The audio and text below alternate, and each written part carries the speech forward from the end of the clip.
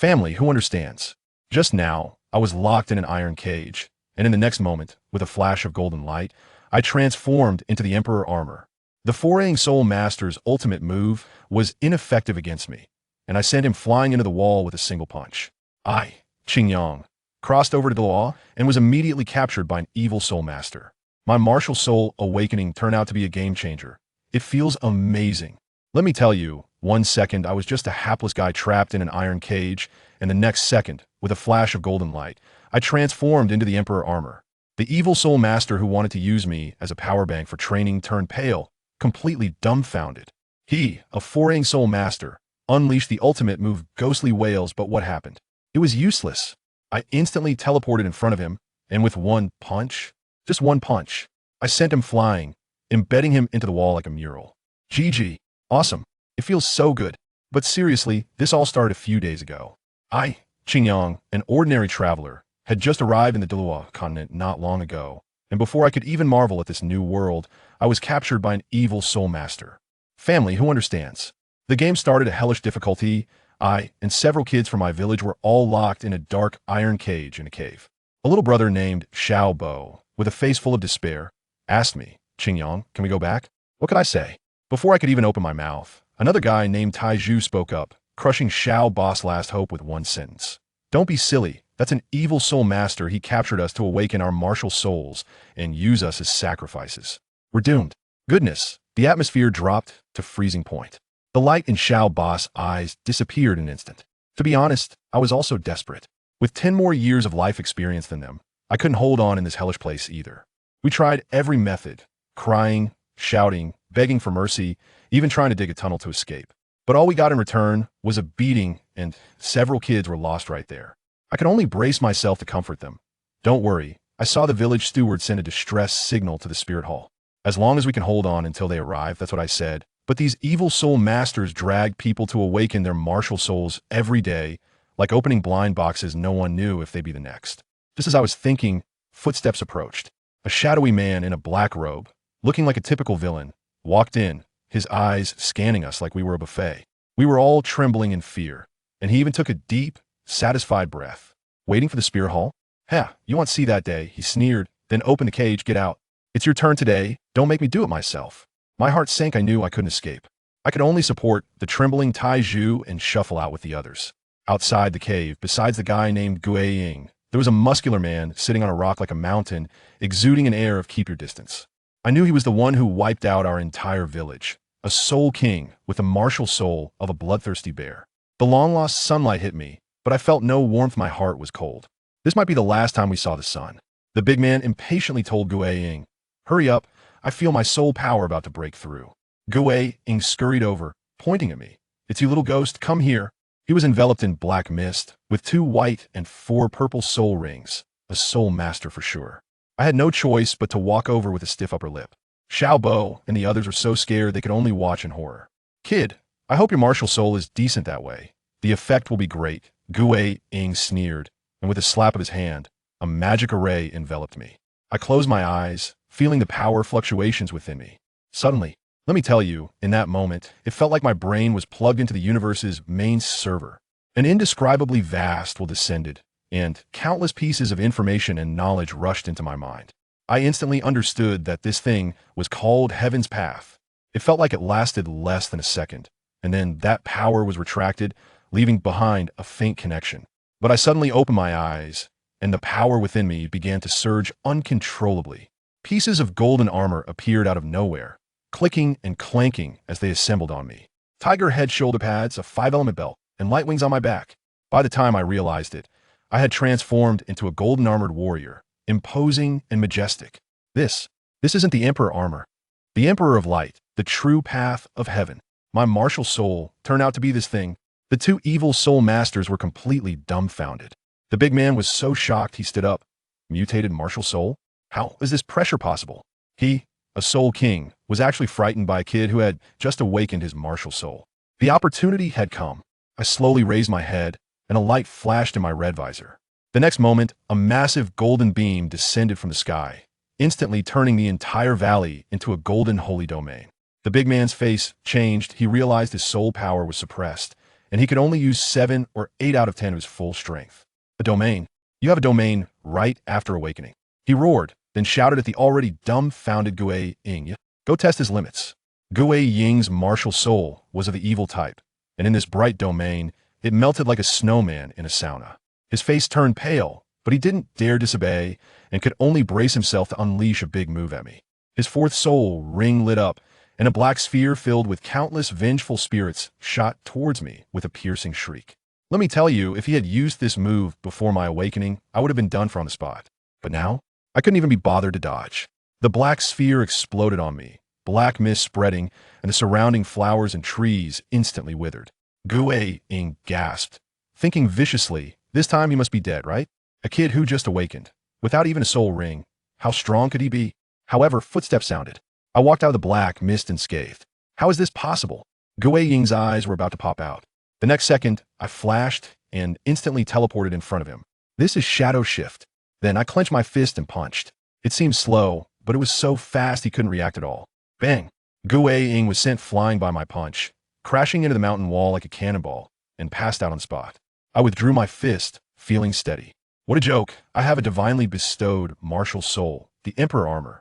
Even though I had just awakened, with the advantage of this bright domain, crushing an ordinary soul master was as easy as pie. Today, you shall face judgment. I turned to the big man, my voice not loud, but filled with undeniable authority. The big man took a step back in fear. He knew that even he himself could not one-hit kill Gue Ying. A kid who had just awakened did it, and it completely shattered his worldview. He was furious and embarrassed, activating his martial soul, and 5 soul rings of yellow, purple, and black rose up, transforming him into a nearly 5-meter-tall giant bear monster, activating 2 enhancement soul skills, exuding a fierce aura. Quite the attitude. I was licking blood off the knife edge when you weren't even born yet. He boasted, but internally, he began to calculate. Then, he surprisingly started to recruit me. Kid, your strength is not bad. Why not join us? Money, women, soul bones, everything you could want. When we get what we deserve, you'll take 4%. Heh, isn't that just pie in the sky? You kill my entire village and expect me to team up with you? Do you think I'm an idiot? Wouldn't harm them. Impossible. I exclaimed, my voice trembling. They were just trying to protect me. Bibi Dong's expression remained unchanged, her icy demeanor unwavering. The attack was sudden, and they did not survive. You must accept this reality. I felt a surge of rage and sorrow. No, there has to be a mistake. They can't be gone. Bibi Dong's gaze hardened. You need to focus on your own strength now. Your parents made their choice. You must honor their sacrifice by becoming stronger. Tears streamed down my face as I struggled to process the loss. I can't believe this is happening. I need to see them. One last time. That is not possible, she said coldly. You have a destiny to fulfill. Grieve later right now. You must prepare for what lies ahead. I clenched my fists, my heart aching with grief and anger. I will make them pay for this. I will become stronger, and I will avenge my parents. Bibi Dong nodded, her expression softening slightly. Good. Channel that pain into strength. Now, let us discuss your future and how you will rise in the ranks of the Spirit Hall. We are merely wounded. Yet now, hope has been utterly extinguished. How could this happen? An uncontrollable fury ignited within my heart. My fists clenched tightly, my nails digging into my flesh. Zaihanshi, I pronounced each syllable with deliberate enunciation, my voice laced with uncontainable hatred. Bibi Dong gazed at me, her eyes momentarily flickering with a complex emotion, perhaps a memory of her own. She spoke, I intend to arrange for you to enter the Wuhuan Temple Soul Master Academy. With your talent, your future is boundless. For anyone else, this would be akin to a pie falling from the sky. The Wuhuan Temple Academy, the foremost institution on the continent, guarantees prestige upon graduation. Wealth and fame would be within easy reach. Yet I cannot accept it. The vengeance for my parents remains unavenged. The blood debt of my village unpaid. How could I, with a clear conscience, indulge in a promising future? I lifted my gaze, determination radiating from my eyes as I looked at her. Hope, I do not wish to attend the academy. I want to join the Wuhuan Temple Enforcement Team. Those Zaihanshi should not exist in this world. Bibi Dong appeared somewhat taken aback, but she refrained from further discussion, offering a rare consolation. At least you have protected your comrades. She turned, lightly tapping her staff. The enforcement team confronts the most vicious of criminals. Are you certain? Here is what I'll do. I will give you an opportunity. When you reach the rank of Grand Soul Master, come find me, and I shall grant your request." With that, she departed. A Grand Soul Master? To me, that poses no challenge. Just as BB Dong exited the Grand Hall, she halted, her tone tinged with displeasure. "What are you doing here?" Following her gaze, I spotted a golden-haired girl peeking in, half her head protruding from behind the door. This little girl resembled a porcelain doll, utterly adorable. Yet her eyes bore a stubborn glint.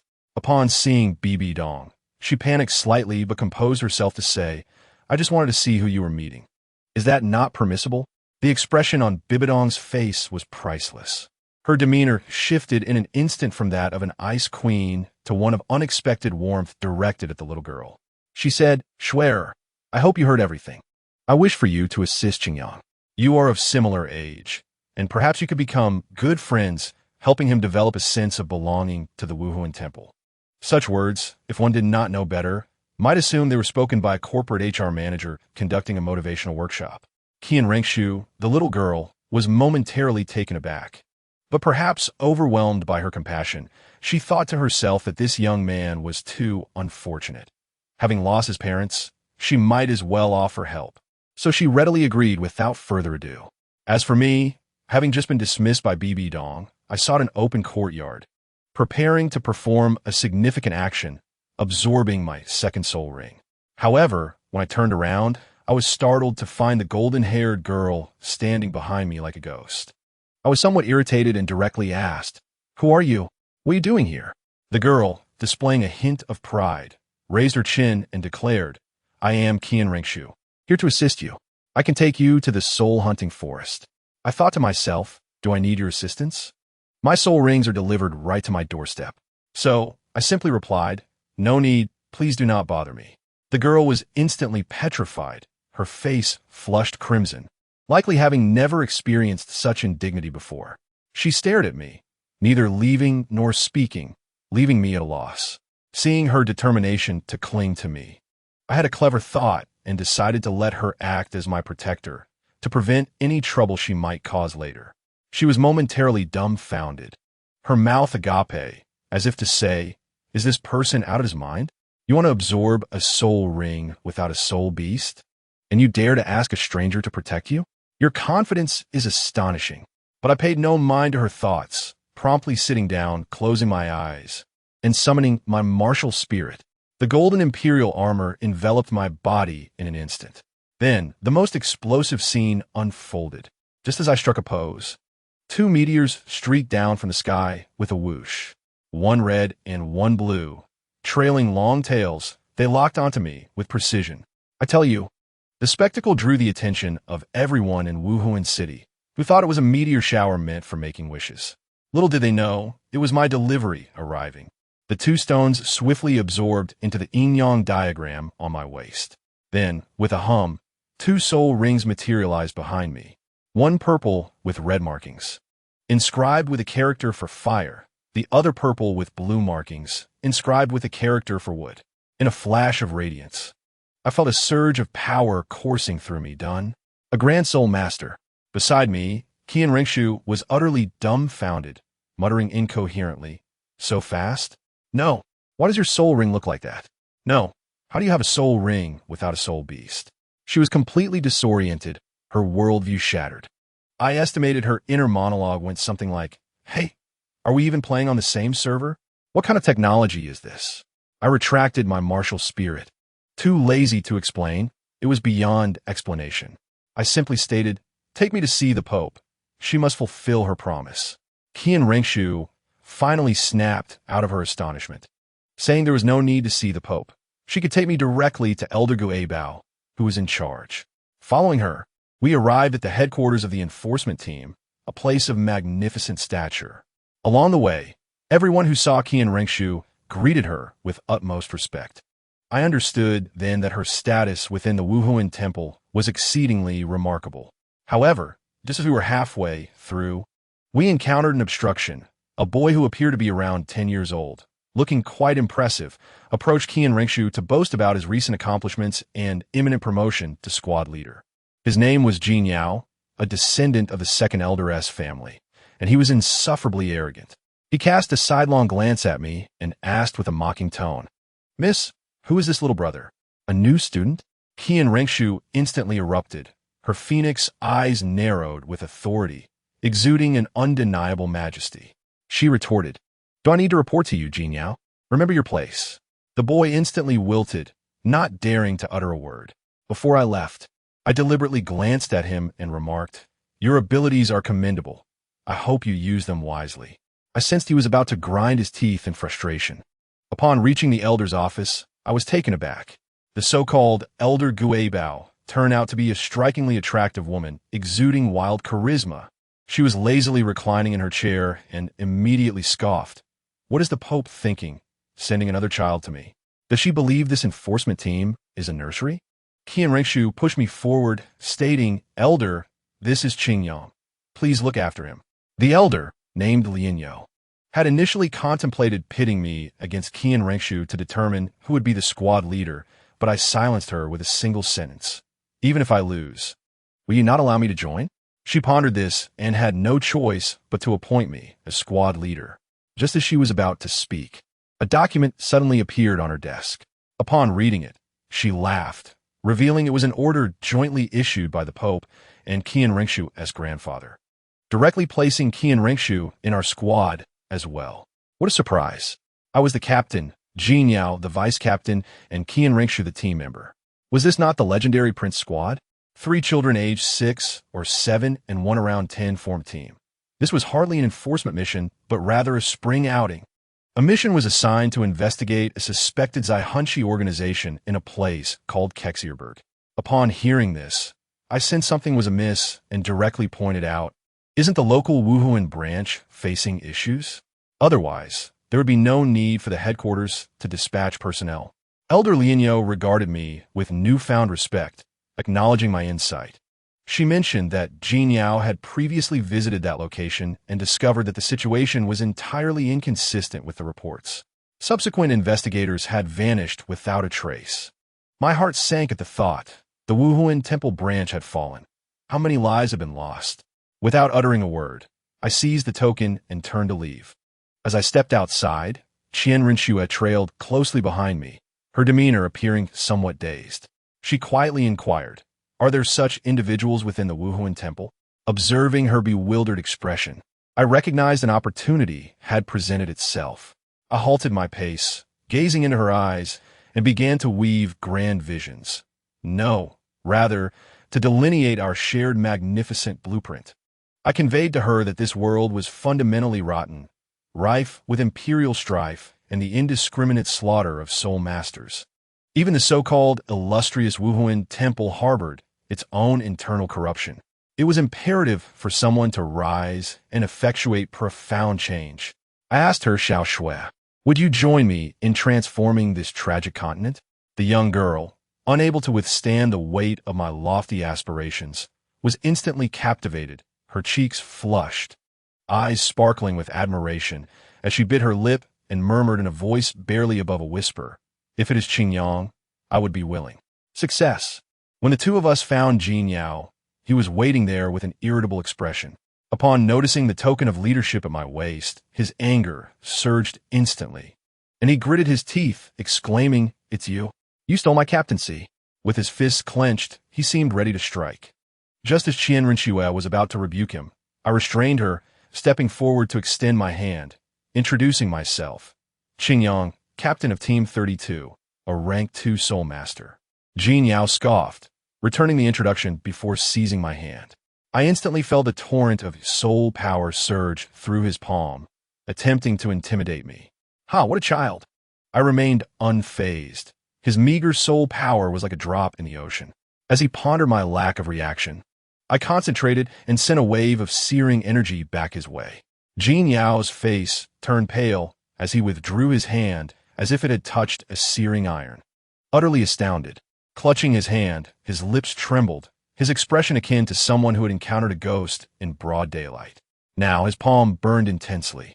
My mere touch had evaporated his soul power, akin to a water gun meeting the sun, leaving him astonished. I disregarded him and stated, "All right, now we are acquainted. Jin Yao, let us not dilly-dally. Lead us to the task location." Yet he remained unconvinced, muttering through clenched teeth, a mere child, lacking experience and background. How can he be captain? I couldn't help but chuckle, replying nonchalantly, "You're right, but you forget, in this continent, strength is the greatest background. And from now on, refer to me as Captain or Qingyang." He snorted, his expression darkening, yet he refrained from further protest, especially since his hands still throbbed with pain. He turned away, grumbling, "Follow me." In the next moment, we found ourselves on the helipad of the law enforcement hall. With a sharp cry from a majestic eagle, we ascended into the sky, standing atop its back. The wind was fierce, akin to a powerful fan, distorting our faces. With a casual gesture, I summoned a wooden barrier adorned with green patterns, instantly forming a shield that blocked the wind. Jin Yao, beside me, stared in wide-eyed astonishment, rubbing his eyes, likely bewildered by the sight before him. A yellow soul ring interwoven with azure patterns? It was unprecedented. His gaze towards me shifted from disdain to wariness, and he began to boast about this mount, the traveling eagle, extolling it as a remarkable creation of the Wuhuan temple, his tone brimming with pride. All right. Your temple is impressive, the best in the continent." Standing atop the eagle, I gazed down at the villages below, resembling matchboxes, and inwardly conceded that while many still relied on horse-drawn carriages, the Wuhuan temple had already embraced the use of flying soul beasts, which indeed bore significance. Xiao Shui, however, seemed unperturbed, standing beside me, eagerly admiring the scenery, her face alight with curiosity and innocence, uplifting my spirits considerably. Due to the considerable distance, we traversed the expanse between the Tiandou and Xingluo empires over the course of 2 days, stopping at several branch halls to rest. Despite his sharp tongue, Jin Yao proved capable, utilizing his identity token to ensure our supplies were efficiently managed. By the afternoon of the second day, we finally arrived at our destination, a remote town known as Dalu City. As the great eagle landed, it stirred up a tempestuous wind. I issued a command without delay. "Let us not waste time. Proceed directly to the Wuhuan branch hall." Jin Yao hesitated momentarily, inquiring, "What if there is an ambush?" Without looking back, I advanced, coldly remarking, "Those colluding with evil soul masters shall be dealt with on the spot." Investigation? What investigation? I am here to turn the tables. Jin Yao gasped, likely startled by my fervor. Xiao Shui, beside me, quietly asked, "Qingyang, are you confident?" I replied with unwavering conviction, "Rest assured, I am. If the situation turns dire, signal for aid." Xiao Shui nodded earnestly, her eyes brimming with excitement and anticipation. Upon entering the Dalu City branch hall, I immediately sensed the pervasive decay of this establishment. The marble floors, glass decorations, and various ornaments dazzled my eyes, the opulence far surpassing that of the main hall in Wuhuan City. How could a branch hall in such a remote area possess such wealth? It was blatantly suspicious. I lowered my voice to Xiao Shui and Jin Yao, advising, "Prepare for battle. This feast is likely not a cordial gathering." I can sense a sinister presence emanating from the depths of the hall. Jin Yao, recognizing the gravity of the situation, swiftly entered a state of alert, cautioning me, "Captain, be wary of poison and treachery. Evil soul masters thrive on such underhanded tactics." As we approached the front desk, a female soul master greeted us with a disingenuous smile. My gaze sharpened, penetrating her facade. She appeared to be an ordinary soul master, yet her body was as feeble as if it had been drained of vitality. I promptly placed the law enforcement token before her, stating, "Summon your bishop. We have matters to investigate." The woman's face paled instantly, her pen slipping from her grasp. Her eyes darted with panic, instinctively seeking escape while attempting to signal to others. I could not permit her to succeed. I stepped in front of her, my tone brooking no argument. "No need for that. We shall accompany you." Indeed, this woman dawdled along the way, employing every tactic to delay our progress. What should have been a minute's journey stretched to 3. Just as Jin Yao and Xiao Shui were nearing impatience, the main figures finally emerged, a dignified elder clad in extravagant robes accompanied by a middle-aged man. This was the bishop and his son, Suyu. Upon seeing us three youngsters, their faces were rife with skepticism. Suyu approached with a condescending tone. Have the three little ones lost their way? One should not jest about impersonating the law enforcement team. I cast a glance his way. It was he, radiating an odious aura. I had no patience for idle chatter. Retorting, do you believe I am jesting? No sooner had I spoken than Jin Yao erupted. With a roar, he manifested the golden crocodile, his 3 soul rings, 2 yellow and 1 purple, flaring to life, the aura of a soul sovereign pressing down upon them. He advanced a step, his icy, beastly gaze fixated on Suyu, who immediately faltered, drenched in cold sweat. Misunderstanding? It was all a misunderstanding. The elderly bishop, sensing the situation had escalated, hurriedly stepped forward to mediate. Misunderstanding? I laughed, fixing my gaze on the old man. Though his appearance was aged, his vitality was vigorous, exuding an air of enigma. I inquired with a smile, then might I ask the esteemed bishop to explain why, within this sacred Wuhuan temple, I detect a foul and sinister scent? The smile on the old man's face faltered, yet he stubbornly replied, Impossible, Captain. Surely you are mistaken. My patience had worn thin. In the next instant, the golden emperor armor fused seamlessly with my form. Without uttering a word, I waved my hands, and a cerulean halo shot forth, binding all those with nefarious intentions within the hall, including the father and son, as if they were affixed to a crucifix. The lethal quintessence of wood. The emperors would seal. Father, save me. What is this abomination? Suyu cried out in terror. The old bishop, in a flurry, bellowed at me. How dare you lay hands upon a bishop? I shall report you to the Holy See. Report me? You might as well report me to the King of Hell. Ignoring him, I raised my hand once more. The quintessence of fire, the Emperor's inferno. A towering column of crimson flame descended from the heavens, searing through the opulent floor to the depths below. A shrill, inhuman scream reverberated from the abyss. Immediately, an overwhelming malevolence surged upward. Does anyone understand? Beneath the gaping maw of flame, a vast subterranean chamber lay revealed, filled with the lifeless husks of commoners, their vitality drained. In the midst of it all, a grotesque, abstract creature, resembling a mass of black sludge adorned with countless eyes, writhed in agony, howling in despair. The 100-eyed, soul-devouring king. Xiao Shui gasped, her face turning ashen before morphing into pure fury. How could such a legendary fiend be housed within the branch of the spirit hall, with a divine presence? Xiao Shui erupted, her 6-winged angel spirit manifesting, transforming her into a figure of sanctity that compelled one to kneel. Without hesitation, her second spirit ring illuminated, enveloping the 3 of us in a golden protective barrier. At that moment, the 100-eyed soul-devouring king's myriad eyes fixated upon us. In its central, I unleashed a green beam of sinister energy. With a thunderous crash, it collided with the barrier, causing Xiao Shui's complexion to pale, the shield trembling violently, but managing to hold for a mere 3 seconds. I steadied the weakened Xiao Shui, channeling a bit of vitality into her.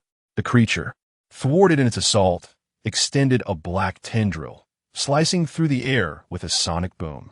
I'll handle this. Jin Yao roared, charging forward.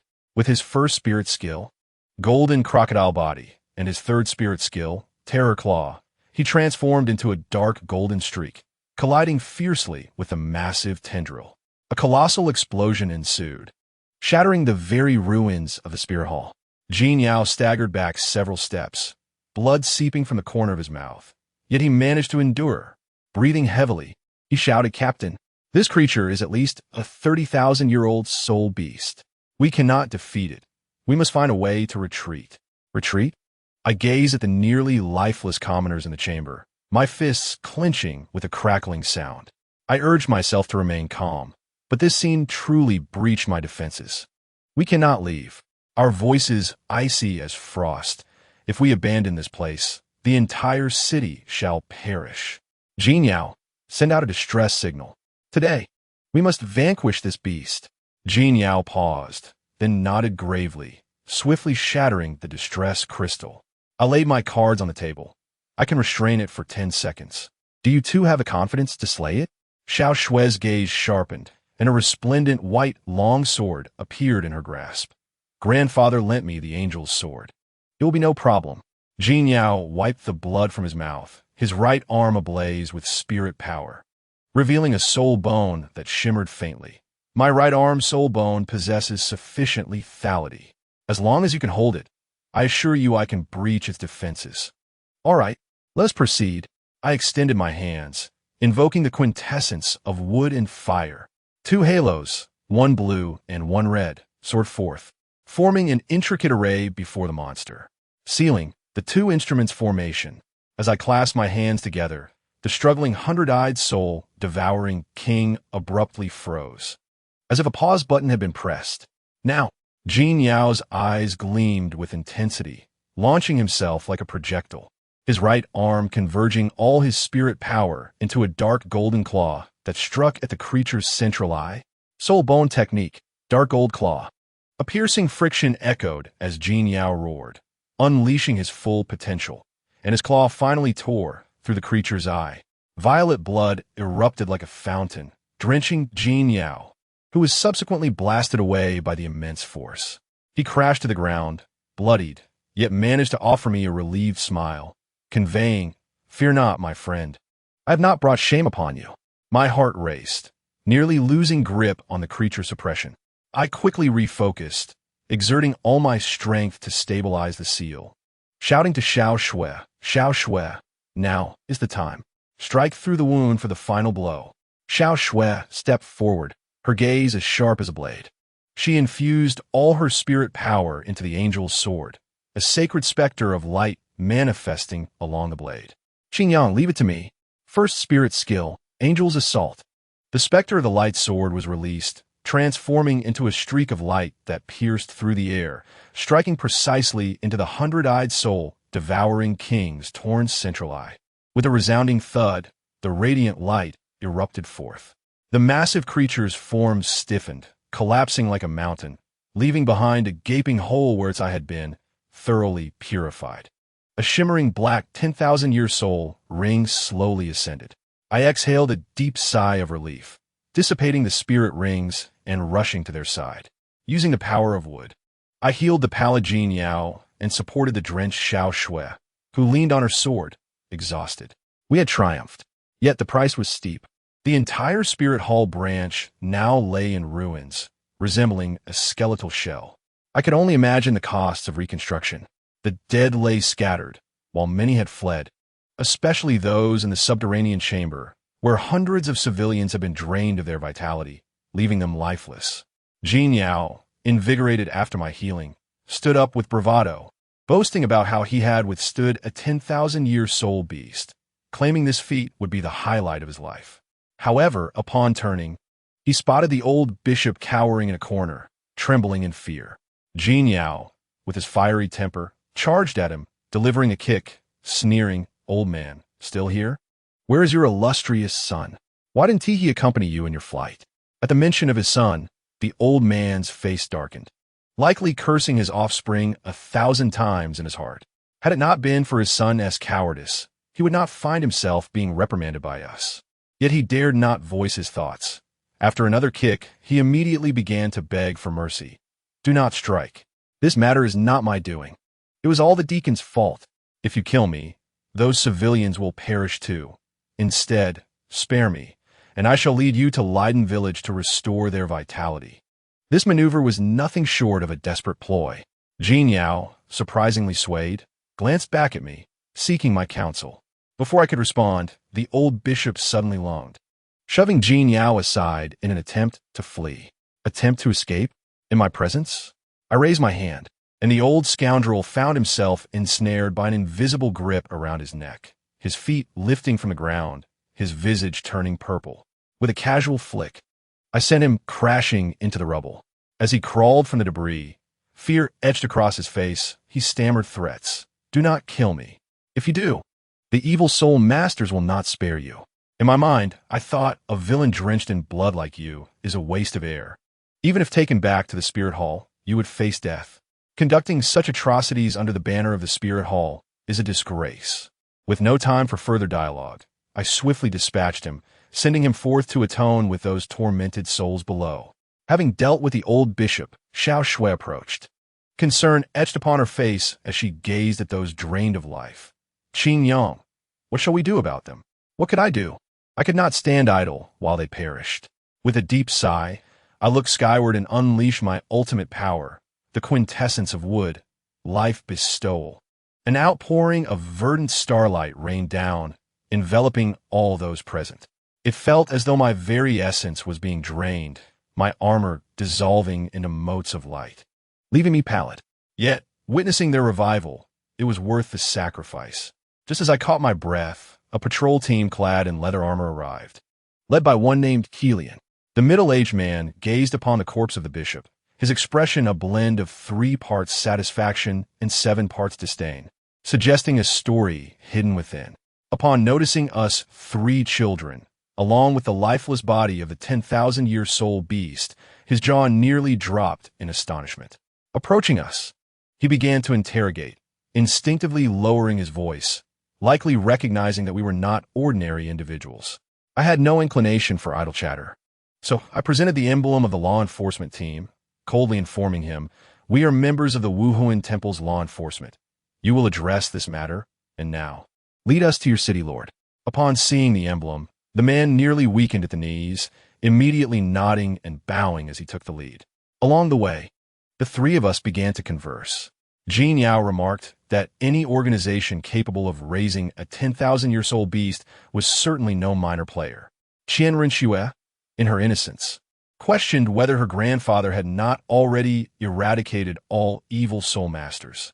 Jin Yao proceeded to enlighten her, explaining that a new evil soul master, a titled Dalu, had emerged 7 years ago, as slippery as an eel, and the Wuhuan Temple had failed to capture him despite several attempts.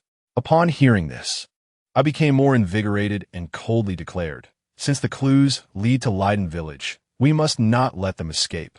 Qian Renxue, concerned for my well-being, expressed her worries about my health, to which I replied with a sneer, "No matter, our current state is poor. It is only fitting that we compel the city lord of Noor to shed some blood, thus providing him an opportunity to align himself."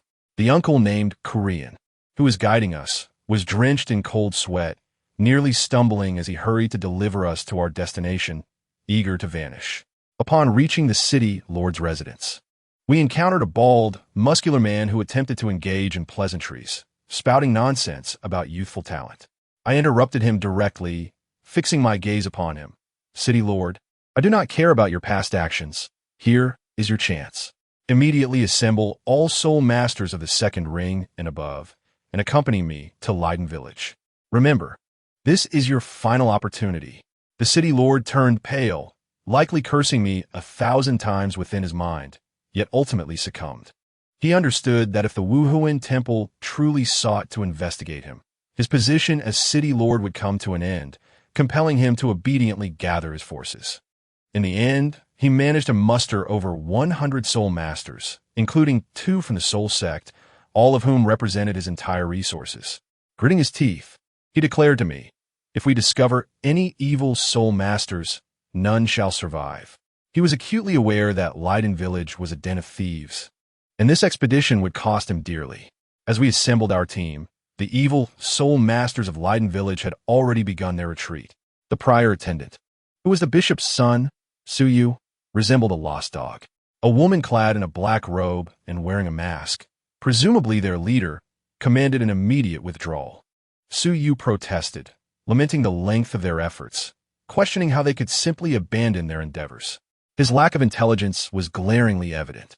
The woman, dismissive of his concerns, led the elites away, taking with them the prepared life energy, heading towards the Stardow Forest, leaving behind a group of expendables to hold the line. When we, accompanied by the city lord, arrived at Leiden Village, we were met with chaos.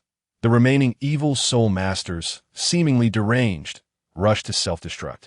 The city lord's face contorted in pain, and he personally intervened to stabilize the situation. I could tell at a glance that the main force had already fled. These were merely fodder. Qian Renxue believed our mission was complete, but Jin Yao seemed off, his gaze fixated on a particular direction, insisting he had detected traces of the retreating evil soul masters and urged pursuit. I firmly rejected the idea, stating there is no need. Our current conditions are poor. Pursuing them would be tantamount to delivering ourselves as sacrifices. Qian Rinxue rebuked him. Jin Yao, can you not discern the situation? If they possess a soul king, we would all meet our end there. Jin Yao opened his mouth, caught in awkwardness, when suddenly a wave of soul power emanated from within his arms. His eyes lit up. The law enforcement team has arrived nearby. Captain, we now have reinforcements. I scrutinized him, sensing he was concealing something from me. Provide me with a reason.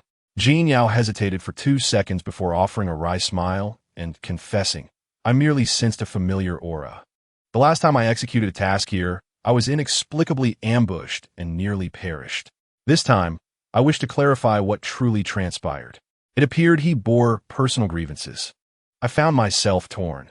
These evil soul masters were formidable, and pursuing them entailed significant risk. Would our covert protectors truly need to intervene? The battle concluded, and the village was entirely purged.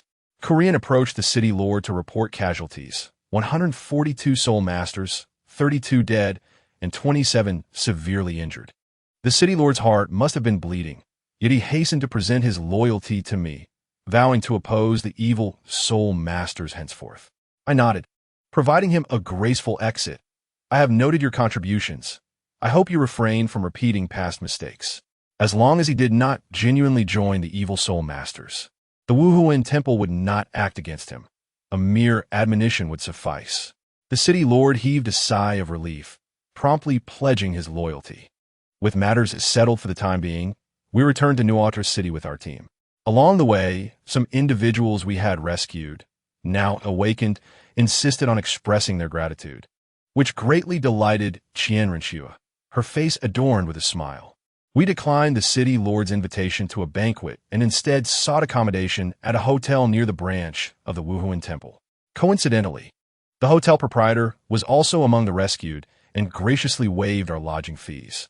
I decided to rest for the night, recovering my soul power, before contemplating whether to pursue further action.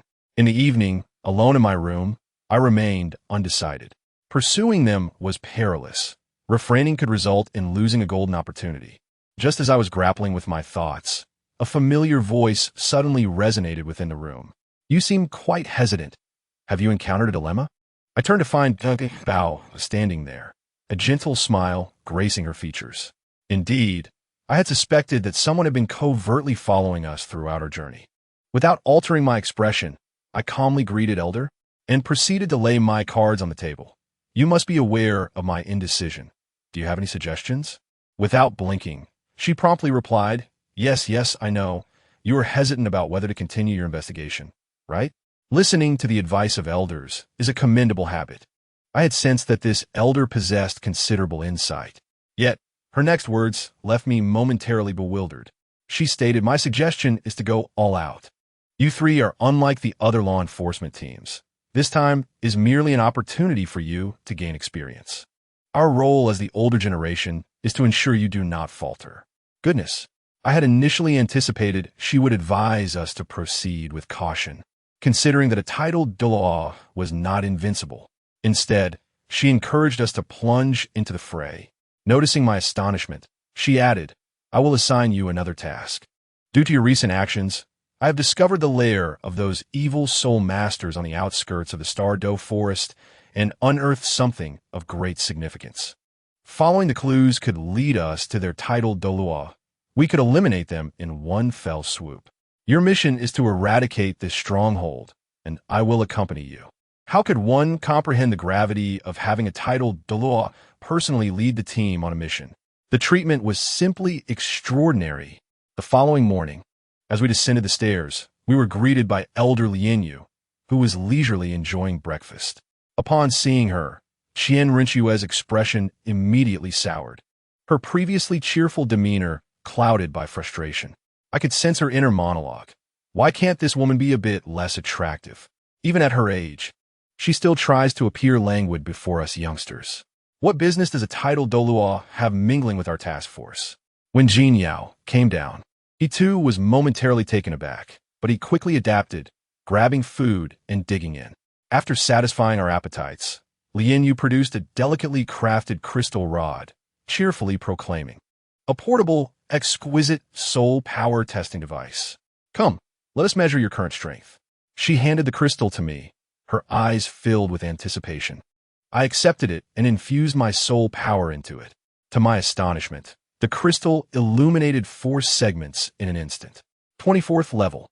Lian Yu immediately showered me with praise. "Qin Yang, you're just over 6 years old, correct? Remarkable. Not merely remarkable. I was truly a prodigy." Jin Yao, observing from the side, appeared visibly agitated, likely feeling a twinge of imbalance within. However, he refrained from voicing his thoughts. As for myself, I felt little concern. After all, with my imperial martial soul, my soul power naturally increased even while lying idle, rendering any comparison with my peers in exercise in futility. I tossed the testing device to Jin Yao, who, upon measurement, also ascended 2 levels. His astonishment was palpable as he regarded me, probably recalling the healing I had previously provided. I nodded in acknowledgement. The remarkable utility of the imperial martial soul evidently transcended mere combat prowess. When it was Qian Rinchue's turn, she approached with eager anticipation. However, the crystal illuminated only slightly over 3 segments, indicating a level of 23. Her delicate face fell in disappointment. How could it be merely 23? Frustrated, she realized she had only gained a single level, less than either of us. Lian Yu quickly reassured her, "Young mistress, in the entirety of the continent, your level is unparalleled. How can others survive?" After a moment's reflection, Qian Rinxue seemed to accept this logic. She glanced at Jin Yao, and her demeanor shifted to one of superiority, muttering, "So weak." Jin Yao was left in a bemused state. Once we completed the soul power assessment, Lian Yu clapped her hands and said, "All right, back to the matter at hand. You performed admirably in the last mission, and your contributions have been duly noted. Now, prepare to embark on a pursuit of those rogue, evil soul masters. Our target is the Xingdou Great Forest." As we entered the forest's outskirts, an eerie silence enveloped us. Qian Rinxue, puzzled, remarked, "Isn't the Xingdou Great Forest supposed to be perilous? Why haven't we encountered any formidable soul beasts?" Lian Yu chuckled and explained, "I released my soul power. Those soul beasts with a modicum of sense sensed danger and fled." I was taken aback by this display of authority, a hallmark of a titled Dalu, walking with an innate aura of a path clearer. As we conversed, a wounded eagle soul beast darted past us, its wings flapping frantically. Jin Yao reacted swiftly, channeling his martial soul. With the activation of his 3rd soul ring, a flash of golden light ensued, and the beast, larger than him, collapsed in a convulsion. Lian Yu smiled awkwardly. It seemed someone was pursuing it, causing it to flee in panic. No sooner had she spoken than several figures emerged from the trees. Leading them was a man with hawk-like eyes, wearing glasses and radiating an intimidating presence. Accompanying him were a man in his 40s and 2 teenagers. The hawk-eyed man introduced himself. "I am Flinder, the Dean of Shrek Academy, with a level 73 cat eagle battle spirit." Upon hearing the name Flinder, Lian Yu's demeanor shifted to one of casual familiarity as she revealed her identity. "I'm an elder of the Spirit Hall, the head of the Law Enforcement Hall, known as the title Ghost Leopard." As her words resonated, 9 soul rings, 2 yellow, 2 purple, and 5 black, manifested, exuding such an imposing aura that Flinder's complexion turned pale, beads of cold sweat forming on his brow. It was well known that Flinder had an indeterminate, complicated history with the current pope of the Spirit Hall. How could he not be anxious? He promptly adopted a respectful tone. "Ah, Ghost Leopard Elder, it is an honor to meet you." Lian Yu, unabashed, gestured towards the nearly lifeless bird. "This creature is yours. In exchange, I require your assistance."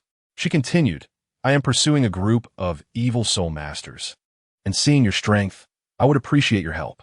Flinder hesitated, considering the risks of bringing students into a confrontation with evil soul masters. Yet, Lian Yu played her trump card. "Rest assured, there are benefits. Afterwards, I shall sponsor Shrek Academy with 500,000 gold soul coins. 500,000 gold soul coins.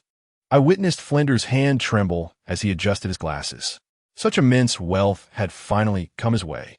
Moments before, he had been deeply concerned for his students. Now, he thumped his chest with pride, declaring, absolutely, eradicating evil soul masters is Shrek Academy's duty. The speed at which he changed his demeanor was astounding. Flinder's student, named Qin Ming, soon absorbed a soul ring and attained the rank of soul master. Flinder's pride was evident as he boasted to Lian Yu. My student became a soul master at 14. Impressive, isn't it? Shrek Academy only accepts talents, not waste.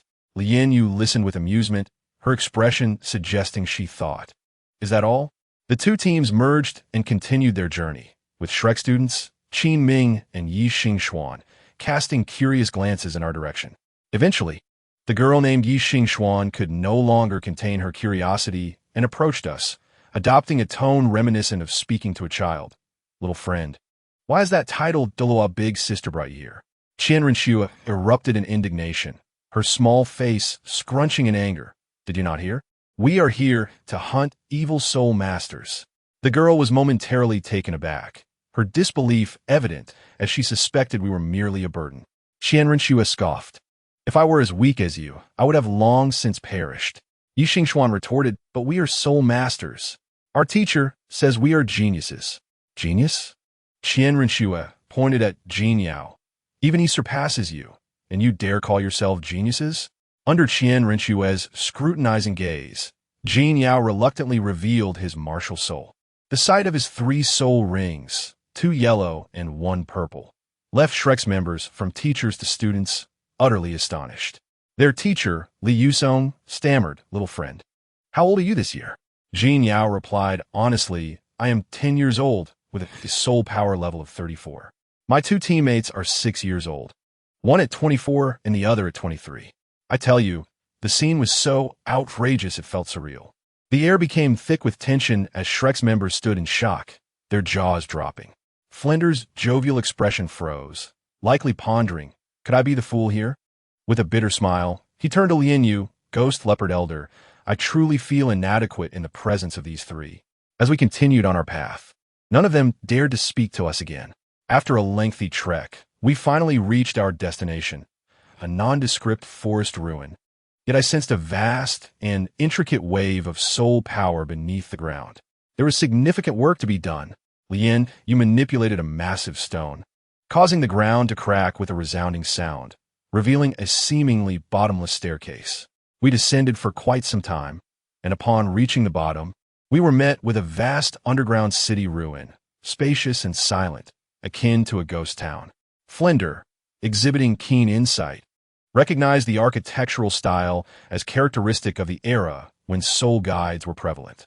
Lian Yu ordered, all right, we shall enter. Proceed with caution. We began our infiltration, but Shrek's 2 students were clumsy, clearly lacking experience. Not far into our exploration, we spotted evil soul masters on patrol.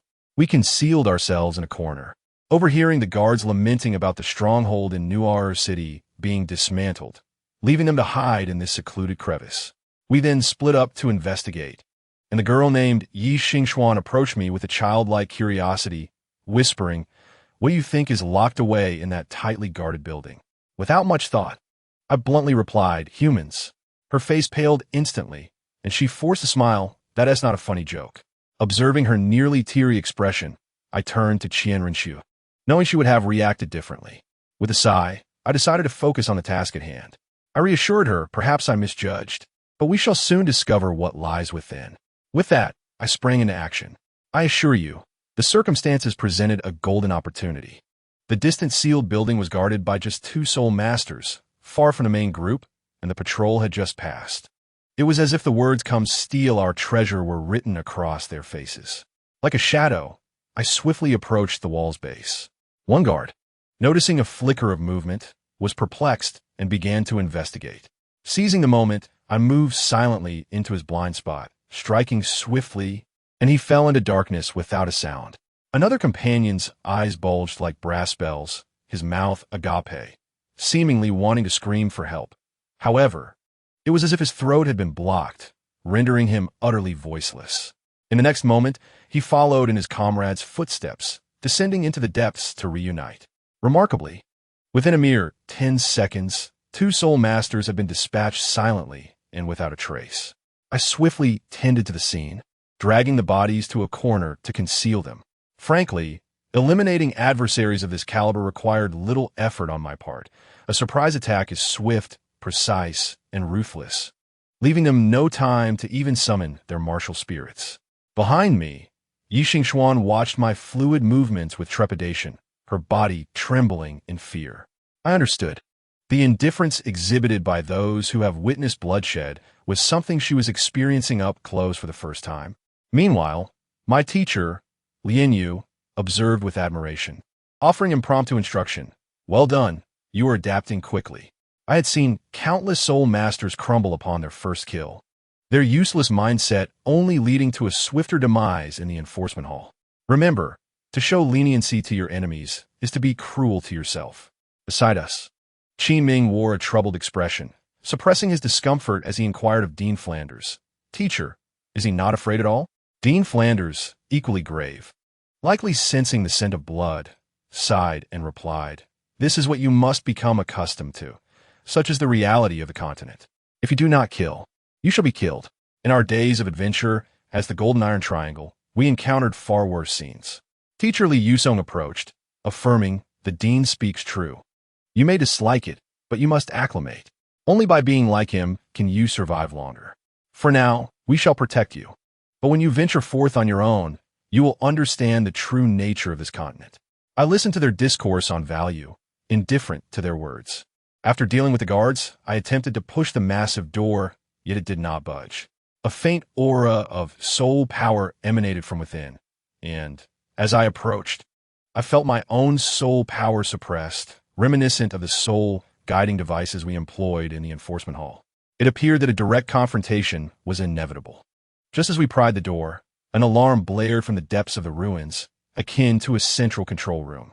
A technician, glancing at the life signs monitor displaying 2 vanished signals, hastily reported to a masked woman, "My lady, it seems there has been an intrusion." The woman, standing upon a platform and gazing down at a vast experimental pool, spoke hoarsely, "Eliminate them. The experiment has reached a critical juncture. Do not allow a few insignificant mice to disrupt our progress." She clearly regarded us with disdain, likely thinking we were mere careless soul masters who had stumbled in, perfect for capturing as nourishment. Her gaze was fixed upon a pool filled with a sinister, green-tinged liquid, at the center of which floated a massive cocoon. On our side, Lian Yu proved formidable. With her martial spirit awakened, she silently cleaved the door open. As it swung wide, we stepped inside, only to be rendered speechless by the scene before us. Yi Xingxuan gasped and promptly retched. "Does anyone understand? This is no place for humans." I had guessed half correctly and half incorrectly. Indeed, there was a person confined within, but they were in a grotesque state beyond recognition. More alarmingly, there were tortured soul beasts on the brink of death. Before us lay a large tiger with wings. Its centuries of cultivation should have commanded respect, yet it now lay like a dying dog, covered in putrid, festering wounds. It was bound by 4 special chains, rendering it immobile.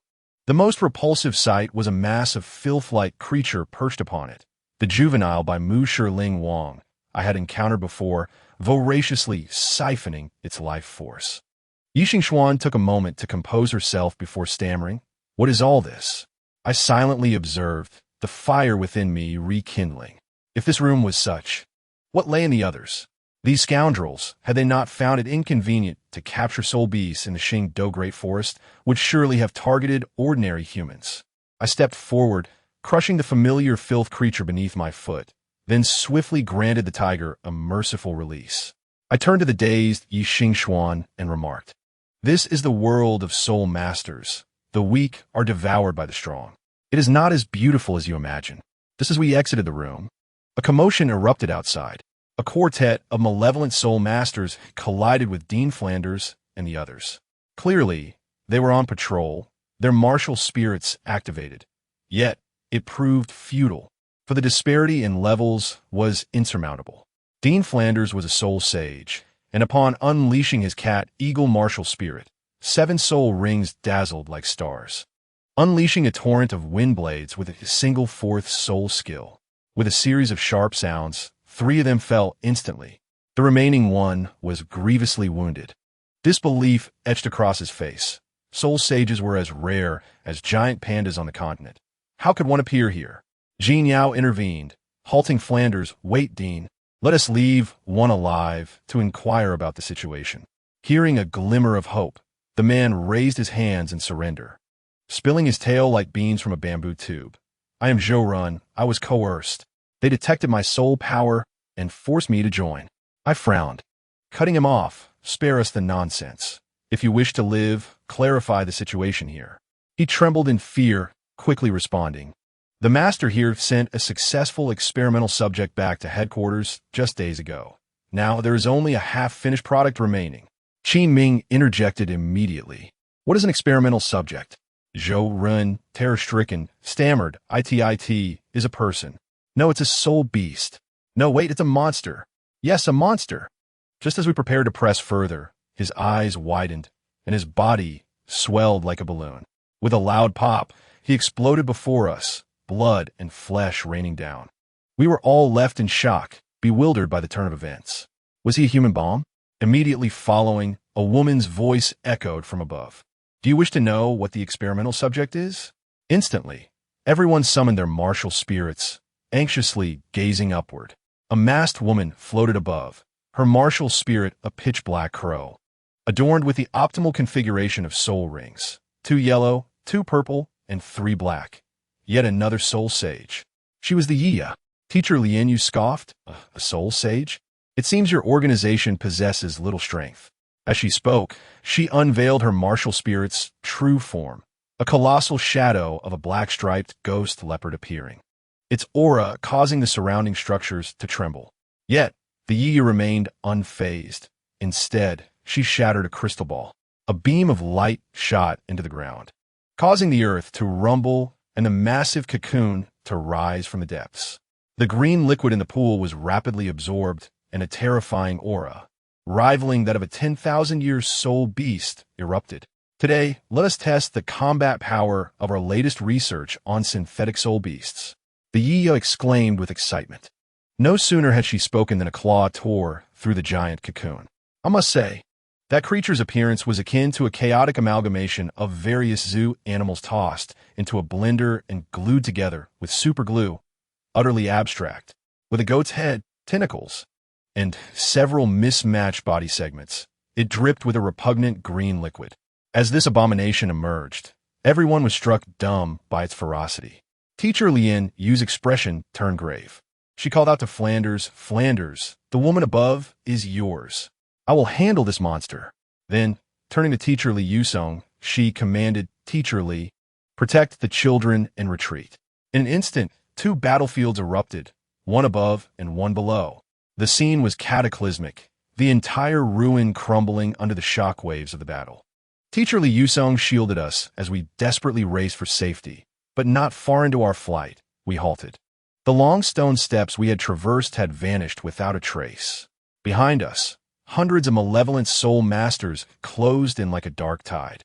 Jean Yao shouted amid the fray. We cannot hold out much longer. There are too many. I quickly scanned the situation, declaring loudly, the key lies with Elder Lien Yu. We must assist her in securing victory. I sensed that something within the central control room was manipulating the monstrous being. You all hold it off for me while I destroy it. I commanded. Qian Rinxue cleaved an enemy with a single strike, her face brimming with battle intent. No problem. We'll handle this, you go, she declared. Teacher Li Yusong shouted as well, kid, go without worry. We will fight with our lives to hold them off.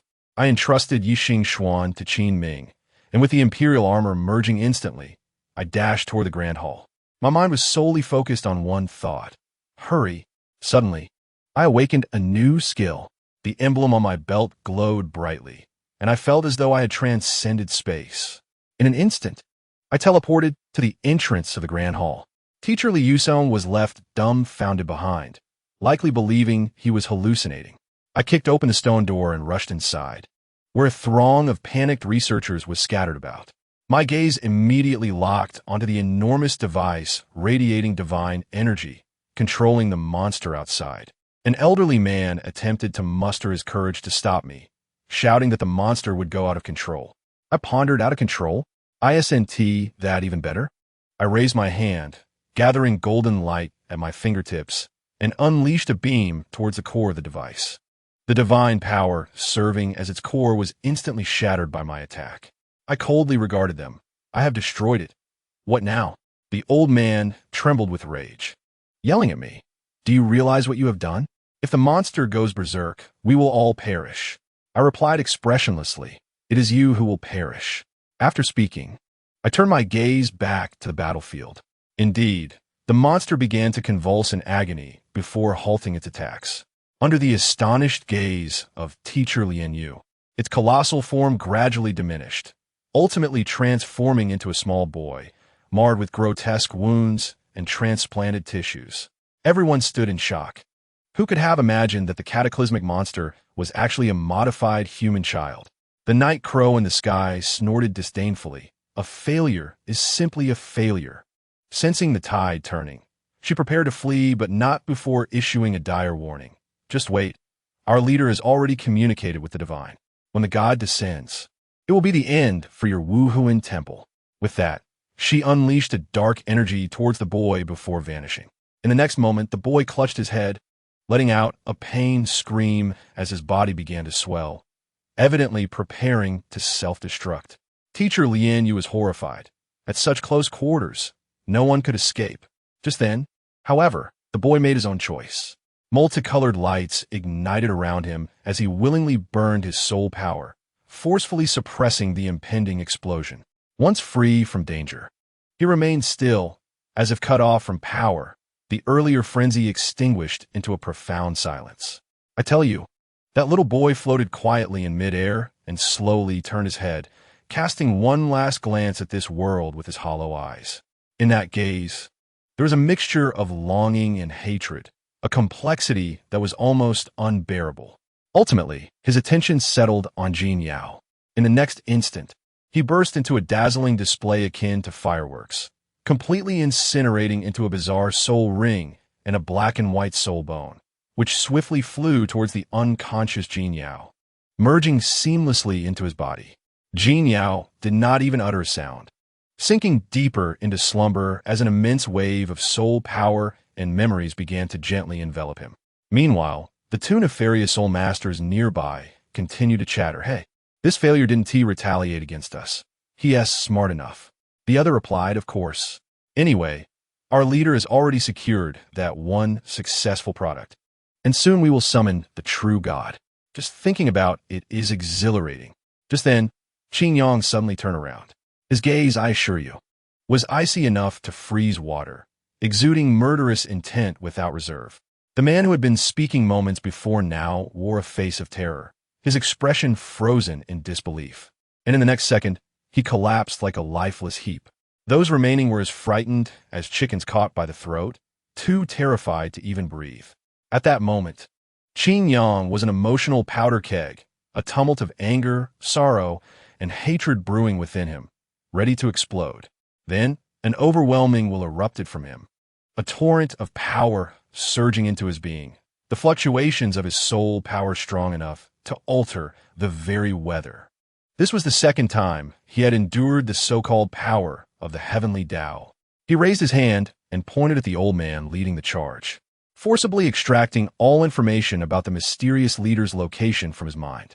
The old man's mental defenses crumbled before him like paper. The old man jolted awake, retreating several steps in fright as he looked at Qin Yang's cold, ice-like face, utterly stunned. Why you read my memory? The leader is at the northernmost part of the continent, a perilous distance. Even if you get there, what can you do against the tidal Douluo? Qin Yang did not respond, merely lifted his head slightly. In the next moment, he transformed into a beam of light, vanishing from the grand hall. The old man collapsed, his legs giving way, drenched in cold sweat. Just a brief contact with Qin Yang had made him feel as if he were being scrutinized by a merciless, omnipotent entity. That sensation had nearly assimilated his very consciousness. It was more terrifying than any god he had previously encountered. No, this was on an entirely different plane. Meanwhile, the members of Shrek finally regained their composure. The nefarious soul masters had already fled at the first sign of danger, leaving behind a multitude of injured and lifeless bodies. Lian Yu rushed back to Li Yusong, anxiously inquiring, "How is Jin Yao?" Li Yusong's expression was serious yet steady. He is not in serious trouble. In fact, he appears to be in better condition than before. His current state is identical to that of a normal soul ring absorption. Then why hasn't he woken up? Lian Yu blurted out, realizing the foolishness of her own question immediately. Dean Fran was patient, personally explaining he must be adapting to the soul ring and soul bone. Such immense soul power cannot simply be absorbed in an instant. After speaking, he cast a meaningful glance at Jin Yao, likely pondering why such a formidable monster would choose to sacrifice itself for him. At that moment, Qian Renshua exclaimed in alarm, "Elder, quickly check on Qin Yang. He went alone into the central grand hall, and hasn't he come out yet?" Lian Yu, upon hearing this, also realized, right? Jin Yao and Qian Renshua are both fine. Qin Yang must not be in danger. These three are the future of the Wuhuan Temple. Without a moment's hesitation, she turned and sprinted toward the central grand hall. Simultaneously, in the distant extreme north, where the biting cold prevailed year-round under a constant downpour of heavy snow, a small wooden cabin stood in this desolate expanse. Inside, a cold voice suddenly echoed, "Little Black is dead." An aged voice leisurely replied, You mean that failure? If he is dead, then so be it. It matters not. In 3 years, I will merge completely with the power of the divine." At that moment, a young girl's voice chimed in, her tone flat, disgusting. This old man is not just any pervert. He merely chuckled at her comment. Just then, a peculiar idol behind him flickered. The old man scoffed. "A simple-minded god wishes to descend by borrowing your body? What a dream! Yet I must thank him. Otherwise, I would not gain access to your perfect and powerful form." His fervor was palpable. "Once I obtain your power, I will not spare this so-called god." At that point, who in the continent could stop me?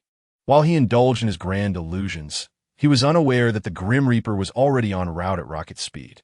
The Stardow Forest lay a staggering distance from the extreme north, a journey that would take a lifetime for an ordinary person. However, for Qin Yang at this moment, distance was inconsequential. He transformed into light and took flight, the harsh environment no barrier, as his armor shielded him, impervious to all. However, such power comes at a cost.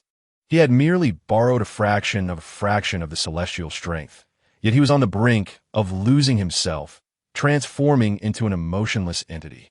He sensed his emotions fading, and he understood that time was running short. If this continued, he would truly cease to exist, assimilated by the universe, with not a trace of his being left behind. To be candid, fear gripped him. Yet, there was no alternative. Some matters were more significant than one's own life. In the next moment, the skies above the extreme north suddenly illuminated. It was as if a sun had materialized out of thin air, casting radiant light that outshone even noon, banishing the eternal night. This spectacle nearly overheated my CPU. The millennia-old ice began to melt frantically under this brilliance, and an unprecedented deluge erupted instantaneously. Countless soul beasts of the north were terrified and scattered in all directions. More alarmingly, those terrifying beings that had slumbered for hundreds of thousands of years were all awakened by the commotion. As they opened their eyes, preparing to unleash their wrath, an overwhelming pressure descended from above, pinning them in place, rendering them utterly immobile, regardless of whether they had existed for 100,000 or 800,000 years.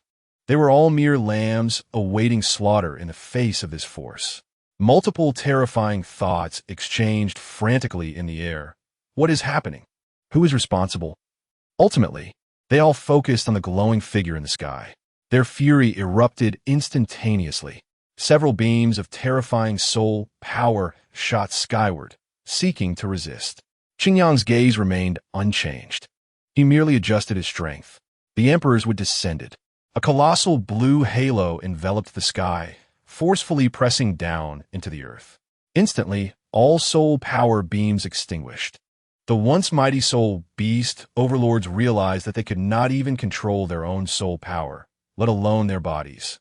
The sensation was akin to a level-capped master being swiftly defeated by a novice village slime, leaving only impotent rage and sheer terror. Having dealt with these potential disruptors, Qingyang finally located his target, a small wooden cabin nestled among the territories of numerous soul beasts. He slowly drew forth a gleaming golden longsword, the Aurora Sword. The blade's tip pointed towards the small wooden cabin that remained unscathed amidst the calamity. The terrifying pressure instantly caused the surrounding snowy expanse to sink. The cabin's owner, an old man named Mou, finally realized that he was the intended target. With no other choice, he activated his backup plan. In an instant, a divine radiance spread forth. The earth violently cracked open, and an enormous, grotesque soul beast, the soul-devouring beast emperor, emerged from the depths. Having slumbered for 100,000 years, Mou, hunched over, stood atop the beast emperor's head, gazing up at the blinding figure above. He could feel the entire world rejecting and loathing him, all due to the wrath of the entity above. He removed his hood, revealing an aged and sinister visage, and calmly declared, "I am Mou." Realizing further words would be futile, he immediately struck. The soul-devouring beast emperor let out a roar, conjuring a massive black sphere covered in eyes, hurling it towards Qingyang. A mere touch from that sphere would taint one's spirit and will. And what was the outcome? Qingyang simply gripped his sword and effortlessly cleaved two golden sword energies. With a thunderous crash, the enormous black sphere was effortlessly repelled. It was a mere trifling matter. Following that, another sword energy surged forth, prompting Mou to leap aside, while the massive form of the soul-devouring beast emperor was cleaved back into the ground. Nearly split in half, green blood gushed forth like a fountain. "You protect her." Mou, unperturbed, ordered the severely wounded beast emperor and faced Qingyang alone. He had discerned that this person was ridiculously strong, and he was continuously growing stronger. Was this the will of heaven? Mou murmured, yet he had not given up. With a fierce roar, he summoned his martial soul. A pitch-black human silhouette materialized behind him. He began to fervently burn his life force, drawing upon the power of an ancient temple hidden beneath the ground, as countless tainted life energies surged into his martial soul. In an instant, he transformed from a frail old man into an extraordinarily handsome youth. Divine technique, Domain of Desolation. A dark green domain expanded instantaneously, opposing Qingyang's radiance. He then concentrated all his strength into a crescent-shaped blade emanating a decaying aura, the Pale Blade. Wherever it passed, even space itself was corroded, creating black holes. With unwavering confidence, he swung this attack towards Qingyang, betting that he would meet it head-on. Indeed, Qingyang did not evade. He simply inverted the Aurora Sword, pointing the tip downward and gently pressed down. The Emperor's Wrath, a colossal golden sword shadow, seemingly capable of splitting heaven and earth, descended with crackling lightning, directly colliding with the Pale Blade. The earth trembled and split. This cataclysmic clash persisted for a full 10 minutes. Once the brilliance faded, Qingyang slowly extended his hand, forcibly quelling the disaster he had unleashed using the power of the 5 elements. Meanwhile, Mou reverted to the frail figure of a candle flickering in the wind, his strength completely drained, plummeting straight down from the sky. "I have failed again," he rasped, as if accustomed to defeat. Just as he fell, an unexpected transformation occurred. The heavily injured soul-devouring beast emperor suddenly disintegrated, merging with the residual divine power, martial soul, and the soul rings and bones that exploded forth upon his death, all coalescing into a crimson streak, shooting towards the only intact wooden cabin. Within lay the last vestiges of divine power and a perfect body. The light, such brilliant light. Inside the cabin, a girl named Su Ishua had never witnessed such resplendent radiance. She could sense that beyond her confinement, that person had brought despair to the world. Yet for her, he delivered light. Summoning her last reserves of strength, She gazed upward at the light of all lights, her face adorned with a breathtaking smile. How wonderful it is to witness your glorious form in these final moments. She had initially resigned herself to death, yet now, inexplicably, she did not wish for it to end. She had meticulously planned everything, intending to use divine power to eliminate MOU, then let the divine force backfire. Yet now, that amalgamation of MOU's final strength and divine power surged toward her, seeking to transform her into a sacrificial offering for the divine descent. To this, Su Ishue simply smiled serenely, accepting her fate.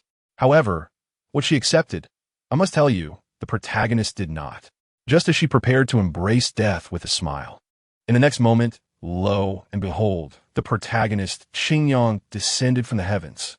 The scene was radiant with golden light, akin to a celestial being descending to earth, instantly purifying all the dark divine power within the cabin to nothingness.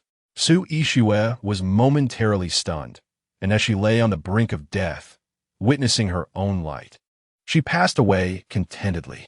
But what was Qingyang's purpose? He had come to defy fate. I tell you, he did not overthink it. It was purely instinct as he directly filled her with the power of yin-yang and the 5 elements, demonstrating what it meant to reverse life and death. Withering would blossom anew, the dead revived, forcibly pulling this girl back from the gates of oblivion. Of course, the cost was high. The protagonist nearly ascended on the spot. Energy depleted, the Emperor's armor vanished, and he was sealed within an amber, falling into slumber. But do you think this was the end? Have you ever heard of the cosmic summoning? A green meteor streaked across the stars, precisely airdropping, and ding, your new accessory, the Water Shadow Stone, has arrived. It instantly merged with the amber, securely preserving the protagonist's fading consciousness. Then, in a flash, 4 years passed. In these 4 years, I must tell you, the outside world was a whirlwind, resembling an ongoing drama. First, the Spirit Hall, for reasons unknown, initiated a demon extermination campaign, spending 2 years to eradicate all the notorious evil soul master organizations on the continent, achieving a prestige that was at its zenith. And what happened next? Just as the Spirit Hall reached its peak, a calamity struck. The previous generation of Pope Qiangsunji, accompanied by 2 titled Daluos, set out to capture a 100,000-year soul beast, only to encounter the formidable Tang Hao. What a situation! 3 against 1, yet they were utterly defeated. The 100,000-year soul beast was sacrificed, leading Tang Hao to instantly ascend to the rank of titled Dalu, whereupon he swiftly dispatched 2 elders with a single strike, leaving Qiangsunji gravely injured.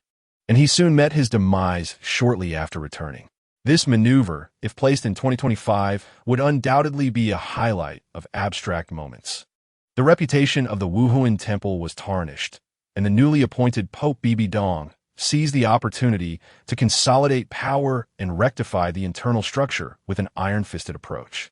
However, she faced obstacles from the Hall of Offerings, which continually undermined her efforts as they sought to protect the heir of the Angel clan, Qian Rengshu. Meanwhile, in the Tiando Empire, a prince named Xue Qinghe, currently in favor with the emperor, was under the tutelage of Ning Fengji from the 7 Treasure Glazed Tile School. Together, they plotted to secure the position of crown prince. Yet, while this prince presented himself with grace and diligence, his thoughts were still occupied with our protagonist. And what of our protagonist, Qingyang? He had been sleeping within a great tree in the extreme north for 4 years. Outside, it was a frozen wasteland. But within his sanctuary, it resembled a paradise filled with the songs of birds and fragrant blossoms. Meanwhile, Su Ishue, whom he had rescued, prayed daily beneath the tree, like a devoted follower safeguarding this realm. It was through her unceasing murmurs that she gradually rekindled his fading consciousness.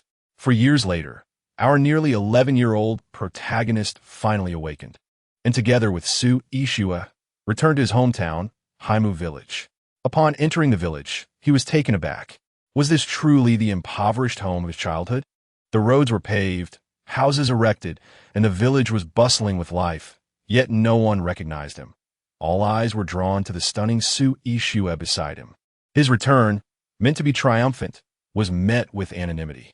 A mix of emotions swirled within him, especially as he thought of his deceased parents, causing his steps to slow. Su Ishua watched, her gaze fierce enough to suggest that anyone who dared to upset him would face dire consequences. Upon entering his family home, he discovered it impeccably cleaned and occupied by the village elder, Aaron. The old man, upon recognizing Qingyang, was overwhelmed with joy and began recounting the events of the past 4 years. The Wuhuan temple had provided a substantial compensation of 3,000 gold soul coins, along with Qingyang's previous earnings and subsidies, which had enabled the village to prosper. Additionally, the peacekeeping actions of the Wuhuan temple had eradicated banditry. With tears in his eyes, Aaron expressed that the entire village owed its gratitude to Qingyang. Listening to these words, Qingyang felt a swell of emotion. Regardless of the circumstances, witnessing the village thrive made his return worthwhile. After conversing for a time, Aaron sighed, stating he would take Qingyang to see his parents. At that moment, Qingyang's expression stiffened. This was a deep-seated wound within him. Nevertheless, he eventually nodded and assisted the elder out the door. As they walked, the changes in the village became increasingly evident.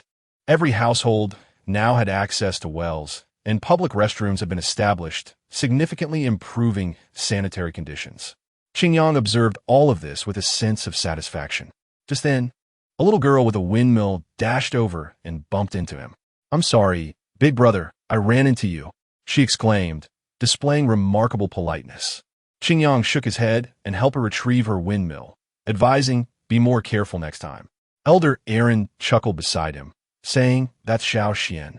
Isn't your brother supposed to return today to celebrate with you? You must study hard at the Soul Master Academy." "I will, and my brother has already come back." Xiao Xian beamed as she took her windmill and ran off, calling back, "Big brother, I'm leaving now." Watching the child's retreating figure warmed Qingyang's heart. Elder Aaron jovially informed him that this girl was the sister of Xiaobo, who had just tested for soul power and was granted one of the few free spots in the village's school. "Goodness, I didn't know the village had free spots now," Qingyang responded, recalling his own childhood when, despite talent, lack of funds had left him with empty hands. Aaron patted his shoulder, smiling with deep wrinkles. "It's all thanks to you. If it weren't for you back then, the village wouldn't be what it is today." He continued, sharing that some of Qingyang's childhood friends had found their paths. One as an apprentice at a blacksmith shop in the city, another pursuing studies at a law academy, both with promising futures. Hearing this filled Qingyang with warmth. For Aaron, witnessing the younger generation thrive was more significant than anything else. "I shall heed your words, Elder Aaron," Qingyang said with a nod. Subsequently, he procured some offerings in the village in exchange for a few freshly picked wildflowers from a child. Following Elder Aaron to the village's rear cemetery. The transformation of this place was remarkable. It had received walls and a roof, sparing visitors from the elements. Yet, upon entering, a disquieting sensation washed over him as he beheld a multitude of new gravestones, rendering him breathless. He approached the shared tombstone of his parents, laid the flowers down, and fell into silence. Countless words lodged in his throat, ultimately leading him to utter, "Father, Mother, I have avenged you." In truth, speaking these words fell hollow and powerless. They were gone. What did vengeance matter now? Kneeling there, he began to converse with them. "I'm doing well now. You always wished for me to become a soul master, and I have achieved that. I am sure you are pleased. However, being a soul master was not without its challenges. The constant battles and the precariousness of life left him feeling disillusioned. He yearned to effect change, to prevent tragedies like theirs from recurring. I know I can make a difference if I choose to," he mused, "but you're no longer here." As he spoke, tears began to flow, blurring his vision. His heart felt heavy and constricted, overwhelmed with sorrow. He poured out his confusion and thoughts. Changing the world? How simplistic that seemed. As long as people existed, so would malevolent, intense, and wicked soul masters would remain a scourge. Yet, he could not allow the inability to eradicate evil to deter him from fighting against it. He could not stand idly by while more families suffered. With eyes closed, he inhaled deeply, suppressing his emotions. "Father, Mother, I have come to understand. Where there is light, shadows will follow. I may not be able to eradicate the darkness completely, but I can strive to keep it at bay, ensuring that light remains the prevailing force in this world. With that declaration, he cast a final, lingering gaze at the tombstone before turning to leave. The past should remain in the past. Just as he grappled with these heavy emotions, Su Ishua moved. Quietly, she approached his parents' gravestone, knelt, and placed her hand upon the ground. The spectacle that unfolded was nothing short of extraordinary. Black luminescence spread like water, enveloping the entire cemetery, silencing the chirps of insects and birds, plunging the world into an unsettling stillness. Ethereal, dark purple butterflies floated in the air, and luminous, night-blooming flowers emerged from the ground, transforming the cemetery into a realm of dreamlike serenity and solemnity. A pure and profound darkness enveloped the place, conveying peace, eternal rest, and silence. Qingyang could sense this force protecting the deceased, shielding them from disturbance. He stood there, dumbfounded. "What are you doing?" Su Ishua lifted her head, her flawless visage bearing a hint of weariness, yet her smile remained impeccable. "To ease your burdens is the essence of my existence." In that moment, Qingyang realized the depth of her companionship, albeit in a rather intense manner. He could only softly respond, "Thank you for your efforts." Upon hearing this, her smile brightened, and she quietly rose to follow him. Grandfather Yalowin had been waiting outside for my arrival. As soon as he saw me emerge, he greeted me with a cheerful wave. "Qingyang, come quickly to my place. My grandson has been eagerly anticipating the return of the pride of our village." The old man intended to dispel my sorrow with his lively spirit, and I understood his intentions well. I managed to muster a smile. "All right, it has been quite a while since I last saw Xiaobo and the others." The village chief's home was situated in the heart of the village. Upon pushing open the door, I was taken aback. Inside, my childhood friends Tai Zhu, Xiaobo, you see, and the little girl Xiao Xian were bustling about with great enthusiasm. The table was already laden with an array of dishes: toasted bread, fresh milk, sweet pastries, fruits, lamb, rich oxtail soup, and even pork tenderloin and red wine. My goodness, they had truly pulled out all the stops to welcome me. The room was adorned with festive decorations, and Xiao Xian had haphazardly taped her pinwheel to the wall. Although the space was small, it brimmed with warmth and liveliness. Standing at the entrance, I was momentarily stunned. "Qingyang, you're back." Tai Zhu was the first to spot me, shouting loudly as the others quickly surrounded me, blocking my way at the door, all of them so excited that they stumbled over their words. Tai Zhu had grown dark as coal, muscles bulging from working in the blacksmith shop, while Xiaobo, now wearing glasses, exuded an air of refinement, his eyes sparkling with intelligence. Seeing them thriving filled my heart with genuine joy. "Qingyang," Xiaobo called out, but he was so overwhelmed with excitement that he faltered, unsure of what to say. Move aside, move aside. What does it look like blocking the door?" Grandfather Yalowin feigned annoyance as he nudged them aside.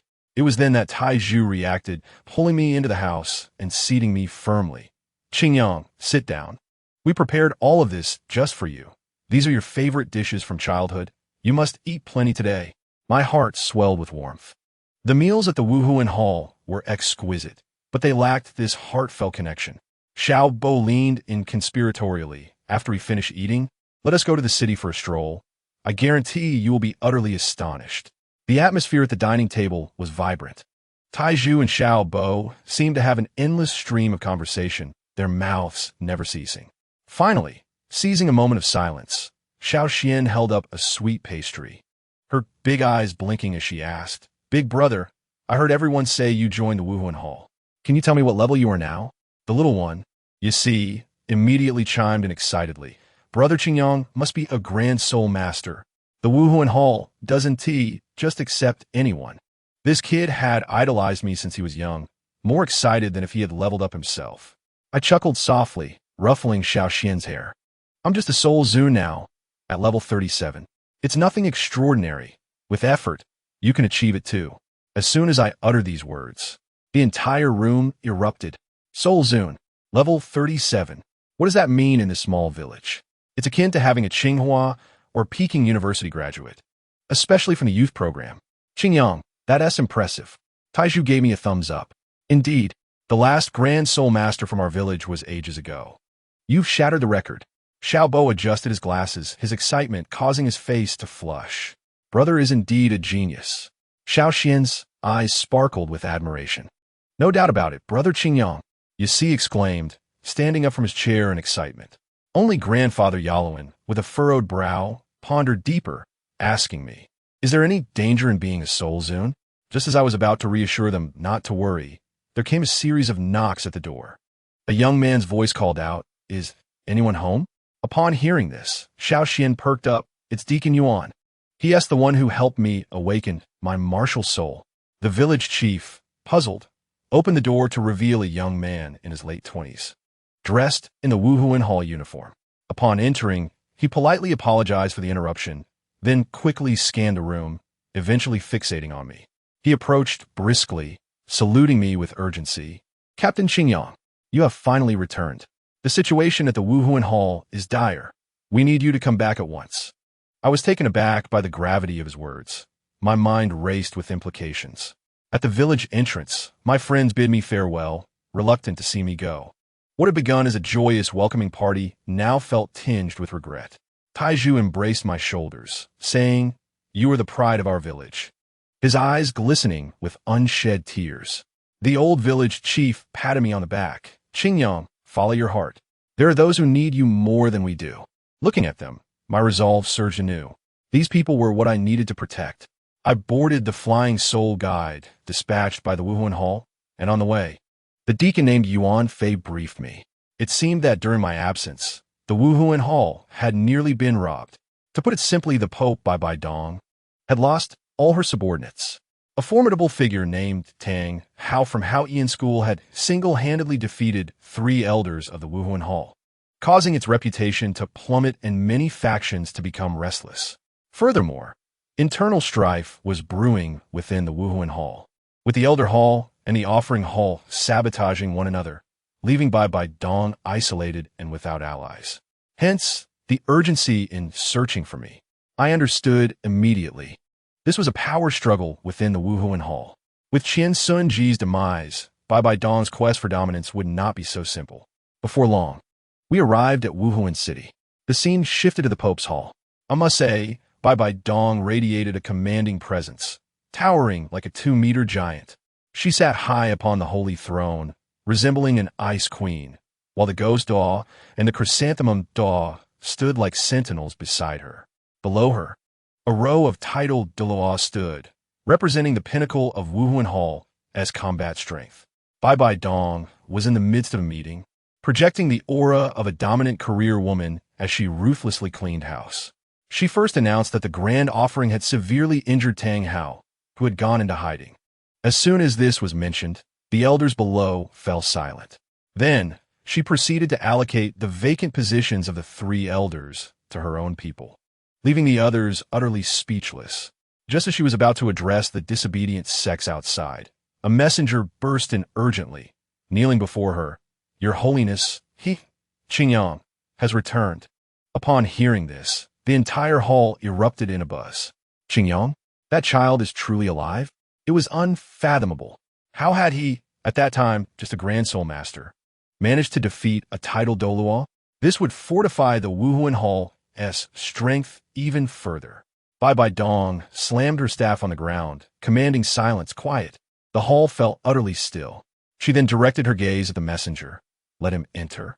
As I stepped inside, I was met with dozens of eyes fixated on me, akin to a newly arrived giant panda at the zoo. I was unfazed. Aside from Elder Lianyu and the Pope, I recognized none of them. I slightly bowed my head, maintaining my composure as I addressed her. "Your Holiness, I have returned." Bai Dong's gaze towards me shifted, reminiscent of a long-lost child returning home after many years. Her tone softened slightly. "It is good that you have returned safely." However, she quickly regained her icy demeanor, her eyes sweeping across the elders, likely calculating numerous strategies in her mind. After a moment, she spoke, her voice resonating throughout the hall. "Elders for years ago, Qingyang in the northern lands slayed the malevolent soul master leader Mou, rendering a tremendous contribution to our Wuhuan Hall." She paused dramatically before dropping a bombshell, Therefore, I have decided to restructure the Douluo Hall, forming a formidable team of elite soul masters responsible for suppressing various regions, with Qingyang appointed as the hall master. Elders, what are your thoughts? Who among my family understands this? The Douluo Hall. It had originally been a memorial hall for the titles of past titled Douluos, akin to a shrine. Now, she was directly transforming it into a sharp blade under her command. This maneuver, what is it if not political intrigue? This is true power play. Grant me a promotion and a salary increase, while deftly consolidating military authority in my own hands. Truly a double boon. The aged men beneath me dare not utter a word of dissent. Though their minds are awash with questions, they can only exclaim, "The Pope is wise." A faint smile graces Bai Dong's lips. Excellent. Since the elders have no objections, the Douluo Hall shall be officially restructured. Personnel will be drawn from the Enforcement Hall and supplemented by members from the Wuhan Hall's Soul Master Academy. Once the selection of personnel is complete, the Douluo Hall will also partake in subsequent actions. Indeed, the Douluo Hall shall involve itself in this matter. I must tell you, Bai Dong is a woman with a cunning mind, more intricate than a beehive. By appointing me as the hall master of the Douluo Hall, she ostensibly elevates my status. Yet her true intention is to place a wedge within the territory of the ancient fellow, Qiandao Lu. The Douluo Hall is far from a mere memorial hall. It conceals the divine legacy of the angel god. This secret has long been tightly held by the angel clan, and Bai Dong only possesses a vague understanding. The move she has made is akin to embedding espionage software directly into the adversary's private album. We shall see if this nail can pry loose any revelations. Naturally, this is a task only I can undertake. Had it been another, that old fox Qiandao Lu would not have even raised an eyelid. To bolster my position, Bai Dong has bestowed upon me the honorary title of Elder of the Wuhan Hall, affording me a status nearly akin to that of a true elder. While lacking real power, it nonetheless carries an imposing weight. Once this matter is settled, the atmosphere within the Pope's hall shifts dramatically. Bai Dong's voice turns as cold as ice. Enough chit-chat. Let us discuss serious matters. The current situation of the Wuhan Hall resembles that of an ICU. Let us deliberate on how to revive it. My goodness. The elders immediately erupt into a cacophony of arguments. Elder Sheng Long, representing the conservative faction, interjects, "Your Majesty, I believe we must first stabilize our internal affairs. Our own house is on the verge of burning. How can we think of battling others? If our internal stability falters, who will regard us with respect?" In response, Elder Ci Shui vehemently counters, "I disagree. The reason the Wuhan Hall is in such a pitiful state is precisely because we have lost 3 elders, leading outsiders to perceive us as weak.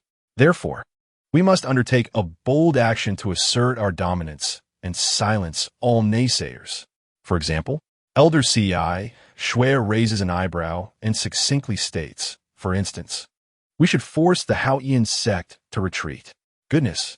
Upon uttering those words, the entire hall falls into a profound silence. Those present understand the gravity of this declaration.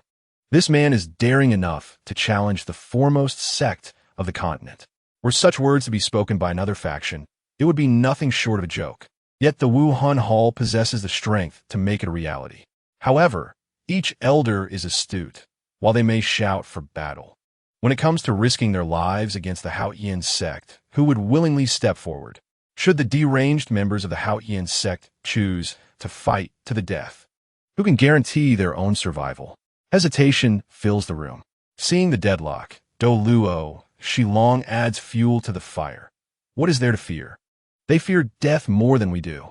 The Haoyan sect is vast and cannot gamble the lives of its entire sect. If we are resolute, they will surely cower. Elder Mo Xiong, however, shakes his head. Too perilous. Far too perilous. As the elders continue to bicker without reaching a conclusion, my dear sister Lien Yu clears her throat and directly articulates Bai Dong's pragmatic solution. How about this? Let us first deal with the insubordinate branch halls, clearing our ranks. Secondly, we shall target the weaker sections. If these 2 steps proceed smoothly, we can then muster our strength to confront the Haoyan sect. This proposal, both offensive and defensive, leaves everyone speechless, tacitly accepted. Bai Dong, seeing her objectives achieved, decisively concludes, then it is settled. Thus, a sweeping campaign against the entire continent has been quietly determined. Once the meeting adjourns, Sister Lien Yu swiftly pulls me aside, her eyes brimming with astonishment. Qin Yang, you have truly impressed me. You have silently achieved such great merit. Now you stand almost on par with me. You're only 10 years old. Speak. Where have you been all these years? Do you not know that Nana has been searching for you to the point of madness? Listening to her words, I can only manage a wry smile. Sister, I was too impulsive back then and paid a price. Observing my demeanor, Sister Lien Yu does not press further, merely patting my shoulder. Very well. When you have time, go visit Tiando City and see Xiao Shui. She misses you dearly. Also, Jin Yao has become quite capable now. Come, let me take you to meet him. He will be overjoyed to know you have returned. With that, she takes my hand and strides toward the enforcement hall, making me feel as though I am still that little child in need of her protection. Upon arriving at the training ground of the enforcement hall, I am astounded to see Jin Yao engaged in a 1v3 battle. Now 15 years of age, he has grown remarkably tall, clad in a black training suit, exuding charm. His opponents are 3 Soul Kings, all elites of the enforcement hall. I must say, the scene is spectacular. When Jin Yao unleashes his golden crocodile martial spirit, it gleams brilliantly, yet is anything but brutish. Instead, it emanates a sense of righteous vigor. He does not rely on speed, swiftly closing the distance to his opponents in a single breath. The one with the Tiger King martial spirit, named Luo Ya, had just prepared to unleash his 4th soul skill when Jin Yao's 2nd soul ring flares, and a phantom of a whip leg strikes forth with a resounding crack. Should Luo Ya dare to cast his skill, his mouth would be skewed. He is compelled to stifle his soul skill, releasing an awkward grunt. The other 2 rush to assist, one raising a shield while the other conjures vines to restrain. Yet, Jin Yao's battle intelligence is remarkable. He refrains from clashing head-on, utilizing the recoil to dart toward the supporting player behind. The rhythm of the 3 adversaries becomes immediately disrupted. With clarity of mind, Jin Yao seizes the opportunity, activating his 1st soul skill, Golden Crocodile Body, enduring Luo Ya's pursuit and swiftly countering to pin him to the ground. The encroaching vines prove futile. He condenses his soul power in his right hand, intent on eliminating one opponent first. Luo Ya, pinned down, desperately attempts to unleash his 5th soul skill. But there is simply no time. With a thunderous crash, Luo Ya is sent flying, his skill interrupted. Jin Yao tears away the vines clinging to his feet, standing slowly, and coolly declares, "You have lost." The 3 men are utterly defeated. Luo Ya rises, a look of resignation on his face. "Captain, you are too strong. I thought that as a Soul King, I could close the gap, but I still got soundly beaten." Another named Tang Ji laments, "Captain, every time I spar with you, I feel as though I have wasted over 30 years of my life." Jin Yao regards them with a smile. "You are already quite strong. If we were to speak of absurdity, there are those in the Wuhan Hall even more extraordinary than I. Before him, I find no will to resist. The disparity is akin to a chasm." Luo Ya and the others express disbelief. "Captain, are you exaggerating? A 15-year-old Soul King. There cannot be another with greater talent across the continent." Jin Yao replies earnestly, "Why would I deceive you? He joined the enforcement hall at 6 and immediately claimed my position as captain. By the way, do you remember the evil soul master leader MOU from the demon-slaying operation 2 years ago? He was taken down by him." Upon hearing this, the 3 men nearly have their eyes pop out, their worldviews shattering in an instant. After Jin Yao finishes explaining, he announces his intention to withdraw from the enforcement hall, urging them to work diligently. However, upon mentioning this, his smile fades and a somber air envelopes him. I later learned that his family has been pressuring him to align with the opposing faction of Bai Dong, leaving him trapped in a painful dilemma. Just as he was mired in concern, Sister Lien Yu and I arrived. I called out from a distance, "Jin Yao." I must tell you, his entire body froze at that moment. He wanted to turn around, but hesitated, fearing he was hallucinating and that hope would be dashed once more. His teammates, however, were quick to notice us. "Captain, it's Elder Lianyu, and an unfamiliar young man." Jin Yao eagerly inquires, "Is he a bit younger than me, with an amiable presence?" "Indeed, Captain, what is the matter?"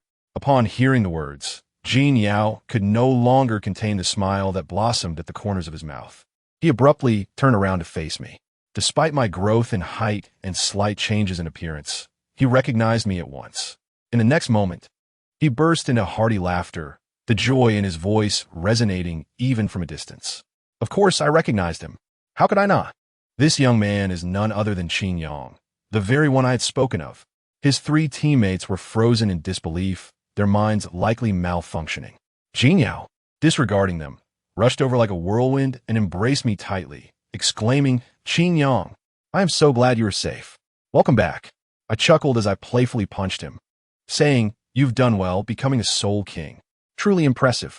He, rarely flustered, scratched his head and pulled me aside, neglecting Sister Lianyu, insisting that I recount my experiences from the past 4 years in detail. I did not hide anything, briefly narrating how I had vanquished MOU in the extreme north, subdued soul beasts, and then slept for 4 years. He listened, stunned, his jaw nearly unhinged. Then it was his turn. He elaborated on the state of the continent over the last 4 years, the decline of the Spirit Hall, and his own experiences, including the battle against demons and the tragedy of angels. His teammates stood nearby, as if listening to a myth, likely pondering the reality of a 6-year-old who single-handedly defeated a titled Douluo. They even commented, "Why do I feel like our captain is acting like a fangirl?" Indeed, the one named Qin Yang is simply extraordinary.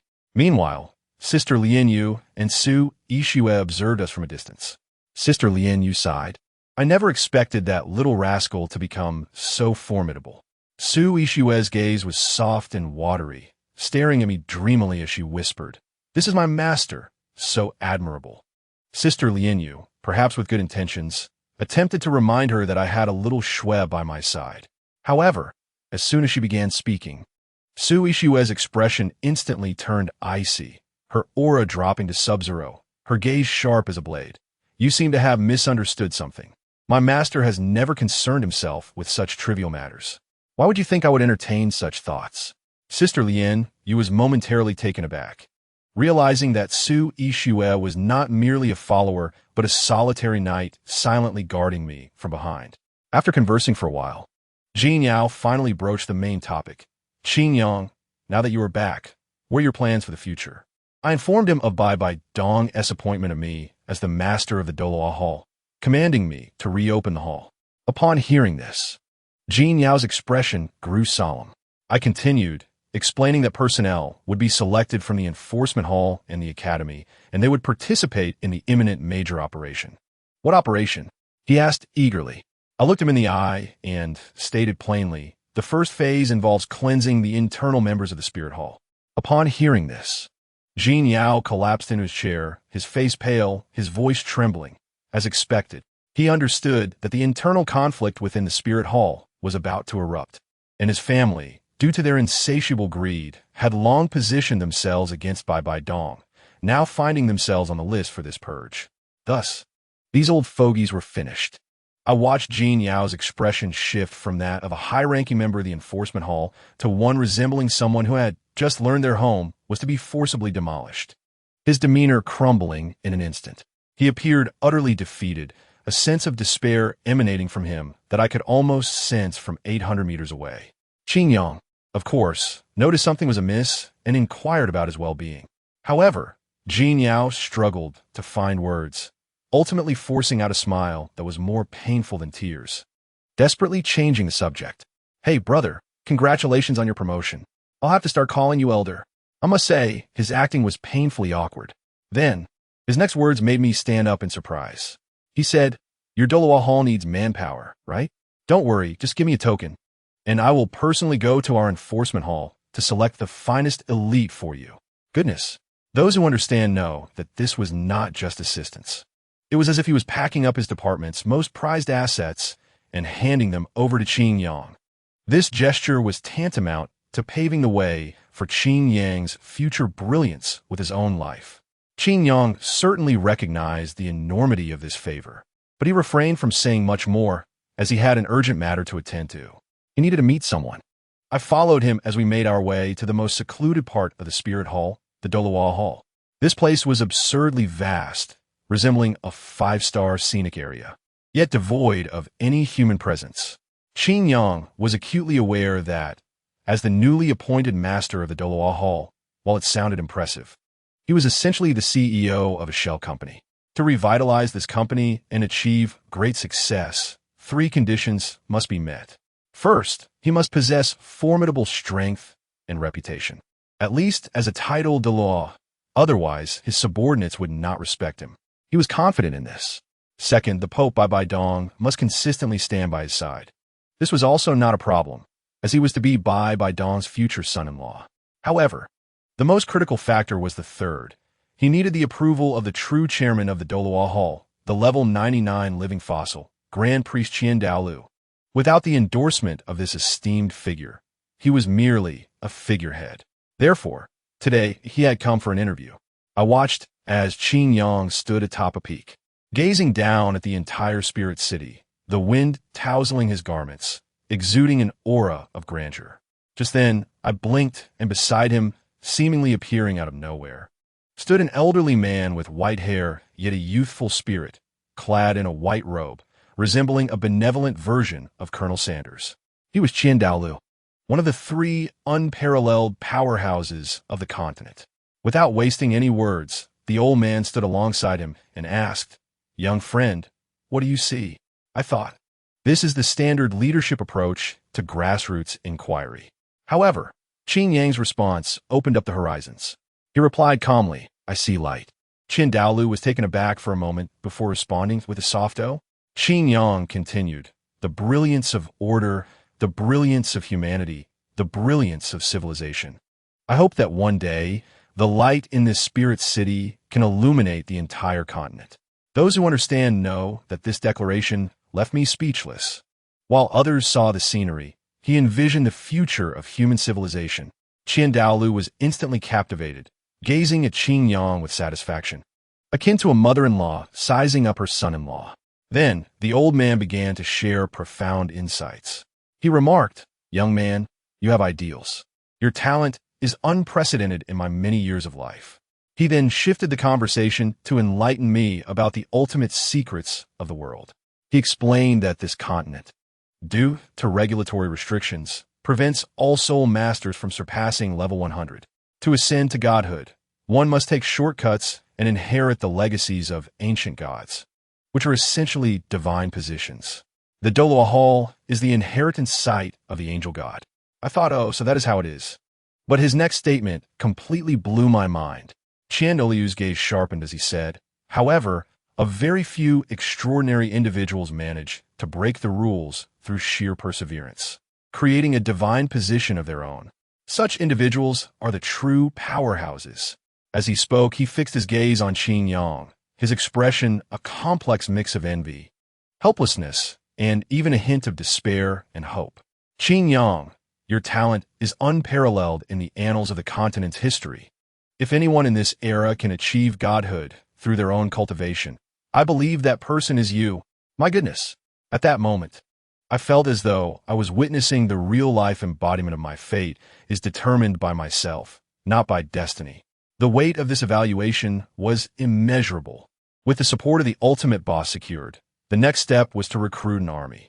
Qin Yang directly organized a grand selection competition at the Soul Master Academy of the Wuhuan Temple.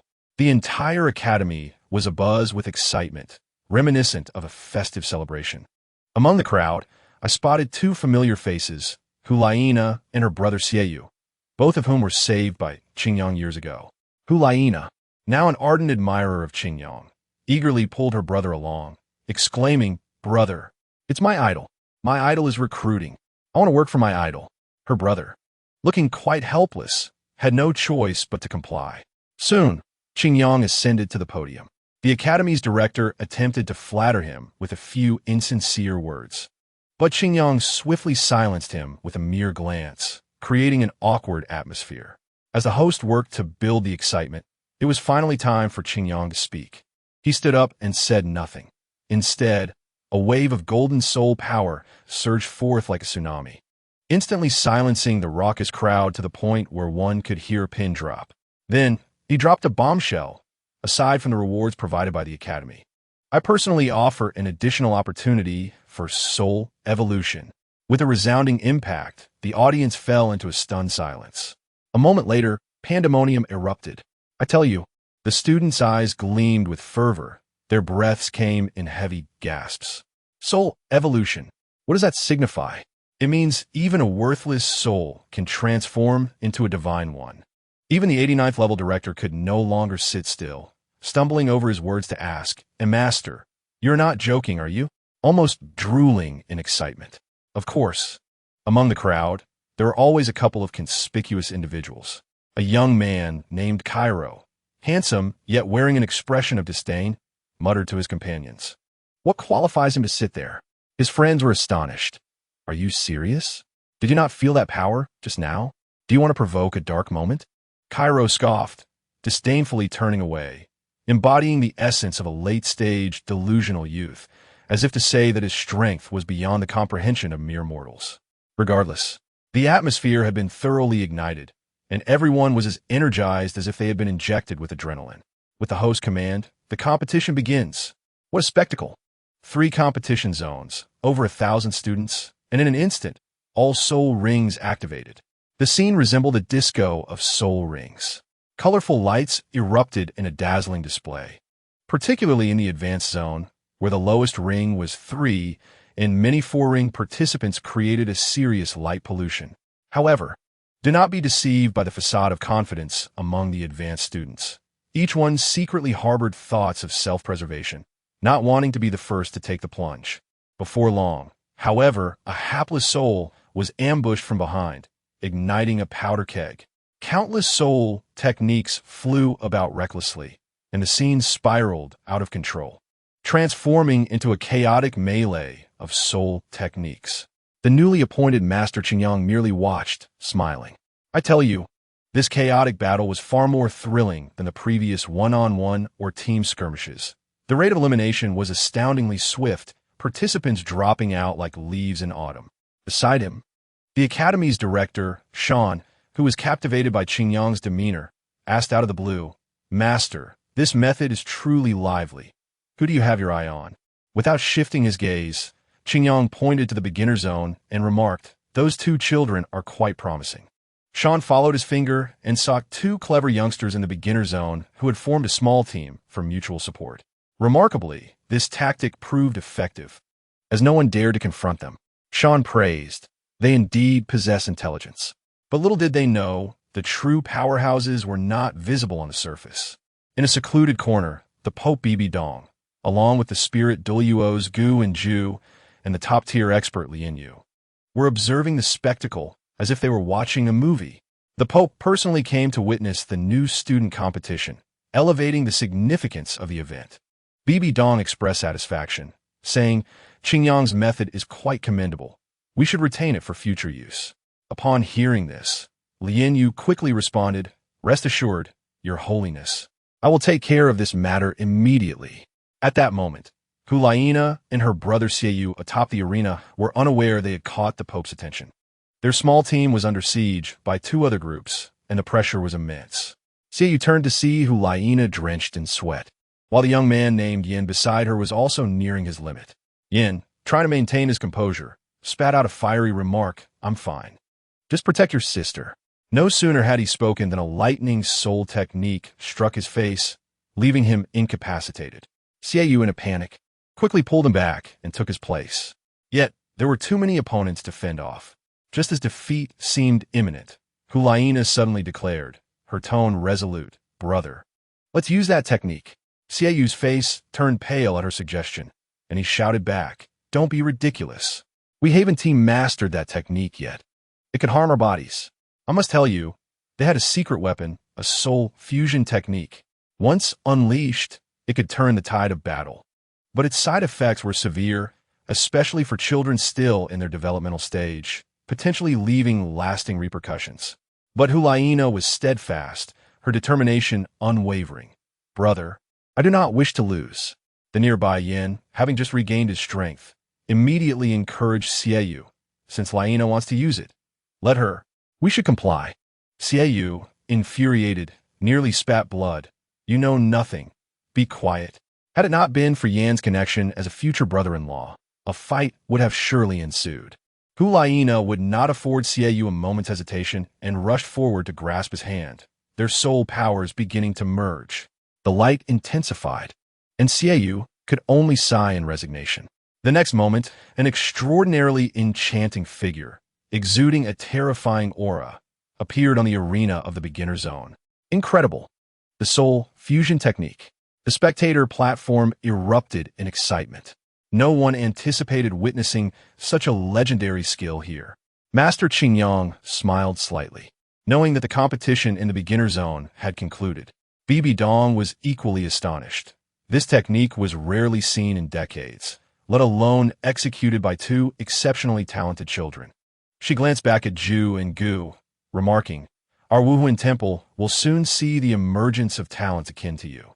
On the arena, the fusion entity known as Yao Mei was an overwhelming force. Armed with a moon blade, it wreaked havoc, brushing off the soul techniques of the little ones as if they were mere tickles. Conversely, it cleaved through opponents effortlessly. Even those in defensive roles could not withstand a single blow. Yen stood dumbfounded beside, feeling a pang of jealousy, grumbling, How could such a magnificent technique not be shared with me? Am I an outsider? In just a few breaths, the brilliance faded, as do Laina and Xiaoyu, utterly exhausted, separated with faces as pale as paper. Yet their achievements were monumental. Originally over 40 participants on the field, now only about 10 remained, including their team. The 10 spots in the beginner zone were secured. As the competition concluded, the host immediately announced the winners. Xiaoyu, Laina, Yin, and their team became the brightest stars of the event. Spotlight and cheers were all directed towards them. Observing their descent from the stage, Director Sean marveled, Master, your method is truly efficient. It was accomplished in a day. Yet, Qingyang shook his head in discontent, stating the venue was too simplistic. I would suggest throwing them into the Soul Beast Forest for real combat training. Sean's heart raced at this notion, exclaiming, Good heavens! Are we selecting students or a suicide squad? Qingyang discerned his concerns, reassuring him, Fear not, this is how I intend to cultivate combat personnel for the Douluo temple. There will be no recklessness within the academy. Only then did Sean breathe a sigh of relief. While they conversed, an incident arose in the advanced zone. A prodigy named Cairo had grown impatient. As he advanced, he dismantled the weight-bearing apparatus and the soul power suppressor he carried, creating quite a spectacle. One of his teammates exclaimed with excitement, Daluo, are you finally getting serious? Daluo stepped into the center of the arena and taunted everyone, Stop hesitating. Let us all come at me. The opposing leader, Qianquan, warned him against being overly arrogant. With a disdainful smile, Daluo proclaimed his title, Level 48 Assault System Soul Master. Daluo. He then uttered a chilling statement that sent shivers down everyone's spine. Having more people is an advantage for me. As soon as he finished speaking, a spectral image of a battered samurai armor emerged around him, representing the war soul of the martial spirit. The battle erupted instantaneously. With his first soul skill, War Red, Daluo drained a portion of the soul power from every enemy present, causing his own power to surge dramatically, nearly reaching the level of a Soul King. Qianquan was left bewildered, questioning the nature of such a bizarre ability. Without allowing them a moment to recover, Daluo unleashed his second soul skill, War Slaughter, sending forth a crimson crescent wave that clashed with a torrent of soul skills from dozens of opponents. A tremendous explosion echoed throughout the arena.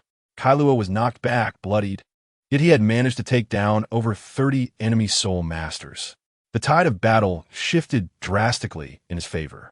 Gasping for breath, Daluo turned to Qianquan and suggested, Surrender, and you might retain some dignity. To his surprise, Qianquan, undeterred, flashed a wicked grin and declared, Our team may have lost, but that doesn't mean I can't win. With that, he abruptly turned away from Daluo, charging like a rabid dog towards a solitary member of Daluo's team. What a turn of events!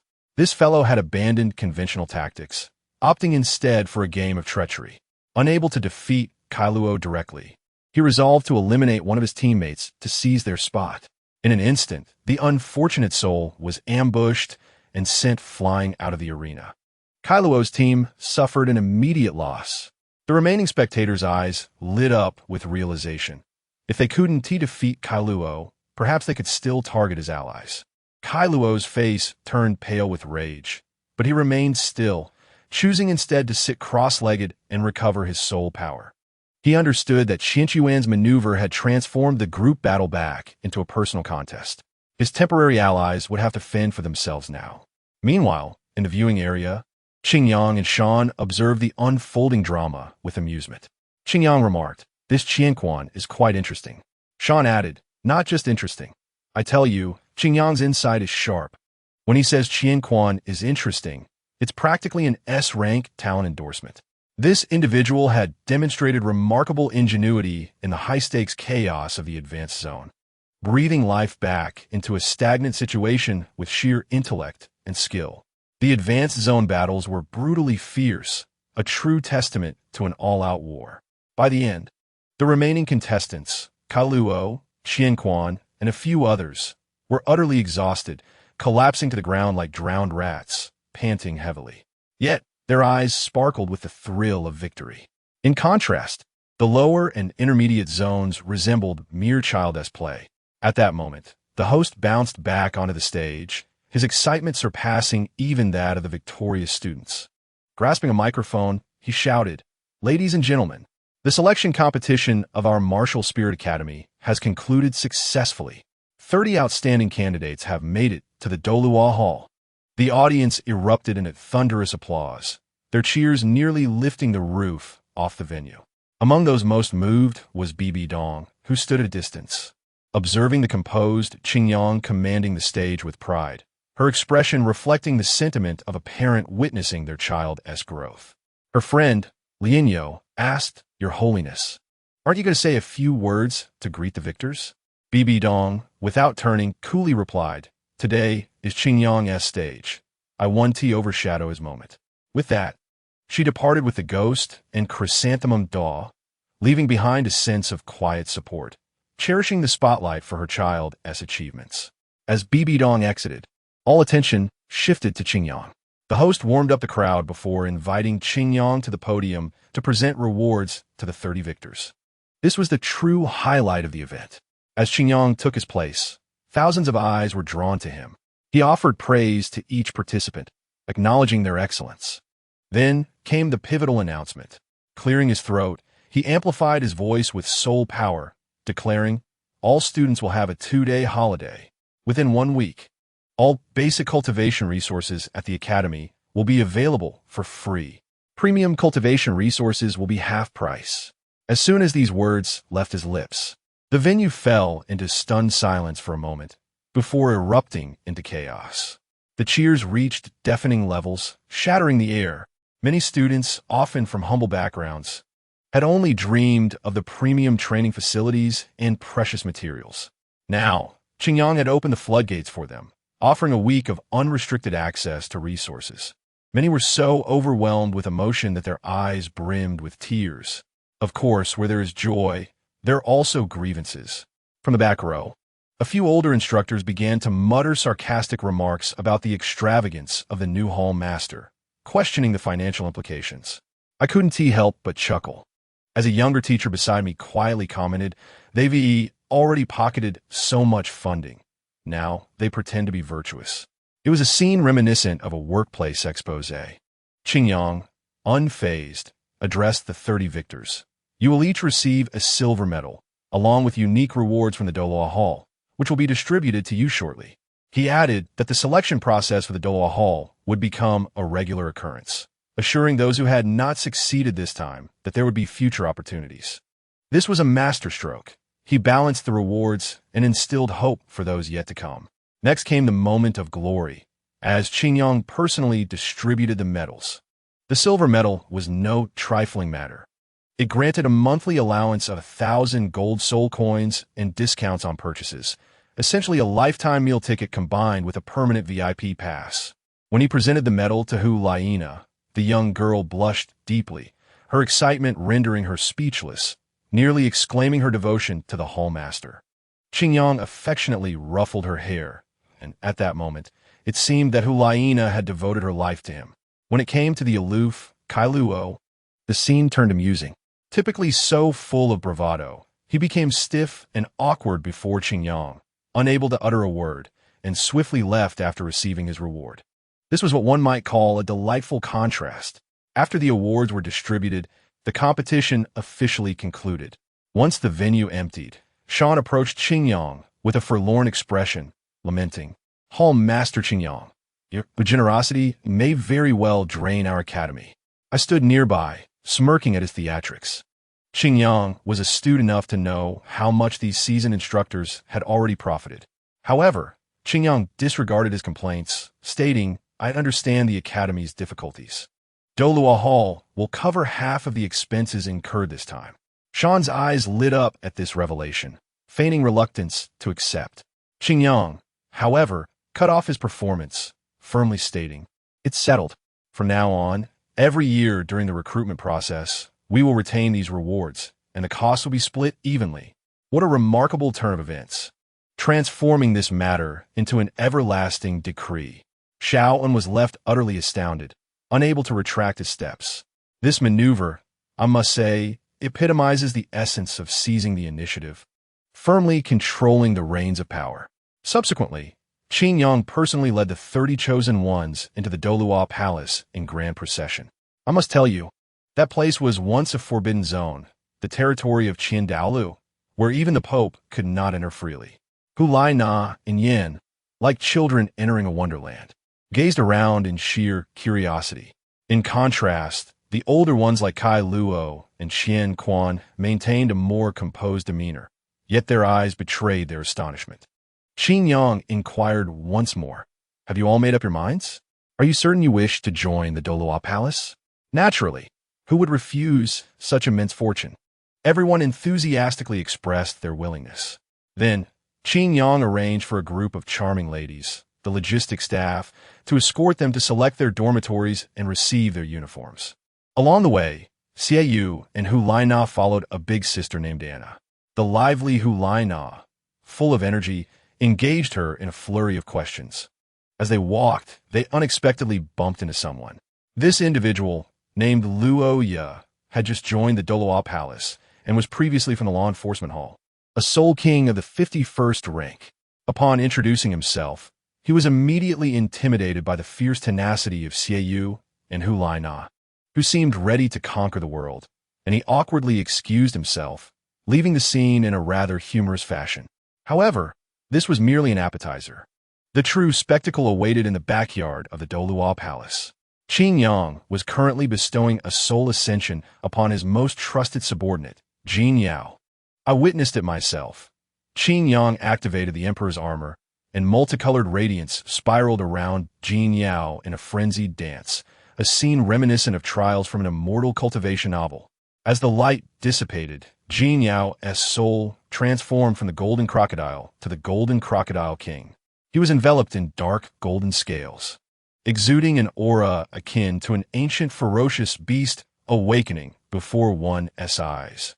Jin Yao, in a daze, stood up to stretch, his bones cracking loudly, feeling as though his physical prowess had doubled. He proclaimed that he could now defeat a grand soul master with his bare hands, even without relying on his soul. Overwhelmed with excitement, he nearly knelt before Qingyang, thumping his chest and declaring that he now harbored hopes of touching the threshold of the 98th rank. My friends, this is what it means to follow the right person, a real-life version of winning for a lifetime. While the Douluo Palace welcomed its new recruits and witnessed a surge in power, the financial department of the Wuhuan Palace erupted in chaos. Early in the morning, a crowd gathered at the entrance of the finance hall, clamoring noisily. At the center stood a newly promoted supervisor Lu, his face turning green with anger. Opposing him were relatives of the second elder, the golden crocodile Dalu, who brazenly demanded a grant of 100,000 gold soul coins, acting as if they were bestowing a favor. Supervisor Lu was seething internally, yet he dared not utter a word against them, forced to swallow his frustration. What do you call this? It's a classic case of aristocratic relatives coming to extort. The individual named Jinyu, however, appeared unfazed, nonchalantly digging at his ear, exuding an air of superiority. His companions could not contain their laughter. Their derision aimed squarely at Supervisor Liu, threatening to tear away his dignity with their taunts. They remarked that in the past, when they came seeking funds, they were always met with compliance. They viewed their request for 100,000 as a sign of respect, warning him not to provoke them into seeking out the second elder, lest they demand 1,000,000. Supervisor Liu understood all too well that these ruffians were merely leveraging their connection. They could never disturb someone of the second elder's caliber. However, the others in the finance hall had a different perspective, or perhaps they feigned ignorance. In recent years, the Wuhuan Palace had become a battleground for those with any semblance of background to make their fortunes, transforming the finance hall into their personal ATM. Supervisor Liu, a man of principle, inhaled deeply and declared with resolve, "I do not care what others do. Here, without proper documentation, not a single coin shall be taken." Would you believe it? Jinyu scoffed and disregarded him entirely. He turned to a bystander who had been eagerly observing the scene and beckoned him over. That individual rushed over eagerly. Jinyu, without even glancing at Supervisor Liu, addressed the man directly. "Supervisor Li, our family is currently in a tight spot. Could we borrow some funds?" Supervisor Li's face shifted through shades of green and white, yet he managed a forced smile, leaning in to murmur, "This is the Pope's order." Before he could finish, another named Jean Li interjected, exasperated, "Pope, Pope, must you be so tiresome? What does the Pope's word matter? Can you not use your brain and find a workaround?" Supervisor Li was left in an awkward position, stammering, "But the Wuhuan Palace currently has only 3,000,000 gold soul coins left, all of which have been allocated to the Douluo Palace by the Pope. And there truly are no spare funds." "Oh." Jean Yu's eyes sparkled, though his expression remained unchanged. Jean Li, however, could no longer contain himself and commanded, "What are we waiting for? Hurry and bring out 20,000 to send to our family. You will not miss out on the benefits." My friends, who understands?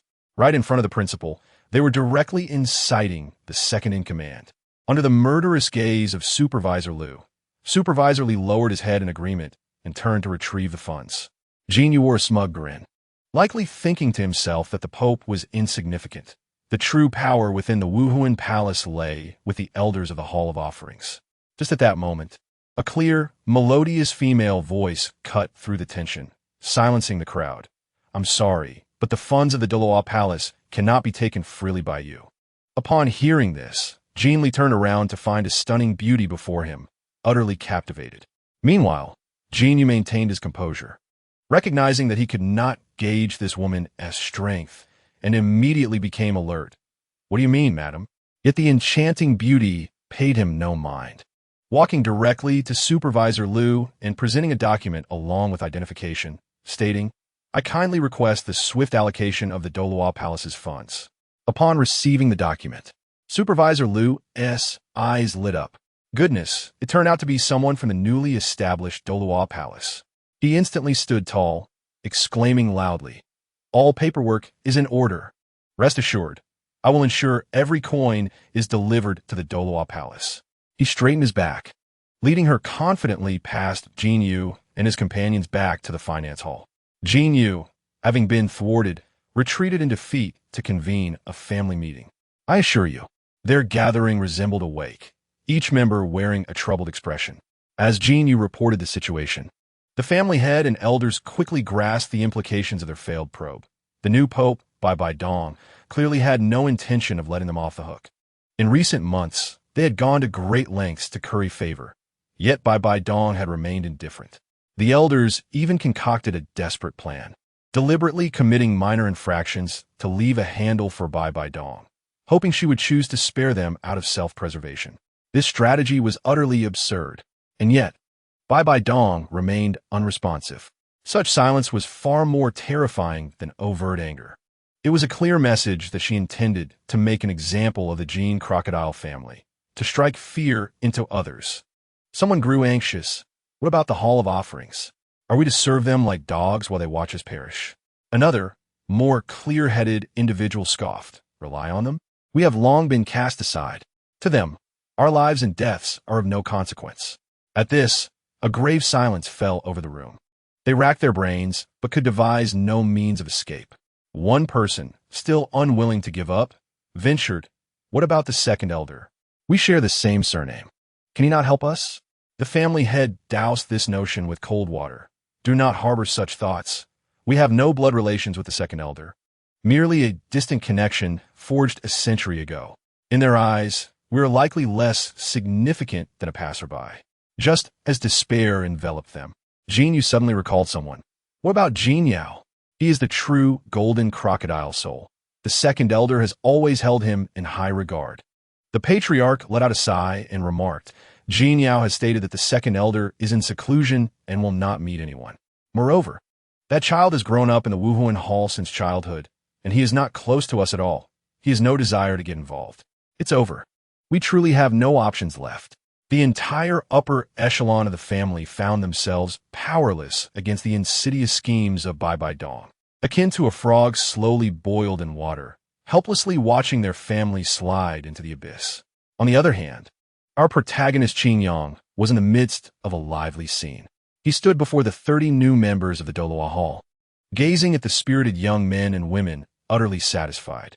He had even arranged for a combat mentor, Jin Yao, for these talented youths. As Jin Yao introduced himself, he stumbled over his words, saying, "Call me whatever you like." This instantly enlivened the atmosphere. However, a boy named Luo, known for his rebellious spirit, boldly stepped forward to challenge Jin Yao, who readily accepted. Qin Yang cleared his throat to regain control of the situation and then unveiled a remarkable surprise. He announced, "The reward previously mentioned is now revealed. This reward is the Soul Ring."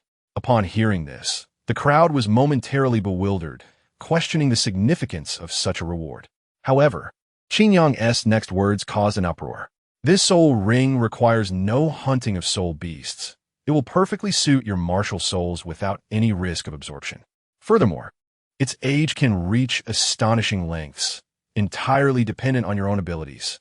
If you are strong enough, 100,000-year soul ring is not merely a dream. Thus, you may refer to it as the heavenly gift soul ring." At this proclamation, Hulai Na and Xie Yu were left dumbfounded, their minds momentarily incapacitated. Their mouths agape and eyes wide as saucers, they felt as though their worldview had shattered. No need to battle monsters. Perfect compatibility. No upper limit. Was this truly a soul ring? This was akin to cheating. Luo, trembling with excitement, stammered, "Hall Master, do we all get one?" Qin Yang nodded with a smile, confirming, "Indeed, each person receives one quota. In the future, if you desire more, you may exchange it for contributions." As these words left his lips, the intensity of their breaths thickened, their eyes brimming with longing. This was precisely the effect Qin Yang sought. The heavenly gift soul ring would become the unparalleled core competency of the Douluo Hall.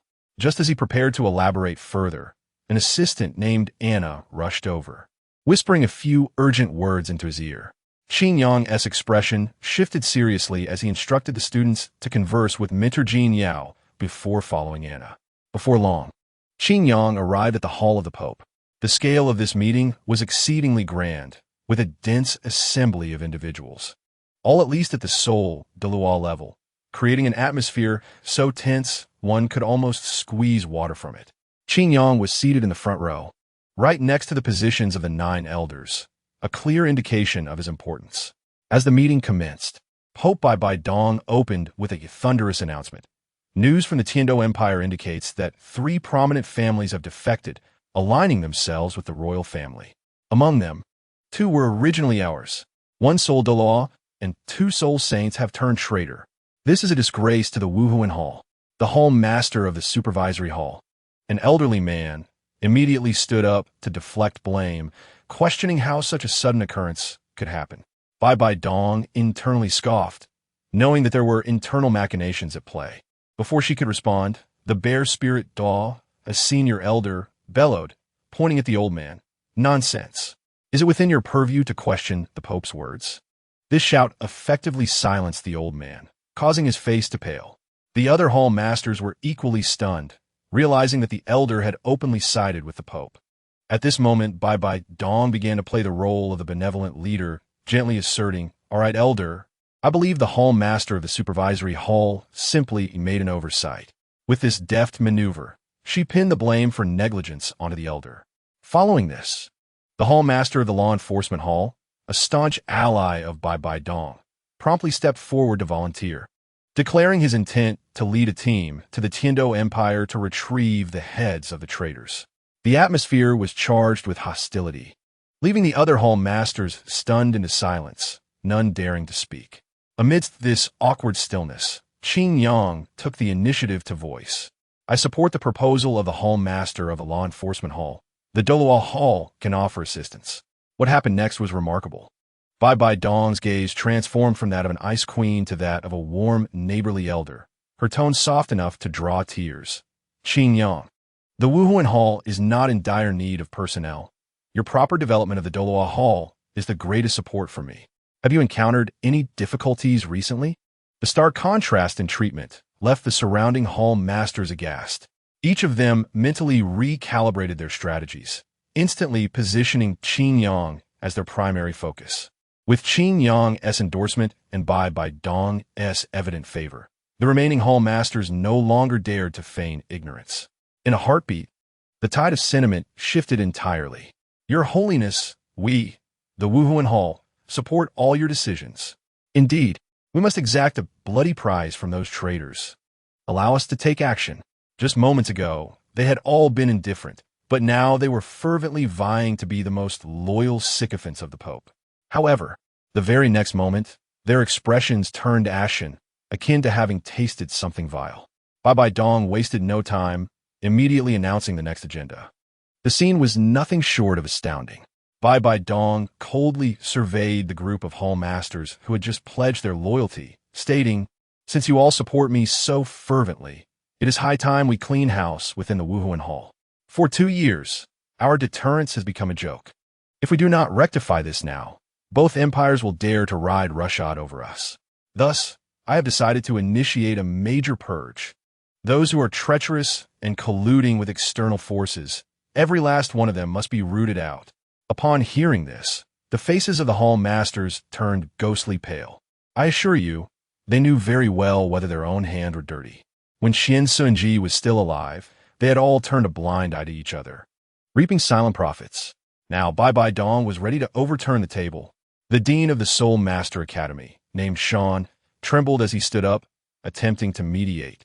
"Your Holiness, is this not too radical? What if it incites internal strife?" In response, Bai Dong slammed her scepter down, the sound reverberating painfully in my ears. She simply stated, "Let them rebel. The Wuhuan Hall does not harbor useless individuals." Her presence was overwhelming, commanding the room into a profound silence. Then, without acknowledging them further, Bai Dong rose to leave, with the 9 elders following her like bodyguards. The elder of the ghost leopard turned back before exiting, flashing a smile at the hall masters that sent shivers down my spine. He said, "Gentlemen, do not misjudge yourselves." As the door closed, chaos erupted inside. The outcry was nothing short of fervent, with expletives flying as they denounced her. Who does she think she is? When Xian Sunji was alive, she wouldn't dare utter a word. This is going to ruin the Wuhuan Hall. They hurled a myriad of sarcastic comments and vitriolic speeches, akin to a market brawl among housewives. Of course, they only dared to grumble behind her back. At this moment, a portly figure, the hall master of the Wuhuan Hall's defenses, named Meng Yi, approached me with a beaming smile, exuding sycophancy. "Hall Master Qin Yang, I have long admired your reputation. You are truly the prodigy of our Wuhuan Hall. I wonder what scheme was afoot." He rubbed his hands together, expressing a desire to alleviate the Pope's burdens and inquiring about how the Wuhuan Hall should position itself moving forward. This fellow had a keen sense of awareness, adept at riding the winds of change. I nodded, indicating I would convey his sentiments. Just as we were conversing, several hall masters stormed out in anger, evidently intent on banding together to confront Bai Dong. I shook my head internally, thinking, really? They dare to challenge Bai Dong? I bid farewell to Meng Yi, stating I would take my leave. Just as I stepped away, the real drama unfolded. Meng Yi's obsequious smile vanished in an instant, replaced by a face as cold as ice. A group of hall masters quickly surrounded him, eagerly inquiring, "What is going on? Have you gathered any information?" To their astonishment, it turned out that this rotund fellow was their undercover agent. His acting skills were so remarkable that even the Oscars owed him a little golden statuette. Meng Yi let out a cold sneer and leisurely replied, "Why don't you ask yourselves? Now that you're in a hurry, are you?" He laid all the cards on the table, stating, "Ladies and gentlemen, the times have changed. Bai Dong is no longer the angelic figure from the past. She is ruthless and cunning. She is well aware of all your little schemes. As for me, I intend to live a peaceful life. So you may proceed as you wish." After saying this, he turned to leave, but paused at the door, not bothering to look back as he tossed out another remark. "By the way, I must warn you, the new hall master, Qin Yang, is not to be trifled with. The grand offering, the Pope, and the young master. These three most powerful figures of the Wuhan Temple have close ties with him. If you have any other ideas, it would be wise to have a word with him."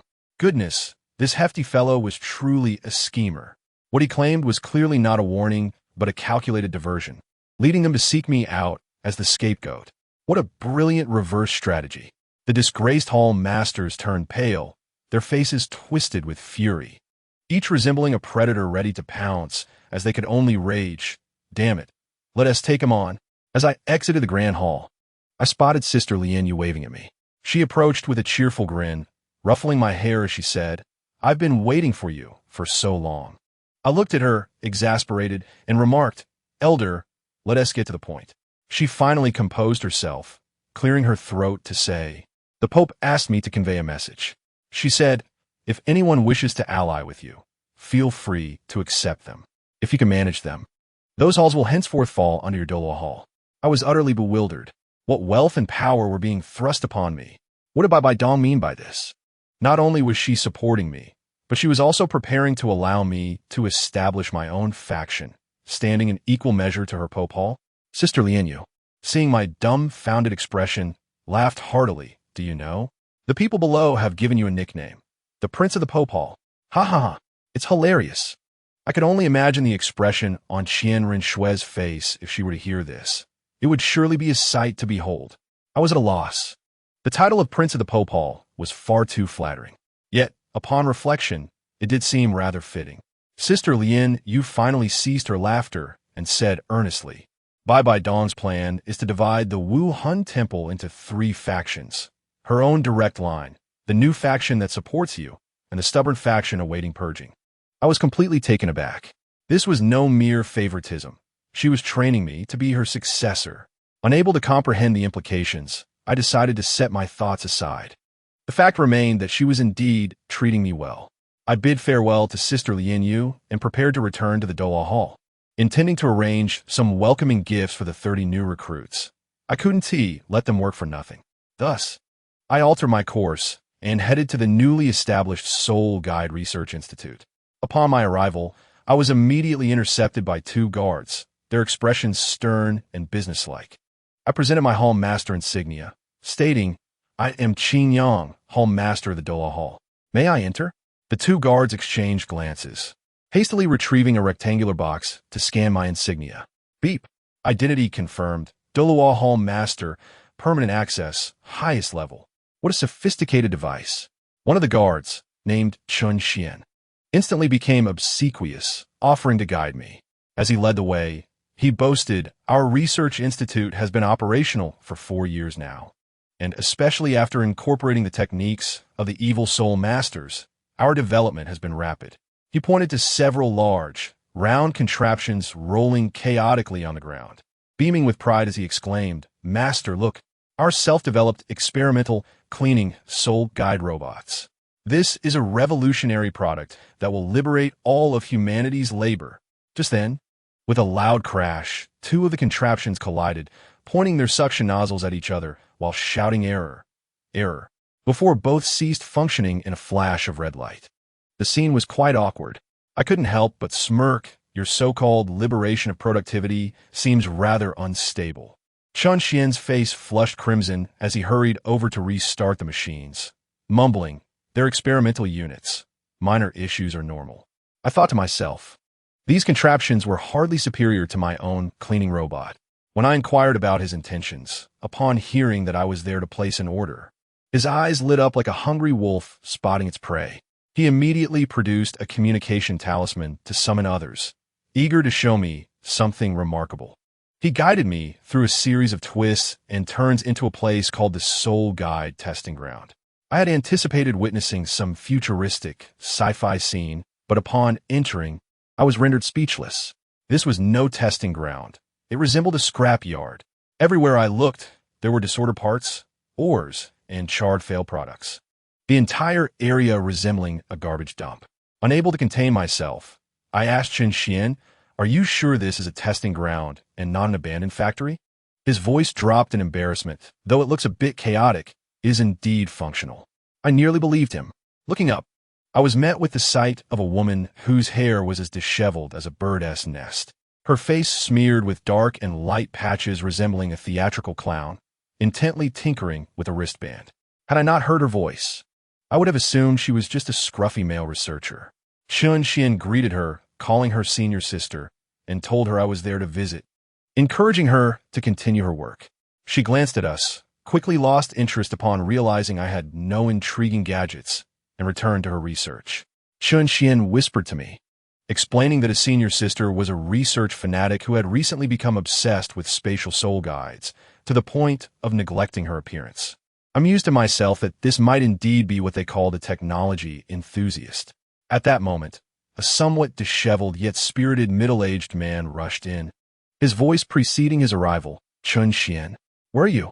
Upon seeing him, Chun Xian's demeanor transformed. He greeted him with the enthusiasm of a long-lost relative. "Mentor, I'm right here." This man was Vice Dean AI by Tay. He approached swiftly, scanning me with a critical eye, his brow furrowing as if he had just discovered a fly. He likely found my youth suspicious. However, he refrained from saying much, as my identity was certified by the Wuhan Temple, and he still had confidence in his institute's equipment. He introduced himself formally. "I am AI by Tay, Vice Dean of the Soul Guide Research Institute." His attitude was rather cold, likely only accommodating me due to financial considerations. I decided to be straightforward, stating, "Vice Dean AI by Tay, I wish to see if you have any soul guides that can enhance a soul master's survival and comeback capabilities." The moment I uttered this, his expression soured, and he muttered under his breath, "Another one focused solely on combat soul guides." Though he spoke quietly, I heard him perfectly. I couldn't help but think that this Vice Dean's line of thinking was rather unconventional. In this day and age, should soul masters not be concerned with their combat prowess? Would they then pursue careers in the service industry? Despite his verbal disdain, his actions were quite the opposite. Without further ado, he retrieved a modest-looking ring and produced a small, exquisitely crafted black box. Holding it up, he began to lecture me, his tone tinged with pride. "This is the Type 1 miniature soul power compression launcher. It is a mass-produced item from our research institute.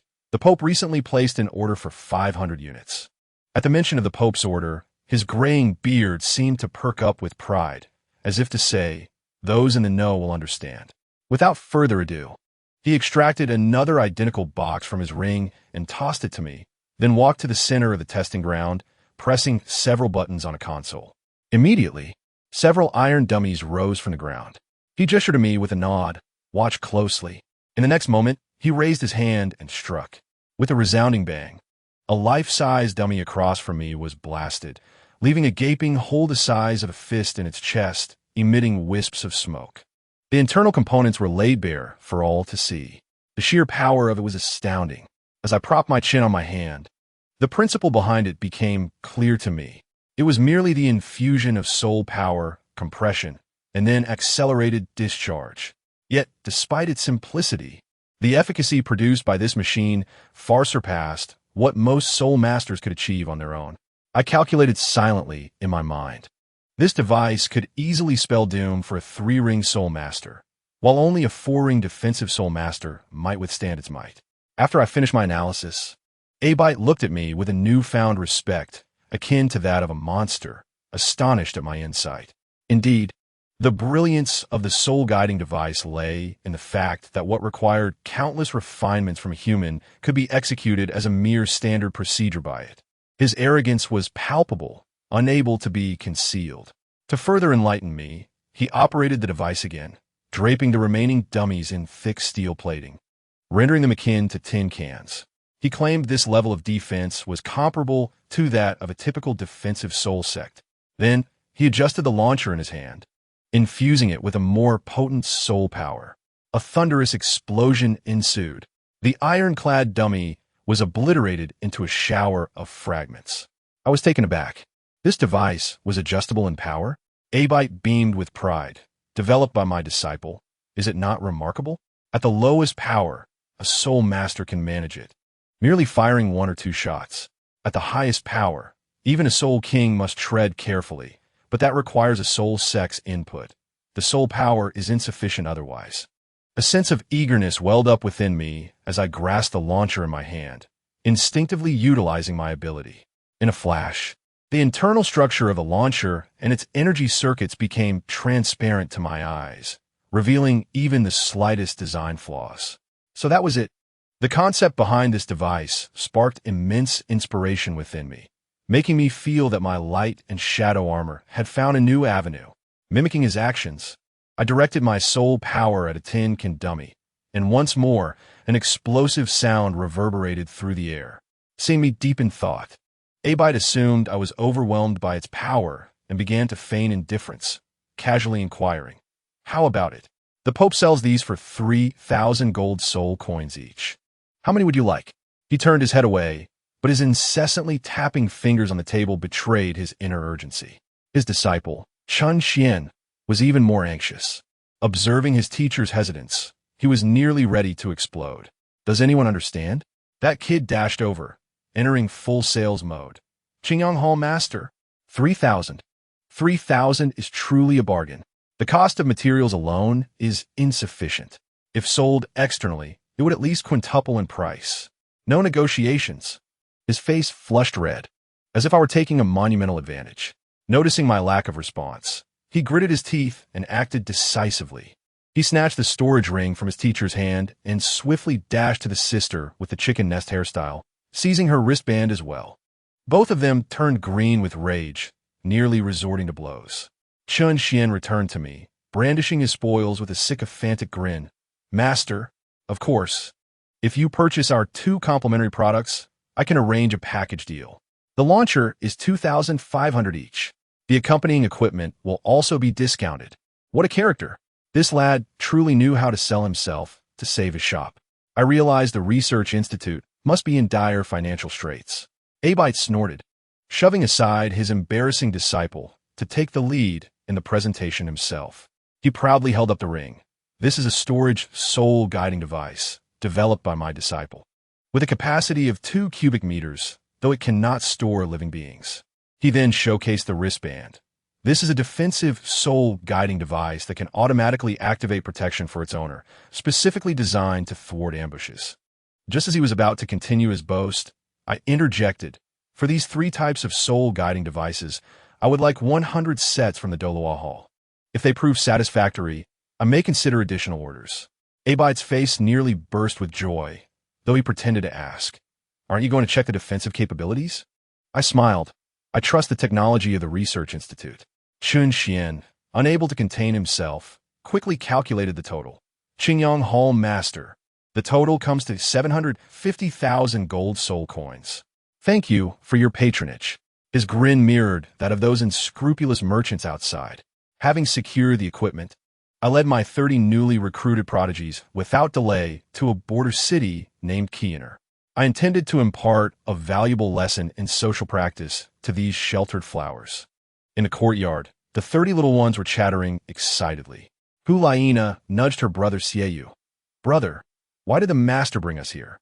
We are so weak. Shouldn't we be training diligently?" Xiaoyu looked equally perplexed. As I made my entrance, the crowd fell silent. I scanned their faces and declared, "Dear students, I have brought you here to help you adapt to future missions. This is a trial, a test of your mindset. Many instantly grew anxious, fearing elimination. I began to assign groups. Hulaina, Seiyu, Yin, you're one group. Go to Sana village in the north of the city and eliminate a bandit. As expected, the tension vanished from their faces, replaced by a hint of nonchalance. The second group will go to Nanlin town to eliminate a defector veteran. Another wave of relief swept through them. Finally, the third group, Luo and the others being the highest level, faced the most challenging task. There is a criminal soul sect hiding in the city. Your mission is to eliminate him. Luo, brimming with confidence, boomed. We will ensure the mission is completed. I clapped my hands, unleashing my ultimate gambit. This trial has no restrictions on methods. The most outstanding performer will be rewarded with a soul evolution. As soon as my words fell, the youngsters surged forth as if invigorated, eager to ensure they were not outdone by others. Luoya, standing beside me, wore a worried expression. Master, with their attitude, something unfortunate may happen. Did I not know? I had already arranged for 3 teams of experts to follow them discreetly, primarily for their protection. Once everyone had ventured far, I wandered alone through the desolate city. I tell you, this was no city. It was akin to a hell on earth. Shops were shuttered, and gaunt figures, emaciated from hunger, leaned motionless against walls, resembling living corpses. In some corners, lifeless bodies lay abandoned, unattended. Even with prior mental preparation, witnessing the scene firsthand left me feeling suffocated. Not far along, I spotted a filthy child crouched behind a tree, stealthily gnawing on a dry, hard biscuit. I approached, lowering my voice, and offered him a piece of candy. The child eyed me warily for a moment before snatching the candy and hiding it behind his back. After a moment's hesitation, he hoarsely said, "Thank you. You and the other older siblings are good people." I ruffled his tangled hair and, surreptitiously, infused a bit of soul power to help him stabilize his body. I asked him, "Didn't the Wuhuan Hall and the Empire send relief supplies? How could this happen?" The child shook his head, offering me a small piece of the biscuit, saying, "Mother said to be grateful." I accepted the saliva-soaked morsel, and a surge of anger ignited within me. Noticing my grim expression, the child spoke in a hushed tone. "We haven't eaten anything for almost a month. If it weren't for the older siblings who gave me this biscuit earlier, I might have ended up like them, dead in my sleep." He pointed to a corner where several elderly figures lay curled up, devoid of breath. I clenched my fists, my voice shifting. What about the orphanage? What about the nursing home? My words seemed to trigger something within the child, who suddenly erupted with rage. His face contorted as he screamed. "The Wuhuan Hall is no good. The Xingluo Empire is the same. My parents were killed by soldiers. People die every day in the orphanage. My friend died in front of me while trying to help me escape." Listening to his vehement accusations filled with hatred, I understood that there was no need for further inquiry. The rot here had reached its very roots. I rose to my feet, thrusting my enforcement badge into his hands, gazing out at the desolate city, and spoke each word with gravity. "I understand. Your suffering is not mine to bear, but from this moment forth, the tragedies of the past shall never be repeated." Meanwhile, my band of prodigies had begun to encounter obstacles. Hulaina's group, with Yin munching on a piece of grass, was filled with complaints. "Seiyu, why is it so troublesome to find someone? Everyone we ask claims ignorance." Seiyu, holding a paper inscribed with target information, scratched his head in frustration, ultimately conceding with a sigh. "This document states that the target is often seen in Sana village. Yet we are unfamiliar with the area and must seek assistance from the locals." I must say, his expression at that moment resembled one who had been constipated for 3 days. "Furthermore, don't you find it peculiar? This wretched village has no bakery. Yet there is a tavern?" The bartender we encountered earlier clearly radiated ill intent, with shifty eyes as though he were playing a role in a farce. Hulaina quickly grasped the situation, nodding in agreement. Yes, that fellow's expression when we inquired about the target's name was unmistakably suspicious. There must be something amiss. However, the dilemma is that even if there is something amiss, we are at a loss, as he is rather tight-lipped. Just when we were at our wits' end, Yin, who had been foolishly grinning at Hulaina's cute face, drooling like a simpleton, was jolted awake by a teammate's slap. To mask his embarrassment, He suddenly cleared his throat, raising his voice. Why ponder so much? Let us just capture him and interrogate him. We possess the Douluo Hall identity badges. Does a mere villager dare to resist? I was taken aback. This chap truly understood the art of persuasion. As he spoke with growing enthusiasm, his chest puffed up as if he were a peerless master. Even more absurdly, upon hearing this, Xiaoyu nodded in agreement, saying, "You are correct. Sometimes, the simplest and most forceful methods are the most effective." Yin, upon hearing this, was practically brimming with pride, especially when he caught sight of Ulaina's astonished expression, causing me to chuckle uncontrollably. "Very well, since we have decided, let us return. We shall brave that devilish tavern once more." Little did we know, just as we departed, a dramatic scene unfolded within the tavern. A scarred brute strode in, mockingly addressing a one-armed man at the bar. "Oh, I assent this are Mr. Wolf? What? Have you come to tend to my business today?" The one-armed fellow's face turned green with anger as he gulped down a large swig of alcohol, cursing. "Sherwu, what are you so proud of? Aren't you just a dog raised by the Camel family? The day they tire of you, your fate will be the same as mine." Sherwu, unfazed, slouched on a chair, exuding arrogance. "Indeed, but they currently need me, their dog. So you, the former boss, have become obsolete and lost an arm. Doesn't that just prove I am superior?" With that, he produced a pouch of gold spirit coins, tossing it to the bartender with a flourish, his eyes glinting with provocation. The bartender accepted the coins and sauntered over, saying, "Boss, a few kids were just inquiring about you." Upon hearing this, Sherwu chuckled. "Oh, someone dares to covet my attention? Pray tell me more." The bartender shrugged. "Just a bunch of overly righteous little brats, sending kids to gather intel. I, too, have never encountered such a spectacle." Sherwu scoffed, about to respond when we pushed the door open once more. I must tell you, the atmosphere was so awkward it could be cut with a knife. Upon entering, our gazes locked with Sherwu's. Xiaoyu compared the information and exclaimed, "Wow, what a stroke of luck. This fellow is indeed our target." The murderous aura emanating from him could freeze one from 800 meters away. We, delicate blooms sheltered in a greenhouse, had never faced such a confrontation, and our legs felt weak. At that moment, one of our teammates, in a panic, blurted out, "He seems to be the target." "Oh no." I watched as Sherwu's expression shifted as quickly as lightning. He pulled out a green vial from his waist and, without hesitation, hurled it at our feet. With a bang, the bottle shattered, releasing a cloud of green poison that enveloped the area. "Ah!" Our teammate in the lead let out a heart-wrenching scream. Xiaoyu's pupils constricted as he shouted, "Retreat." He pulled us out of the tavern with urgency. Looking back, I was horrified to see the poisoned teammate's arms sizzling, turning black and rotting. "Damn it!" Yin exploded with rage, summoning his martial spirit, engulfing himself in lava, and unleashed a hellish magma attack. The flames incinerated the poisonous mist, but also ignited the entire tavern. The smoke so thick one could not see their own hand. It mirrored my mental state. A chaotic abyss.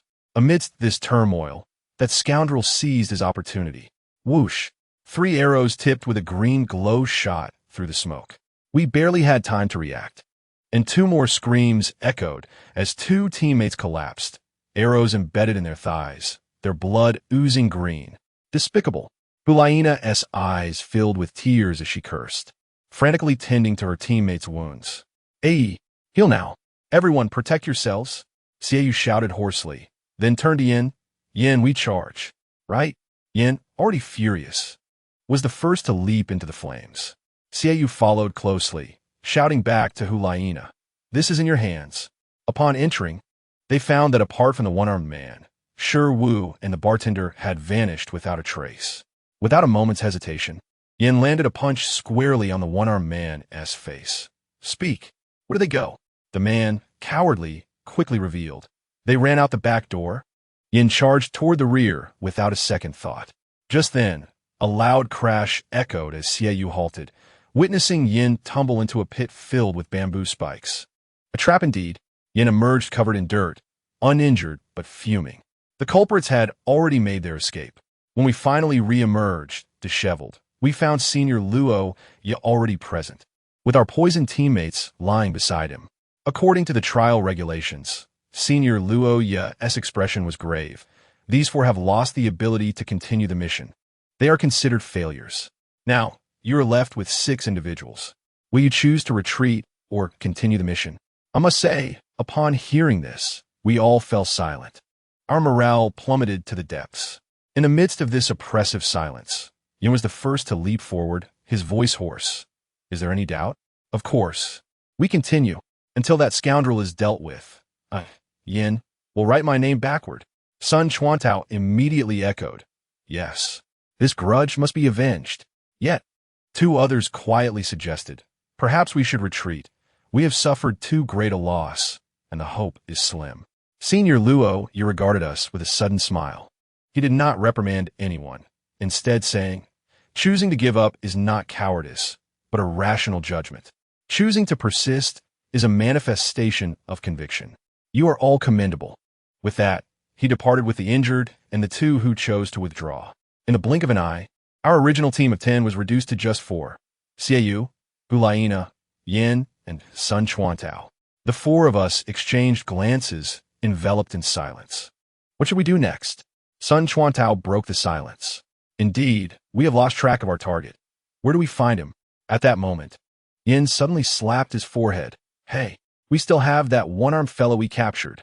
The 3 of us paused, instinctively turning to see the one-armed man stealthily preparing to make his escape not far away. The fellow froze. A grimace that was more unsightly than a cry emerged on his face. Xiaoyu's lips curled into a faint smirk and with a cold chuckle. The 4 of us silently encircled him from 4 directions. It appeared this chap was utterly done for. However, let me tell you, while we dealt with this petty underling, elsewhere, a tempest was brewing. Allow me to elaborate on the chaos that had unfolded. First, let us discuss the Liang family, the ones with whom we had some previous minor disputes. Their prodigious grandson, Liang Li, was currently pledging his loyalty to his grandfather, proclaiming that having joined the so-called Xinguan Zone, he would surely ascend to greatness and that the family's investments would undoubtedly yield returns.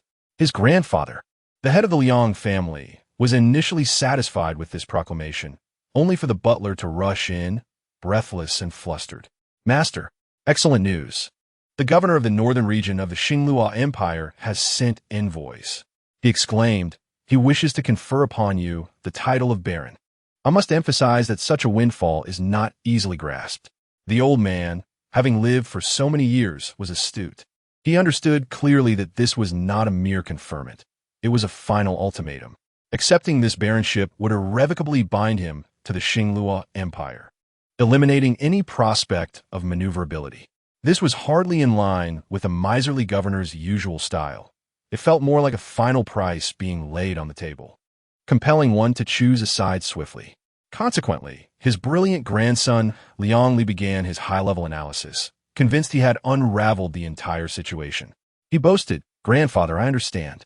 The Spirit Hall is currently in disarray, having lost several title Dalu, and the internal factions are at each other's throats. The Xinluo Empire is seizing this opportunity to stir up trouble and test the Spirit Hall's vulnerabilities. They are wholeheartedly supporting us to use us as pawns against the Spirit Hall." Goodness, this lad could certainly talk, weaving an intricate narrative that even convinced himself. He went on to assert that we were merely a pawn in their game, aiming to seize the entire city. His analysis was astute, yet regrettably, his vision remained limited. Meanwhile, while they schemed, the true tragedy of the city was unfolding. When I witnessed that scene, my heart clenched. An elderly steward named Annie, one of the few good souls left by the Spirit Hall, was amidst the chaos. The city was ravaged by famine, corpses littering the streets. The Spirit Branch had long since been abandoned, leaving only a handful of old men who scrimped on food to distribute to the starving populace. The sight was a sea of emaciated figures, clutching children too weak to cry. The meager rations of bread and potatoes that Annie distributed were but a drop in the bucket. None could comprehend the plight of a mother beseeching Annie to save her sick child. Upon inspecting the child, Annie noted the pallor of the face. It was merely a common cold. Yet in such a time of scarcity, a cold could be fatal. The elderly steward was powerless. forced to relinquish his own share of rations, a white bun and a small piece of jerky, along with his coat, to that mother and child. Watching this unfold, his heart was torn, yet he could do nothing. Just when despair overwhelmed him, Qingyang, our leader, appeared behind him, clad in the resplendent platinum robe of the highest order of the Spirit Hall, exuding an aura that filled the room. Greetings, Stewardani. Could you guide me to meet the bishop here? Annie turned in disbelief, staring at Qingyang's robe and the Douluo Hall Master's insignia he presented, his mind momentarily blank. The title of Douluo Hall Master? That was the pinnacle of power within the Spirit Hall. Trembling and confirming for what felt like an eternity, he finally dared to believe it was true. He informed Qingyang that the bishop had died 2 weeks prior, and now a priest named Joseph was in charge. I must say, this was suspicious. How could the headquarters of the Spirit Hall have received no news regarding the death of such a significant figure? Qingyang furrowed his brow, sensing the depths of the treachery at play. He instructed Annie to lead the way, insisting on meeting this Joseph immediately, as the whereabouts of the 2 batches of missing relief supplies needed to be uncovered.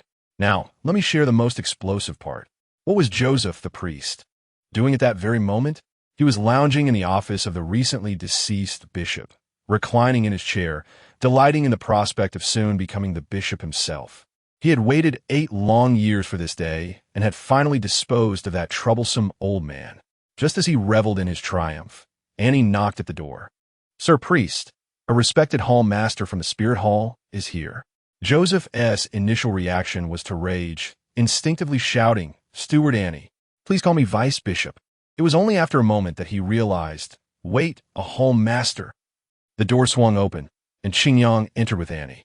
Qingyang wore a smile, yet the aura he emitted stifled the air. He strolled leisurely to Joseph, opening with a heart-wrenching accusation. Vice Bishop? As far as I'm aware, the establishment of a Vice Bishop in a branch requires notification to the headquarters. Why do I not see your record in the Spirit Hall? Joseph immediately broke into a cold sweat, stuttering as he attempted to justify himself, claiming it was a unanimous recommendation, a slip of the tongue. Qingyang, uninterested in his excuses, inquired directly, where has the relief food gone amidst this famine? This struck at his core. Joseph's eyes darted, and his hand, hidden behind him, twitched. In the next moment, the filing cabinet in the office erupted into flames, consuming only the documents before extinguishing itself, to destroy evidence before the hall master. What an epic display of incompetence. Joseph, still attempting to maintain his facade, angrily blamed the Xinglua Empire, claiming they assassinated the bishop and sent spies to set the fire. Annie, standing nearby, was almost convinced.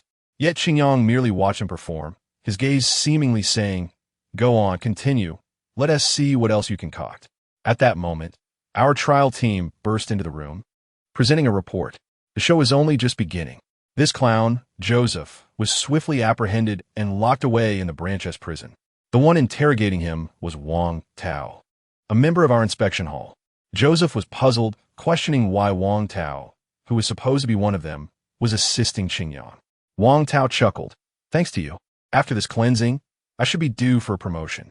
Upon hearing this, Joseph's face darkened, realizing that they had long since laid their trap, waiting for fish like him to bite. Wang Tao began to enumerate the charges: collusion with nobles, assassination of the bishop, betrayal of the Spirit Hall. He then asked, Do you confess? Joseph's complexion shifted dramatically before he finally sighed, Yes, I confess. Simultaneously, another team, comprising Feng Nan and Luo Ya, had infiltrated an estate outside the city. A party was in full swing, with the city lord Chris, the chamber president L, and some baron lurking in a secret chamber, reveling in their perceived victory, convinced the armies of the Xinglua Empire were on their way, and that victory was assured. However, when they looked up, Luo Ya and Feng Nan appeared as if conjured from thin air. The city lord attempted to call for his guards, but Luo Ya swiftly opened the adjacent door, revealing 7 or 8 soul master guards sprawled on the ground, fast asleep. The conspirators wilted at once, being escorted out of the secret chamber. Upon stepping into the party scene, they were met with utter shock. The entire estate had been raided by our inspection hall adjudicators. Nobles lay pinned to the ground, cries and curses blending into chaos. The city lord Chris, witnessing this scene, turned pale, horrified to discover that what they believed to be an impeccable plan was merely a jest in the eyes of others. Yet behind this jest, I assure you, the implications of the ensuing revelations would be monumental. Having just dealt with the turmoil in the city, I received a complete and confidential intelligence report that nearly sent my blood pressure soaring.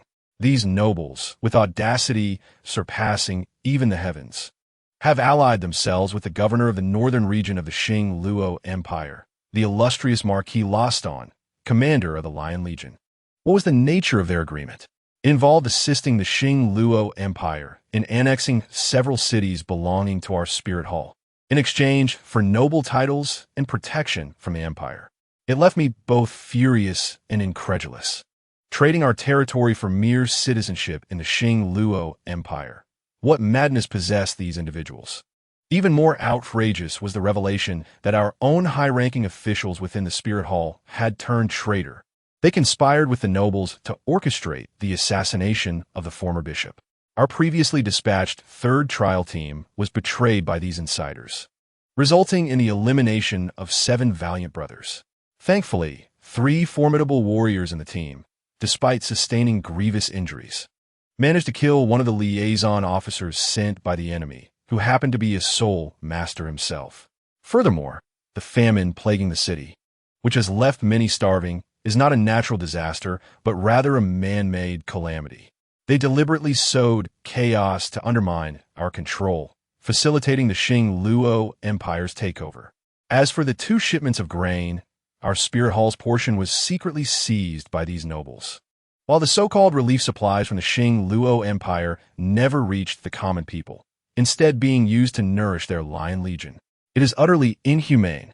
This intelligence was delivered to us by a brave man named Tang Jia, a former soldier from the City Lord's mansion, who risked his life to escape and share this information.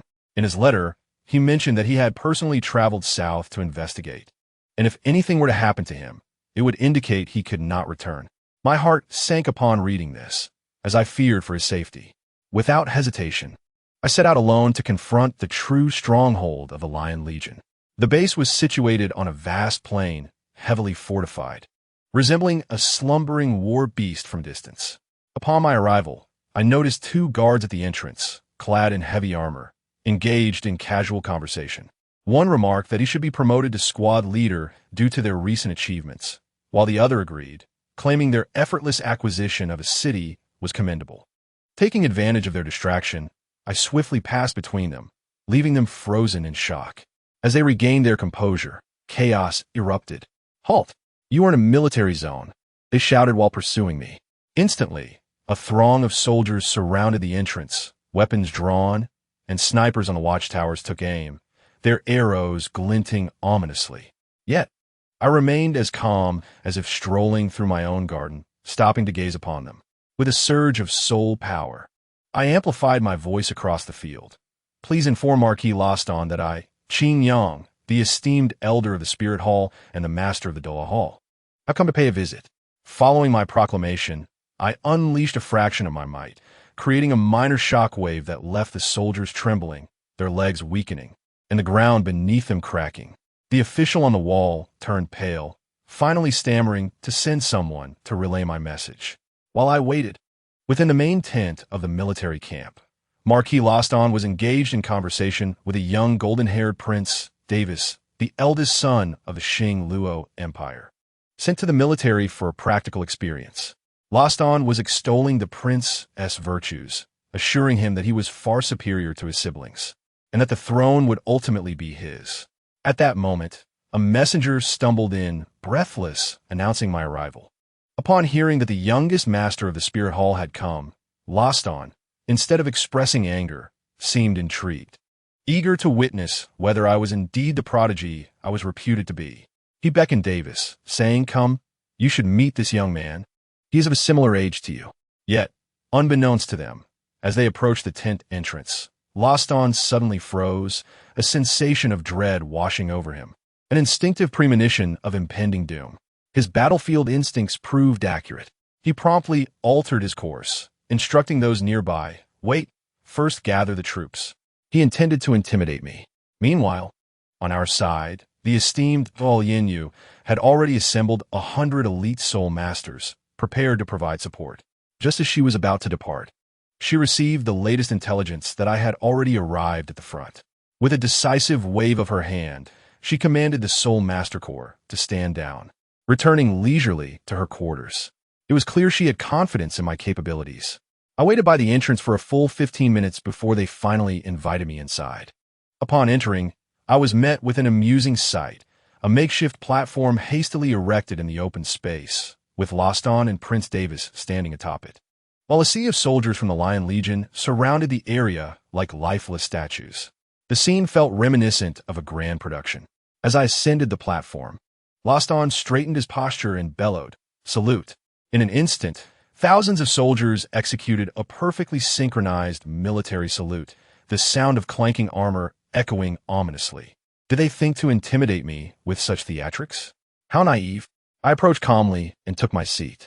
Loston, with a forced smile, exchanged pleasantries before cutting straight to the heart of the matter. "Master Qingyang, your personal visit suggests your intentions are far from simple. Is that correct?" I sipped my tea, setting the cup down as my gaze sharpened, locking eyes with him. "Indeed, Marquis, you shall not find my purpose to your liking.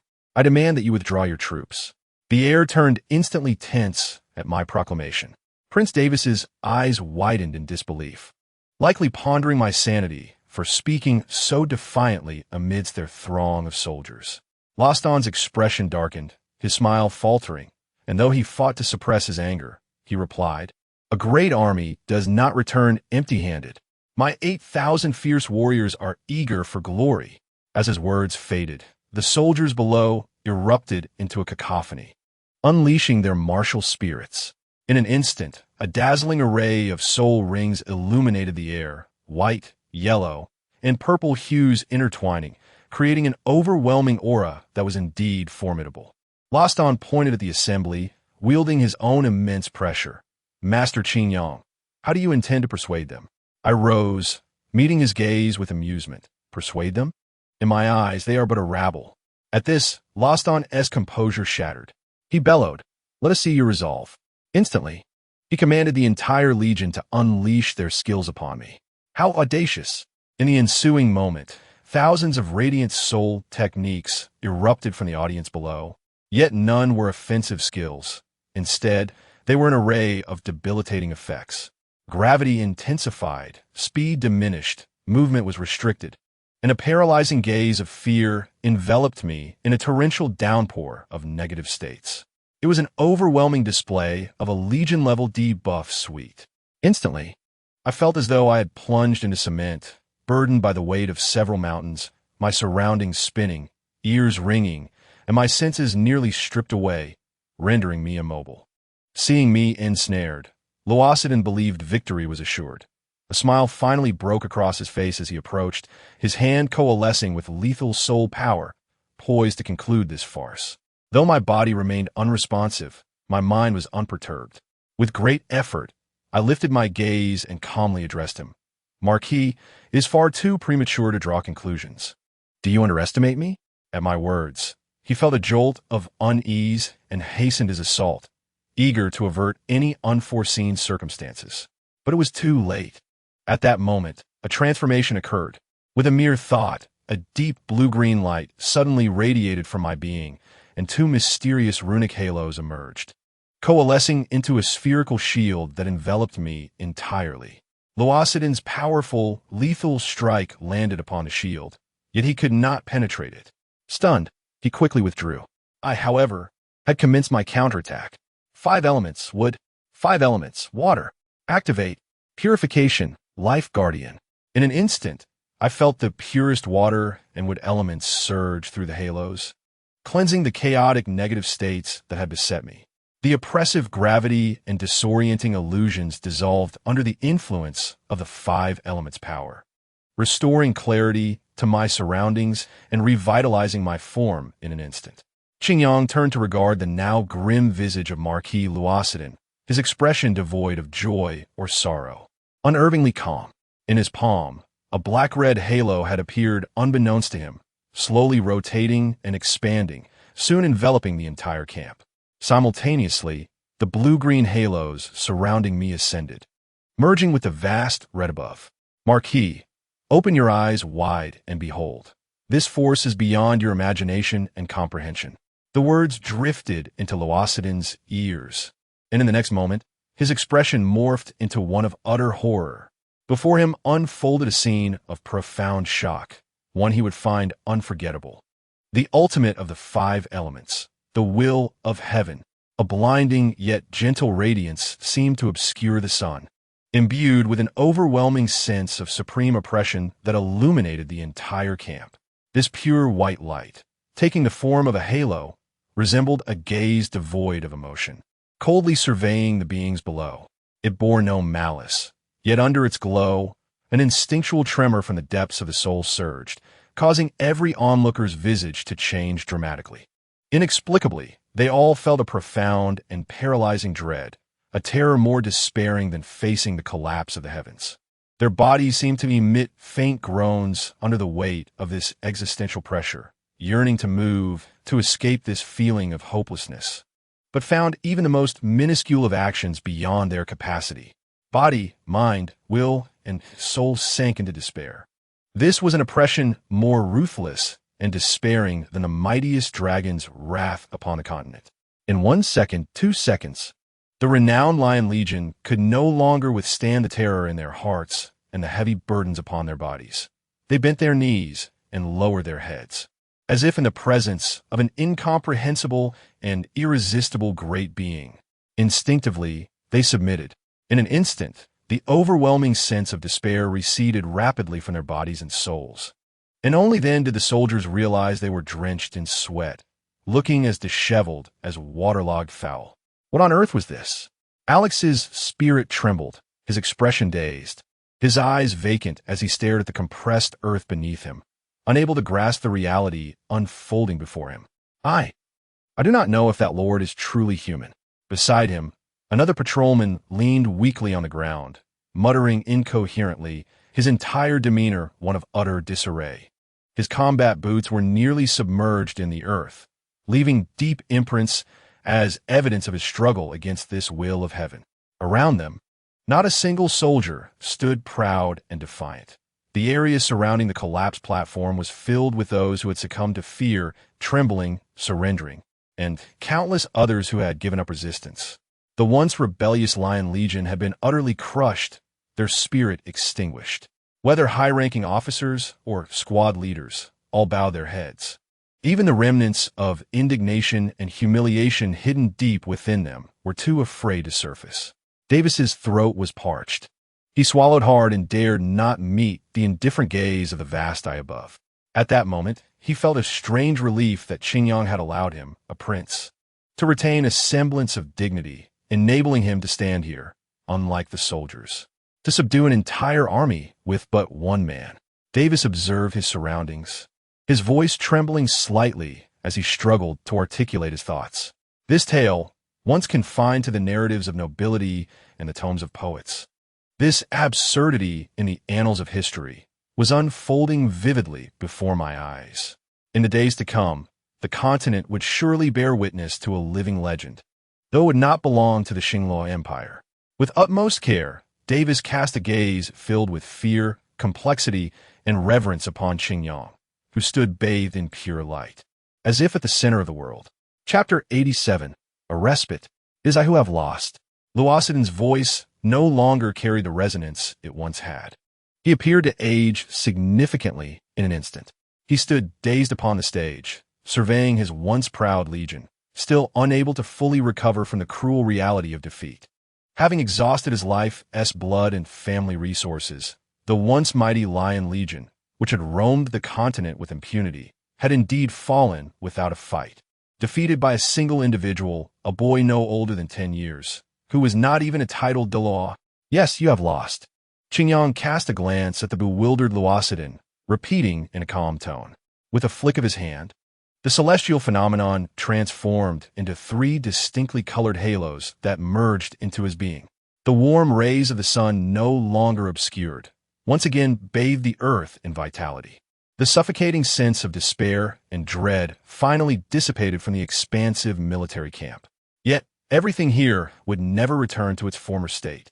The camp now bore an eerie silence, void of life. The sounds of humanity, insects, birds, and beasts had diminished to near nothingness, and although they were gradually returning, they were sparse compared to before. Listening to Qingyang's words, Luosidon was jolted back to reality. He turned to face Qingyang. His expression transformed from one of bewilderment to a radiant glow of self-sacrifice and solemn responsibility. Luosidon had come to a realization. Despite suffering a devastating defeat, there remained a final mission unaccomplished, and he could not allow himself to succumb to despair. At the very least, one must return the profound heritage of this family. The cornerstone of the governor's office and the formidable Lion Legion of the Xinghua Empire, which still possesses great strength. Subsequently, one should willingly shoulder all responsibilities and accept the stern punishments from the emperor and the ministers. Otherwise, without the suppression of the Lion Legion, not only would he himself face peril, but the entire duke's estate and even the northern provinces under the family's control would undergo drastic changes. The political adversaries within the empire would not let this opportunity slip by. Whatever you desire, retreating troops, provisions, or even compensation, I can provide, but I have but one request. Loston hesitated for a moment, closed his eyes, and took a deep breath. Upon reopening his eyes, they shone with determination. I beseech you, do not seek our utter annihilation. Allow us to depart and return to the Xinglu Empire. His voice bore a hint of pleading, a notion previously unimaginable. Once, Loston had scorned such appeals on the battlefield, believing it far better to cultivate his own strength than to rely on the mercy of foes. He never anticipated that he would find himself in such a position, bowing his proud head to implore the magnanimity of his adversaries. How ironic it was. Qingyang remained silent for a while, feeling no joy in Loston's plight. In him, he perceived the fall of a once brilliant star. Years of hard-earned renown and the audacity of traversing the continent had all vanished in a single day, transforming into a stepping stone for his own ascent. Even if Loston were to return home, such a disgraceful defeat amidst the martial atmosphere of the Xinghua Empire would be sufficient to strip him of everything he cherished deeply. I had no intention of this. Let this conflict come to an end. Qingyang sighed inwardly. As the luminescence of his right arm armor gradually faded, he realized that he had given his all in this brief skirmish. Facing an elite legion of 8,000 head-on without resorting to underhanded tactics would require immense personal sacrifice. Even victory would come at a staggering cost.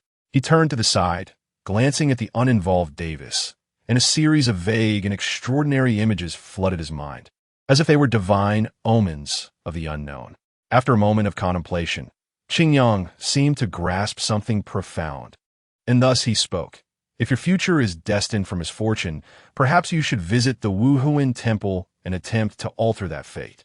With that, without waiting for Davis's astonished response, Qingyang took a couple of steps forward, slightly raised his head, and vanished amidst a flash of light.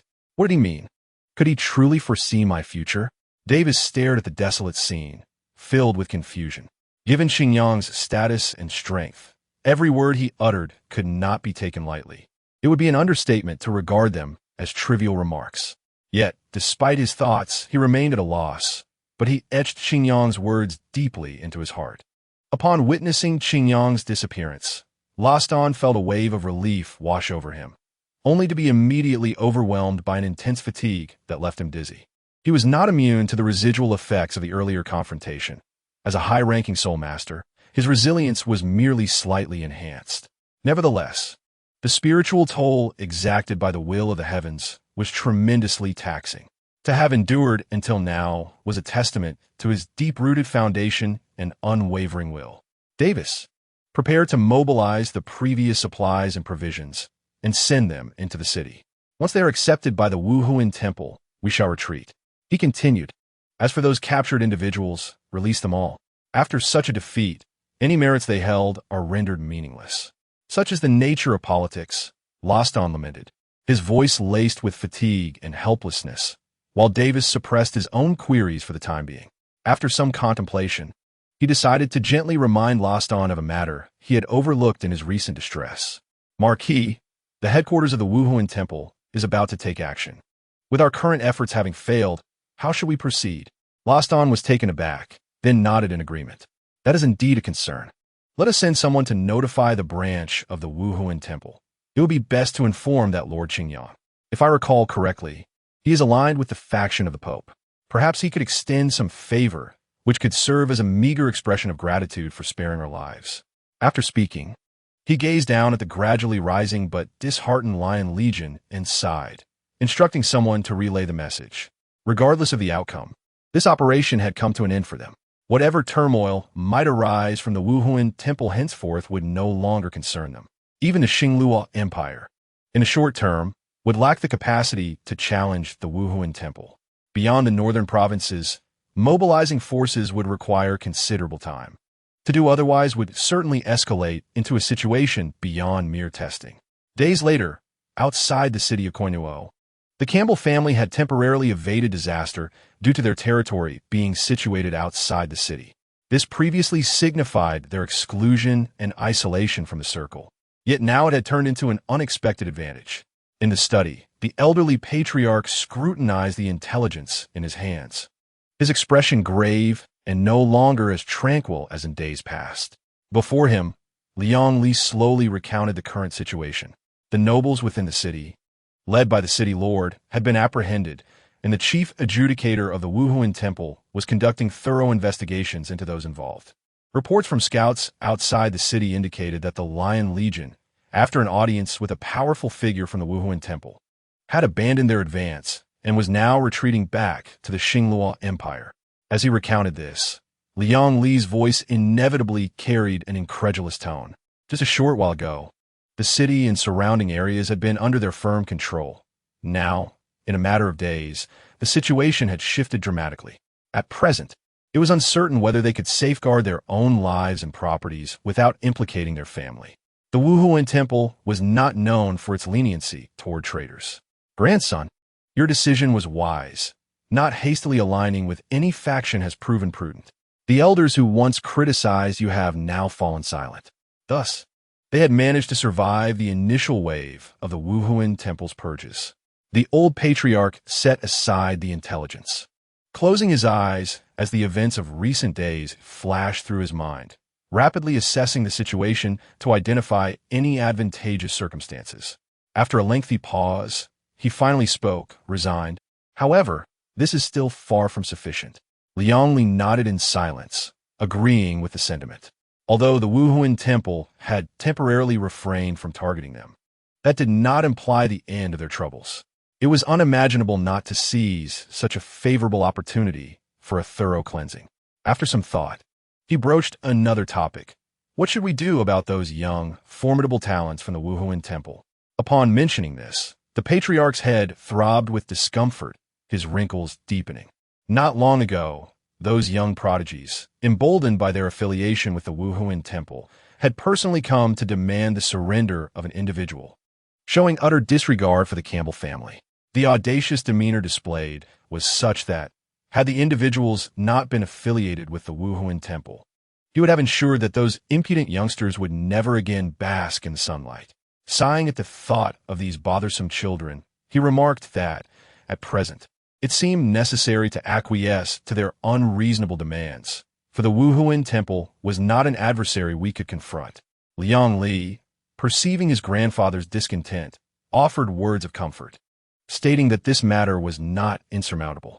With Shiwu now rendered useless, it would be more prudent to facilitate a favor by handing him over to the Wuhuan Temple rather than allowing him to squander resources. A Shiwu devoid of value was not worth risking the family's integrity to protect. Faced with the pressure from these few children, we could easily deflect responsibility onto the Wuhuan Temple, thus preserving our dignity. The clan leader, gripping the armrests of his chair and rubbing them thoughtfully, ultimately conceded that this was indeed a viable approach. With his mind made up, he clenched his teeth and declared that it was not sufficient. His grandson must personally escort Shi Wu to the Wuhuan branch temple to offer an apology alongside those children. Only by demonstrating our sincerity would the family emerge unscathed from this calamity. Liang Li, taken aback by the resolute expression of the clan leader, fell silent and slowly nodded, the weight of the situation settling heavily upon him. Though the reality was harsh, he understood that, compared to the family's decline, this might be the best course of action. In a chamber designated for the bishop, an NI meticulously perused a document. Having earned the title of acting bishop due to his commendable efforts in pacifying the populace during the recent turmoil, he was granted access to this space. The abrupt elevation in rank did not elate him. Instead, it instilled a sense of diligence within him, as he feared any mistakes might betray the expectations of the temple master. An NI, vice bishop, an elderly cleric reported with a smile plastered across his weathered face. Here is the inventory list for the Wuhuan branch temple. Thanks to the supplies brought back by the Lord Qingyang, the city's conditions have significantly improved. An NI nodded in affirmation, glancing at the once senior cleric who was now under his purview. The initial relief supplies were now prepared, and he emphasized the necessity of meticulous oversight during the distribution to prevent any potential embezzlement. This is of utmost importance. The Lord Qingyang is still within the city, observing our actions. An NI cautioned, even expressing concern over his own authority by invoking the name of Qingyang. The elderly cleric promptly acknowledged, noting that the reputation of the Lord Douluo had spread throughout the city in recent days. Anyone of respectable status was aware of his formidable deeds. Suppressing the Wuhuan branch temple, purging the local nobility, and single-handedly repelling the Lion Legion were all accomplishments that could not be underestimated, especially when considering the overarching achievements of Lord Qingyang. Ani's successful appointment as vice bishop was largely attributable to Qingyang's unwavering support. It would not be long before the official appointment from the Pope of Wuhuan City would elevate an NI to the status of true bishop, a position coveted by countless individuals, placing him among the city's elite. Furthermore, the temple master had recently reorganized and invested in various crucial industries, including the diverse factories and academies within the city, with the belief that they would soon regain functionality. Please arrange for the unaccompanied children to be sent to the orphanage and ensure that those capable of work are assigned appropriate tasks. We must expedite the recovery of this city, he instructed. The elderly cleric immediately took out paper and pen to record the directives, secretly astonished by the temple master's formidable influence. The sheer financial power required to restore an entire city's economy was beyond the capabilities of an ordinary individual. Without sufficient funds and support, even a titled Douluo would find it implausible.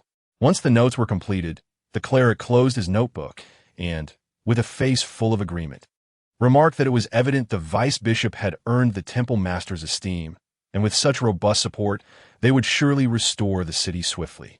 This remark caused an NI to furrow his brow, though he refrained from voicing any objections, as he too recognized that both he and the city had become part of Qingyang's faction. Since his visit to the Lion Legion, Qingyang had remained in Inua City, managing various affairs. Although he had alleviated the immediate crisis, the subsequent aftermath proved to be a formidable challenge. Setting aside other matters, the task of revitalizing a city that was half in ruins had occupied his thoughts for an extended period. After many days of tireless work, he had barely managed to establish a framework.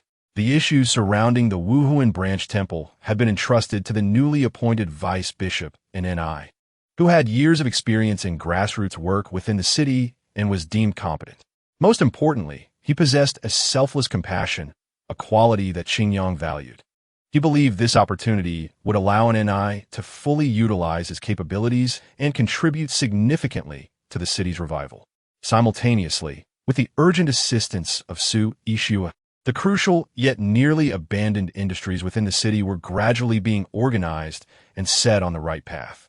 Only by restoring production in these industries could the citizens secure sustainable employment and the means to provide for themselves. Long-term reliance on the Wuhuan temple's aid was not a viable solution, given Su Ishua's demonstrated abilities during this incident. Qingyang was confident that she could effectively organize the population without significant error. However, this led him to grow increasingly curious about Su Yixue's background, as such exceptional individuals did not typically emerge from ordinary families. This thought remained tucked away in his mind, but for now, with the collaboration of the Wuhuan Temple and Su Yixue, the situation within the city had stabilized. Yet, to achieve even greater success, there was one crucial aspect that could not be overlooked: the cooperation of the nobility. Regardless of their status, they were an indispensable element in the current societal framework, monopolizing various domains. Absent their involvement, many matters would become exceedingly complicated under Qingyang's conditions. It was precisely due to the intricacies surrounding the nobility that Qingyang felt a sense of difficulty. As he pondered this, there came a knock at the door, followed by a male voice from outside. "Temple Master, a direct descendant of the Campbell family, is waiting outside, requesting an audience with you." Qingyang set aside his work and exited the chamber where he handled official matters. Awaiting him outside was a young man of ordinary appearance, his demeanor somewhat reserved. Upon seeing Qingyang, he lowered his head slightly. Qingyang recognized him as a diligent steward from the Wuhuan Temple, previously assisting in NI. Due to his own pressing matters, he had summoned the young man to help manage various tasks within the city. "I recall this family. They were among the few who did not partake in the recent rebellion. Since someone has come, let us take him to the reception room for a meeting." After contemplating briefly, Qingyang chose not to decline, as he needed a prominent figure among the nobility, and it seemed serendipitous that one would present himself at this moment. After giving the instructions, he proceeded alone to the reception room to await, using this time to organize the tasks he would undertake next, particularly concerning the various arrangements made by the nobility in this city. Before long, a young steward entered, accompanied by a strikingly handsome young man, who approached Qingyang. After closing the door, the steward exited the room, leaving the space solely for the two of them. "I am Liang Li of the Campbell family. Since the Lord has arrived in Ku Inua City, and due to the multitude of affairs within our clan, this is my first visit. I hope the Lord will not hold it against us. To make amends, our family has prepared a modest gift, which has been donated to the Martial Soul Branch. Should the Lord require anything, the Campbell family will do our utmost to fulfill your needs." As he spoke, Liang Li bowed his head in apology, adopting a very humble demeanor, even prepared to offer further apologies. Showing respect in the presence of such a notable figure as Qingyang could hardly be amiss. As the saying goes, one does not strike a smiling face which contains a kernel of truth. The Campbell family truly has good intentions. Qingyang murmured softly and then regarded Liang Li with curiosity. "Why does your family bear this name? Is there a particular reason behind it?" Liang Li hesitated, a hint of embarrassment crossing his face, and, after a lengthy pause, he explained with some difficulty. "The first head of our family was originally a commoner and had a fondness for reading novels and biographies. This name was derived from a family he admired most in one such biography, yet we do not share this surname, which renders it somewhat incongruous." Upon finishing his explanation, Liang Li appeared rather sheepish. Especially under Qingyang's slightly astonished gaze, he felt an inexplicable awkwardness arise within him. Such an unflattering anecdote about his family, if revealed to outsiders, might invite ridicule, and they were powerless to refute it, only able to endure it. Thus, the members of the Campbell family typically avoided discussing this matter, and if the questioner were not Qingyang, they would likely divert the conversation elsewhere. "Ah, it seems your ancestor was quite an interesting character," Qingyang remarked with a serene smile. It appeared that this young lord had no intention of ruthlessly eradicating their family, though he was uncertain what price they might have to pay to move past this incident. It was certainly preferable to the decline or even destruction of their clan. Liang Li, discerning this message from Qingyang's demeanor, breathed a subtle sigh of relief, alleviating some of the hidden anxiety within him. "By the way, I happen to have some matters for which I require your assistance." Qingyang's tone shifted, causing Liang Li, who had just begun to relax, to tense up again, fearing that the requests might be overly burdensome. The city lord's office, due to prior purges, is now nearly devoid of personnel to manage affairs within the city. If you do not mind, The Campbell family could take the lead in recommending some outstanding individuals for positions here. What did he just say? Is he suggesting that we share the authority of Ku'inua City? Surprise, even to the point of shock, coursed through Liang Li as he struggled to decipher Qingyang's intentions, questioning whether the Lord was testing him. This was precisely what the Campbell family had long coveted, ever since they had been excluded from the upper echelons of the city. They had tirelessly sought to elevate their status. Their attempts to join the Xingguan sect had been abandoned due to a lack of hope, prompting them to pursue an alternative path, aspiring to gain status through strength. Even the invitation from the Xinglua Empire had been given considerable deliberation. Yet now, the Lord was so readily offering them what they had long desired. Please, allow the Campbell family to contribute to Lord Qingyang, Liang Li declared earnestly, his expression resolute. Ultimately, he could not resist the allure of the offer presented by Qingyang. The terms were simply too generous. Given the current circumstances, no one could match the generosity of the Lord, and this was a rare opportunity for the family that must be seized. That being said, there are certain matters I must caution you about. Qingyang's smile faded, and his countenance grew slightly serious, resembling a superior imparting important directives to a subordinate. Liang Li's heart quickened, and he immediately focused, realizing that what followed required careful analysis and documentation. The city is in a state of initial chaos. I will not tolerate any illegal activities, including those dealings of your family. All must be resolved cleanly. Liang Li did not hesitate, nodding vigorously in agreement. This was not an unacceptable demand for the Campbell family. After this, they would become beneficiaries of the new order, and thus it was necessary to uphold the rules. As for the clandestine methods employed by figures like Shi Wu, they paled in comparison to these interests and could easily be abandoned. Rest assured, my lord, during my visit, I captured a notorious bandit with the help of several talented individuals from the Martial Soul Hall. I have brought him here, and I believe such vile occurrences will not resurface in this city. Liang Li's assurances were firm, and he even made a clear separation from past misdeeds in front of Qingyang. Although the reality had been somewhat distorted, at least on the surface, everyone appeared respectable, and the ultimate goal remained commendable. No one would insist on pursuing the matter further. Qingyang regarded Liang Li intently, saying nothing. He trusted that the other would eventually understand what should and should not be done. If Liang Li were to stray once more, he would not hesitate to eliminate this mistake born from his own hands. Regardless, Qingyang had initially achieved his objective, to have the Campbell family take the lead, thus acquiring the remaining resources and connections of the nobility within the city. The synergy of commoner labor, noble resources, and the prestige of the Martial Soul Hall could swiftly restore order within the city. In time, Ku'inua City, freed from disaster, would become a formidable foothold in Qingyang's grasp. Henceforth, the Douluo Hall would not only wield influence in its headquarters, Martial Soul City, but also extend its reach locally. At the very least, the position of bishop in this city would belong to the faction of the Douluo Hall. Upon exiting the city lord's office, Liang Li felt somewhat dazed. Everything that had transpired felt dreamlike. The Campbell family had not only survived this calamity, but had actually advanced. However, he understood one thing. From this point forward, the interests of the family would align with those of the Martial Soul Hall. The better the Martial Soul Hall developed, and the more secure its status, the more firmly the family could maintain its position at the pinnacle of the city. With the influence of the Martial Soul Hall, penetrating into other cities would also become possible. At that time, the family would truly advance, transforming into a distinguished lineage, far removed from the ordinary and difficult to decline. With his spirits gradually lifting, Liang Li quickened his pace, eager to return to the family to share this good news with the patriarch and the elders.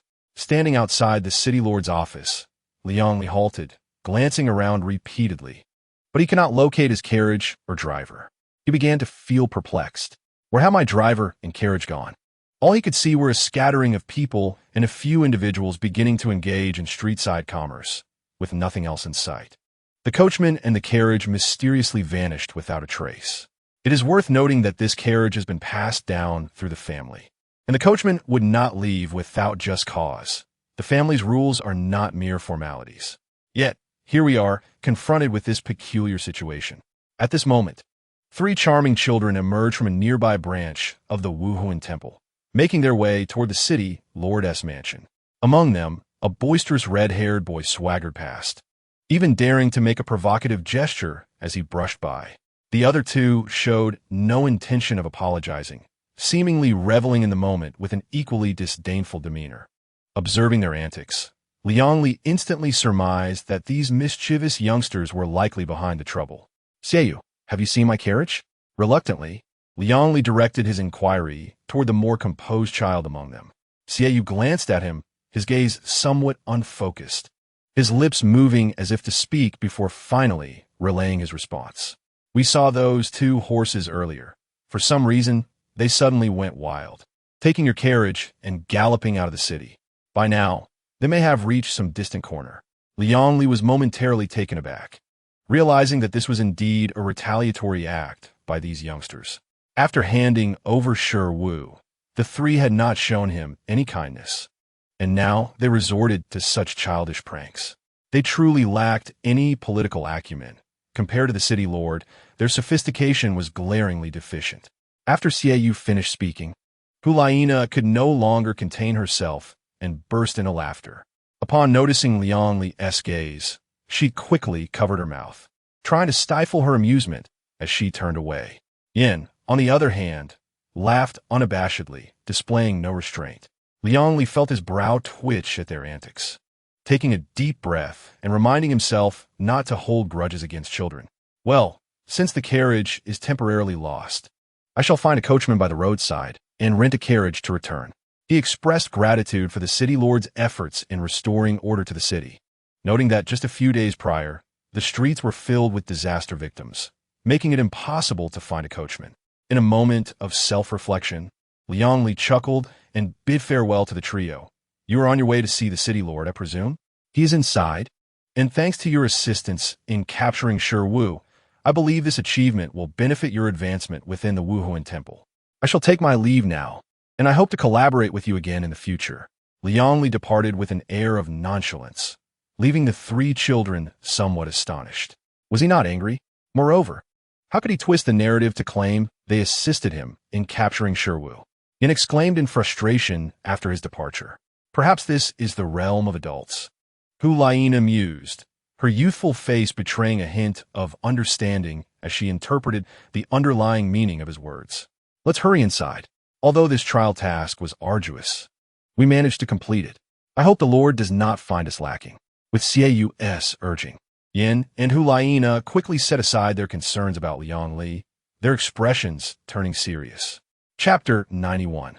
Departure. Qing Yang stood by the window, observing the earlier scene with a faint smile gracing his lips. This trial had successfully exposed these sheltered young soul masters to the realities of the outside world, allowing them to experience the challenges of missions beyond the Wuhuan Temple. He believed that this initial setback would temper their pride, leading them to regard others with newfound respect. He envisioned a day when they would leave their mark upon the continent. Qin Yang's tone was gentle, filled with great expectation for their futures. Beside him, Lin Yu, tall and graceful, wore an expression of concern. Reflecting on Qin Yang's words, she silently lamented the restlessness of today's youth. The future holds such promise for them, and yet, by then, you may have already become a predecessor like us, she thought. Qin Yang's expression remained unchanged, his demeanor tranquil. Regardless of whether or not he acknowledged it, he was undeniably an entity that transcended ordinary standards. No one could truly compare to him. The concept of talent, both ethereal and tangibly real, often left one feeling helpless. Enough of this, Lin Yu interjected, redirecting the conversation to Qin Yang with a hint of concern.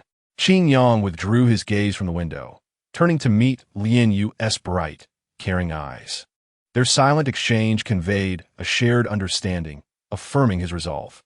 Lin Yu offered a resigned smile, having discerned his unwavering determination.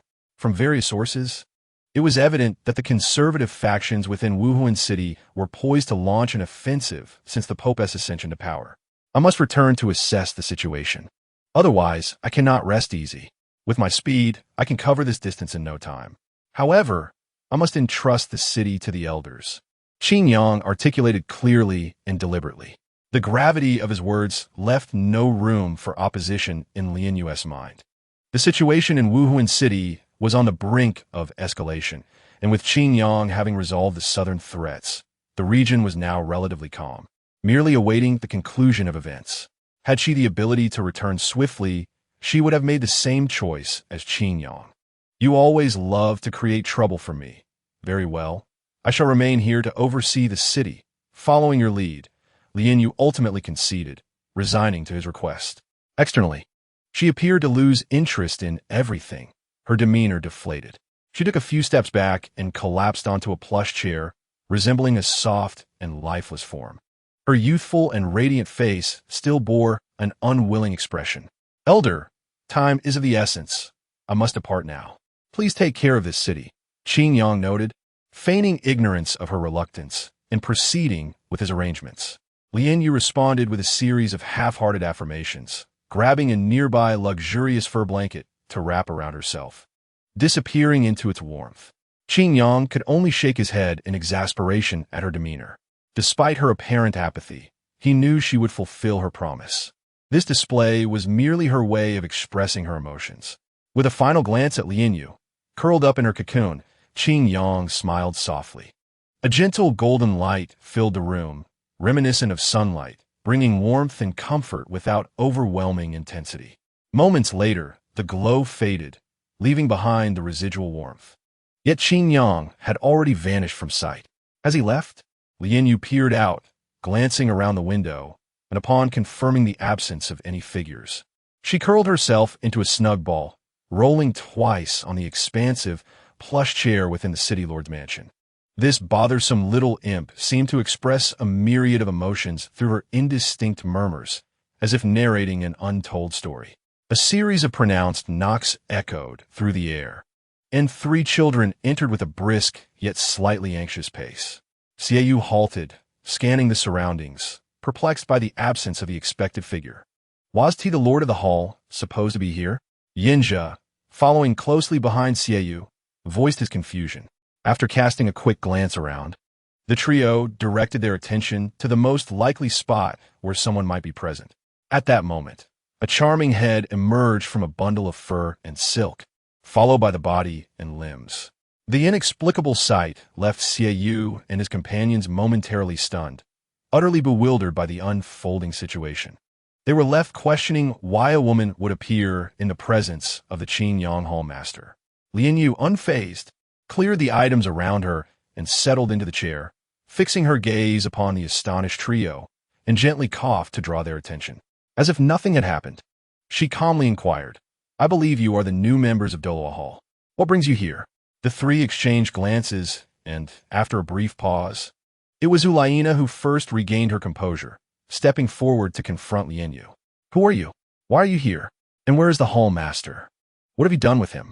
The questioning in Ulaina's beautiful eyes was tinged with skepticism, and beneath it lay a subtle hint of hostility. This familiar scene evoked a sense of nostalgia in Lin Yu, who found it rather amusing. She regarded Ulaina with a somewhat meaningful gaze and casually crossed her legs. Intrigued, little girl, you seem quite concerned about Qin Yang, defending him so fervently. If memory serves me right, you have only been part of Douluo Hall for about a month, correct?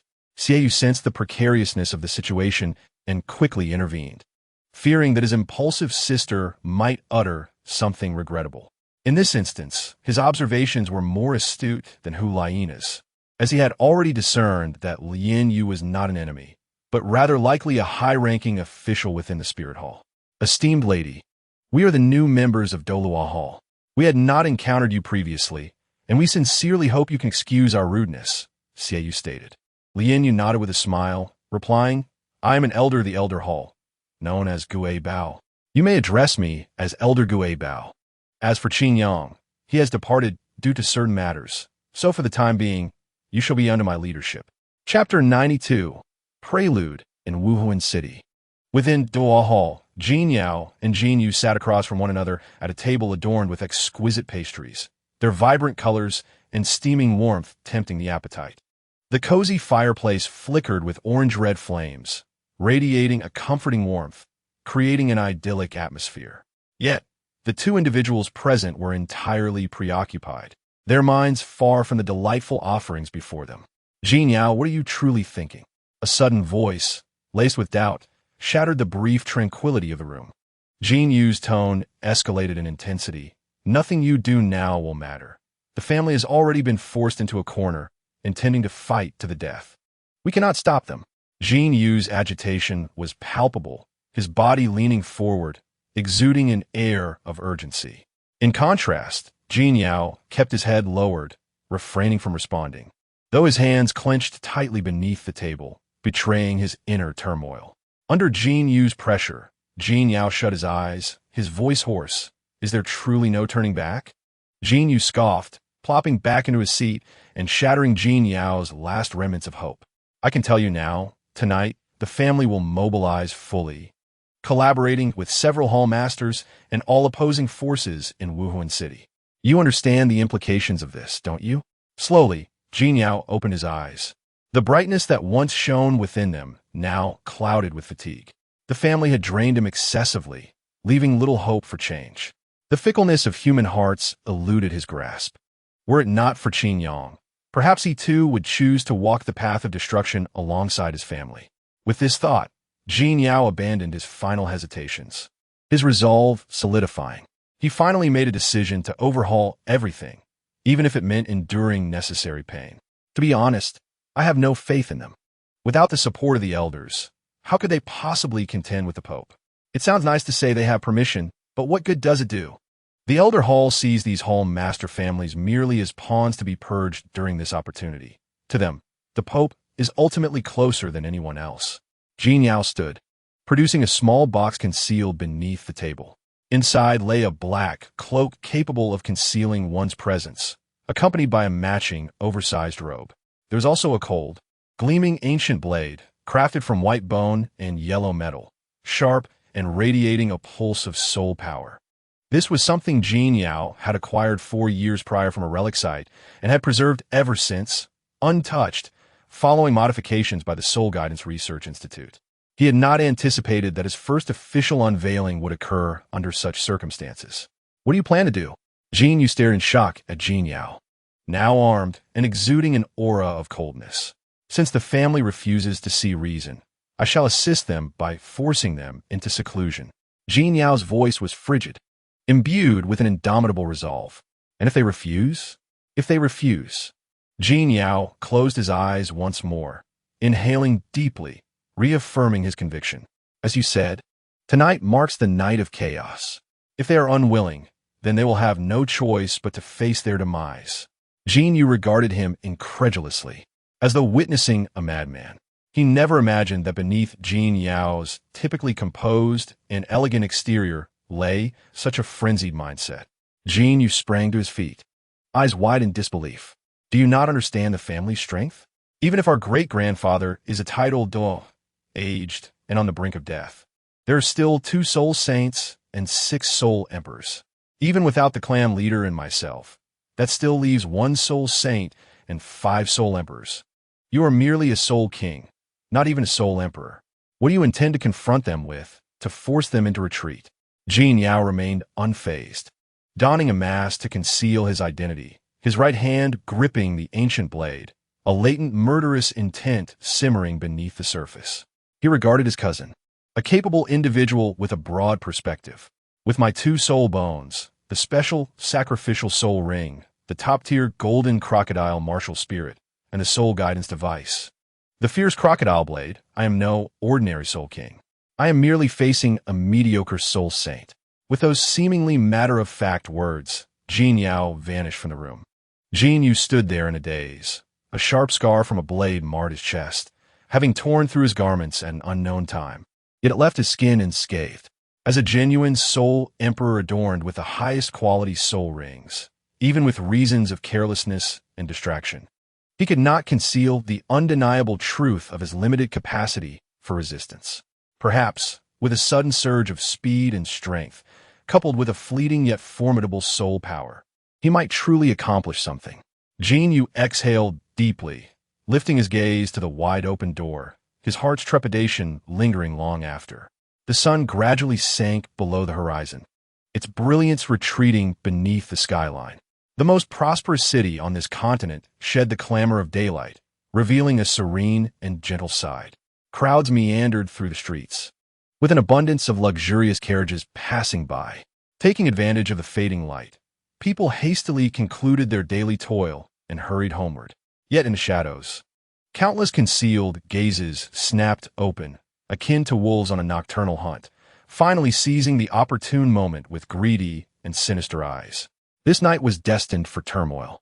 As the sun's radiance faded completely, countless lights flickered to life, scattered across various edifices, though reminiscent of a city that never sleeps. It could not compare to the vibrancy of day.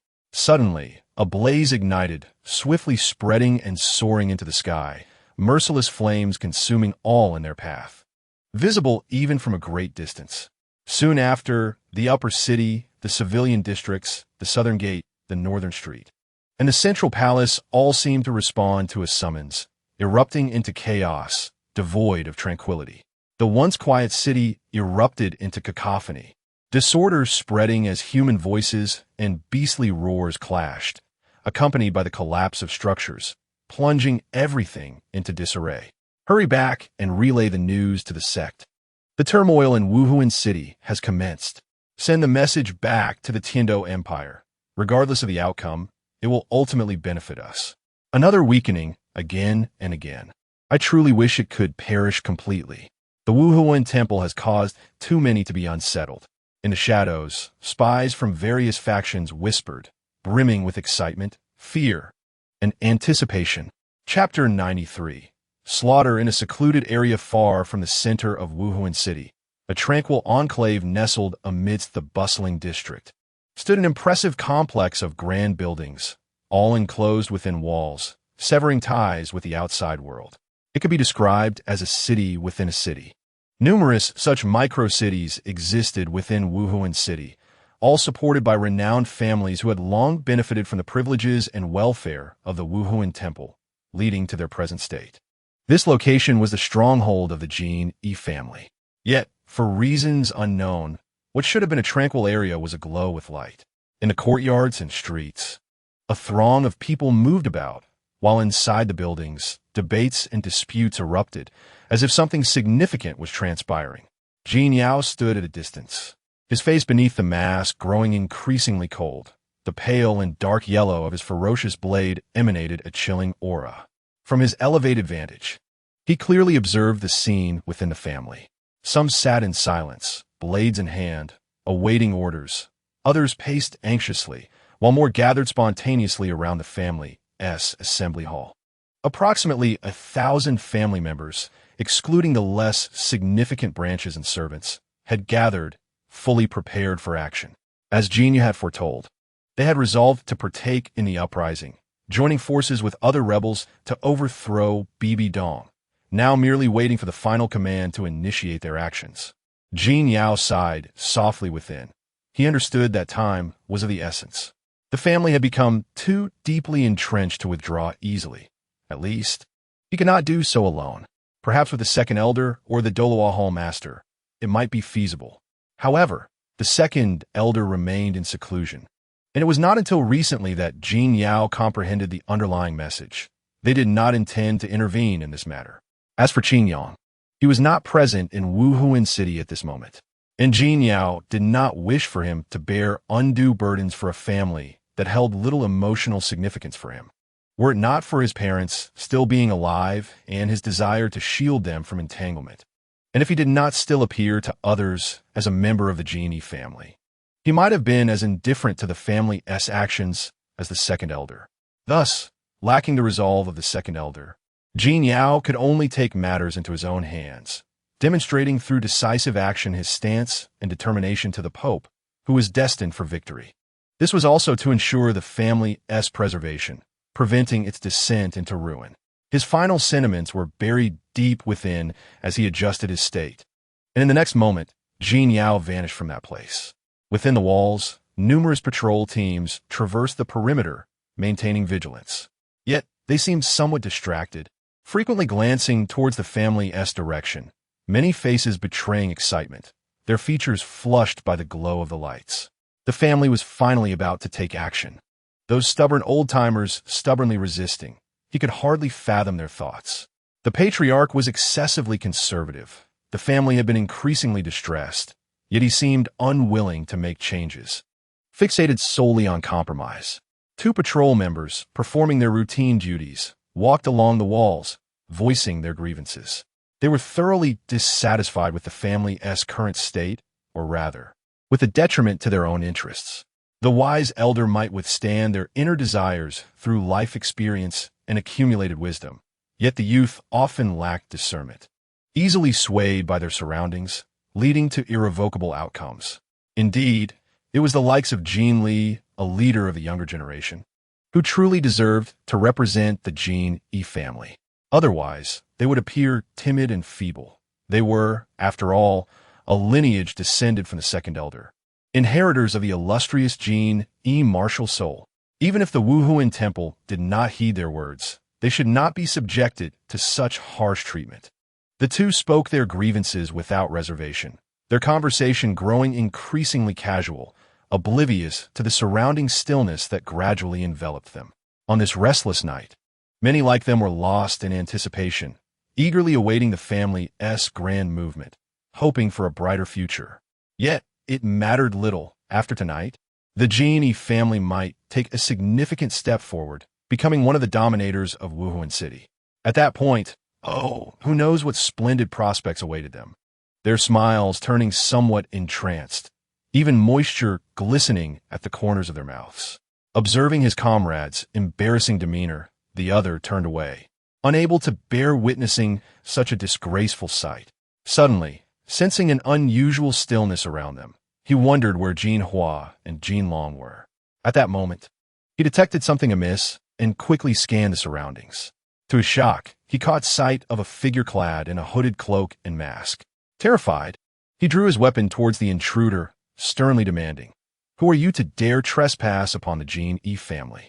His companion, startled by the shout, turned to see the masked Jean Yao, whose intentions were anything but benign. Instantly, he hardened his expression, drawing his weapon in response. There is no need for excessive chatter. Undoubtedly, he is a sycophant dispatched by the Pope. It is time to rally the brothers and eliminate him, setting a favorable tone for tonight's significant event. Upon saying this, he finally took note of his surroundings, abruptly halting his movements. If his eyes did not deceive him, the figure sprawled on the ground not far away was, like them, a member assigned to patrol. But why had he suddenly collapsed? Glancing at the concealed figure wielding a cold blade, a chilling realization struck him, causing his body to tremble with fear. He shouted urgently, "Quick, launch the signal flare and alert the others." Hearing this, another individual hastily retrieved a signal flare from his pocket. Just as he was about to use it, a frigid blade aura infused with soul power cleaved the flare in two. "Now, shall we retreat to our quarters and quietly await the dawn?" A voice, deliberately hoarse and ambiguous in gender, suddenly echoed, inducing discomfort. No one replied. The two patrolling officers, unremarkable ordinary soul masters, had activated their martial spirits and nervously aimed their weapons at him, contemplating their responses. In the very moment he spoke, one of them unleashed a soul skill that inflicted negative status. Yet seeing that he remained unaffected, they hesitated to take further action. The eyes of the golden mask, resembling those of animals, fixated on the two as time elapsed, and he gradually tightened his grip on his blade. "Your stance is clear to me." A voice tinged with regret fell. In the next instant, two sharp blade auras formed from soul power pierced through their chests, subsequently releasing a spurt of crimson. Chapter 94. Identity. In a spacious hall, over 10 individuals gathered anxiously, awaiting news from within. Compared to those waiting outside, these individuals were all direct descendants of various branches of the family, their strength and status vastly superior to the others. Among them, one person stood out as the de facto leader. He was Jean Li, an advocate for employing forceful measures to unite all factions and pressure the Pope, aiming to secure family interests and garner support from his kin. Why has no command been relayed yet? Other factions have already begun their actions. Why are the old geezers still dawdling? One person suddenly sprang from his chair, displaying impatience. His words seemed to trigger a chain reaction, prompting many to voice their agreement, forming a chorus of support. Eventually, after a brief uproar, all eyes turned to Jin Li. Jin Li, aside from the obstinate Jin Yu and his ilk, you possess the highest status and strength among the younger generation of our family. What are your thoughts? Indeed, whatever Jin Li says, we shall support. Observing the hopeful gazes of the crowd, Jin Li felt a surge of self-satisfaction and savored the moment. He did not disappoint their expectations and candidly expressed his stance.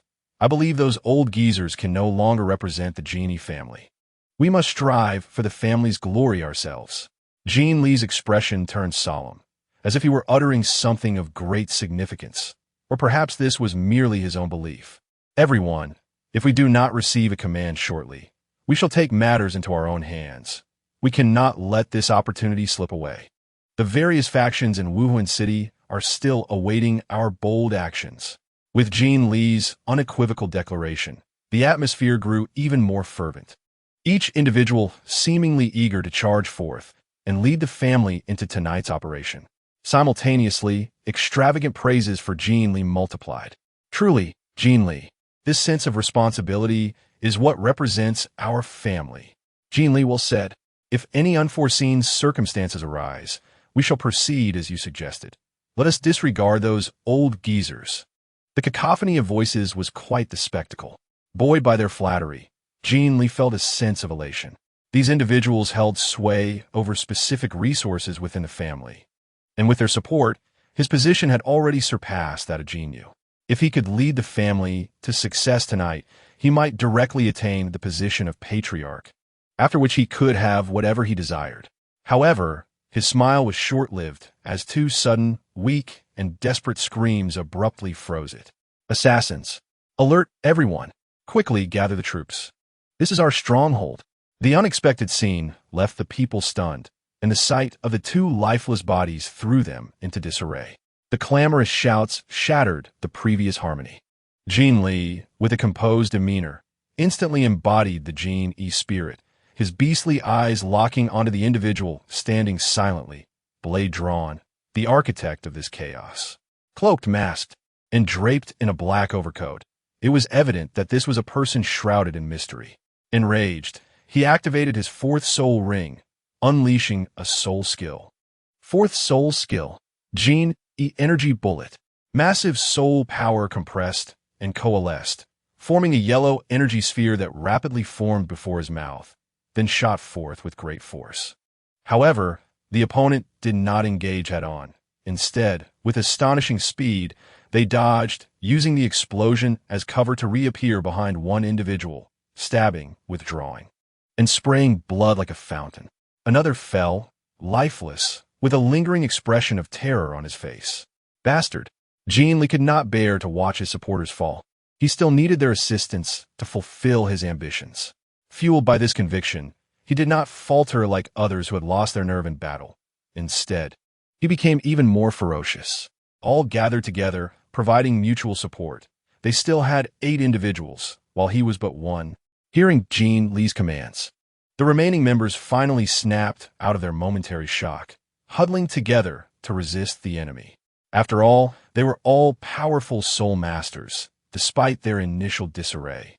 Their strength remained formidable. Once they stabilized their formation, Jin Li warily observed the enemy before him.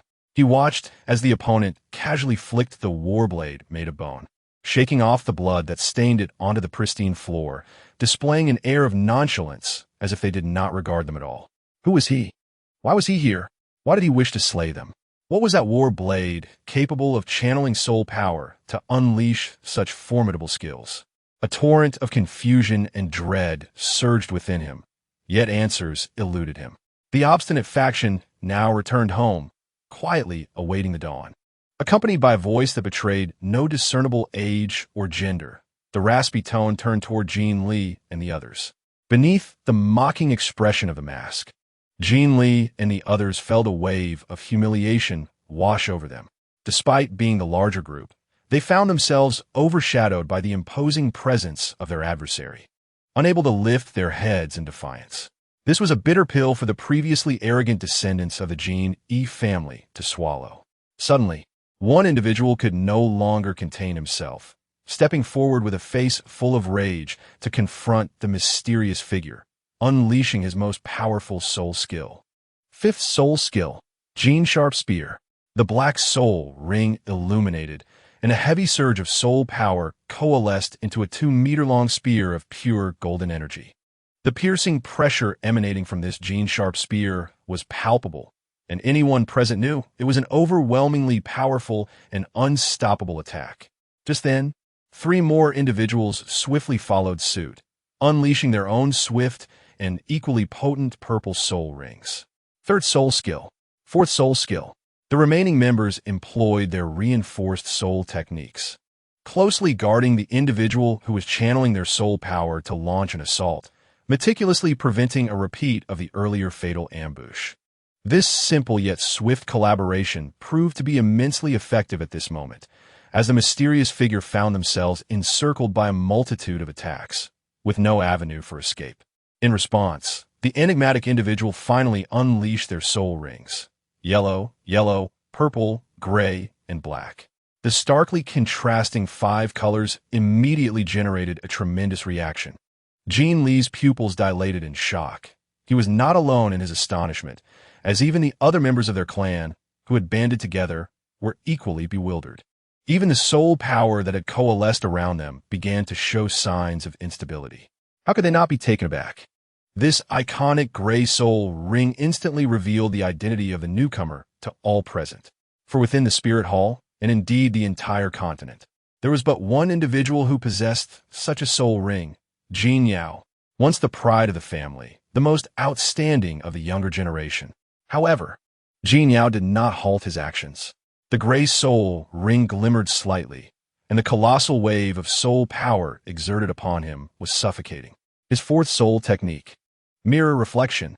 In the next moment, numerous formidable soul techniques, spearheaded by the golden sharp spear, struck Jin Yao, erupting in a dazzling display of brilliance. Subsequently, the remaining clan members, whose soul powers remained steady, also unleashed their techniques, carelessly launching additional strikes at the target, intensifying the shockwaves in that vicinity. The continuous explosions overturned the floor and walls, scattering debris and rendering the room a chaotic mess. The terrifying force was beyond the endurance of any soul king. Facing such soul techniques, even survival would come at the cost of severe injury. A piercing scream echoed, delayed by half a second, dispelling Jin Li's doubts. Yet in an instant, he sensed something was amiss. That voice seemed oddly familiar. Another sound followed, one of desperate struggle, as if gasping for breath, jolting Jin Li awake. He swiftly turned to gaze at the attackers directed at Jin Yao, their eyes wide with shock, their bodies marred with wounds, resembling figures unable to close their eyes in death.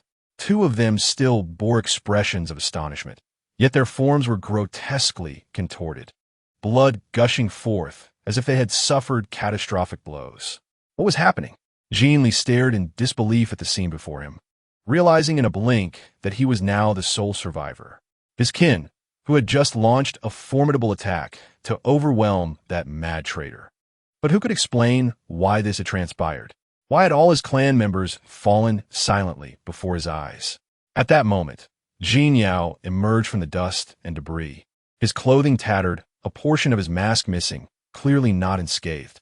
Yet his stride remained steady, and the previously devastating soul techniques that had nearly obliterated half the room seemed not to have inflicted the anticipated damage upon him. The soul technique, mirror reflection, significantly mitigates all damage directed at me while simultaneously doubling and rebounding that portion of damage back to the designated target. Thus, the severity with which they had attacked earlier now rendered their demise all the more gruesome.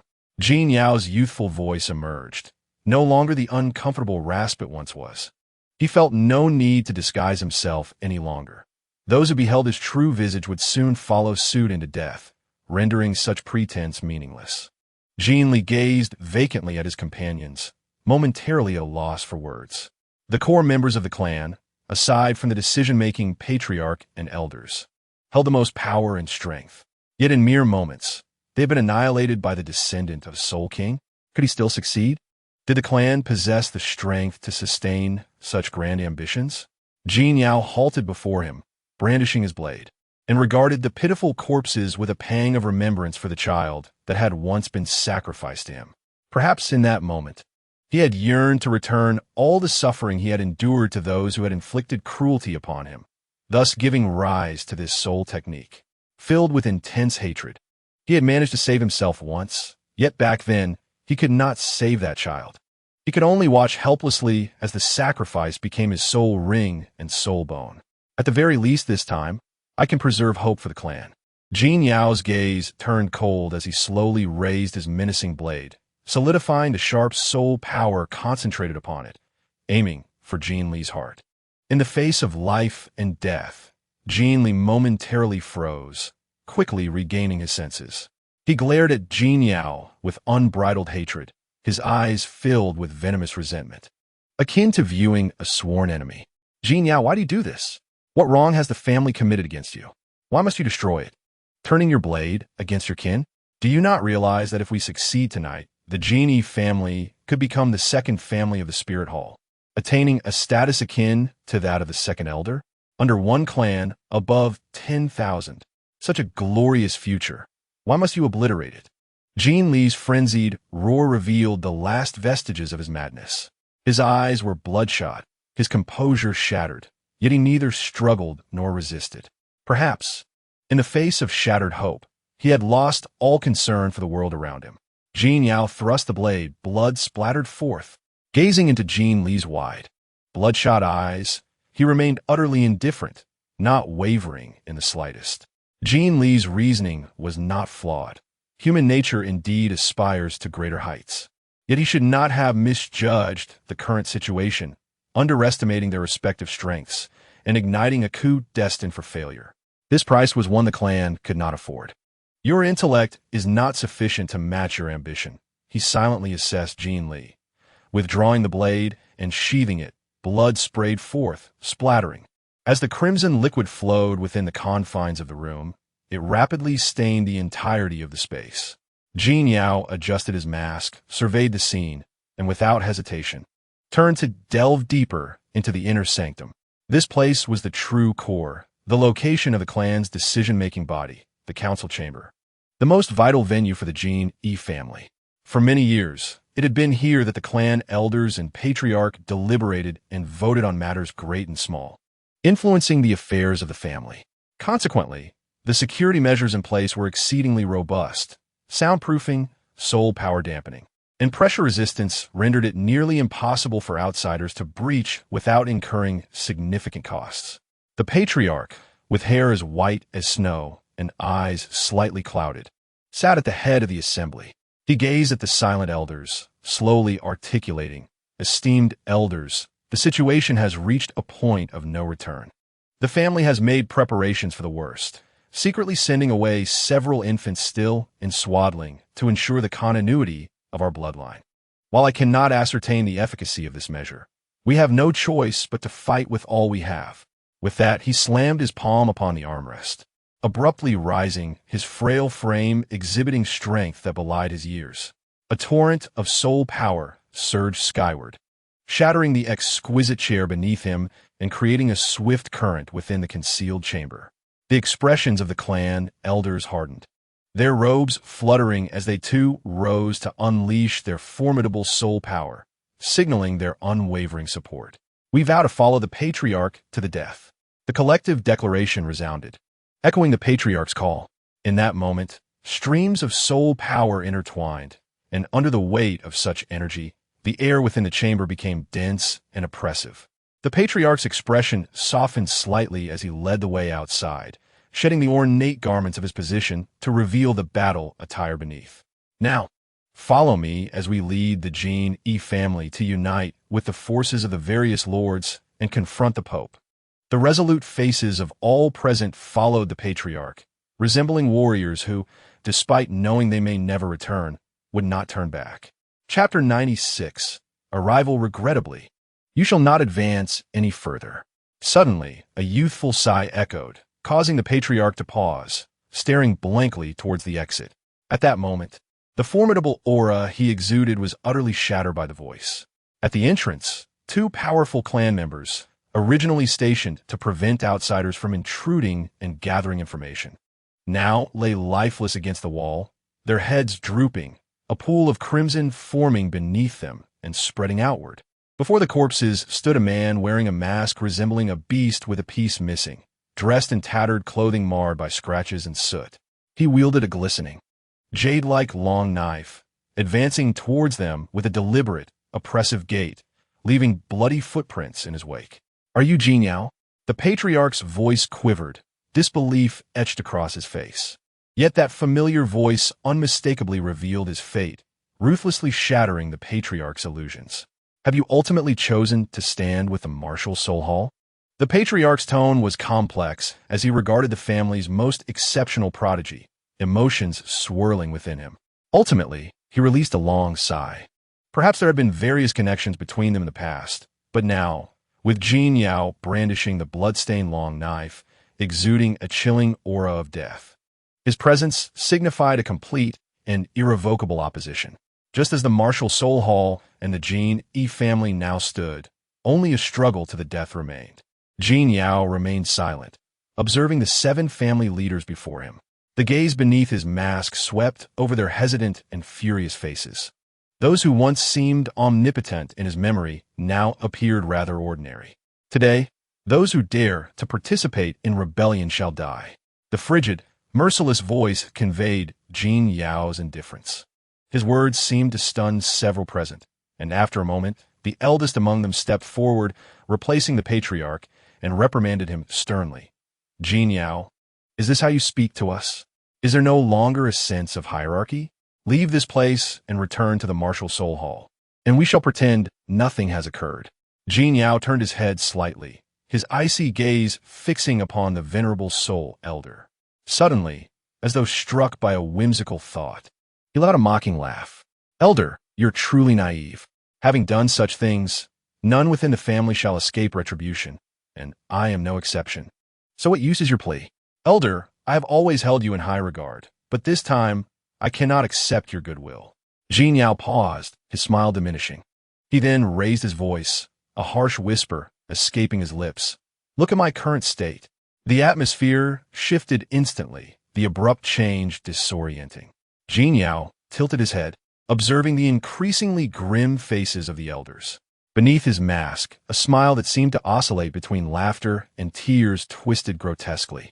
He plunged the blade into the ground, extending his hands, signaling towards the family decision-makers. Blood trickled from his tattered garments, the acrid scent of iron gradually permeating the room. The intense aura of death grew ever more palpable and frigid. "Perhaps you suspect something, yet remain unwilling to believe?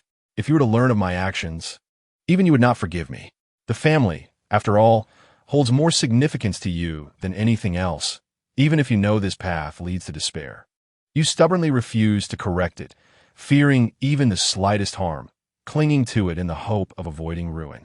As Jin Yao's words fell, an elder could no longer contain himself, his tone urgent and laced with fear. "Jin Yao, what have you done? Appearing in the family tonight, drenched in blood. Could it be that you—" Jin Yao smirked, casually pulling the blade from the ground and performing a rather dashing flourish. Drops of blood inadvertently splattered before the elders, reflecting their increasingly pallid faces. Just now, only 1 in 10 of the 200 core family members remain. Jin Yao's nonchalant words seemed to strike the elder like a devastating blow, clutching his chest, staggering back a few steps, and ultimately falling to one knee, gasping for breath. The elder bowed his head, gazing vacantly at the ground, disbelief etched across his features. The other elders, including the patriarch, instantly drained of color, their faces resembling a ghostly pallor. The air felt unnaturally thin as the patriarch and elders stared wide-eyed, struggling to breathe.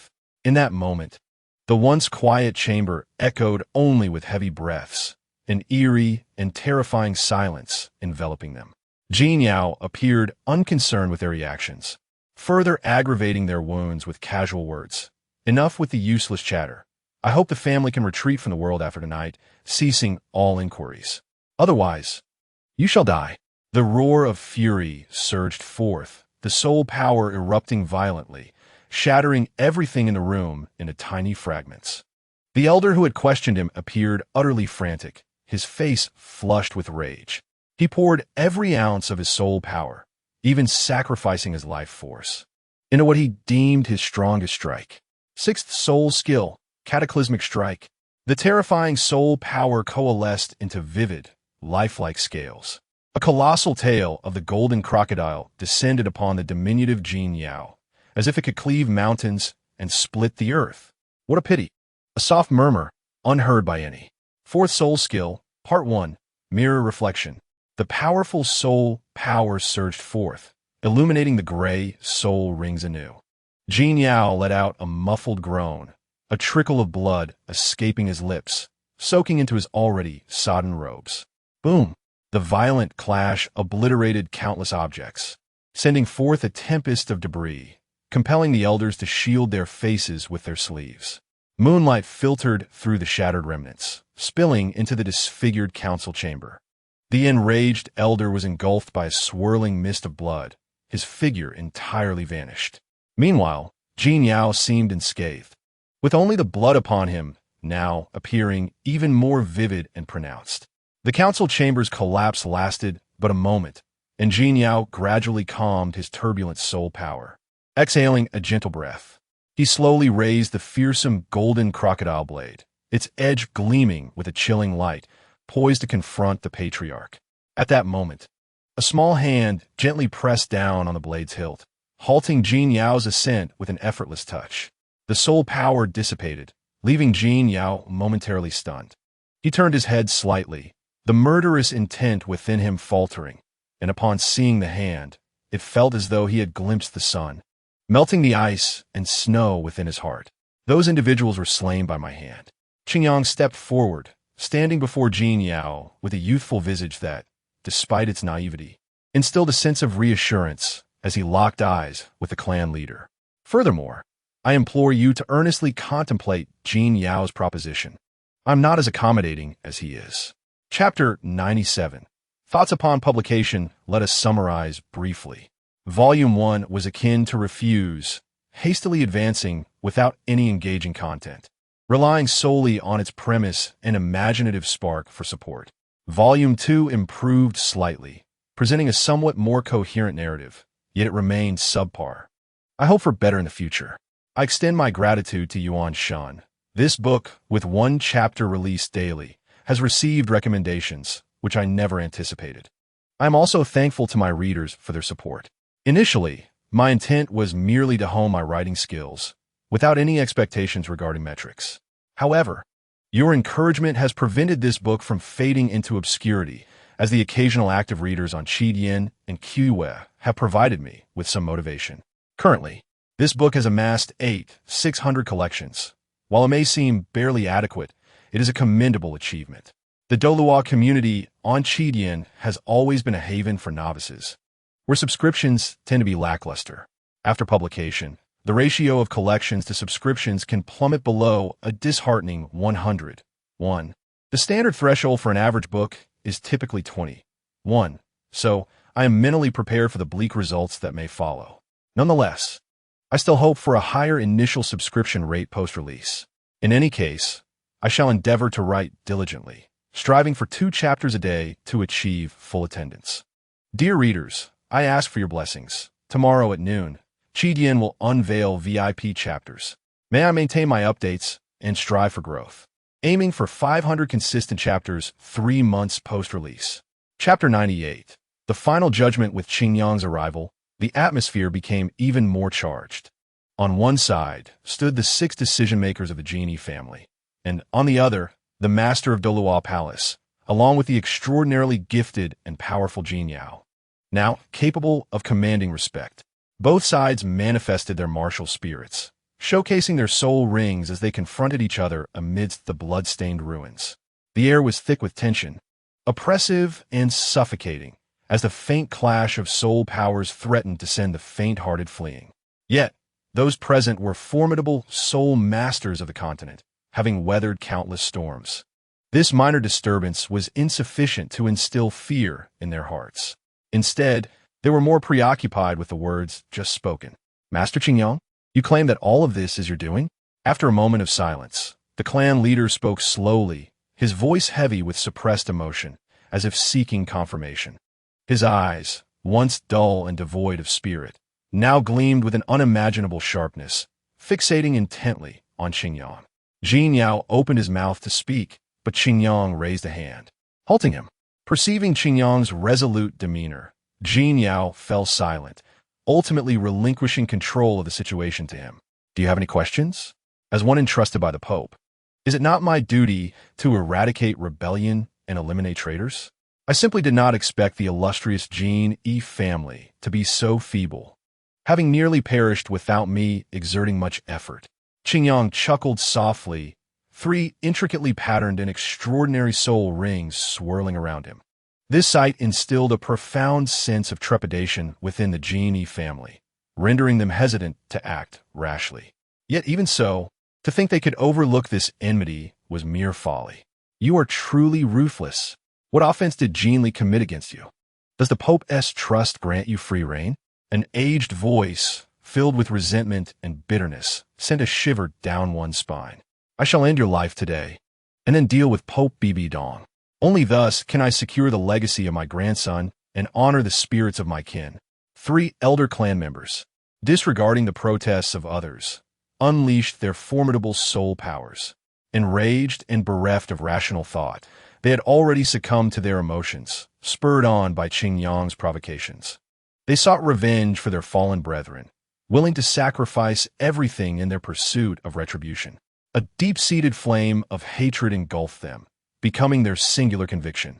4 soul emperors. So be it. Qingyang's demeanor shifted slightly as he raised his right hand, summoning forth the black and red ring to the forefront. With a gentle touch of his finger, he infused it with his soul power, causing the intricate and profound ring to emit a blinding crimson light that was nearly unbearable to behold. In the next instant, a torrent of searing flames erupted from the ring, surging forth to engulf everything in sight. The terrifying heat was sufficient to melt metal, consuming all in its path, leaving no trace behind, not even ashes. In that moment, the world was illuminated solely by the blinding crimson flames, casting their glow upon the darkness surrounding the Jin Yi family's stronghold. Within the chaos of the celebration in Wuhan City, few noticed this phenomenon. Nevertheless, the powerful soul masters, stirred by the surge of soul power, gazed in astonishment toward the blazing inferno. Countless questions and ponderings arose, yet in their confusion, they could only fixate on the unfolding events. Within the Jin Yi stronghold, destruction reigned, debris lay strewn about, and remnants were scattered everywhere. Were there any survivors? If not, the Jin Yi family would meet its end here. Qingyang gestured, drawing the lingering flames into the soul ring of fire, as if returning fledgling swallows to their nest, offering no resistance. Once the obscuring flames dissipated, Jin Yao was astonished to discover that the area within a 20-meter radius had been scorched into a barren wasteland. The once magnificent assembly hall was now utterly unrecognizable, and the ground beneath them had crystallized into a glass-like sheen. Only in distant corners could traces of charred remnants be seen. Qingyang, is it truly possible? Jin Yao's tone was tinged with urgency, unable to contain his inquiry. At that moment, 2 faint coughs echoed from the surroundings. Old man, I am not dead yet. From the ground, 2 charred figures struggled to rise, their once mighty martial spirits now shattered. The 2, exuding a burnt odor, could barely maintain their martial spirit forms, relying solely on their indomitable will to squeeze out the remnants of their soul power to stand. With a cough, a mouthful of scorching blood erupted, only to evaporate upon hitting the ground. The clan leader trembled, raising his head to survey the devastation around him, and could no longer suppress his laughter.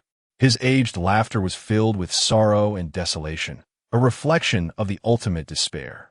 Now, can we calmly consider my proposal? Otherwise, your companion may not endure much longer. There are still remnants of the living nearby.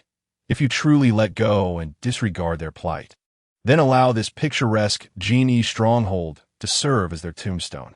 Qingyang's voice remained nonchalant, as if the actions taken were insignificant. His apparent indifference deeply wounded the heart of the clan leader. It seemed that only the members of the genie family had the audacity to act so brazenly within the spirit hall. Yet now, the clan leader bore the weight of his sorrow, casting a glance at the elder by his side, the family's sole sage. Turning back, he painfully surveyed the stronghold of the genie family, marred by corpses and bloodstains amidst the ruins. Ultimately, he closed his eyes, a tear escaping the corner of his eye. At this juncture, do I still have a choice? The victor and the vanquished, there is nothing more to say. His lips curled into a grimace, trembling slightly. His charred visage could no longer uphold the former dignity of the clan leader. The foolish yet wise decision. Had he possessed complete control over the family from the beginning, unbound by the opinions of his kin, perhaps the outcome would have been different. Qingyang reined in his smile, the black-red soul ring retreating behind him, gradually fading away. He approached the clan leader alongside Jin Yao, adopting a somewhat pretentious demeanor, casting a condescending gaze upon the latter. Qingyang's youthful countenance remained approachable, yet his eyes betrayed no hint of compassion, only apathy and detachment. From this day forth, you shall personally lead all your kin to the inspection hall to accept your punishment, surrender all assets and resources acquired from the Spirit Hall, and vacate Spirit City. Thus, the genie family shall completely retreat from the stage, never to set foot on the continent again. This is the final decree issued by the master of the Douluo Hall. Do you accept? Chapter 99. Regret this evening. The genie family was the first to withdraw from the stage. The nearly exhausted clan leader, faced with Qingyang's pressure, dared not refuse. No matter how profound the hatred, how intense the resentment, or how thick the humiliation, it was all in vain. As long as he prioritized the family. In this near-extermination scenario, he had to risk everything for a glimmer of hope. He was an ordinary, competent clan leader, willing to sacrifice all for his family, indifferent to life and death. Yet, he could only concern himself with his own family. The ordinary genie, foolishly aspiring to rival angels, were unaware that this burden was one even the Crocodile King could scarcely bear. The Spirit Hall, brightly lit yet sparsely populated, saw Qingyang and Jin Yao traversing its halls. Currently, the rebellion in Spirit City had just begun, with various opposing factions emerging, even escalating in intensity. Qingyang, alone and unable to attend to numerous matters, intended to head to the Douluo Hall to oversee the situation. As the rebels focused their efforts on the Papal Hall, the addition of a formidable force at this moment could decisively alter the current state of affairs. In the Spirit Hall, such power was rare. Fortuitously, the Douluo Hall, as one of the three major halls, possessed an unparalleled advantage in righteousness. Once their strengths were equalized, this rebellion could be quelled by nightfall. Jin Yao followed in Qingyang's wake, still burdened by the recent heavy events, his thoughts not returning to the broader picture. The severe internal injuries he had sustained were now fully healed, yet the wounds to his spirit remained unresolved. As he walked, his head bowed in silence, he suddenly halted. Sensing this, Qingyang also stopped, turning to regard Jin Yao. "Qingyang, why must you do this?" Jin Yao inquired, removing his mask to reveal a handsome face now marked by confusion.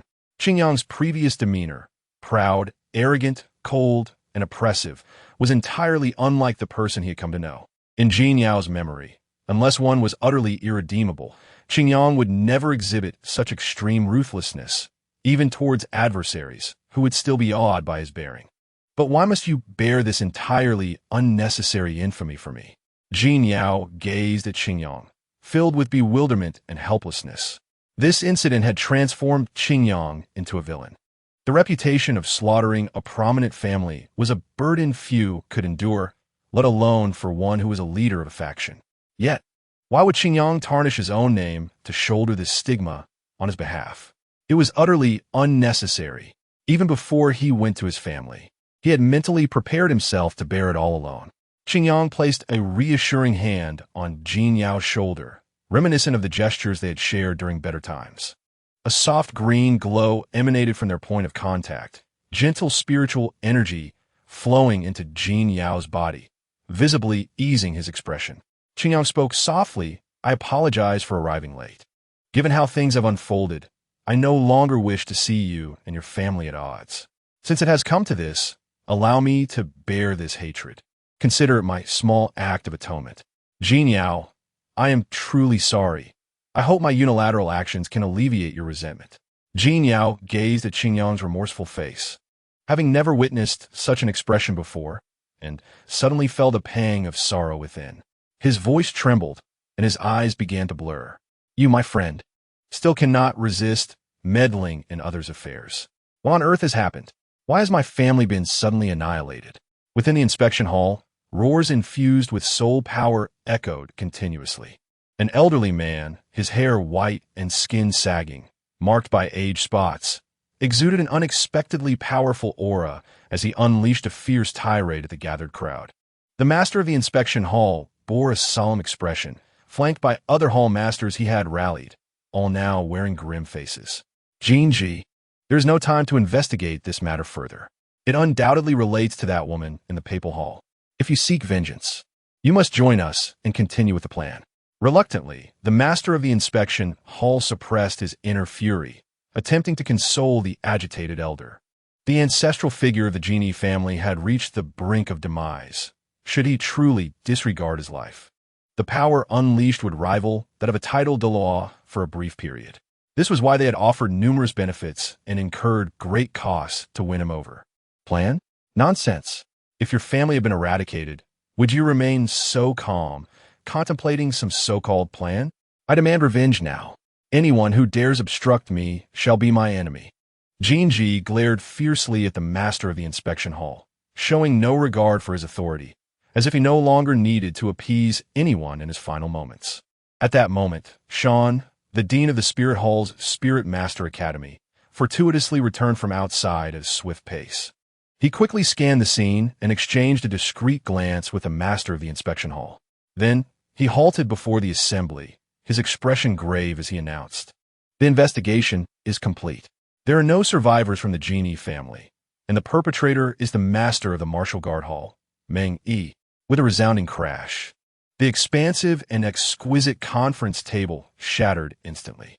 Jinji's face flushed crimson, as if an overwhelming surge of soul power had erupted within him, fueled by unrestrained fury, and he vanished from the scene in an instant. Following the whirlwind he left in his wake, the surrounding area fell silent for a brief moment. After a prolonged silence, one individual finally spoke, questioning the morality of such deception. The head of the inspectorate, emitting a disdainful snort, shifted his corpulent form slightly and coldly remarked that the man in question had little time left to live. Following this eruption, whether he would pose any threat to them was uncertain. Thus, what was wrong with utilizing a waste? Furthermore, if they were to fail, neither of them would enjoy a favorable outcome. So why wait for him to seek them out for trouble? Sean let out a soft sigh.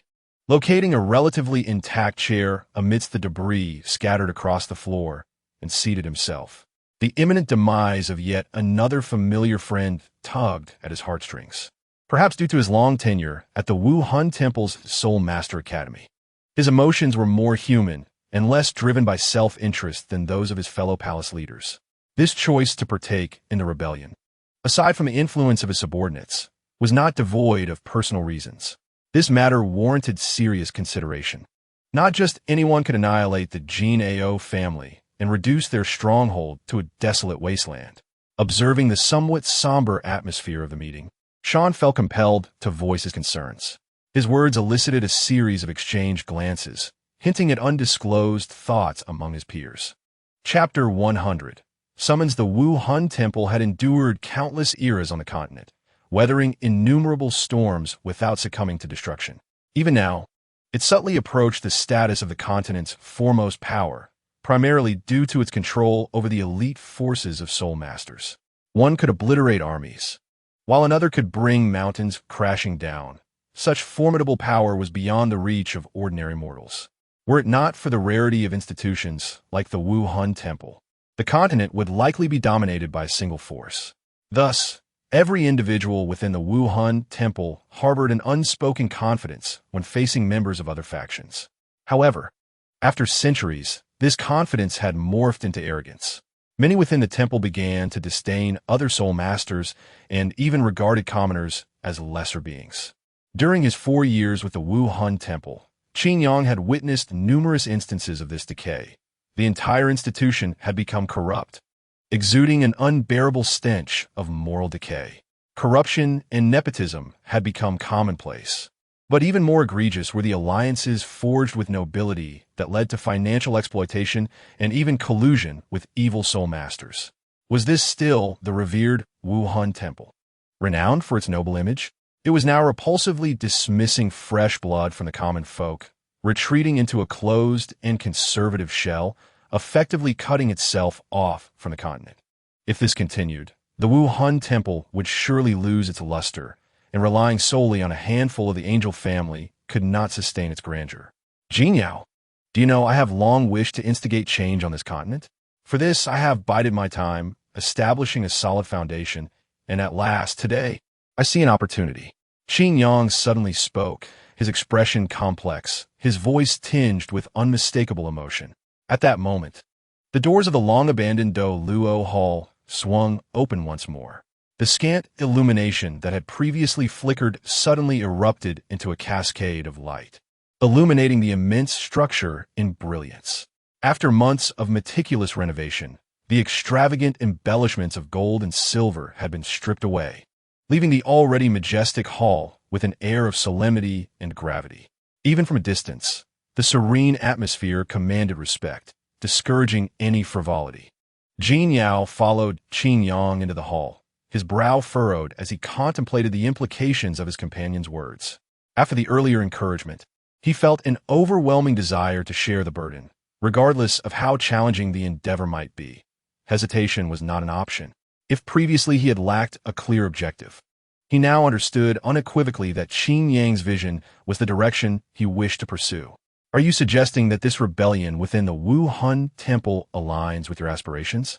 Jinyao questioned, his face betraying uncertainty as he grappled with the validity of his own interpretation. Yet, after a moment of contemplation, limited by his own experiences, he could only arrive at this somewhat outlandish conclusion.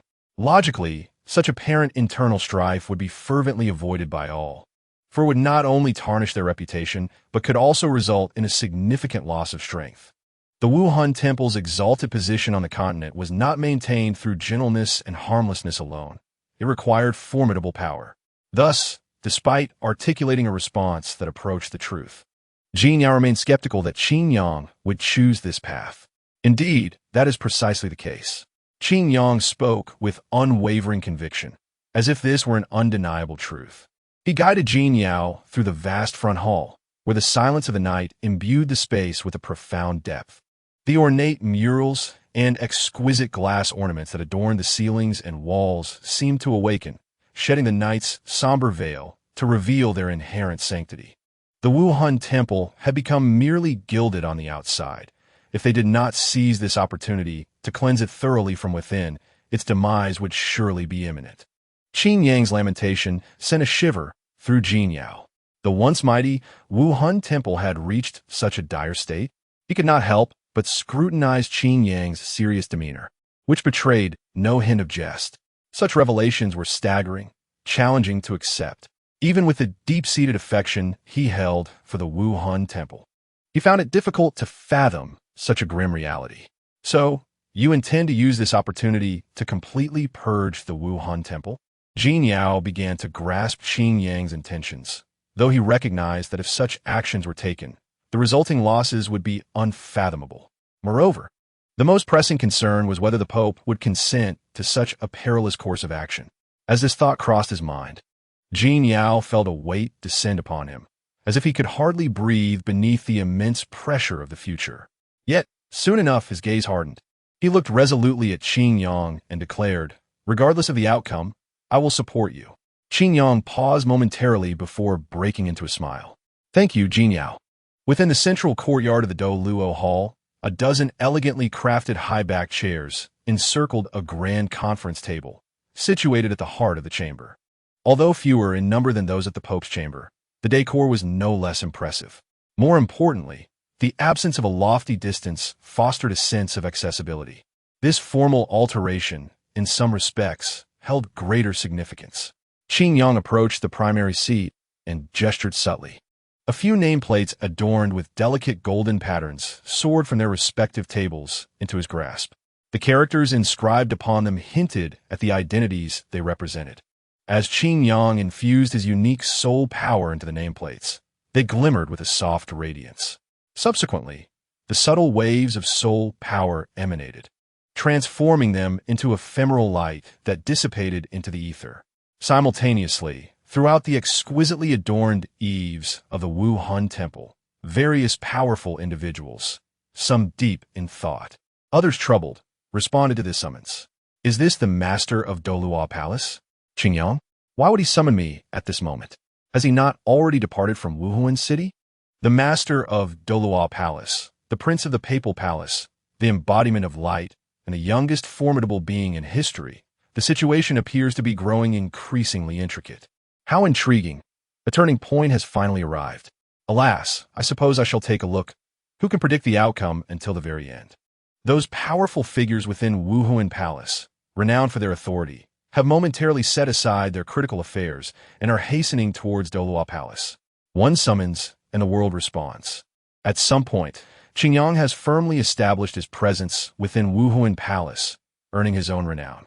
He now possesses the strength to intervene in various matters. As the moon gradually ascends, the darkness deepens.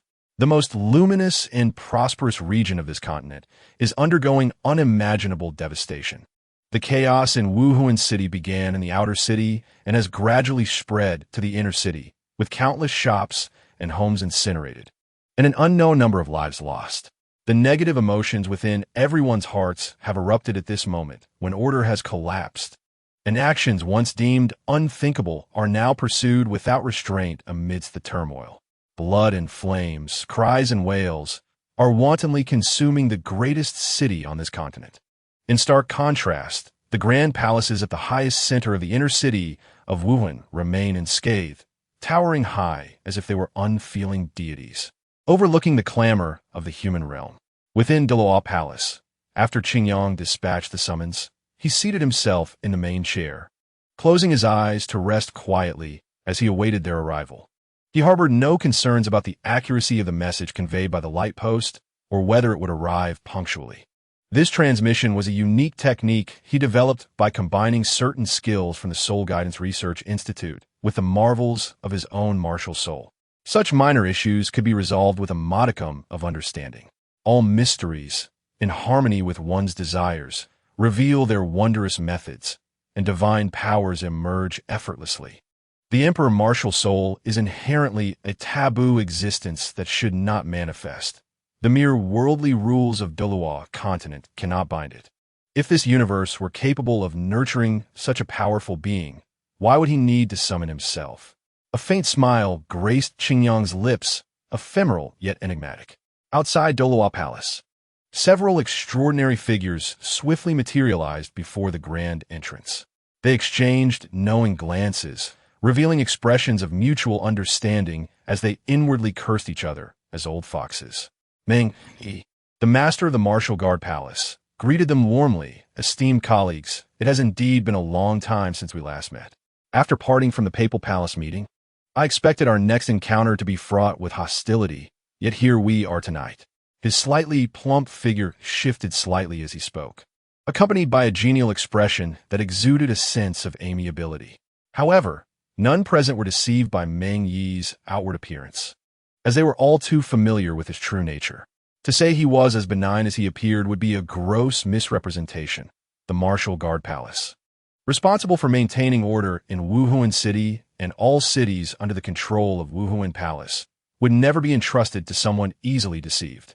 While the ability to navigate complex networks is undoubtedly vital, this position also demands decisiveness and ruthlessness. Otherwise, it would fail to intimidate the unruly miscreants. A shrewd and slender man, appearing somewhat cunning, chuckled and chimed in, "Ah, Meng, your words resonate. Our gathering here signifies that our fates are not yet intertwined. In the future, we shall work together, and I will rely on all of you for assistance. Meng Yi shot a glance at the slender man, internally dismissing his comment, yet refraining from showing it outwardly. The one managing the finances of Wuhuan Palace, significant in influence, was far from as vulnerable as he portrayed. Otherwise, with the treasury overflowing, it would have been utterly depleted long ago, leaving not a scrap behind. Enough of your reminiscing. If you wish to catch up, find another place. Lord Qingyang is currently summoning us. Let us not keep him waiting, reminded the leader of the Guardian Knights, who had been stationed at Douluo Palace to protect certain matters. He then turned and proceeded towards Douluo Palace alone. The others halted their unfinished conversations due to the knight captain's rather discordant tone. They exchanged polite, albeit strained smiles, before following suit into Douluo Palace. Those who responded to Qingyang's summons and arrived at Douluo Palace were indeed extraordinary. They represented nearly a quarter of Wuhuan Palace's strength at headquarters. If any single faction were to be isolated, it would constitute a formidable presence on the level of the lower four sections. Together, combined with the current strength of Douluo Palace, they could rival even the upper three sections. This is the accumulated foundation of Wuhuan Palace over countless years, in times of strength. Even the two great empires must tread carefully around its might. In the central courtyard of the main hall, footsteps gradually became distinct. Jin Yao, standing quietly beside Qingyang, suddenly turned his gaze towards the entrance, his imposing aura poised to erupt. Qingyang opened his eyes, his calm gaze meeting those who entered. Instantly, they felt an overwhelming pressure, causing them to slow their steps and approach with caution. Please, take your seats. I trust you all have your own speculations regarding the purpose of your summons. Qingyang's voice resonated within the space, clear and audible even from a distance. He mentally counted, and unsurprisingly, a few individuals were still absent, likely harboring their own intentions. Among them were Meng Yi, the master of the Martial Guard Palace, Wang Dafu, the master of the Finance Palace, Pejun, the leader of the Guardian Knights, and several others with the esteemed title of Honorary Elder, all possessing the strength of Soul Douluo. They totaled 8 individuals, and upon hearing Qingyang's words, each found their respective seats. They tempered their personalities, wearing serious expressions, no longer donning the casual smiles they had outside, and focused intently on Qingyang, awaiting his words. With a composed demeanor, Qingyang acknowledged the collective gaze and proceeded without delay, stating, prior to this, I was in the southern city of Ku-Enua, quelling local unrest and suppressing the Lion Legion of Xingluo when I received news of a rebellion within Wuhuan Palace. Thus, I hastily returned, using my soul power to eradicate the living forces of the Gene Crocodile clan before summoning you all here to address this matter promptly. Qingyang's words struck like a thunderclap, resonating profoundly in the minds of the gathered individuals. The weight of the information stunned even the seasoned elders of Wuhuan Palace. They did not doubt the authenticity of his claims, for his status rendered deceit impossible. Such matters could be easily verified without unnecessary complications. Master, is what you say true? Was the disaster from the Gene Crocodile clan indeed your doing? Despite this, the master of the Finance Palace instinctively posed the question with a tone of respect. The earlier conflagration that illuminated a vast area from the Gene Crocodile clan's stronghold remained etched in everyone's memory. They introspectively questioned themselves, even at their utmost potential. They cannot reach such a level. Wang Dafu, do you think that the master of Qingyang Palace is as full of deceit as you? The financial hall does not rely on petty tricks that everyone employs. The captain of the Guardian Knights, Pejun, immediately interjected with a reprimand, prompting the master of the financial hall to chuckle awkwardly and fall silent. In truth, he was aware that this matter held a considerable degree of truth. However, the mere thought of Qingyang's age left him feeling dizzy. If the opponent had achieved such results at this age, one could only imagine the terror that awaited in a few years when they reached the prime age for soul masters, a period of rapid strength enhancement. He dare not, nor could he fathom it. Qingyang raised his hand slightly, imposing a hush over the assembly, silencing the jeers directed at Wang Dafu as they awaited his continued remarks. As I have just returned and remain unfamiliar with the current situation, Might you enlighten me? Upon uttering these words, several gazes immediately turned toward the master of the Martial Guard Hall. The dual daily updates are somewhat taxing for me. I am still adjusting. After each chapter is released, it is best to wait an hour before reading, as I will refine the formatting, content, and reading habits accordingly. The subscription price remains unchanged after refinement, and the word count will only increase. Chapter 102. Action Strategy. Meng Yi observed the gazes of his old friends, his cheeks twitching slightly as he forced a smile. He could not refuse this inquiry, as he was more acutely aware of the shifting dynamics due to his position overseeing the Martial Guard Hall. Thus, he stood to face Qingyang and began to introduce the situation slowly, drawing from the images and information in his mind. As the head of the Martial Guard Hall, I possess a clearer understanding of the current state of Wuhuan City, which primarily revolves around several key aspects. Firstly, there is my domain, the Martial Guard Hall, and the conflicts with various families within the city. Despite prior preparations, the sheer number of adversaries was overwhelming and compounded by the betrayal. It became exceedingly difficult to defend the Martial Guard Hall's numerous strongholds throughout the districts. By the time I arrived after being summoned, the outer city of Wuhuan had nearly fallen completely. Aside from the traitors, nearly half of the Martial Guard Hall's members had been killed or injured. After finishing his words, Meng Yi paused for a moment, cautiously glancing at Qingyang's expression. Upon seeing no change in his demeanor, he let out a silent sigh of relief. He could not help but feel anxious, as those so-called traitors had only managed to evade capture with his tacit consent. Otherwise, how could anyone within his jurisdiction possibly conceal their actions from him? Were it not for his dual-minded strategy, these individuals would have long been eradicated. Qingyang pondered briefly, formulating an idea. He gazed at the various palace masters and elders below, each with their own thoughts, and inquired, what would the situation in the city be if all members of the Martial Guard Hall were recalled to the three major halls? Meng Yi was taken aback and quickly lowered his head, remaining silent. He was uncertain why Qingyang harbored such a thought, but given his own dubious position, it was better to refrain from questioning. Regardless, even if such a course of action were taken, it would not result in any loss for him. At that moment, Wang Dafu grew impatient and interjected, Master, if we proceed in this manner, the city will undoubtedly suffer severe losses. Whether Wuhuan City can collect its taxes this year is already in question. Those traders are far from benevolent. The merchants in the city will surely suffer. And even if we succeed in rectifying the situation after abandoning our defenses, the losses will be catastrophic. Pajun crossed his arms, concealing the lower half of his face, and expressed his differing view on the decision. After Wang Dafu finished speaking, he elaborated with a tone of caution. If the master proceeds with this course of action, the situation will collapse and the external rebellion will intensify. After all, there is no fear in attacking a drowning dog. Qingyang nodded, refraining from rebuttal, as their assertions held merit. Should such a course of action be taken, it would signify relinquishing the momentum, and those still observing would be encouraged to act, further precipitating the collapse. The ensuing issues could likely trigger a cascading effect, potentially impacting the ultimate outcome. However, how could one discuss rebuilding without a complete obliteration of the existing structure? Being a mere plaster was not his ambition.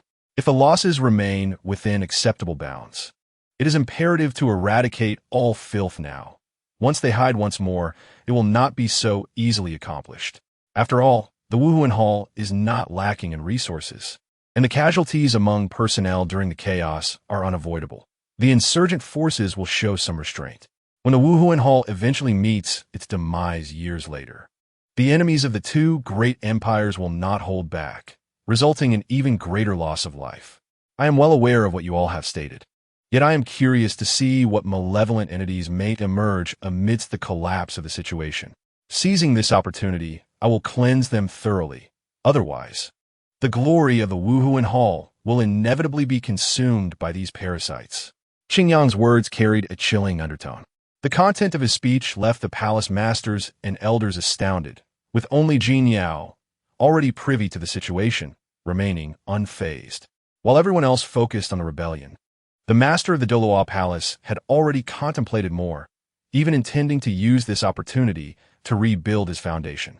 Such audacious thoughts evoked awe, yet were accompanied by profound skepticism. No one could assert that Xingyang's approach was indisputably correct, nor could they envision his success. The Master's intentions are admirable. Since you possess this determination, the Martial Guard Hall is willing to heed your command. Meng Yi bowed sincerely, regardless of his inner thoughts or whether he truly believed in Xingyang.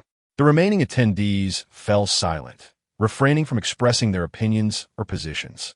Xingyang paid no mind to their willingness. As events unfolded, all would be unable to defy the tide of destiny. With this decision solidified, Meng Yi continued. Secondly, the confrontation between the Central Soul Master Legion stationed outside the city and the city's guard forces. The commander of the Central Soul Master Legion seems to be biding their time, refraining from immediately directing the Legion to breach the city's defenses, instead maintaining a standoff outside. I suspect that the leader of the city guard, the Platinum Pope of Wuhuan City, Salus, has promised him something to ensure his neutrality in this internal conflict. After speaking, he looked to Xingyang, awaiting his opinion. However, before Xingyang could respond, Pajun of the Guardian Knights interjected. Master, allow me to take this task. I have a history with the commander of the Central Soul Master Legion. Even if he does not accept your goodwill, I can lead the knights to vanquish the city guard. Pajun's assurance was resolute, reflecting his decisive nature. Having witnessed Xingyang's vision as the new direct superior of the Knight Corps, he was already inclined to serve him. Now presented with an opportunity, Xingyang, surprised by Pajun's determination, chose not to refuse. The city guard, under the command of the Platinum Pope of Wuhuan City, presented a significant complication if left unaddressed.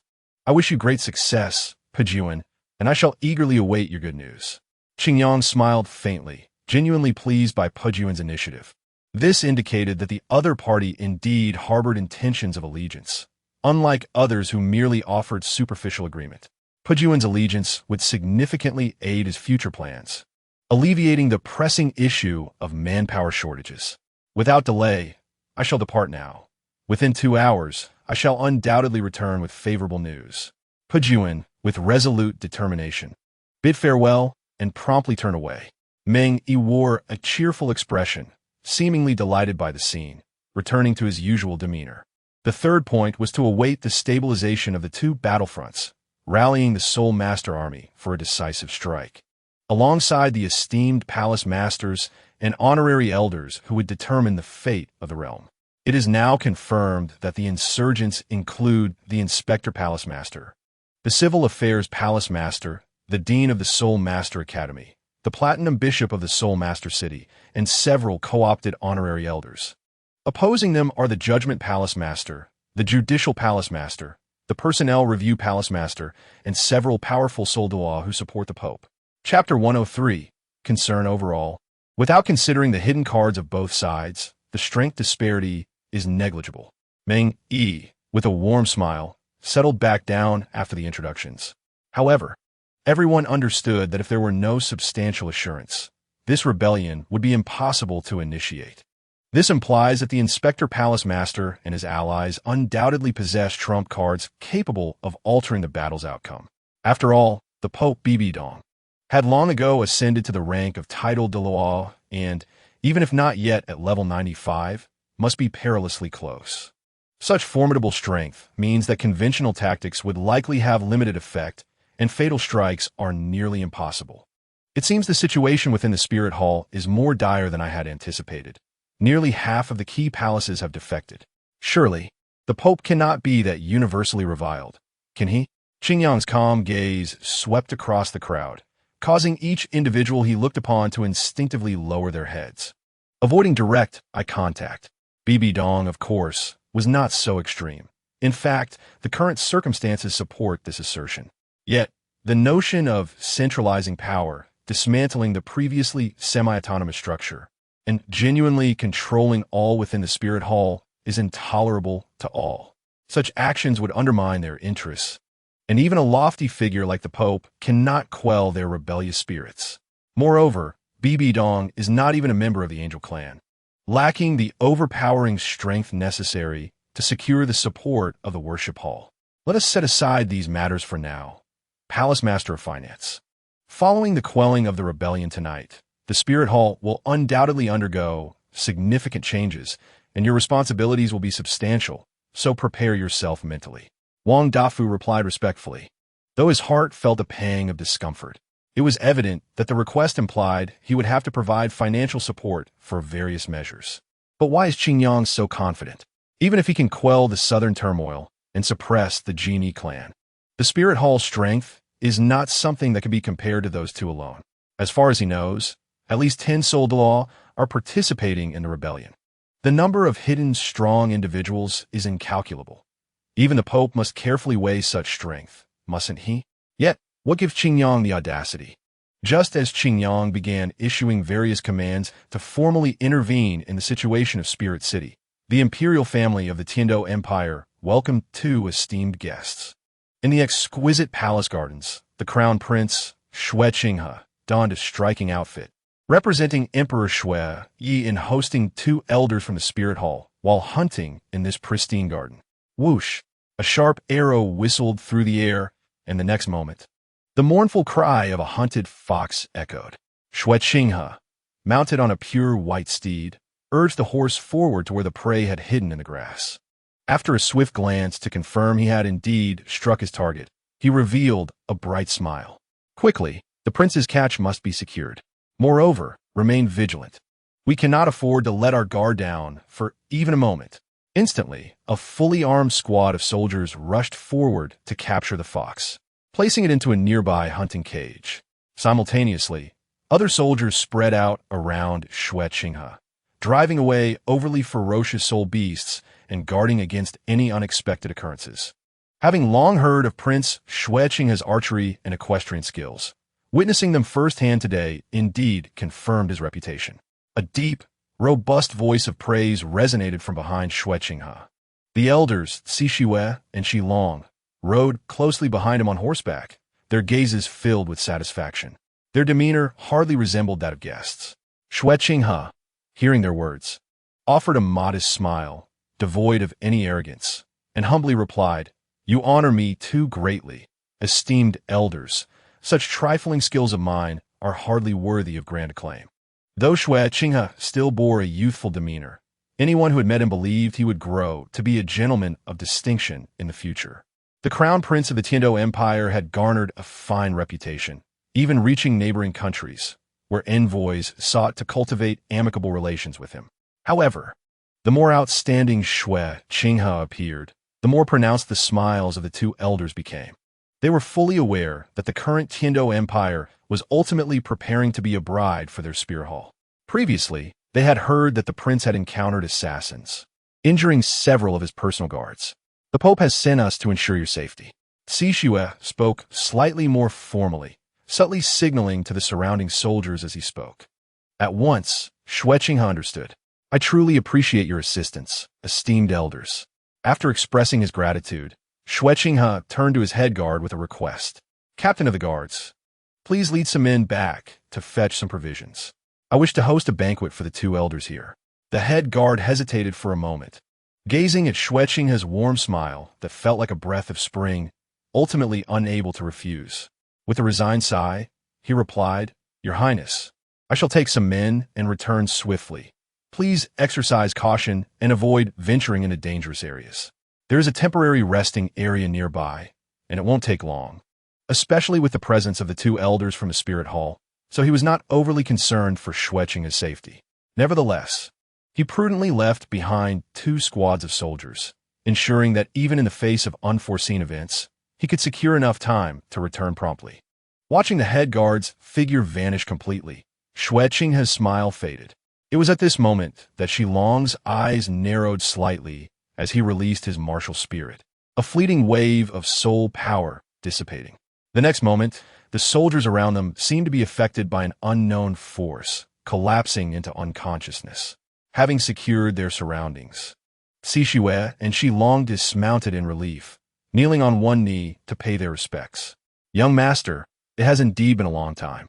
The artificial smile that Xue Qinghe had always worn disappeared, replaced by a hint of anxiety and concern, prompting him to inquire of the 2 elders, "Might I ask why you have unexpectedly come here?" Has the rebellion within the Spirit Hall truly begun? Is Qingyang also present? Surely, he will not encounter any unforeseen incidents. A series of questions elicited a wry smile from the two elders. What complicated their emotions was the fact that their sect's young master, upon noticing their arrival, expressed his utmost concern not for any matter of significance, but rather for that lad named Qingyang. This was indeed quite irksome. Young master, fret not. All of this is within the Pope's anticipation. Before long, the entire Wuhuan temple will undoubtedly be entirely under her control. As for that young lad, Qingyang, he has likely already achieved great success, having become the master of the Douluo palace. Even I, an old relic, cannot help but feel envious. Chapter 104. The thoughts of Shui Qinghe. Shi Long spoke slowly, his words imbued with profound sentiment. Who could have anticipated that the young prodigy, once regarded by the Wuhuan temple as a peerless genius, comparable to the Angel clan, would grow at such an extraordinary pace? In just under 5 years, he has already attained formidable strength and established a grand reputation, a feat that no one would have believed possible before. Qingyang is indeed extraordinary. A joyful smile graced the refined features of Shui Qinghe, which left the two elders rather helpless. Their young master had many admirable qualities, yet this particular trait proved to be a source of concern. Perhaps noticing his own lapse in composure, Shui Qinghe swiftly adjusted his demeanor and redirected his attention to the pressing matters at hand. Are you suggesting that all of this was within that woman's calculations? Shui Qinghe inquired softly, his expression unchanged, revealing little of his true thoughts. Though Bibi Dong was undeniably exceptional in many respects, politically astute and gifted in soul mastery, she was, without a doubt, a most inadequate mother. Thus, Shui Qinghe harbored a poor impression of her, particularly after her immediate power grab following his father's death, which only deepened his disdain. Had it not been for Bibi Dong's strong support of Qingyang, he would have long since severed ties with her. Indeed, one cannot deny that this pope is perhaps one of the few unparalleled geniuses within the Wuhuan temple. The purpose of sending us here, besides safeguarding the young master, is to address the concerns regarding the cardinal in Tiando City. According to intelligence gathered from the law enforcement hall, the cardinal has been rather restless, and this opportunity allows us to re-establish our influence in Tiando City. In just a few succinct phrases, Shi Long elucidated the general situation. Although Shui Qinghe held a high position within the Tiando Empire's royal family, his youth rendered him lacking in personal power. Thus, he could only speculate on such critical matters. As a robust Emperor Shui, you would not consult him on these issues. I understand. Shui Qinghe nodded gently, his mind racing as the entire situation began to crystallize in his thoughts. The vigilance of the Tiando royal family, the peculiarities of the Haotian clan, the stance of the Blue Lightning Tyrant Dragon clan, and the greater support of the Seven Treasure Glazed Tile School. All combined, there was no longer any doubt. Given the magnitude of the Wuhuan temple, even the slightest movement could provoke a significant response across the continent, let alone a substantial internal coup. With his grandfather at the helm, there was no need for him to worry about the Wuhuan temple. Elders, since you have made this rare visit, I would like you to assist me with several matters. A flurry of thoughts raced through Shui Qinghe's mind, and one particular idea grew increasingly urgent. Please, young master, just give your orders. The two elders bowed their heads in compliance. Shui Qinghe nodded, a glimmer of cold light flashing in his eyes. Recently, with the birth of my younger brother, certain ministers who oppose me have surfaced, contesting my claim to the title of Crown Prince. I wish for the elders to issue a warning to the ringleader. Should they continue to be so ungrateful, let them vanish from my sight entirely. His voice was as frigid as ice. Initially, he had not intended to resort to such a crude method, but the circumstances surrounding the Wuhuan temple had instilled a sense of urgency within him. Qingyang had now become the master of the Douluo palace, and in many respects, his status was not inferior to that of the judgment elders or the pope. As for himself, he remained merely a grand prince, without even the title of crown prince. The thought of being overshadowed by Qingyang was not something he wished to endure. Rest assured, young master, I believe the individual you mentioned is reluctant to forfeit the high position they have painstakingly attained. Shi Long replied with a smile, showing no regard for the matter at hand. Throughout his life, he had encountered too many individuals of this nature, under a blend of kindness and severity. Few could maintain their steadfastness. Young master, let us conclude our discussion here. Someone is approaching. At that moment, they heard a commotion in the distance, prompting C.I. Xue to issue a warning. Instantly, Xue Qinghe retracted his somewhat lax demeanor, and Shi Long summoned his soul power to awaken the surrounding slumbering soldiers. Soon, as the soldiers gradually regained consciousness, the atmosphere grew taut with tension. Under the command of a squad leader, the still confused soldiers expanded their perimeter of vigilance, maintaining a safe distance from one another. Your Highness, what exactly just transpired? How do we end up in a state of slumber? After swiftly organizing the soldiers' defensive arrangements, the squad leader hurried to Xue Qinghe, anxiously inquiring. This was his responsibility, and the gravity of the situation weighed heavily on him. Should anything untoward occur, it would not only affect him, but also his entire family. Although it appeared there were no immediate threats, he could not afford to remain calm. Xue Qinghe offered a gentle smile, his tranquil soul power emanating to soothe the soldier's anxiety. It's nothing of consequence. A peculiar soul beast attacked.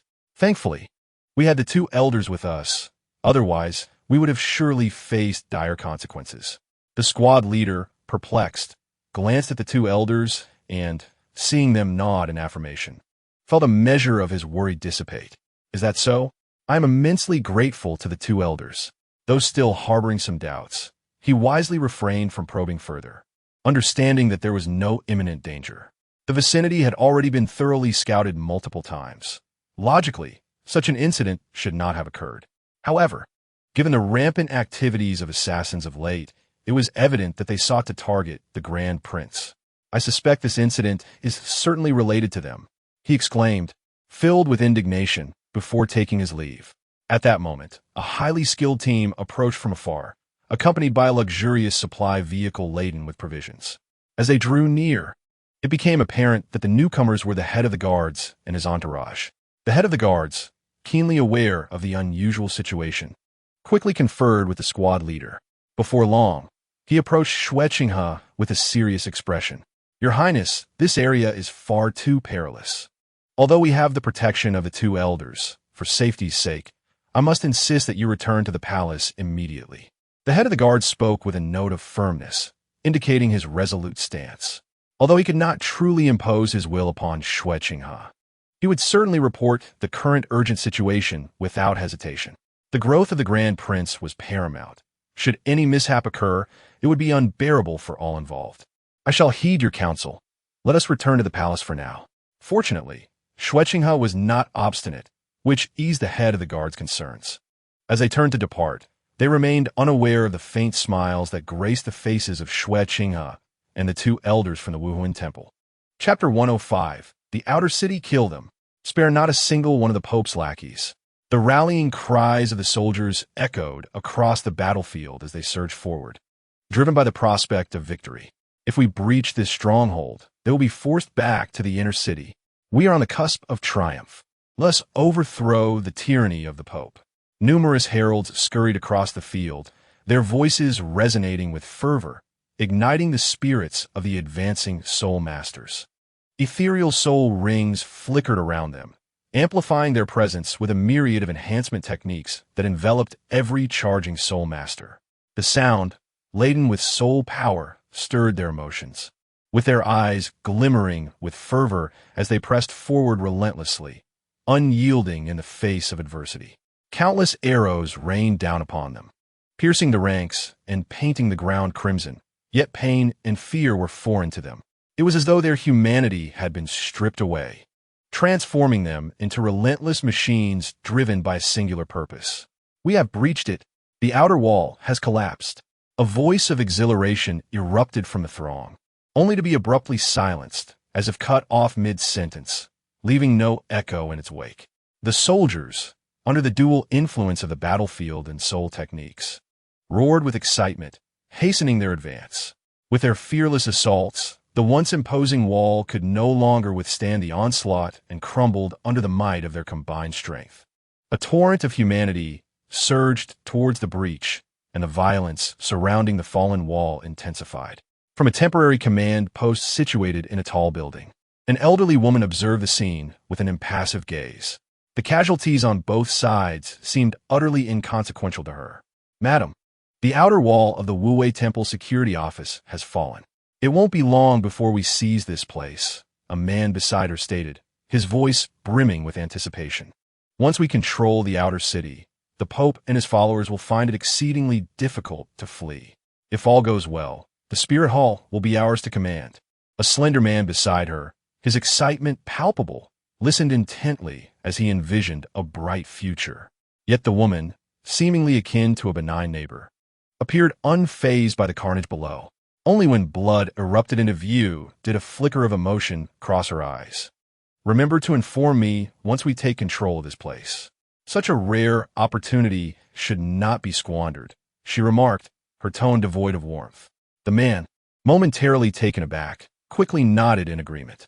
This woman, who seemed innocuous, was far from harmless when it came to matters of cultivation. Her demeanor would shift dramatically. Had their relationship not been close, he might never have discerned this truth. Yet, this reality meant that many would suffer. He cast a sympathetic glance at the chaos below, as if mourning for those caught in the fray. Meanwhile, in the lower district of Wusol City, the Wuwei Temple security office stood as the last bastion of the outer city, fiercely resisting the onslaught. The air was thick with the sounds of anguish and despair, punctuated by the explosive release of soul power. Had they not been adequately prepared with ample supplies, their defense would have crumbled long ago. Even so, following the recent frenzy of combat and the destruction of a section of the outer wall, the situation became precariously dire. A middle-aged man with a square jaw and an air of authority stood watch in a lookout tower, his gaze unwavering as he assessed the unfolding chaos. He was the director of the security office, Sure June Director. "The situation is dire. The assailants are mostly commoners from Wusol City, while the elite families oversee the siege from behind. If this continues, we will not hold out much longer." A young man burst in, breathless and soaked in sweat, the scent of blood clinging to his tattered garments. Despite their desperate efforts, the results were minimal. They were in Wusol City, where the number of soul masters vastly outnumbered that of the common folk. Essentially, 1 in every 10 civilians was a soul master. Sure June turned, his brow furrowing deeply as he regarded the young man. The latter's earnest dedication reminded him of his own younger self. After a moment of silence, he softened his tone slightly and spoke, "I have just received a directive from Palace Master Meng Yi, ordering all members of the Wuwei Temple to evacuate the outer city and take refuge in the 3 main halls." The young man replied urgently, "Then why have we not acted? We cannot hold this position. It will only lead to more casualties." As soon as he spoke, he halted, slapping his forehead in frustration. "I was short-sighted. The current situation does not allow us to leave at will. Those frenzied traitors outside will not let us escape." Sure June nodded, his gaze drawn to the increasingly desperate battlefield, a surge of impulsive determination igniting within him. He understood that this impulse could lead to his ruin. Yet he felt compelled to engage fully in the fray. "Go and select some willing fighters. I will personally cover your retreat," Sure June declared resolutely, discarding his cigarette and extinguishing it underfoot. His sharp gaze fixed upon the astonished young man, his voice firm. "Do not delay." Startled, the young man instinctively replied yes. But as reality sank in, he shook his head vigorously, his words tumbling out in a jumble. "Director, please do not speak recklessly. It is far too dangerous. You are the director. I should be the one to cover the retreat." Seeing the young man's panic, Sure June felt a slight easing of his heavy heart. He chuckled, then reproached him without mercy. "What use is a useless person like you? I am a soul Douluo. I can buy us some time. Enough with the hesitation. If we continue like this, none of us will make it out." With that, Sure June delivered a swift kick, channeling some soul power to propel the young man away. Once he saw that the young man understood and would not return to argue, he straightened his attire, acknowledging that this might be his final moment of respite. "I do not wish to seek death. What is wrong with living?" He sighed softly, raising his head to meet the gaze of an elderly woman in the distance. He understood she was no ordinary opponent. The palace master of the Civil Affairs Hall, her soul power reaching level 87, had accelerated her cultivation through dubious methods over the years. He felt no confidence in facing her. "You old hag, I've long found you insufferable. Soon you shall witness my might," he muttered vehemently before striding out to gather reinforcements.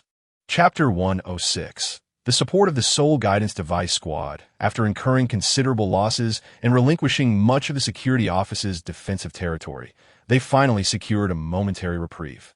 Seizing this rare opportunity, the young man showcased his remarkable abilities, swiftly organizing their next steps. Among them, those two injured or unable to flee volunteered to remain behind, offering their frail bodies to buy precious time for the retreat of others. Others, though reluctant to leave, hastened their steps with resentment under his firm insistence. This was the last group of evacuees. "Director, are you truly planning to remain here?" The man's forehead glistened with sweat, and his complexion flushed as he struggled to speak between breaths from the exertion. Nevertheless, when he gazed at Shijun, he could not help but urge him once more. This was not solely due to the latter's status. It was also because Shijun had treated him with a care akin to that of a mentor since he joined the Wuhuan Temple, providing him warmth and guidance. Shijun fell silent for a moment, and the sounds of battle in the distance seemed to intensify. He sighed and revealed a secret he had never intended to share with anyone. "Do you know why I've always looked after you?" The man was baffled. Why would the director pose such a question at this moment? "Because you are my illegitimate son." The quiet exclamation struck like thunder, leaving the man momentarily stunned. "I had not planned to disclose this secret to you, but given the circumstances, I fear I may not return alive. Therefore, my boy, you have always seen me as a man of responsibility. As your father, how could I fail to meet your expectations in this critical time?"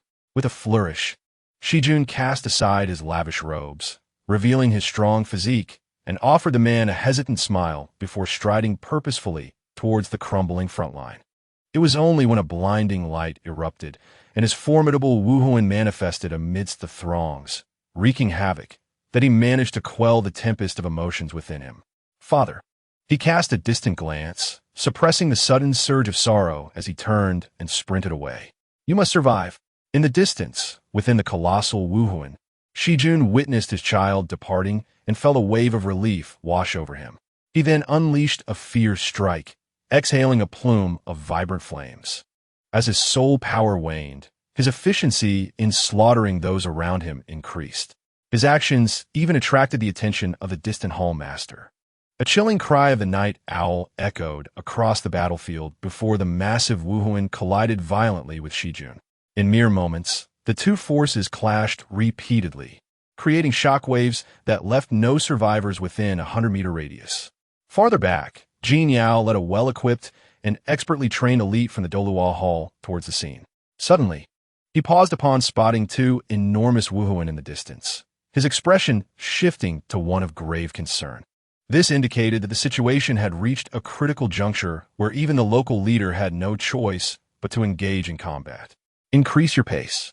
We must ensure the safety of the members of the Wuwei Hall and the director," Jin Yao commanded, preparing to rush forward once more. At that moment, a somewhat disheveled group, marked by various wounds and bloodstains, emerged before them. Upon seeing this elite team of soul masters, a glimmer of hope flickered in their eyes. A man stepped forward, his voice betraying his concealed excitement. "Are you the soul masters sent by the Wuhuan Temple to assist us?" Jin Yao subtly gestured for his companions not to impede the newcomers and welcomed them. Observing the man's battered appearance, he grasped the ferocity of the previous battle. The man's clothing was tattered, stained with drying blood that emanated a pungent odor. His trembling hands, soaked with sweat, and his dimmed eyes, unmistakably weary, further underscored their sacrifices. Jin Yao felt a surge of respect. These individuals were truly commendable soul masters. "I am Jin Yao, dispatched by the hall master of the Douluo Hall to assist in your evacuation."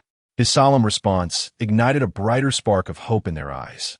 The man appeared to exhale a sigh of relief, a weary yet joyful smile gracing his face. "Thank you. I am Sherling, the combat team leader of the Public Security Office. Most of the surviving members of the Wuwei Hall have safely retreated. But this is only because the director is personally covering our escape. He succinctly explained the current situation before earnestly requesting, "Sir, could you rescue him?" Jin Yao's admiration flickered momentarily. He could not allow emotions to cloud his judgment. However, the man's plea aligned perfectly with his mission, and he understood that the loss of a soul master would not be trivial for the Wuhuan Temple. He resolved to do everything within his power to save him. "We have come precisely for that purpose. I will first send some individuals to escort you to safety. You should await our good news here." Jin Yao's voice was resolute, laced with a note of reassurance. Yet, Shirling was not content to remain passive. With a glimmer of hope in his heart, he yearned to personally join the rescue rather than wait. He shook his head, sincerely imploring, "May I accompany you? Let the others evacuate. I can follow without causing any disruption." Jin Yao pondered briefly, considering that Shirling might be more familiar with the current situation and could offer assistance. He ultimately acquiesced. After all, allowing one person to join, especially one with substantial combat experience, would not pose a significant hindrance. "If you insist, you may join us, but obey all commands. This team of soul masters is exceptional. Do not act independently under any circumstances." Shirling regarded the 30 or so silent individuals behind Jin Yao with curiosity. He believed there must be sound reasoning behind the Wuhuan Temple dispatching such a formidable group, though their soul power did not seem particularly extraordinary at first glance. If they were not exceptionally powerful soul masters, what hidden strength did they possess? "All members, conduct a final check of your soul tools. We will proceed to the public security office at the fastest pace possible. Once in position, we will engage in battle. I do not wish to encounter any unforeseen circumstances at this critical juncture." Jin Yao commanded, and the accompanying members of the Dalu Hall swiftly examined their soul tools. Under Shirling's watchful gaze, a flurry of activity ensued before settling into silence. "The first team will remain behind to escort these individuals back to the Wuhuan Temple. The rest will follow me." Chapter 107. The terrifying power those are called soul tools? Did the Pope establish the Soul Tool Research Institute years ago? And are these their creations? Yet I have never heard of them. Shirling's mind raced, struggling to grasp the situation. He found it unfathomable that these soul tools could withstand an overwhelming number of insurgents. Moreover, his father's opponent was a veritable hall master of the Wuhuan Temple, a peak powerhouse nearing the title of Douluo. Seemingly perceiving his confusion, Jin Yao couldn't help but chuckle.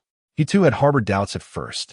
After all, the Soul Master and Soul Skill system had existed on this continent for an indeterminate time, and it was challenging for him to accept the impact of external advancements. However, during these past months spent training new members at Douluo Palace and refining the collaboration of the Soul Guidance Device Soul Master team, his perspective has gradually transformed. Perhaps the Soul Guidance Device is indeed a revolutionary invention. "We have arrived." Suddenly, Jin Yao halted in his tracks. Before them, not far from the police station, a throng of soul masters was relentlessly pursuing them. The sheer number, estimated to be around 1,000 or 2,000, was overwhelming. The chaotic and dense fluctuations of soul power, combined with the frenzied soul techniques being unleashed by the approaching enemies, were sufficient to instill fear in the hearts of every mid to low-level soul master. The numbers were simply too daunting. "Lord Jin Yao, what shall we do?" Shirling's heart tightened instinctively, prompting him to voice his concern. From his intense gaze fixed on the charging soul masters and the beads of cold sweat forming on his brow, it was evident that he was far from as composed as his words suggested. Jin Yao pursed his lips, bolstered by confidence. He appeared to be in a better state than Shirling. "First team, prepare the soul power compression launchers." With a sharp command, everyone followed their training routines, aiming an oddly shaped device at the oncoming soul masters. Yet this was not the end. Observing the disorganized formation of the enemy and the remaining distance to the effective range, Jin Yao issued another order. "Second Soul Master Team, activate the autonomous destruction robots and initiate the identification system." Immediately, a subtle fluctuation of soul power ensued as the 10 members of the second team infused their soul power into a ring they held. In an instant, 2 round, plump robots, each the size of a basketball, were retrieved and placed on the ground. Scattered about, The total count of these robots was roughly around 60. Subsequently, they channeled their soul power into these intricately designed machines, causing a flash of green light as short mechanical claws emerged from their bodies, firmly establishing their stance on the ground. Captain Jin Yao, all preparations are complete. Upon hearing the response from behind, Jin Yao felt a slight alleviation of pressure, and a smile crept upon his face. He understood that the outcome was now sealed. Finally, Jin Yao commanded, "Destruction mode, activate." With the continuous clicks from the personnel of Douluo Palace, green lights flickered rapidly. Accompanied by the crisp sound of beeping, a sinister red light illuminated from the autonomous robots. In the next moment, they all began to scurry towards the approaching Soul Masters with nimble, swift movements. On the opposing side, the gloomy man leading the pursuit of Soul Masters shared a similar mindset. A mere 20 or so opponents, nothing more than a ragtag group. His confidence was unwavering. Even amidst the chaos of 2,000 Soul Masters wielding frenzied techniques, there was no way this meager force could impede them. He eagerly anticipated the sight of his rebels tearing these foes apart. "Congratulations, my lord. After this accomplishment, your rise will be assured. With your exceptional abilities, who could possibly contest for the position of Palace Lord?" Beside him, a sycophantic individual continuously lavished praise, further enhancing the man's already broad smile. He even contemplated bestowing some position upon this flatterer once the Pope's regime was toppled. After all, finding a skilled flatterer in these times was no easy feat, my lord. It seems those Pope's lackeys are up to something. Wait, what is that? The gloomy man turned to look, spotting someone manipulating a white metal sphere. What could that contraption possibly do? Were they attempting to conjure some peculiar device in their final moments? He mocked inwardly. Of course, he would not allow such thoughts to manifest on his face, as it would tarnish his image of brilliance. Perhaps it was some weapon, but to rely on such devices against my army is truly a flight of fancy. The gloomy man, quite pleased with himself, even inadvertently raised a hand towards the enemy. Only in this manner could he appear formidable. Defeating a group of weaklings and elite warriors bore entirely different implications. Indeed, how could I have overlooked that meaning? "You are truly wise, my lord." The flatterer bowed deeply, his expression one of utmost reverence.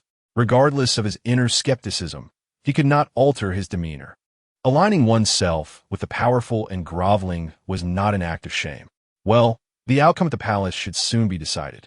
For a newly initiated soul of the law to hold out this long is quite commendable.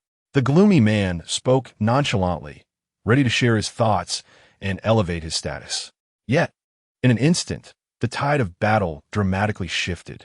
The oddly shaped, yet aesthetically pleasing autonomous robots surged into the throng. The fervent Soul Masters, oblivious to the impending danger, continued their advance, fixated solely on the 20 or so adversaries ahead. Only a few, obstructed by the robots, attempted to retaliate against the bothersome machines. At that moment, a colossal wave of oppressive soul power erupted from within those robots, followed by a resounding explosion. Boom! The deafening blast echoed incessantly, rendering everyone momentarily deaf as clouds of dust billowed, obscuring the entire battlefield. There were no flames, no light, yet the chilling screams resonated throughout the combat zone. Though no one could discern the exact events, all understood that the situation had deteriorated. The gloomy man stared in disbelief at the unfolding scene, oblivious to the bottle of water that slipped from his grasp. Just a moment ago, his army was charging forward. Now, it was a scene of dismembered bodies strewn across the ground. This shocking image was beyond his comprehension. After nearly a minute, as the battlefield began to settle, the gloomy man widened his eyes, desperately seeking his soul master army. Yet, no matter how he looked, aside from a few dazed individuals still recovering from their frenzy, he could see nothing. "First team, fire at will." A commanding shout reverberated across the now silent battlefield. Following this declaration, a series of peculiar sounds echoed, and those remaining standing soul masters fell like wheat being harvested.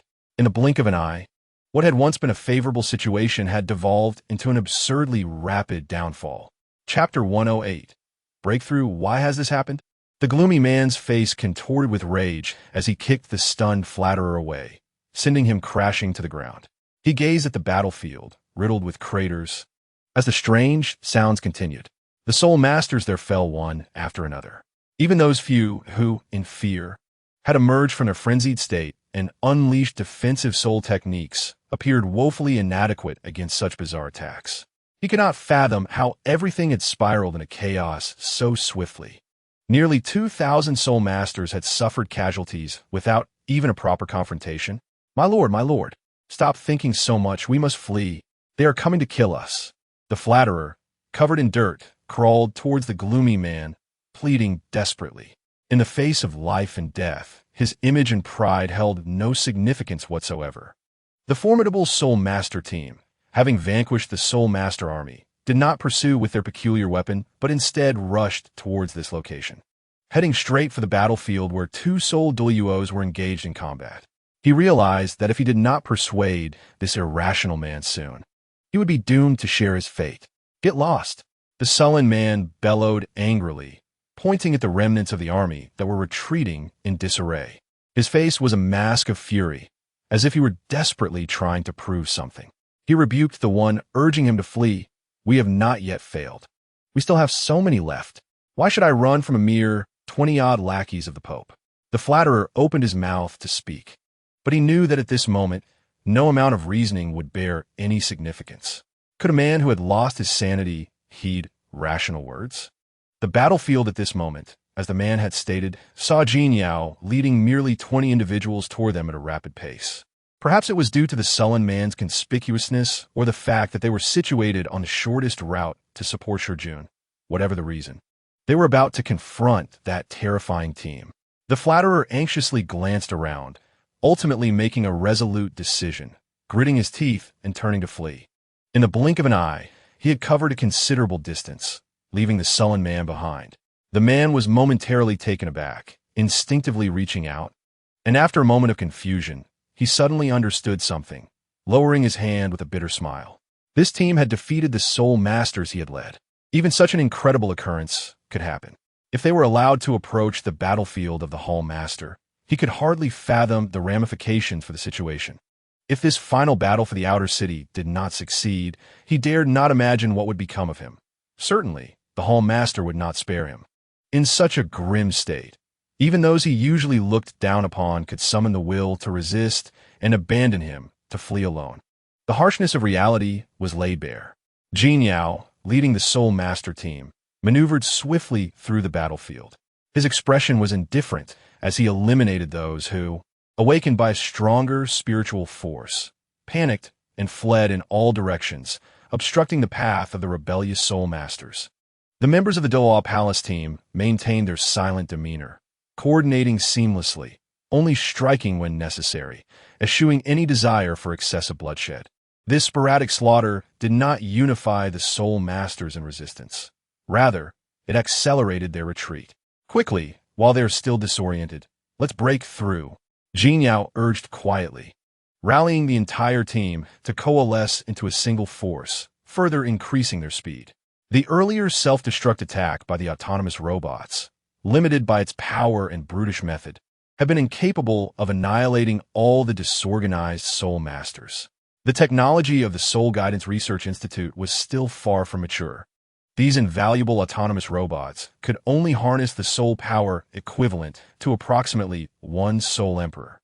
Thus, during the explosion, there was no flame, only a surging, turbulent soul power.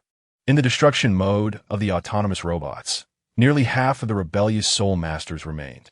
However, due to the earlier circumstances, they had forcibly disengaged from the influence of their soul skills, and combined with the shock from the terrifying explosion, most have been rendered paralyzed with fear. Only a few individuals with stronger spiritual powers and superior physical qualities managed to regain their composure. Jin Yao's gaze sharpened as he spotted the sullen man in a seemingly central position, adorned in a splendid yet tattered outfit. Without a second thought, he activated a sudden step, leading his team directly toward the adversary. Jin Yao did not know who the man was, only that he obstructed their path. Furthermore, if he were to slay the opponent, it could potentially impact the battle's outcome. Thus, there was no reason to let him go. In that moment, both sides, stained with the blood of their kin, bore no innocent parties, only the stark contrast of opposing factions. The dazed sullen man beheld the Soul Master team advancing toward him. He instinctively looked over, locking eyes with Jin Yao's cold gaze, which held myriad meanings. In an instant he comprehended. Consequently, the man shook off his bewildered state, igniting the last flicker of resolve within him, his soul power surging and flowing. If you wish to kill me, then come forth and show your true strength. Do not resort to such despicable tactics. A voice filled with defiance erupted as the sullen man suddenly found his conviction. Even if it meant death, he would take the opponent down with him. Spirit possession, gold-devouring rat. A formidable surge of soul power emanated from him, and, simultaneously, 7 soul rings emerged around his body. Instantly, the black 7th soul ring illuminated, enhancing his spirit's true form, and his large figure became enveloped in black fur, rendering him even more sinister and eerie. He believed that in this state, the iron ball would not inflict severe harm upon him. Jin Yao snorted coldly, disregarding everything and charging directly at the opponent. In this process, the Golden Crocodile King's spirit immediately manifested. Golden Crocodile King Body, Golden Crocodile King Soul. The 1st and 5th soul skills activated, augmenting Jin Yao's physique, making him appear even more robust and exuding an extraordinary aura of nobility. Beyond that, Jin Yao made no further movements. Instead, the explosive surge of soul power and skills propelled him forward, widening the distance from his team behind. From a distance, it seemed as though a Soul King was recklessly rushing toward a Soul Saint, akin to a deliberate act of suicide. A mere Soul King, devoid of those unsightly petty tricks, dare to act so brazenly before me, under the guise of the gold-devouring rat's true form. The ominous and bizarre man glared at his opponent with a sullen expression. That being said, he showed no signs of mercy. He would not let this character, who brought him despair, escape, even if it cost him everything. The 6th soul skill, Heart Devour.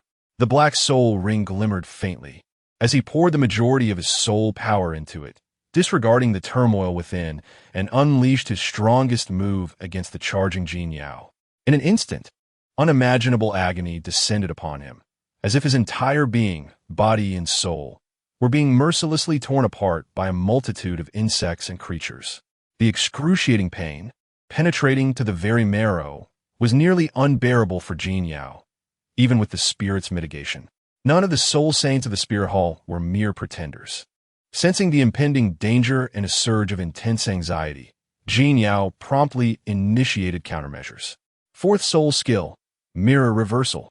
The gray soul ring shone brightly, and the entire situation underwent a reversal.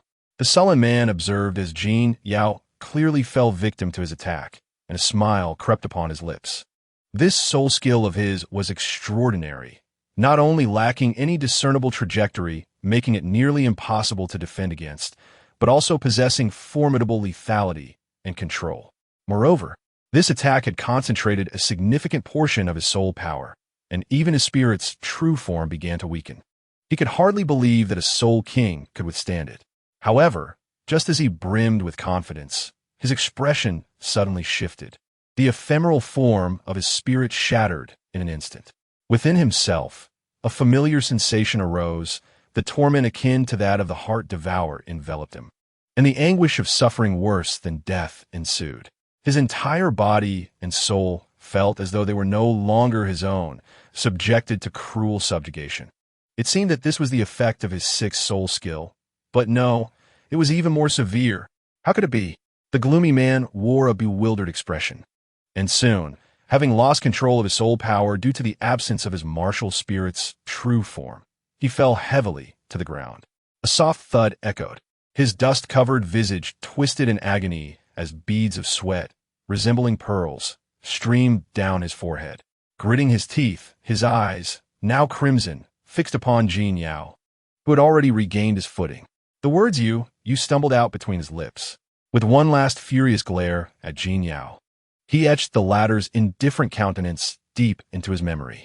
The remnants of his soul power, ravaged by backlash and further disordered by the inexplicable attack from his opponent, rendered him utterly incapable of suppressing his energy.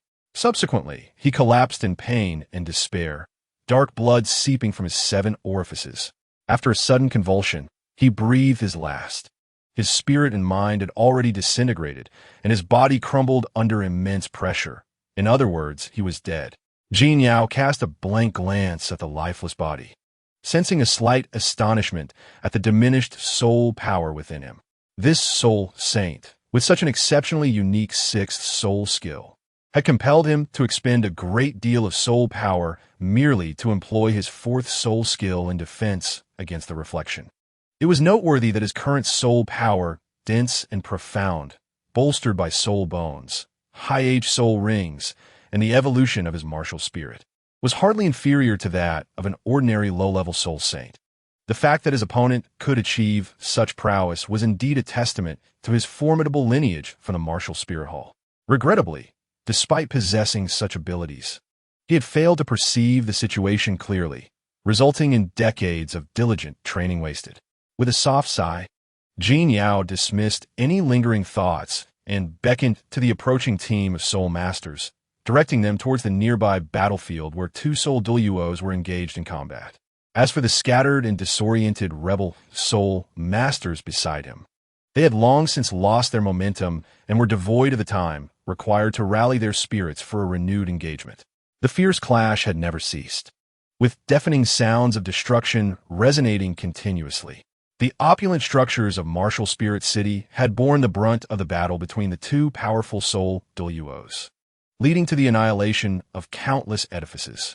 Countless invaluable artifacts, steeped in history, along with precious resources hidden in the outer city, stood no chance against such unadulterated violence. The economic and human losses inflicted solely by their confrontation would leave any considerable faction in a state of sorrow.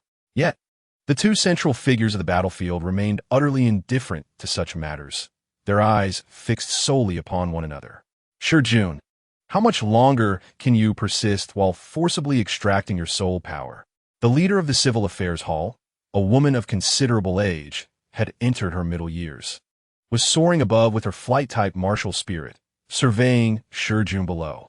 As she spoke, multiple formidable soul skills cascaded from the sky, bombarding Jun's martial spirit's true form. Enduring several impacts with sheer force of will, Jun managed to withstand the onslaught that shattered the pristine, jade-like tiled ground and demolished several lavish buildings. Old hag, how long can I endure? Why not find out for yourself? Jun gasped, responding fiercely, causing the woman's expression to darken as more swift attacks descended upon him. Left with no choice, he continued to infuse his soul power, relying on the defense of his martial spirit's true form to withstand the blows. At this moment, the radiance of Jun's martial spirit began to fade, his soul power gradually depleting, and he felt himself nearing his limits. Opposing him was a hall master from the Martial Spirit Hall, a seasoned soul law with an inconceivable soul power level of 87. In contrast, he was merely a subordinate of the main hall, having only recently entered the ranks of soul Douluos with a level of 81. His ability to endure for this long was simply a result of the opponent's reluctance to pay a hefty price for his capture. The old woman had now perceived his frailty. It was likely that she would launch a full-scale assault in the next moment, seeking to end his life. Jun wiped the sweat from his brow, mingling with the palpable soul power around him. He glanced back and saw that the once chaotic and fervent soul masters had completely collapsed, unable to provide any further obstruction. Although Jun was oblivious to the nature of the preceding violent explosions, it did not hinder his assessment of the current situation. With the law enforcement personnel having retreated, his mission was complete.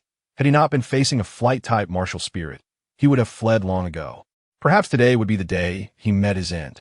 Jun forced a bitter smile, steeling himself for a desperate strike, hoping to injure his foe. Just then, a voice imbued with soul power drew Jun's attention back. Are you Jun, the director? I am Jin Yao from the Douluo Hall, here to assist your retreat. Jun turned in astonishment, surprised to find more than 20 members of the Martial Spirit Hall had arrived at his side, their presence unnoticed amid the fierce battle and their insufficient numbers. You are here to provide support? If there are no soul-level powerhouses among you, retreat quickly. I can still hold them off for a while, he said, scanning the gathered faces discreetly for his child while ignoring the excitement in their eyes. He addressed Jin Yao, the apparent leader of the group. As the 20-odd individuals had already manifested their martial spirits, Shi Jun could easily discern that none of them were soul Douluos. The strongest among them was merely a soul emperor. Slightly disheartened yet without blame, he urged Jin Yao and the others to leave. Are you ignoring me? Since you've come, none of you shall depart. A voice laced with fury reverberated from the sky, followed by several fierce wind pressure attacks descending upon them. The relatively small Jin Yao and his companions hurriedly dodged, resulting in the destruction of 2 shops, sending wooden debris and stones flying. Shi Jun quickly positioned himself in front of them. These reinforcements lacked their martial spirit's true form and were exceedingly vulnerable. Should they be struck, their chances of survival would be grim. Chapter 110.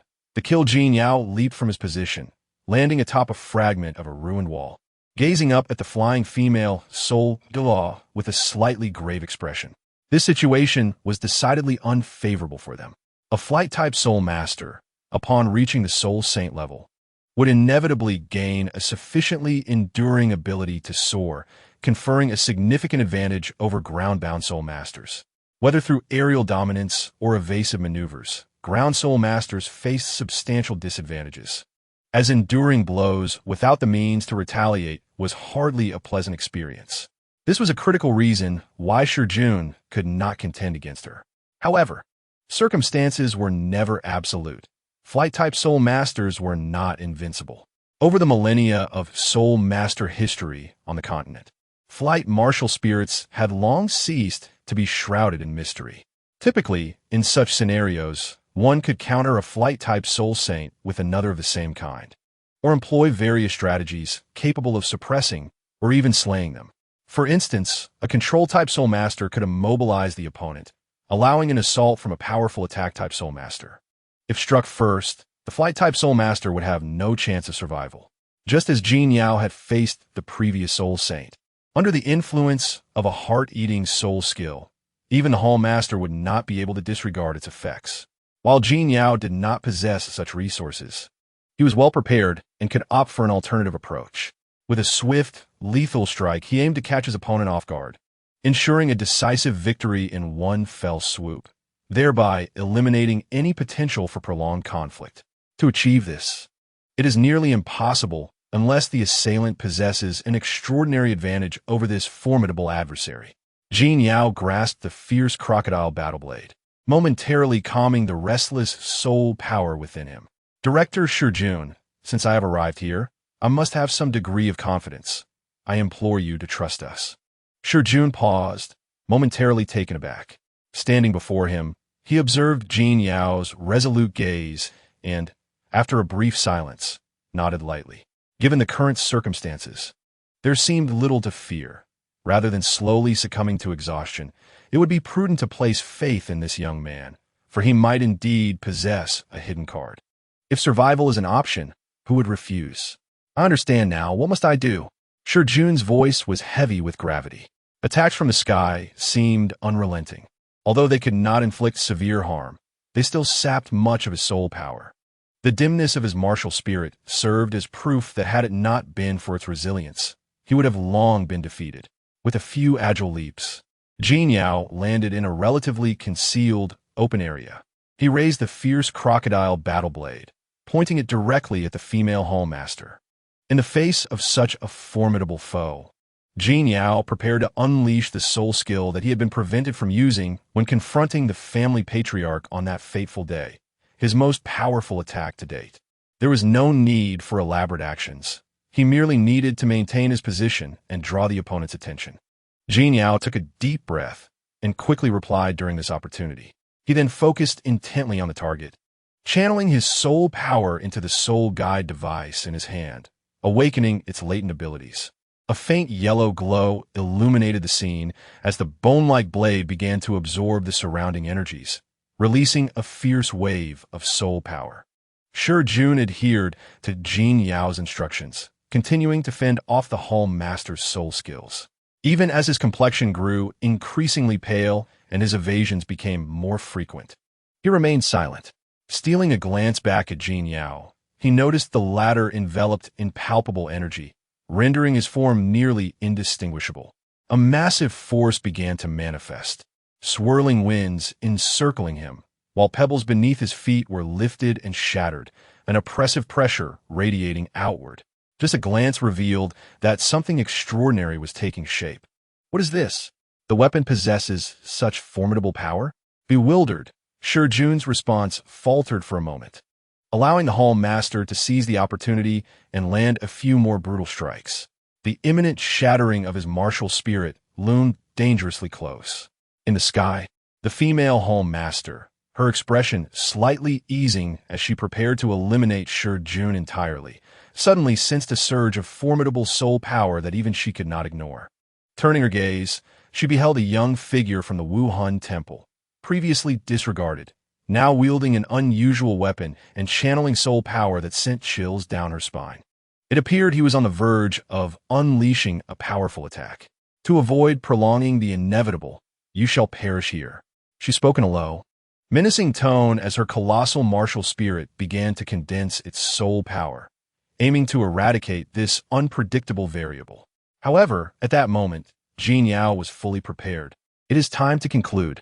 Jin Yao's lips moved slightly, uttering the final decree. Even as the bone-like blade shattered into fragments, a colossal crocodile-shaped, illusory spirit coalesced above it, its regal gaze fixed upon the Hall Master in the sky. In the next instant, Jin Yao gently thrust the battle blade forward. An overwhelming surge of soul power intertwined with the energies of heaven and earth, vanishing in a flash. Like a beam of light piercing through darkness, it illuminated the entire night in an instant. After executing this attack, Jin Yao collapsed to the ground, and a fellow member of the Douluo Temple rushed to support him. Yet, he had no time for gratitude, swiftly raising his gaze towards the sky.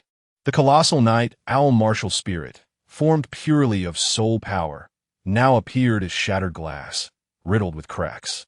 Enveloped within it, the female Hall Master gazed vacantly ahead, a gaping wound in her chest. Crimson blood flowed steadily, dripping onto the ground. We succeeded. Jin Yao managed a feeble smile. A bent and broken fragment, unrecognizable in form, fell beside him, producing a crisp sound.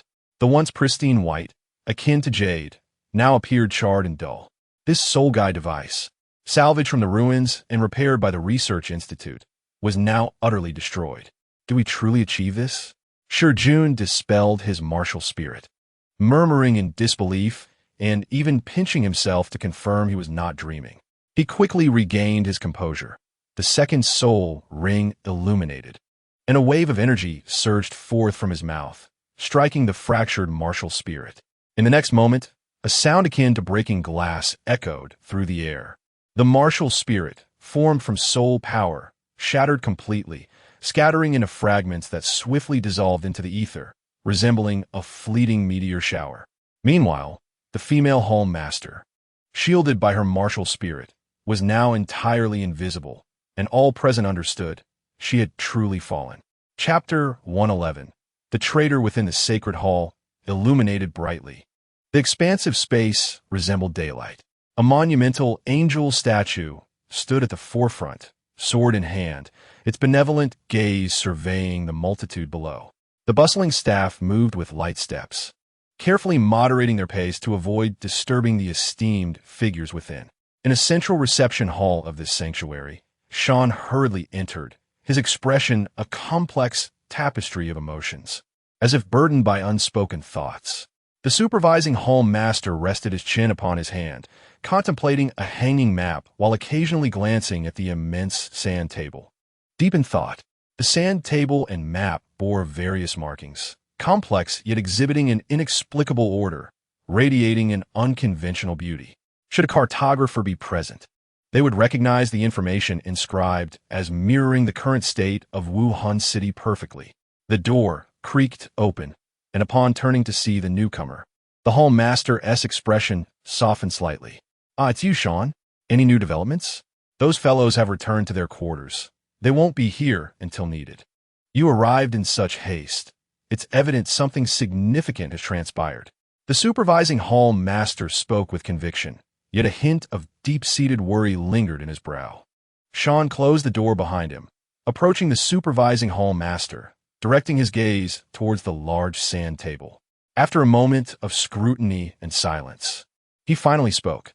There's a good piece of news, a bad piece of news, and one that remains uncertain. Which would you prefer to hear first? The supervising hall master was taken aback initially, then chuckled lightly, turning to his old friend with a teasing smile. Sean, when did you adopt the whims of youth? This is hardly humorous. Now, if you have something to say, do so without circling around. Although he spoke nonchalantly, appearing relaxed and unconcerned, his ears were already perked up attentively. The hands hidden beneath his robe, slightly clenched, revealed that the inspector general was not as composed as he pretended to be. Sean sighed softly. Though he did not voice it, he understood the emotions swirling within the other. The rebellion against the Wuhuan Temple S-Pope was a monumental affair. The unimaginable pressure it inflicted could potentially crush any individual. The Inspector General's ability to maintain a semblance of calm during their interaction was a testament to his exceptional character. Recognizing the Inspector General's mindset, Sean decided to dispense with any riddles and spoke directly. The messenger has just relayed that we have completely taken control of the outer city of Wuhuan City. Many of the wavering, prominent families within the city have begun to align themselves with us upon witnessing this development. A smile involuntarily spread across the Inspector General's face, and he nodded in satisfaction, stating, "This is indeed excellent news. With this, our influence grows even more formidable, and their endorsement will facilitate our control over the Wuhuan Temple in the future." After a brief pause, the Inspector General casually inquired, "What about the bad news?" Sean glanced at him, then uttered a few words. The Guardian Knights have already proceeded to the Central Spirit Master Legion. With a sharp crack, the Inspector General's expression stiffened, and his command staff snapped in two due to his involuntary grip. Unfazed, he turned to face Sean directly. "Are you certain?" The Guardian Knights are not directly affiliated with the Douluo Hall. They are primarily tasked with safeguarding the Angel Sacred Hall. Why would they leave to appear here? The Inspector General's reaction was justified. If the offering hall represented the most formidable power at the title Douluo level, then the Guardian Knights were the strongest organization at the Soul Douluo level, entrusted with the sacred duty of protecting the Angel God's legacy. They resided in a location within the Douluo Hall. This little-known intelligence was revealed inadvertently by a friendly elder from the offering hall. As he understood it, only one person could mobilize the Guardian Knights, Dalu. Observing the flicker of uncertainty on the Inspector General's face, Sean instantly grasped the gravity of the situation. He smiled wryly and said, "So that is how it is.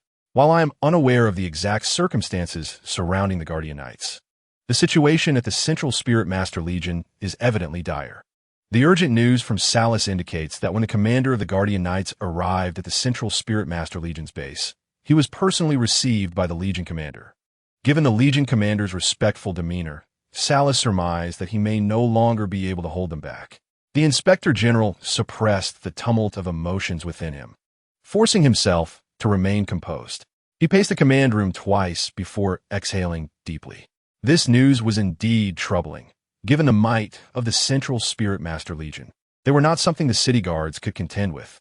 Should they truly enter the city to rectify matters, the situation would become exceedingly precarious. Ultimately, the Inspector General could not devise a countermeasure. He simply inquired in a more subdued tone, "What then is the third piece of ambiguous news?" Seated himself and took a sip from a nearby teacup to calm his racing heart. After a moment of contemplation, he spoke uncertainly. "The third piece of news is related to the mobilization of the Guardian Knights." As he spoke, Sean's expression grew grave. "According to our analysis, the Douluo Hall seems to be exhibiting some unclear movements. Previously, the various departments of the Wuhuan Temple, which appear to be fighting their own battles against our assault, have suddenly received unified orders and are collectively retracting their defenses. Our rapid capture of the outer city is closely linked to this development.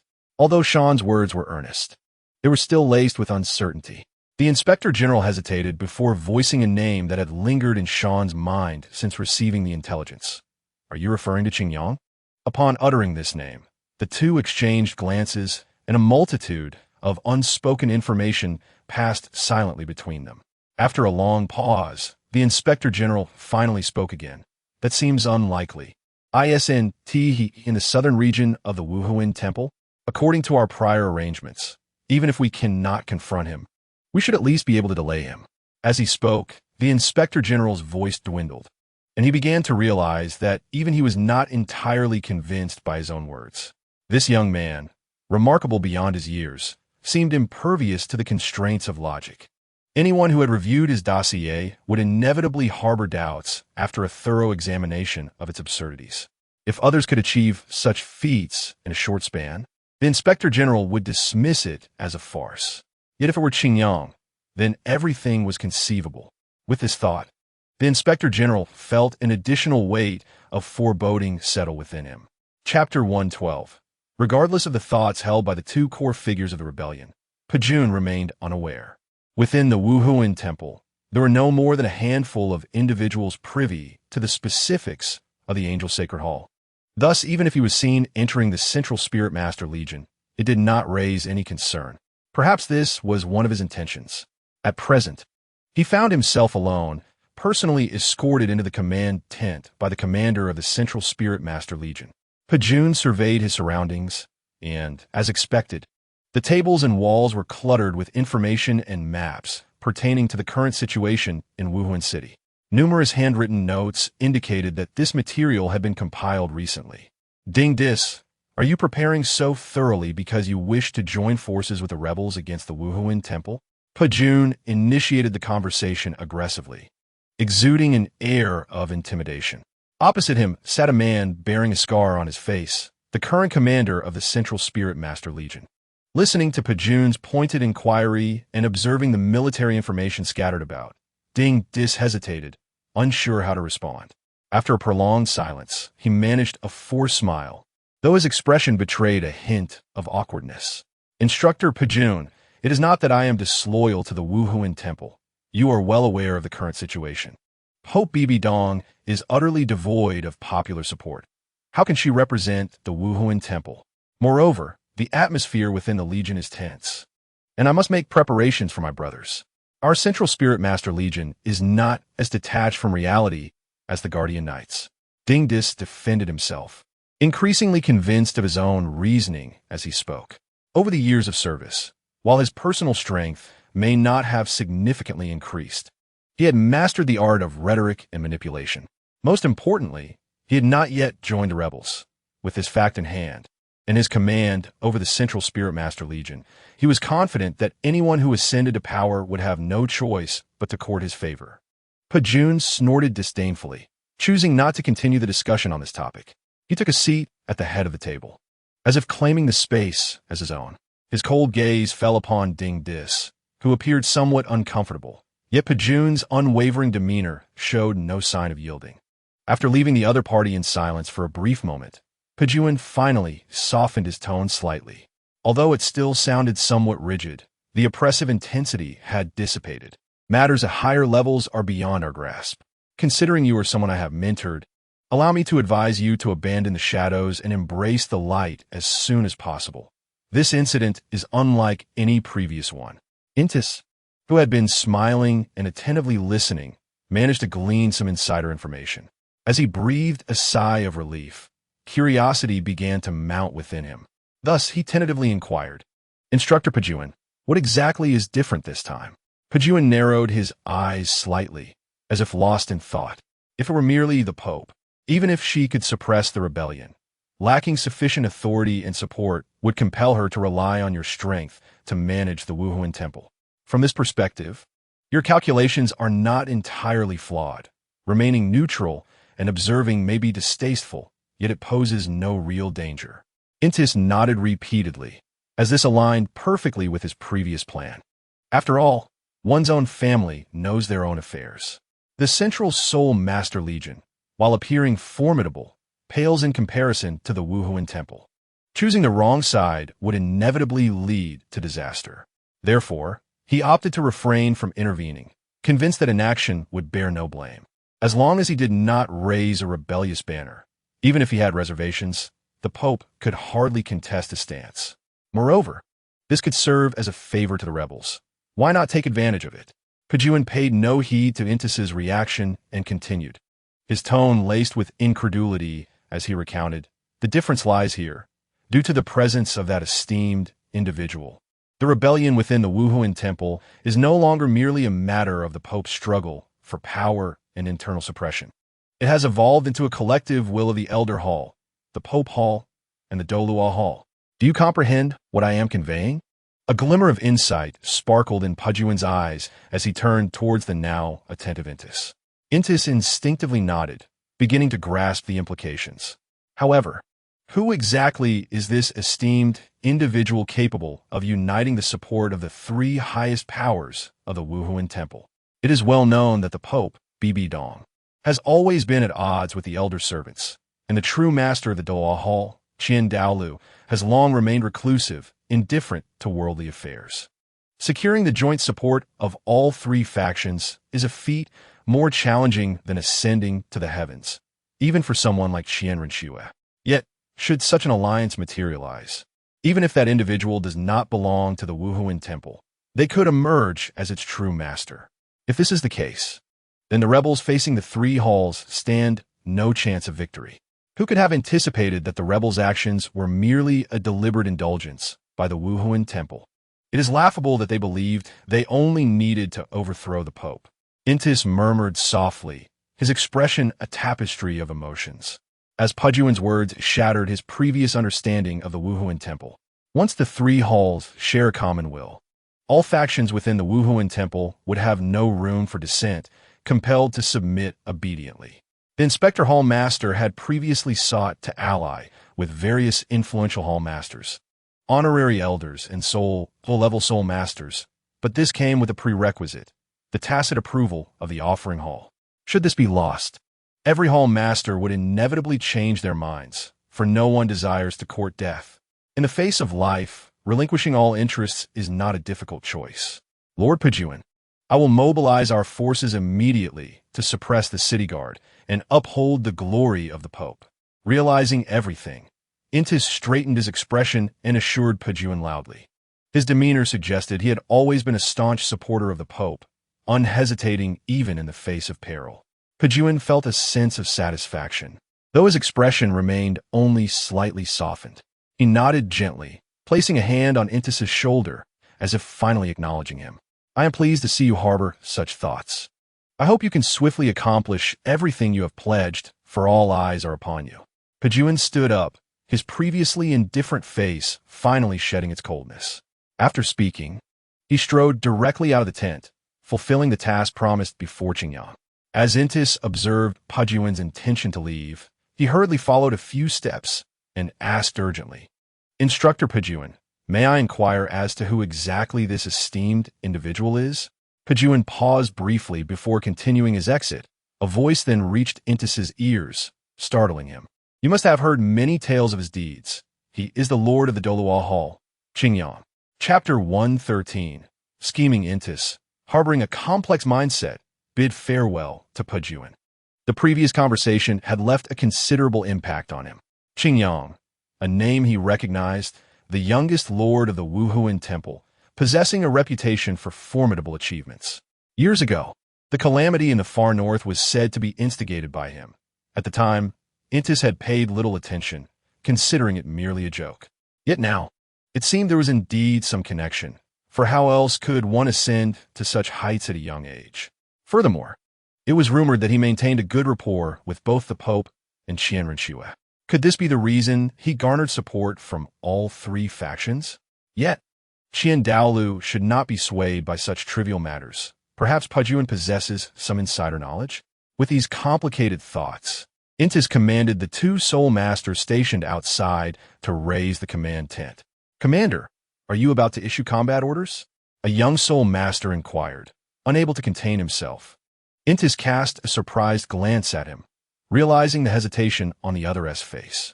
It dawned on him that the prolonged inaction had unsettled the Central Soul Master Legion, causing even his own guards to feel uneasy, let alone the common Soul Masters. Having come to this realization, Intis reflected on his feelings and simply nodded, adopting a demeanor of authority as he declared, "I have just received orders to eliminate the city guard obstructing our path and to enter the city to rectify the situation." The young Soul Master exhaled in relief, his movements quickening as Intis discerned a sense of reassurance from his expression. Sighing internally, feeling a mix of sentiments, Intis stepped out of the tent and gazed towards the small hill outside the encampment, where curious glances were directed his way. He understood that the promised conditions were beyond his reach. However, perhaps he could gain even more from this situation. PunchKO returned to the Douluo Hall, having spent less than 2 hours in total. Within this time, he discovered that the rebels had already seized control of the outer city, initially consolidating some powers as they appeared poised for further attacks. Nevertheless, PunchKO felt no concern, as long as the Central Soul Master Legion returned. These rebels, organized by various families and halls, posed no real threat. The only aspect warranting vigilance was the presence of dozens of formidable Soul Dalu among the rebels. "Commander PunchKO, Lord Xingyang has instructed that you may enter directly upon your return," a loyal Soul Master respectfully reported at the entrance of the Douluo Hall. PunchKO's expression remained stern as he nodded slightly, and then stepped forward into the hall. Everything within the courtyard appeared unchanged since his departure, except for the presence of an additional individual. PunchKO scrutinized the newcomer and, upon noticing the uniform insignia, felt a sudden chill. Recognizing them as a member of the Pope's Hall, Xingyang, the master of the hall, bid farewell in a low voice. Upon receiving Xingyang's consent, he turned and departed without further delay. Encountering PunchKO, they merely exchanged nods and acknowledgement before passing each other by. Once the individual had left, the gatekeeper once again shut the grand doors. Xingyang, with a smile gracing his countenance, "Welcome, PunchKO. I am already aware of the developments over there." The Central Soul Master Legion commander, Intis, personally dispatched the Platinum Bishop of Wuhuan City and is currently outside the city, consolidating the city guards. Once they have completed their initial reorganization, I anticipate they will enter Wuhuan City to eliminate all obstacles. As Xingyang spoke, he descended from his seat and took PunchKO's broad, sturdy hand, personally guiding him to a chair.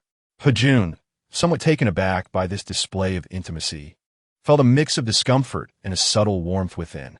Nearby, Wang Dafu and Meng Yi exchanged uneasy glances, understanding that henceforth, PunchKO's status in Xingyang's eyes, having accomplished this significant task, had subtly risen above their own. This was a positive development for their side, increasing their chances of victory. It was also a double-edged sword, as it intensified the competitive pressure on both of them. Xingyang returned to his main seat, the gentle smile on his face unwavering. "Thanks to everyone's efforts, we have drawn closer to our goal, and I must also share another piece of news with you," Xingyang continued, casting a sweeping glance around before elaborating.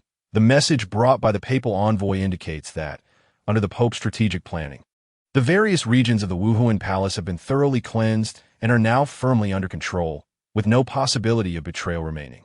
In the eastern and western duchies, the archbishops of each Wuhuan main hall have all submitted under the coercion of the 2 elder palace heads, swearing fealty to the Pope. In Xingluo City and Tiando City, the 2 most significant Wuhuan sacred halls, all malcontents have been personally suppressed by the 4 elders, including the disruptive elements among the Red Cardinals who have been entirely eradicated.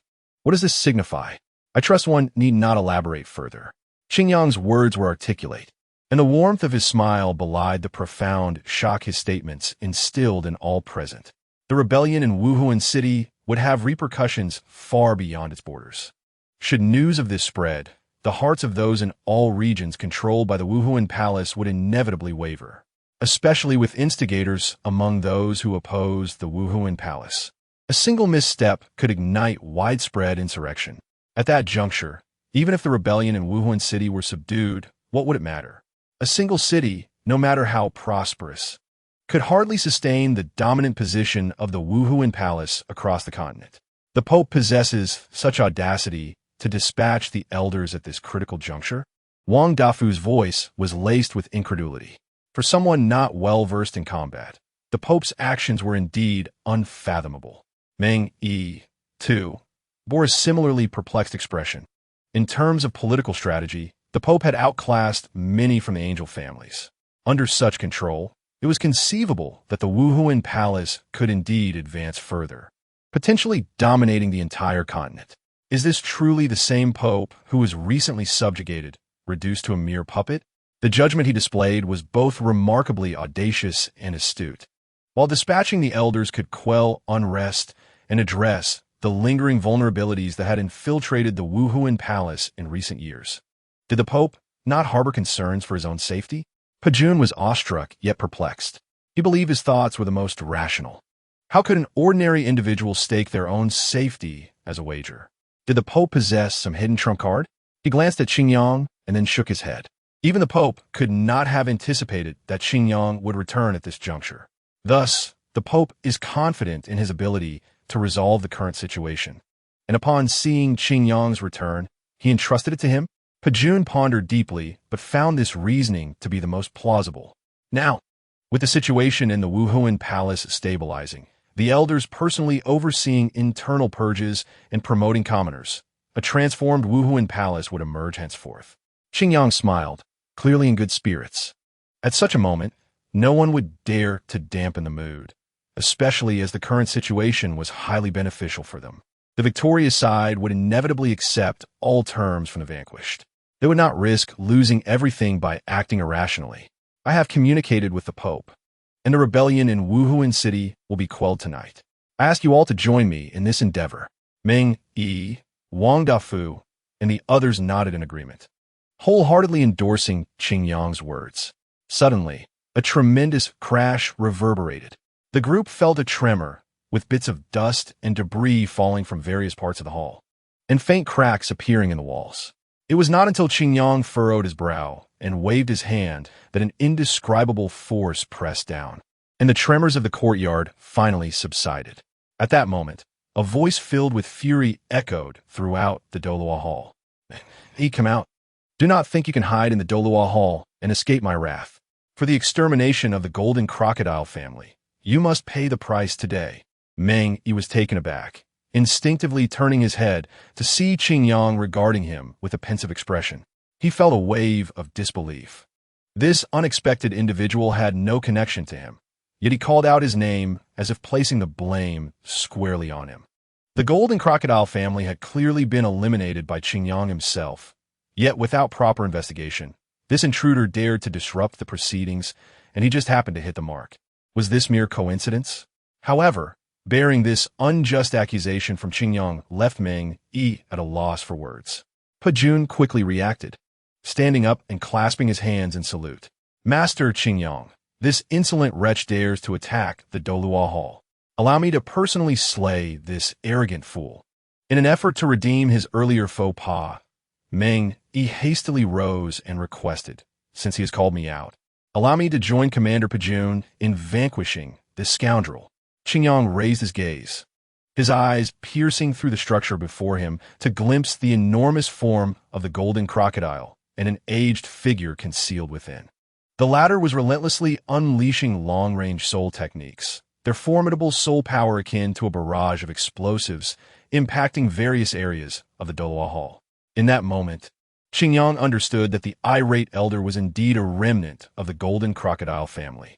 Casting a sidelong glance at Jin Yao's complicated expression beside him, he felt resolute and immediately commanded to recklessly assault the Douluo hall, disregarding all decorum, is a sin beyond redemption. At this moment, the only course of action is to swiftly execute him, thereby upholding the dignity of our Douluo hall. Po Yun, Meng Yi, you have 3 minutes to quell this unexpected chaos. Otherwise, I shall intervene personally. I trust you will not disappoint me. Hearing the underlying coldness in Qingyang's words, both Pejun and Meng Yi promptly bowed their heads in acknowledgement. They swiftly turned to rush outside, eager to resolve the matter expeditiously. They had grown weary of Jin and were particularly incensed that he chose such a critical moment to sow discord. on a towering mountain outside Wuhuan City. One could clearly discern the unfolding events within. The Central Soul Master Legion had fully pacified the city guards outside, while various family factions were converging, preparing to assault the inner city. Without unexpected developments, the final outcome will be revealed in the grand halls of the inner city. It is at that moment that he will accept the invitation of the other party and act in accordance with their agreement. What do you think? After observing for so long, do you feel confident? A voice, both majestic and imposing, resonated from the summit of the mountain. A middle-aged man, clad in a long gray-black robe, exuding a masculine charm, approached another individual, both gazing down at the scene of Wuhuan City. You should have sensed it. Why ask me? His slightly indifferent tone, tinged with an edge, responded coolly. The robust man regarded the one in white robes, a youthful figure despite his age, and nodded slightly. He acknowledged this person's strength, which is why he stood here alongside him. Qinshin, if I'm not mistaken, it has been less than a decade since this pope ascended to the rank of a titled Douluo, has it not? To break through that seemingly insurmountable barrier at such a young age is indeed astonishing. The man marveled, seeming to both praise the other and lament his own circumstances. The fluctuations of soul power emanating from the grand structure were profound and unmistakably indicative of the individual's might. It was a unique aura that could only be achieved by those who surpassed the ordinary titled Daw, having attained a level beyond 95, perceptible even from such a great distance. Only the two of them, both at the level of 95 titled Daw, could sense it. Qinshin fell silent, as the man had stated. Such innate talent left him in the dust. After a moment's contemplation, he chose not to dwell on the matter further, turning to cross his arms and declare, "Remaining here serves no purpose. I intend to leave now. If those worshippers discover us, it will lead to further complications." The imposing man raised his right hand, and a massive hammer slowly materialized above it. After a long pause, he sighed and said, "I shall depart as well. Given BB Dong's current strength, those hall masters will not succeed. Staying here has become meaningless." Upon finishing his statement, his voice faltered, and a sense of dejection washed over him. The might of the Wuhuan Temple is ultimately beyond our comparison. Qinshin's gaze slightly narrowed, as the other had said. Even after the Wuhuan Temple's painful decline over the past 4 years, they still could not contend with it. In contrast, the sect he belonged to, Haoqian's sect, had deeply offended the Wuhuan Temple during that incident. And once the temple regained its footing, the future would likely become even more challenging. This was why they found themselves here. No one wished to see another overlord emerge. Should an opportunity arise, they would instinctively forge an alliance, exerting every effort to weaken the Wuhuan Temple. A sound akin to thunder, both startling and resonant, suddenly echoed forth. The two turned in surprise, directing their attention to the grand building beside the hall they had previously focused on. A golden lightning bolt took the form of a dragon, piercing through a colossal martial spirit, shattering the darkness behind it. The two exchanged alarmed glances, their eyes filled with astonishment. This unimaginable attack could not be overlooked, even by the two of them. When had the Wuhuan Temple acquired such a formidable individual? Chapter 115, The Final Showdown. Qingyang Hall Master, I sincerely apologize. This old fellow possesses a soul bone, and we inadvertently overlooked him, failing to eliminate him in time. Meng Yi, beads of sweat on his forehead, bowed his head to report to Qingyang. Simultaneously, he produced a somewhat dull yellow right-arm soul bone and presented it. It was this soul bone that had exceeded his expectations, combined with the old man's reckless fighting style, which had prevented them from subduing Jinji in a short span. This was, for someone as prideful as he, an undeniable blow. Meanwhile, Pajun silently bowed in respect, offering no words, thus conveying his unvoiced apology. Qingyang nodded lightly, calming the restlessness of his soul power, which manifested in the form of golden lightning coiling around one side of his arm. After briefly assessing the significant depletion of his soul power, he shifted his focus to the soul bone. This right-arm soul bone appeared to be extraordinarily ancient and remarkably intact, compelling him to take action. Were it not for the vast soul power contained within him, others might not have been able to secure a fatal blow. In terms of quantity alone, Due to his own limitations, Qingyang's soul power was merely the sum of several soul masters. His victories were attributable to the exceptional quality of his power. This soul bone, capable of withstanding two formidable soul Dalu for a brief period, was undoubtedly extraordinary. Never mind. Unexpected events are understandable. Qingyang showed no concern for their oversight. He turned to Jin Yao and said, "This soul bone bears some connection to you, and considering its continuous assistance to me, please accept it for now." With that, he tossed the soul bone, landing perfectly in the astonished Jin Yao's hands. Jin Yao opened his mouth, gazing at Qingyang's undeniable gaze, ultimately accepting the soul bone. Meng Yi and the others looked at Jin Yao with envy. Although the Wuhuan temple possessed unimaginable resources, soul bones remained exceedingly rare. Even among the powerful hall masters, one might not easily obtain such a treasure. This invaluable cultivation resource was primarily hoarded by the Angel clan in the worship hall, with limited stock available. Even the Pope might not possess several. Qingyang's ability to casually bestow this soul bone upon another, rather than keeping it for himself, instilled hope for the future among them, and further solidified their trust in Qingyang. Hall Master, if I'm not mistaken. This individual is a hidden figure from the Jin Yi family, who was active in the Wuhuan temple decades ago. He has not shown himself in many years. His presence at the Douluo hall to provoke us must be due to someone's instigation. It seems to me that those rebels may be preparing for an all-out assault. Though Pajun did not specify who exactly was behind it, his words implicitly pointed towards the group of rebels. However, as soon as he finished speaking, the atmosphere within the hall began to quiet down. Others, unlike Pajun, possessed an unparalleled confidence in the current situation due to their understanding. Qingyang had anticipated Pajun's assertion. If the situation continued to drag on, it would become increasingly difficult for those individuals. Whether due to the Central Soul Master Army's entry or the reinforcements from various Wuhuan temple branches.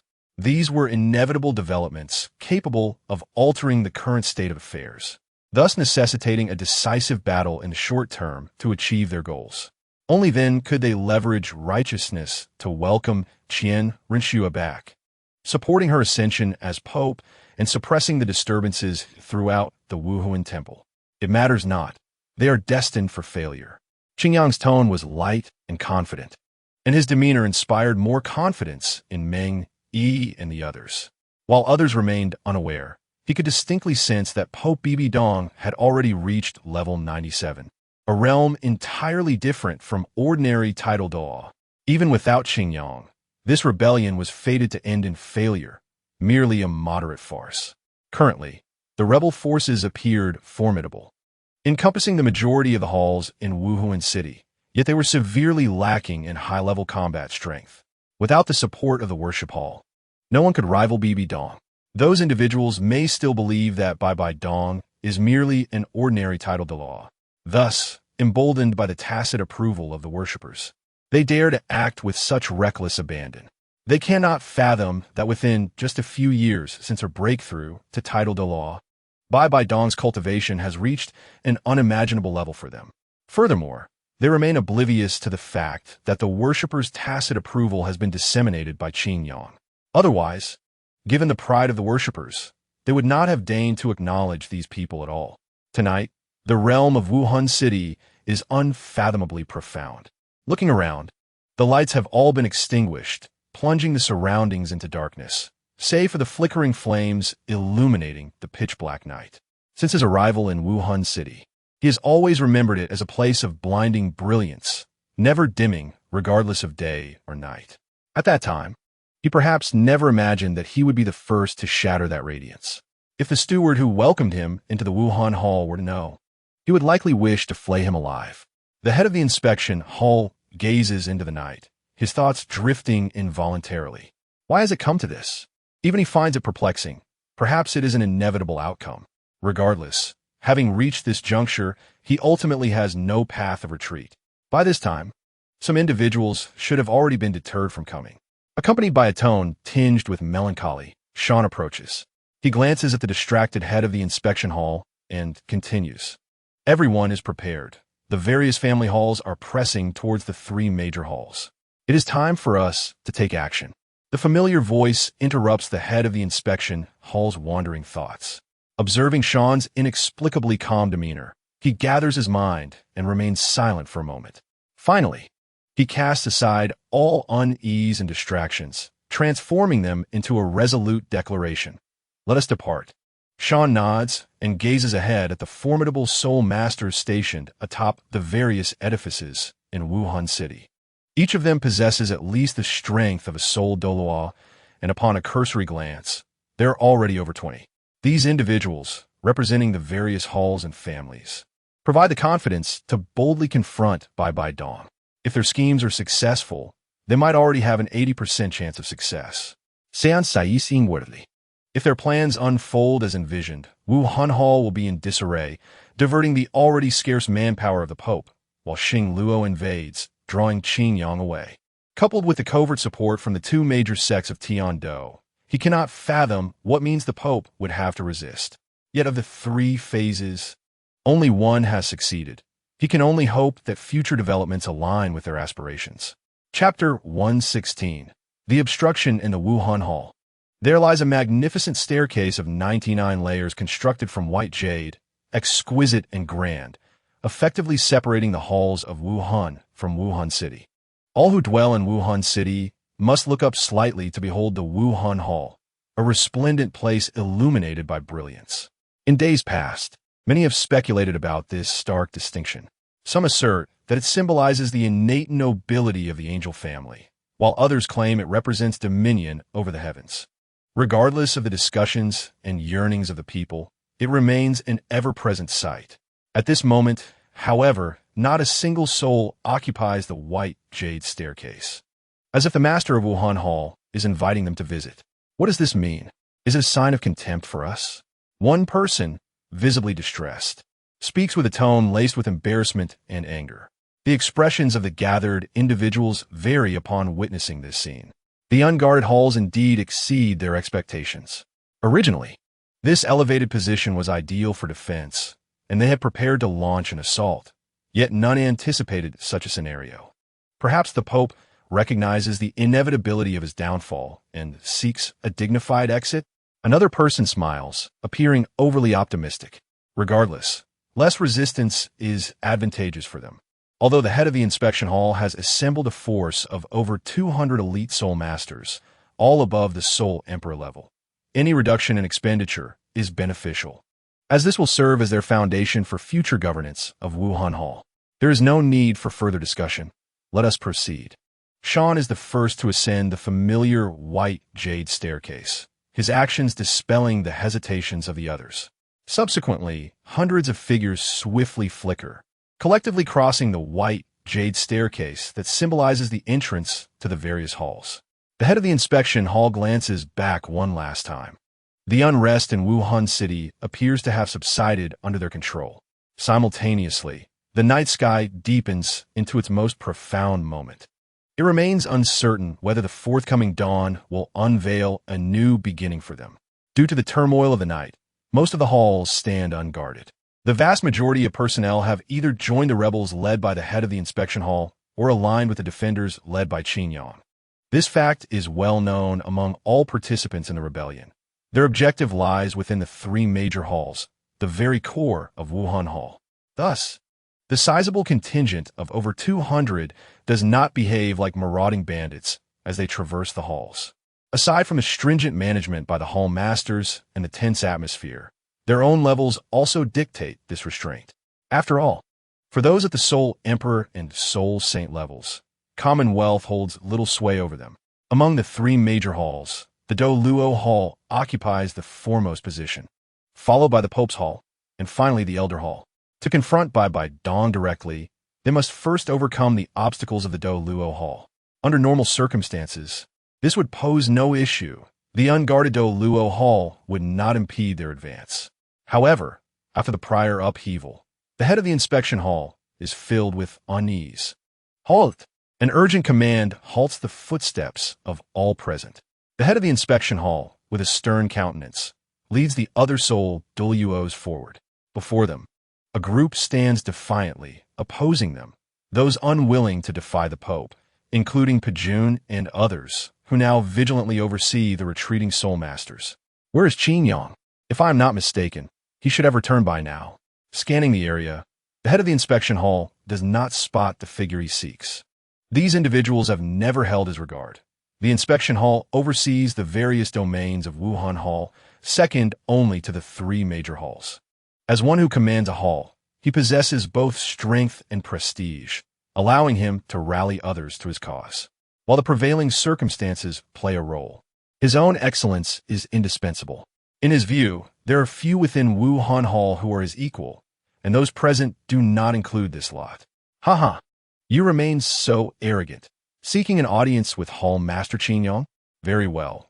He is within the Douluo Hall, and you may enter whenever you wish.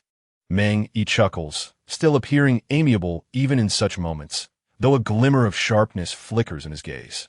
At this point, the Central Soul Master Legion has completed its organization and is rushing towards the city, as various nefarious individuals begin to emerge amidst the chaos.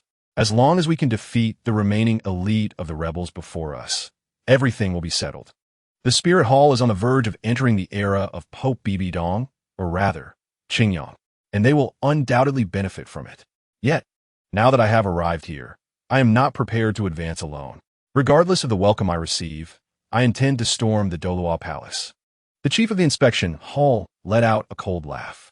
With his words, Sean, accompanied by numerous powerful individuals, stepped forward. Hundreds of formidable soul powers surged forth, intertwining and resonating with one another, causing the surrounding breeze and air to suddenly freeze. An oppressive weight, as tangible as reality, descended abruptly before the Douluo Palace. Among them, the most terrifying was an ordinary man with 9 soul rings, exuding an immovable, towering aura reminiscent of a mountain. A titled Douluo. The eyes of Pajun narrowed as he whispered. Wang Dafu and Meng Yi, witnessing this, were momentarily transfixed, staring at the imposing figure in shock, unable to utter a word. Even their leader was taken aback. The other members behind him were drenched in cold sweat, filled with anxiety. The appearance of a titled Douluo commands respect wherever encountered, as it epitomizes the pinnacle of soul master power. The scene fell into an abrupt silence, as it became evident to all that the presence of the titled Douluo had overshadowed the Douluo Palace in terms of momentum. The chief of the inspection hall snorted coldly and began to lead his people past them towards the Douluo Palace. Should they fail to recognize the gravity of the situation, he would not hesitate to resolve it here. At worst, the Spirit Hall would experience a temporary paralysis in operations. The chief of the inspection hall had ample reasons to be confident. The disparity between each major tier of soul masters is immeasurable. To suppress a titled Douluo, a typical soul master would require the mobilization of nearly 10 soul Douluos. Should the opposing side choose such a course of action, he would find himself devoid of the strength necessary to counter it. In that case, they, as hall masters, would be more than capable of annihilating those obstructing their path. Chapter 117. The Forbidden Soul Sealing Array. We actually have a titled Douluo among us. Who could he possibly be, and why have we never encountered him before? Seizing the opportunity while both sides were at a standstill, one of the traders approached Sean, who was well-liked, and, using soul power as a medium, silently conveyed his thoughts. His inquiry reflected the sentiments of many in their faction. Titled Douluos are not commonplace, and the visible ones across the continent are few and far between. Even within the Spirit Hall, they would quickly ascend to the status of elder, thereby distancing themselves from mundane concerns. Yet, this individual was not only unfamiliar to them, but they could not even recall his appearance. Could it be that the chief of the inspection hall summoned him from some hidden place?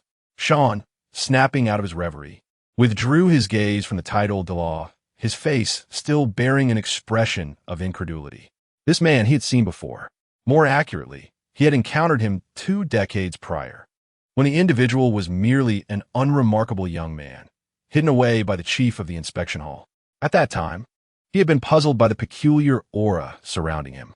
By the time he comprehended the implications, he had not seen this striking figure again, previously believing him to have been dealt with, only to discover that he had been cultivated instead. The identity of this person is of no consequence. As long as we are aware that he is on our side, That is sufficient. Contemplating this, Sean shifted the topic, refraining from voicing his suspicions. The ramifications of this revelation were simply too profound. Ahead, Meng, Yi, and the others, observing the advancing chief of the inspection hall, gritted their teeth, preparing to retaliate with their soul powers to force him back. At that moment, a radiant white light emanated from the open space, illuminating the intricately patterned stone pillars and the mysteriously pure white ground, which began to emit a peculiar wave of soul power. The expanse was so vast that it enveloped the entire roadside. Everyone felt an overwhelmingly palpable weight descend upon them. Countless individuals, in a state of terror, discovered that their once commanding soul powers had transformed into stagnant waters, unable to be summoned no matter how hard they tried. Under this invisible pressure, their martial spirits fell into a dormant state, their soul rings dimming until they vanished entirely. The soul power did not cease to exist. Rather, it became exceedingly difficult to wield, rendering them nearly indistinguishable from ordinary individuals aside from their physical prowess. Truly, the ancient civilization exceeds imagination. A voice filled with astonishment emerged from the ranks of the Douluo palace, prompting everyone to instinctively look up. A disheveled old man, cloaked in dirt and soot, with hair ashen, began to speak to them with great fervor. Allow me to introduce to you my latest research achievement, the Forbidden Soul Sealing Array. It can suppress the activation of soul power within a certain range, making it challenging for soul masters to utilize their abilities. The old man, noticing the gazes of the crowd, felt no shame. Rather, he was eager to express himself, his words flowing freely. The chief of the inspection hall's expression darkened as he sensed the inexplicable pressure bearing down on him. Although his soul power became obscured under this mysterious oppression, it was not entirely unmanageable. It merely required a bit more effort. In other words, the once abundant soul power he wielded was now reduced to functioning at only 90% efficiency. Gaining clarity regarding his situation eased his mind somewhat, and he fixed a stern gaze upon the old man, questioning, "Who are you, and how do you possess such unimaginable technology?" The old man turned to face the chief of the inspection hall, who appeared unfazed compared to the others, as if he had anticipated this encounter. He took a couple of steps back, positioning himself beside Pajun and Meng, adopting a demeanor akin to that of a teacher addressing uninformed students. With an air of condescension, he began to explain, "I am Abit, an ordinary researcher from the Soul Guidance Device Research Institute. This hall master, due to the incomplete nature of the forbidden soul sealing array and the scarcity of its materials, finds its effects on powerful soul masters less than ideal. Based on prior experiments, soul emperors find themselves unable to mobilize their soul power. Soul saints are suppressed by nearly half, and the effect on soul Douluos is negligible.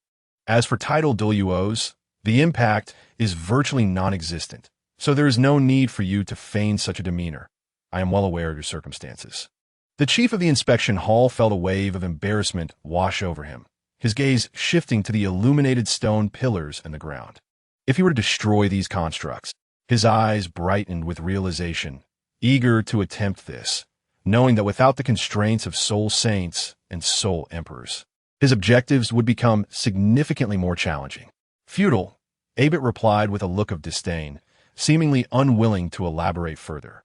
He no longer addressed these individuals, instead turning his attention to Pajun and the others, nodding at them in acknowledgement. Subsequently, he turned to walk away, his head bowed as though lost in thought. Departing from the scene, the Soul Guidance Device Research Institute possesses such formidable technology. If it could be applied on a large scale, it would significantly alter the landscape for soul masters. No wonder the Pope and Qingyang esteemed them so highly. It turns out these individuals wield such immense power. Wang Dafu was left in utter disbelief. When Bibi Dong had previously requested funding from him, he had been wholly reluctant, yet now he never anticipated. These disheveled individuals, so incongruous with the Wuhuan Palace, truly possess remarkable prowess. Although these materials are indeed rather expensive, even the affluent Kaijing Dian cannot endure such extravagance. With a pang of regret, he glanced at the precious materials being meticulously engraved, then swiftly composed himself. Now, even if you wish to lead a forceful incursion, there are not many capable individuals left at your disposal. What do you intend to do now? Wang Dafu observed these people with a sense of amusement, as they, once imposing, now resembled a panicked beast. Apart from a few individuals, the rest were hardly worth mentioning. The Seoul Engineer Research Institute. Is it? Noted. The Inspector Palace Master snorted coldly, glancing at the group of Soul Emperors behind him, and with some difficulty, he summoned his soul power to amplify his voice. Silence. What sort of decorum is this? Are you truly the elite of your respective families? You appear no better than refuse. After reprimanding them and quelling the tumultuous panic, he regarded them coldly before turning and commanding, Sean, you shall take the lead. Assemble the Seoul Douluos and above, and follow me into the Douluo Palace. I wish to discern what Xingyang truly intends. With that, the Inspector Palace Master resolutely took the lead, accompanied by the silent title Douluo, as they made their way toward the Douluo Palace. Behind them, Sean inhaled deeply, gesturing for the other Seoul Douluos to follow suit. Meng, he stood silently to the side, only casting his gaze towards those left behind after they vanished from sight. Though they were merely Soul Emperors and Soul Saints, they were the backbone of their families. The creme de la creme. Rebels, unforgivable, seize them. Chapter 118. Willing to support you as Pope within the courtyard of the Douluo Palace. The Inspector Palace Master swiftly traversed the corridor, taking in the countless relief sculptures, lavish decorations, and exquisite furnishings, none of which captured his attention. Any item here, if taken to the outside world, would undoubtedly command a fortune at auction. Yet, none could hold his gaze for even a moment. Furthermore, the powerful individuals trailing behind him remained vigilant, scrutinizing the surroundings and any suspicious elements, wary of potential traps. The Inspector Palace Master, however, appeared to disregard everything around him, as if they did not exist. His focus remained steadfastly ahead, unwavering. How do you intend to confront Xingyang? Seizing the brief moment of tranquility, Sean approached the Inspector Palace Master, quietly inquiring. The other's demeanor would determine the course of their upcoming meeting, and with the current situation seeming rather ambiguous, he felt compelled to ascertain his old friend's true intentions, not for any other reason, but to have some assurance that might ease his mind. The Inspector Palace Master slightly turned his head, glancing at the unassuming title Doa following him, before responding in a somber tone. Everything that follows will depend on his attitude. Having spoken this ambiguous statement, he fell silent, resolutely advancing forward, as though in a great hurry. Sean, bewildered by his words, pondered what it meant for everything to hinge on the other's demeanor. Did he harbor thoughts he had not shared with me? With an added layer of doubt, Sean furrowed his brow, finding it difficult to decipher the intentions of his old friend. Before long, after traversing the spacious corridor, the Inspector Palace Master, accompanied by over 20 individuals, arrived before the grand hall of the Douluo Palace. Upon entering, he found no one else present, nor any elaborate displays. The hall style was exceedingly minimalist, devoid of superfluous elements, simply a vast emptiness, marked only by the solitary figure at its center. The Inspector Palace Master's gaze sharpened. He recognized that familiar silhouette, Xingyang. One could say this is our first formal meeting, is it not? Xingyang turned, observing the approaching crowd with a customary smile. Regardless of their past enmity and actions, as Xingyang had stated, this indeed marked their first encounter. One represented the nearly unparalleled power of the Inspector Palace, while the other held an exalted status within the Douluo Palace. Prior to this, their highest authorities had scarcely communicated. To others, such a lack of interaction might seem inconceivable. Yet it was a reality. This was merely due to Xingyang's uniqueness. His ascension rate was unparalleled within the entire Wuhuan Palace. No one had anticipated, nor prepared for the current circumstances, which had erupted into a tremendous upheaval, affecting all involved. Lord Xingyang, I have long admired your esteemed name and have always wished to find time to pay my respects. I never anticipated our next meeting would unfold under such circumstances. The expression of the Inspector Palace Master began to soften, and in the presence of Xingyang, he too found himself willing to engage in dialogue. Perhaps this was the unique charm of Qingyang, an innate sense of approachability. In his presence, people instinctively exuded goodwill, be it Jin Yao, Qian Ruinxue, or even Bibi Dong, a woman consumed by hatred. Even adversaries find themselves sincerely admiring him. Only those exceedingly malevolent, devoid of humanity, would harbor intensified loathing for Qingyang. You are willing to accept my invitation to the Douluo Palace. I assume you have your own plans. Would you care to share them with me? Qingyang inquired softly, maintaining his usual demeanor. The Inspector Palace Master fell silent for a moment. In truth, he had acquiesced to Qingyang's request, refraining from launching an immediate assault on the Douluo Palace. It was astounding that, at this critical juncture, he would pause considering the countless lives lost due to him. While numerous factors may have influenced this decision, it was undeniable that he harbored other thoughts. Might I request that you refrain from interfering in our struggle with the Pope? He asked. Regrettably, I cannot, Qingyang responded, shaking his head. Then may I ask if we could pass through? The Inspector Palace Master inquired once more. That too is not possible, came Qingyang's resolute refusal. Such firm replies indicated that the outcome was perhaps already predetermined, yet I must still make an attempt. This is my final gesture of goodwill. The Inspector Palace Master relaxed slightly, letting out a sigh. Qingyang did not respond, but regarded him with curiosity, eager to discern what the Inspector Palace Master's notion of a final gesture of goodwill would entail, prompting him to risk it all, fully aware of his intentions. If successful, we would willingly support you as the new Pope of the Wuhuan Palace, governing the Wuhuan Palace, complying with your commands, and accepting your orders. Even so, will you maintain your current resolve? The Inspector Palace Master, burdened with complex emotions, articulated his final proposition. Old friend, you cannot be serious, Sean exclaimed in astonishment. Quickly turning to the Inspector Palace Master, his face a mask of disbelief.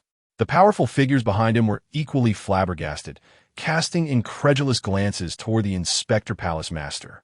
Various questions and expressions of doubt erupted from them, even in this critical moment, unable to be quelled.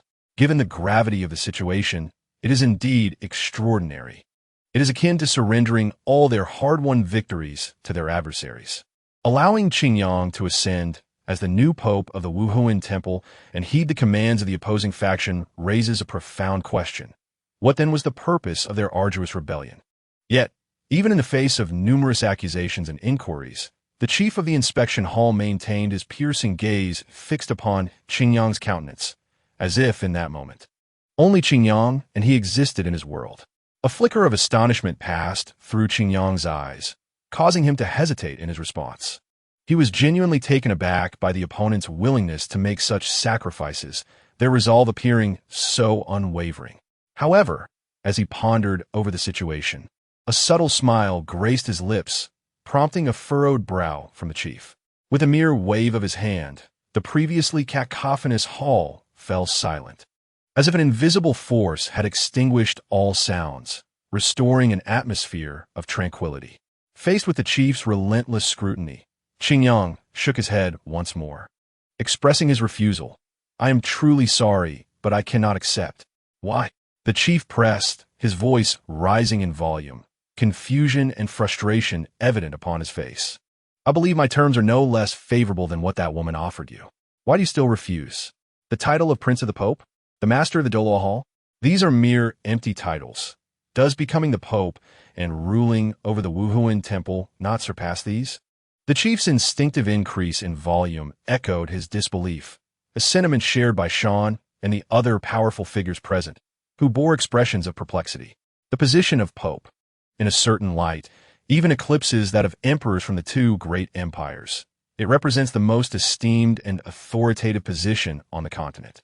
As the overseer of the Wuhuan Temple, a power that could be deemed the overlord of the continent, he commanded countless strong individuals whose mere command could send tremors across the land. There is no position that could provide greater wealth and glory than this.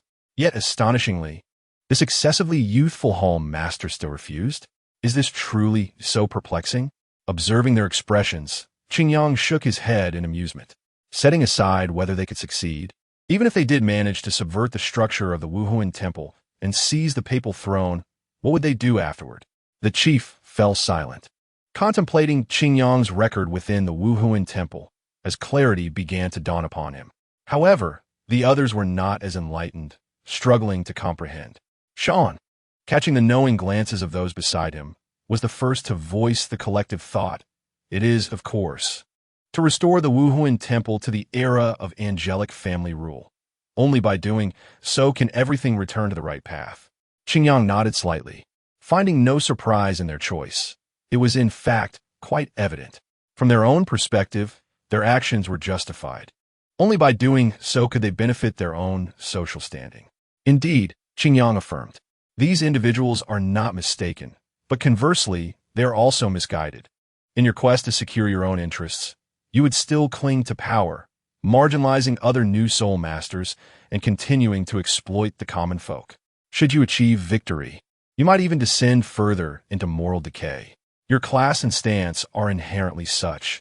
As long as the Wuhuan temple remains exalted and you dwell in luxury and security, what else matters? As Qingyang spoke, an increasing number of individuals began to contemplate, gradually grasping his perspective. Yet, the more they understood, the greater their trepidation grew. For if what he suggested came to pass, they would face far more formidable and despairing challenges, ones far beyond their resistance against Bibidong. In that scenario, Qingyang might even find himself opposed by the entire continent. Are you contemplating taking action against us? Do you not realize that we are the ones who command the most formidable soul masters? Shan's voice trembled as he struggled to believe the implications of his own thoughts. After all, the powerful soul masters across the continent typically hailed from noble families or sections. The 7 great sects, the 2 royal families, and even the Wuhuan temple had always been dominated by the angelic family. While there were indeed individuals born of common stock, they were never the mainstream, often possessing inferior martial souls like Lan Yinxiao or lacking soul power altogether.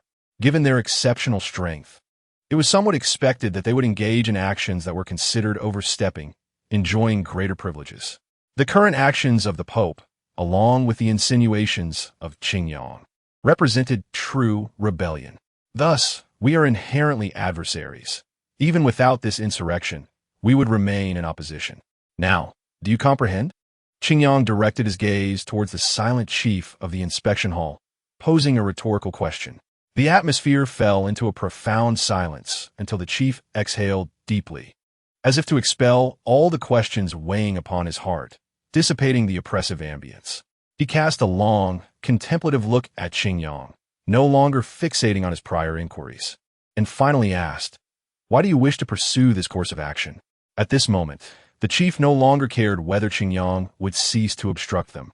What mattered more was understanding the reasoning behind Qingyang's convictions. With such remarkable talent in soul mastery, why would he not align himself with their faction, enjoying various privileges and acquiring all that could be offered, which would undoubtedly be more gratifying? Why undertake the arduous and thankless task of striving to instigate a monumental shift for those whom he deemed as insignificant as ants? Was it merely due to his origins or his disdain for their actions?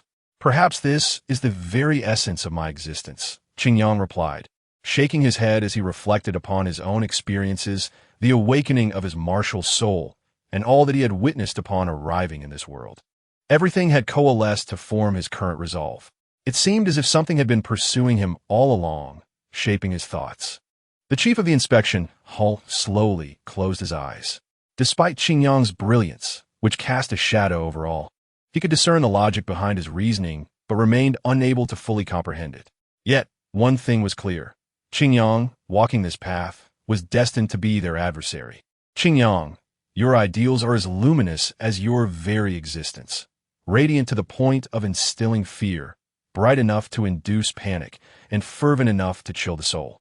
We, who dwell in shadows and reside in filth, who conceal ourselves in darkness, are bound to walk beneath the canopy of your pure aspirations. With a soft whisper, the chief of the inspection hall suddenly opened his eyes. His gaze shimmered with intensity, exuding a palpable aura of menace that even caused the temperature around him to drop. The formidable waves of soul power began to manifest, creating an immense pressure that made the hall tremble slightly. All of you heed my command. Employ every means necessary to eliminate Qingyang. His voice, imbued with soul power, shattered the tension in the air, prompting those who had previously been restless to spring into action. They transformed their nascent fear and anxiety, their trepidation and outrage, into the most profound intent to kill. In the vast and empty hall, chaos erupted as a multitude of spirits danced wildly, accompanied by the dazzling, soaring soul rings that illuminated the space. The true forms of martial spirits and weapon spirits rose dramatically into view. The overwhelming soul power, infused with a myriad of profound killing intent, shattered the surrounding floor, reducing it to rubble.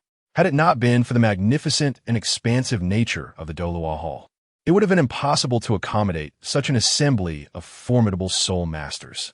In the next moment, over 20 soul masters, their powers unfathomable, unleashed their formidable soul techniques with ferocity.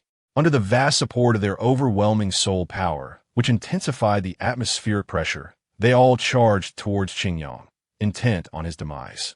Amidst the cacophony of powerful soul techniques, the Inspector Hall master murmured softly, casting a final glance at Qingyang, who stood resolutely amidst the onslaught of over 20 powerful soul masters. Then, with a swift motion, he joined the fray. Chapter 120. Instant kill. Qingyang regarded the incoming assailants, his gaze growing increasingly cold. Each of them was an illustrious figure on the continent, an undeniable force. Yet in this moment, they showed no mercy, launching malicious attacks against him. Soul Douluo and Title Douluo, figures at the pinnacle of the soul master hierarchy, appeared devoid of any dignity befitting their strength. Ultimately, it was strength that spoke volumes. A barely perceptible sigh escaped him, lost amidst the tumultuous waves of soul power. Soon, an aura of supreme intent radiated from him, enveloping him in a resplendent golden light.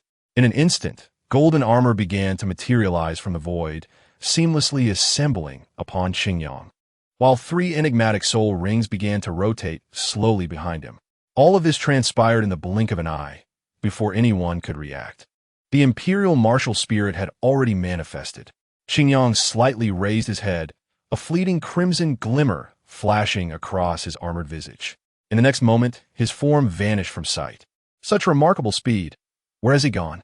A hulking man, as solid as stone, gaped in astonishment at the afterimage left by Qingyang. The opponent's speed had reached an unimaginable level. Even though he was not particularly known for his swiftness, he was indeed a bona fide soul Douluo. Yet, despite this, he could not discern Qingyang's figure. Be cautious. He is behind you. A startled shout caused the giant's muscles to tense instinctively. In an instant, he unleashed his immense soul power, seizing a colossal battle axe. With all his might and soul power, he swung the axe in a wide arc, tearing through the ground as he aimed it viciously behind him. His diminutive frame contrasted sharply with the massive blue thunder battle axe, but in that moment, they appeared astonishingly harmonious. With his strike, he believed he could cleave through even a small mountain standing in his path. This was his most powerful attack, the weapon spirit's true form, the thunder battle axe. As he witnessed his strike poised to land on the elusive Qingyang, a frenzied delight flickered in his eyes. His weapon spirit's true form had previously felled 3 fellow soul saints, including one with a defensive martial spirit. Qingyang's armor, though impressive, could hardly withstand the ferocity of his assault. Even if he did endure it, the colossal, crackling blue thunder would surely make him regret it. Clang! The resounding clash of metal echoed as a tremendous force radiated outward. Qingyang raised his left arm, positioning it before his forehead, and that seemingly insignificant armor absorbed the might of the enormous thunder battle axe's strike.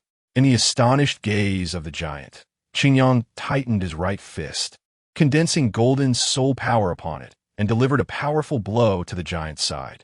With a splatter, the man's eyes bulged in shock, and he involuntarily gasped, blood erupting from his mouth upon impact.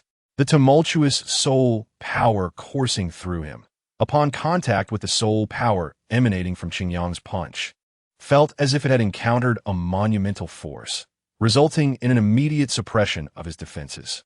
In the next instant, the giant was sent flying back at an unimaginable speed, crashing into several thick stone pillars before being buried under the collapsing wall, finally coming to a halt. One down, Qingyang retracted his fist and swiftly advanced half a meter, evading an assailant's sneak attack. Subsequently, he executed a spinning kick, sending another shadowy figure, attempting to ambush him, hurtling into the debris alongside the previous attacker. At this moment, he paused briefly. Everyone was now on high alert. His speed and strength were formidable. Qingyang reappeared behind him, delivering a punch imbued with soul power that tore through the faint blue martial spirit form, shattering the man's internal organs and sealing his fate. In the blink of an eye, 3 of the over 20 powerful soul masters had been utterly defeated, regardless of their status as bona fide soul Douluos. They were no match for him. Everyone, cease holding back. Immediately unleash your ultimate techniques. Sean, observing the battle unfold, was drenched in cold sweat. What he had only heard about was now a terrifying reality before his eyes, illuminating the truth behind Qingyang's past exploits. It was astonishing to think that he was barely approaching 11 years of age. What kind of prodigy was this?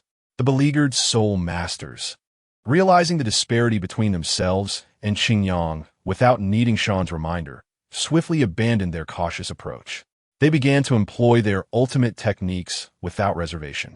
One by one, black soul rings illuminated the surroundings, and the waves of soul power surged forth once more. The familiar yet loathsome sensation enveloped Qingyang, instantly amplifying upon him. Soul power suppression, cognitive shielding, mental frenzy, darkness pervades. The minimum being 10,000-year soul rings. The formidable abilities of their fifth soul techniques were now unleashed by the soul Douluos, infused with powerful soul energy. Even 10,000-year soul beasts could not withstand such suppression. They were not the soul masters Qingyang had recently battled.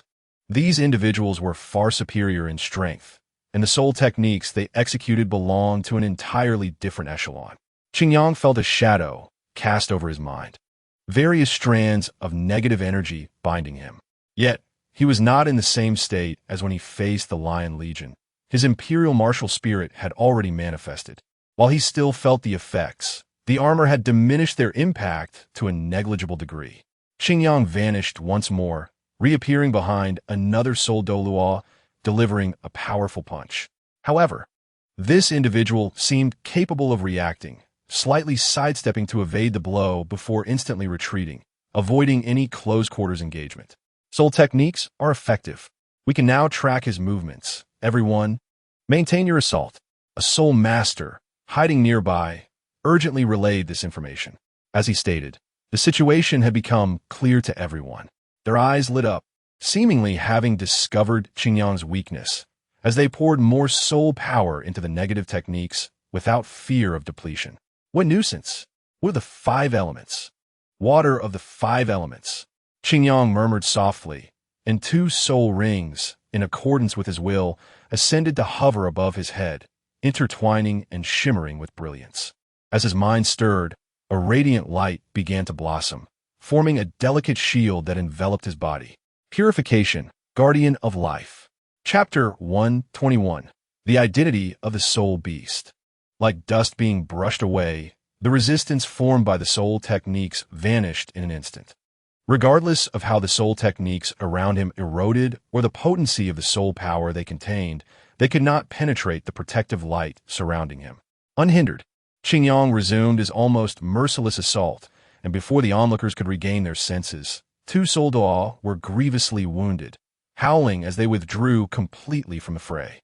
At present, although the Grand Hall had not yet collapsed entirely, it lay in utter disarray.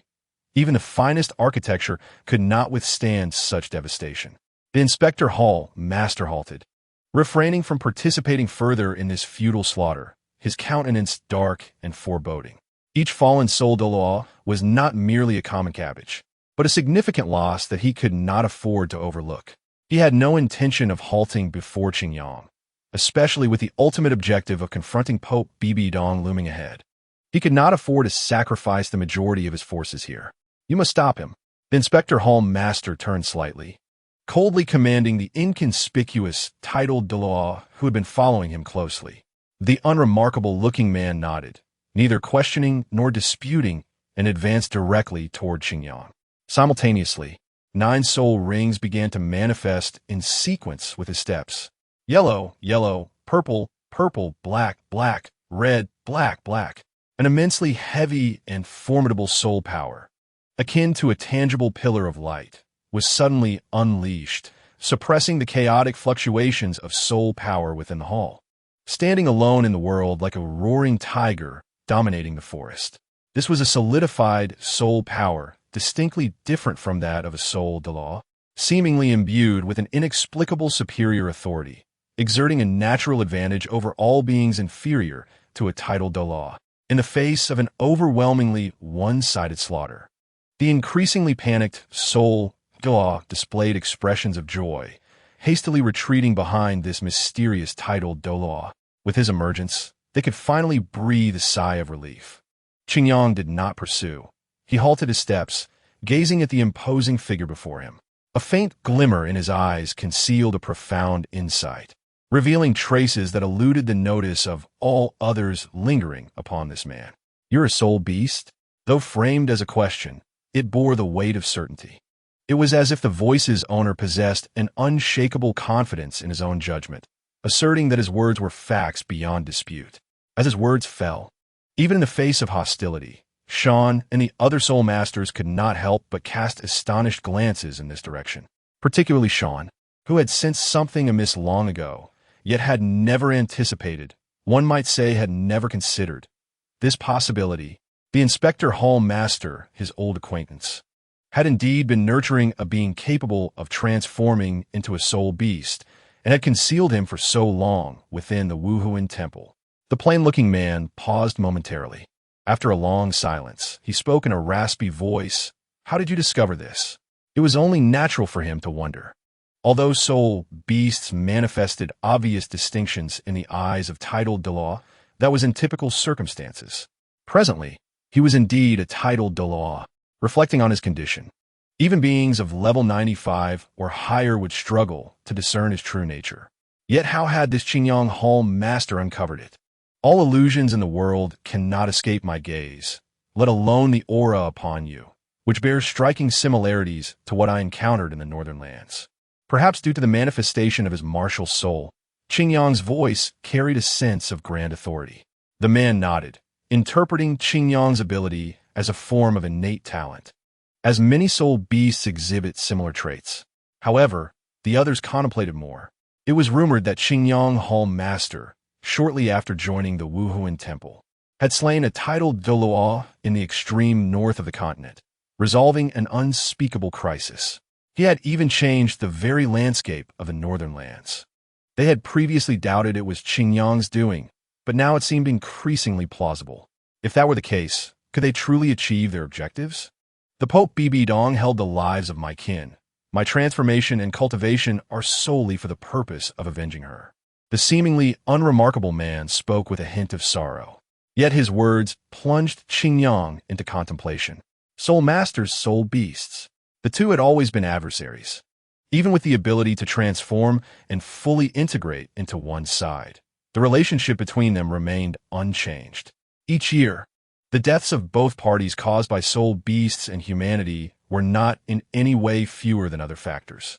Soul beast invasions and soul master slaughters continued to unfold across the continent. While I can somewhat empathize with your mindset, I regret to inform you that I cannot permit you to pass. Qingyang's tone softened slightly. This individual reminded him of his past self. At that time, he too had been driven by an insatiable desire for vengeance, fueled by unimaginable determination and resolve. Were it not for his fortuitous circumstances, he might have found himself like this man, clinging to a hopeless goal that ultimately led to his demise in a reckless endeavor. I understand. You are human, and I am a soul beast. We have always been adversaries. You kill me, I kill you. There is no right or wrong, as you previously mentioned. Our positions are inherently different. The man's expression began to regain its composure, as if burying all within his heart, only to feel sorrow in solitude. Their dialogue resembled that of friends, devoid of any tension, instead imbued with an inexplicable significance. Yet I will not withdraw. For my family, I have sacrificed nearly everything today. Thus, to stop me, you must kill me. His resolute and decisive tone conveyed an unparalleled resolve. For the sake of avenging his kin, he had not relinquished hope. Even when faced with the most esteemed individuals on the continent, the absolute rulers of the Wuhuan Temple, he had transformed and concealed himself, biding his time for the singular opportunity. The Wuhuan Temple possessed over 20 titled Douluo and countless powerful soul masters. He was but an ordinary transformed soul beast. The notion of bringing about the Pope's demise seemed as absurd as a mayfly attempting to shake a mighty tree. Yet even so, he continued along this path, fraught with uncertainty, unwavering in his determination.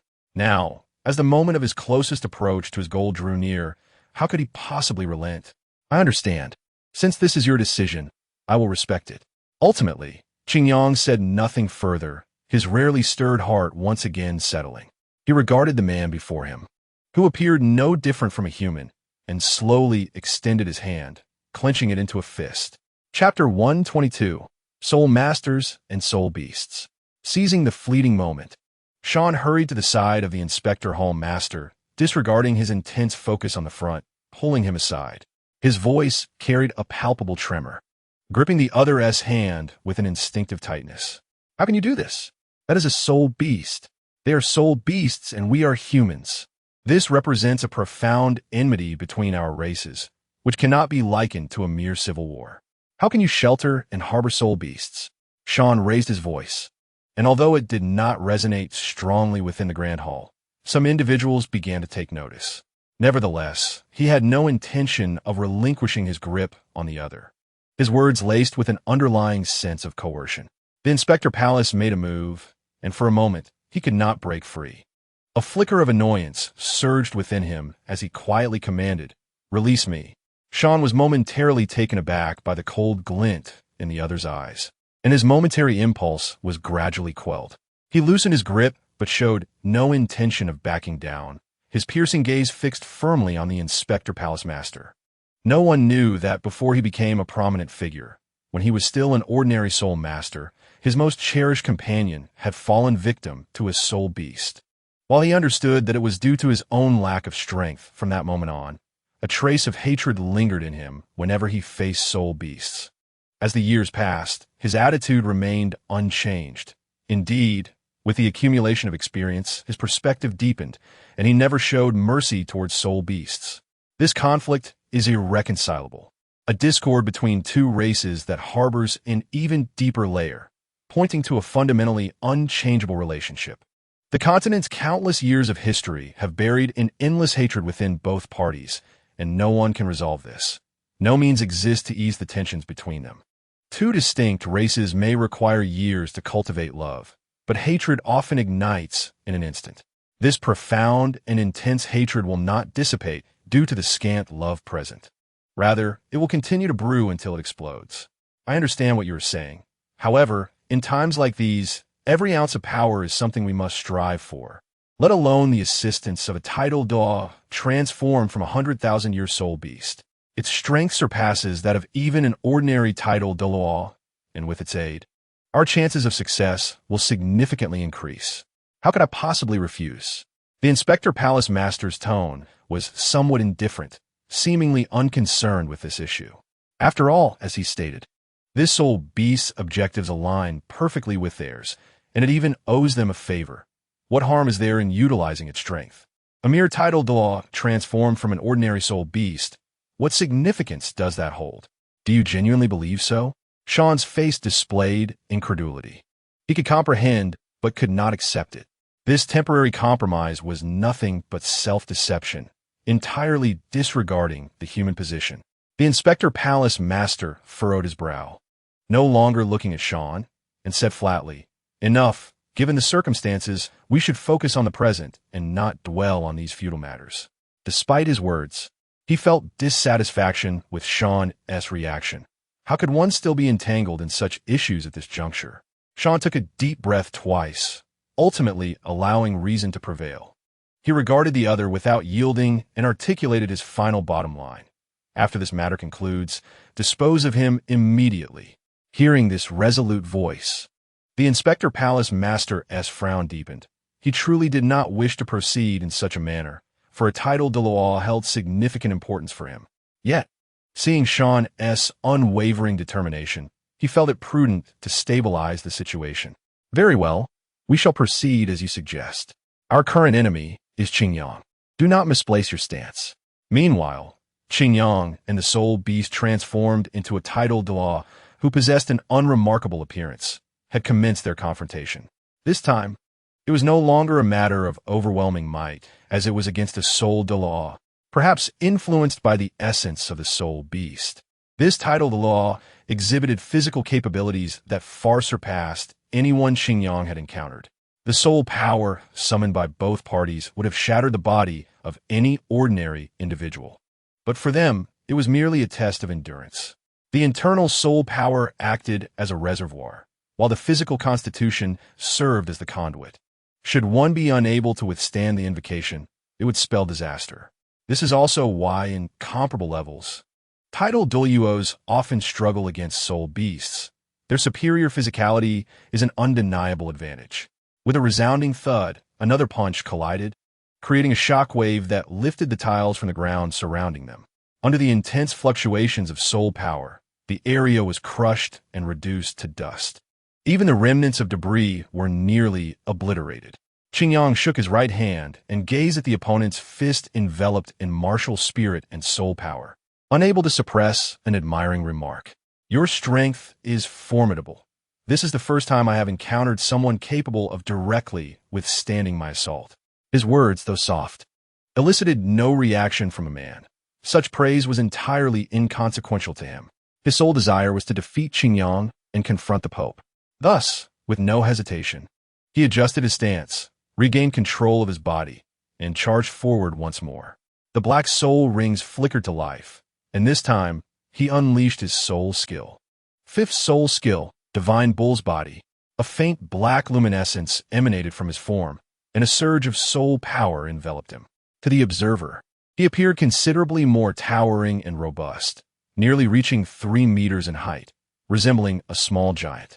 Furthermore, a layer of glossy, dark muscle and sinew emerged from his body, exuding an overwhelming sense of power. In response to this assault, Qingyang did not underestimate his opponent. He summoned even more soul power, enveloping himself in various attributes. To the onlooker, he seemed to be bathed in golden light, radiating an air of majesty and sanctity. With a swift whoosh, the sound of speed culminated in a violent explosion. An endless cloud of dust and smoke enveloped the grand hall, obscuring the situation within. Before anyone could react, 2 deafening collisions reverberated throughout the hall, causing the structure to tremble violently. Had he underestimated the situation? Was such power truly that of a title Douluo? Just how formidable had Qingyang become? The Inspector Palace Master's expression darkened. Since the rebellion began, nothing had gone as planned, and all matters that should have unfolded accordingly had been disrupted. Throughout it all, Qingyang's figure had remained elusive. Chapter 123. 5 Shadows Must Kill. Qingyang's gaze remained unaffected by the dire circumstances surrounding him.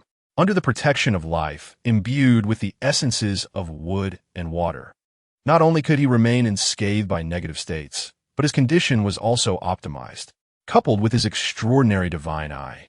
This enabled him to continuously engage the title Douluo in a head-on confrontation. Strength, indeed, was formidable. After a fleeting moment, Qingyang reflected. The opponent's original form was evidently a soul beast renowned for its might and defense, and now, transformed into a martial spirit as a title Douluo, it seemed to have grown even more powerful. Despite the might of his imperial martial spirit and the purity of his soul power, he still found himself unable to dominate the foe. Had it not been for the 3 sources within him continually replenishing his soul power, he might have already exhausted his strength and succumbed. Having initially tested his own power, it was now time to unleash the deeper potential of his martial spirit.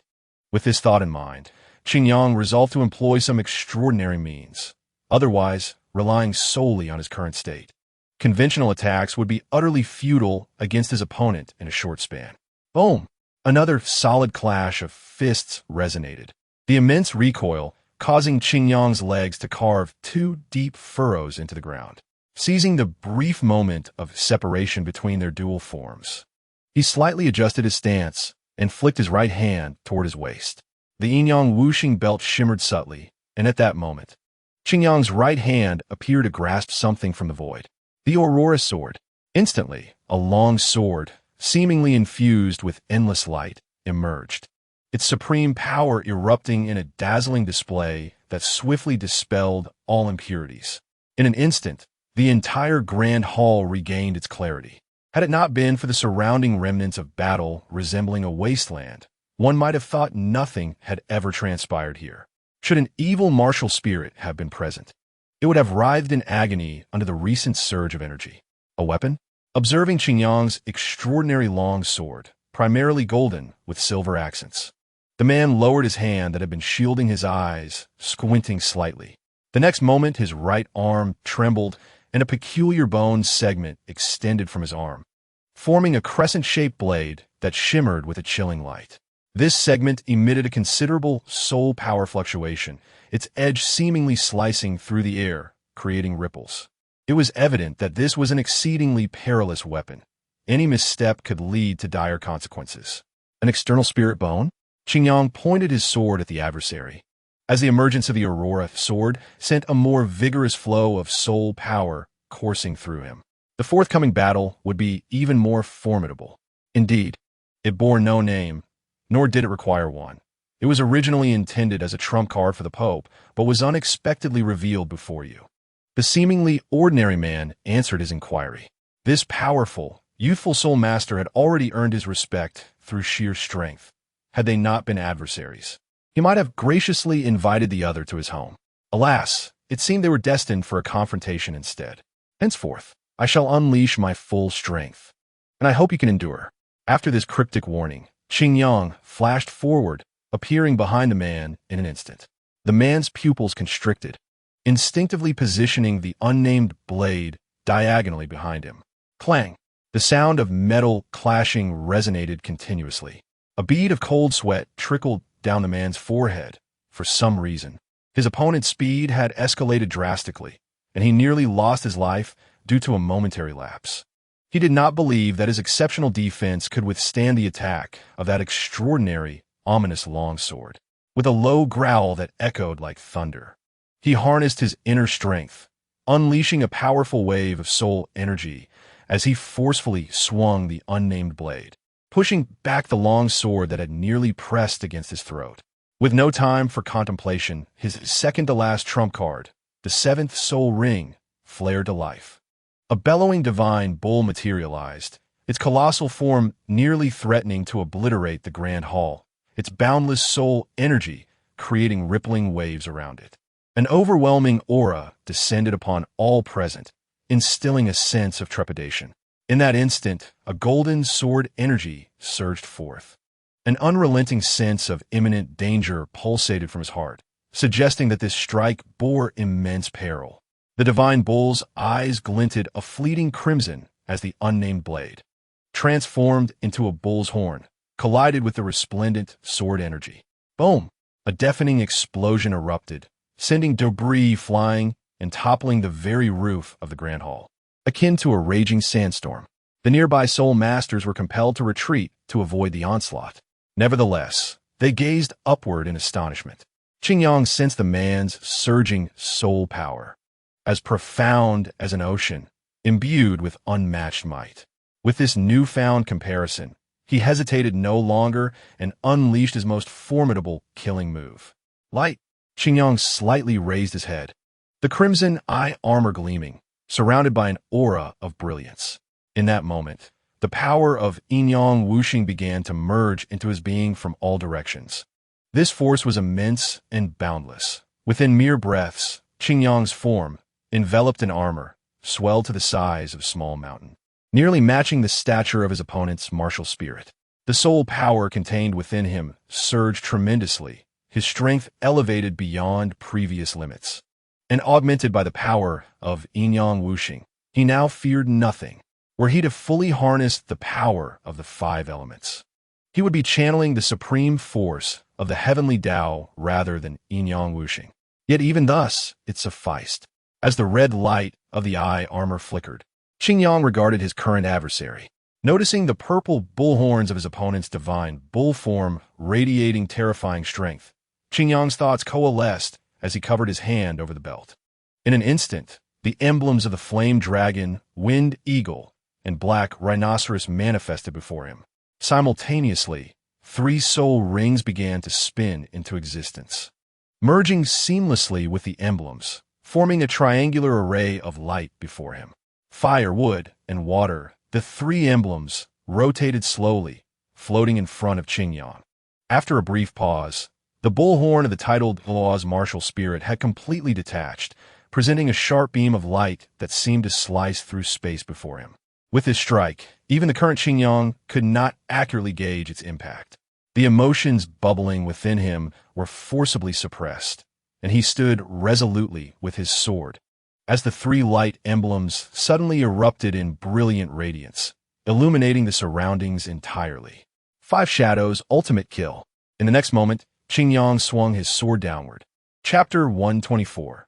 Grudges and hatred. The supreme and precious golden light enveloped Qingyang entirely, as he appeared to become the singular center of the universe, akin to a divine, towering giant. Simultaneously, the 3 pure and refined powers of fire, wood, and water erupted to their zenith alongside the manifestation of the light emblems. At that moment, the entire Spirit Master City shone as brightly as day, with countless residents lifting their gazes to behold the dazzling yet gentle, ethereal light that permeated all. In an instant, Qingyang's form multiplied, as 3 light figures took shape before him, then, with resolute intent, descended with a decisive slash. The unparalleled sharpness of the grand sword energy cleaved through the light emblems, the ultimate power of the 5 elements carried forth by the sword light. Akin to the dawn breaking through darkness, the 3 sword blades, resembling a multitude of sword energies, surged forth at an unfathomable speed, cleaving through the colossal divine bull, leveling an entire mountain range in the distance. An eerie silence enveloped the surroundings, aptly describing the atmosphere. Beside the ruins of the shattered Grand Hall, Sean stood frozen, eyes wide and mouth agape, staring blankly at the towering and majestic figure ahead.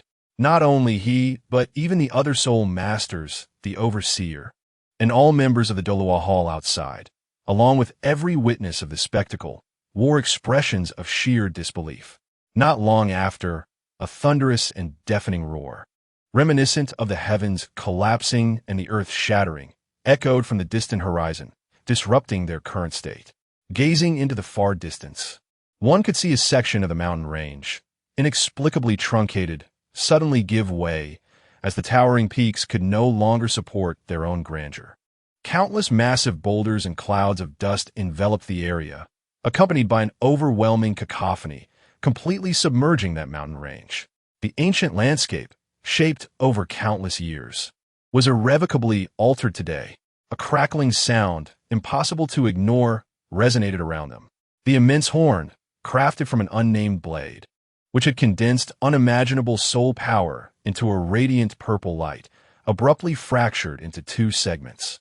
Like a signal, the colossal divine bull, formed from soul power, could no longer maintain its balance or existence, and erupted in a cataclysmic explosion.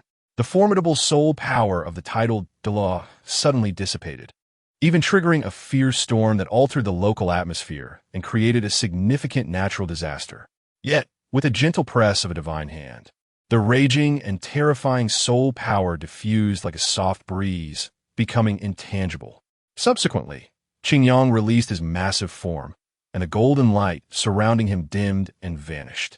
Standing amidst the ruins, Qingyang looked at the man sprawled on the ground, gasping for breath. "I can offer you a chance. Leave this place now, return to your realm of spirit beasts, and abandon that feudal hatred." The majestic voice, still imbued with authority, resonated nearby. The man, an ordinary figure transformed from a spirit beast, struggled to rise. His body was covered in blood, his soul power fluctuating chaotically, his clothes drenched.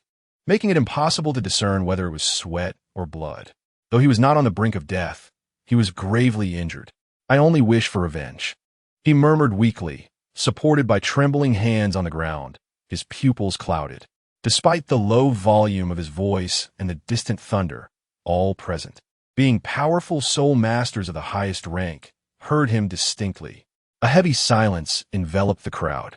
Qingyang lowered his gaze slightly, locking eyes with a man who was struggling to keep himself upright, kneeling on the ground. Even encased in imperial armor, he exuded an air of authority and power, obscuring any visible expression and instilling an inexplicable fear among onlookers. The heavenly path is vast, the human path is fleeting. I cannot judge your right or wrong. Since you are unwilling to turn back, I must take the reins of fate and grant you an end. His voice was distant and bland, tinged with a hint of indifference. Accompanying Qingyang's words, 3 swirling shadows of different colors materialized before him, having witnessed the terrifying attack that pierced the darkness. All gazed at the 3 shadows with faces etched in fear.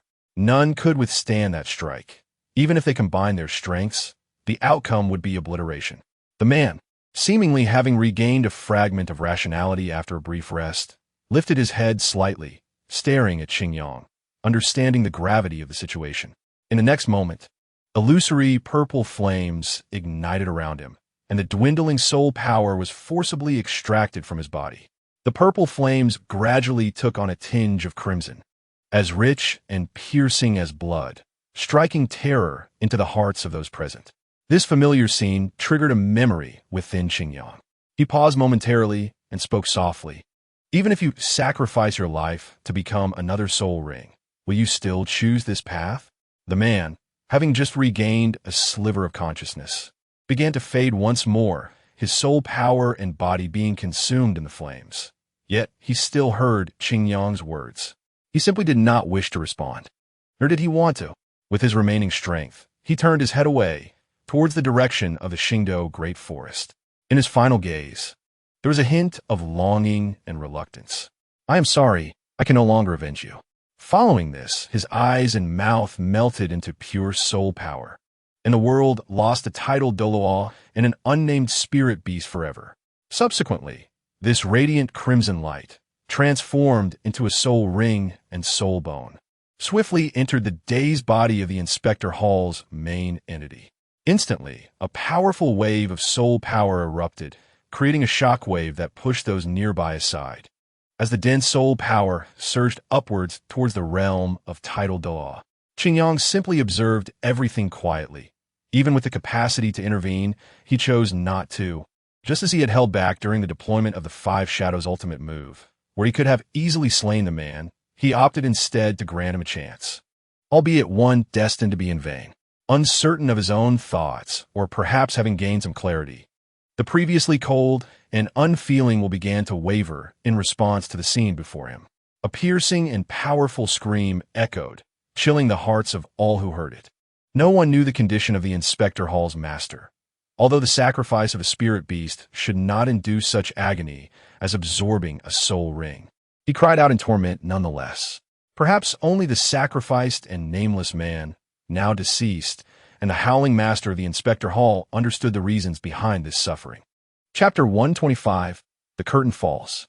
The dense and surging soul power radiated in waves, forcing others to retreat, except for one.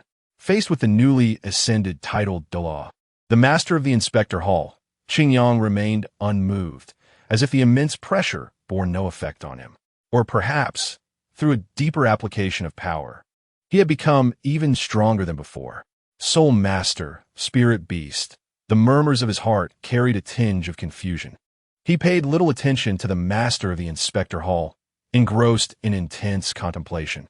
With a sudden crash, the master of the Inspector Hall absorbed the soul ring, causing his clothing to burst apart, nearly causing him to stumble as he braced himself on his knees, facing the ground.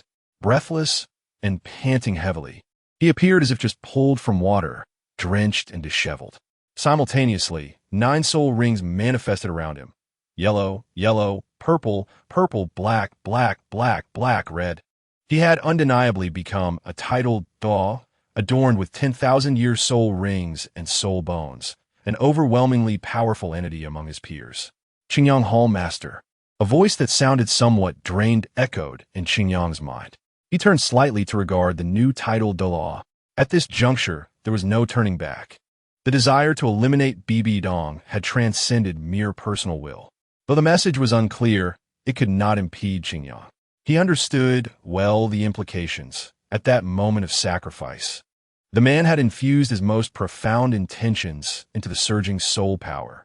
This meant that the master of the Inspector Hall was now compelled to fulfill this objective.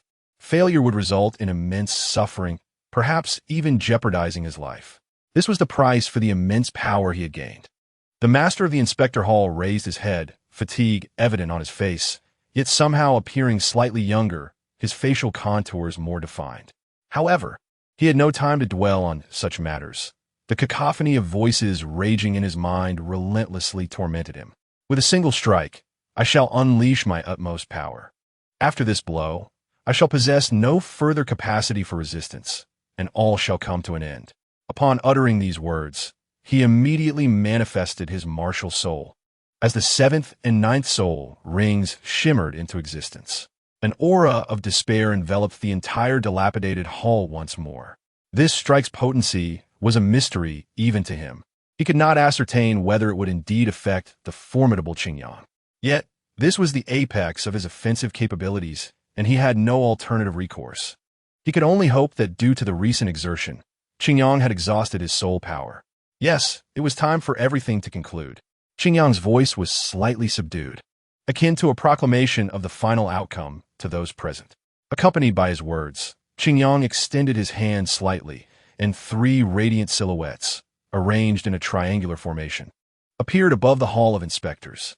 As fire, wood, and water intertwined, the three beams of light descended slowly, a mysterious force of restraint pressing down upon the inspectors ensnared below. What is this?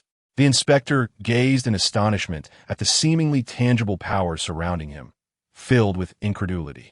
He sensed that the terrifying soul power he had just acquired through sacrifice was subjected to a severe suppression, rendering him unable to command it as he wished. The soul rings that had just ignited began to dim. Even the spatial realm around Zhou Shun was locked by an extraordinary and grand force, compelling him to remain within the confines of the triadic light above, unable to escape. Qingyang gracefully leaped, hovering in midair, gazing down at the trapped inspector. The bending of wood, a dazzling sword intent manifested as he held the Aurora sword in reverse. In the next moment, standing upright, he pressed the sword's tip down upon the wooden silhouette, unleashing a terrifying force of wood. A beam of light descended abruptly, illuminating the inspector. Under this pure power, the inspector's form abruptly stiffened, resembling a statue. Why can I not move? Panic began to seize the inspector. In this state, he was no different from a lamb awaiting slaughter. Did Qingyang's earlier terrifying attack have no impact on him? Why did he still retain such formidable power? Yet, no one was destined to answer his queries. Observing the subdued inspector, Qingyang did not cease his assault and initiated another. The concealment of water. Countless shards of ice cascaded down, each embodying the essence of the ultimate ice, its explosive force held in check. The frigid air permeating the surroundings and cloaking the entire hall in a thin layer of frost. In a matter of moments, the inspector was transformed into an ice sculpture. The previously fearsome soul power was forcibly condensed within him, effectively severing the unutilized ninth soul skill. Our stances differ. There is no absolute right or wrong. Today, let me draw the curtain for you. It was as if this were the final pronouncement. Qingyang slightly raised his head, preparing for the finishing blow. The flames of fire. A crimson radiance ascended, a torrent of terrifying energy revealing itself in a volatile crimson blaze in the sky. In an instant, Qingyang's right hand forcefully pressed downward, and the seemingly boundless energy surged forth, cascading upon the ice-encased block below. Instantly, the powers of ice and fire alternated, inflicting even greater devastation upon the inspector. An endless cloud of water vapor erupted, only to be incinerated in the blink of an eye. Remarkably, The truly terrifying energy was confined to that small area. No sound, no resistance. Everything concluded as if in utter silence. In that moment, it felt as though everyone had lost their sense of time, only discerning the reality before them once all anomalies dissipated. Where's the inspector? Where the soul beasts? The scene was reduced to rubble, with only the resplendent figure of Qingyang remaining. Qingyang had triumphed. Sean's gaze dimmed, his spirit seemingly drained, as he sank onto the stony debris without a care. Despite the sharp, damp stones piercing his body, he felt nothing. Old friend, you can finally rest. With a soft sigh, his eyes inexplicably moistened. His once close companion, with whom he had shared countless days and whose temperament had resonated with his own, was no more. Chapter 126. Dawn. At this moment, Meng Yi had concluded all matters outside and arrived here. He surveyed the once exquisite and grand hall, now a scene of unimaginable devastation, his eyes betraying an unmistakable shock. Cautiously traversing the ruins, he quickly glanced at the despondent rebels before hastening towards Qingyang. The distant rumble of collapsing mountains echoed. Even from afar, the sound remained thunderous. Meng Yi understood well the source of this calamity, prompting a deeper respect in his demeanor. Such earth-shattering power was beyond his previous comprehension. Even a titled Douluo could scarcely achieve such feats. Palace Master, all external forces have been subdued. What are your orders for the next steps? He respectfully inquired upon reaching Qingyang's side. Simultaneously, the golden light emanating from Qingyang's armor cast a warm and comforting aura upon him, inducing a slight intoxication within. Remarkably, even the dormant soul power within him stirred, experiencing a subtle enhancement. Meng Yi was astounded, followed by a surge of fervor. This unknown, yet formidable martial soul of Qingyang possessed not only a sense of despairing lethality, but also such marvelous utility. It was even more astonishing than the ancestral martial souls of the angel family. He quickly stifled this thought, suppressing his inner yearning for such immense power. Let's temporarily detain them at the Douluo Palace. Once the internal situation stabilizes, the Pope will hold a trial for these individuals. Qingyang's calm voice compelled Meng Yi to nod readily. The trial required no further elaboration. Moreover, it must be grand, with an ample audience. The chaos in Martial Soul City demanded accountability, and it was essential to demonstrate that Bibi Dong's authority remained intact. As the master of the palace, he inherently understood this. Qingyang withdrew his gaze, turning to the approaching members of the Douluo Palace. Pejun and Wang Dafu maintained steady breaths, their followers appearing vigorous, indicating they had not exerted themselves excessively. Qingyang sensed his own fatigue and assessed his mental state, then raised his hand slightly to once more employ his soul power. The wood soul ring emerged before him, slowly ascending and expanding as an ethereal green light illuminated the scene, casting a unique sealing force upon the remaining rebels present. Suddenly, the soul rings retracted and the soul power dissipated. The pressure that had been subtly emanating a terrifying force vanished at an astonishing rate. The diverse forms of martial souls had all lost their efficacy, retreating from their possessed states. No matter how hard they struggled, they could not break through the binding power. Those individuals, as I had instructed, lost their soul power and now bore little distinction from ordinary people. Observing the members of the Douluo Palace before him, Qingyang spoke with a calm demeanor.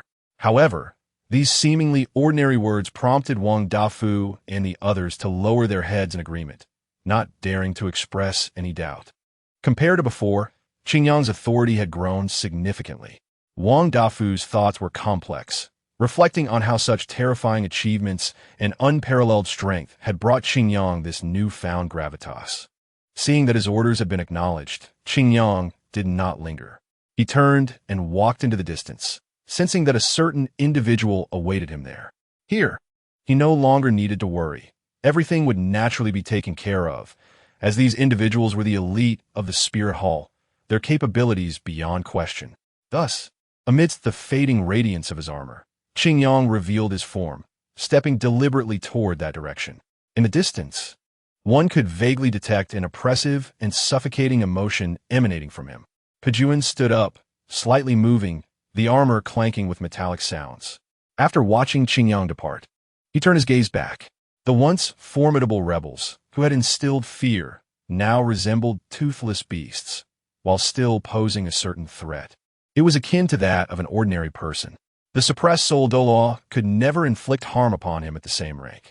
Beyond this, these individuals had lost not only their formidable strength, akin to sharp fangs and claws, but also something far more significant, their resolve.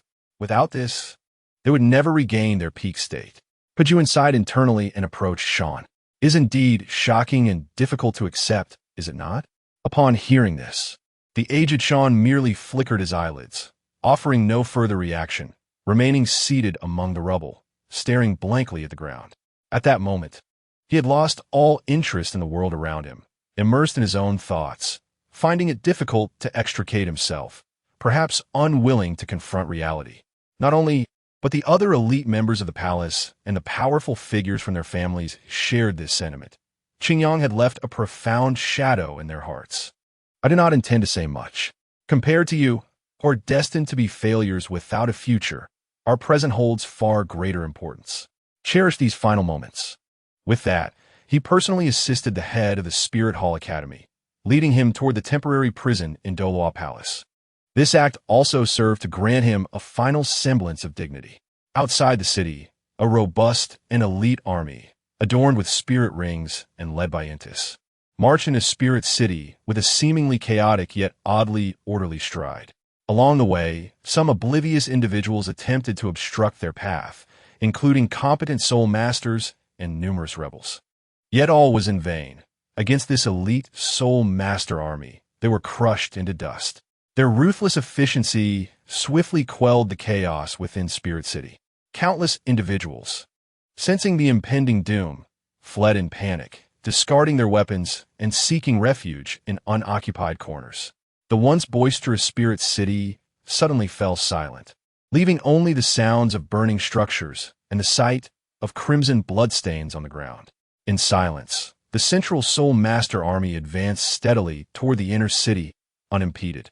Simultaneously, the deep, dark sky finally relinquished the first rays of dawn, illuminating the battle-scarred Spirit City. All within the city came to a shared realization. The sky had brightened. Chapter 127. The Temporarily Buried Hatred. And, on a nearby hill, not far from Douluo Palace, the Pope Bibi Dong stood with her staff, her golden red robe impeccably arranged, exuding an air of grandeur and authority as she quietly awaited the unfolding events. Unbeknownst to her, she had been present all along, observing the developments. Soon, the faint sound of footsteps approached. A figure, not particularly tall, yet undeniably significant, gradually entered her line of sight. Bibi Dong's beautiful eyes focused on the child before her. His slightly youthful face bore a gentle smile, exuding reassurance and warmth. Yet, for reasons unknown, Bibi Dong detected a hint of weariness within his expression. It is over. Stopping before the strikingly beautiful woman, Qingyang maintained his usual tone. The rebellion within the Spirit Hall had been meticulously orchestrated by Bibi Dong, and it was also something Qingyang had anticipated. After a prolonged build-up, a night of eruption, it had finally reached its conclusion, although the outcome had aligned with expectations. Achieving the intended goal of thoroughly cleansing all decay and filth, Qingyang found no joy in it. Instead, he felt a heavy burden and pressure weighing upon him. Bibi Dong's visage remained exquisite, yet her expression grew somewhat complex. She no longer maintained her usual aloofness. Gazing at this small child, she felt an inexplicable pang of sympathy. Bibi Dong's long, fair left hand gently caressed Qingyang's black hair, her voice softening. These burdens were never meant for you to bear. Your tender age and wavering will are insufficient to shoulder such ideals, yet you possess an unimaginable strength. All of this is too soon. It is not a good thing for you. Qingyang gently closed his eyes, absorbing the soothing energy that alleviated his fatigue and eased his tense spirit. This energy felt both malevolent and chaotic, imbued with a powerful yet gentle essence, exuding an ominous aura while simultaneously being extraordinarily tender and unfamiliar. Under the warmth of this energy, Qingyang's spirit gradually revitalized, and the dust clouding his will was swept away by a surge of celestial intent. After a brief moment of relaxation, Qingyang opened his eyes, a profound light flickering briefly within them. Perhaps you are right, but having chosen this path, I must endure all it entails. I have reached a point of no return. Once Qingyang had regained his composure, Bibi Dong withdrew her hand and utilized her divine power to stabilize his body, recognizing that it was still a challenge for her. The sight of this child, burdened yet resolute, unconsciously reminded her of her daughter far away in Tiando City. If only she could understand like Qingyang, not being so stubborn and headstrong, perhaps their relationship would not have deteriorated to this point. After all, she was her daughter. Bibi Dong sighed softly, observing that Qingyang had adjusted his mindset, and she too resumed her composed demeanor. Now that a decision has been made, I shall say no more. Following this scheme, the spirit hall is now firmly under my control, and dissenting voices should no longer exist.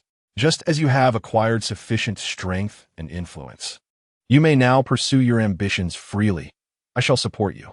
Bai Dong softly conveyed these sentiments, bestowing immense encouragement upon Qingyang. If the others in the Wuhan temple were to become privy to such declarations, they would undoubtedly reflect inwardly that the prince of the papal hall is indeed not merely a figure of empty renown. After all, these words hold significant weight from every conceivable perspective. Qingyang nodded in agreement. As Bai Dong had articulated, having attained enough prowess and authority, he had finally emerged from his phase of concealment. The journey ahead was merely beginning, with an array of challenges awaiting him.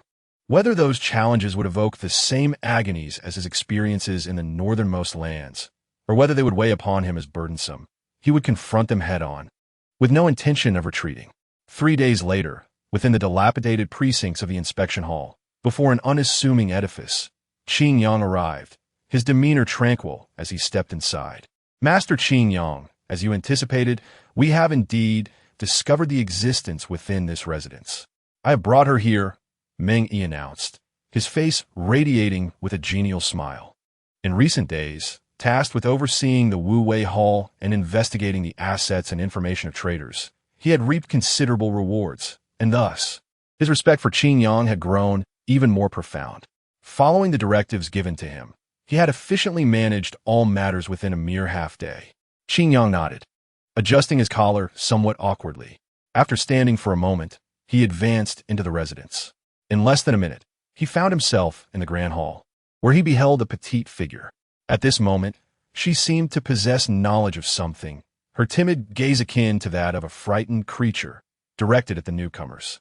In her grasp, she clutched a portrait tightly, the force of her grip rendering it crumpled. Qingyang's hand trembled slightly upon seeing the portrait, which depicted an ordinary-looking man bearing a radiant smile, exuding delight. It is she, he thought. According to human classification, she should be around 6 years old.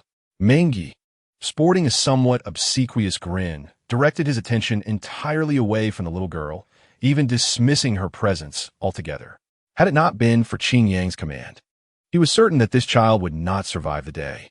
The little girl seemed to sense Meng Yi's malice, clutching the oversized portrait, her small face reflecting anxiety as she retreated a few steps. Qingyang took a few steps forward, arriving before the lovely girl, who regarded him with a wary expression. He extended his hand before her. "Do you have a name?" he inquired gently, a hint of a smile gracing his lips. The girl hesitated, shaking her head. "Then from this day forth, you shall be called Qing Li."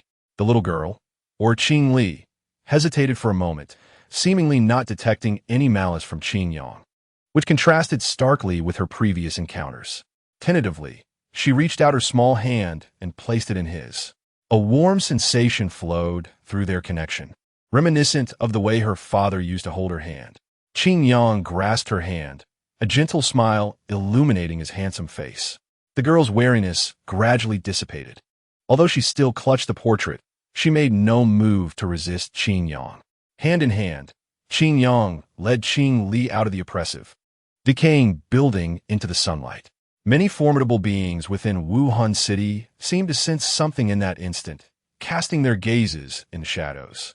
However, upon catching sight of Qingyang, They paused momentarily, then casually retracted their latent, ominous soul power. On the street, Qing Li hesitated briefly before looking up, her bright pupils glimmering with hope as she asked, "Will father return?" Qing Yang abruptly halted, and just as Qing Li feared she had misspoken, he replied, "Perhaps he will." His words, tinged with a sense of wistfulness, offered no further explanation. Holding the now reassured girl, whose smile had returned, he resumed walking. Their silhouettes gradually elongated along the street. Chapter 128. Business. Shi Ling entered Qing Yang's office, carrying a hefty stack of documents with utmost caution. Despite his high soul power level rendering falls unlikely, he remained diligently vigilant against any unforeseen mishaps that might impact the precious papers in his hands. After all, this position was hard-won, demanding utmost diligence.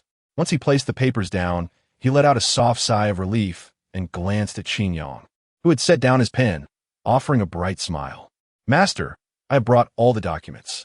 As he spoke, Shi Ling extracted a substantial, complete report from the top of the pile and handed it to Qin Yang. "You have worked hard. I imagine you encountered quite a few challenges in gathering and organizing this information." Qin Yang received the report with a smile.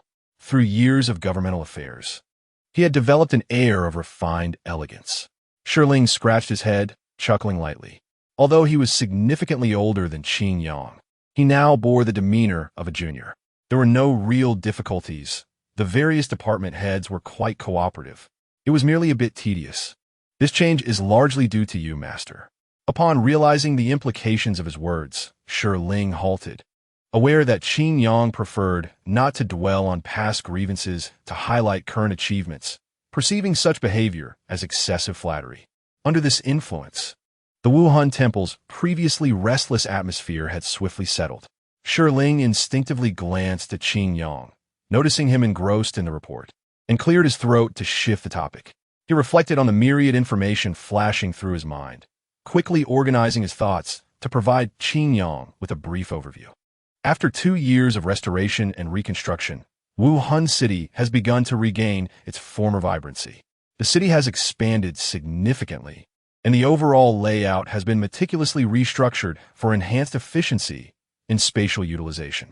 Moreover, in collaboration with the Soul Guidance Device Research Institute, many large-scale defensive soul guidance devices have been integrated into the city's defense system. The defensive capabilities of Wuhan City have been greatly fortified. After a brief pause to gather his breath, Shi Ling quickly glanced at Qin Yang's contemplative expression before continuing. Especially in key facilities, extensive precautions have been implemented. According to preliminary estimates from relevant personnel, without sufficient manpower or powerful soul masters, it would be virtually impossible to breach Wuhan City from the outside. Even with such conditions, the cost would be prohibitive, indicating that the facilities of Wuhan City, following this reconstruction, have indisputably become unparalleled across the continent. As he spoke, Shi Ling began to feel a swell of pride, having witnessed the resurgence of Wuhan City firsthand. For someone like him, who considered this place a second home, it was indeed a source of great satisfaction. Perhaps it was a shared sentiment among every inhabitant of Wuhan City. The documents, aside from one report, consisted entirely of meticulously compiled data, ensuring that not a single error would slip through. With a final reminder, Shi Ling ceased to speak, standing quietly at the side, awaiting Qin Yang's directives. In that moment, the office, filled with a plethora of books and documents crammed into various shelves, was enveloped solely by the sound of Qin Yang's pages turning. Observing Qin Yang's earnest demeanor, Shi Ling couldn't help but sigh softly. Having borne witness to that fateful night and having quelled the rebellion, he had been reassigned to the Douluo Palace due to his remarkable contributions. After several promotions, he had become one of the secretaries in the Douluo Palace office, able to see Qin Yang at any time, which, to a certain extent, made him a trusted confidant. His own transformation, the evolution of Wuhan City, and the entirety of the Wuhan Temple were inextricably linked to this man. "I understand. There's nothing of great importance at the moment. You may take a break," Qin Yang remarked, lightly tapping his head as if suddenly recalling something. "Oh, I almost forgot. If it's convenient, please bring me the reports from the various Wuhuan sub-temples from the past 2 months. If I recall correctly, 2 days ago was the deadline for submission, and recently, there has been a slight improvement in the Wuhuan temple-esque conditions. I need to keep a close watch on it. Upon finishing his sentence, Qing Yang flashed a sheepish smile at Shiling, fully aware that his diligent secretary had been working tirelessly. Just when Shiling had finally managed to complete some tasks and could take a moment to rest, he was tasked with another errand, leaving Qing Yang feeling somewhat guilty. However, Shiling was unfazed. He nodded, noted the request, and after roughly estimating the time it would take, he replied, I should be able to bring it by this afternoon. By the way, Master, shouldn't you take a break? You've been working so hard, and if your health falters, it would be a serious matter for the Wuhuan Temple. Qing Yang nodded dismissively, continuing to peruse the reports while contemplating the potential consequences of their contents, responding, Rest assured, I will take care of myself. Even with your assistance, I cannot afford to become complacent. Things will improve in due time. Shiling shook his head helplessly and turned to prepare for the task Qing Yang had assigned. He knew he could not dissuade Qing Yang. Even if he were in optimal condition, it was unwise to constantly handle such matters, as the mind would inevitably grow weary. After closing the door, Shiling was lost in thought when he unexpectedly bumped into someone. He was slightly taken aback and inquired with a tone of surprise. Miss Qingli, are you here to see the master again? In front of him stood a petite girl, delicately crafted like a work of art, who nodded cutely. She lifted her small face towards the tall young man and asked in a voice full of innocence, Yes, I'm looking for Brother Qing Yang. Is he inside? Shiling was charmed by her demeanor and smiled. The master is inside. You've come at the perfect time. I hope you can help persuade him a little. Surely he would listen to you.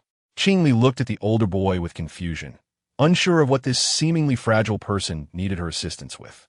Lately, the workload had been quite heavy, and it seemed the master had hardly rested. If this continued, it would not bode well. Before she could finish her thought, the little girl dashed past him and hurried towards Qing Yang's office. A clear voice rang out, I'm going now. It's Qingli. Why the rush? Has someone been bullying you? Qing Yang set down the documents in his hands, resting his chin on his palms as he looked at the small figure before him with amusement. This child, whom he had adopted 2 years ago, now seemed to have shed her previous sorrowful state and was becoming lively.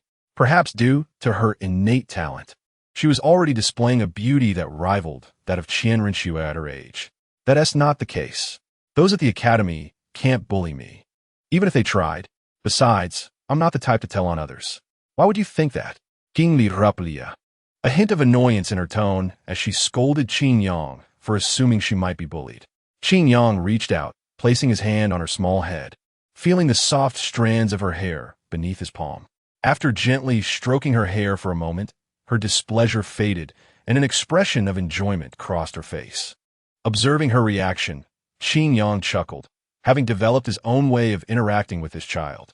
Suddenly, Qing Yang found his hand pried away, leaving him momentarily perplexed. Why doesn't this work this time? I know you've been working nonstop lately, and you need to rest. You can't keep going like this. The previously calmed Qing Li now resembled an irate little kitten.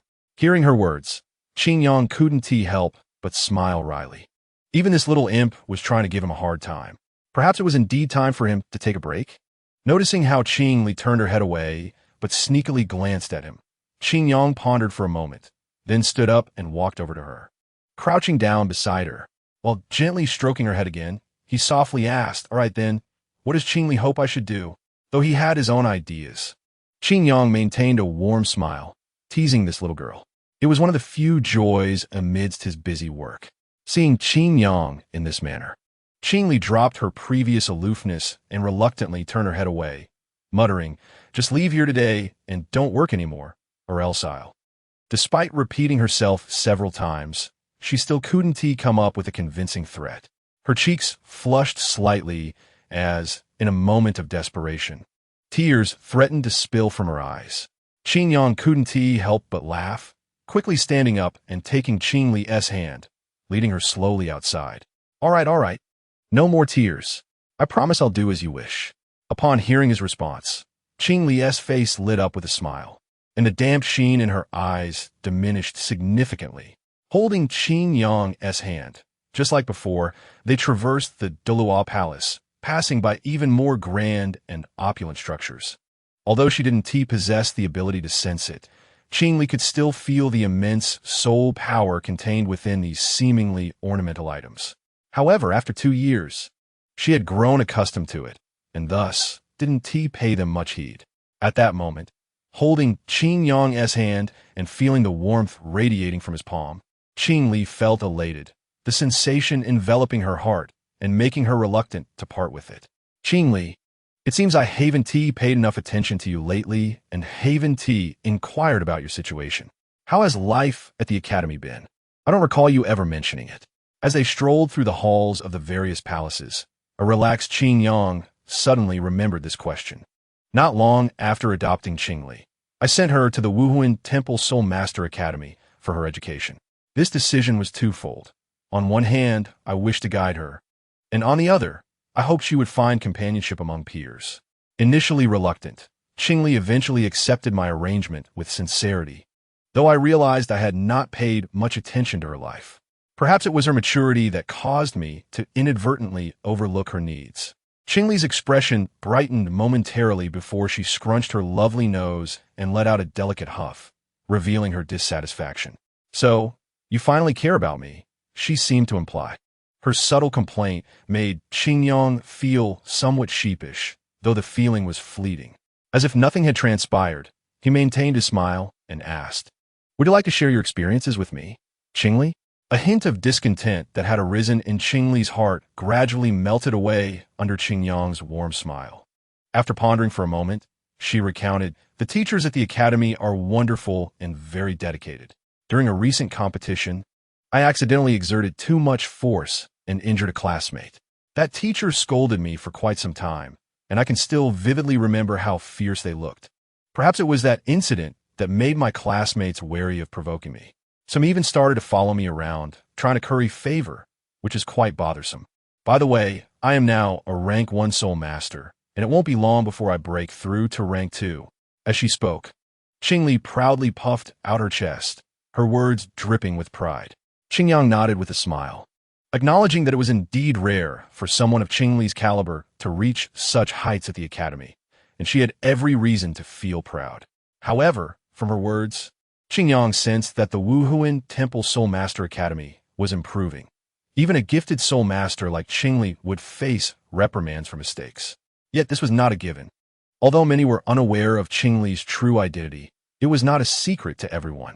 It was possible that someone might deliberately target her based on this knowledge. Resolving to find time to visit the Wuhuan Temple Soul Master Academy personally, he understood that such a significant place required constant vigilance. Our Qingli is truly remarkable.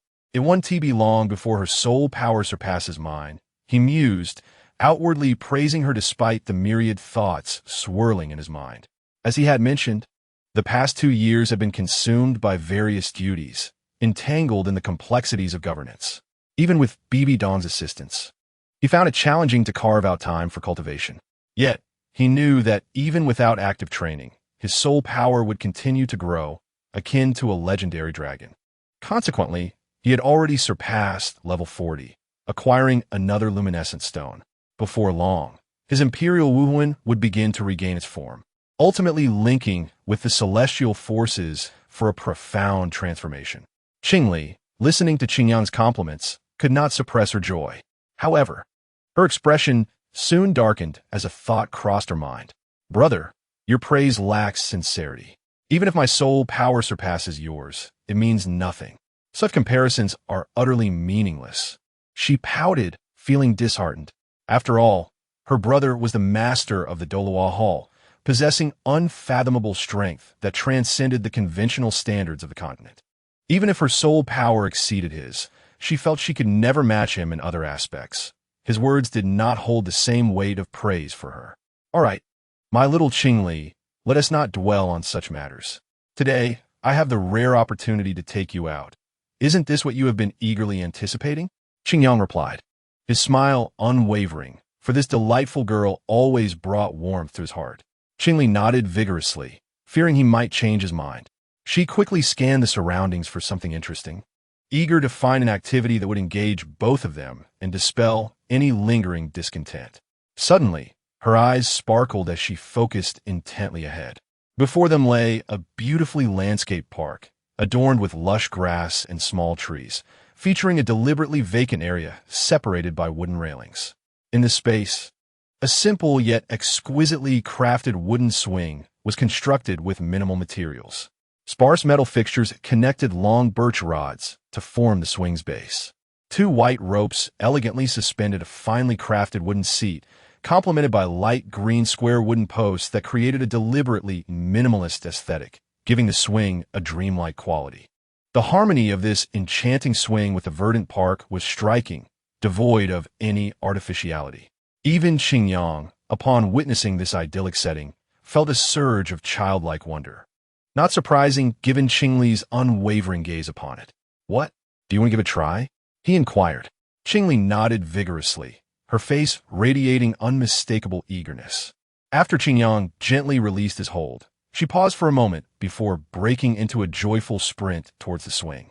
Once seated, she gave it a strong push, and her small frame was swiftly lifted high into the air, only to come plunging back down shortly after. The sheer simplicity of this joy enveloped her, eliciting peals of laughter that rang like clear bells. Standing at a distance, Qingyang observed Qingli's beaming smile, feeling her joy resonate within him, the corners of his mouth lifting slightly.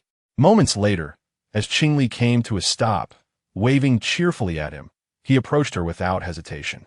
Positioning himself behind her on the swing, he caught her petite frame and, in response to her melodious cheers, pushed her gently. Time again, the activity felt neither tedious nor exhausting. For a fleeting moment, this unremarkable location in Wuhuan City was filled with joyous laughter. Watching the figure on the swing, Qingyang felt a stirring within his heart, momentarily lost in thought. "Brother, why did you stop? Hurry, I want more." Qingli's playful voice shattered his reverie. Qingyang shook his head with a bemused smile, setting aside his other thoughts to fully immerse himself in this moment of relaxation. Instantly, this harmonious and delightful scene replayed itself in that seemingly inconspicuous place. A painter, fortuitously witnessing this entire tableau, paused for a moment before swiftly retrieving his brush to capture the warmth of the moment. With singular focus, he rendered a few strokes, and a piece of art imbued with profound significance began to take shape. After what felt like an eternity, or perhaps just a brief interlude, they finally stepped away from the swing. The joy of the previous moments lingered, and Qingli's face was still alight with a lingering smile. Influenced by her happiness, Qingyang's demeanor softened considerably, a subtle smile remaining on his lips. Brother, let us go over there. There's a sandpit," Qingli exclaimed, her voice brimming with anticipation as she pointed to a nearby area. This expanse, nestled amidst the verdant landscape, featured several green, square stone pillars at its corners, encircling a sandpit. The sandpit, enclosed by a wall of cement-like material about 1 decimeter high, formed a square shape surrounding the sandy area. Though it is referred to as a sandpit, the contents within are not composed of yellow sand, but rather a soft, grayish-brown earth. Having brought along some tools, I decided that since Qingli expressed a desire to go, we should proceed. Qingyang retrieved a small bucket filled with water and a small shovel from the spatial soul guide on his ring finger.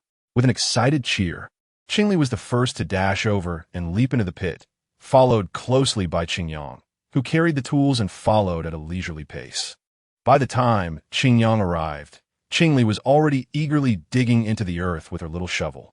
Observing her earnest demeanor, Qingyang absent-mindedly scratched his head, then set aside his reserve and identity to sit in the soft earth.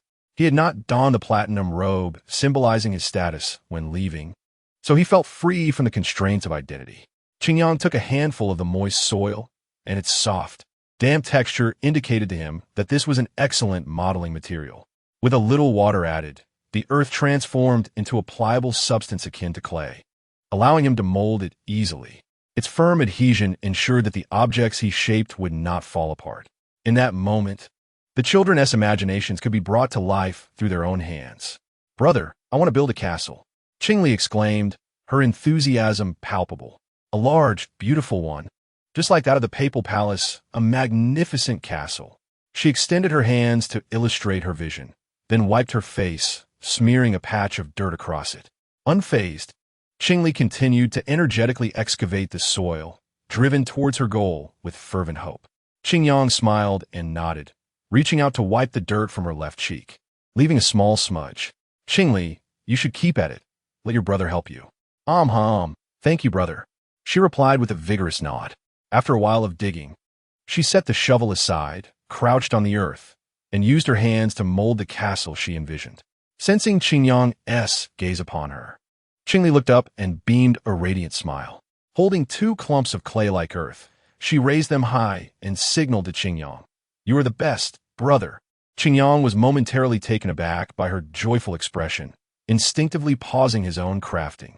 In that fleeting moment, he seemed to grasp the essence of his lifelong pursuit, realizing that it was for the sincere smiles of children like Qingli that he could forge ahead without hesitation.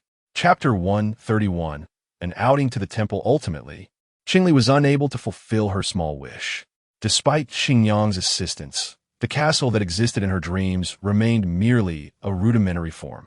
Although it was just a prototype, one could already envision its beauty upon completion. Nevertheless, after spending several hours without success, Qingli felt a tinge of disappointment. Throughout their journey, she spoke little, her mood noticeably dampened.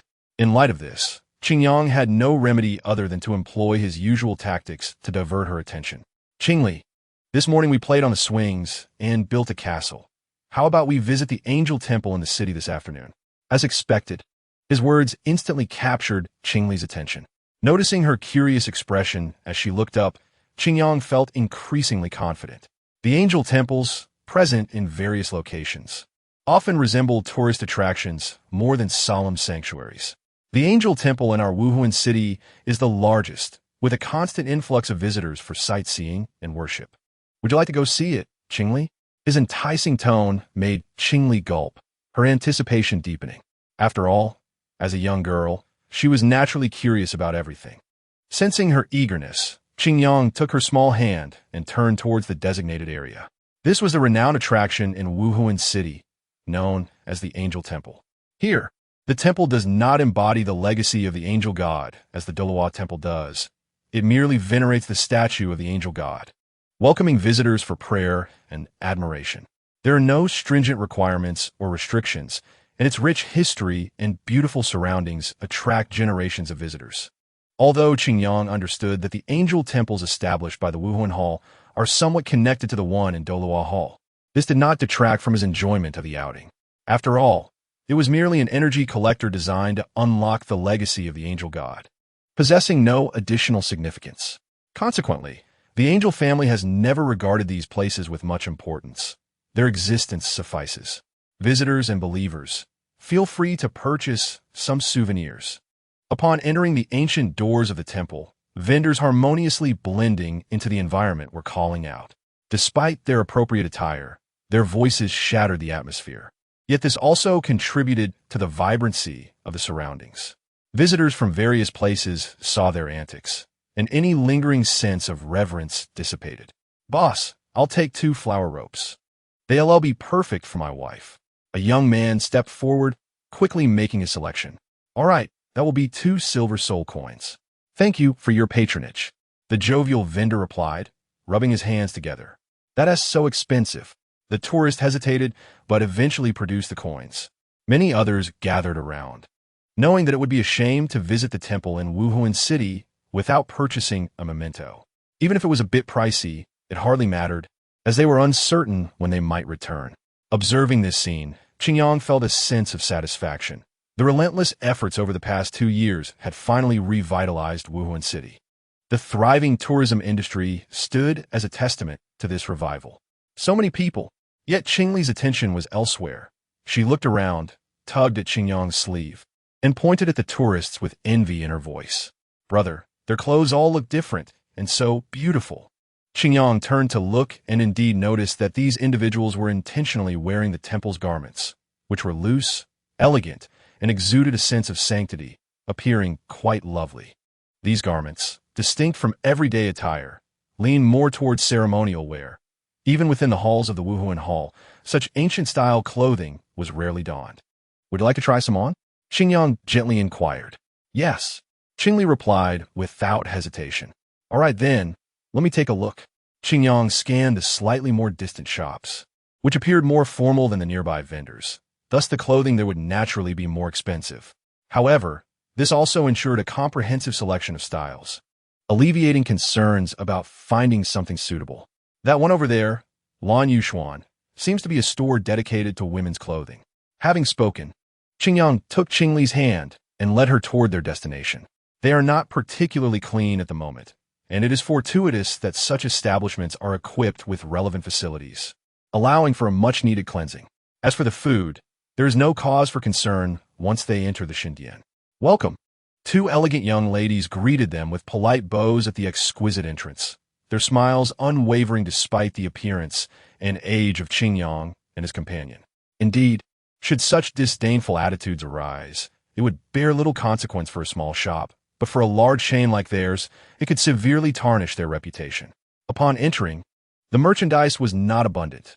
Rather, it appeared somewhat sparse.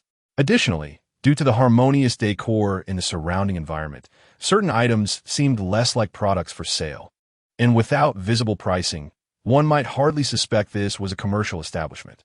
"Brother, everything here looks astonishingly expensive," Qingli remarked, her curiosity piqued by the opulent arrangements, which rivaled even those of the Douluo palace.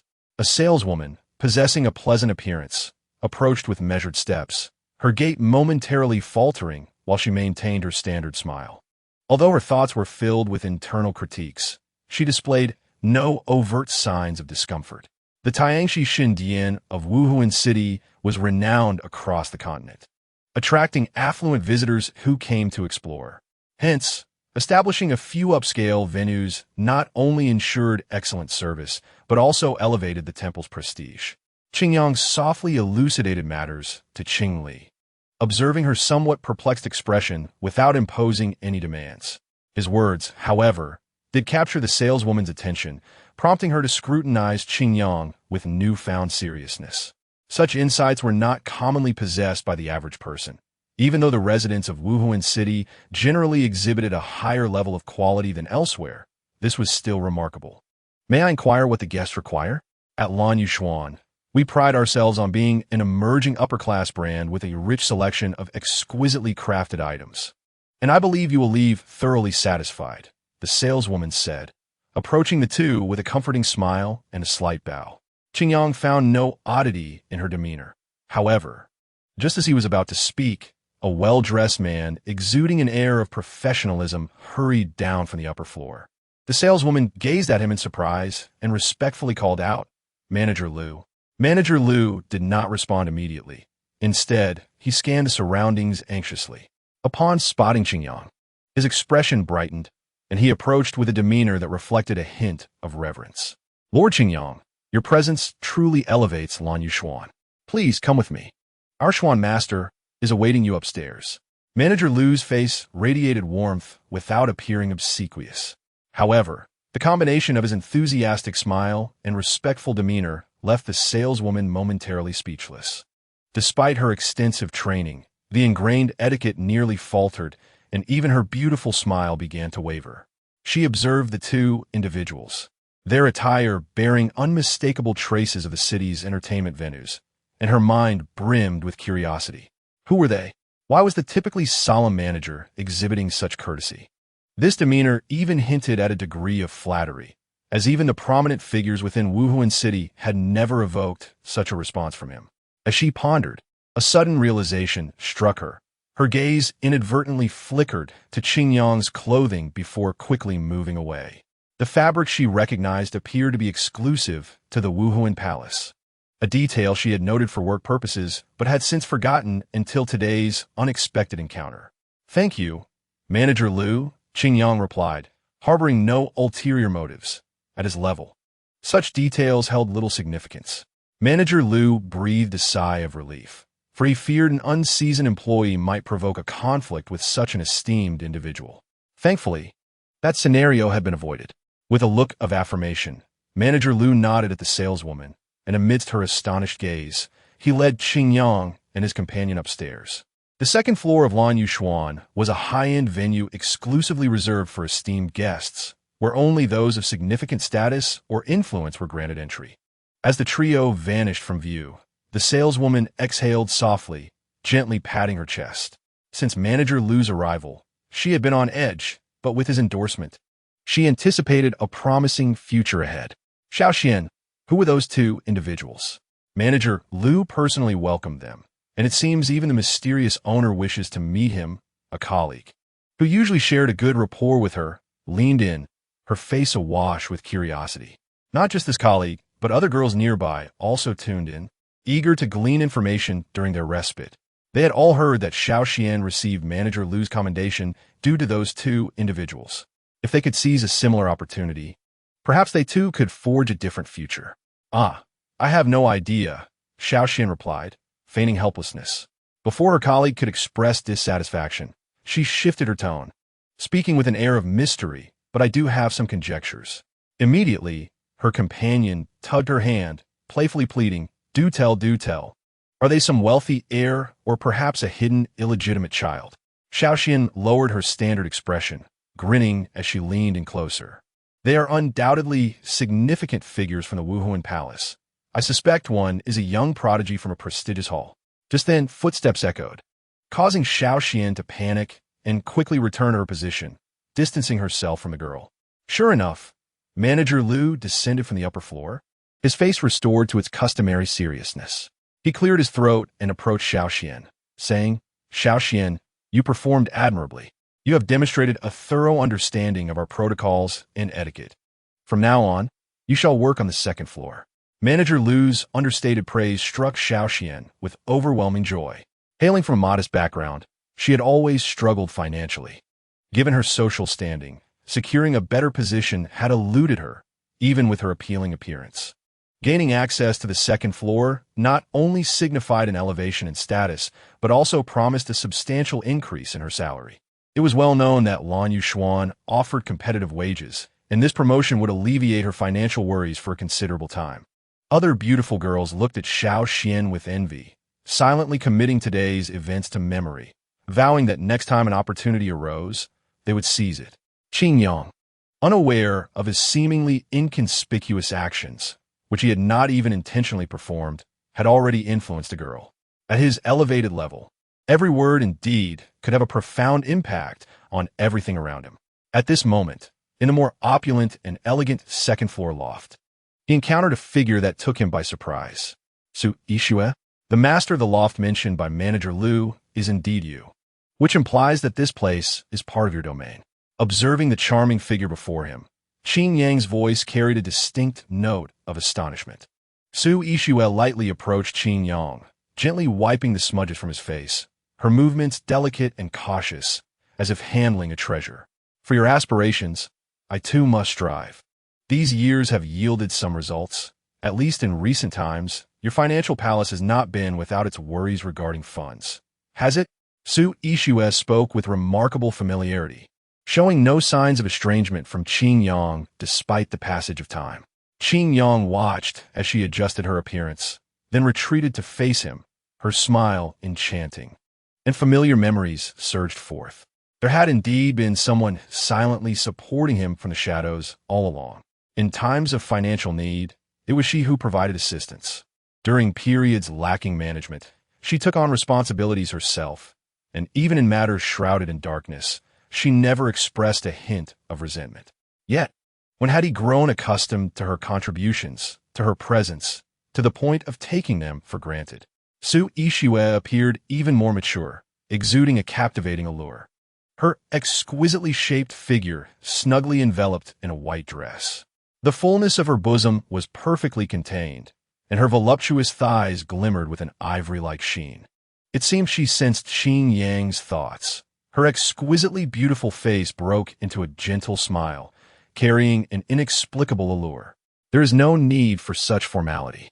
It is my honor to give my all for you. Merely being remembered brings me immense satisfaction.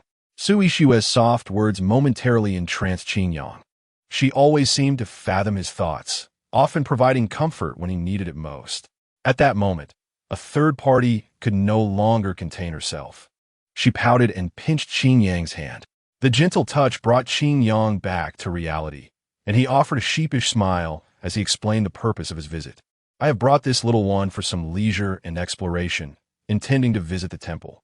However, I found my attire unsuitable, so I must trouble you once more.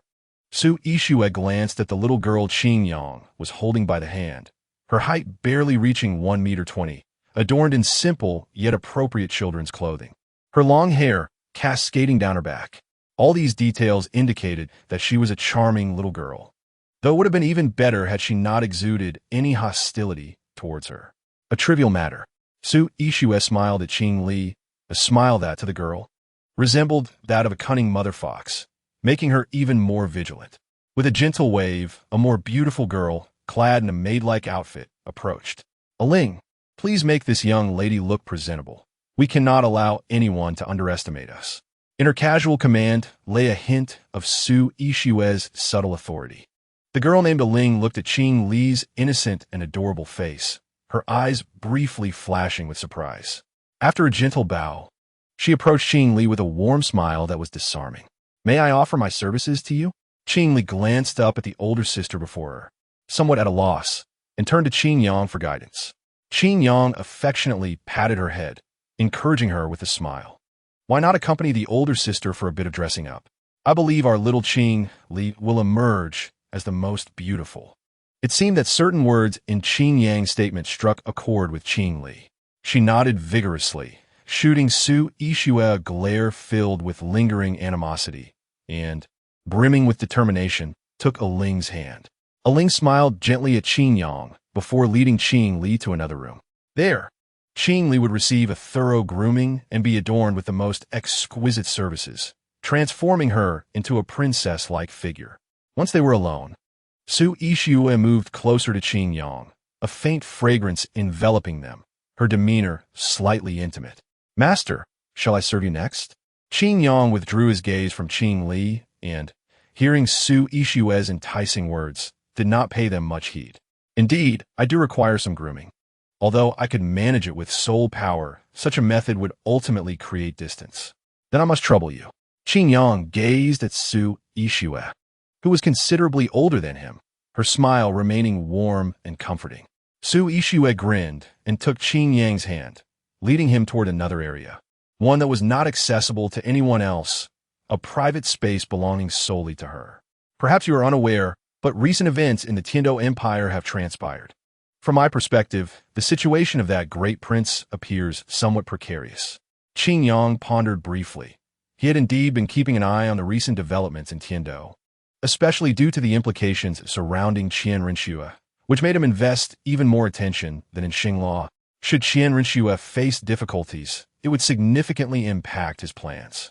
However, logically, everything should be calm. Without external pressures, could the Tiando Empire be experiencing some unforeseen turmoil? Su Yixue exerted a gentle pressure, her tender hand applying just the right amount of force to alleviate Qin Yang's fatigue. As she moved, a subtle flow of soul power merged with Qin Yang's body. The dark energy from the same source did not provoke conflict, but rather harmonized beautifully within him. Meanwhile, Su Yixue's melodious voice continued. You should be aware that, due to your influence, a cleansing that should have remained within certain bounds 2 years ago evolved into a sweeping purge from top to bottom. It is also for this reason that the Spirit Hall has been recuperating over the past 2 years, refraining from making any significant moves against the Haotian sect, and their plans for revenge and suppression have come to a complete standstill. Qin Yang contemplated, recognizing the truth in her words. Indeed, under his intervention, the Spirit Hall had been consolidating its position and seizing the rare opportunity for reform. Due to that upheaval, they had lost a considerable amount of elite power. While this had rendered the Spirit Hall purer, it was undeniable that, in terms of strength, they had regressed. Consequently, the plans established by the Pope and other elders to suppress the 7 major sects had ultimately come to naught. Currently, only the Holy Dragon sect remains aligned with the Spirit Hall, while the other 3 sects have shown signs of wavering, some even hinting at defection. As for the Haotian sect, Their reputation has only grown, bolstered by Hao Qianduo's singular prowess in defeating the Judgment Elder and earning the unparalleled respect of 3-titled Douluo. This has granted Hao Qianduo a hero-like influence within his sect. Had he not feared the repercussions of revealing himself and inciting Qianduoliu's pursuit, he would have returned to the sect long ago. Are you implying that the Hao Qian sect has encountered further complications recently? Qingyang pondered for a while, concluding that this was the most likely area to encounter issues.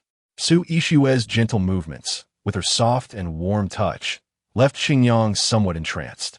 As she completed a set of exercises in a rhythmic manner, he felt a considerable alleviation in his body.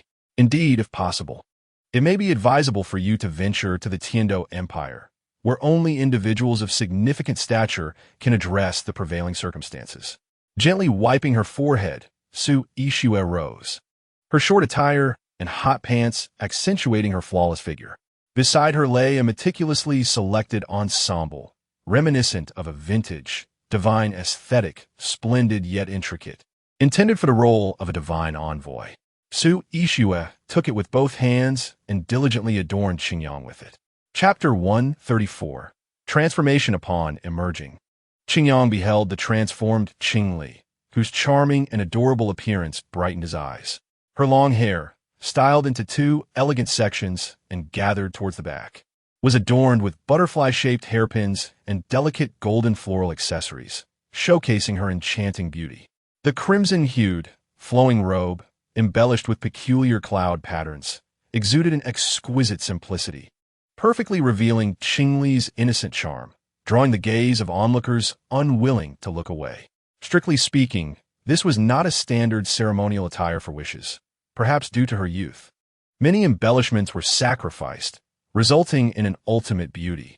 Lanyuxuan does not primarily cater to children's garments, but the desires of our clientele have always been our utmost priority. This ensemble, crafted by the renowned designer Weird, embodies the pinnacle of our offerings. We believe that within the angelic temple, our 2 guests will shine the brightest. As Qingli appeared somewhat bewildered, a Ling, with a smile, introduced her to Qingyang. Qingyang, with a gentle smile, looked at the newly transformed Qingli and beckoned her over. Qingli gazed at Qingyang, momentarily mesmerized by his elegance and regal presence, reminiscent of a noble from a biographical novel or a celestial being of purity and grace, embodying all the beauty the world has to offer. It must be said that Su Yixue's meticulous preparations and grooming of Qingyang showcased his perfection. His appearance inevitably captured Qingli's attention, even rendering the well-versed Xiao Ling momentarily speechless. Fortunately, their prior interactions allowed Qingli to quickly regain her familiar composure. She lightly lifted the hem of her garment and, like a small princess, trotted over to Qingyang. Glancing up at him, she hesitated for a moment, then gently rose onto her toes and twirled around, revealing a breathtaking beauty in the flutter of her attire. "Do I look beautiful now?" Qingli asked with hopeful eyes, gazing at Qingyang. Qingyang, coming back to his senses, slightly closed his eyes, etching the enchanting scene into his memory. It was not flamboyant nor seductive, but rather an embodiment of pure innocence and loveliness, deeply ingrained in his heart, unforgettable. As he opened his eyes and observed the anxious Qingli, he smiled and affectionately ruffled her slightly chubby, yet perfectly contoured face. "You have always been beautiful in my eyes." His tender words elicited a beaming smile from Qingli. The earlier unease vanished in an instant, replaced by a warm sensation blossoming from within. She looked around, but did not spot the woman who had once made her wary. Although a tinge of disappointment lingered, she did not dwell on it, for she no longer felt fear. She and that woman were worlds apart. "Please bid farewell to Su Yixue for me." Qingyang spoke in a calm, soothing tone, exuding an approachable demeanor akin to that of a friendly older brother, devoid of the imposing aura of a ruler. A Ling nodded with a smile, her expression genuine and comforting, devoid of any pretense. Perhaps this was one of the distinguishing features of Lanyuxuan, where the hospitality felt truly sincere and heartfelt. "Qingli, let us proceed. If we delay any longer, we may run out of time." Upon saying this, he observed Qingli hastily approach, grasping his hand, her evident eagerness bringing an involuntary smile to his face. Under her curious gaze, Qingyang held her small hand and walked slowly outside. Today is far from over. On the third floor, Su Yixue gazed at Qingyang's departing silhouette, gently lowering the curtains. As if by chance, a subtle wave of her hand produced a faint sound of air slicing through. And the highly capable soul masters she had nurtured over the years vanished in an instant. Once the surroundings were clear, Su Yixue departed slowly, returning to her room. It was a rare occasion for Qingyang to venture out for leisure, and she intended to ensure that nothing unpleasant would disturb his mood. Meanwhile, Qingyang accepted a colorful assortment of square-shaped delicacies from a vendor along the street, offering them to the eagerly watching Qingli. Without hesitation, she took a bite, disregarding the heat. The next moment, she widened her mouth, gasping for air as the food rolled around in her mouth, her eyes glistening with tears. "Hot, brother, it's hot." Qingyang, with a resigned smile, extended his hand, manipulating his soul power to dissipate some of the heat from the food in her mouth. Instantly, the previously frantic Qingli squinted her eyes, savoring the treat. After swallowing, she noticed Qingyang's amused expression and felt her eyes well up with tears. Wah! Her cute nasal tone prompted Qingyang to crouch down, playfully scratching her delicate nose, which interrupted her brewing emotions, turning her sobs into laughter. The vendor nearby watched the siblings' interaction with a cheerful expression, continuing to promote his wares. "Little girl, no need to rush. This white cake is delicious, but there's no need to be so frantic. If you hurt yourself, my decade-old shop's reputation will be ruined." His humorous remarks revealed him to be a perceptive man. Under his words, Qingli blushed, appearing quite bashful yet unexpectedly adorable. After calming Qingli, Qingyang stood and exchanged a few words with the vendor.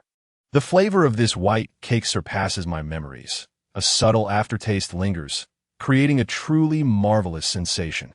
Has your skill improved, master?" His curious inquiry struck a chord with the vendor, eliciting a proud smile. The vendor, slowing his movements, appraised Qingyang with intrigue, seemingly eager to engage in deeper conversation. "Young man, you're quite the regular, yet I hardly recall seeing you before. That shouldn't be the case. Your unique appearance is indeed unforgettable." Qingyang smiled lightly, acknowledging that the vendor had not seen him before because the food had always been brought to him by others. The distinctive flavor left a lasting impression. Today was merely a fortuitous occasion, allowing him to accompany Qingli to taste it himself. The vendor, now animated, continued, "This family recipe truly deserves its acclaim across the continent. But due to the changes over the years, I have gained new insights and refined many processes and ingredients, which is why the flavor has improved. Of course, there is also another reason." As he spoke, the elder flashed a mysterious smile and leaned closer to Qingyang, seemingly about to divulge a most significant secret. Chapter 135, The Saintess. Allow me to share with you, in the past 2 years, there has been a change in personnel at the Spirit Hall, which is a crucial factor. The tax rates have diminished, allowing for more substantial and refined materials, and this is the fundamental reason behind everything. The elder's tone was one of lamentation, causing Qingyang to momentarily pause.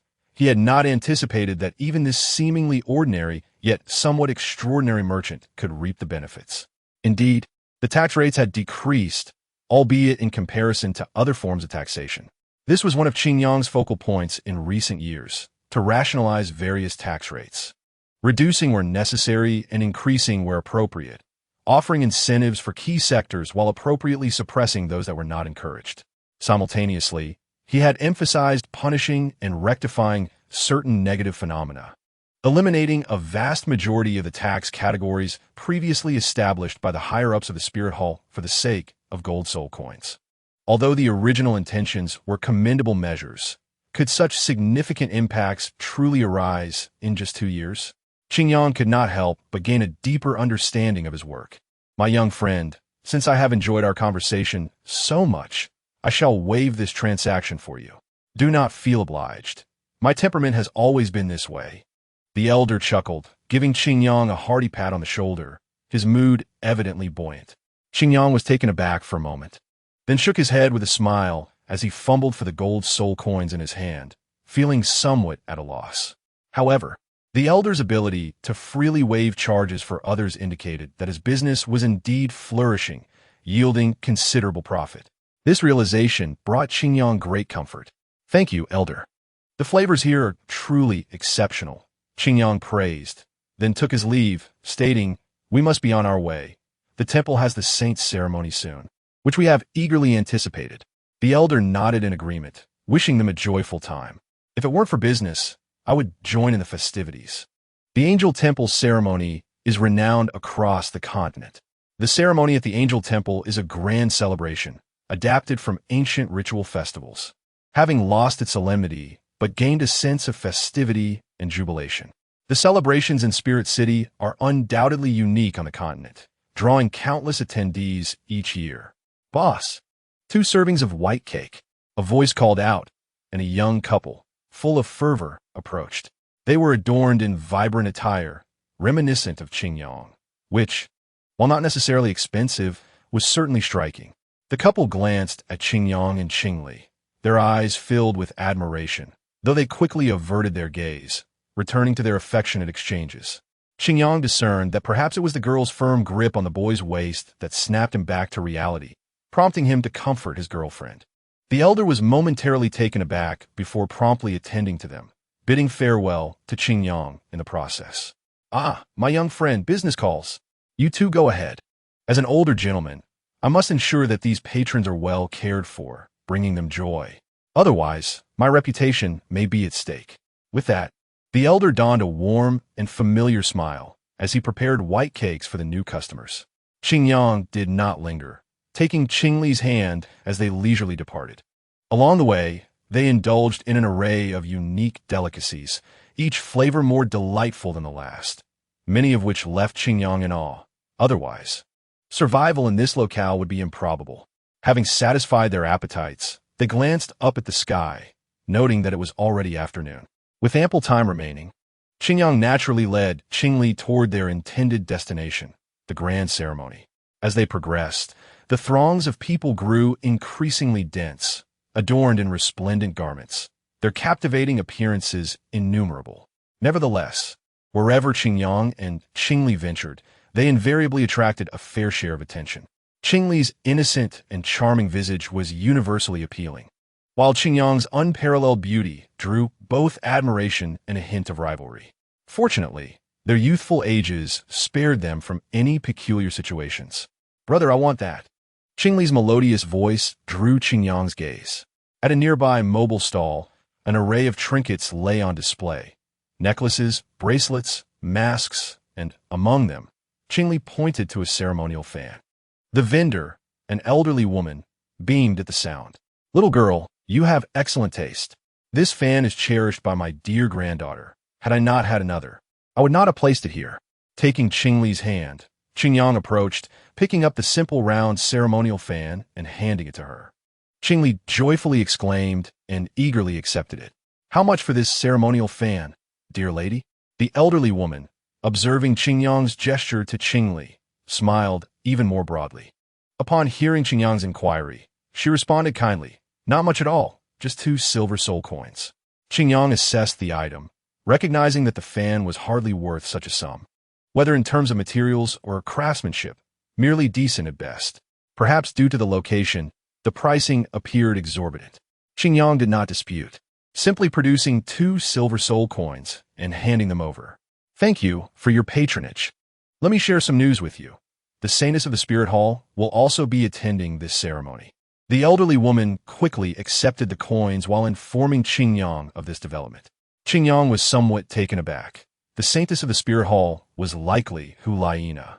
A year prior, due to her outstanding talent and her agreeable demeanor towards Bibi Dong, she had been taken as a disciple by the Pope and bestowed with the title of Saintess. It seemed there were plans afoot to entrust matters of the papal hall to Hulaina. Qingyang even speculated about Bibi Dong's motives. Having Hulaina take over as the Pope under the title of Saintess was a remarkably legitimate and lawful procedure. In the future, as the master of the Douluo Hall, alongside the Elder Hall's adjudicator, Qianren Xue, and the Pope of the Papal Hall, Hulaina, they would all essentially be allies, granting him full control over the Spirit Hall. unlike the present where, despite having the Pope's support, a barrier still existed. This deliberate arrangement reflected Bibi Dong's concern and support for him. With a sigh, Qingyang felt a sense of inexplicable or perhaps inevitable expectation from many, a feeling that was not unpleasant and even brought a hint of joy. Yet, it occasionally filled him with trepidation, fearing he might disappoint them, even though they had not explicitly asked anything of him. "Thank you for your information, dear lady." Qingyang expressed his gratitude with a smile, concealing his emotions. Chapter 136, The Melody.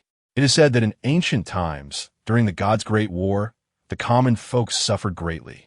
Not even the most prosperous ancient empires survived the chaos, resulting in the fall of the angel god.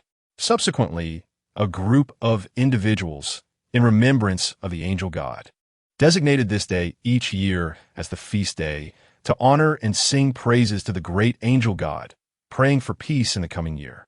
To this day, the whereabouts of that group remain unknown. Only the Spirit Hall preserves these customs. However, due to the absence of a profound religious atmosphere, the feast day resembles more of a festive celebration. Qingyang held Qingli's small hand, traversing the bustling streets of the Xindian while recounting a narrative that had drifted through time. Though it consisted of local anecdotes, not officially recorded in history, Qingyang was aware that some elements within held a kernel of truth. Within the ancient Douluo temple, there existed numerous undisclosed ancient texts, albeit fragmented, yet sufficient to allow him to speculate on the past. "Brother, where have those gods gone now?" Qingli's small face was filled with curiosity, her eyes reflecting a subtle yearning.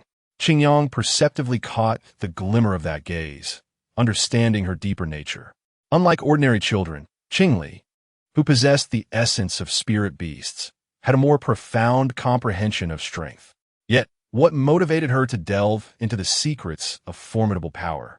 Qingyang chose not to dwell on it, maintaining a warm smile as he explained to Qingli from the recesses of his memory. "I do not possess the answer to this question either. Some say that certain gods departed from this world to explore the vast cosmos, while others believe that some gods left in pursuit of even greater power. Personally, I lean towards the third hypothesis, considering it more mainstream." He rested his right hand thoughtfully on his chin, reminiscing, more gods united to establish the divine realm, aiming to maintain the operation of the universe and oversee the destinies of all beings. His quiet words conveyed a faint yet grandiose sense of epic history.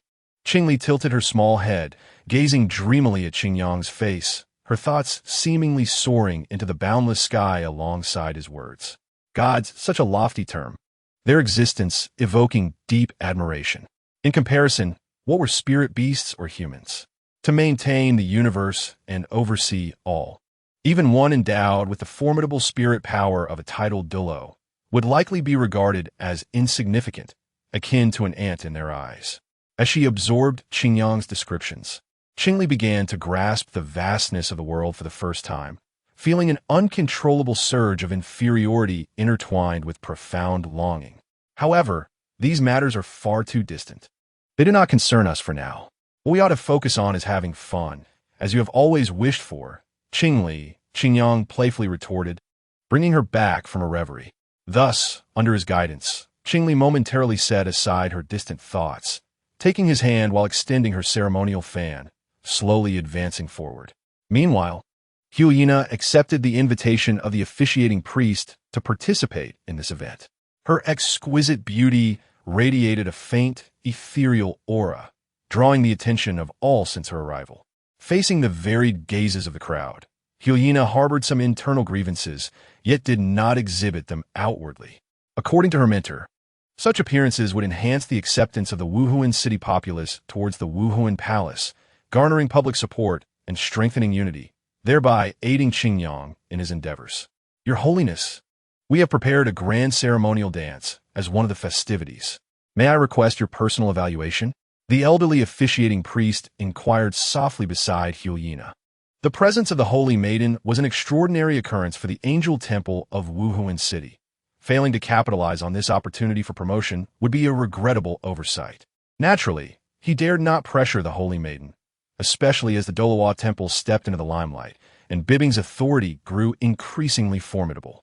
This was forged from countless bloodshed and bones, far beyond the realm of a mere officiating priest to challenge. Hyena furrowed her delicate brows, taking her time to respond to the request. In times past, the ceremonial dance was traditionally performed by the holy maiden herself, beseeching the god's attention. Hence, the request was not unreasonable. Even though she had undergone holy maiden etiquette training and learned relevant dances, she was still only 8 years old and unaccustomed to such grand occasions, lacking experience and feeling a twinge of trepidation. If it is merely an evaluation, I can assist, but I cannot perform personally. Hyena mustered her courage, expressing her resolve in a somewhat timid voice. The officiating priest shook his head in resignation, replying, "But you are the holy maiden. How could I dare demand such a thing? I assure you, that will not occur." Hyena breathed a sigh of relief, her sudden surge of anxiety calming slightly. While showcasing song and dance was not out of the question, she preferred to perform solely for the one she revered, rather than before a crowd like a troupe. As the harmonious and clear sacred hymns began to drift, they reached every corner of the angel temple and even Wuhuan city, cleansing the souls of the people. The once vibrant temple fell into an almost serene silence, as all present lowered their voices, captivated by the enchanting melodies. In that moment, an aura of peace enveloped the angel temple. The officiating priest had personally selected soul masters with vocal abilities, training them for 2 years to produce such astonishing results. These melodies, infused with soul power, carried various mystical effects, capable of influencing the hearts and minds of the listeners. It was evident that the outcome was remarkable. The officiating priest nodded in satisfaction, turning to make a final reminder. "Your Holiness, it is about to begin. Please prepare yourself, for you shall face countless gazes." His words tightened the heart of Hyena, which had only just begun to relax. Countless gazes, how daunting they were! Unconsciously, Hyena felt her courage waning once more. Chapter 137, Wishes. What a splendid song. Hearing it makes my journey from Lean Bing port worthwhile. Not far away, a somewhat weathered middle-aged man sighed to his companion. His son, however, was already enraptured by the music, unable to extricate himself from its charm. Indeed, it was hard to fathom that such enchanting melodies truly existed. I had thought it mere boasting. Qingyang slightly turned his head, observing the two men, captivated by the beautiful sound. As the soothing hymns drifted closer, imbued with a wondrous soul power that calmed the spirit, Qingyang understood that the sacred ceremony had commenced. Not just the two of them, but as the sacred song resonated, the murmurs among the surrounding crowd grew. Even those unfamiliar with music could feel its beauty. Yet, it was evident that even in conversation, people deliberately lowered their voices, fearful of disturbing the exquisite notes. Qingyang gazed at the sea of people ahead, surrounded by the throngs, with no glimpse of a path visible. He could only manage a faint smile. It seemed that he would not be able to draw near to witness the ceremony. Observing Qingli, lost in her enchantment, he felt a slight twinge of regret. However, this is an unavoidable circumstance. The number of attendees at this celebration is vast, a fact that was anticipated long ago. It is only natural that they did not secure a good vantage point by arriving early. Of course, had Qingyang revealed his identity, he could have enjoyed certain privileges, but he was reluctant to do so. This outing was merely a spontaneous decision, and such actions would be contrary to decorum. Rules are established to be adhered to, not transgressed. Qingli, it appears we shall not find a suitable spot. Nevertheless, considering the temple's interior is likely to be less crowded, let us venture there. With a resigned smile, Qingyang gently took Qingli's hand and turned towards the quieter area. In the distance, atop the grand altar that drew the gaze of the multitude, a group of graceful young maidens was performing a dance, their movements exquisite and fluid, each step light yet agile. A little further away, a gathering of handsome men and beautiful women sang poetry, their melodious voices enchanting those who listened. Above them, where the collective gaze converged, Hulaina occupied the central position. Adorned in elegant attire that accentuated her beauty, her ethereal visage captivated countless onlookers. Suddenly, her gaze faltered as it caught sight of a familiar figure. However, upon closer inspection, she found nothing. I must have been mistaken. The Lord of Qingyang must be exceedingly busy and unlikely to attend the holy day.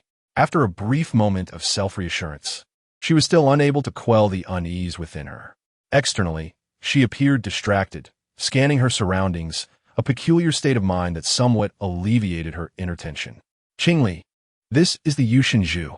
It is said that if one sways it and the wind chimes resonate, sincerely making a wish, there is a significant chance it will be conveyed to the divine and subsequently fulfilled. We are fortunate. Perhaps due to the celebration, there is no one here. It is said that in the past, securing a position in this area was nearly impossible. Qingyang led Qingli to an ancient structure, explaining its significance. Although the Yushenzhu sounds impressive, it is merely a robust rope hanging from the beam of the roof. The end of the rope has been crafted into a cylindrical shape to accommodate balance, with several delicate dark blue threads cascading downward. Given the chaotic times of yore, one could hardly expect anything exquisite. Those wishing to honor the divine lack the means to procure fine materials. Hence, this simple yet profound object has been preserved for its symbolic significance and the relative affordability of its materials. Is this truly so? Then I shall make a wish now. Qingli's eyes sparkled with excitement as she moved closer to the Yushenzhu, selecting one of the ropes and pushing with all her might. Alas, despite its simple construction, the Yushenzhu was quite substantial in weight, and given Qingli's tender age, it did not budge. Even as her cheeks flushed with effort, the outcome remained unchanged. Qingyang stifled a laugh, but he held back. Not wanting to witness Qingli's struggle any longer, he stepped forward, bracing the Yushenzhu and pushing it with determination. Qingli felt the immense weight begin to shift, her joy prompting her to look up towards the wind chimes, only to see Qingyang's figure. He smiled at her, then shook it with even greater vigor. Amidst the faint sound of the wind chimes, the realization dawned on the astonished Qingli. Before long, as Qingyang exerted more force, the chimes rang out in a clear and melodious tone, filling the air with a delightful resonance. Quickly make your wish, or does our Qingli wish to forfeit this opportunity? Qingyang's teasing prompted Qingli to remember the task at hand. Her adorably perfect face was now serious as she pressed her hands together before her chest, slightly bowed her head, and closed her eyes, making a heartfelt wish. I hope for eternal harmony. Riding the wave of momentum, Qingyang released his hold, casting a gentle glance at Qingli, and in the lingering sound of the chimes, he made a wish for himself. In that moment, the sweet sound of the wind chimes enveloped them. Though a day is not particularly long, it is sufficient to create beautiful memories. As they strolled along the gradually thinning crowd on the ancient stone path, their silhouettes appeared strikingly harmonious. Brother, Qingli called out softly. Qingyang replied in confusion, glancing back. It's nothing. Qingli shook her little head, choosing not to elaborate further. Ahead, the sun began its slow descent, casting a warm golden glow over the surroundings. Qingyang turned, a relaxed smile gracing his face, extending his hand towards Qingli. The light seemed to render him even more ethereal and beautiful. What are you waiting for? If you don't hurry, we may not return. Despite his words, his demeanor remained gentle, warming the hearts of those around him. Qingli gazed at him, her face lighting up with a broad smile as she extended her hands towards him. Brother, I'm coming, don't leave me behind. In a voice akin to a playful plea, her small hand found his, the familiar warmth coursing through her palm. It was utterly enchanting, intoxicating, and she wished never to awaken from this bliss. Never. Qingli, you are an immensely important presence. Qingyang's words were tender, imbued with a gentle warmth. Together, they walked, their footsteps intertwining as they gradually departed from the ancient stone path. The vacant, ancient temple stood tall, witnessing it all. Chapter 138. Conversation within an unassuming dwelling. Qingyang was busily engaged in various tasks. This was the place he chose to reside after acquiring a portion of power within the Wuhuan temple. Though lacking in grandeur and modest in size, it was adorned with a homely atmosphere, a charm that blossomed after Qingli's arrival, meticulously crafted by Qingyang. To achieve this, he consulted relevant personnel and examined numerous child-friendly residential designs. Setting down the knife, he retrieved 2 eggs, preparing to make dinner for Qingli. Just then he blinked, spotting a familiar face, adorned with a somewhat bashful smile, knocking at his window from a short distance away. Qingyang froze for a moment, genuinely taken aback. He laid aside his tasks and approached the window to open it. In an instant, Jin Yao performed a graceful maneuver, landing deftly in the kitchen. Rising to his feet, Jin Yao instinctively struck a finishing pose, exuding an air of remarkable elegance. At just 17, he had fully revealed his strikingly handsome features, leaving behind the youthful naivety of his past. What is the meaning of this? Why did you choose to enter through the window? Qingyang inquired, perplexed. Jin Yao's expression momentarily stiffened, followed by a couple of discreet coughs as he attempted to mask his embarrassment. Adopting a deliberately calm tone, he nonchalantly replied, "It's rare to see you relaxing and enjoying the warmth of family with Qingli, so I couldn't bear to intrude on your moment. Such behavior might attract divine wrath." Qingyang gazed at him, and as he spoke, a subtle dimness flickered in his eyes, a seemingly inconspicuous detail that was clearly captured. He inwardly sighed, cognizant that the other party was reminded of past events. Qingyang offered no words of comfort, nor did he broach the subject. Instead, he deftly shifted the conversation, inquiring, "Is there an urgent matter at this late hour?" Jin Yao retracted his complex emotions, his expression swiftly becoming earnest and serious. He looked at Qingyang's puzzled face and spoke in a low, deliberate tone. "A grave situation has arisen in the Tiando Empire. The Wuhuan Temple, there's facing a direct threat from the Haotian sect. Were it not for the elders overseeing the situation and the young lady mediating, our influence would have already diminished or even faced withdrawal. Though the situation appears manageable on the surface, the reality is quite dire, and any misstep could lead to a complete collapse." Jin Yao's tone was grave, tinged with urgency, his words carrying a serious weight. Although Qingyang had heard whispers over the past 2 years about the instability of the Haotian sect, it had not seemed to reach such a critical point. His demeanor remained unchanged, calm as ever. It might be said that, due to internal reforms, the surveillance over the Haotian sect had lessened. Yet if such circumstances truly existed, it seemed implausible that there would be no inkling of it. Influenced by Qingyang's presence, Jin Yao fell into a brief silence, organizing his thoughts. He understood the magnitude of the current issue. Panic would serve no purpose, but Qingyang always possessed a solution. His very existence was a miracle, and any seemingly inconceivable circumstance could be addressed in his presence, without question. Jin Yao subsequently articulated the current situation in clear and concise terms. The Haotian sect appeared to have begun preparations 2 years prior.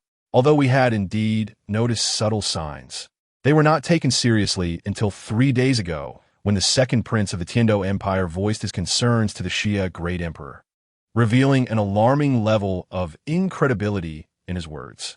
Qingyang looked on with curiosity, and Jin Yao, fulfilling his desire, elaborated on the matter. "Given the complexity of the content, I shall convey only the essence." After a brief warning, Jin Yao's expression darkened, as if the mere recollection of the issue troubled him.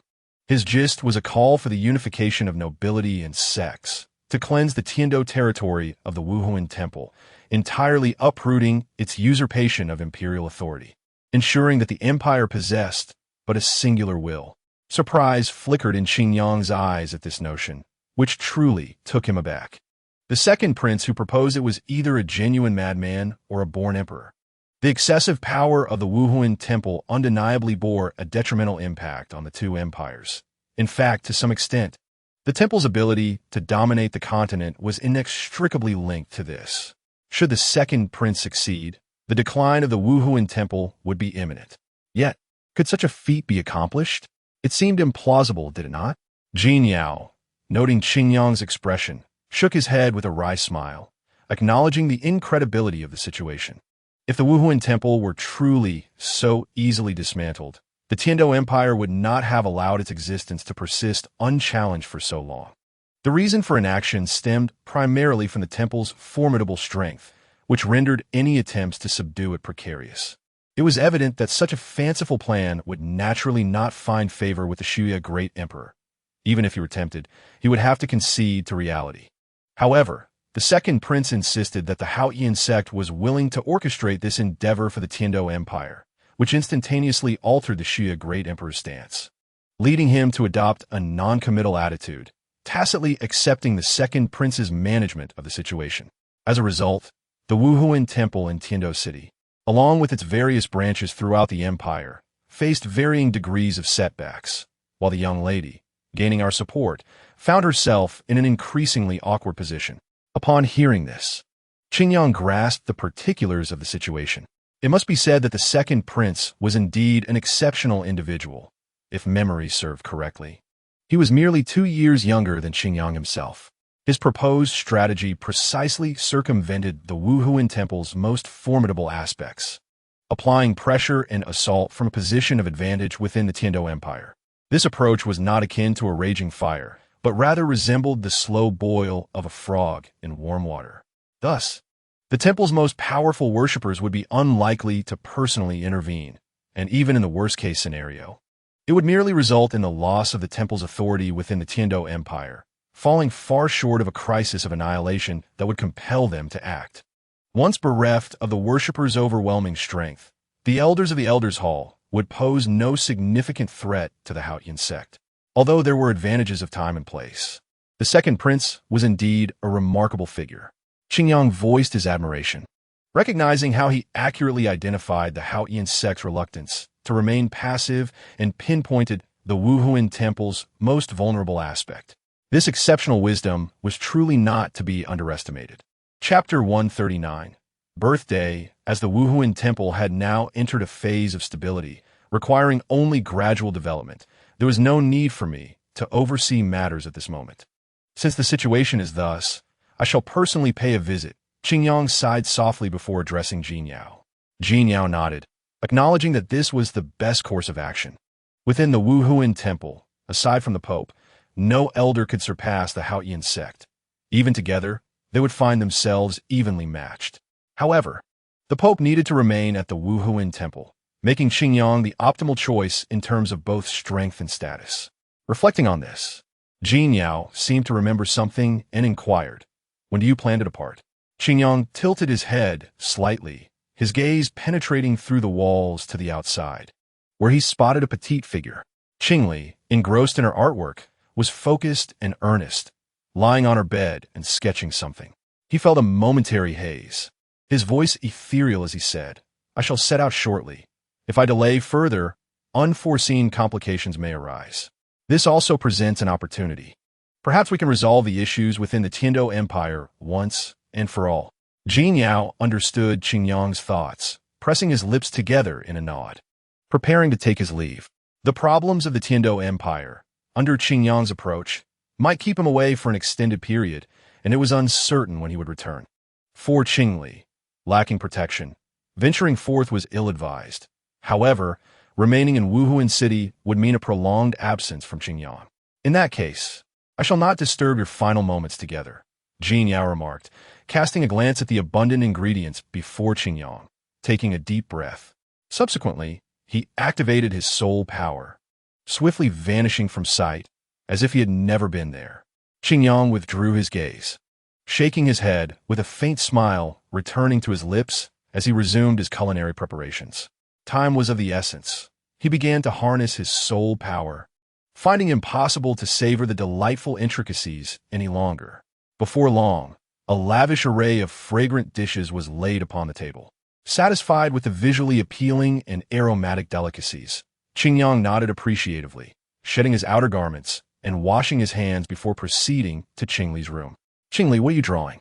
Qingyang leaned beside her, observing the colorful strokes on the white paper, utterly at a loss as to what she intended to create.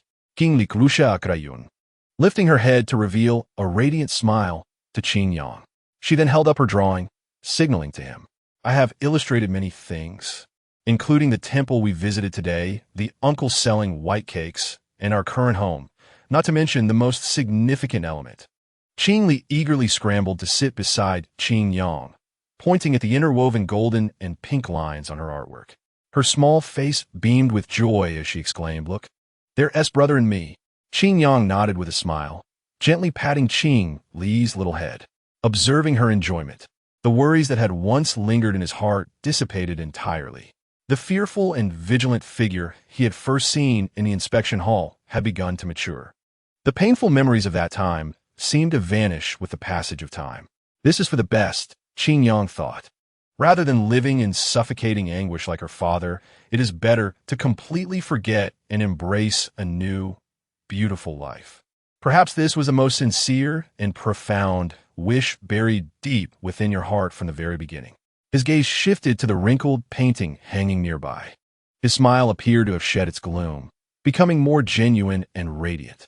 Qin Li's artistic talent was commendable. Perhaps he could create an album to preserve her works. Qin Yang's suggestion caused her eyes to light up. However, it was time for Qin Li to eat. A good child must not have an irregular diet.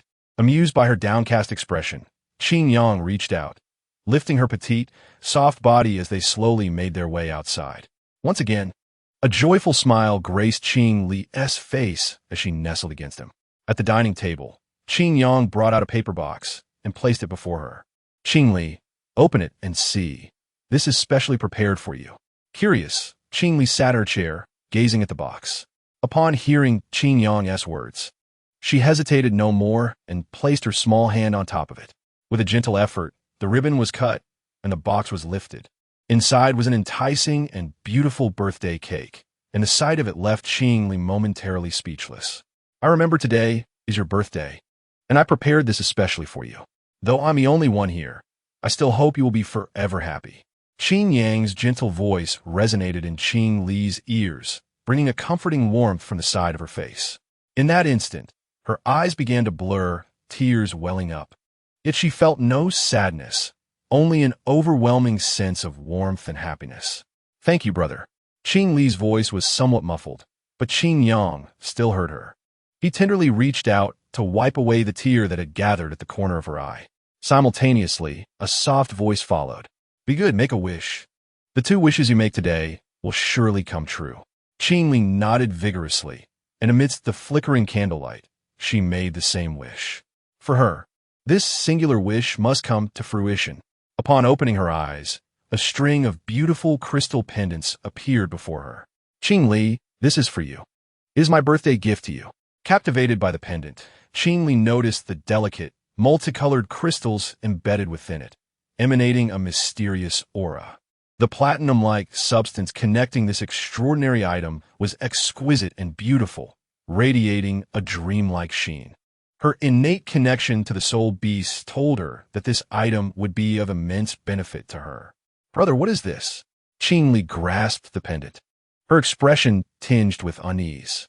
She felt that this item was extraordinarily precious, seemingly imbued with Qin Yang's power.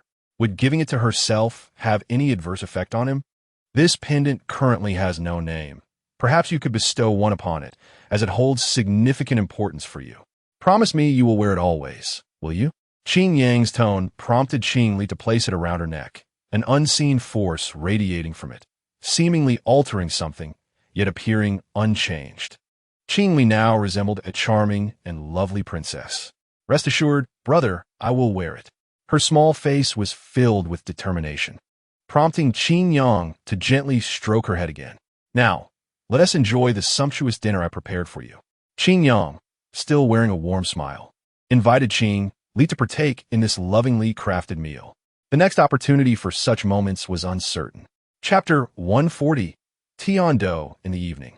Qin Li lay on her soft bed, tilting her head as she drifted into a deep slumber. Today had been a joyful and dreamlike day for her. Even in her sleep, a faint, warm smile lingered at the corners of her mouth. After a full day of play, she had expended considerable energy, leading her to sleep exceptionally early. Such exertion would be manageable for an adult, but it was somewhat taxing for a child. Had Qin Li not been a soul master, her physical condition may not have improved, and she might have found it quite challenging. Qin Yang had finished tidying up the dining utensils in the room. He gazed at Qin Li's adorable sleeping face and gently approached her. With a light touch, he brushed the pendant hanging around her neck, which radiated a soft, gentle energy. Under this energy's nurturing, Qin Li's expression appeared even more serene and relaxed. Qin Li, happy birthday, he whispered tenderly, leaning closer, his left hand stroking her little head as their foreheads lightly touched. Qin Yang released the myriad thoughts that had burdened him for so long, feeling a sense of clarity and relief within. Rising gently, he cast one last glance at Qin Li, leaving behind a warm smile before turning away and quietly departing. The room was left with only Qin Li's small, sleeping figure. At that moment, it seemed she was having a nightmare, her restlessness causing her to stir. The slight smile at her lips quickly faded. The pendant at her chest glowed a bit more brightly, and within the gentle energy of the pendant, Qin Li's lovely face gradually returned to calm. Yet, tears began to trickle from the corners of her tightly shut eyes. Outside, a dazzling light descended, settling before Qin Yang. The majestic throne, adorned in gold, red, and white, revealed its form. Qin Yang lightly leaped, securely seated upon the light steed, and in the next moment, with a flash, vanished entirely from Douluo Hall. Most people were unaware of Qin Yang's departure, but a select few were not in this oblivious state. A figure cloaked in black robes, obscuring their visage, seemed to have always been present, suddenly appearing in this space. A profoundly exalted and mysterious power subtly leaked with the arrival of this enigmatic individual. In the next moment, a stone containing crucial information materialized on the table beside Qin Li, conjured by a gentle flick of the mysterious person's wrist. Should anyone make contact, the truthful information contained within the stone, entirely harmless yet undeniably real, would manifest before her eyes. What expression would she wear then? The mysterious figure appeared to chuckle softly before making no further delay, vanishing as silently as they had come. This encounter serves merely as a prelude, lacking decisive influence, yet proving indispensable. In the future, there will be ample opportunities for further engagement, and it will not be too late to connect then. Soon, a man clad in a pristine, archaic robe, tall and dignified, with flowing silvery hair, appeared before them. Though no longer youthful, he retained an undeniable charm. A look of evident perplexity adorned his face as he gently raised his hand, a sacred light emanating from his fingertips. An unusual force, seemingly corroded, entered his perception, and the pure spiritual energy radiating from him was unexpectedly neutralized. This malevolent force felt strangely familiar. Suddenly recalling something, he turned with a mix of curiosity and astonishment, facing northward, the very direction from which this power had once emerged. In Tiando City, outside the Imperial Palace, Xue Qinghe had just departed from a court session and was about to return to his residence in the Southern Palace. However, a small figure obstructed his path. "Brother, I have recently acquired an ancient painting, authenticated as a treasure from the era of the ancient empire. Might you have time to join me in appreciating it?" Xue Qinghe halted, gazing at his younger brother before him. His eyes sparkled with a bright light, gleaming with wisdom. In contrast to Xue Qinghe's elegance, he appeared somewhat unrefined, yet exuded a cleverness. Xue Qinghe harbored a strong dislike for him, yet this sentiment remained concealed. He responded gently, of course, embodying the affectionate elder brother who would never turn down his sibling. Hearing this, Xue Luo Chuan approached joyfully, a radiant smile illuminating his face as he grasped Xue Qinghe's hand. "I knew you would not refuse. Come quickly. I have been preparing for this for a while." Xue Luo Chuan's enthusiasm was palpable, his face adorned with childlike innocence. No one would suspect that this young prince had already garnered considerable renown, having allied with numerous nobles of the empire and even gaining the favor of the Haotian sect. His formidable intellect seemed far beyond that of a mere 10-year-old boy.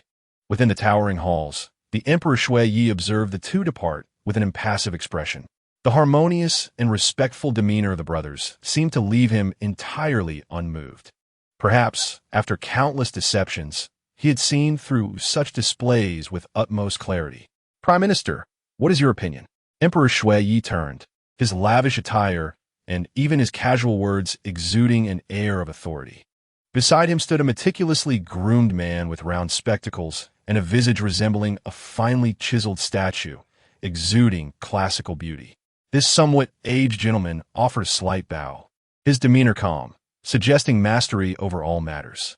"Your Majesty, do you refer to the rivalry between the two princes, or the conflict between the Wuhuan Temple and the Haotian sect?" Emperor Shui chuckled, displaying remarkable tolerance towards his prime minister. You, my friend, are still indulging in this charade. I refuse to believe you cannot see through it. Speak plainly. I wish to hear your true thoughts. Any misjudgment regarding the situation will have significant repercussions.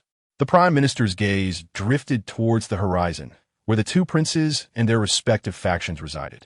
The Tiando royal family found itself caught between both, ostensibly allied with the Haotian sect against the Wuhuan temple. Yet perhaps they were merely serving as a shield to absorb any potential wrath. With three factions in a delicate balance, the outcome would depend solely on whose strategy proved more profound.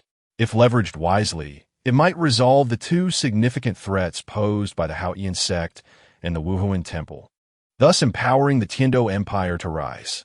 Until then, we shall continue to unite against the Wuhuan temple. Your Majesty, having paused for so long, it is likely that Wuhuan City has received news and formulated a response. Let us observe their next move. The Prime Minister spoke with a relaxed demeanor. Chapter 141. Ancient Ma brother, observe my guards.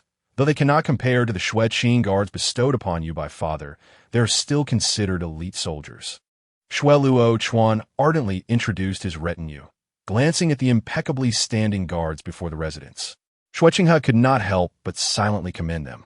These guards, if placed within a military unit, would undoubtedly hold the rank of centurions, yet they willingly served as the retinue of his younger brother.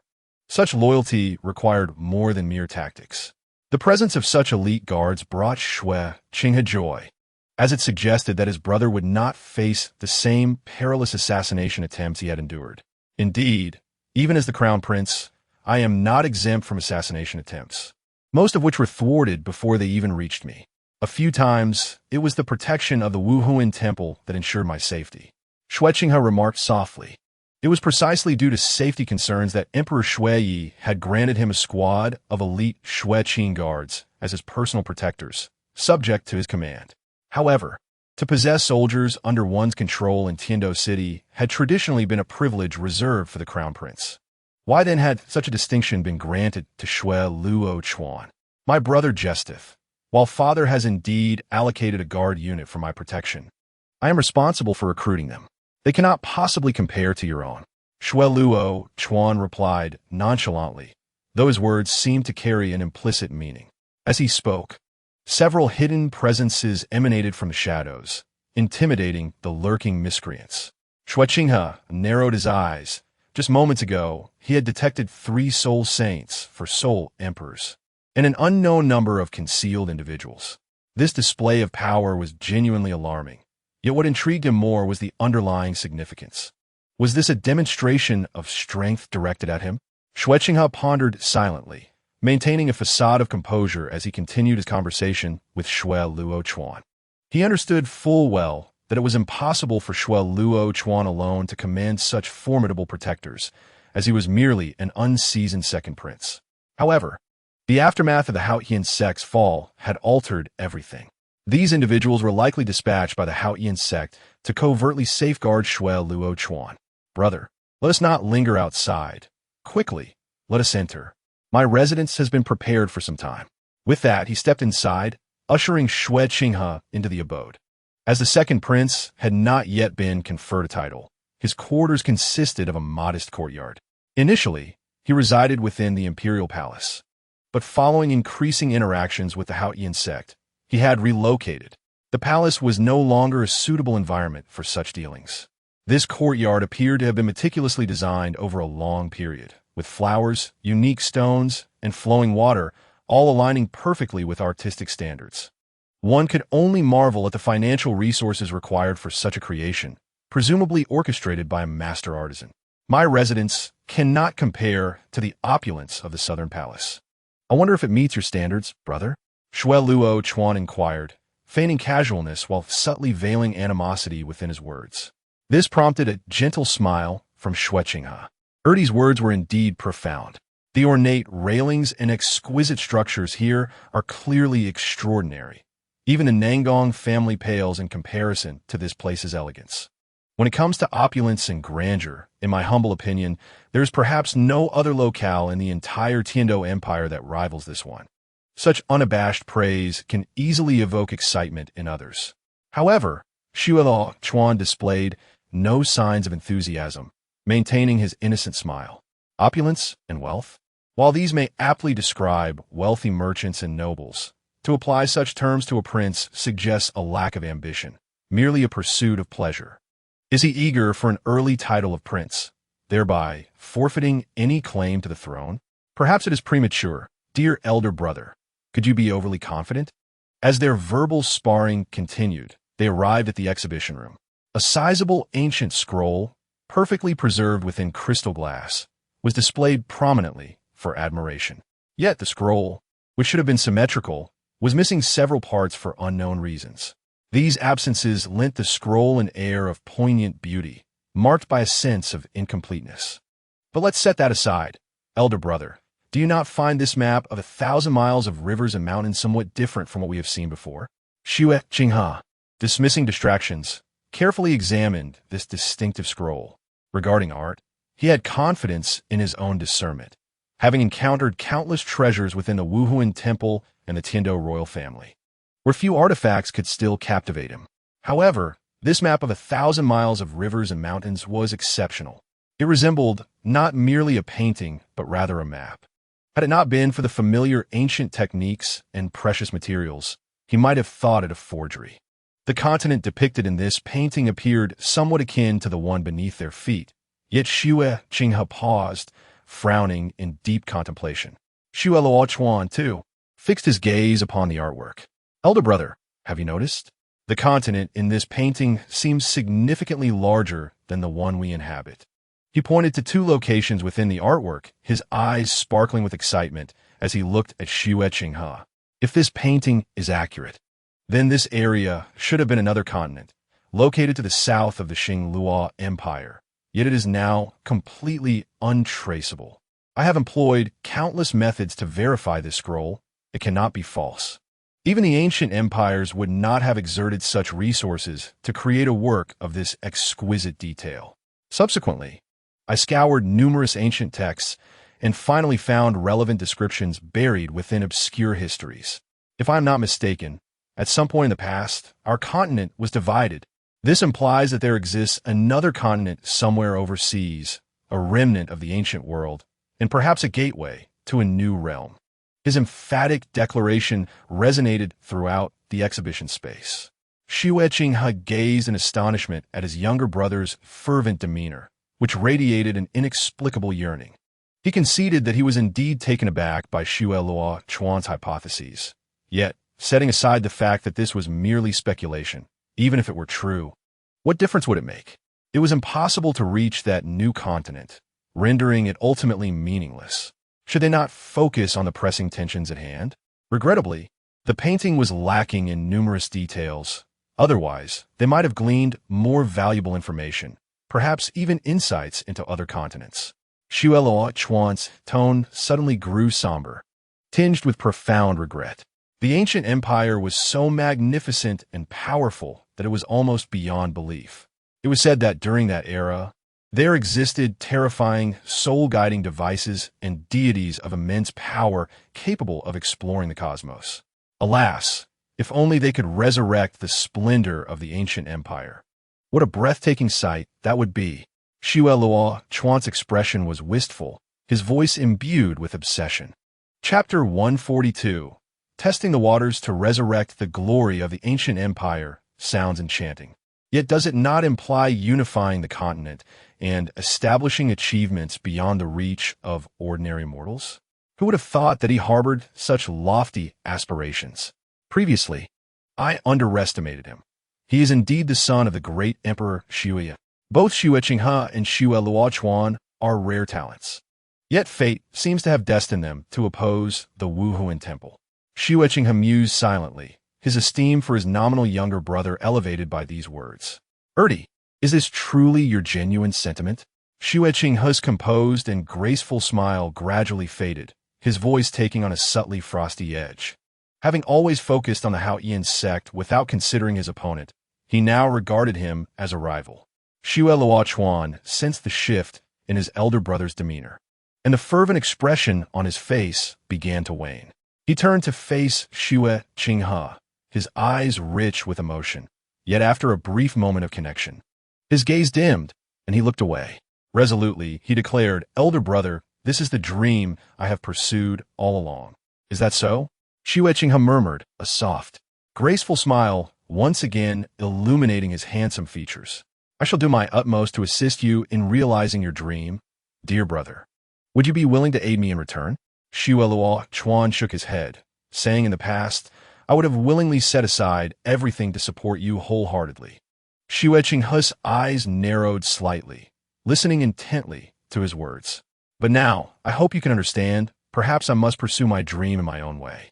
Upon finishing his statement, Xue Chuan flashed a charming smile, exuding remarkable poise. Nevertheless, his words incited doubt in Xue Qinghe's mind, prompting him to ponder the distinctions between past and present. Thus, he tentatively inquired, "Is it because of the Haotian sect?"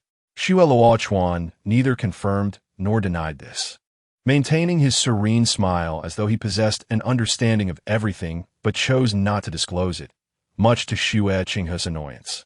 Recognizing that he could glean nothing further from this exchange, Xue Qinghe resolved to depart and not engage in futile discussions. "In that case, I wish you success in your endeavors. There are matters to attend to in the Nangong family, so I shall take my leave. In the future, we shall deliberate more thoroughly as brothers." With these words, Xue Qinghe offered a courteous bow, leaving no room for his brother to retain him. As he turned and exited, naturally, perhaps due to the absence of any onlookers, Xue Chuan had no intention of detaining him, not even bothering with the pretense. He merely turned back, gently caressing the crystal partition, his expression serious and focused as he continued to scrutinize the scroll as if gazing upon a long-lost dream. After some time, once Xue Qinghe's figure was entirely out of sight, Xue Chuan finally set the scroll down. With a soft sigh, the youth unexpectedly conveyed a sense of solitude. "Elder brother, all of this is solely because of you." Quickly regaining his composure, he lifted his feet, turning to enter the adjacent compartment. There, two robust individuals radiating masculine vigor awaited silently. Upon seeing Xue Chuan's arrival, they simply offered a composed greeting, stepping aside to grant him the seat of honor, displaying no overt reverence for the royal family. Xue Chuan paid little heed to the attitudes of the two men. Once seated, he calmly inquired, "After all this time, have you discovered anything of note?" The two gentlemen, appearing to be in their 30s or 40s, exchanged glances. Subsequently, one of them graciously deferred, "Elder Lu, perhaps you should express your thoughts." The elder Lu, stroking his thick black beard, did not decline. After a lengthy pause, he slowly began, "Your Highness, the second prince, merely observing from a distance makes it exceedingly difficult to ascertain any accurate information. However, just as Xue Chuan furrowed his brow slightly, Elder Lu continued, "We have indeed identified a certain issue. It appears that the prince's soul power vastly exceeds the level he has displayed. Based on my assessment, the prince's soul power seems to be approaching that of a soul king, far beyond the great soul master level that he presents. Such talent is truly remarkable." As Elder Lu spoke, he shook his head in astonishment, unable to conceal his wonder, though it was unclear whether he felt more awe or fear at that moment. A glimmer of light seemed to flicker in Xue Chuan's eyes as he sought confirmation, asking, "Is this something that can be assured?" Elder Lu, with a serious expression, nodded affirmatively. While he could not precisely gauge the strength, he believed he could sense it using the treasures of the Haotian sect. To conceal such a terrifying level of soul power while being a prince is no simple matter. It leaves one pondering the secrets it entails. Xue Chuan closed his eyes, took a deep breath, and sincerely expressed his gratitude to the two men. "I am truly grateful to Elder Tang Ao and the Titan clan leader. Should you require anything in the future, Xue Chuan will certainly do my utmost to assist you." Tang Ao and the Titan quickly supported Xue Chuan, acknowledging their own strength, which had reached the level of minor nobility, yet that did not grant them the liberty to act carelessly. "Your Highness is too kind. Such grand gestures put us in a difficult position. This minor assistance is hardly worth mentioning." After much discussion, they finally managed to dissuade Xue Chuan.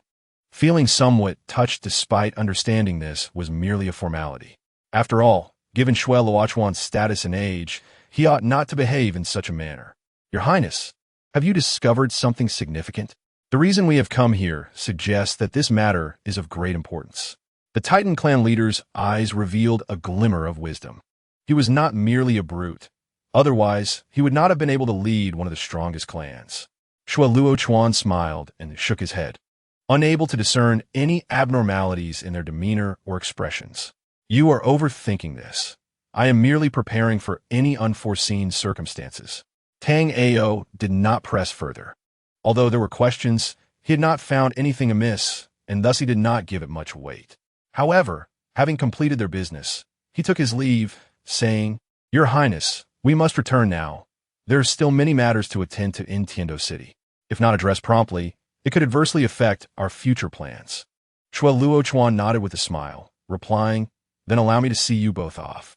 No need, no need. This is a trivial matter. Elder Lu and I can return on our own. Your Highness should rest at the estate.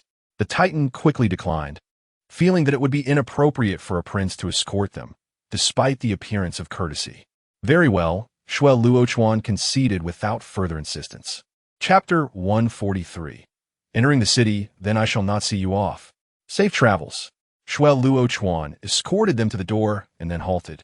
Tang Ao and the Titan exchanged farewells and swiftly departed down the road.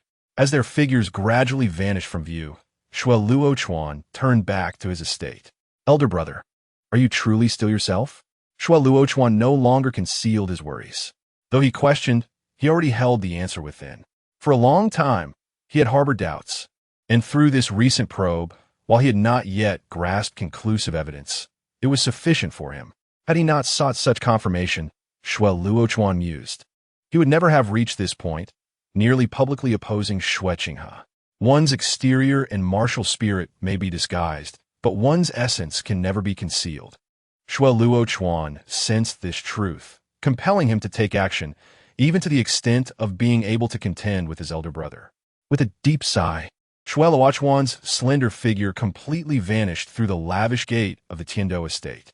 Along the path, two robust men walked side by side, enjoying the snacks they had casually purchased from the streets of Tiando City. Though mere snacks, they primarily consisted of meat, perhaps explaining their impressive physiques. As they ate, they conversed. Elder brother Tang Ao, let me guess, have you discovered something? Tang Ao, about to savor a piece of roasted meat, mumbled indistinctly, of course. That prince is definitely hiding something. Otherwise, Shui Luochuan would not have sought our assistance for no reason. The Titan, observing Tang Ao's voracious eating, could not help but feel tempted. He took a hearty bite of his chicken leg, relishing its flavor and tenderness. After swallowing contentedly, he continued conversing with Tang Ao. That may be the case, but we have no evidence. Therefore, there is still no issue. Moreover, why would Shui Luochuan seek us out? He is not like the average fool. He is genuinely astute. Otherwise, he could not possibly contend with the clever Shui Qinghe. Upon hearing this, Tang Ao slowed his pace, his mind beginning to ponder deeply. If viewed from this perspective, Shui Luochuan indeed had no need to approach them, given that many within the Tiando Empire had already allied with him, especially the nobility, who, by rights, should be closer to him than to the Haotian sect. Then what do you think this means? If you cannot articulate a reasonable explanation, you must admit that your intellect pales in comparison to mine. At this point, Tang Ao expressed his dissatisfaction, slyly digging a metaphorical pit for the Titan. He felt that if his analysis had been articulated by the other, it would make him seem less clever, which he found to be a subtle form of self-deprecation. You, my friend, why not simply concede that you're not as sharp as you think? The Titan, casting a disdainful glance at his companion, retorted, I suspect that Shui Luochuan intends for us to act as pawns, using the leads he provides to investigate further. Should we uncover any issues, our influence would surely allow us to handle the situation adeptly, and when Shui Qinghe encounters trouble, he will undoubtedly benefit. With a chuckle, he glanced at Tang Ao with a smug expression. What do you think? Is that not the case? Tang Ao scoffed, muttering under his breath, old fool. What is there to be proud of? You are already an adult, yet still act like a child. The Titan's keen ears caught this remark, and given their proximity, he clearly heard the words. Infuriated, he shot back. Are you attempting to play tricks? How dare you? With a swift motion, he shoved a roasted pig's trotter directly into Tang Ao's mouth, leaving him wide-eyed and glaring at the Titan. Tai Tong felt a sense of euphoric tranquility, as though every pore in his body had expanded, rendering him in an unparalleled state of comfort. Clearing his throat, he seized a moment before Tang Ao could retaliate and promptly address the matter at hand. Pray tell, should we pursue this line of inquiry? Should we choose to do so, Xueqinghe will undoubtedly take notice, and we could become mere pawns for his attention. Before he could finish, he cast a glance at the ever-watchful Titan, who suddenly bellowed in fury. Tang Ao, what on earth are you scheming? Before him, Tang Ao retrieved a roasted suckling pig from the large sack he carried, a true-to-size piglet. With a menacing glare fixed upon Titan, he darkly proclaimed, nothing much. Just perform the feat of devouring one pig in 3 bites. Or do you think you can negotiate with me? Not a chance. At that point, we would all face punishment together. The object lies here. You handle it as you wish. Titan's eyes twitched in confusion, struggling to comprehend why this individual was so serious. Did he not understand the terror of sect punishments? If mishandled, it was no trivial matter. It could very well cost him the elder position he had just acquired within the clan. Yet, knowing Tang Ao's temperament, Titan realized that he was likely quite serious. Taking a deep breath, he silently grasped the roasted pig. This matter was far from over. With a fierce resolve, Titan opened his mouth wide and took a hearty bite. Days later, outside Tiando City, a streak of light descended from the sky, landing in the outskirts. However, due to the daylight, few noticed. In the vast, empty grassland, Qin Yang, riding his light shadow steed, hovered gracefully in the air. Upon confirming his arrival, Qin Yang leaped down and landed precisely on the grass. In an instant, the light shadow steed transformed into light and vanished into the distance. Remarkably, it took him less than half an hour to travel from Wuhan City to this spot, a speed that was simply unimaginable. Upon reaching the 4th ring and being able to summon the light shadow steed, the constraints of distance no longer applied to Qin Yang. He even met the minimum criteria for exploring the cosmos. Arriving at the city gates, Qin Yang noted that Wuhan City was cloaked in the depths of night. While here, dawn had already broken. After paying the entrance fee to the city guards, he entered this bustling metropolis. As one of the 3 major cities on the continent, Tiando City rivaled Wuhan City and Xingluo City in its prosperity, a reality that was truly beyond imagination. The continuous flow of traffic and the vibrant scene vividly showcased the city's splendor. Before Qin Yang could fully absorb his surroundings, a small child collided with him amidst the crowd at the city gate. Startled, he instinctively picked the child up to protect him from the throng. Before he could react further, the area was instantly cleared. Countless civilians fell to the ground, some even being thrown aside, as a space was forcibly created. Simultaneously, several powerful soul masters emerged around Qin Yang, releasing their martial spirits and emanating waves of soul power. Put the child down. The crowd that had previously surrounded them hastily dispersed, leaving the area vacant for the 2 parties. After a brief moment, the once bustling spot was now deserted. Qin Yang halted his actions and regarded the soul masters encircling him, acknowledging that he was indeed taken aback. It was quite surreal to encounter such a commotion merely for carrying a child into the city. While he could understand if the child's parents were concerned about his intentions and confronted him, this seemed excessively exaggerated. Could you enlighten me as to the child's identity? Qin Yang gently inquired, lowering the boy slightly. Taking advantage of this moment, he observed the boy's features. He appeared to be around 7 or 8 years old, displaying a mix of panic and a commendable effort to maintain composure. Clearly, such calmness in the face of danger was not something an ordinary household could instill. No one responded to Qin Yang's question. Instead, the serious expressions of the soul masters grew more intense as they closed in, their soul power palpable and ready to unleash. It seemed that if not for the fear of harming the child, they would have already acted. I am the son of Prince Xuexing. I sincerely appreciate your assistance. These individuals are my father's guards, and their aggression is due to my presence. I hope you can forgive them." The boy, now on the ground, adjusted his attire and endeavored to uphold his royal dignity, addressing Qin Yang with utmost politeness.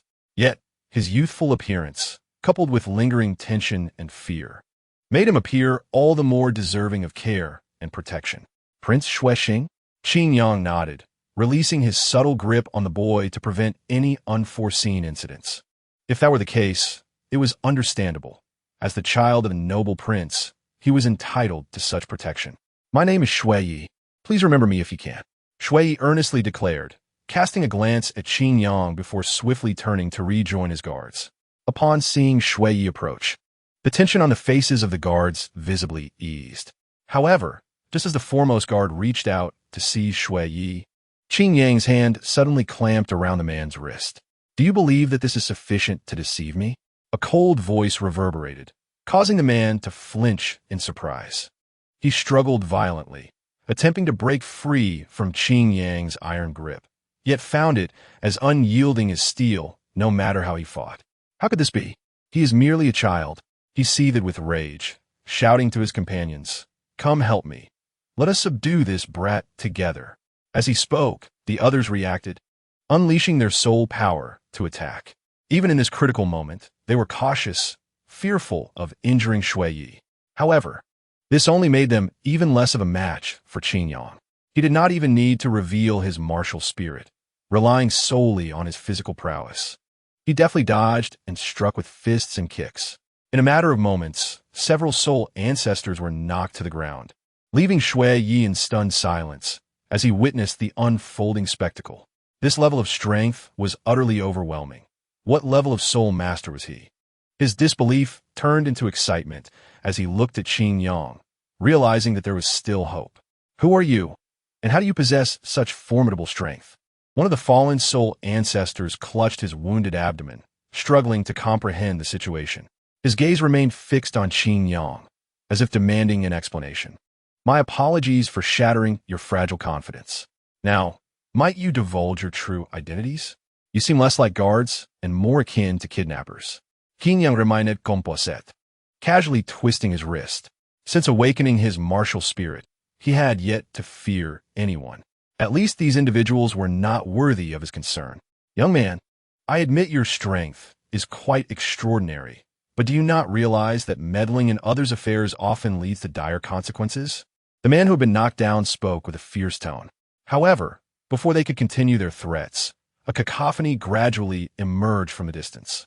The expressions of the few present altered dramatically, and those whose bodies were still intact hastily rose to their feet and scattered in all directions, as if the approaching figures were a deluge of ferocity. "It is my father and the others. We are finally safe." Xueyi gazed into the distance for a moment, his expression overflowing with joy, unable to maintain the calm demeanor he had before. "I am truly grateful to you. You are indeed my benefactor. By the way, how did you discern that something was amiss?" With a heart now at ease, Xueyi took a few steps closer to Qin Yang, his curiosity piqued. Although he had previously employed a certain technique, he had not truly expected it to yield any results, having tried it several times before with little effect. This time, he had resigned himself to the hope of not implicating the slightly older individual, only to be met with unexpected hope. The affairs of this world are truly mysterious and unpredictable. Qin Yang paid no heed to those fleeing. He was aware that some would be more concerned than he. When faced with Xueyi's inquiry, Qin Yang found himself at a loss for a response, while he had indeed sensed that something was amiss. The fundamental reason was his perception of an elusive malevolence. It was this feeling that transformed his suspicions into certainty, prompting him to act with unwavering decisiveness. However, it was difficult to explain this outwardly, so he could only smile and reply, "Just as you have guessed." As for the specifics, he chose not to elaborate. As long as they did not recount it to one another, it was of little consequence. Xueyi nodded in agreement. Still the child he was, easily misled. "Your Highness, we apologize for our delayed rescue. Please allow us to accept punishment." A knight clad in armor, leading a squad of 20, was the first to kneel before Xueyi.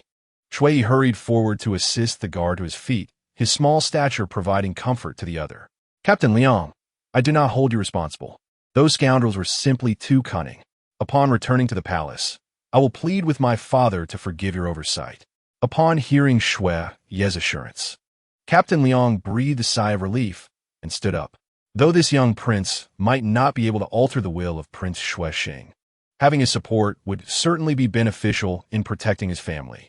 Even so, he felt he had dodged a bullet. Allow me to introduce you. This is my benefactor.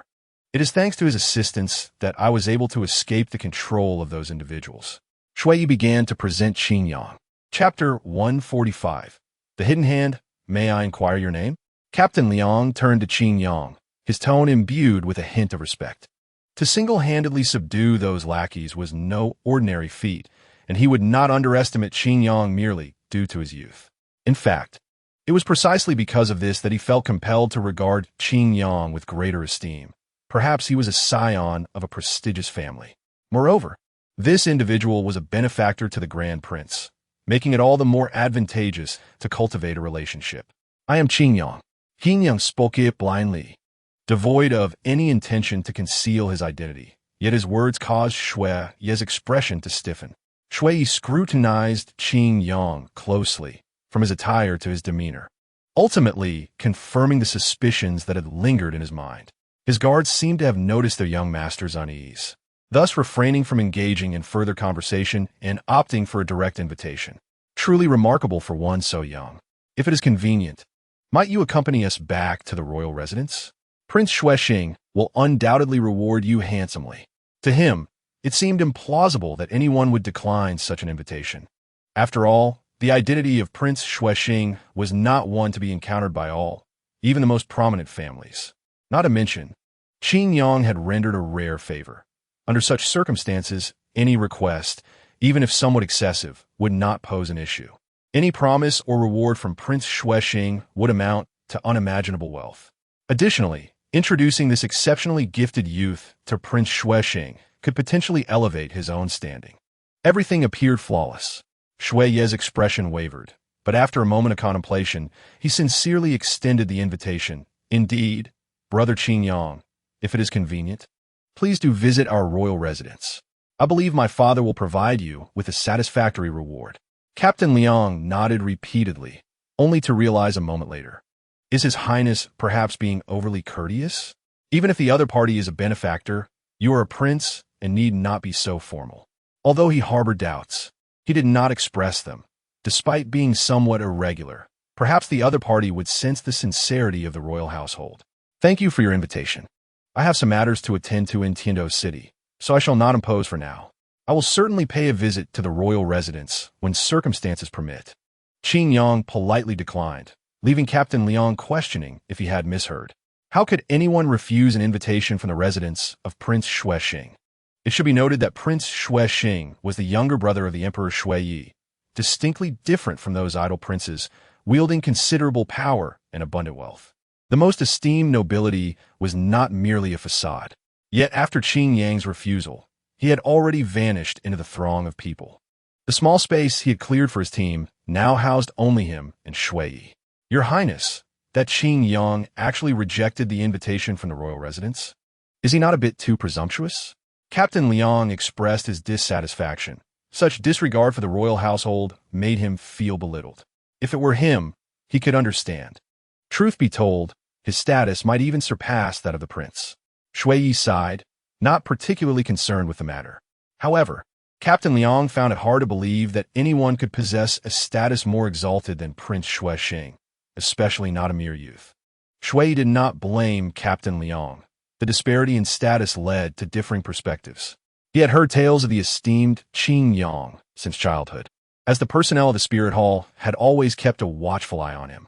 However, for Captain Liang, he might not even know who the master of the Douluo Hall was. Never mind, let's not dwell on that. Have we uncovered the identities of those who dared to attack? Shui shifted the conversation to the matter that truly preoccupied him.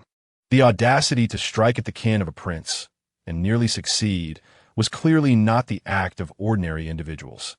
If they did not ascertain their identities, he would remain plagued by fear, and despite his maturity, he could not endure such a blow. That was not the life he desired. Captain Liang scratched his head. Uncertain as he spoke, when the prince flew into a rage, I believe I overheard that it was the spirit hall's doing. Shui's expression changed in shock as he turned to him, questioning once more, "What did you say?" Captain Liang, puzzled, replied, "It should be the spirit hall that acted. Our relationship is tense, so this should be quite normal." Shui shook his head, deep in thought. "No, it cannot be. It is impossible for them to act against me. Otherwise, why would they have saved me?" Captain Liang listened to Shui's mutterings, utterly bewildered as to why it could not be the spirit hall. Upon reflection, it occurred to them that their relationship with His Highness the Prince was rather amicable, prompting the question, "Why is it impossible? I find this quite reasonable." Shui elucidated, "Are you aware of the identity of that individual we just encountered? He is none other than the master of the Douluo Hall, one of the 3 great halls of the Wuhuan Temple, the Lord of Qingyang. If he belongs to the Wuhuan Temple, what reason would he have to rescue me?" "What?" Team leader Liang glanced towards the direction in which Qingyang had departed, astonished that such a high-ranking individual existed. No wonder he had the audacity to decline the invitation. Perhaps, in his eyes, the entire royal residence was merely inconsequential. "Enough of this discussion. The city guard has arrived. Inform my father, for I trust he will make his own judgments." With that, he turned his gaze forward. A large contingent of the city guard was dispersing the crowd of commoners, marching steadily towards this location. The entire Tiando city had been stirred by the presence of Prince Shuixing. If he were to remain unharmed today, even more dreadful occurrences might transpire. For the dignity of the royal family is not to be trifled with. Qingyang resolved this incident and was now on his way to his intended destination, the Wuhuan Temple in Tiando City. After all, as a member of the Wuhuan Temple, it was not in his nature to squander opportunities.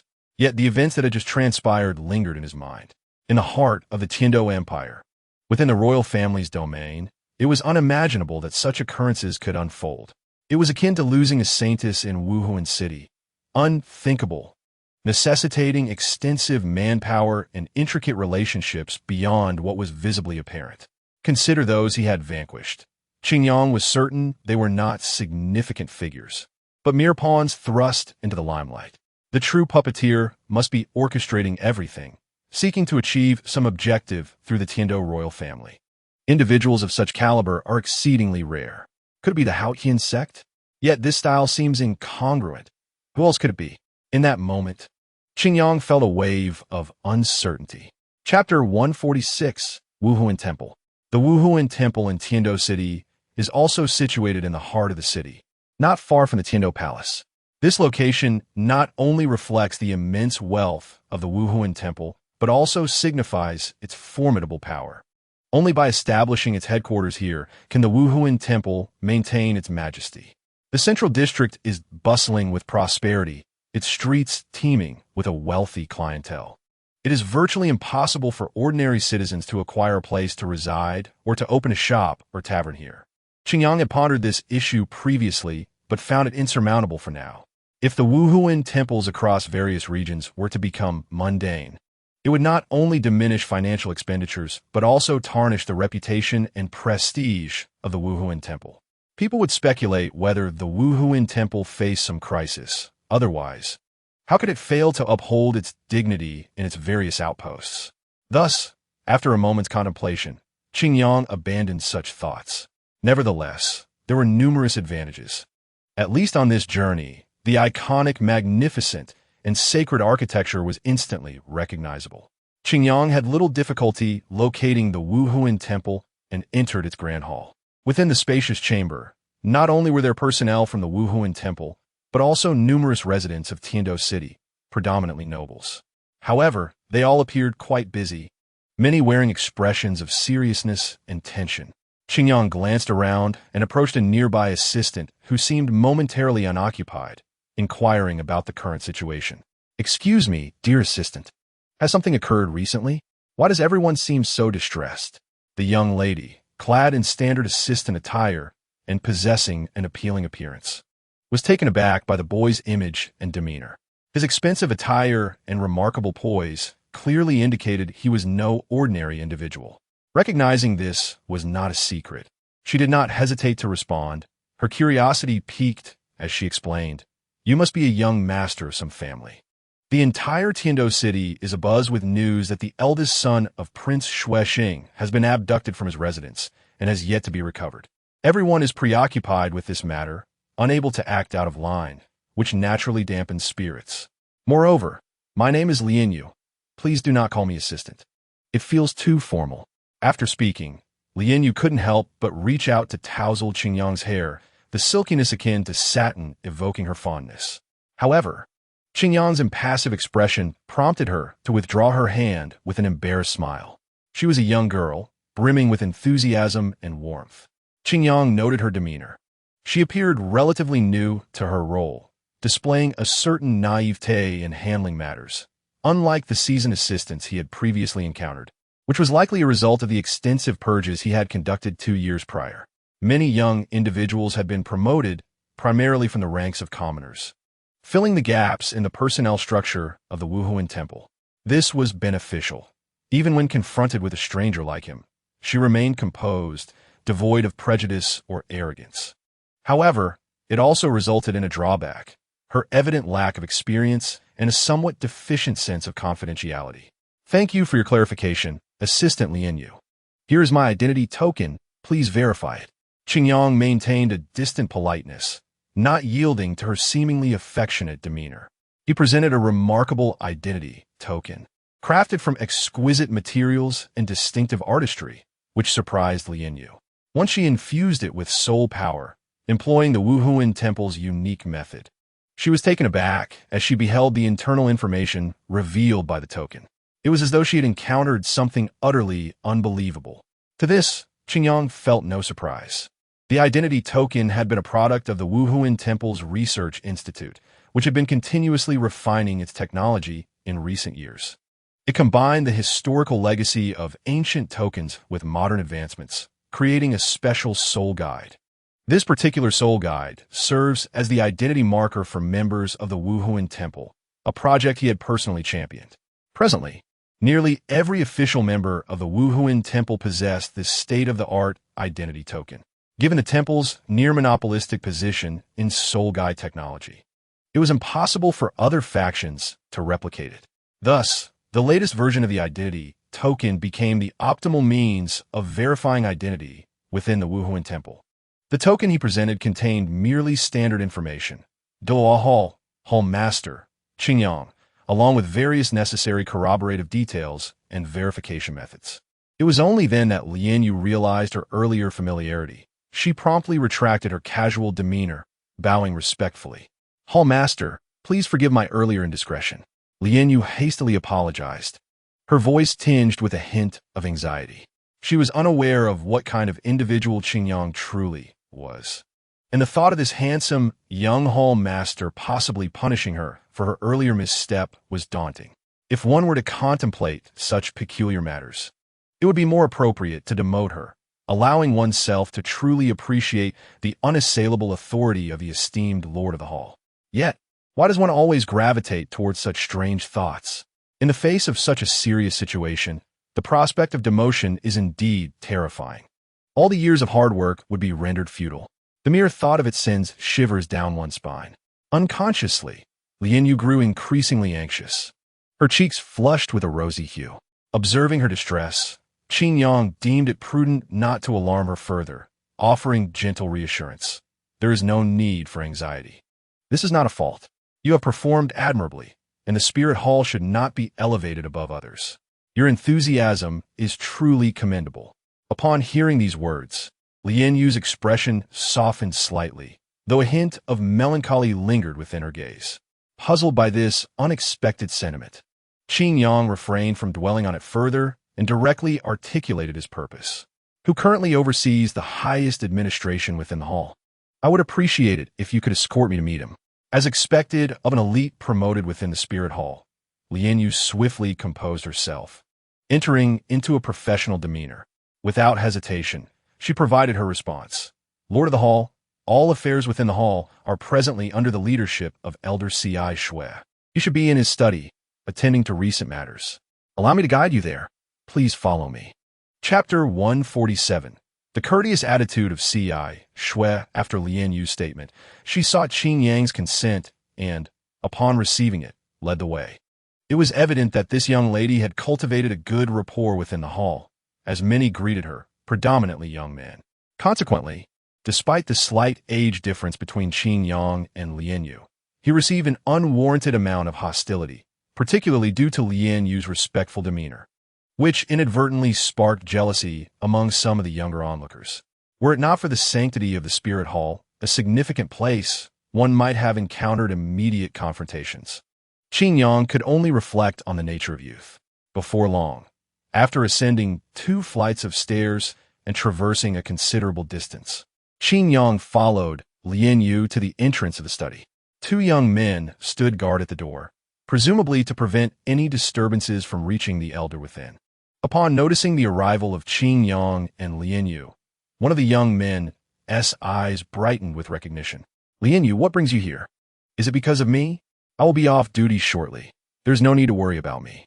Qin Yang observed that as this self-assured youth spoke, his companion exhibited a look of discomfort, as if having witnessed this behavior numerous times before. "Don't be foolish. Lien Yu is clearly not here for you. Wake up to reality." Without a hint of mercy, this retort left the young man undeterred, as he addressed the 2 newcomers with professional inquiry. "May I ask what brings you here?" Lien Yu appeared unaffected by the earlier exchange, perhaps accustomed to such incidents. She slightly turned to reveal Qin Yang and explained, "This is Qin Yang, the lord of the Douluo Hall, who needs to meet Elder C.I. Shui.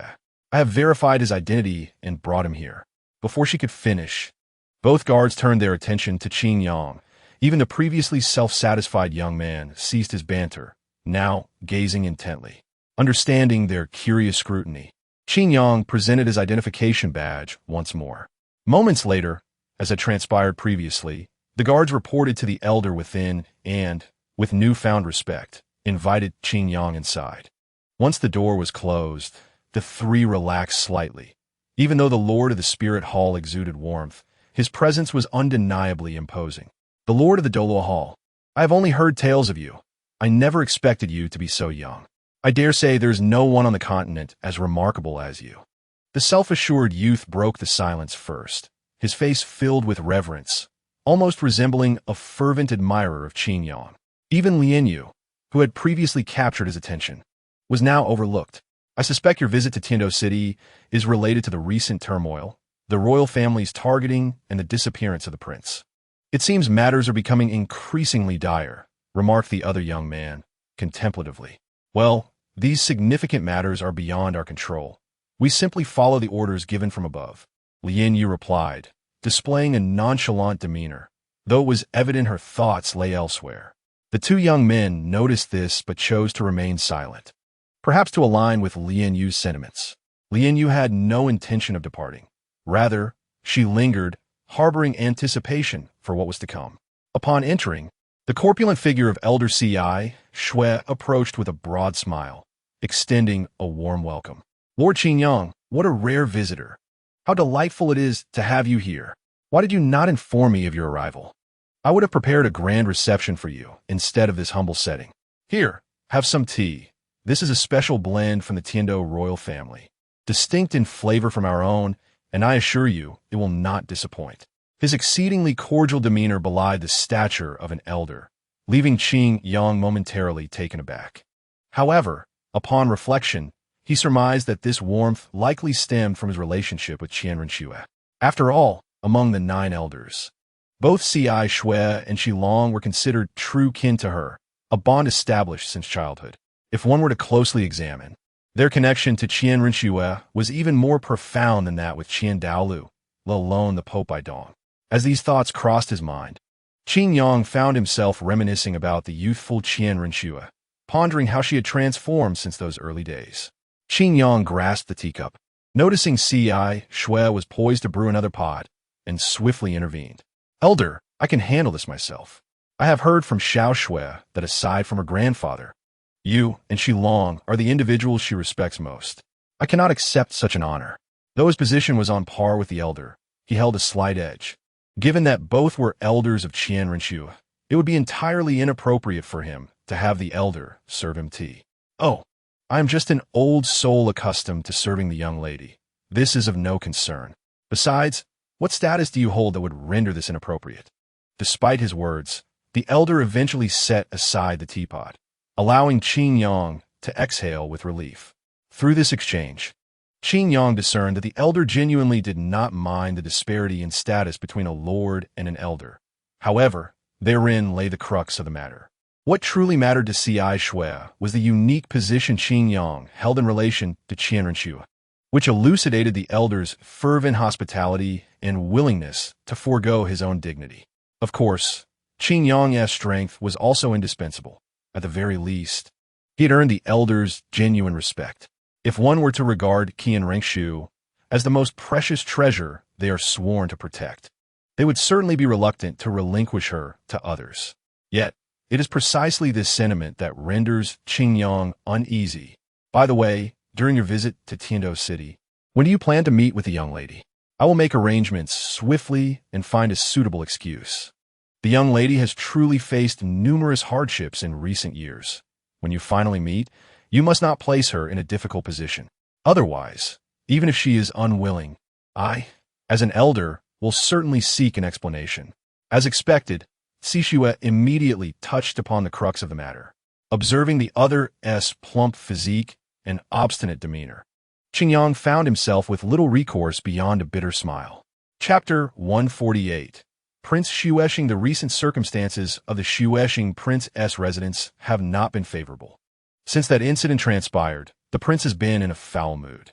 Within just a few days, all the servants in the estate have been harshly reprimanded, and some familiar faces have vanished entirely. Particularly, those who were present with the prince on that fateful day have not been heard from, as if they have mysteriously disappeared from the world.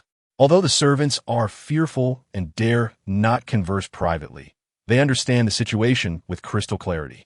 Those unfortunate souls are likely dead beyond recognition. Today, the prince's residence welcomed a distinguished guest, prompting the butler to send many male and female servants out for procurement. Clearly, the butler intended to meticulously arrange the place, showcasing the enduring strength of the estate while welcoming the guest. However, upon the servants' return, they discovered that two individuals were inexplicably missing. In a fit of anger, the butler conducted a thorough search, only to uncover a grave and troubling issue that made him break into a cold sweat. Outside the city, at the scene of the incident, a man dressed as a male servant of the prince, with an appealing appearance, appeared at the outskirts of Tiando City, a place typically devoid of visitors. This was a filthy, chaotic area where vagrants, beggars, and others without assets congregated. The dilapidated buildings, remnants of old bricks and stones, were haphazardly strewn across a disordered open space, with weeds and refuse carelessly discarded in every corner. Enduring the nauseating and bizarre odors, the man, named Murray, leaned back slightly, attempting to evade the discomfort. He replied impatiently, 2 days have passed, and the prince has already been transferred to an unknown stage. It will undoubtedly be even more challenging to retrieve him now. The situation is nearly confirmed. You should honor your promise and return the remaining payment, along with releasing Wei Er. His words seemed to evoke amusement among those around him, erupting into laughter. What did he just say? Surely I misheard him. Ha ha, what a naive child. I could weep from laughter. Some even exaggeratedly collapsed to the ground, clutching their stomachs in hysterics, further soiling their already tattered garments. The scornful mockery was palpable, and Murray could discern it clearly, prompting a change in his expression as he questioned, "What are you laughing at?" The leader, Milad, whose hair was slicked with grease and whose face was smeared with a mixture of sweat and dirt, emitted a strange odor that obscured his features. Despite the exaggerated mockery, his eyes glinted with a wolfish malice. Individuals like you would never comprehend. What does a promise mean to us? Can it provide food, or perhaps something to drink, or allow us to continue our meager existence? Milad fixed his gaze on Murray, speaking each word with a distinctly unfriendly tone. After a moment of hesitance, he suddenly burst into laughter, slapping Murray's clean face, leaving a smudge of dark, muddy substance that was almost unbearable, causing Murray's stomach to churn. Suppressing his discomfort, Murray shouted angrily, "Do you intend to go back on your word? Are you not afraid I will report this to the prince?" None of you will escape then. Another round of exaggerated, derisive laughter erupted, harsh and unpleasant. Milad shook his head, stating, "No, you misunderstand. We have never intended to honor this so-called promise, for to us, it was merely deception. Since we never planned to abide by it, how can it be considered a betrayal?" Murray's complexion began to pale, instinctively retreating 2 steps as he realized the dire nature of the situation. These individuals were truly mad. They were unafraid even of the prince's retribution. Did they not understand the terrifying power the prince wielded? At a mere command from Shueshing, even Tiando City would tremble, and these wretched beings, lesser than refuse, dared to disregard such authority? It was infuriating to have intended to collect his payment and leave quickly, only to find himself ensnared in this predicament. If I perish here, everything will reach Prince Shueshing, and you shall await the prince's wrath. With a fierce declaration, he sought to instill some measure of caution in them. Suddenly, Murray incredulously lowered his gaze, discovering a blood-stained, rusty dagger protruding from his chest. As the blade was withdrawn, his body collapsed weakly, crimson blood flowing profusely, soaking the parched earth. The royal family was on the verge of purging this filthy place entirely, reclaiming our last refuge to ensure the grandeur of Tiando City. It is said that the one responsible is Prince Shueshing. Since death is inevitable, why not allow us, the highborn nobles, to experience this suffering as well? Milad mused, posing a rhetorical question to the fallen body, his voice laced with mockery and disdain. He savagely stomped on the fallen figure, thoroughly staining the immaculate attire of the male servant. Dark footprints were left on Murray's bleeding back.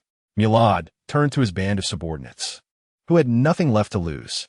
We, the residents of Tiando City, have lost everything for various reasons, descending into this plight, paying for our transgressions, and living as exiles, lesser than wild dogs. Now, a nefarious figure seeks our assistance, promising to provide everything we need. I refuse to believe it, nor do I wish to relinquish it. Yet, we, as worthless beings, have once again been exploited, and soon we shall face the brutal suppression of the city guards. In such times, there is no hope. So let us, the forsaken souls, descend into the lower city and revel one last time. Cheers erupted fervently. Among these voices were expressions of release, utter chaos, and some who simply craved this moment. Just then, a beam of reflected light illuminated the area, blinding a few. A sense of foreboding washed over the crowd as they turned to the source of the light, only to behold a legion of soldiers clad in pristine white armor. Silently advancing, they resembled merciless machines of slaughter, cold yet bloodthirsty, consuming all in their path. It was the city guards. An arrow storm, as dark as a tempest, rained down like a waterfall, and the anguished cries had barely echoed before they were utterly extinguished. At the Shueshing Prince's residence, in the opulent reception hall, the Prime Minister sat facing Prince Shueshing. "Honor it. This is the situation. What do you think of my plans?" Chapter 149 means thus: there arises a compelling reason to thoroughly resolve the lingering affliction of Tiando City, and even to admonish those unscrupulous nobles, achieving a dual purpose that is indeed impressive. Is it not comparable to my elder brother? On your right, the Prime Minister of the Tiando Empire observed the victorious demeanor of Prince Shueshing and chuckled while shaking his head. The younger brother of the Snow Knight Emperor had always measured himself against his elder sibling, occasionally seeking to prove that he was not inferior. However, this scheme was indeed quite commendable. It not only provided a temporary resolution to the issue, but also yielded considerable benefits. Most importantly, it sent a clear message to the nobles, advising them to maintain their distance from Prince Shulawachuan. After all, the Snow Knight Emperor was in the prime of his life, and whether it was the crown prince supported by the Wuhuan Hall or the second prince backed by Haotian sect, their overwhelming power could not be underestimated. Yet, this development was detrimental to His Highness Shuya, if he were to discover that his recent days of trepidation were all under his father's control. One could only wonder what he would think. Onyurite sighed softly, but seeing Prince Shueshing's nonchalant expression, he refrained from further comment. Ultimately, these matters were not his concern. The paramount task at hand was to maintain the stability of the Tiando Empire. Thus, this matter could be set aside for the moment, as another, far more pressing issue loomed. Initially, he had intended to leverage the situation to involve the Wuhuan Hall, providing His Majesty with a pretext. However, he had not anticipated that Shuya would encounter that individual, the current lord of the Douluo Hall, Qingyang. As he spoke, Prince Shueshing's expression grew grave. He picked up a piece of pastry, took a few casual bites, and then shifted his gaze to the courtyard, appreciating the exquisite scenery to soothe his troubled emotions. Simultaneously, he contemplated the myriad possibilities that could unfold in the future. After all, this Lord Qingyang was not one to be trifled with. Onurite nodded, recounting Qingyang's background. According to our investigations, this individual awakened his martial soul at the tender age of 6 and was swiftly brought back to the Wuhuan Hall. Subsequently, based on information relayed by insiders at the time, the catastrophic changes in the extreme north appear to be linked to him. It was after this incident that 4 years passed with no further news. Yet the impact he had was immense. The major operation conducted by the Wuhuan Hall 4 years ago was inextricably tied to him. Had it not been for the emergence of Hao Yinlaw, we might have already fallen under the shadow of the Wuhuan Hall. Onurite took a gentle sip of tea, trying to compose himself. However, the weight on his heart remained unchanged. The events he had just recounted were astonishing, especially considering that Qingyang had been merely a 6-year-old child at the time. Even the renowned Hao Yinlaw paled in comparison to him, akin to a firefly beside the resplendent moon, their brilliance incomparable. Most crucially, he had not perished. In fact, he was very much alive today. Prince Shueshing continued the narrative, revealing that 2 years prior, Qingyang had unexpectedly returned to the Wuhuan Hall, and upon his arrival, he assumed the position of the newly reformed lord of the Douluo Hall. Strangely, not a single soul objected to this decision. In a remarkably short time, he established the framework of this hall while simultaneously unveiling the internal turmoil within the Wuhuan Hall. Subsequently, he suppressed the northern governor of the Xinglua Empire, compelling them to relinquish their invasion. He then returned to Wuhuan City by means unknown, personally directing the suppression of the rebellion. As their discourse progressed, the atmosphere between the two grew increasingly somber, dispelling the earlier lightness. Faced with such a formidable presence, they found themselves at a loss as to how to proceed. The incredulous experiences weighing heavily upon each observer who bore witness. Onurite chuckled, albeit with a hint of bitterness woven into his smile. Within a single day, he quelled the rebellion, gaining complete control over the situation in the Wuhuan Hall and enacting unimaginably comprehensive reforms. Astonishingly, even the Pope and several elder officials of the hall offered no dissent. Why was such talent not born within our Tiando Empire? Was the momentum of the Wuhuan Hall indeed insurmountable? Unbeknownst to him, the true reason behind all of this remained elusive. Yet, the thought of facing his intervention compelled him to proceed with utmost caution. Originally, the situation had been progressing splendidly. The influence of the Wuhuan Hall was gradually waning, and the status of the Tiando Empire was becoming increasingly significant. Yet suddenly, such an anomaly emerged. This subtle antagonism with the Wuhuan Hall, coupled with Qingyang's overwhelming power, was a substantial factor. Presently, he was barely approaching 13 years of age. One could only speculate how formidable he would become in 10 or 20 years. Who could possibly impede his ascent? The party most concerned with this matter should be the Haoyin sect. Their animosity toward the Wuhuan Hall was not easily resolved. After expressing his thoughts, Prince Shueshing felt a strange sense of relief. When the sky falls, there will always be someone taller to remedy the situation. It was indeed time for the continent's foremost sect to step in, which was quite reassuring. However, the more he thought about it, the more anxious he felt. If the Haoyin sect were to fail, they would find themselves utterly defenseless. It could be said that this confrontation was forced upon them. If they did not seize the opportunity presented by the current favorable circumstances, they would be left to watch the Wuhuan Hall escape its period of decline and gradually regain strength. At that point, the Tiando Empire would truly find itself in dire straits. The pressing issue was the severity of the current situation. Many remained oblivious to the reality that the actions of the second prince had merely amplified their influence. Initially, he had intended to observe how the Wuhuan Hall would respond. Yet he had not anticipated that they would directly send this individual. However, there was still a way forward. Onurite wore a mysterious smile, exuding confidence. This remark piqued Prince Shueshing's curiosity. In his view, unless the title Dalu were ordered to eliminate this individual, his existence could not be disregarded. Yet, the Prime Minister's demeanor suggested that there might be an even better solution.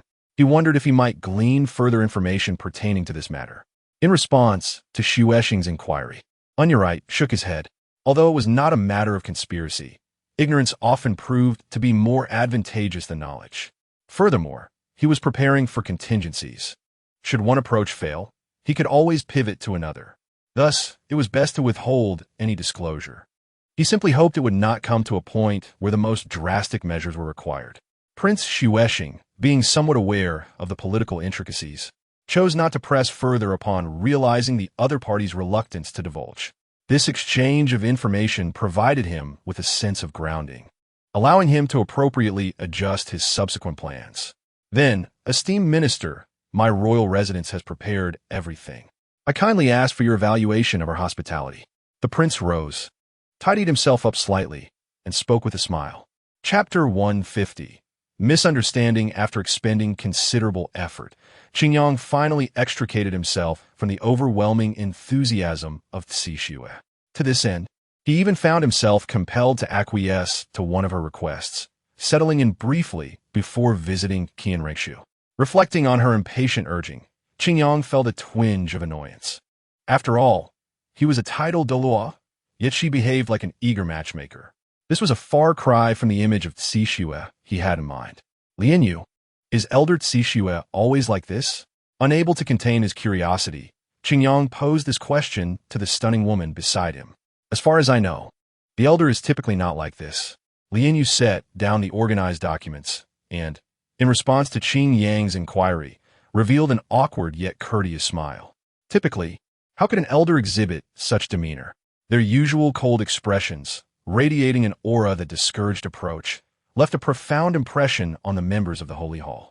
Yet, just moments ago, the elder had displayed a concerned demeanor while repeatedly offering admonitions as they exited with the hallmaster. What could be the reason for such a transformation? Is this truly the elder I know? Could it be that this is the unique charm of Lord Qingyang? Qingyang nodded in agreement, affirming that it was indeed fitting. How could a titled Dalu behave otherwise? It must be that the bloodshed had stirred strong emotions. However, contemplating the commitments made and the potential ramifications, Qingyang felt an increasing headache. Qingyang Hallmaster, here is the latest intelligence report for your review, Lianyu said, placing a document upon his desk before continuing to tidy the office. Although termed as organizing, there was little complexity involved. While this space remained unused, its cleanliness was diligently maintained by designated personnel. Thus, Lianyu's responsibility was merely to categorize and arrange some work materials. Little did she expect that upon her arrival, she would still have to contend with such matters. Qingyang shook his head in resignation and picked up the document. Confidential document date. XX year, XX month. XX day, the Tiando City Guard was deployed outside the city to completely eradicate the historically neglected, impoverished areas. A rough estimate indicates that thousands perished, with the stench of blood still detectable from 100 meters away, and fewer than 100 managed to escape. This cleansing operation, according to unofficial information circulating among officials, was ordered because these rioters were involved in the kidnapping of Prince Shueshing's child, Shui. Enraged, the prince commanded the city guard to eliminate them entirely. Based on the intelligence we have gathered, it is anticipated that with the expansion of Tiando City, this area will become a new outer district, yielding immeasurable benefits. Perhaps Prince Shueshing acted not only out of vengeance, but also with ulterior motives in mind. In addition to the summary of events, there was a wealth of relevant data and detailed intelligence, including special illustrations that thoroughly elucidated the matter. Ah, the tricks of the nobility, Qingyang remarked with a cold smile as he turned to the last page, his hands unconsciously tightening, causing the paper to crumple. Taking a breath to steady his emotions, he noted the document as compromised condition and casually crumpled it, discarding it into the wastebasket. Lianyu, what is your perspective on this matter? Qin Yang inquired, turning to her. Due to the document's confidential classification, Lian Yu's rank was slightly insufficient. However, Qin Yang had conveniently assigned her to his temporary office, elevating her access privileges. Thus, it was not unreasonable for him to seek her opinion. One could say the girl was fortunate and had seized an opportunity that led to such a qualitative leap. Yet whether she could maintain it in the future would depend upon her capabilities. Frowning slightly, Lian Yu contemplated her response before sharing her thoughts with Qin Yang. That location, I have only heard whispers about. The residents, there were initially merely unfortunate souls who had lost everything, yet they managed to reproduce and establish a community over time. However, due to the Empire's laws, Tiando City has persistently ostracized them, leaving no opportunity for these individuals to integrate. Even our spirit hall, wary of the Empire's stance, has abandoned them. Thus, those people can only survive on meager relief within the slums. At this point, Lian Yu glanced at Qin Yang, realizing she was uncertain of the meaning behind his expression. After a moment of silence, she continued articulating her views. I believe the subjective assessment in the intelligence is likely correct, as the expansion of Tiando City is imminent, and previously inconspicuous areas will suddenly become very prominent. Furthermore, seizing this opportunity not only legitimizes their actions, but also allows for unimaginable profits. From my recollection, such practices are precisely what the nobility relishes. Qin Yang slightly closed his eyes. Understanding the associated interests rendered the situation rather straightforward, even for a steward like Lian Yu. Of course, knowing was one matter. Possessing the ability to effect change was another. Given Prince Xuexing's power, few were qualified to intervene. In fact, various parties would undoubtedly seek to stake their claim, leading to the unspoken acceptance of such occurrences. If this situation had arisen 2 years ago, even our spirit hall would likely have faced similar outcomes. Qin Yang's voice was calm, yet in the soundproof office, Lian Yu heard him distinctly. She ceased her actions, placing her hands together before her, quietly listening. In such moments, excessive words and gestures were unnecessary. Having been born a commoner, Lian Yu was accustomed to such matters, even beginning to accept them as commonplace. However, since joining the Spirit Hall and becoming a steward, she found herself pained by similar occurrences in her daily work. Well, let us not dwell on this. At least the Spirit Hall is different now. My efforts over the past 2 years have borne some fruit, and that is enough.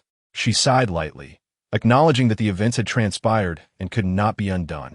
What he could do was to strive for an increasingly favorable situation, continuously expanding and maintaining it.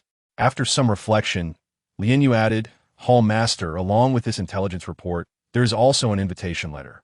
It was personally delivered by the prince's steward, who stated that the prince wishes to invite you to offer an apology for the previous misunderstanding regarding the Spirit Hall. Qin Yang paused, his eyes narrowing slightly. A misunderstanding regarding the Spirit Hall? Clearly, that seems unlikely. So, does this imply that the other party has re-evaluated the situation and opted for a different approach? Regardless, mutual enmity is beyond doubt. It remains to be seen what further tactics may unfold. Chapter 151. The meeting ultimately, Qin Yang accepted the invitation. An apology was merely a facade to ease tensions between the two parties and would not fundamentally alter anything. However, alleviation of hostilities could mitigate the eruption of conflicts, which was precisely what Qin Yang required. During his visit to Tiando City, the issues awaiting him were the Haotian sect and the Tiando Empire. On the surface, the Haotian sect appeared stronger while the Tiando Empire seemed weaker. Yet for Qin Yang, the empire presented a more significant challenge, rendering the Haotian sect comparatively negligible. Thus, he sought to buy some time, addressing the Haotian sect first and subsequently tackling the contradictions with the Tiando Empire. Accompanied by Lian Yu, Qin Yang arrived in a luxurious carriage adorned with the Spirit Hall's insignia, halting before the residence of Prince Xuexing. The vicinity had been meticulously cleansed in anticipation of esteemed guests. To resolve the misunderstanding, the prince's residence had prepared a grand banquet, indicating that, given his status, many attendees were expected. It seems that the prince is quite popular in Tiando City, Qin Yang remarked as he stepped down from the carriage. observing the continuous stream of noble carriages nearby. His voice was low enough that it did not carry, lest it incite hostility. Lian Yu, somewhat perplexed by Qing Yang's implication, maintained a somewhat stiff smile as she followed closely beside him. Upon presenting the invitation to the gatekeeper, the two individuals smoothly entered the prince's residence, where they were graciously welcomed by a headmaid. Not long after their entrance, Qing Yang spotted a familiar figure. "Elder brother Qing Yang," he exclaimed with a beaming smile. "The moment I heard the news of your arrival, I awaited your presence here. My father has especially prepared this banquet, and I believe he will be exceedingly pleased that you have come to the royal residence." Dressed in an exquisite formal attire, Shuya appeared as a charming young nobleman. His words elicited astonished glances from those around, particularly from the lesser nobles, whose gazes were particularly fixed on Qing Yang. In their eyes, it seemed improbable that such a young boy could receive a personal welcome from Shuya, indicating that his identity must be of extraordinary significance. "Who is that individual?" inquired a nobleman, beckoning his steward for clarification. "I am unsure. Judging by his appearance, he should be from the Wuhuan temple, but at such a young age, I cannot fathom who in the sanctuary fits this description," replied the steward gravely. In this era, it is of utmost importance for a steward to recognize various noble crests and identity tokens to assist their masters in making informed decisions. Yet, this youth evidently held a position of high status, leaving the noble puzzled, as it was an inconceivable notion to him. "Even you are unaware? His background must be quite extraordinary," the noble mused, clearly not dismissing the boy's significance. After all, such occurrences were inconceivable within the Shueshing prince's residence. Insignificant figures could not possibly gain entry. At that moment, an uproar erupted at the entrance, capturing the attention of many. Those beside Qing Yang turned their gazes toward the commotion. "His Highness the Second Prince has arrived personally. Why was no one sent to notify us? Our prince will certainly come to greet him in person." The attendant at the door wore an expression of deep regret. Among the esteemed guests, only those with status matching their titles were permitted entry. Generally, barons and viscounts were not qualified to enter. Only earls or those of considerable wealth, possessing great influence, were granted such privileges. Yet even then, it merely afforded them the guidance of servants. To have someone accompany them personally required an even higher rank, akin to Qing Yang, who was welcomed by a prince himself. Otherwise, no matter how close a relationship one had with a prince, one could not simply act according to personal whims in such formal settings. As every action of Shuya represented the prince's residence, His Highness the Prince is already aware of my presence and has asked me to await you here. Please let us proceed inside. Shuya quickly responded, offering an apologetic smile before courteously ushering the second prince of the empire into the hall. Among the attendees, only Qing Yang and the second prince possessed the privilege of such an honor from Shuya. Shueluo, wearing the standard royal smile, appeared less restrained and more carefree than his brother. Accompanied by his close guard, Titan, he followed Shuya into the hall while engaging in courteous conversation. "Little brother, what is our relationship? Upon hearing of your safety, I prepared for this banquet. I could not possibly miss it. I have selected a gift for your father. Do make sure to take a good look at it later. For now, let's not linger in conversation." He playfully patted Shuya's head, exuding an air of approachability. Shuya's expression turned comical as the carefully constructed noble demeanor was swiftly disrupted. Despite both being among the empire's most esteemed individuals, the surrounding nobility tactfully ignored the exchange. For it would have been absurd to mock the princes. Royalty transcends such trivialities, showcasing the warmth of familial ties. "This must be the guest of honor at the banquet hosted by the Prince of Shueshing," Shueluo remarked, his eyes sparkling with interest as he was guided to Qing Yang's side, disregarding Titan's evident tension. Titan, muscles taut and vigilant, scrutinized Qing Yang's comparatively slender figure as if he were a formidable gorilla. Qing Yang regarded Shueluo with a slight nod, feeling a sense of intrigue. He sensed no malice from this second prince, despite being a pivotal figure in their potential conflict, which perplexed him. Shueluo, the second prince? Truly, he is the offspring of the Night Emperor. I dare say, even Zuiking cannot compare to you in certain respects. Qing Yang mused, surveying the spirited young man, whose exceptional grace compelled his admiration. However, such a tone of condescension elicited laughter from Shuo. Their ages were not vastly different, both being youthful, rendering the compliment amusing. Prince Qingyang, I'm taken aback to receive your praise. I feel quite honored. However, my elder brother surpasses me in many ways, a fact I cannot contest. Shuo replied with a smile, conveying no hint of discomfort. Not wishing to prolong the exchange, Shuya urged, let us proceed inside. My father has been waiting. I did not wish to be gawked at like a monkey outside. The two paused, then burst into laughter, realizing the attention they drew from the surrounding crowd was akin to that of a spectacle. As the host of the gathering, Shuya had his own responsibilities to attend to. Though merely a child, his strict upbringing did not allow for idle frivolity. After ushering the two inside, he promptly departed to handle his affairs. The accompanying Lin Yue, Titan from Shuo, and other noble attendants were guided to a separate area. Consequently, Qingyang found himself momentarily alone with Shuo, as the other nobles hesitated to approach. Mindful of the second prince's status, Prince Qingyang, I believe this is our first meeting. Shuo initiated the conversation, displaying no signs of timidity, revealing himself to be quite the conversationalist. Even when faced with Qingyang, a senior figure from the Wuhuan Temple and a rival of the Tiando Empire, he maintained a sense of goodwill. It is evident that Xiao Yi holds you in high regard. I have never seen him show such dedication to anyone else, not even to me as his elder brother. With that, he inquired, what are your thoughts on this child? Qingyang pondered for a moment, recognizing the unique disposition of this prince, whose proactive demeanor impressed him. Furthermore, it was clear from Shuo's words that he valued the bond between siblings, extending his affection even towards his cousin, Shuya. This child, albeit I have not interacted with him extensively, possesses remarkable qualities, Qingyang began, momentarily pausing as memories of his first encounter with Shuya surfaced. In the face of danger, Shuya maintained remarkable composure and an innate goodness, traits that many adults fail to embody. Despite his youth, Shuya achieved a level of maturity that Qingyang found exceedingly rare. In the future, should Prince Shuya reach adulthood, he may very well become an immensely significant member of the royal family, as commented by Qingyang. Even those unacquainted with him would recognize this as an extraordinary commendation. And given Qingyang's stature, there is no need for him to feign praise. Thus, Shuo comprehended that this was genuinely the opinion of the esteemed hallmaster. He felt a profound sense of joy for his brother, which further solidified his own convictions.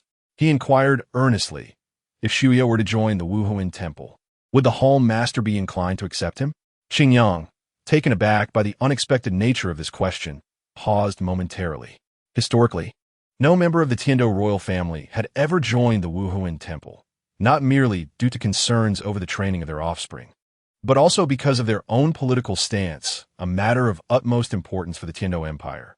In the absence of mutual aspirations, both parties had engaged in a subtle struggle, vying for greater advantages. This inquiry indeed caught Qingyang off guard. Should Prince Shuya express his willingness, the Wuhuan Temple would undoubtedly welcome him with open arms. However, as the second prince, could this matter truly be decided by you? Qingyang gently probed, ensuring that this potentially explosive dialogue remained confidential. Shuo smiled, his expression radiating unwavering confidence. If the hallmaster is amenable, allow me to handle this matter. In due time, Shuya shall be entrusted to the care of the Wuhuan Temple. After a brief contemplation, Qingyang found no rationale to reject this proposal. Welcoming Shuya to the Wuhuan Temple would not only enhance its influence, but also serve to ease relations with Tiando, mitigating the potential for conflict. It was indeed astonishing that such an exceptional individual existed within the Tiando Empire. Qingyang gazed thoughtfully at Shuo, a figure unrecorded in history, yet possessing extraordinary insight. As the banquet was about to commence, it appeared that many attendees were eagerly anticipating the hallmaster's presence, prompting me to take my leave and not intrude further. With Shuo's words, a man resembling the Emperor Xie, adorned with a beaming smile, emerged at the forefront of the grand assembly. Upon his arrival, elegantly dressed gentlemen and ladies ceased their conversations, The exquisite delicacies laid out around the venue exuded mouth-watering aromas. Yet at this moment, none paid heed to them. All attention was drawn towards that imposing figure on the stage, captivated by his presence. This was the profound influence of Prince Xuexing within Tiando City. "I am immensely honored by your presence at this banquet," he expressed, his voice resonating once the crowd quieted. The attendees responded with a chorus of amiable laughter, enhancing the atmosphere of the gathering. It was not Prince Xuexing who felt honored, but rather the gathered dignitaries, as entry to this venue itself served as a testament to their status. The purpose of this banquet was to express gratitude towards a distinguished guest of our princely estate, who valiantly saved my child, Xuya, during the recent turmoil in Tiando City. Moreover, it serves as an apology to this esteemed guest for our oversight in misidentifying the true perpetrator, though fortunately, we rectified this error before greater harm ensued. As Prince Xuexing spoke, many instinctively glanced around, internally speculating the identity of this esteemed guest. Could it possibly be that young man? The noble who witnessed Qingyang being welcomed by Xuya at the princely estate turned his gaze towards a particular direction. Yet, as this thought crossed his mind, he found it absurd, even laughable. How could a youth of unclear origins be connected to the esteemed guest of the prince? The disparity between their statuses was as vast as the chasm between heaven and earth. The noble chuckled softly, perhaps due to recent misfortunes prompting such thoughts. Instead, he resolved to focus on the prince, recognizing that any opportunity to forge connections could yield immense advantages for his family. Now, allow me to introduce our esteemed guest, the esteemed leader of the Wuhuan Temple, the master of Douluo Hall, Qingyang. Prince Xuexing's resounding voice instantaneously ignited fervor within the gathering. They had not anticipated that the so-called most distinguished guest would be the enigmatic yet renowned master of Douluo Hall. The attendees had harbored numerous speculations about this individual, and the prospect of finally encountering him was beyond their expectations. Chapter 153. Turmoil. Furthermore, many were fixated on Xuya, who stood beside the prince. Having narrowly escaped the previous upheaval, they instinctively exhaled in relief upon seeing him unharmed. Qingyang, aware of Prince Xuexing's gaze and the subtle understanding among those present, felt little turbulence within his heart. He slowly advanced towards the front, accepting the prince's invitation. This distinctive action drew numerous eyes, as all present regarded him with astonishment. Compared to the introductions made by Prince Xuexing, these individuals were likely more shocked by his youthfulness. When Qingyang, such a remarkable presence, stood before them, the absurdity and ridicule quickly faded, leaving only reverence and intrigue. "Master Qingyang, I have long admired your illustrious reputation." Prince Xuexing greeted with a courteous smile. "Your Highness." Qingyang reciprocated. He then stood beside Prince Xuexing, donning a standard smile, while allowing the prince to elaborate further on his identity. "Esteemed guests, witnessing the youthful visage of Master Qingyang must surely astonish you.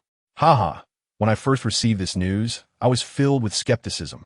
Yet I must concede, there indeed exist individuals in this world who defy conventions and transcend the ordinary. We call such individuals geniuses." Prince Xuexing's voice remained resonant and powerful. In the audience, a noble widened his eyes in disbelief, staring at the figure before him, so much so that a splash of red wine from his glass went unnoticed. He had not imagined that this individual was indeed the esteemed guest mentioned by Prince Xuexing.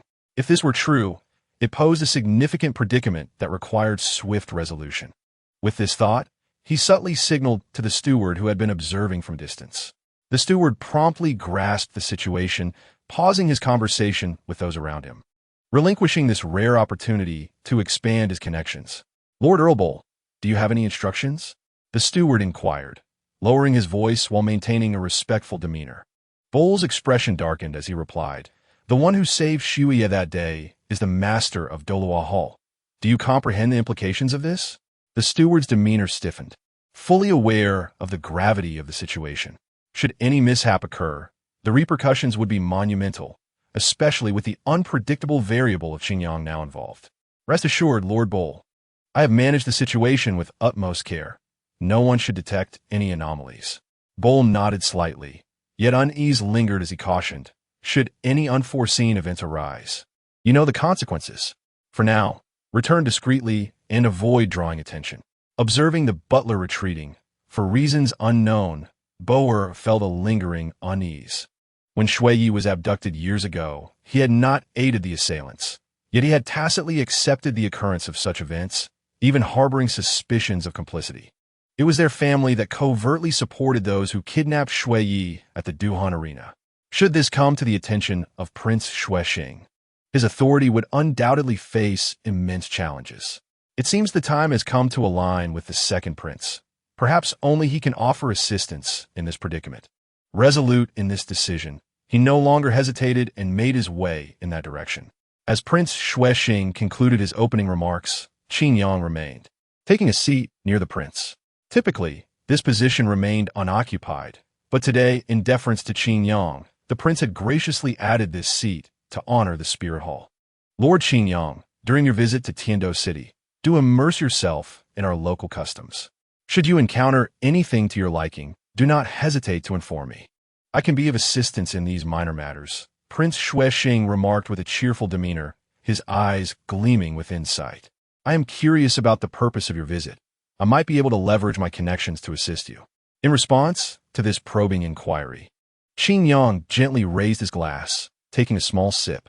Perhaps intentionally prepared, the drink possessed a rich, herbal aroma, distinct from any ordinary beverage. Rather than merely alcoholic, it resembled the essence of plants. Qin Yang, maintaining his composure and ensuring he did not bring disgrace to the Spirit Hall, turned his gaze towards Prince Xuexing. Might you be able to assist with matters concerning Haotian sect? Prince Xuexing was momentarily taken aback, then masked his embarrassment with a hearty laugh. This issue indeed exceeded his capacity. The Haotian sect was notoriously insular, with family decisions prevailing over all.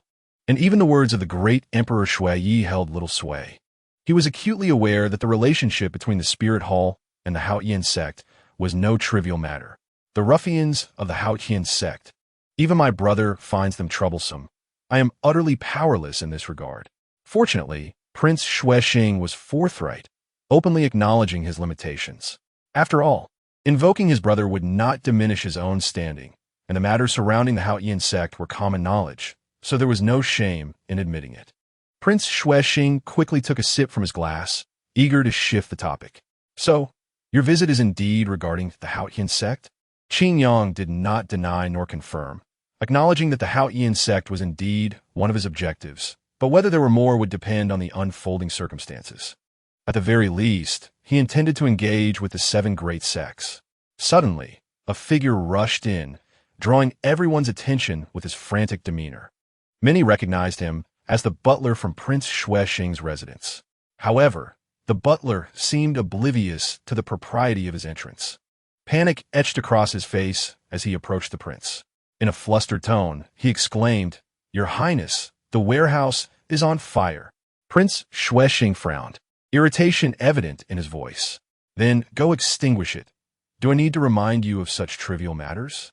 Although the warehouse contained many of his treasured possessions, the prince forced himself to mask his inner turmoil, appearing nonchalant. Yet, the butler did not retreat. Instead, his panic intensified after the prince's command. The situation could not be concealed any longer, and with eyes closed, he uttered in desperation, "The third prince is inside." Prince Xuexing stood abruptly, his sudden movement nearly overturning the table. "What did you say?" Chapter 154. Death flames blazed fiercely, consuming everything in their path. To acquire these highly flammable materials, Milad had even resorted to collaborating with that individual again. If discovered by the Spirit Hall, the consequences would be dire. Yet, all of this was worthwhile. Facing previously insurmountable adversaries, he had finally achieved a moment of victory. "Ha ha!" Milad's laughter grew louder, his once pale visage twisting in delight. Gazing at the scene before him, he felt increasingly elated, beholding not just one corpse, but 2 figures. "I never anticipated that I would witness success. Even if I were to perish now, I would die content." Milad inhaled the increasingly heated air, reveling in the unbearable environment that began to feel exquisite. The personal guard of Prince Shuexing's third prince cradled a lifeless child, enduring the rising heat with cold detachment as he regarded Milad. Who are you? This madman had taken advantage of the third prince being alone in the collection room to commit an unspeakable act of treachery. In this all-consuming inferno, he would not plead for mercy. Such actions would only tarnish the dignity of the nobility. Ah, I am merely a despicable wretch in your eyes. Inferior even to a commoner, Milad replied, shaking his head in mock dismay, before bursting into laughter at the absurdity of his situation. The hounds of the prince, the Viscount Rhine, and the esteemed third prince, here to accompany me to the grave. What an unexpected honor. A twisted pleasure adorned Milad's face, rendering him more akin to a madman. Viscount Rhine snorted disdainfully, tightly clutching the still warm body of the third prince to shield it from further harm. The raging flames outside and his own weakened state, a result of treachery, left him unable to utilize his soul master abilities to break free. How could such a despicable person succeed? As these thoughts plagued Rhine's mind, he realized that the individual lurking within the prince's residence likely possessed unfathomable power. His own demise was inconsequential, but he must ensure the prince received word of this calamity. Do not even think of escaping. Oh, how could I forget? Milad slapped his forehead, feigning sudden realization. A mocking grin spread across his face, filled with malice as he regarded Rhine. Your master has perished. A hound that cannot protect its master is of no use, even if it survives. Ultimately, you will be flayed and consumed, a mere sacrifice for your master's wrath. Thus, it will be best for you to perish here. The searing flames began to tease the edges of Milad's garments, the oppressive heat causing beads of sweat to evaporate. Unconsciously, he leaned slightly forward, eager to witness the despair of the nobleman. However, he was met with disappointment. Even in this moment of hopelessness, Rhine maintained an air of detached disdain. Is this the demeanor of nobility? Milad pondered. Rhine, summoning the remnants of his soul power, concealed it within a peculiar object embedded in the chest of the third prince, an artifact bestowed by the prince himself. Acquired at a high price from the spirit hall 2 years prior, intended to serve the prince in this hour of need. Meanwhile, Lane continued to speak with an expression of icy disdain, hoping to capture the attention of this villain. The distinction between nobility and the likes of you, a commoner, has never been about status. You shall never comprehend this. To Murad, this statement was a blatant mockery. In ordinary circumstances, he would have ensured that the other party faced consequences, but at this moment, it mattered little. After all, they were both destined for death. Letting Lane utter a few words would change nothing. He observed the flames licking at him, the sensation of pain continually stimulating his senses. In mere moments, his clothing was reduced to ashes, revealing a grotesque body marred by fatal scars, crudely patched together with various flesh and skin tissues. Death was merely a return to the cycle. Murad contemplated this, finally managing to force a hideous smile amidst the flames. An item containing vital information was handed over to Lane. Upon completing this act, he couldn't help but breathe a sigh of relief. Upon seeing Murad's disfigured body, Lane's expression grew solemn. With his years of combat experience, he could easily ascertain that the injuries were beyond salvation, yet he appeared utterly unharmed. This was exceedingly valuable intelligence. He recalled only encountering such a situation during a significant operation 4 years prior.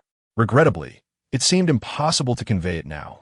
As the flames devoured Murad, they gradually spread to Lane's body, yet he remained silent, even tightening his embrace around the third prince, striving to mitigate the external harm.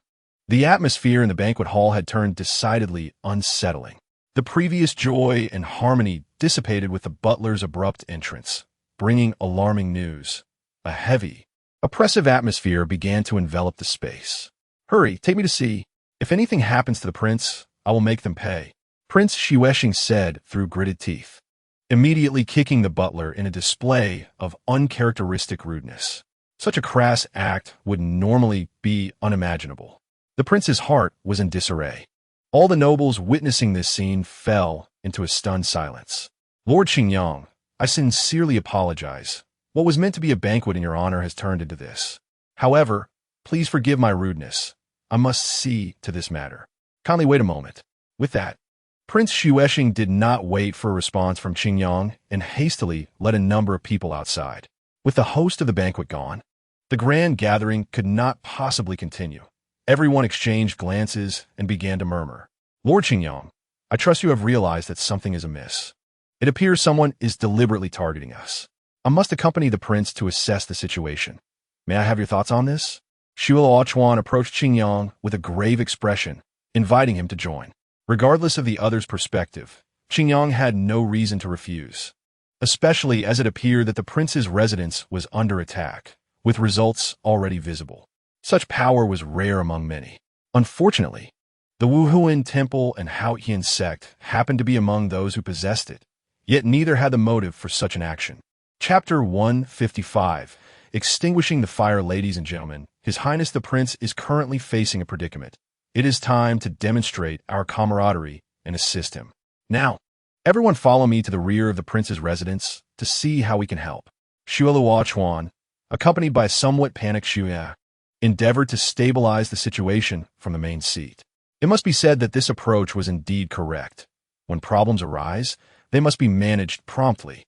Currently, Prince Xuesheng was too preoccupied to attend to these matters, and the palace was in a state of chaos.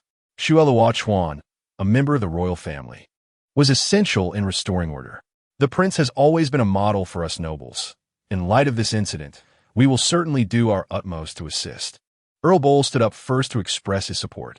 Following his lead, other nobles quickly voiced their agreement, and the previously unstable situation was swiftly rectified. On behalf of Prince Xuesheng, I extend my gratitude for your assistance. Without further ado, let us proceed. As he spoke, he gestured towards Titan in the distance, and then took the lead, heading out of the hall. Before long, the nobles, along with Shuo, arrived at the rear of the prince's residence. Before a massive burning structure, the oppressive heat was palpable even here, with beams collapsing intermittently, while numerous servants rushed to bring water in a desperate attempt to extinguish the raging flames. However, their efforts bore little fruit. The primary force fighting the fire consisted of the water-type spirit masters within the prince's residence. It was their continuous release of spirit techniques that prevented the inferno from spreading uncontrollably, yet it was still far from sufficient. Are there no more water-type spirit masters? Hurry and summon them. The butler shouted hoarsely as people hurried to and fro. Yet, in this moment, there was no time to extinguish the flames. It was not that Prince Xuesheng lacked the ability to summon powerful water-type spirit masters, but rather that there was simply insufficient time. The low-level spirit masters, lacking in spirit power, were not numerous enough, leading to the current predicament. The situation was dire. Such a conflagration could not be quelled by ordinary means. Cousin Shuo expression was pained, but then he unleashed his Swan Wuhuan, a gentle chill enveloping him as he personally joined the front lines to extinguish the flames. Not only that, the many nobles accompanying him, along with their guards, all joined in as well. His Highness the Prince, Earl Bowl sighed, rolling up his sleeves, ready to lend a hand. At this moment, it was imperative to contribute in any way possible. Otherwise, if the prince felt anguish later, he might unjustly target those nobles who merely stood by. Bowl even felt an inexplicable sense of joy. Someone dared to act against Prince Xuesheng, which aligned perfectly with his interests. Qingyang quickly followed Shuo and soon reached Prince Xuesheng's side. The prince's anxious and pained expression was unmistakably genuine. That unacquainted third prince must hold a special place in Prince Xuesheng's heart. Your Highness, please maintain control of the situation. I shall take care of this fire. Qingyang spoke with remarkable calmness, effectively reassuring Prince Xuesheng. At this moment, Prince Xuesheng remembered that this individual beside him possessed terrifying combat prowess far exceeding that of an ordinary titled Dalu. If it were him, surely there would be a solution. Lord Qingyang, please feel free to act as you see fit. Regardless of the outcome, you shall have my utmost friendship. Prince Xuesheng grasped Qingyang's hand urgently, as if clutching onto a lifeline, the words reflecting complete trust. Qingyang merely nodded, and before him, a fiery red, enchanting ring suddenly manifested. Amidst the astonished gazes of those around, It approached the massive structure engulfed in flames. Earl Bowl's eyes widened in disbelief. The alluring crimson glow was undeniably authentic. 100,000-year spirit ring? How is there only one? Yet in the blink of an eye, doubts emerged as he confirmed that the young lord had no other spirit rings present. Qingyang pushed with his hand, causing the Fire Soul ring to expand dramatically, revealing a terrifying wave of soul power. Suddenly, the flames that could burn and consume even water, as if commanded by some unseen force, surged towards the soul ring like fledglings returning to their nest. In merely 10 seconds, the entire structure was devoid of any flames, with even a significant portion of the heat dissipated. The surrounding environment surprisingly felt somewhat cool. Count Countbor, Shulawachuan, Prince Xueshing, and other nobles stood frozen in place, gazing at this miraculous scene, utterly speechless. In their lifetime, they had never witnessed such a spectacle. The means displayed by Qingyang made the building resemble a sovereign of fire, capable of commanding all fiery energies in the world. This was beyond anyone's imagination. Qingyang lowered his hand, and the depleted soul power was replenished in the blink of an eye, leaving him only slightly fatigued mentally with no further effects. This was a new technique he had mastered after 2 years of political refinement. To achieve his goals, one need not solely rely on relative strength for confrontation. One could also manipulate and control using higher-level powers of the same attribute. As exemplified here, utilizing the fire of the 5 elements yielded results superior to those produced by the water of the 5 elements. Quick, what are you waiting for? Let us go see how the prince is faring. Prince Xueshing, ultimately anxious, soon regained his composure and focused on the current situation. Thank you, Qingyang, for your great kindness. If anything arises later, please feel free to seek me out. For now, allow me to check inside. He did not forget to express his gratitude to Qingyang. Your Highness, you are too polite. Let us hurry inside. Aside from the potential collapse of this large warehouse, there should be no other dangers. Qingyang accepted the gratitude while offering a reminder. Immediately, Prince Xueshing arranged for 2 capable soul masters to ensure his safety and personally entered the severely burnt warehouse, reduced to mere frames. As he walked through the debris and ashes, the devastation spoke volumes. And even those who were completely ignorant could tell that such a tremendous fire could not have solely originated from the building itself.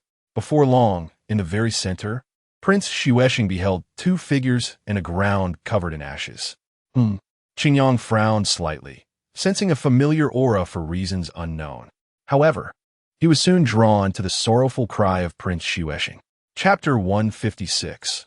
Healing a charred body, barely recognizable as human, hunched over, as if protecting something, stood out conspicuously amidst the wreckage.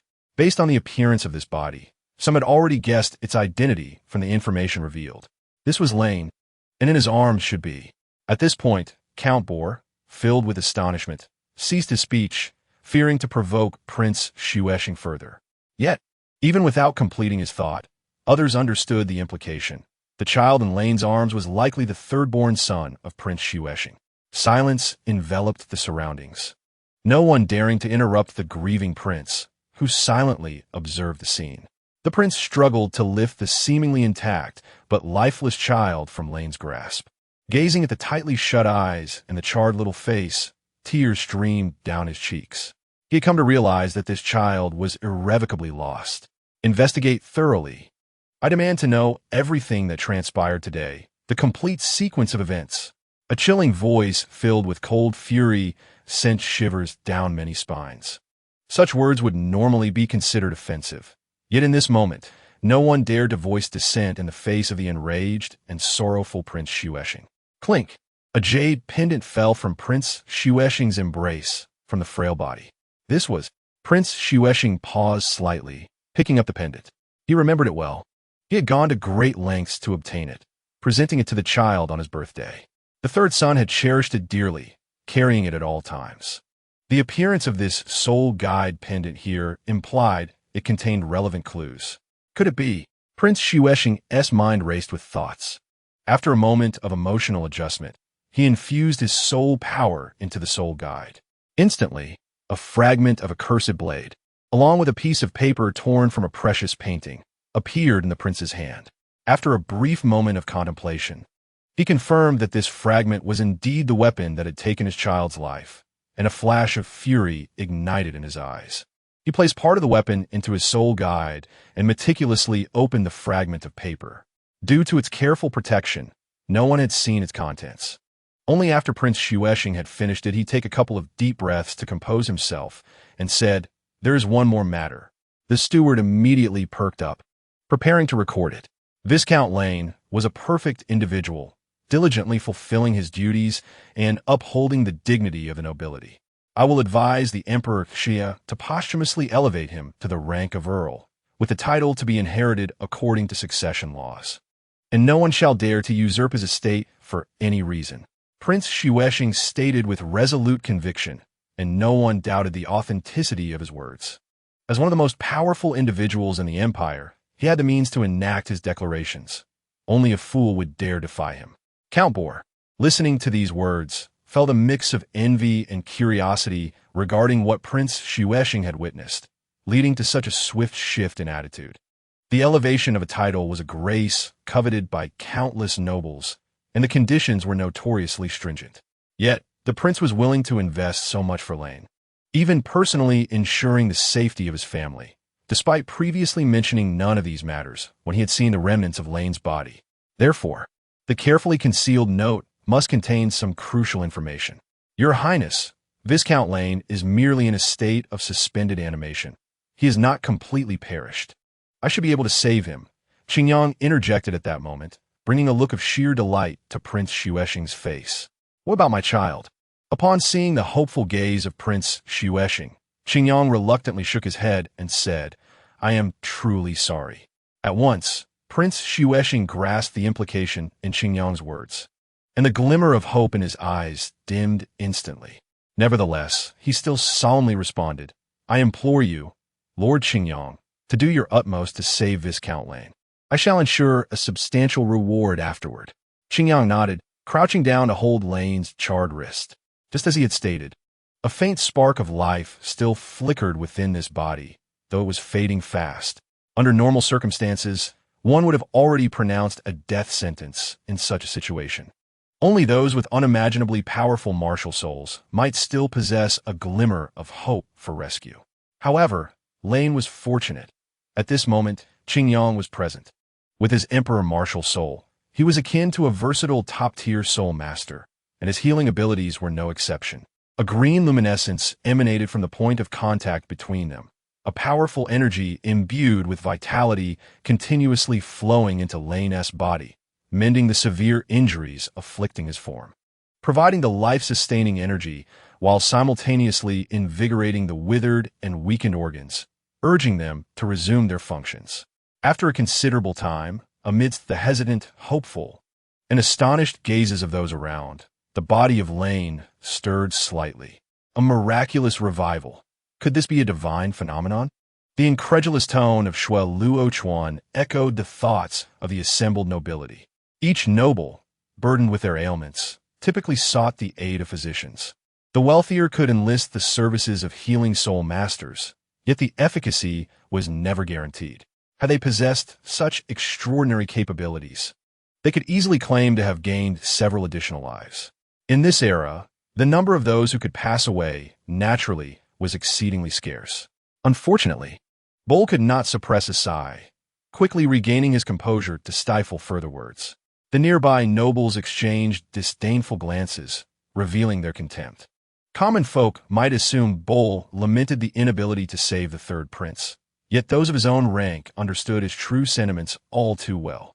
Compassion? Heartache? Perhaps. But nobles have never prioritized such emotions. They were far more concerned with their own interests. Bull was not lamenting the loss of life. Rather, he mourned the fact that such unimaginable power was not within his grasp, a potential fortune slipping through his fingers.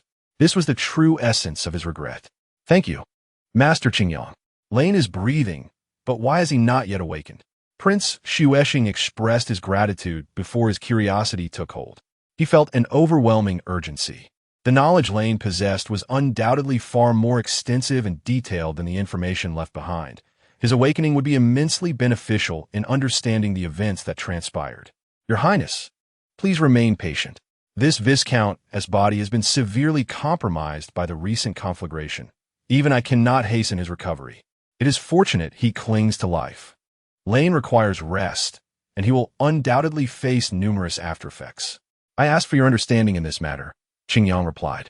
Upon hearing this, Xuesheng managed to temper his impatience. Nodding in agreement with Qingyang's words, a few days' delay would pose no issues. As long as Lane could awaken, all would be well. At that moment, he began to contemplate the current situation calmly. After a brief reflection, he inquired of the steward, "What Shui?" The steward promptly responded, "For the safety of His Highness, I have arranged for him to be taken to a secure location, with ample guards stationed to ensure his protection."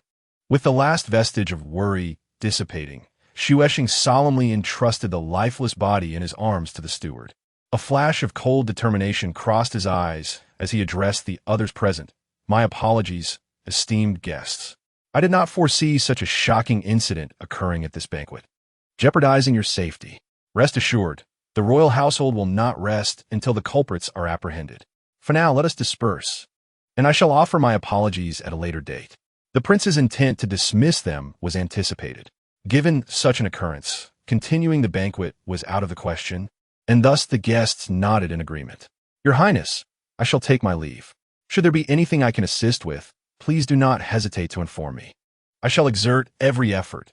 Count Bol was the first to accept the prince's wishes and bid farewell with a smile. "Certainly," Prince Xuesheng replied, striving to maintain the demeanor befitting a noble. "Your Highness, upon returning, I shall mobilize my family to pursue any leads. Should I acquire any information, I will be the first to visit. Please do not refuse." Another noble offered polite assurances. Naturally, the royal household welcomes any pertinent information and will offer generous rewards. Prince Xuesheng responded with another smile. In a short while, the nobles, having sensed the situation, began to depart, leaving only the members of the royal household and a few trusted allies. Coincidentally, Qingyang remained present. "Steward, dispatch someone to follow them. I want to be fully apprised of their every action upon their return." Prince Xuesheng commanded, his forced smile replaced by visible anger. "Especially Bol. Keep a close watch on him.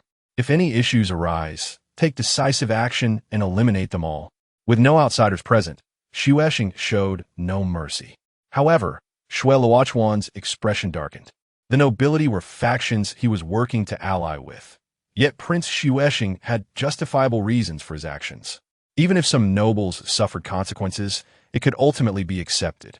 Therefore, he chose to remain silent. "Master Qingyang, please take a look at this," Prince Xuesheng said after a moment of contemplation, retrieving a crumpled piece of paper from the soul-guiding device and solemnly handing it to Qingyang. This item, discovered at the scene, contained vital intelligence. The fact that Prince Xuesheng was willing to share it indicated that Qingyang had been excluded from suspicion in his mind. Curiosity piqued. Qingyang accepted the torn fragment and began to read it intently. The handwriting was chaotic, reflecting the tension of the moment, with little time afforded to pen down information. Although brief, it presented 3 critical pieces of data. This madman was merely a pawn, hailing from the abandoned slums. The high-temperature incendiary materials, the invitation to enter, and weapons imbued with cursed power. These elements hinted at potential support from the nobility. An unknown soul master's ambush left me powerless to protect the prince. "This is merely Lane's conjecture, Your Highness. Please scrutinize it carefully."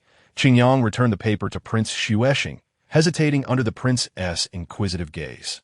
The information could not be dismissed as false. At the very least, it appeared entirely plausible, and verification would likely affirm its authenticity. Yet, Qingyang felt an unsettling dissonance, as none of it hinted at the presence of the Wuhuan temple. "Your Highness, what is your perspective?" Qingyang inquired, seeking Prince Xuesheng's thoughts. Xuesheng glanced at Shui Luochuan before candidly expressing his true beliefs. The nobility, without a doubt, are not a monolith.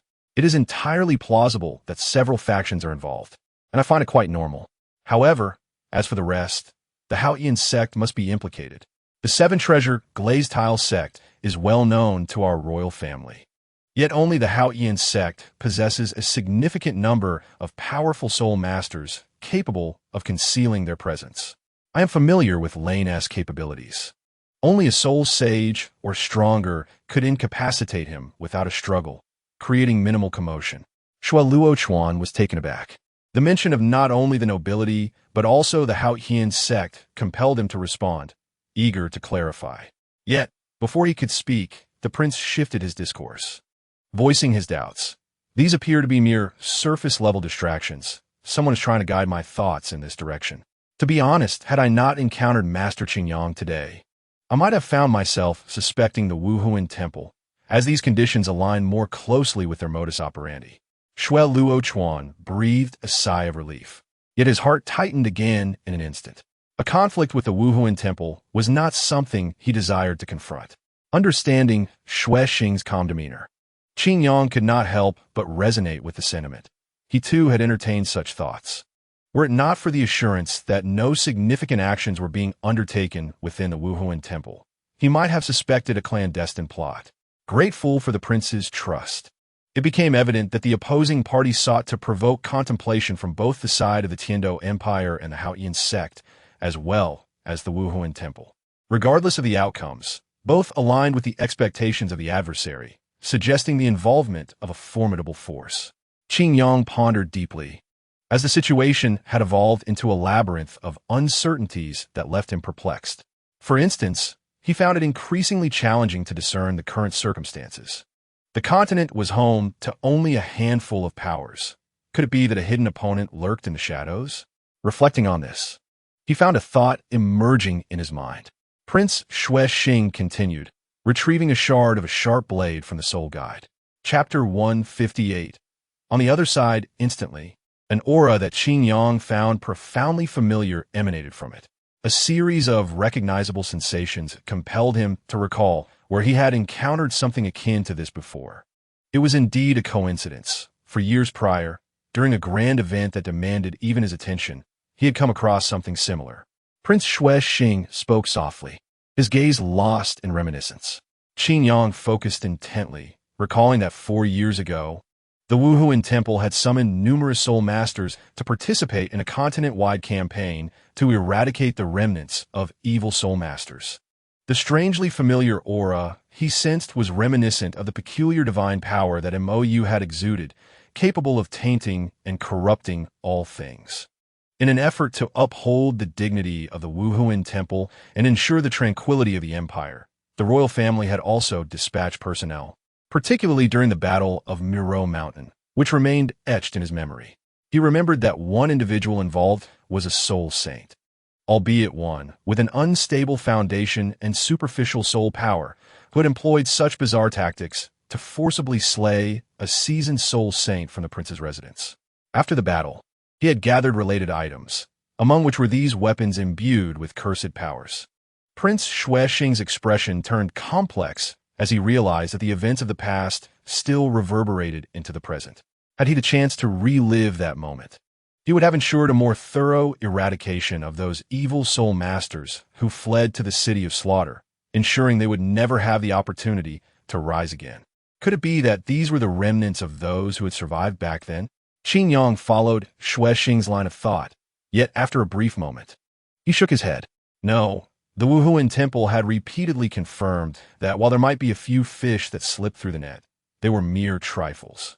Even if there were remnants, they had long been driven into the city of slaughter. The existence of soul masters capable of such feats was simply implausible. Qingyang made his judgment, yet a sudden idea sparked within him. Perhaps these soul masters were not enough to fulfill their aims. But what if there existed a force backing them? He was struck by the realization that the recent assassination attempt on the royal family targeted both the Wuhuan Temple and the Tiando Empire, and perhaps even more personally, aimed at him. The malevolent deity he had severed ties with could very well have developed an interest in him, leading to an infusion of further strength. If that were the case, Qingyang's eyes glinted coldly. Perhaps he ought to venture into the city of slaughter. The royal residents would conduct a thorough investigation, hoping to glean genuinely useful information from the tiniest of clues. After finishing his statement, Prince Xing turned to Qingyang and said, if any critical discoveries arise. I will ensure that my people contact you immediately. On the outskirts of Wuhuan City, Qingli seized the opportunity to venture beyond the city under the pretense of wanting to play. However, two formidable soul masters trailed closely behind her. Qingli found herself in a predicament. After contemplating, she devised a plan to temporarily divert their attention. Brother Luoya, it seems I left the soul guide you gifted me in Douluo Hall. Shall we return to retrieve it before continuing our fun? I promise to be quick. Please do not revoke today's privilege of leaving the city, she implored, her face alight with anticipation and her sparkling eyes gleaming. Luoya sighed softly, feeling a mix of exasperation and affection for the adorable girl. It's unnecessary to go through such trouble. Since you rarely get to play outside, I can simply retrieve the soul guide for you, he replied. Qingli cheered joyfully, expressing her delight to Luoya. Recalling her description, Luoya quickly remembered the soul guide, which she often carried. The moment he noticed its absence earlier, he had sensed something was amiss. Wait for me, Qingli. I will be back shortly, Luoya assured her. But as he turned to head back, he paused, recalling something important. Qingli, I hope you understand that your safety is of utmost importance, which is why your movements are restricted. There is no other intention behind it. In the future, once you possess the ability to protect yourself, you may go wherever you wish. This is also the will of Home Master Qingyong, so please do not overthink it. Qingli looked at him curiously, blinking her eyes as she asked, Why would I overthink it? I know my brother cares for me. That is enough. Luoya breathed a sigh of relief, feeling reassured. That is all I needed to hear. I shall take my leave now, should anything arise. Remember to seek out Tang Jia. After speaking, he gestured to the other individual present. Tang Jia, I entrust the safety of the young princess to you. Tang Jia, perched on a branch, nodded silently, saying little. Luoya then patted Qingli's small head, watching as she swiftly darted away, before he turned with a wry smile and departed. Utilizing his soul power, Luoya moved with remarkable speed, and it would not be long before he returned to Wuhuan City. As Qingli watched Luoya's retreating figure, she patted her chest, feeling relieved. Turning to face Tang Jia, who seemed both relaxed and tense, she flashed him a smile. In an instant, Tang Jia felt as if the world around him was spinning, his vision blurring, and moments later, he plunged into a deep slumber.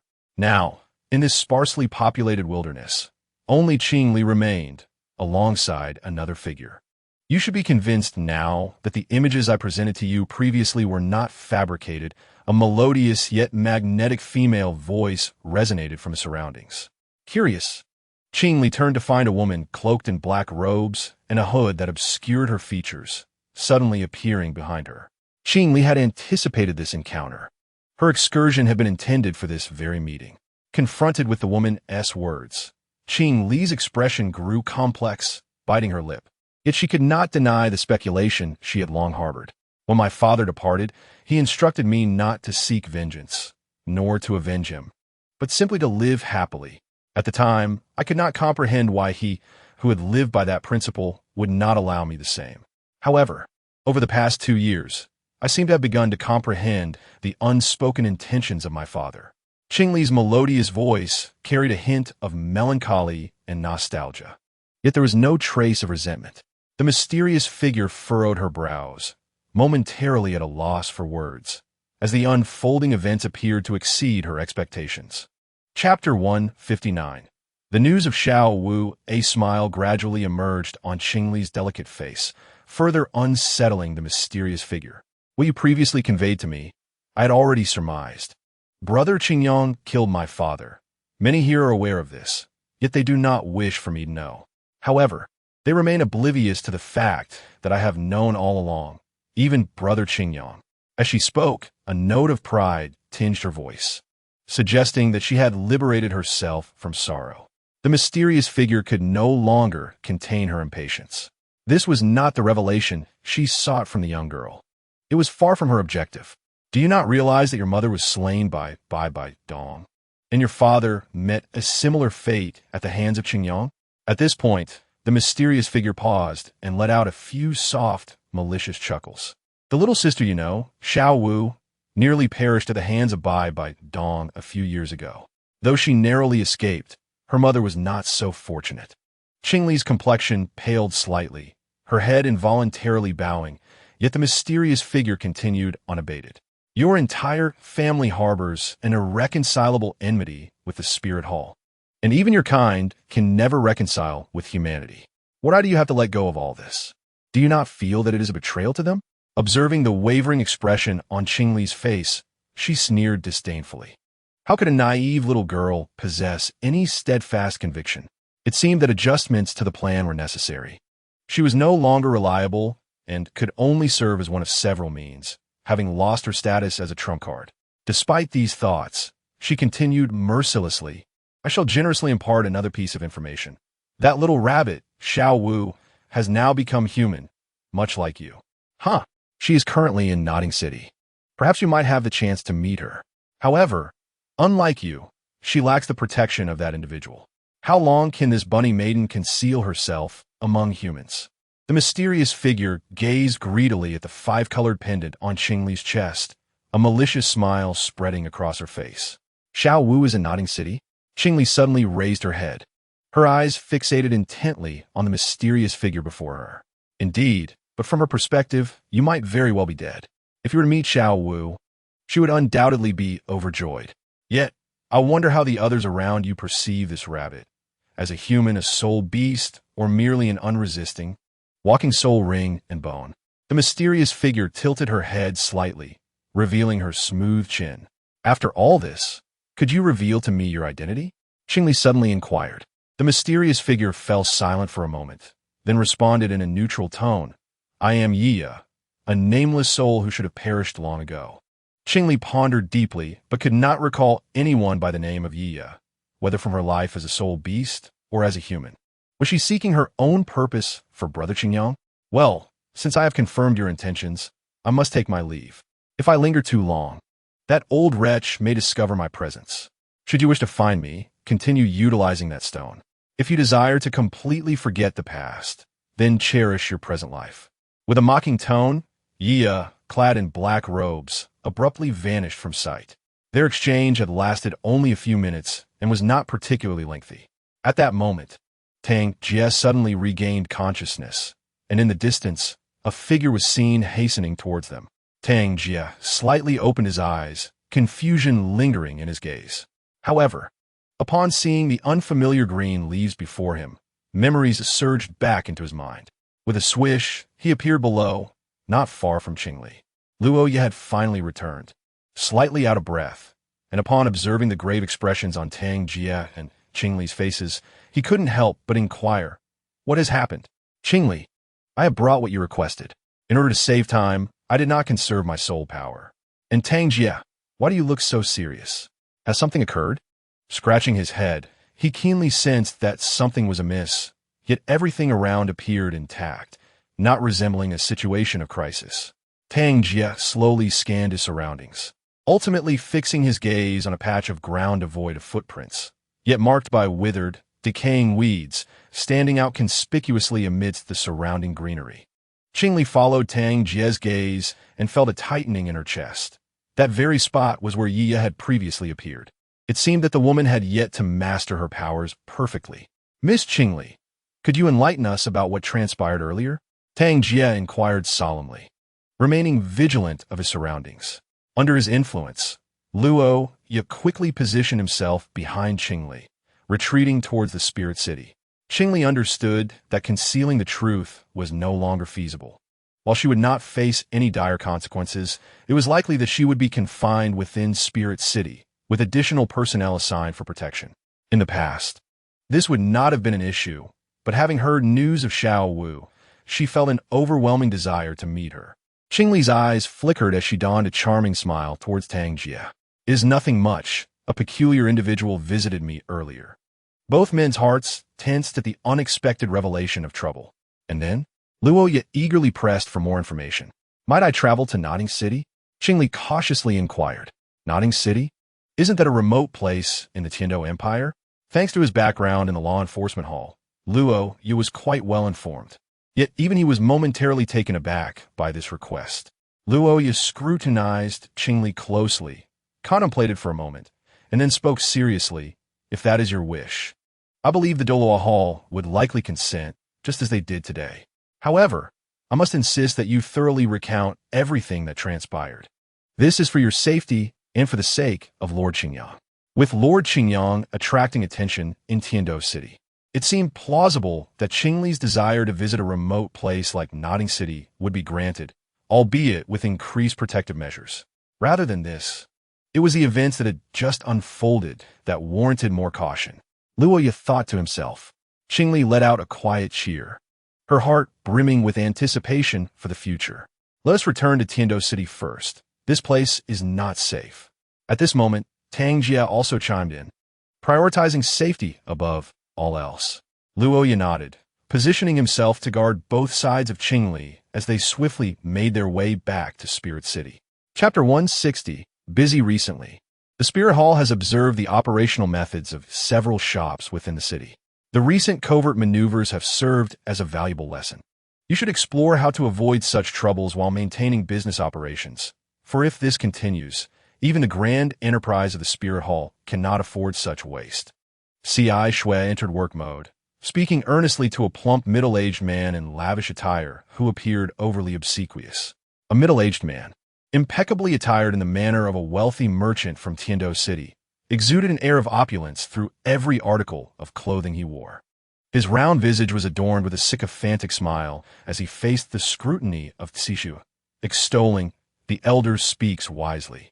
Upon my return, I shall gather those idle fellows to deliberate on a suitable response." Tsishu furrowed his brow, but chose to remain silent, for after establishing a general standard for this merchant, there were others awaiting his guidance. With his busy schedule, he had little time to dwell on this matter.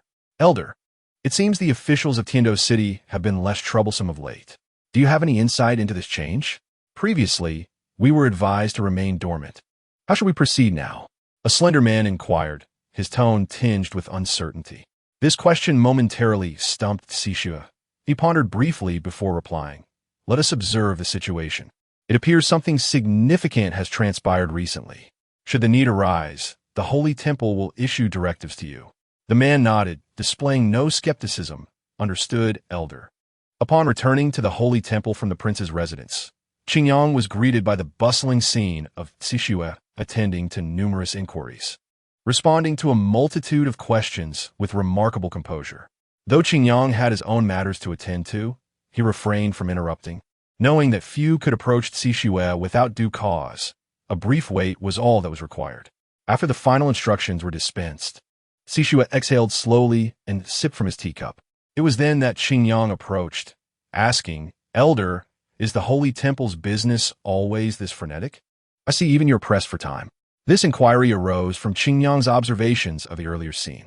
In Wuhuan City, various affairs were overseen by the leaders of the major halls, allowing the elders of the Elder Hall to focus primarily on their cultivation, intervening only during significant events. The offerings had an even more privileged status, enjoying unrestricted access to the resources of the Wuhuan Temple, only required to act during critical moments of danger to the temple. Tsishu offered a wry smile in response. "It is manageable. However, the recent tense situation has led to an increase in responsibilities. Things should improve in due time." Qingyang understood this and chose a seat beside Tsishu's desk. Generally, the affairs of the Holy Temple were managed by the cardinal.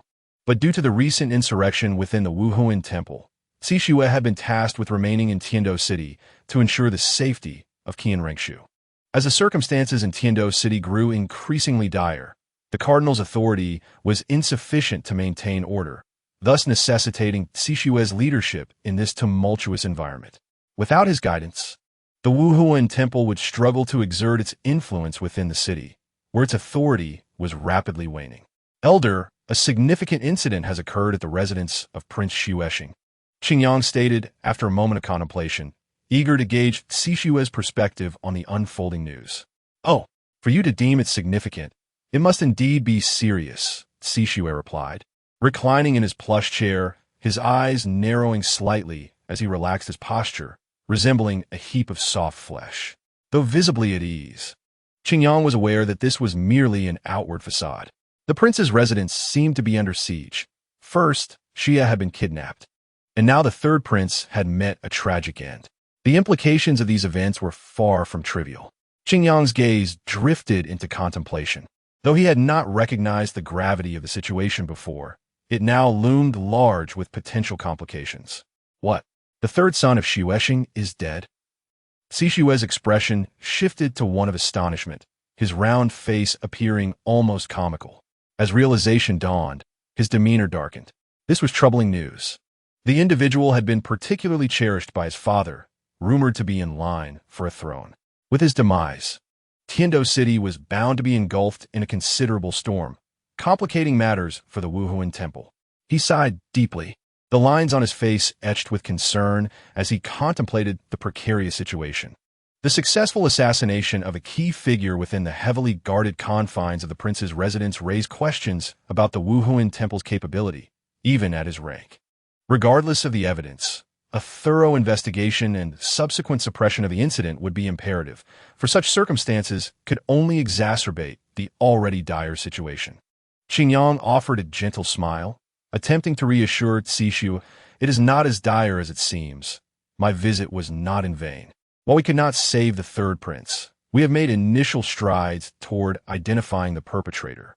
With this, Qingyang meticulously recounted the details of the banquet to Sishu. Upon hearing of the fire, Sishue's expression shifted to one of evident surprise, and when Qingyang casually mentioned extinguishing the flames, he fell into silence.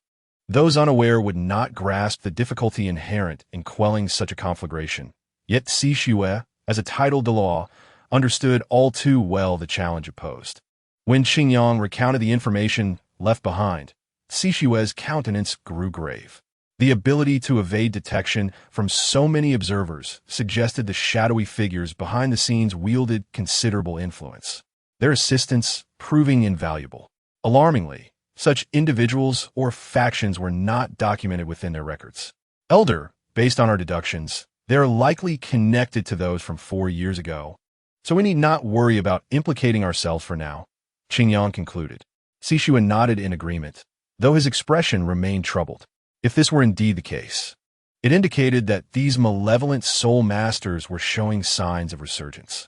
While the means of their revival were hard to fathom, vigilance was paramount. The Wuhuan Temple had always prided itself on justice and light.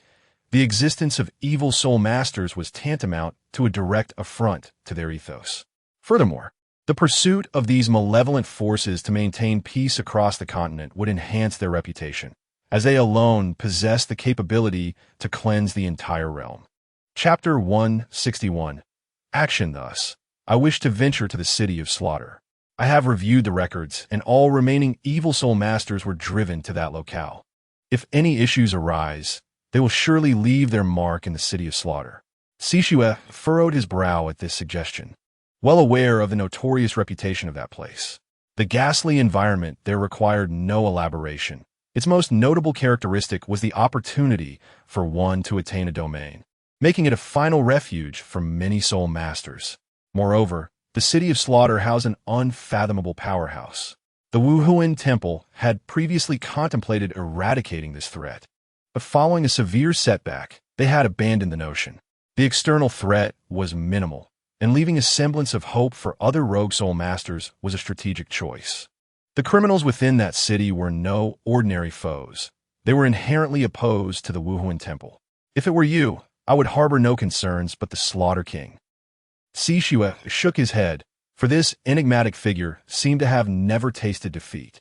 He had even heard from the offerings that the Grand Offering had failed to vanquish him, suffering numerous setbacks in the process. Qingyang, facing the Slaughter King, was confident in his ability to triumph. Yet, given his youth, he remained skeptical about the outcome. Rest assured, it is merely a fleeting thought. For the time being, Tiando City holds greater significance. Qingyang waved his hand with a smile, dispelling the concerns and doubts harbored by C.I. Shui. Although he did not intend to set off immediately, the destination would inevitably be visited in due course. Since the awakening of Lai Yin, the atmosphere within the Xuexing prince's residence had finally lifted, relieving many who depended on the prince for sustenance. On the surface, It appeared that the prince had relinquished all burdens and accepted reality. Yet only a select few were privy to the fact that critical matters were now being conducted in secrecy. Dressed in an unremarkable gray robe, Lien veiled his face and body, rendering him inconspicuous to outsiders. However, the faint pain that arose when he inadvertently brushed against his scars served as a constant reminder of the tribulations he had endured that fateful day. Be cautious. Find 2 ruffians to divert Bo-Air's attention. I shall personally infiltrate and search his study. He instructed the local thugs in a gravelly tone that evoked images of hellish demons. After the devastating fire, although Lien's life had been salvaged, his body bore irreparable scars, his raspy voice being one of them. My lord, have no worries. My arrangements will surely draw the attention of some, M.O.N. asserted loudly. However, had Bo-Air seen him, he would have been astonished to discover that this man was the captain of the Soul Master team he secretly supported in the Dohan arena. Although M.O.N. had long been unaware of this connection, he had his suspicions. Yet, faced with a more substantial and formidable backing, why would he not align himself with it? To accompany his faltering old master to the grave? What a farce! When had a Soul Master entrenched in the Dohan arena ever exhibited such noble sentiments? Very well. If the operation is executed excellently, the prince shall reward you handsomely. Lien encouraged, refraining from further conversation. Since realizing his voice had been injured, he had been cautious about speaking. M.O.N., discerning Lien's demeanor, promptly departed to fulfill his assigned task. It was hardly troublesome. Mere ruckus would suffice, as their collective strength was more than adequate to attract attention while instilling a sense of caution in others. When truly significant individuals were drawn to them, their objective would naturally be achieved. Lien remained oblivious to M.O.N's thoughts and cared little, for as a noble, he was ultimately separated from such individuals. Moreover, he held little respect for those who would betray casually. This was an affront to the principles of loyalty cherished by Lien. A commotion erupted at the entrance, prompting Lien to wait a moment before seizing the opportunity amidst the escalating noise and gathering crowd. He nimbly vaulted over the towering gate, for in light of recent upheavals, Bo-Air had increased the number of guards. Had it not been for M.O.N. drawing some attention, even he could not guarantee he would remain undetected. Who could fathom the hidden methods an Earl might employ? His current aim was solely to unearth evidence that could dictate the outcome, not to incite open conflict. Otherwise, within the circles of nobility, such actions would not be taken lightly. M.O.N., what brings you rascals to my doorstep? Earl Bo-Air was in a foul mood, especially after being roused from his reverie by the butler, which had pushed his displeasure to its zenith. Thus, upon confronting the instigators, he had no inclination to adopt a cordial tone. M.O.N., perceiving the lack of courtesy, cast aside his final vestiges of hesitation and brazenly declared, My lord, your timing is impeccable. Your butler informed us at the Dohan arena that if we emerged victorious, we would receive 10,000 gold soul coins. Yet, we have yet to see a single coin. You must understand, we also have our share of the spoils. If you withhold payment, is this not a form of deceit? The members of M.O.N's small team echoed his sentiments, refraining from unleashing their soul power. Otherwise, the Imperial Guards of Tiando City would swiftly demonstrate what consequences awaited them. Outrageous! You are utterly slandering us. The butler retorted, his face flushed with indignation. Setting aside the truth of the matter, should Earl Bo-Air harbor any doubts, how could the butler maintain his position thereafter? It was well known that the role of a butler was intimately tied to the nobility. Losing such a position would lead to unimaginable repercussions. Ah, this is quite the predicament, Earl Bo-Air mused, observing the quarrel between the two parties. However, he was unwilling to permit this team, cultivated through various means, to run amok. In light of the potential benefits they could provide, such trivial matters seemed insignificant. Very well, 10,000 gold soul coins it is. I shall personally ensure you receive them. But I expect no further incidents of this nature. Otherwise, the charge of extorting a noble will suffice to see you counting coins in a prison cell. The impatient Earl threatened, gesturing for the still fuming butler to procure the funds. Hadn't team matters always been resolved in this manner? Chapter 162. Theft Lai-in moved with agility and swiftness, the burn marks on his body having no bearing on his actions. Although the Earl's residence was of considerable size, in the context of the precious real estate in Douluo City, it remained limited. The commotion outside still lingered. He needed to locate his targets swiftly. The fact that Shuexing Prince had entrusted him with such an important task during his initial recovery meant he could not afford to disappoint. Indeed, Douluo City has been rather tumultuous lately. Even we insignificant figures have felt the repercussions. Indeed, the Earl just rushed out in a flurry. I nearly jumped out of my skin. Thankfully, he did not notice me. Yet this does not bode well. Two young attendants conversed casually, cleaning tools in hand. Regardless of any significant events, they had no direct involvement, and at most, it merely affected their daily lives. Thus, engaging in light-hearted banter served as an effective means of alleviating their boredom. Only those blissfully ignorant could maintain such a carefree demeanor. Lai-in slightly retracted his form, concealing himself behind a corner as the two attendants ambled away. He now stood at the threshold of Bo Air's study. If any critical documents or records existed, they would undoubtedly be found here. He cautiously and swiftly maneuvered, resembling a gecko scaling the wall. He gently pushed the window, but remained immobile. Understanding the situation, he redirected his approach, and after several trials, he finally discovered a viable path. Observing that the area was devoid of anyone, he deftly leaped through the half-open window.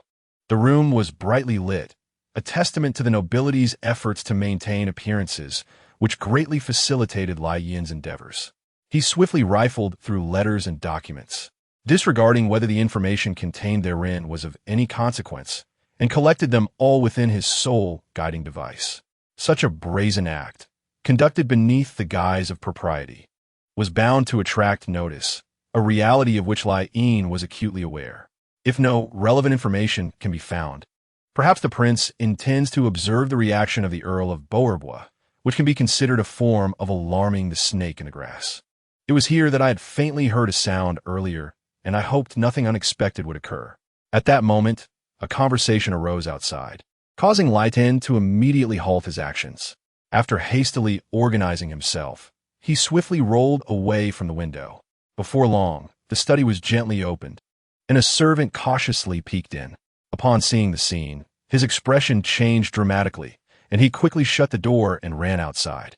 Without the master's permission, they were unable to enter such a place.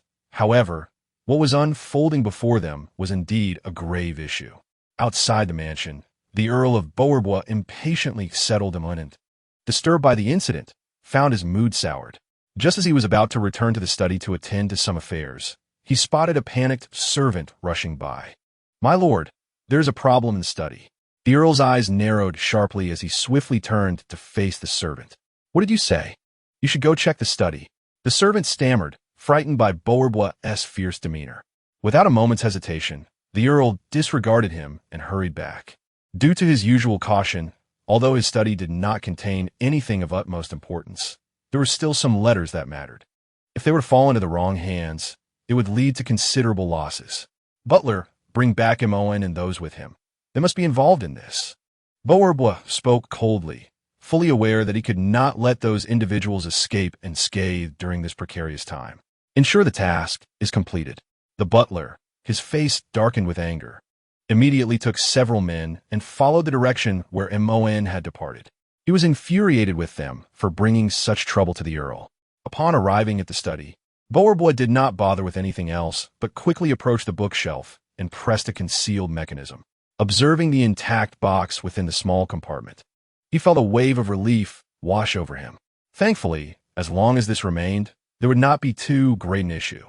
Douluo cast his gaze across the disturbed study, his eyes sharpening as he followed the faint traces of disarray. In the current situation, there were only a few parties capable of employing such underhanded tactics. If they were to uncover any incriminating evidence against him, the consequences would be unimaginable. Given the circumstances, he resolved to meet with those individuals as soon as possible, for it was always prudent to prepare thoroughly. With this determination solidified, he forged ahead. Meanwhile, Lai-in avoided the bustling streets, opting for less populated paths. Even so, he endeavored to minimize his exposure, often utilizing his soul force to quicken his pace. Only when the princess residence came into view did he let out a faint sigh of relief. In order to prevent any last-minute mishaps, Lai Tin pushed himself further, increasing his speed. Entering through a small gate into the prince's estate, he soon spotted Shui Yi, who had been waiting. "Uncle Lai Tin, father is already in the drawing room." Shui Yi's small face betrayed no sign of joy, which was understandable given the recent tribulations that had indeed struck him hard. However, the fact that Shui Yi personally came to greet him underscored the importance that Prince Xuexing placed on this matter. After all, following the death of the third prince, whether he wished to admit it or not, Shui Yi was currently his only son. Lai Tin nodded and pursed his lips, refraining from engaging in lengthy conversation with Shui Yi, as he did not wish to frighten the remaining child of the prince. Following Shui Yi's lead through the familiar paths of the royal estate, they soon arrived at a spacious and exquisitely adorned drawing room devoid of any other occupants. Clad in his imposing royal robe, Prince Xuexing stood up upon seeing Lai Tin return, a smile breaking across his face. "You're back. That journey must have been challenging.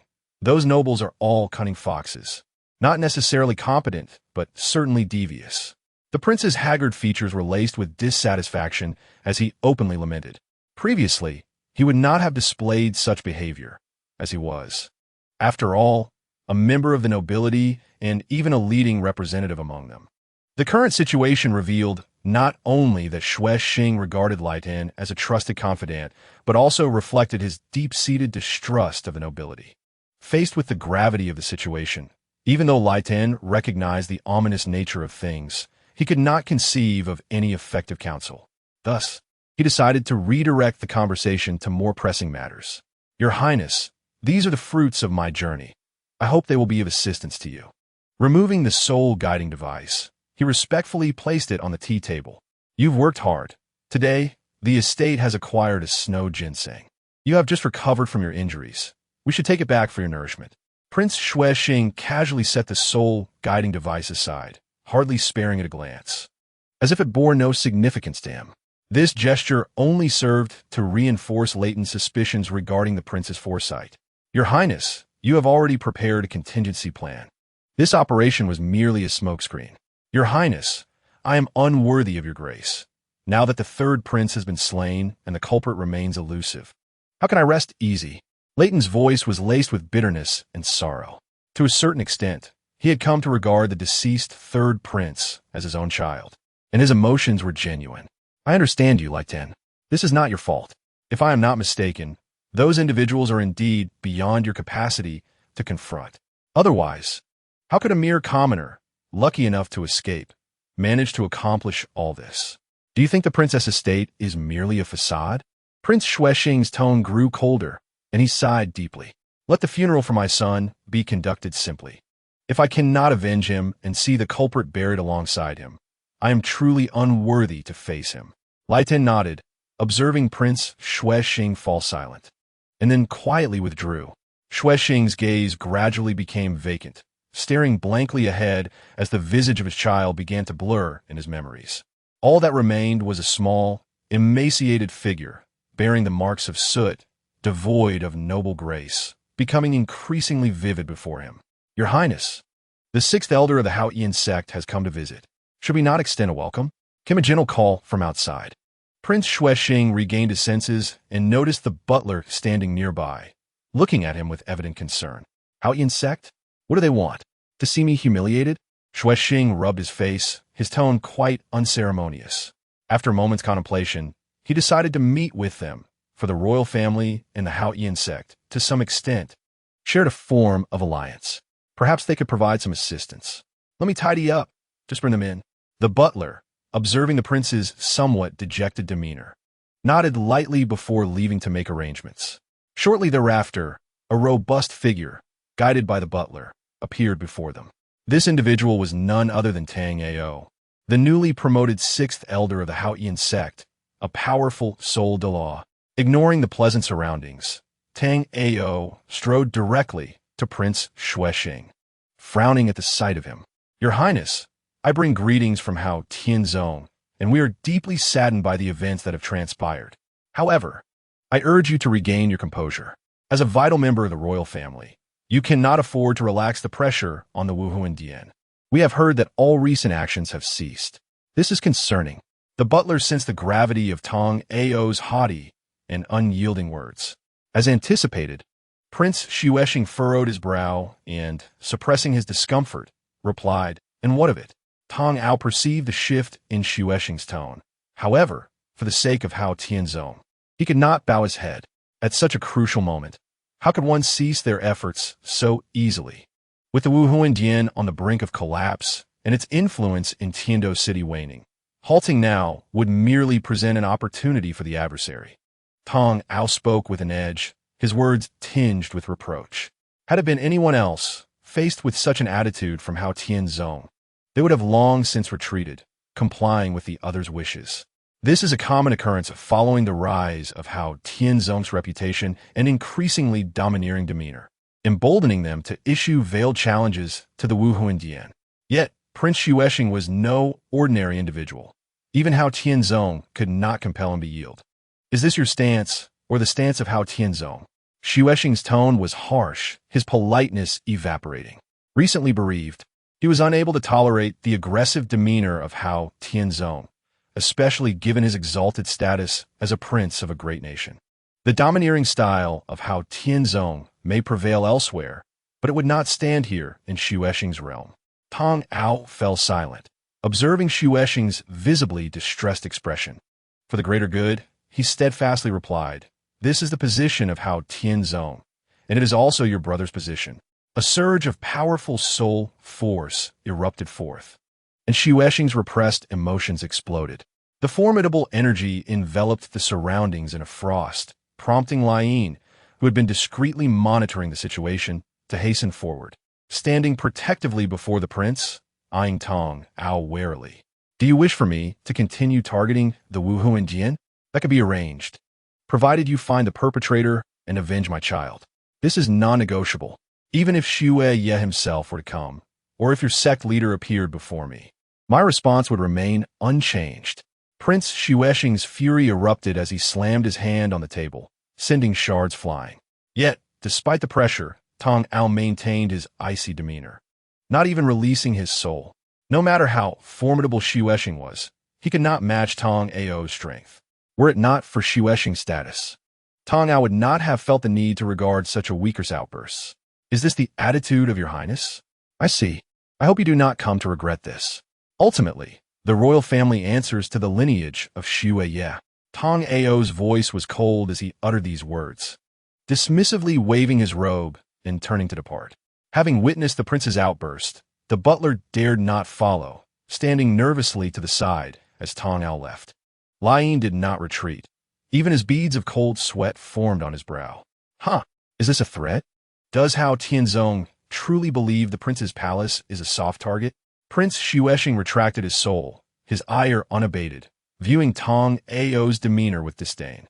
Had he not been willing to compromise, had Xue Ye not been born just slightly before him, the Tiando Empire might not have been under Xue Ye's command. It was precisely because of this that even after Xue Ye became emperor, a significant price was required to appease him, which also explained Hao Tianzong's desire to seek an audience. "Lian, you may withdraw for now. Butler, clean this up. I wish to see how Hao Tianzong dares to act with such arrogance before me." The coldness in Xuesheng's voice was palpable. Chapter 164. The instruction of the Tiando royal family, the events at the Prince Xuesheng's residence quickly came to the attention of the Wuhuan Dian, meticulously compiled and delivered to Qingyang's office. Qingyang perused it briefly and then allowed a faint smile to grace his lips. This intelligence was more detailed than he had anticipated, even capturing the exchanges between Tong Ao and Xuesheng in comprehensive detail. The intelligence system of the Wuhuan Dian was not this robust. Even the empire's princes could be infiltrated to such an extent. Of course, it was not that such infiltration was impossible, but rather that it was not worth the effort. For instance, employing a titled Dalu to gather information would certainly be feasible. Yet who would dare to do so? Thus, the content of this intelligence became quite intriguing. "Lian Yue, do you think this information was intentionally disclosed to us by Xuesheng?" Qingyang mused with a hint of amusement. Having just completed the compilation of the news, Lin Yue, who had delivered it to Qingyang, found it difficult to respond to this question. In her view, there must be some intent behind it. Otherwise, how could it have arrived so swiftly and accurately, almost as if it were deliberately sent? However, what could Prince Xuesheng hope to gain from such actions? With her limited experience, she could not analyze the reasons behind it, as she was merely an ordinary steward, and the current issue was far too profound for her. Qingyang did not seek an answer from Lin Yue. He merely wished to express his thoughts. If Lin Yue truly grasped the situation, he would have been surprised. Xuesheng is leveraging his position, aligning himself with the Tiando Empire, making the Wu Huindian a formidable adversary worthy of caution.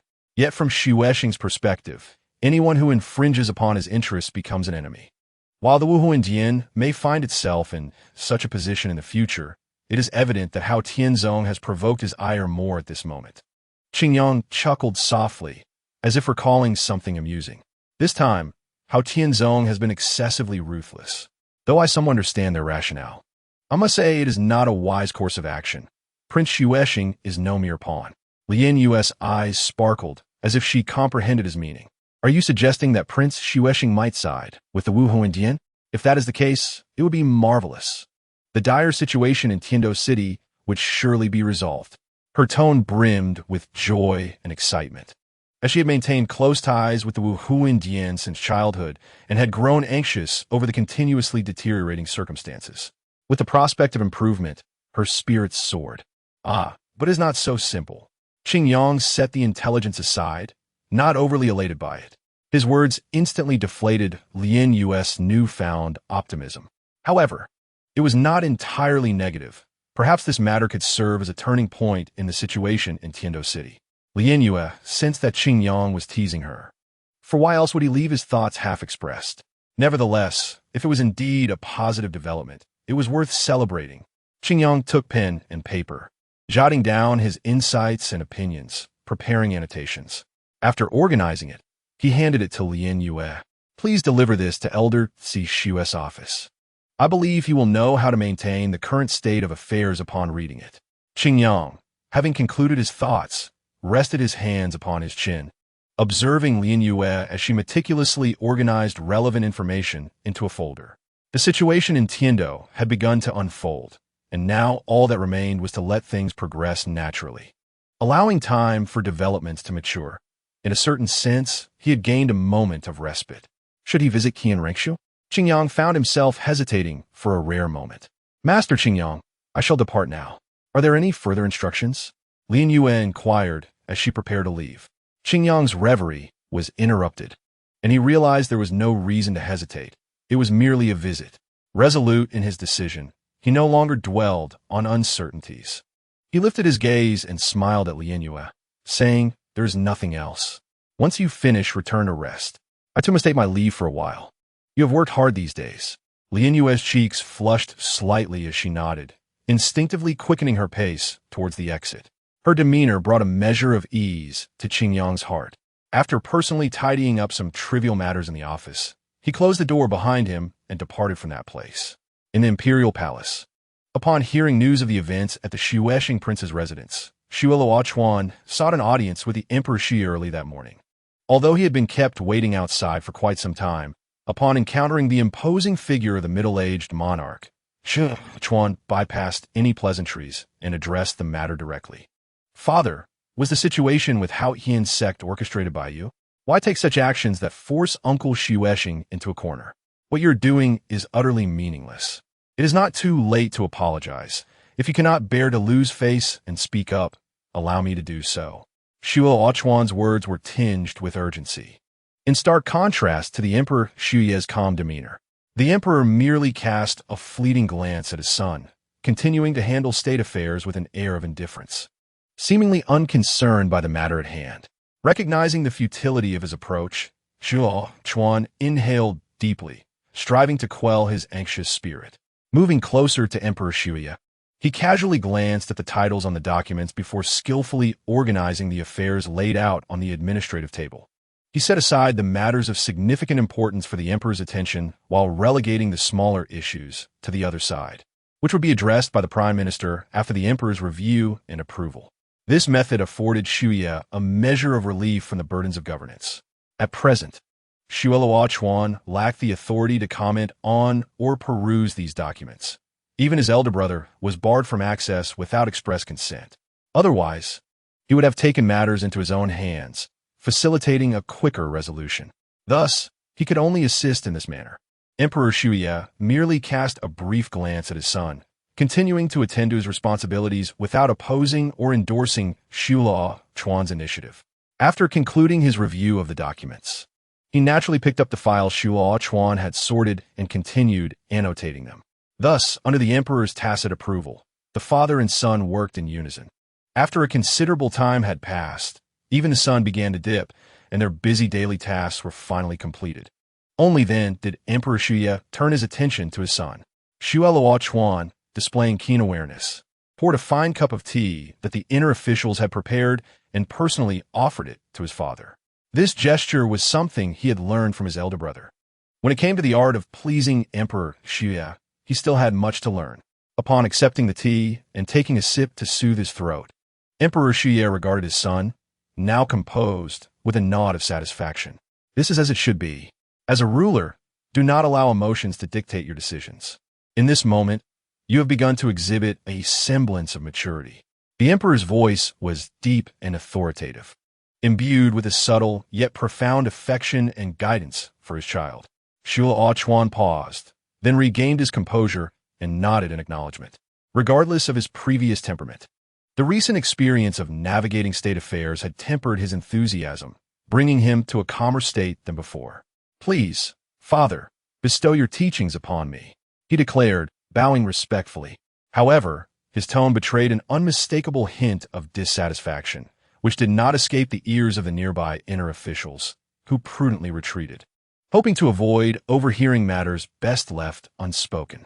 In these times, knowing too much, especially regarding the secrets of the imperial family, could lead to dire consequences. "Ah, you are still so obstinate. In this regard, your elder brother surpasses you, for he at least knows how to acknowledge his mistakes." Emperor Shuya took another sip of tea, the delicate aroma swirling around his palate, allowing him a moment of indulgence. Indeed, compared to the arduous task of educating his son, the affairs of state seemed less daunting, and even the enjoyment of tea became a pleasant respite. Shuya's defiant demeanor did not incite Emperor Shuya's wrath.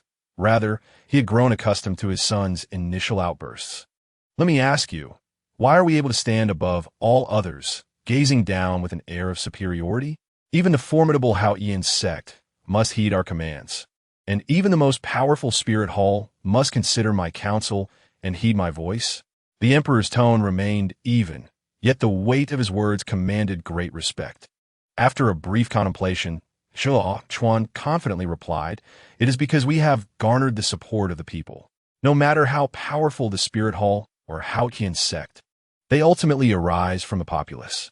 Emperor Shuya appeared somewhat surprised, though upon reflection, he recognized this was indeed a sentiment befitting his third son, who had always harbored lofty dreams. Nevertheless, this answer felt ultimately too distant. He found himself more in favor of the response previously given by his weaking. Although the essence of this statement bore merit, it overlooked a critical point. "You must heed my words," Shuya insisted. Emperor Shuya shook his head. While his son's disposition was commendable, his penchant for contradicting him was less endearing.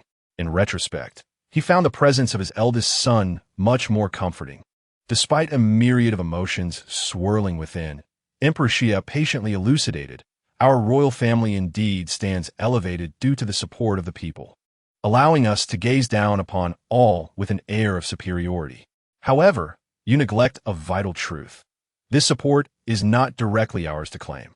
Between us and the populace lies the nobility, who represent the citizens, while the royal family represents the nobility. This is the essence of it all." At this point, the emperor suddenly chuckled, as though the situation were ludicrous. "Otherwise, ask the farmers in the countryside. To them, the Tiando Empire is merely an empty title, far less significant than the local civil officials. In the cities, the situation is somewhat better, yet those noble families each holding positions of power, inherently represent the Tiando Empire. Yet they refuse to heed our commands. To put it bluntly, outside of Tiando City, the rest are nothing but rebels. Emperor Shuye's cold tone sent a shiver down Shuo Chuan's spine, the warmth of the chamber failing to dispel the chill that enveloped him. He had not anticipated that. In the emperor's depiction, the Tiando Empire and the royal family had been reduced to such a state. This was starkly at odds with the vibrant scene of song and dance he had just witnessed. Although in the past, Shui Luochuan had felt something. It was akin to perceiving through a veil of mist, ultimately obscuring clarity. However, the words of the Shui Dadi today jolted him into sudden awareness. With a voice raspy and dry, he queried, "If this is the case, does it not imply that our royal family is precariously endangered?" Shui Dadi chuckled softly, amused by the naivety of this young lad who had been startled. He set down his teacup, the warmth instantly dissipating from his palm, yet Shui remained unperturbed, entirely at ease. If anyone were to go mad and seek to usurp the Tiando, who among the nation would consent? The collective uprising would not merely be idle talk. We represent the interests of the nobility. Thus, you need not overly fret. I must admit, I sometimes envy the Wuhan Temple. They have truly garnered the support of the common folk. Following the earth-shattering cleansing 2 years ago, they have grown even more formidable. Should the imperial nobility leverage their profound foundation to suppress them at this time, a day of reckoning may not be far off. Having articulated his lament, Shui Dadi allowed Shui Luochuan to perceive the gravity of the present situation. Ultimately, it was a fleeting lapse of mind, a self-induced fright. If the royal family were truly as fragile as an egg, they would have been dethroned long ago, rather than waiting until now. As he regained composure, Shui Luochuan began to grasp Shui Dadi's intent. After all, his intellect was not lacking. "Father, your plan is to seize this opportunity of discord with the Wuhan Temple, alongside Uncle's grief over his lost son, to balance or perhaps suppress the powers of both sides, thereby securing greater benefits for the royal family? Should Uncle, the most prominent noble, engage in conflict with the Hao Tian sect, the Wuhan Temple may indeed benefit, yet the ultimate victor would still be our royal family?" Shui Dadi nodded in satisfaction, pleased with the astuteness of the child. This was precisely why he allowed him to compete with Shui Qinghe. Otherwise, a mere mediocrity, even with the support of other factions, would never amount to anything significant, ultimately remaining a puppet. I had intended for your uncle to divide the nobility, alleviating some pressure on me, for he is indeed a capable individual. Thus, I refrained from granting him a fiefdom, allowing him to govern a vassal state. Alas, I miscalculated. He has thoroughly colluded with the nobility, even subtly uniting to oppose the royal family. Shui Dadi shook his head in lamentation, recalling his youthful self, so innocent and eager to achieve greatness, that he had committed such absurd acts, ultimately bringing harm to himself. The identity of Prince Shui Xing, a vital member of the royal family, often led him to harbor even greater reservations. In the face of interests, the fraternal bonds within the royal family proved too tenuous. Chapter 166. The despondency of Shui Luochuan thus. "Father, your objective has never wavered?" Shui Luochuan was suddenly awakened. Realizing that everything in the Tiando Empire had been under the control of this man, and his previous conjectures were profoundly misguided. Shui's goal was never to eradicate the Wuhan Temple. He was merely striving to maintain the royal family's dominion. Shui Dadi gently nodded, his ruggedly masculine face, typically imbued with vigor, revealed a rare expression of contentment. "Your rapid comprehension has indeed taken me by surprise. That lad, Qinghe, remains oblivious even now, regrettably. The truth is as such." Shui did not refute this and candidly expressed his thoughts. The animosity between the Hao Tian sect and the Wuhan Temple had become irreconcilable. To safeguard their rapidly expanding interests over recent years, they could only face the pressure from the Wuhan Temple head-on. Unfortunately, their strength was no match for the Wuhan Temple. Hence, they had no choice but to court us, seeking to prolong the stalemate and buy sufficient time for respite. At this point, Shui paused, allowing his breath to steady. His fingers lightly tapped on the table, producing a crisp, rhythmic sound.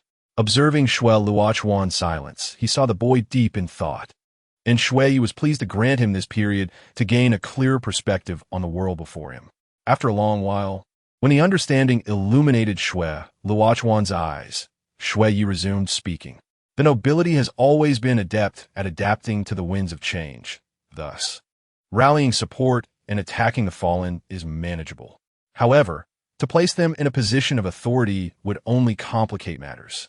In this contest, whichever side exhibits signs of despair will find their fangs turned towards them, as they possess no steadfast allegiance. Their sole allegiance lies with their own benefits. The Wuhan Temple, the nobility, and the Hao Tian sect all harbor their own agendas. Even we are not exempt. To gain more, others must inevitably lose. Therefore, for the royal family to endure steadfastly, we must never become the lesser party, as maintaining equilibrium in the situation is also a sound strategy.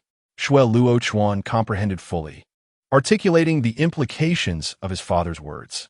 Thus, your initial tacit support for me, enabling the Hao Tian sect to rally the nobility against the Wuhan Temple, was also a means for you to exert pressure. Regardless of who prevails, as long as we do not overtly favor either side, we retain maneuvering space. Even my rivalry with my royal brother was a scenario you deliberately orchestrated? Shui Luochuan abruptly raised his head. Observing Shui Yidadi's countenance grow cold and nearly devoid of expression, a voice within him clearly intimated that this conjecture was likely true. The Wuhan Temple supported Shui Qinghe. The Hao Tian sect backed Shui Luochuan, and with the nobility's indecisive stance. Was this not the optimal strategy envisioned by Shui Yidadi to uphold the royal family's dignity? As long as one side could not wholly consume the other, the royal family would step in to mediate the balance among domestic factions, preventing any single power from becoming too dominant. Consequently, the royal family could forever maintain the role of arbiter, gazing down upon all. Even now, this remained true. In recent years, the power of the nobility had expanded continuously, and allied with the Hao Tian sect, they had even seized control over the expansion of Tiando City through resolution. Thus, the recent events may not have been devoid of royal encouragement. As Shui Luochuan emerged from the palace, his once fervent heart had turned cold following this final revelation. He had truly witnessed the ruthless nature of the royal family. Today, you may return, said Shui Yidadi, his voice tinged with fatigue, prompting Shui Luochuan to instinctively comply. In a daze, he could scarcely recall what transpired thereafter. It seemed that after a series of futile arguments, he departed the palace in dejection. The chilling gaze of Shui Yidadi pierced into him, akin to a cold wind scraping against his bones, a profound chill that penetrated his very soul. Today, Shui Luochuan, merely 11 years of age, comprehended a harsh reality far beyond his years. As he walked out of the palace, he felt a myriad of questions and realizations swirling within him. Yet he remained utterly bewildered. Why? How could this be? What should he do? So this was the truth. What lay ahead? Countless questions and insights tangled in a chaotic web, akin to a child's game of whack-a-mole, as one issue arose just as another was quelled. In the past, he had harbored his own aspirations, his own ideals, albeit tender and naive, yet steadfastly advancing toward that direction. This was also why he dared to extend goodwill towards the Wuhan Temple at this juncture, even endeavoring to deepen the ties between the Wuhan Temple and the royal family. The previous Shui Yi was shaped by this very reason. However, today, the sovereign of the Snowy Night Empire, the paramount authority of this realm, was confronted by a cruel and malevolent truth imparted by his father. This revelation instilled in him a more vivid understanding of the empire and the royal family, illuminating the chasm that lay between reality and his ideals, a divide as vast as the heavens above. It was not merely the hardships of the present that weighed upon him, but also the estrangement of the hearts of men. Titan, who had been waiting outside for quite some time, approached with a robust physique reminiscent of a bear, exuding an overwhelming presence. Your Highness, did the sovereign of the Snowy Night impart anything to you? Your countenance appears rather bleak. Shui Luochuan temporarily quelled his questions. gazing up at Titan's expression filled with concern, his own emotions a tangled web of complexity. Though the Haotian sect had never explicitly stated it, he had already begun to draw inferences from his father's teachings. If the nobility constituted a privileged class, then so did the soul masters. At the pinnacle of nobility stood the royal family, while the apex of soul masters was the spirit hall. It was precisely for this reason that the Tiando royal family could unite the nobility and the Haotian sect, relying on this alliance to withstand the tacit opposition against the spirit hall for centuries without faltering. Yet, regarding the ideals he had steadfastly upheld, these entities were undeniably obstacles in his path. Perhaps the glory of the ancient empire lay in their unwavering unity, enabling them to wield ultimate power and influence. Shueluo Chuan shook his head with a bitter smile, feeling a pang of disheartenment in his heart. With a deeper comprehension of the harsh realities before him, he could not help but gaze longingly at the splendor of the past, a brilliance enshrined in history. Titan scratched his head, his robust face adorned with a look of bewilderment. Just moments ago, the prince had exuded confidence, even daring to storm into the palace to confront the sovereign of the snowy night. What had transpired to cause such a swift decline in spirits? Chapter 167. A reunion with Qian Rinxue upon his first visit to the Tiando Palace. Qin Yang was filled with curiosity about everything surrounding him. The exquisite and opulent arrangements and decorations were, of course, noteworthy. However, if one were to discuss distinctions, the design of the Spirit Hall emphasized a sense of solemnity and sanctity, while the Tiando Palace exuded an air of dignity and grandeur. These two styles could not be compared in terms of superiority, yet they reflected a certain divergence between the Spirit Hall and the Tiando Empire. Although he had never visited the Xinglua Palace, Qin Yang surmised that it must possess a simplicity and austerity, coupled with a formidable presence. As he traversed the marble floors, as pristine as white jade, Qin Yang followed the guidance of the prince's attendant through the palace. Since this was merely a private meeting, Qin Yang had not formally requested an audience, thus there were no grand protocols in place. He was simply escorted to meet Xue Qinghe. Although it appeared to be an ordinary encounter, the prince's attendant was acutely aware that the situation was far from simple. The crown prince, the future heir of the empire, had ensured that the prince's quarters were meticulously arranged in preparation for the guest. Many items had been refurbished, and even the usual refreshments reserved for esteemed visitors had been ordered to be replaced with the finest selection available. In this regard, the treatment extended to Qin Yang was already beyond what an ordinary person would receive. Therefore, even if the scale of the reception seemed modest, he would not underestimate this individual. Upon entering the unpretentious prince's quarters, adorned only with the most essential elements to uphold the prince's dignity, it was evident that even these basic embellishments far surpassed those of most individuals. Moreover, even the less frequently used luxuries were noticeably aged, indicating that Xue Qinghe was not one to indulge in excess. The crown prince is inside. This is not a place where I can freely accompany you, so you may proceed directly in, the prince's attendant stated respectfully before the chamber. Such private areas were reserved for those whom the crown prince trusted implicitly, and not even he was permitted to enter without cause. Qin Yang, however, was unaware of this protocol.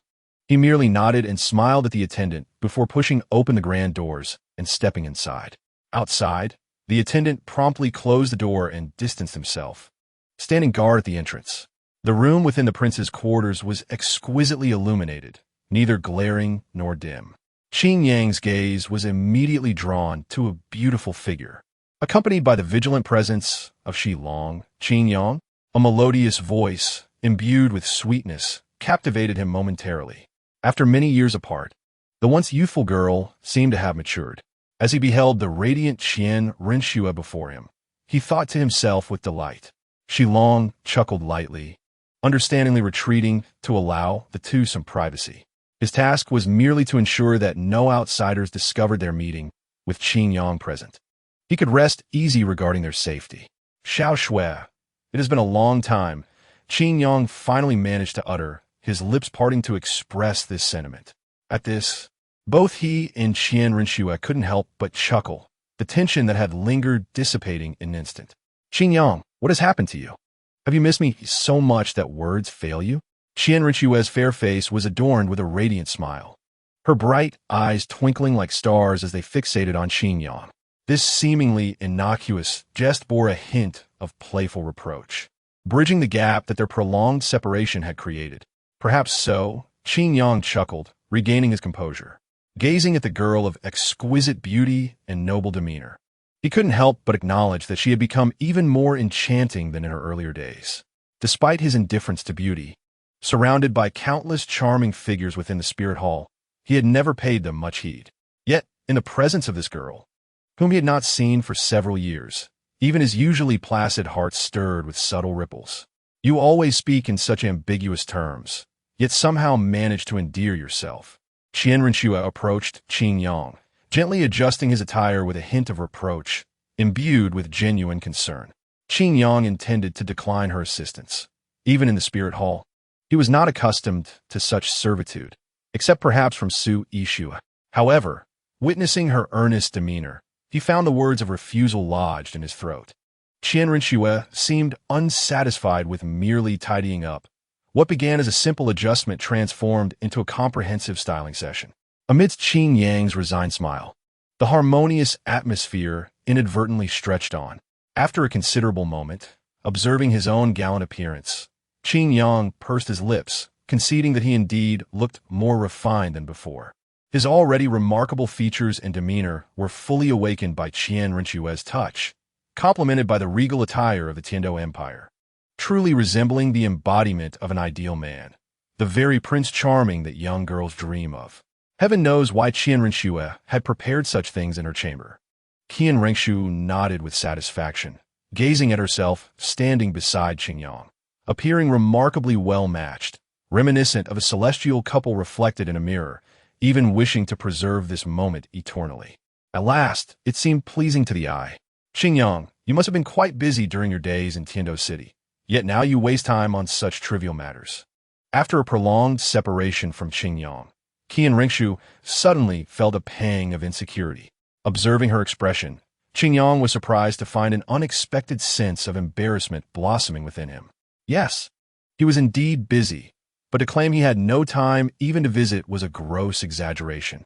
The true reason for his absence was not this. Rather, it stemmed from his uncertainty on how to face her.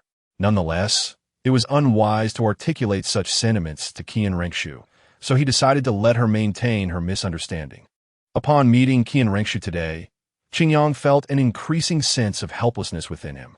Thus, he resorted to his most adept method to navigate the current situation. Xiaoxue, don't you fear exposing your identity so openly?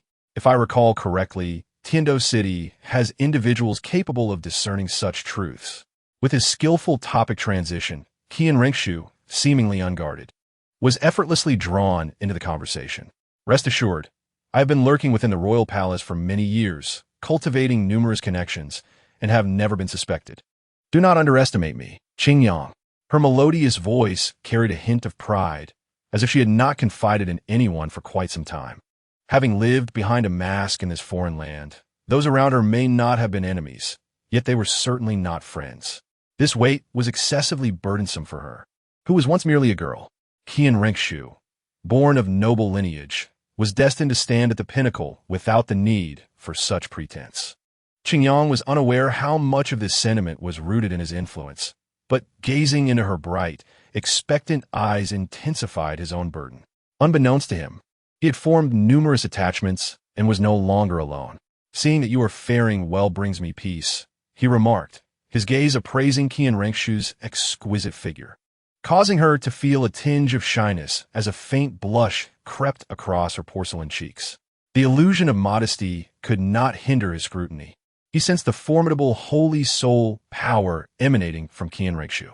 Although her soul power was indeed commendable, it paled in comparison to her noble status. Has your soul power diminished somewhat? Xingyang inquired, his brow furrowing.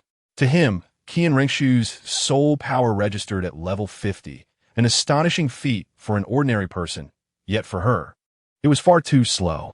It was worth noting that even Jin Yao, whose martial soul was somewhat inferior, had already reached the level of sole emperor. While myriad opportunities played a role, the daily hours dedicated to cultivation were equally crucial. As expected, upon hearing Qingyang's words, Qian Rengshu hesitated, unsure how to defend herself. The dignified and elegant girl displayed an expression of vulnerability that Qingyang found endearing. Watching her flustered demeanor, he sighed, intending to admonish her sternly. Yet, as the words formed on his lips, his tone softened. For those unable to reach the pinnacle, the position of sovereign is indeed worth pursuing. However, for you and me, it is merely a hollow pursuit. You must understand this. Spending time in such a manner, even if you were to become the ruler of the empire, would result in the loss of your upward path. That is not the conclusion I wish to witness. Qingyang spoke with a tone of caution. Qian Rengshu pouted, feeling a sense of unwarranted grievance. I sent it because of you, she muttered softly, her voice tinged with a hint of a choked cry, which Qingyang heard distinctly. He found himself wondering how his perception was so acute, even picking up on such subtle sounds, but this thought dissipated almost instantly. After a moment of hesitation, Qingyang stepped forward and gently embraced Qian Rengshu's soft form, hoping to comfort her. Initially intending to be brief, he was taken aback when Qian Rengshu leaned into him, the faint fragrance enveloping him. After a moment of distraction, her delicate arms emerged from the flowing sleeves, wrapping around him tightly. Qingyang's body stiffened. The warm and comforting sensation enveloped him from all sides. This marked their first intimate physical contact. Qingyang, I've realized, please don't abandon me, came her gentle plea, causing Qingyang to relax. Tentatively, he began to stroke her silky, golden hair. Under his inexperienced comfort, Qian Rengshu gradually calmed down. Qian Rengshu was inherently unique, a truth that Qingyang had always recognized. If Su Yixue exuded an aura of tranquil darkness, inviting profound relaxation or superficial allure that led one astray, then Qian Rengshu radiated a sense of sublime purity and elegance akin to the vast sky, her presence seemingly cleansing everything around her. It was this quality that made her one of the few individuals who could hold Qingyang's gaze consistently. It is not that I wish to abandon you. Rather, you cannot merely gaze upon my back as others do. You must strive to catch up, Qingyang expressed, his words becoming akin to a tender whisper shared with a beloved companion. Perhaps it was this emotional expression that Qian Rengshu grasped. Reluctantly, she slowly released her embrace, her flushed cheeks still reflecting lingering sentiment. I understand, Qingyang. From now on, I will endeavor to cultivate more diligently, ensuring I won't be left behind. Qingyang clearly heard the firmness in her promise. He recognized that she was never a feeble individual, requiring no excessive assistance from others. Be it talent or will, Qian Rengshu possessed it all. What she needed was merely a goal, or perhaps a direction and destination. Qingyang was perfectly suited to fulfill this role, and in the future, Qian Rengshu would undoubtedly achieve even greater accomplishments. As his sense of relief began to dissipate, Qingyang recalled the purpose of his visit.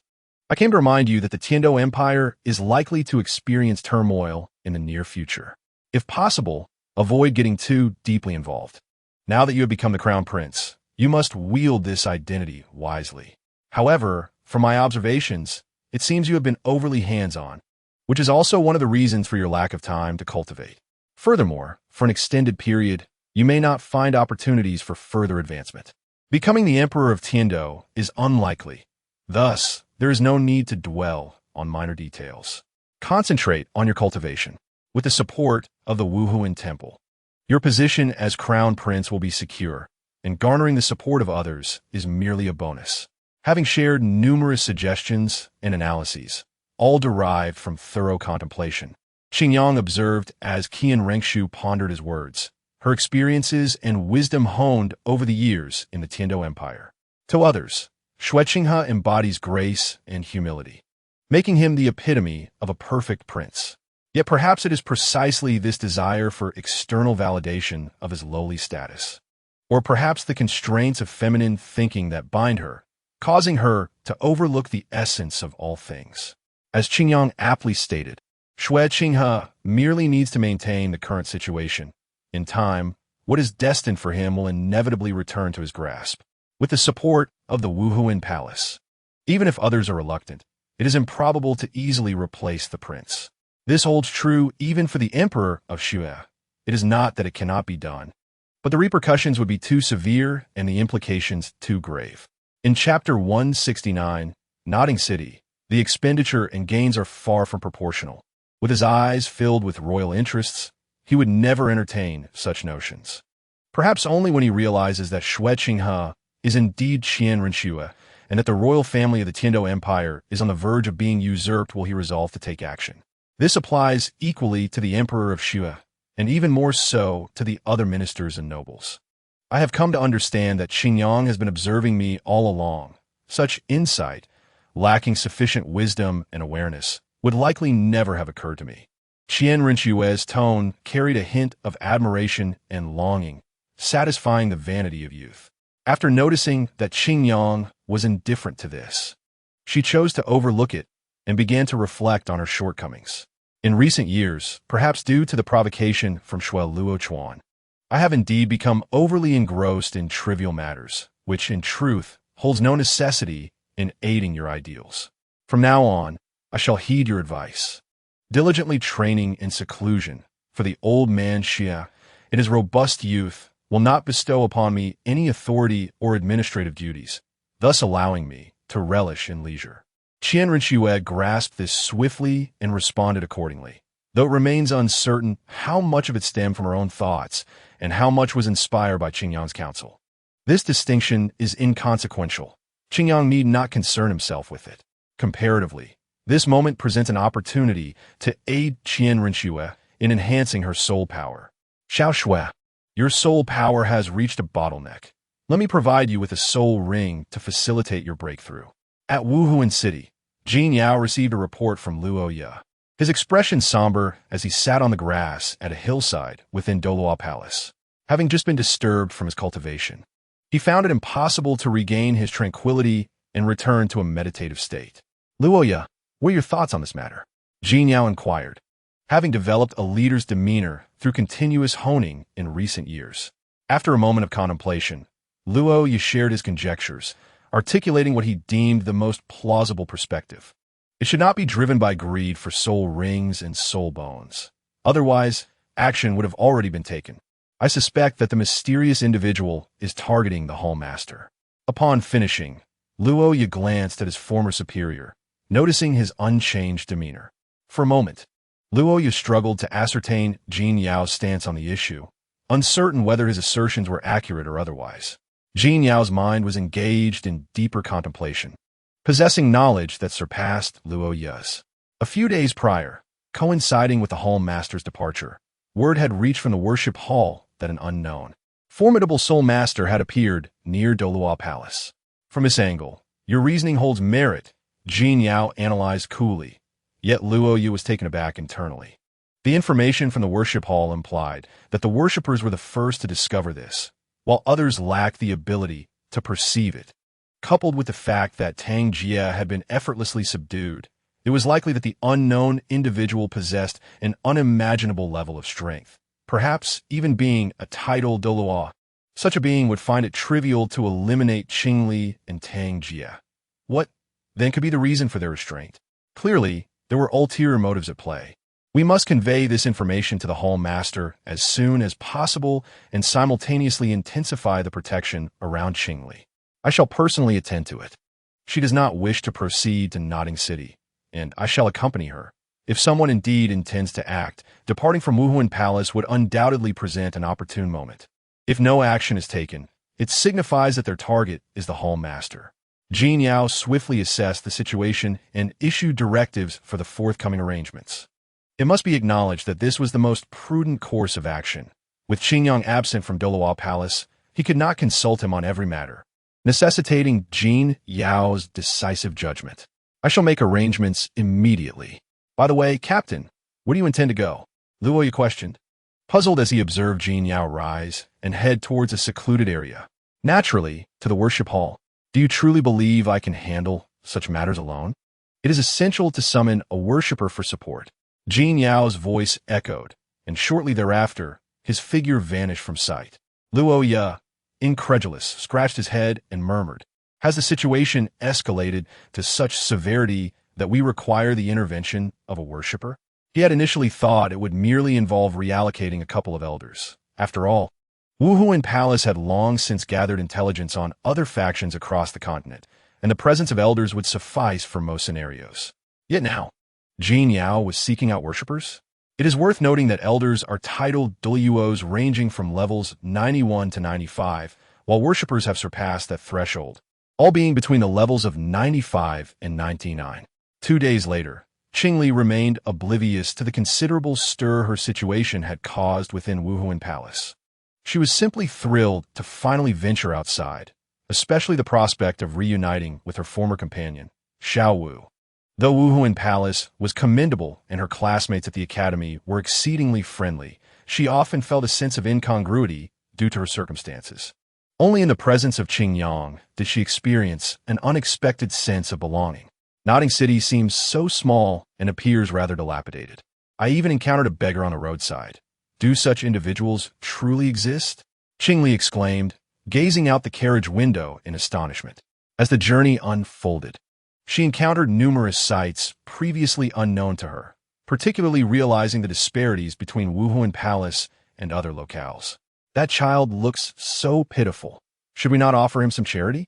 Qingli suddenly leaned back, tugging at Jin Yao's sleeve and pointing to a child begging by the roadside.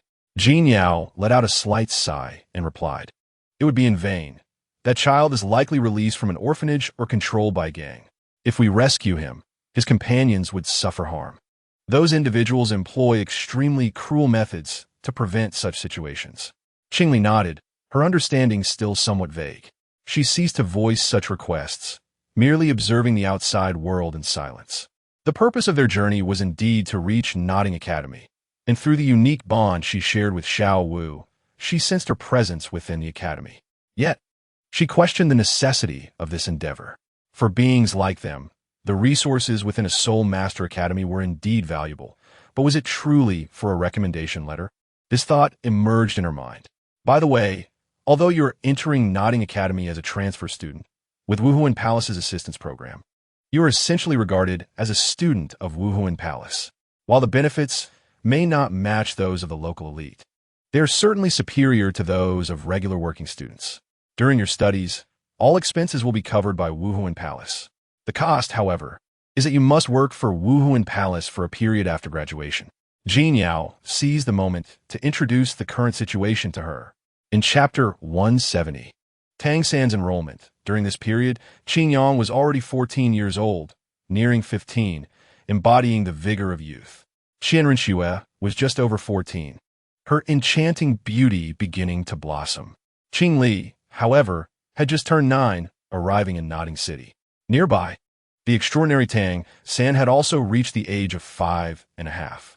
The road from Shang'an Village to Notting City was somewhat desolate, where two figures, an elder and a youth, were traversing. Thanks to the recent intensified crackdown by the Spirit Hall on bandits and malevolent soul masters, even their frail duo could walk the main road with peace of mind. Xiao San, once you arrive at the academy, you must study diligently. After all, you possess innate full soul power. Do not squander this gift. Perhaps our village might witness the rise of another great soul sage. Jack remarked cheerfully, evidently in high spirits. Even such a fanciful thought, which would normally be inconceivable, was playfully teased at Tang San, who consistently displayed remarkable maturity for his age. Perhaps it was this exceptional talent that allowed him to entertain such daydreams. Alas, it was merely Lan Yin Chao, Jack lamented inwardly, feeling a sense of the capriciousness of fate. Grandpa Village Chief, I will strive diligently in my training. Tang San followed closely behind Jack, his youthful voice tinged with determination.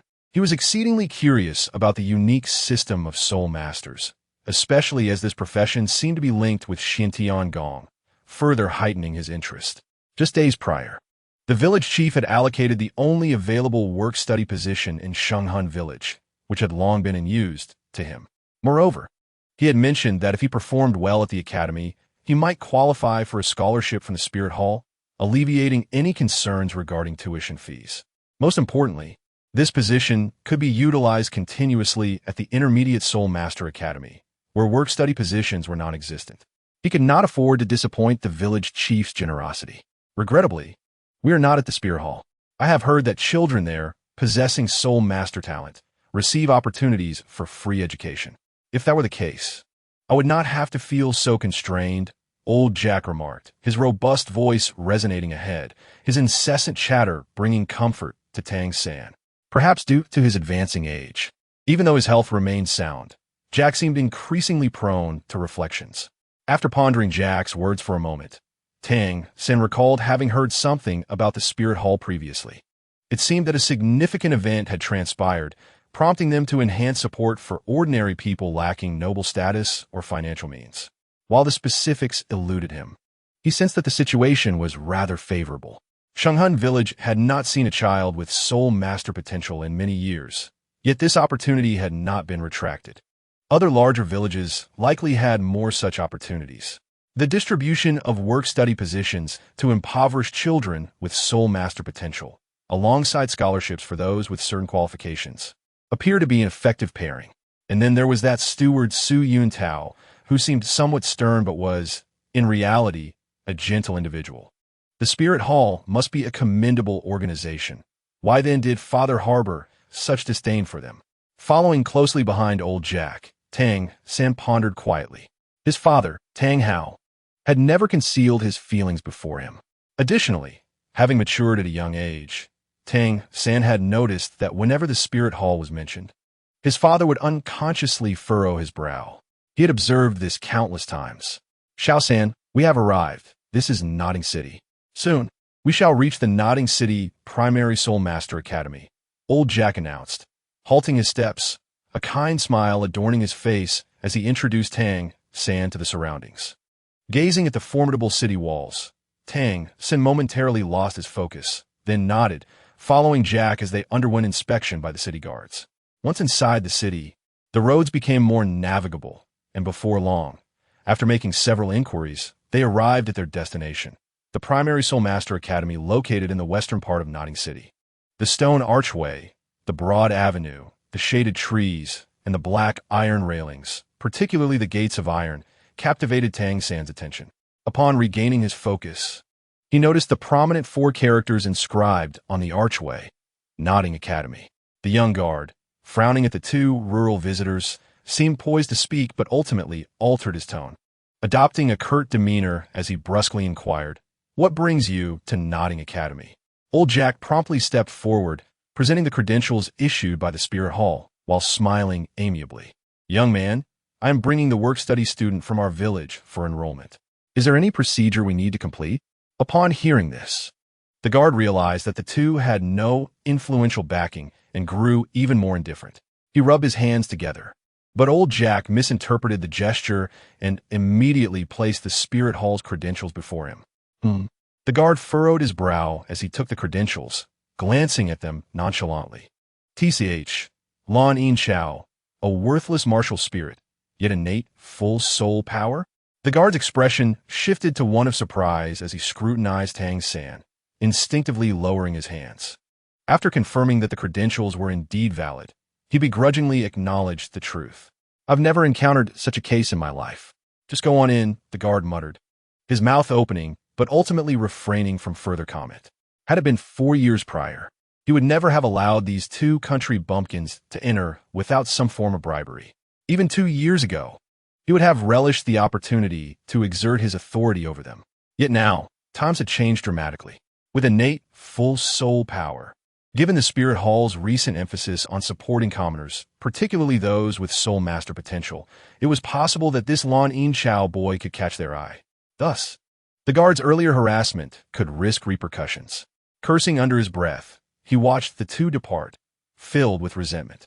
At that moment, an impressive carriage came to a halt before Nodding Academy, prompting the guard to instantly adopt a fawning demeanor, casting aside any previous displeasure.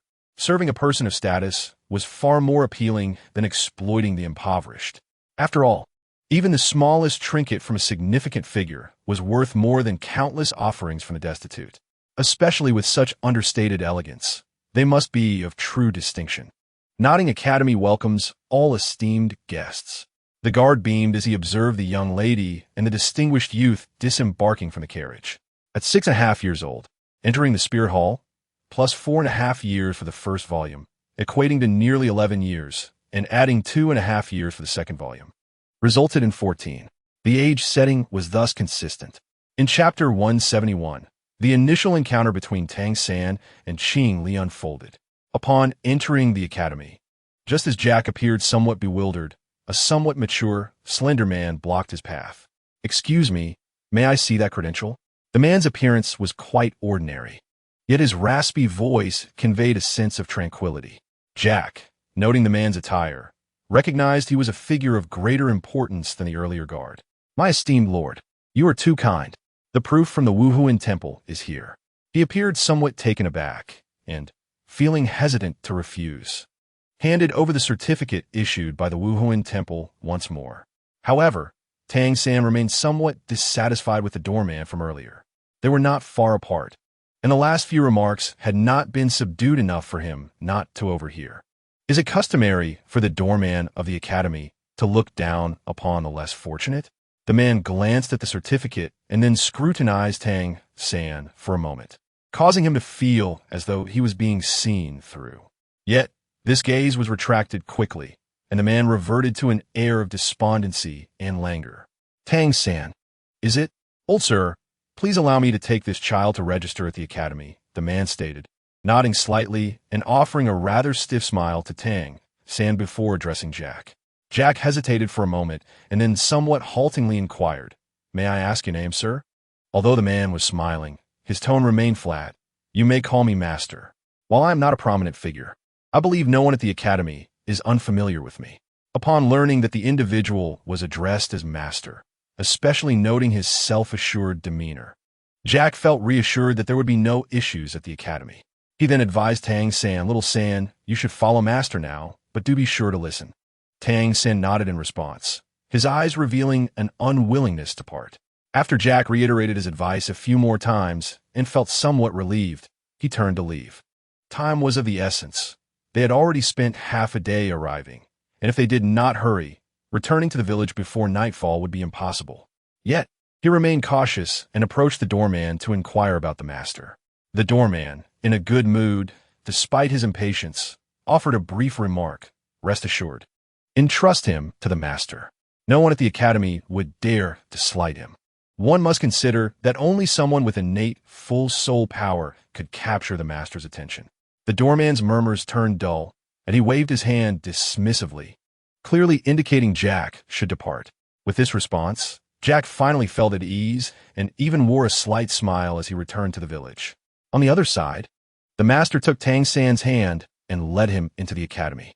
During the time Jack was away, through the master's deliberate probing, or rather, unmistakable hints, Tang San felt a sense of imbalance within him. Had his secret of possessing twin martial souls been discerned so easily? This master seemed quite formidable. Therefore, it was no surprise that he promptly performed the customary vow of apprenticeship. His innocence led him to regard this man as the most powerful individual he had ever encountered. The vast array of knowledge, much of which was unfamiliar to him, was astonishingly well understood by the master.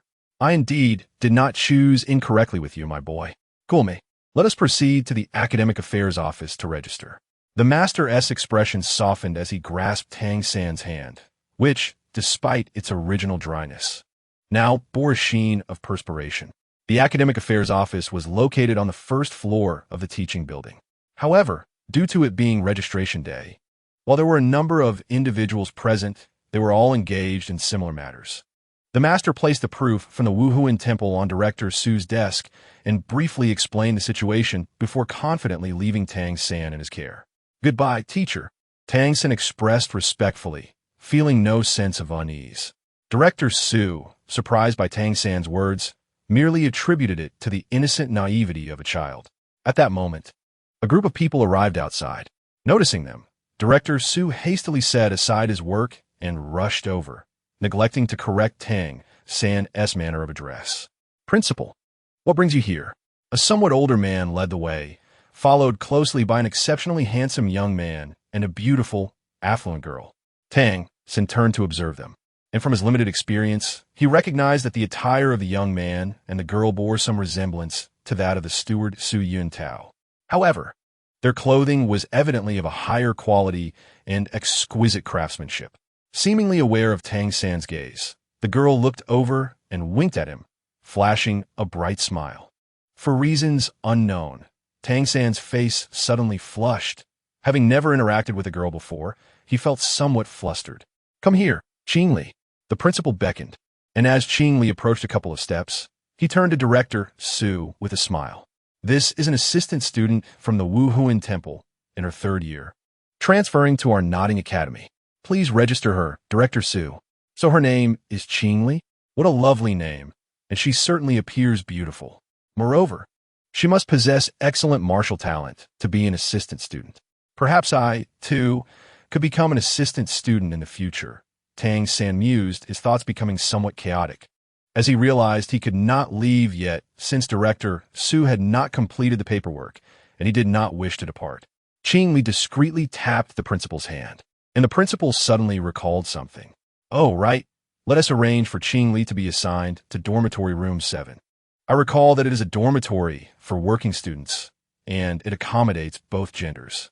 After pondering for a moment, he quickly devised a plan, stating, "I will instruct them to create a small partition in room 7 to separate the genders."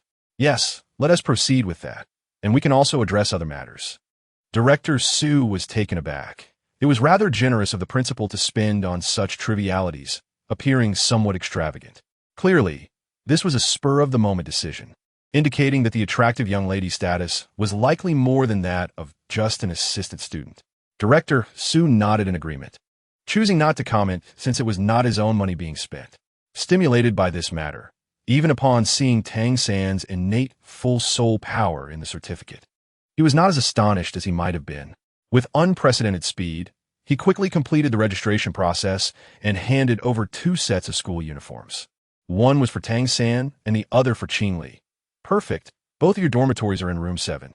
Here, take your free uniforms." Tang San shortly, "The responsible teacher will assign you your duties as a working student." As for Qingli, being an assistant student, she had nothing to worry about. "I hope you both study diligently and become soul masters as soon as possible." In the presence of the principal, Director Su rarely offered encouraging words. Unbeknownst to him, as he continued writing, he was reminded of that. Yet it was merely the task of the master. Chapter 172, Meeting Xiao Wu. Nodding Academy is merely a primary soul master academy, with only one dormitory building. Qingli and Tang San walked side by side. However, given that Qingli was slightly older and taller, they appeared more like siblings. After leaving the academic affairs office, the teachers and parents dispersed, and Tang San could faintly catch the scent of the girl beside him. His face flushed, making him appear somewhat shy. "I'm very pleased to meet you. Your name is Tang San, is it? I'm Qingli. From now on, we will be roommates and classmates." Qingli smiled brightly, extending her delicate, fair hand in a friendly manner, not looking down upon him due to his impoverished background. Being born from a soul beast, she was not particularly concerned with such matters. In her experiences at the Wuhuan Temple, along with the positive atmosphere and the guidance of Qin Yang, endowed her with a value system that was quite appealing compared to the average person. At least, this was true for Tang San. As he gazed upon the girl's smile, Tang San felt as though he were enveloped in the gentle warmth of spring, the tension in his heart dissipating under the influence of her amiable and kind expression.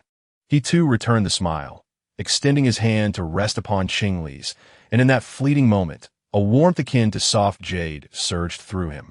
"Greetings, Qingli. I am Tang San, and it is a pleasure to make your acquaintance."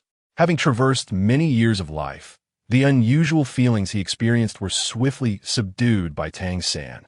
In response to Qingli's friendliness, he offered a refined and sincere smile. Despite his tattered clothing, adorned with numerous patches, which although clean, had led many to look down upon him, he found solace in the notion that true rarity lies in those who do not judge by outward appearances. His mentor master was such a person, and it seemed this girl now belonged to that esteemed company.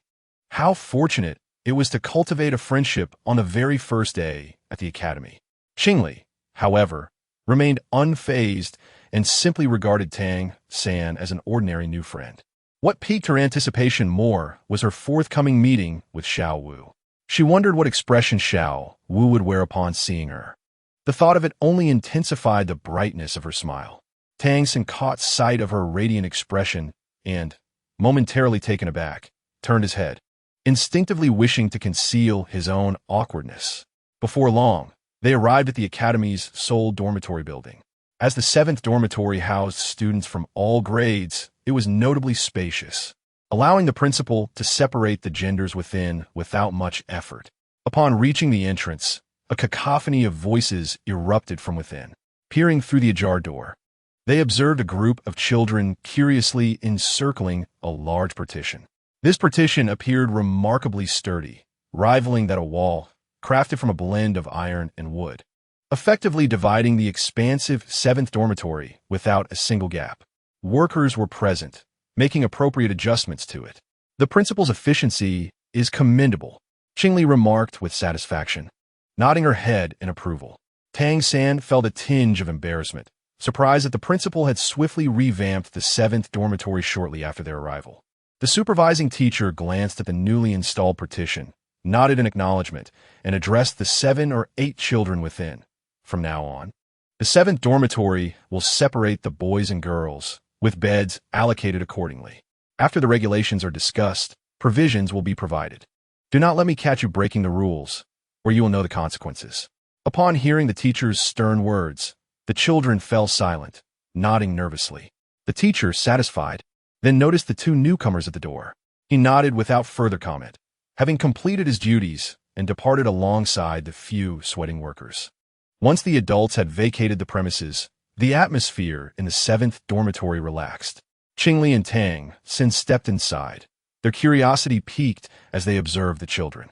A taller boy approached them. You must be the new work-study students. I am Wang Sheng. My martial soul is the battle tiger, destined to become a formidable soul master. He continued, since you are new, please introduce yourselves. Later, according to our usual custom, we shall spar. Wang Sheng's tone was neutral, neither warm nor harsh, when suddenly 2 crisp knocks echoed from the entrance. This must be the 7th dormitory. Hello, I am Xiao Wu the dancer. A lively and charming voice prompted everyone to turn and look.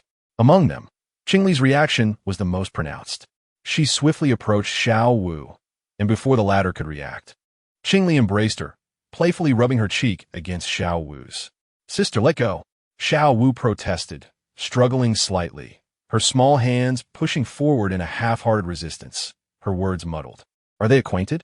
The thought emerged in everyone's minds, particularly in Tang San's. He scrutinized the 2 girls. Both were equally adorable, yet Qingli appeared slightly older, exuding an air of nobility that suggested they hailed from different social strata. How then had they met? Tang San felt a flicker of confusion. It's been so long. Xiao Wu, you must now call me Sister Qingli.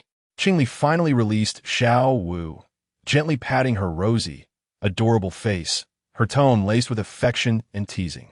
Xiao Wu, her sparkling eyes wide with surprise, nodded enthusiastically. Sister Qingli, I can't believe I get to see you again. I thought you would never find me. Feeling overlooked, Wang Sheng coughed, rudely interrupting their reunion. All right, follow me for a spar. Whoever wins shall be the dorm leader, he exclaimed, eager to showcase his martial soul. A faint golden glow enveloped him, and a low growl emanated from his throat.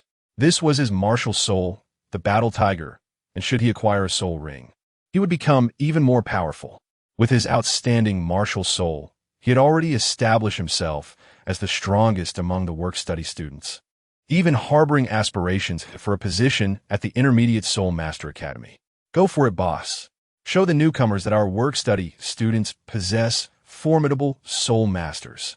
His companions cheered eagerly, excitement radiating as they witnessed Wang Sheng's martial soul manifestation. Yet the next moment their amusement faded. Qingli, feeling slighted by the interruption, found her joyful reunion with Xiao Wu abruptly thwarted by Wang Sheng's intrusion, leaving her in a less than pleasant mood.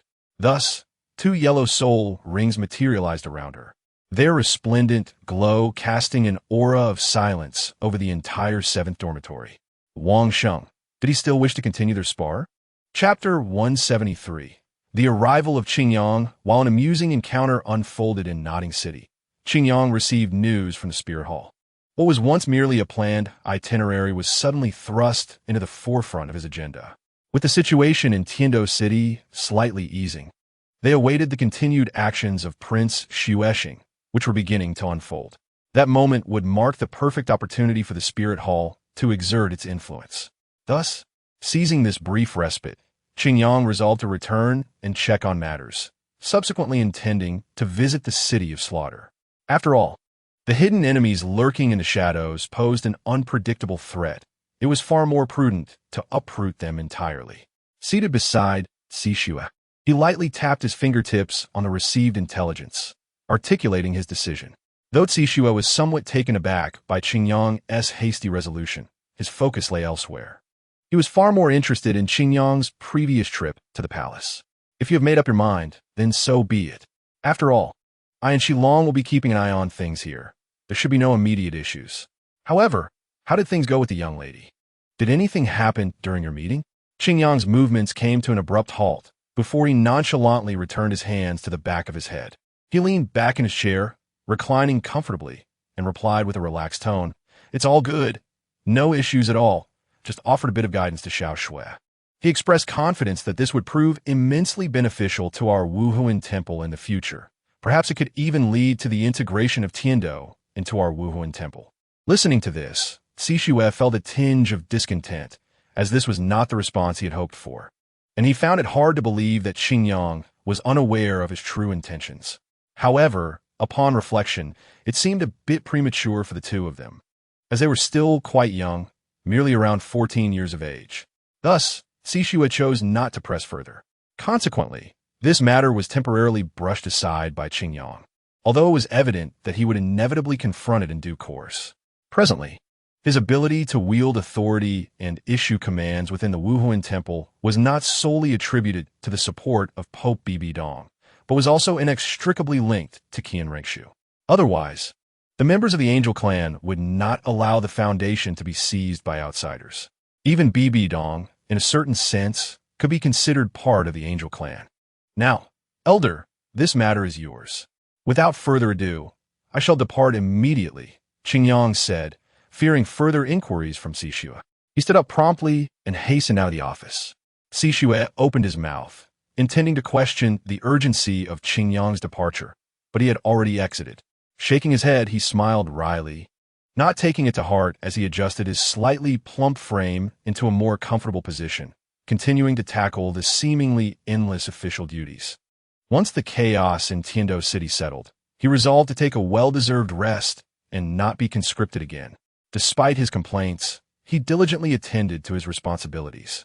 After bidding farewell to Xishue, Qingyang managed to extricate himself from the affairs of Tiando City, embarking on his journey alone to the vicinity of Notting City. Although he had left contingencies with Qingli, he felt compelled to verify their status, especially given the formidable nature of their adversaries this time. 2 days later, Qingyang arrived in Notting City and was greeted by the waiting Jin Yao. Perhaps due to their time apart, Jin Yao appeared in good spirits, though he wore only a faint smile. They chose a decent tavern where they conversed over their meal.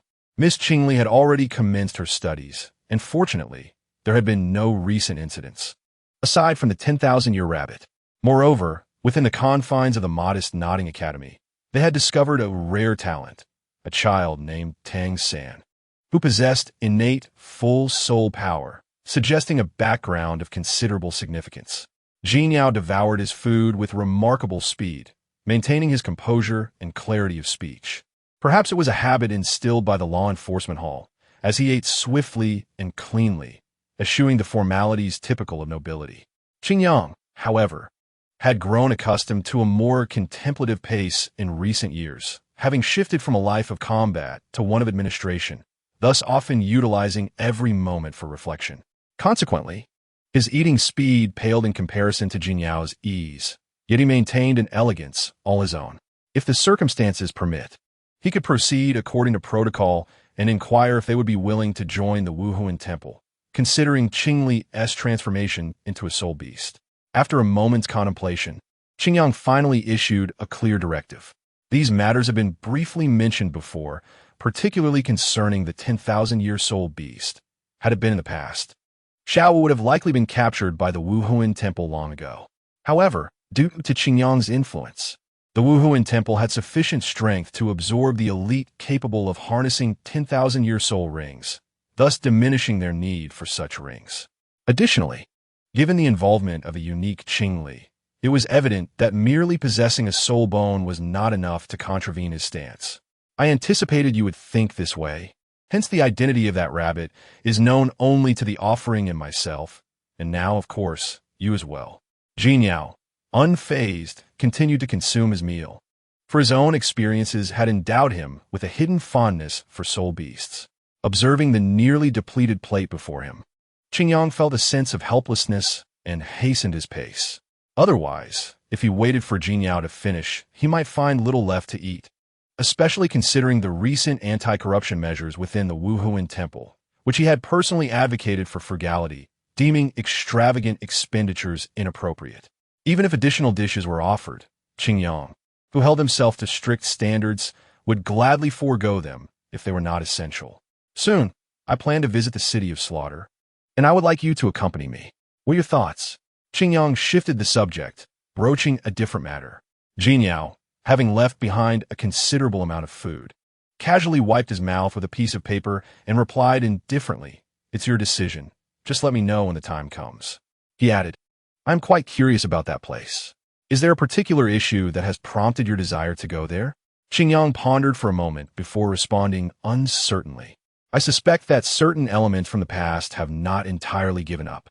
His ambiguous remarks left Jinyao perplexed, though it did not matter much. Since it was Qingyang's request, he would exert his utmost effort, leaving the rest for Qingyang to manage. Such was the trust that had developed between them over the years. "All right, let's visit Nodding Academy now. It has been a while since I last saw Qingli, and I wonder how she is faring." Setting down his utensils, Qingyang's expression turned nostalgic. Chapter 174. Sign surrounded by a vast expanse of azure, with waves of undulating motion, a surreal and ethereal sensation enveloped Tang San. He felt his diminutive form rise and fall within this pure, cerulean realm, seemingly beyond his control. "Where am I?" I recall being at Nodding Academy, where Sister Qingli treated everyone to a meal, savoring delicious dishes that I have not experienced in quite some time. Hence, I found myself eating in a hurried manner, consuming slightly more than usual. Even now, Tang San held a lingering fondness for those delectable flavors. Since living with Tang Hao, he had not tasted anything resembling fine cuisine, yet he had never been particularly concerned about it. Otherwise, for someone with 30 years of life experience, such deprivation would be sheer torment. Nevertheless, he still wished his meals could be a tad more enjoyable. What transpired afterward? It seems there were several noble children who looked down upon us working students, upset that we dined better than they did, leading to some verbal altercations that escalated into conflict. They certainly had the numbers, including several formal soul masters. Had it not been for Sister Qingli, I might have suffered a few blows myself. After all, I was still quite young, and my fists were no match for their multitude. Sister Qingli is truly remarkable, and she is also very kind. In a few days, I will work at the blacksmith shop, and once I earn some money, I must repay Sister Qingli with a feast. Tang San's heart brimmed with a newfound sense of aspiration as he silently crafted a beautiful plan. Furthermore, it seemed the supervising teacher was acquainted with Sister Qingli. Initially, both parties would face punishment, yet only the children of the wealthy merchants ended up being assigned to clean the cafeteria. We working students, on the other hand, faced no repercussions, which, while not entirely justifiable, was a fitting punishment for those self-serving children. Why can't these individuals be as kind, beautiful, and strong as Qingli Jie, treating everyone equally and never looking down on anyone? Even the work-study students are greeted with her gentle equality. It must be exceedingly rare for a child from a prestigious family, who can command the dean's attention and make teachers wary, to exist. Tang San's thoughts were a chaotic tangle, yet they were filled with the events of today, with Qingli's presence dominating his mind. "Enough, young man. Cease your fanciful musings. I did not summon you here to witness your youthful naivete on display. The sudden mature voice startled Tang San, causing a flicker of embarrassment to cross his face before realization dawned upon him. Could this not be a dream? How could there be others? Is this also a dream? Perhaps it is, but judging by your appearance, we shall discuss this later. I trust we will meet again in the future. A wave of confusion arose within him. In the next moment, a blinding light pierced his vision. The day had broken. Xiao San, today is our first day of class. Why are you still so sleepy? Don't be late. Qingli had appeared by his bedside, her head tilted in curious inquiry.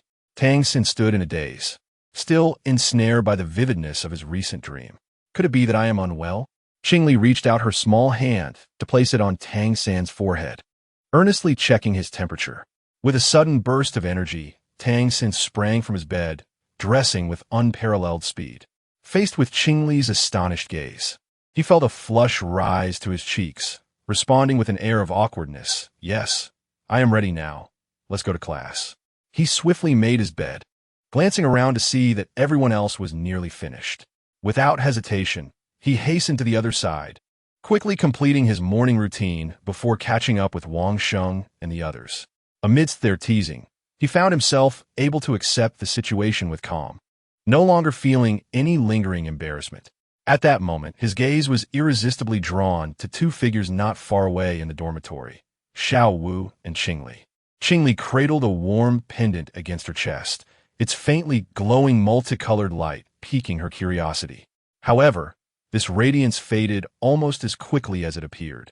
Qingli, why are you so attentive to that Tang San? You even called out to him, Xiao Wu inquired, her beautiful eyes filled with bewilderment. Recalling that Qingli had not been so eager in the past, Qingli set down the pendant, crossing her arms and thoughtfully resting her chin upon her smooth, pale hand. After a moment of contemplation, she replied with unwavering conviction, perhaps I have been influenced by someone. Yet, I find this change quite agreeable. As she spoke, a radiant smile illuminated her lovely face, devoid of any shadow.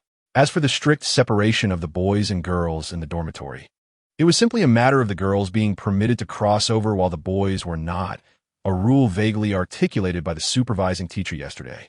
After all, those regulations were too ambiguous, and to err on the side of caution, they adhered strictly to this guideline. Once all the residents of the dormitory had completed their preparations, they ventured together to the dining hall. Although this was merely a primary school, it was evident that several small cliques existed. The work-study students, for instance, typically gathered together during meals and classes, providing mutual comfort and solidarity. Meanwhile, the children of affluent families formed their own distinct groups. In the hierarchy of social standing, it was clear the wealthy aristocrats' children surpassed those from well-off families, who in turn overshadowed the work-study students. Incidents of bullying had decreased significantly due to recent crackdowns. Yet minor conflicts were still unavoidable. It's those work-study students. They defeated the knower group yesterday and had them punished by the teachers. That girl is Qingli. As they walked, a commotion erupted, causing onlookers to step aside. The work-study students group evidently instilled a sense of caution in others, a reaction undoubtedly attributed to the sensational events of the previous day. Wang Sheng reveled in the spectacle, relishing the opportunity to finally stand tall after years of being overshadowed. The work-study students had always been the ones to concede, but yesterday's confrontation had been liberating. Tang San, Xiao Wu, and Qingli had effortlessly brought those once mighty aristocratic children to their knees, and remarkably, they had escaped any punishment from the teachers. Chapter 175. Qingyang and Tang San. This was truly exhilarating. In his revelry, Wang Sheng strode forward with exuberance, only to abruptly collide with Tang San, prompting his irritated inquiry. Why did you suddenly stop? Tang San remained silent, his gaze fixated on the slender, gentle-looking boy blocking their path. Wang Sheng's expression shifted as he wondered. Who is this guy? I've never seen him before. Is he an outsider come to exact revenge on us? Just as he prepared to intervene to protect Qingli, a soft call halted him. Brother Qingyang. Qingli beamed, rushing into Qingyang's embrace. Tang San felt a pang in his heart, but the sound of her call brought him relief. So, he was merely her brother. With the shared surname of Qing, it made sense that they were so close. He exhaled, allowing his concealed weapon to rest at his side. Qingli, it has been a while. Qingyang smiled gently, ruffling Qingli's silky hair. His gaze flickered to the pendant she wore, a flash of astonishment crossing his features. Qingli tilted her head back, relishing the affectionate gesture, before inquiring with eager anticipation. Brother Qingyang, why are you here? Is it because of me? Her jubilant tone caught Xiao Wu off guard, who scrutinized Qingyang with suspicion. In her eyes, this enigmatic figure must have bewitched Qingli's innocent heart. Otherwise, how could she display such affection? Brother? More like romantic interest. Xiao Wu's assumptions were innocent.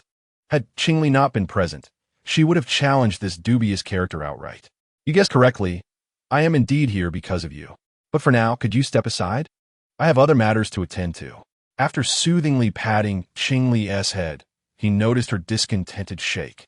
Nevertheless, she complied, allowing Wang Sheng to usher the others into the dining hall, ensuring they would not disturb Qingyang. Hey, Qingli Jie will head in first. I have a feeling today's meal will be exceptionally delicious. Wang Sheng, feeling a cold sweat trickle down his brow, nervously chuckled under Qingli's icy gaze. Upon witnessing the situation, others hastily fled, including Wang Sheng, who dared not linger for fear of Qingli's potential wrath.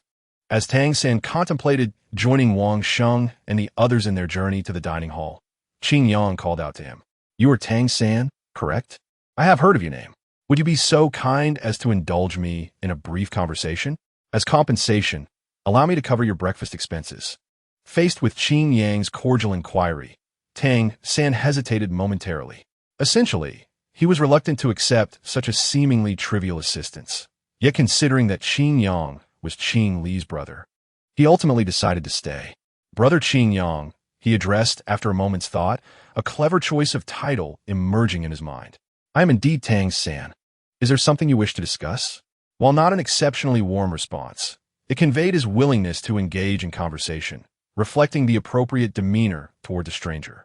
Well, I hold a modest position within the Wuhuan Temple and have reviewed your profile. Your innate soul power is remarkably impressive, suggesting you possess extraordinary talent. Thus, I wish to inquire if you would be willing to travel to Wuhuan City and enroll in the Wuhuan Temple's Junior Soul Master Academy for further study. Tang San's expression turned to one of astonishment. The news of his innate full soul power was known to many, yet none had previously accorded it the significance it deserved. He had begun to believe that his uniqueness was merely a slight deviation from the norm. However, this individual was offering him a place in the Junior Soul Master Academy of the Wuhuan Temple. Did he not know the nature of his Wuhuan? But my Wuhuan is the worthless blue silvergrass. Brother Qingyang, you must be unaware. Tang San honestly relayed this information, unwilling to deceive or mislead, even if Qingyang truly remained oblivious. The teachings of the Tang sect still influenced his moral compass, and he would not repay kindness with malice. I am aware of that, yet it poses no issue. Moreover, your Wuhuan may not solely be blue silvergrass. Qingyang's cheerful demeanor startled Tang San. Could it be that he had surmised the existence of his twin Wuhuan? This thought crossed his mind. After a moment's contemplation, Tang San ultimately declined the offer. I appreciate your kindness, but I am already under the tutelage of a teacher. Such matters should be discussed with him first, and I cannot agree to your proposal. Qingyang nodded, unsurprised by this outcome. Nevertheless, it mattered little to him. This was merely a casual endeavor. Regardless of Tang San's eventual trajectory, he would not pose an obstacle, and whether he could be swayed was inconsequential. This was also the reason Qingyang had refrained from taking any action towards Tang San despite knowing of him. He had not ventured to Saint Soul Village to forge a connection or invest in him, treating Tang San as if he were non-existent, allowing his development to unfold freely without suppression or undue support. Qingyang had ascended to a different echelon, no longer needing to overly concern himself with Tang San as the protagonist. The master, you say? I am familiar with him. By the continent's current standards, he is an exceptionally distinguished scholar and will undoubtedly provide you with significant guidance. Qingyang was not angered by the rejection. He remained amicable, even praising Tang San's teacher, which brought a sense of relief to Tang San. Simultaneously, he could not help but admire Qin Yang's demeanor, which starkly contrasted with the arrogance often exhibited by the noble offspring of the academy. Since you are unwilling, so be it. Given your exceptional abilities, you will undoubtedly stand out wherever you go, and I eagerly anticipate your remarkable achievements in the future. Qin Yang spoke with a light tone, as if asserting an undeniable truth destined to unfold. His affirmation prompted Tang San to nod earnestly. This was the first time someone had expressed such unwavering confidence in him. Despite harboring his own pride and being utterly convinced of his bright future, the words of others would inevitably leave their mark on him. Apart from the master, this was the first individual who had neither ridiculed him nor failed to genuinely acknowledge his potential. Let us conclude our conversation here. I hope I have not taken up too much of your time. Now, allow Qing Li to accompany you to the dining hall. I have already provided her with the funds. Qing Li immediately pouted, for Qin Yang had given her not a single coin. Yet she refrained from contesting this, gathering her composure to wave goodbye to Qin Yang before turning to depart with Tang San. By the way, Tang San, when you next encounter your father, please convey my regards.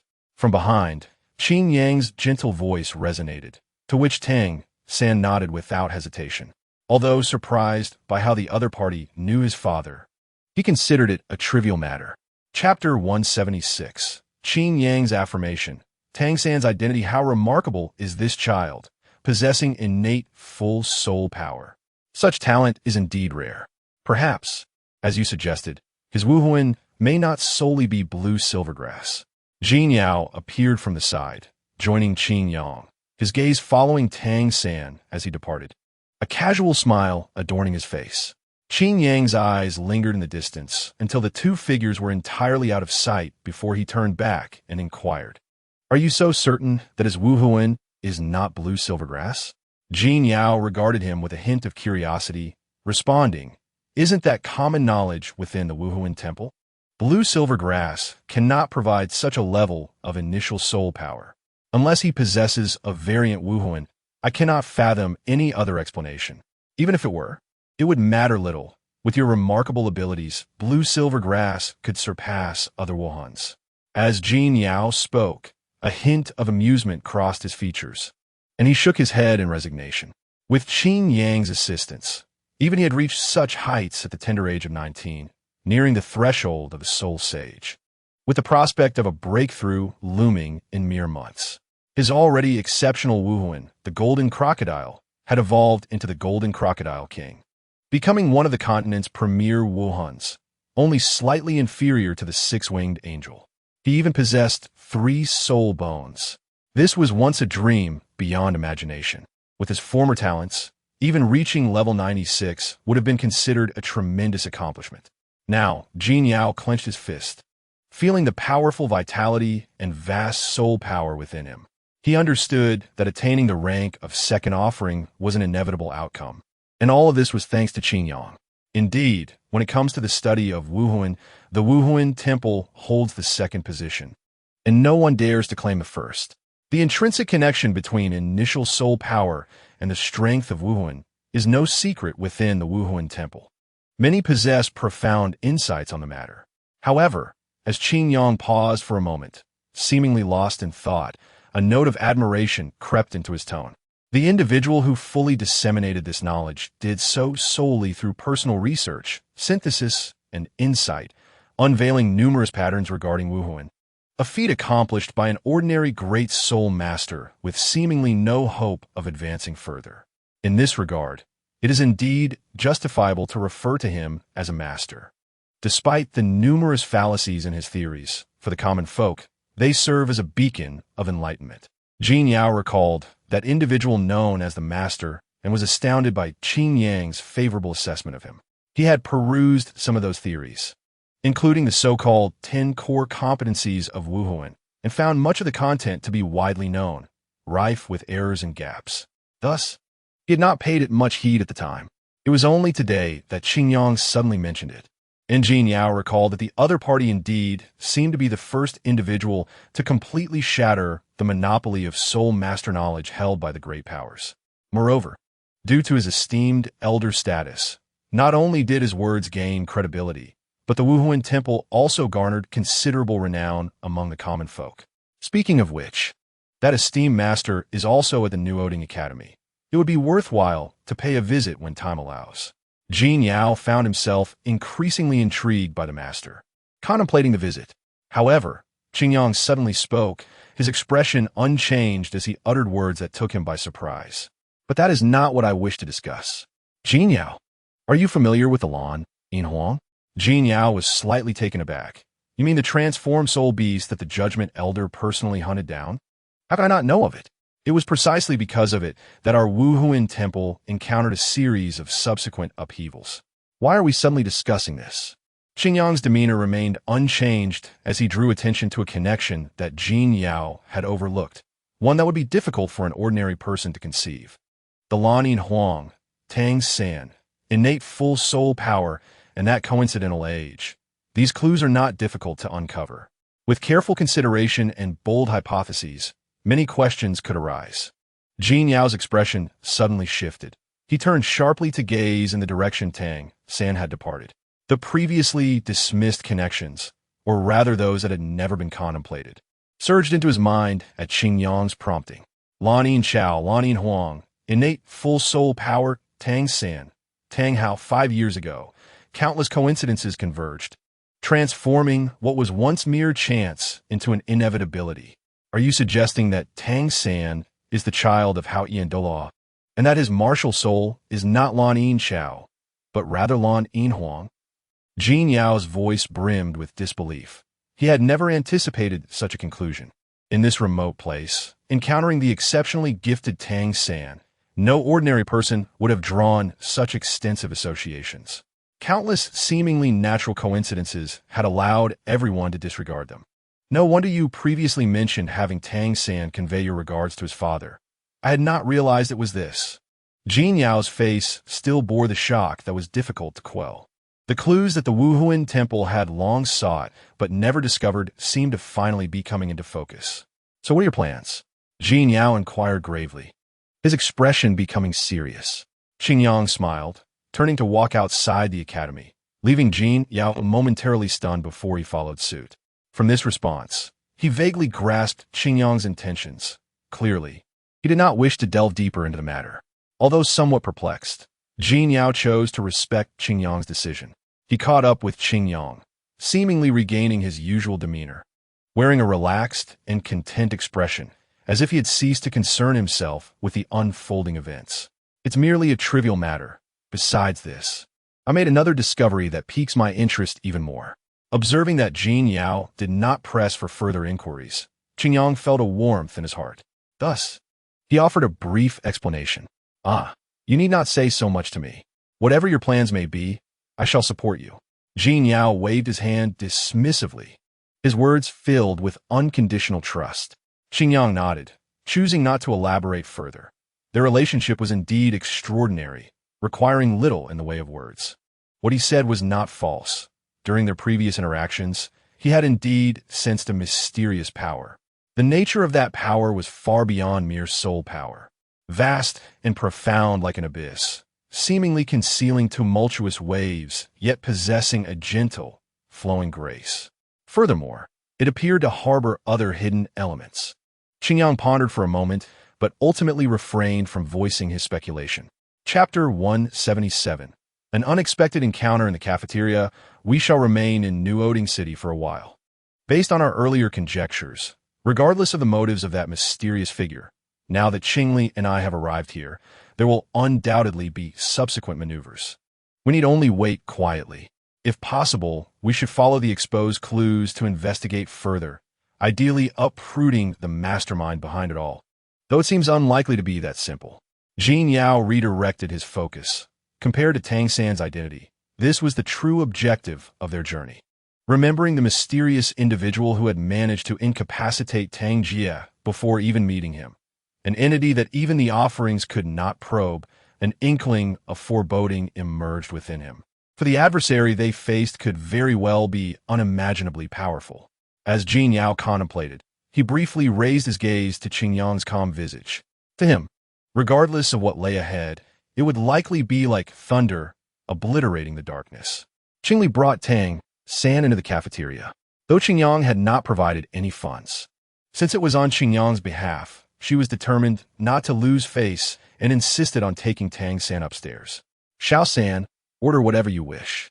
My brother is quite wealthy, so let us see if we can eat him out of house and home. Qingli exclaimed, her tone laced with playful bitterness. Observing her demeanor and glancing at Wang Sheng and the others, who appeared nearly finished with their meals, Tang San opened his mouth, but ultimately refrained from speaking. Thus, he allowed Qingli to lead him upstairs, entering the upscale cafeteria that was beyond the reach of the work-study students. Tang San is truly fortunate. He gets to eat on the second floor again, and it's Qingli's sis treating him, remarked a work-study student clearing the tables, filled with envy. Indeed, if it were me, no matter what Qingli's sis needed, even if it meant cleaning the toilets, I would gladly do it just to visit the second floor a few times. Another work-study student chimed in, lacking ambition. Eat, eat, eat. Such a lack of ambition. What is so special about the second floor? Sooner or later, we'll be able to go there too. Wang Sheng retorted, unimpressed by their demeanor. You lot, look at the chicken legs in your hands. Aren't they provided by Qingli? All you do is mooch off her. Why not think of ways to show your gratitude? Xiao Wu, who was taking a bite of her bun, felt indignant at these words and immediately pointed her finger at the pair, causing them to hang their heads in shame. After all, these work-study students had merely succumbed to their momentary cravings and expressed a fleeting wish. They still possessed a sense of shame. I see you lot are even worse than Tang San. He told me he is going into the city this afternoon to find work and earn money, and then he will treat Qingli to a meal. Look at you. Wang Sheng felt a bit awkward as he observed Xiao Wu's animated demeanor and how his former subordinate seemed on the verge of breaking down, prompting him to play peacemaker. Just as he was about to utter some light-hearted words, an incongruous voice suddenly interjected. But Sister Xiao Wu, aren't you also enjoying your meal quite a bit? A timid male voice piped up, leaving Xiao Wu momentarily stunned. She held a paper wrapper containing a chicken leg, which bore unmistakable bite marks, clearly revealing her earlier state.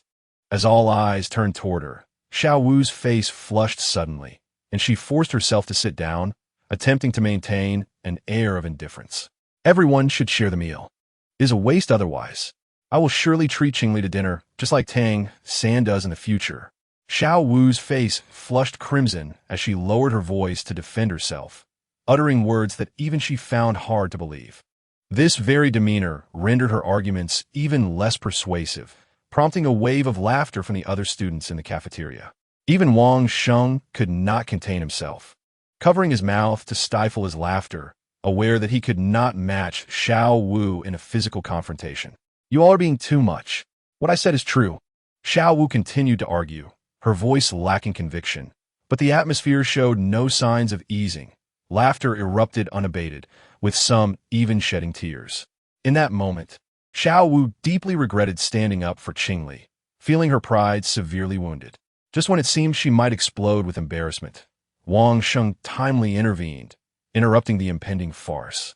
As they exited the cafeteria, the classmates who had previously seemed unfamiliar now appeared more amiable, with several daring to share light-hearted jokes with Xiao Wu. After the events of yesterday and today, Xiao Wu had seamlessly integrated into this small community. On the second floor, Tang San was evidently unaware of the happenings below. Listening to the familiar sounds from below, he found himself perplexed. However, his thoughts were clearly elsewhere as he gazed at the delectable spread before him, feeling his stomach grumble in anticipation. To his surprise, he could enjoy the delicious dishes from yesterday once again. Given the opportunity, he certainly did not wish to deprive himself. Xiao San, a deep, astonished voice startled Tang San. He quickly turned around, his eyes brightening upon recognizing a familiar figure, and hurried over. Teacher, I didn't expect to see you here. Thank you for the bedding yesterday. Tang San's youthful voice resonated with gratitude and respect. Without the teacher's assistance, he would have had to share a bed with Wang Sheng. Xiao Wu felt the same, but with Qingli present, the two girls had no issues at all. However, Tang San found it a bit challenging to converse with an unfamiliar male classmate. Since it seems comfortable enough, how about breakfast on me today? The master chuckled, ruffling Tang San's hair. Tang San hesitated for a moment, but ultimately shook his head, saying, "No need, teacher. I'll eat with my classmates." The master observed Qingli, who was quietly waiting nearby, and after a few scrutinizing glances, his expression revealed evident surprise. He had not anticipated that his disciple not only possessed admirable character, but also seemed to attract the opposite sex quite well. This girl was clearly from a wealthy background. Her ordinary school uniform, paired with her well-maintained physique, exuded an air of sophistication. Her remarkable poise and upbringing further indicated her exceptional lineage. He had never encountered a family of such caliber in Notting City. They were hardly inferior to his own family. "In that case, let's go. I'll find you after class and introduce you to my colleagues." The master smiled gently, issuing his instruction before departing, leaving the two to their own devices. Chapter 178. Standing up for Qingli Xiaosan. "Is that person your teacher?" As Tang San bid farewell to the master and returned, Qingli looked curiously at the retreating figure. Seeking confirmation, she had heard that Tang San had found a mentor upon enrolling, and now that she had met him, her curiosity was piqued.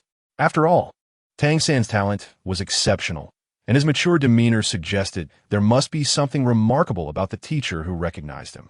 "Yes, Qingli. Do not be deceived by his ordinary appearance.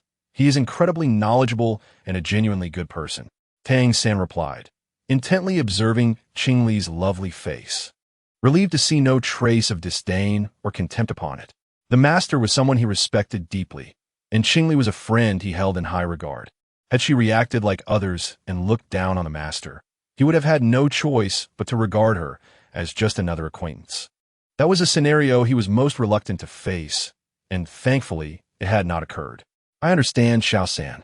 The Master's status is certainly not trivial. With him guiding you, you will undoubtedly become a formidable soul master in the future," Qingli asserted, her expression exuding confidence, resembling a little adult, which amused Tang San, who possessed the psychological maturity of a man in his 30s. Yet warmth spread through his heart. Suddenly, a discordant sound of laughter approached, as a group drew near from the distance. "A powerful soul master? Dear little princess, are you referring to this impoverished child?" The foremost figure, a well-mannered boy, regarded Tang San with clear disdain. Tang San frowned, positioning himself protectively in front of Qingli, casting an unfriendly glare at the group. Did they not learn their lesson yesterday and were still intent on causing trouble? What audacity did they possess this time? "Qingli, it's a pleasure to meet you. I am Gino, the second son of Baron Jess from Notting City and a transfer student this year, a perfectly ordinary and unremarkable soul master." Gino seemingly dismissed Tang San, politely introducing himself to Qingli. His face brimmed with confidence, and he showcased the pride of nobility flawlessly. Meanwhile, Xiao Chunyu, who had clashed with Qingli and her friends the previous day, led his companions in mocking Tang San. "Qingli, such an outstanding talent as yourself should not associate with a pauper. We know you're not truly a working student. Do you not feel that this boy tarnishes your reputation?" Their laughter erupted, igniting a fire of indignation within Tang San. His expression grew cold, akin to ice, as he fixed an unwavering gaze on Gino, articulating each word with precision. "Apologize to us immediately." The chilling tone evoked a subconscious recollection of his father in Gino, causing a fleeting moment of trepidation. He turned to face Tang San, seemingly offended, and with heightened emphasis, he retorted, "What did you just say? I'll give you another chance. Speak up clearly." Tang San chose not to respond, instead opting for action to convey his stance. In an instant, his slender figure darted to Gino's side. Just as the surprise registered on Gino's face and his body had yet to react, a powerful elbow strike landed precisely on his side. The entire sequence transpired swiftly. The other children had never witnessed such a formal combat maneuver, leaving them stunned as they watched their newly appointed leader stagger backward. "Fool!" Pain etched across Gino's face, and his voice, laced with barely contained fury, sent chills down the spines of Xiao Chunyu and the others, prompting them to instinctively retreat a step. The next moment, Gino unleashed his martial spirit, a dark aura enveloping him as he let out a deep growl, his physique appearing more formidable, and a yellow soul ring emerged around him. Tang San halted in astonishment, Recognizing the yellow first soul ring he had only seen on Qingli before. Most senior students possessed white first soul rings. It was no wonder he had quickly risen to become a leader among them upon entering school. This first yellow soul ring stands as a testament to power and status. Youngster, what does it matter if you possess greater strength? Allow me to demonstrate the undeniable chasm that exists between soul masters and ordinary individuals. With a low, satisfied chuckle, Jinhua launched his assault. The speed of his attack caused Tang San's pupils to constrict. His reflexes struggled to keep pace, forcing him to rely on instinct to defend himself. The sound of a heavy impact echoed as Tang San shielded his head with his right arm, enduring a powerful kick. The force was astonishing, emanating from a mere child's body, sending Tang San hurtling through the air. Had he not instinctively activated his Xianyu hand, his arm would have surely succumbed to bruising or even swelling and ulceration from the blow. Xiao San. Qing Li reacted swiftly, appearing behind Tang San and channeling her soul power to catch him as he was propelled several meters away. Observing the concern etched on Qing Li's face, Tang San suppressed his discomfort, resolutely making a decision. The concealed sleeve sword materialized at his wrist. Foolish little brat. My martial spirit, the agile leopard, excels in explosive speed. Coupled with my first soul skill and a soul power level of 15, you would be fortunate to escape unscathed. Yinhua snitted, looking down at Tang San, who lay helpless and pale in Qing Li's embrace, embodying a victorious aura. His lackeys quickly rallied, cheering loudly. Our leader truly lives up to his reputation, far surpassing the previous boss Xiao. These work-study students were so arrogant yesterday, daring to confront us. Today, we shall teach them a proper lesson. Jinhua, you are truly impressive. You will be my idol from now on. Their exuberance seemed a release of all the pent-up frustration they had previously endured. Hearing the flattery from his subordinates, despite his disdain for them, Jinhua reveled in the praise. Xiao San, take a moment to rest. Qing Li gently placed Tang San on a nearby table, soothing him. Tang San seemed to grasp the gravity of the situation, urgently exclaiming, Qing Li Jie, there are too many of them. Do not worry, Xiao San. Qing Li reassured him, rising to her feet, her expression growing increasingly icy. Upon seeing Qing Li, Jinhua's demeanor shifted slightly, though he still exuded an air of nonchalance. So, it was this enchanting princess who defeated my entourage yesterday, he remarked. A fabricated smile plastered on his face, lacking genuine warmth. Chapter 179. A lesson, although you have not revealed your martial spirit, I suspect it resembles a single ring.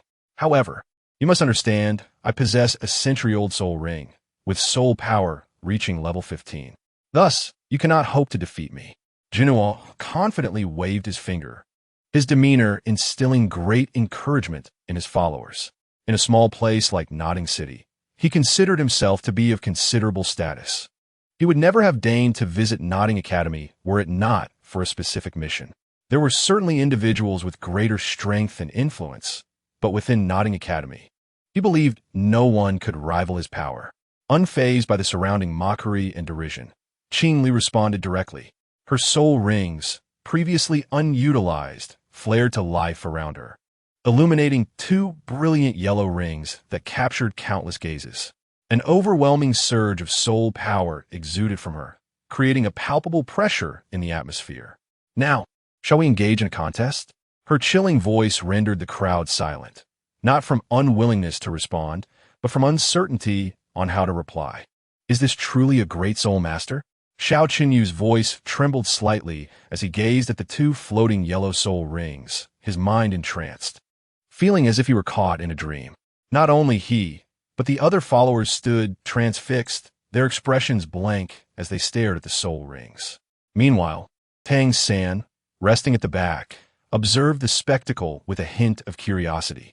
He turned to glance at Qing Li's silhouette, moistening his parched lips as he murmured, Qing Li Jie remains as formidable and dependable as ever, truly admirable. In that moment, Tang San realized that his previous assessments of the situation had become irrelevant. These individuals, upon witnessing the soul rings, had lost their courage to resist, let alone band together to exhaust Qing Li's soul power. Ultimately, they were merely children, and he had overestimated their resolve. Jinhao, having seen more of the world, was quicker to react, his eyes gleaming with an unusual light, filled with greed and desire as he gazed at Qingli. Taking a deep breath, he suppressed the surge of excitement and other emotions within him. Responding with a tremor in his voice, "I never expected a great soul master student to exist at Nodding Academy. My father will surely be delighted. There is no need for this contest. I concede. I am not foolish enough to challenge a great soul master." With that, Jinhao appeared remarkably calm, easily accepting the outcome. The pride and arrogance he had previously displayed vanished without a trace, leaving his followers momentarily stunned, and Tang Sen equally bewildered.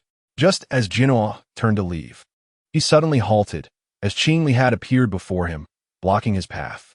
"Did you not hear what Xiao San just said? Apologize to us immediately." Her voice, laced with coldness, compelled Jinhao to take a deep breath. Was this humiliation? Perhaps, for he had lost face before his subordinates. Yet, he felt surprisingly indifferent to the matter. Perhaps he had anticipated such an occurrence, allowing him to accept it with composure. The resentment he should have felt did not manifest in his emotions. After a moment of contemplation, Jinhao concluded that apologizing to a genius great soul master was not a sign of weakness. Without hesitation, he straightforwardly declared, "Qingli, I was wrong. I should not have said those things. I apologize." Xiao Qinyu watched Jinhao apologize, his lips twitching, yet he ultimately refrained from speaking. Perhaps this was indeed the best outcome. However, he feared that in the future, they could no longer bully these work-study students, especially when one among them was a great soul master. Who could have anticipated such a revelation? Following the apology, Jinhao attempted to bypass Qingli, only to hear her icy voice once more. "You must now apologize to Xiao San, or I shall not accept your previous apology." This demand deepened his humiliation. Jinhao abruptly raised his head.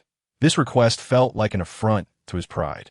Apologizing to Qingli, a great soul master, posed no embarrassment. After all, she was a prodigy. But to Tang San, what was he? A lowly commoner unworthy of his apology. "I refuse," Jinhao replied, enunciating each word with unwavering resolve, striving to uphold his noble pride. Qingli nodded, offering no further words. Before Jinhao could react, she unleashed a swift kick, striking him with remarkable force. The power behind her delicate leg was unimaginable. Jinhao spat blood, flying backward and crashing heavily before Xiao Qinyu. A visible swelling marred his face, presenting a frightful sight. He is indeed the child of the Baron, a true noble of Tiando." As Xiao Qinyu exclaimed in surprise and anger, he was immediately silenced by a glance from Qingli, his voice fading into a hesitant whisper. If even a baron's child could be treated in such a manner, what could be said of the offspring of wealthy merchants and the not-so-noble sons of lords? How could they dare provoke such a beautiful yet fearsome figure? A soft, indistinct voice came from the front, startling Xiao Qinyu. He quickly stepped forward to assist Jinhao, his face a peculiar mix of laughter and tears. "Take me back to my family," Jinhao mumbled before his eyes rolled back, and he fainted. Xiao Qinyu and his companions exchanged anxious glances, none daring to take the lead in carrying Jinhao away before Qingli. However, this troublesome situation had now firmly landed on their shoulders. At that moment, the cafeteria supervisor finally arrived. A teacher in charge, upon seeing the scene, felt an immense headache but still intervened on behalf of Xiao Qinyu and the others. "Quickly, take him to the infirmary. No, take him directly back to his family, where he can receive better treatment." Instantly relieved, Xiao Qinyu and his companions worked together to lift Jinho's small frame and hurriedly exited the scene of chaos. They had no desire to linger there any longer and silently vowed never to trouble those working students again. Qingli was truly terrifying, akin to a great demon. The supervising teacher had intended to say something, but upon seeing Qingli and Tang Sen leaving the cafeteria with some food, he departed on his own. With a sigh, he understood that this was yet another considerable predicament. How should one handle a matter involving a child of nobility, especially one personally instructed by the principal? "Teacher, are you just going to let those two leave?" The cafeteria's supervisor expressed his dissatisfaction. Then you go teach them a lesson, the supervising teacher retorted curtly. Chapter 180. Schemes and Plots at the Jez Baron Manor. Gino's return startled many, including Xiao Qinyu, who trembled with trepidation to complete the task and flee, fearing retribution from the Baron upon his arrival. The servants were aghast at seeing their young master in such a state. After a flurry of activity and the use of various precious herbs, they even summoned a renowned physician, who ultimately revived Gino. Following a diagnosis, the doctor determined that Gino had not sustained any severe injuries, merely superficial wounds. Nevertheless, upon hearing the news, Baron Jez's expression remained grim. After bidding farewell to the physician and securing the door, Jez returned to his room to check on his recovering son. Father, Gino climbed out of bed and bowed respectfully. His head was wrapped in bandages, exuding a strong herbal scent, and he had been in constant pain since regaining consciousness. More disheartening, however, was the realization that he had been unable to withstand even a single attack from Qingli. It was known that he was a genius destined for the Soul Master Academy in the capital. It seems that after just a few days at the modest Nodding Academy, you have already sustained injuries. I assume you have results regarding the matters I instructed you on. Jez, a middle-aged man with an air of authority, spoke without much fluctuation in his tone, showing little concern for his son's injuries. To him, as long as Gino was alive and intact, that was sufficient.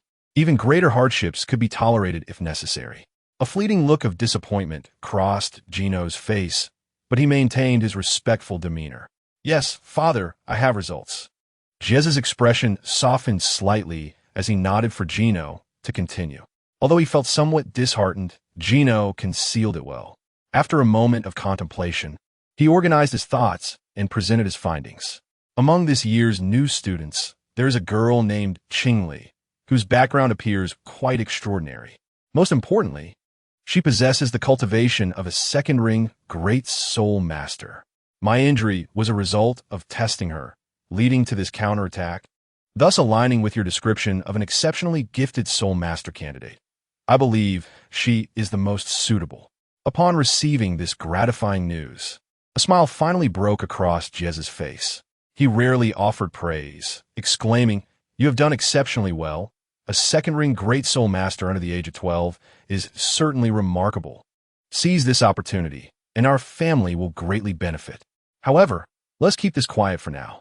Your elder brother will implement the subsequent plan, ensuring everything proceeds flawlessly." Jez's smile faded, his expression turning serious as he instructed his younger son. For the next few days, focus on your recovery. Once you feel better, invite her to our home as a guest. If all goes smoothly, there will be no need to return to that shabby place, Nodding Academy. With a somewhat somber look, Jez exited, closing the door behind him. Throughout the ordeal, he had shown little regard for Gino's feelings. After all, a second son was merely a second son. Father, you still favor my elder brother so much. At the Wuhuan branch hall in Nodding City, Jin Yao hurriedly entered the archives, clutching the reports he had gathered over the past few days. Given that Nodding City was merely a peripheral town, the archives were modest and lacked any classified materials. Therefore, apart from the two guards, few people frequented the place. Qingyang was among those present, reviewing related documents without meddling in the bishop's duties. "Qingyang, I have discovered a lead." Jin Yao's voice echoed loudly in the quiet archive. The two elderly guards, brought in from the community to oversee the area, merely exchanged wry smiles and continued with their tasks, ignoring the commotion. After searching around, Jin Yao finally spotted Qingyang seated at a table. "Qingyang, look what I have uncovered." Jin Yao rushed over, pulled out a wooden chair, and sat down across from Qingyang, spreading out a self-written record on the table. His eyes sparkled with excitement as he shared his findings, despite Qingyang's resigned expression. To prepare for potential events, I chose to investigate the situation at Nodding Academy, and indeed, I found something suspicious. Jin Yao observed as Qingyang set aside his documents, turning his attention to him, and immediately got to the crux of the matter. Baron Jez's second son has enrolled at this time. Given his status, he would not have entered Nodding Academy without reason. Thus, I delved deeper, and guess what I discovered? Jin Yao's voice lowered, his tone conspiratorial. Qingyang pondered for a moment before speculating. They must have some unspeakable secrets? It was not a difficult guess. For every noble possessed their own secrets, a rather common occurrence. However, Jin Yao's current interest in him likely indicated a connection to something that could implicate him. Exactly. Qingyang. 3 days ago, Baron Jiez abruptly summoned the family warriors, gathering them at the manor on standby, which drew considerable attention. However, the very next day, he dismissed them all. As the gathering dispersed, a few warriors were notably absent, a coincidence that seemed almost too extraordinary to be true, akin to monkeys failing to climb trees. Jin Yao asserted with unwavering conviction. Qin Yang rubbed his dry eyes and countered, "It does sound rather coincidental. But what can it truly prove?" A smile graced Jin Yao's lips as he leaned back in his chair, his demeanor calm. With a hint of pride that he let slip inadvertently, he continued, "Upon realizing this, I dispatched someone to inquire discreetly among several warriors. Using certain methods, I unearthed some information. 3 days ago, a mysterious figure sought out Jesse, and after eliminating a few individuals, it seemed he struck a deal with him. Considering his subsequent actions, the implications are almost glaringly obvious." Qin Yang nodded, signaling his comprehension, supporting his head with his hands. He pondered for a moment before articulating his judgment. "This is all too easy. It should be a bait. However, since we have discovered it, let us observe further. Whatever their intentions may be, we shall ultimately uncover the truth." Jin Yao nodded in agreement, smiling. "I share your thoughts, and judging by his demeanor, it appears he is preparing to act. If we can seize this opportunity to capture that enigmatic figure, our journey here will not have been in vain." Chapter 181. Identity revealed in the early morning. 2 silhouettes, one tall and one short, emerged from the academy's gates. After several days of preparation, the master finally decided to take Tang San to obtain his first soul ring. He was eager to ascertain whether the blue-silver grass he had guided Tang San in cultivating could indeed grow more formidable, thereby validating his theories. Tang San glanced back at Nuoding Academy with reluctance before raising his head to inquire of the master, "How many days will we be away this time?" Though he had not lingered long at Nuoding Academy, the prospect of departure filled him with a bittersweet anticipation. He was on the brink of acquiring a soul ring, thus becoming a bona fide soul master, and he was about to discover whether Xiantian Gong required a soul ring for further breakthroughs in soul power. "Are you becoming attached to your new classmates?" The master's face, usually rigid, broke into a characteristic smile. Tang San instinctively thought of someone and quickly shook his head. While that was part of the reason, it was primarily due to more pressing matters. He had recently secured a satisfactory job at a blacksmith shop within the city and planned to take this opportunity to craft some rare hidden weapons. However, he was called out by the master. Despite his eagerness, he restrained himself, recognizing the paramount importance of Xiantian Gong over mechanical contrivances. "Master, I merely worry about neglecting my studies and work, but the urgent matters take precedence, so let us hasten our pace." The master, observing Tang San's maturity, felt a swell of pride. What child, at such a tender age, would toil in a blacksmith shop? Many could only contribute to their families in small ways. A stark contrast to Tang San. This child, the master shook his head and presented a meticulously crafted gift. It was a beautiful belt, adorned with exquisitely carved jade that emanated a captivating, gentle luster. This was a storage-type soul tool he had acquired in his youth, cherished until now. Meanwhile, in the academy, Qingli was strolling through the city with Xiao Wu. With no instructional classes that day, Qingli took it upon herself to introduce Xiao Wu to human society, aiding her integration. "Xiao Wu, behold, this is the gourmet street." Upon arriving in Nuoding City, I sought this place immediately and invested considerable effort to find it. "Gourmet, let me take you to taste the delicacies," Qingli exclaimed excitedly, her enthusiasm contagious, causing Xiao Wu's cheeks to flush with curiosity as she gazed at the bustling street. The aromas wafting around her tantalized her delicate nose, the enticing flavors foreign to her experience in the Soul Beast Forest. "Qingli, this, that, and those. I want to try them all." Impatiently, she tugged at Qing Li's hand, eager to sample every delectable treat that caught her eye. This scene was not uncommon in the bustling gourmet street. Qing Li, as she had hoped, led Xiao Wu on a delightful culinary adventure. sampling all the distinctive dishes the area had to offer. Watching Xiao Wu savor each bite, her cheeks puffed with delight, filled Qing Li with immense joy. Xiao Wu, how do you find it now? Qing Li suddenly asked, catching Xiao Wu off guard. It's wonderful, being able to see you again, Qing Li, and to experience everything here is something I never dared to dream of before. Perhaps this is why Mother and Uncle chose to transform. Xiao Wu swallowed a skewer of meat, her spirits slightly dampened, yet overall she remained cheerful. Qing Li, too, smiled, but as she turned her gaze forward, her expression stiffened, and she quickly pulled Xiao Wu aside, opting to change direction. Xiao Wu glanced at the direction Qing Li had turned, observing the vibrant nightlife, then looked back at Qing Li's expression, feeling puzzled. Qing Li, why are we changing our route? Faced with Xiao Wu's innocent inquiry, Qing Li forced a smile. Her words vague as she deflected, that area is not a good place, so you must avoid it in the future. Let us not dwell on that. There are many interesting spots to explore in the city that you surely haven't experienced. Xiao Wu tilted her head and nodded, allowing Qing Li to lead her away. Long time no see, you two lovely girls. A familiar voice suddenly rang out, prompting Qing Li to instinctively glance over. Jianhua stood before them. A somewhat disingenuous smile plastered on his face, blocking their path. Qing Li frowned, uncertain of his intentions. If he sought vengeance, it was unlikely he would confront her alone. Yet, what other motives could he possibly have?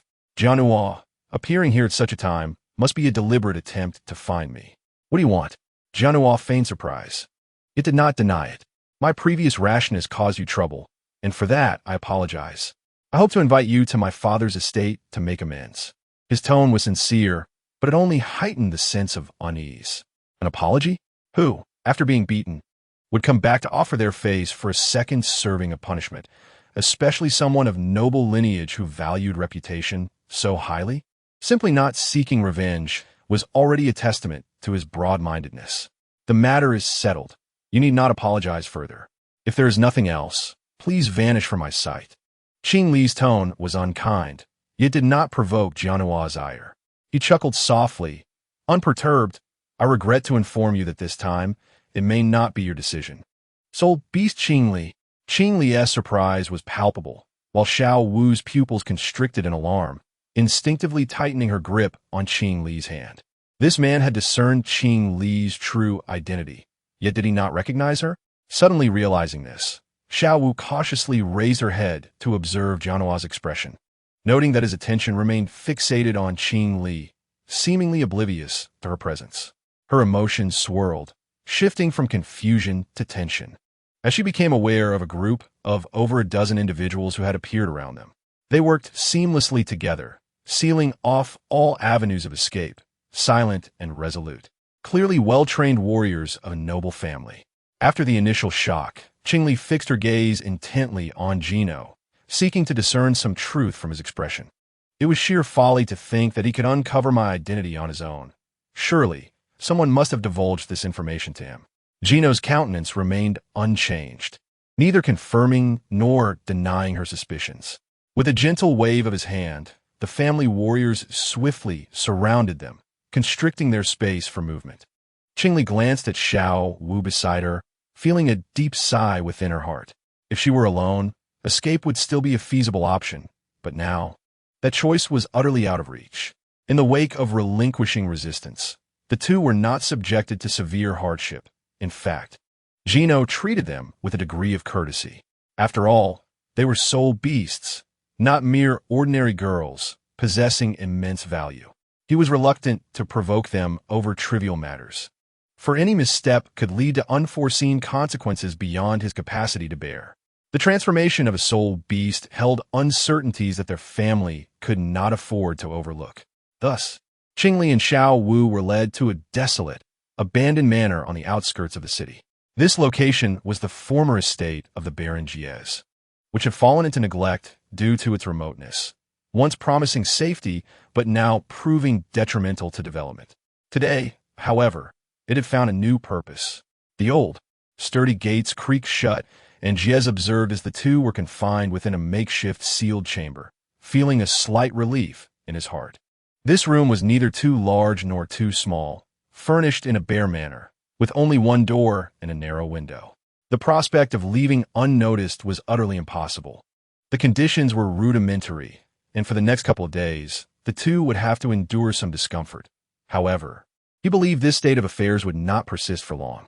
He spoke with a smile, yet the slight swelling on his face rendered Gino's demeanor far from graceful, appearing somewhat ludicrous instead. Qingli remained composed, harboring a sense of confidence, while Xiao Wu exhibited a far less favorable expression. Her adorable face was marred by anger, her beautiful eyes glaring at Jiez. Had the circumstances been different, she would have already launched an attack. Jiez, clearly aware of this, did not extend the same courtesy to Xiao Wu. Do not look at me like that. Capturing you was merely incidental. If you continue with that gaze, I cannot guarantee what may transpire. His voice grew cold as he regarded Qingli, who stood protectively in front of Xiao Wu. With a huff, he ceased further conversation. As the sole entrance closed, silence enveloped the room. Xiao Wu glanced at Qingli, then at the closed door, recalling earlier events that made her feel somewhat guilty. I'm sorry, Qingli. If it weren't for me, you wouldn't be under the control of these people. Her voice dwindled, for she too was a soul beast, possessing some understanding of the situation. With her rank as a second-ring soul master, she still held a glimmer of hope for escape. But with her presence, what was already a daunting task had become virtually impossible. It's all right. They came for me. I should say that I have implicated you in this, Qingli replied, feeling a profound sense of regret. Yet she refrained from dwelling on it further, knowing it would only deepen Xiao Wu's guilt. After a brief explanation, she shifted her focus to the sealed room. It was stocked with ample food and water, and all essential facilities were present.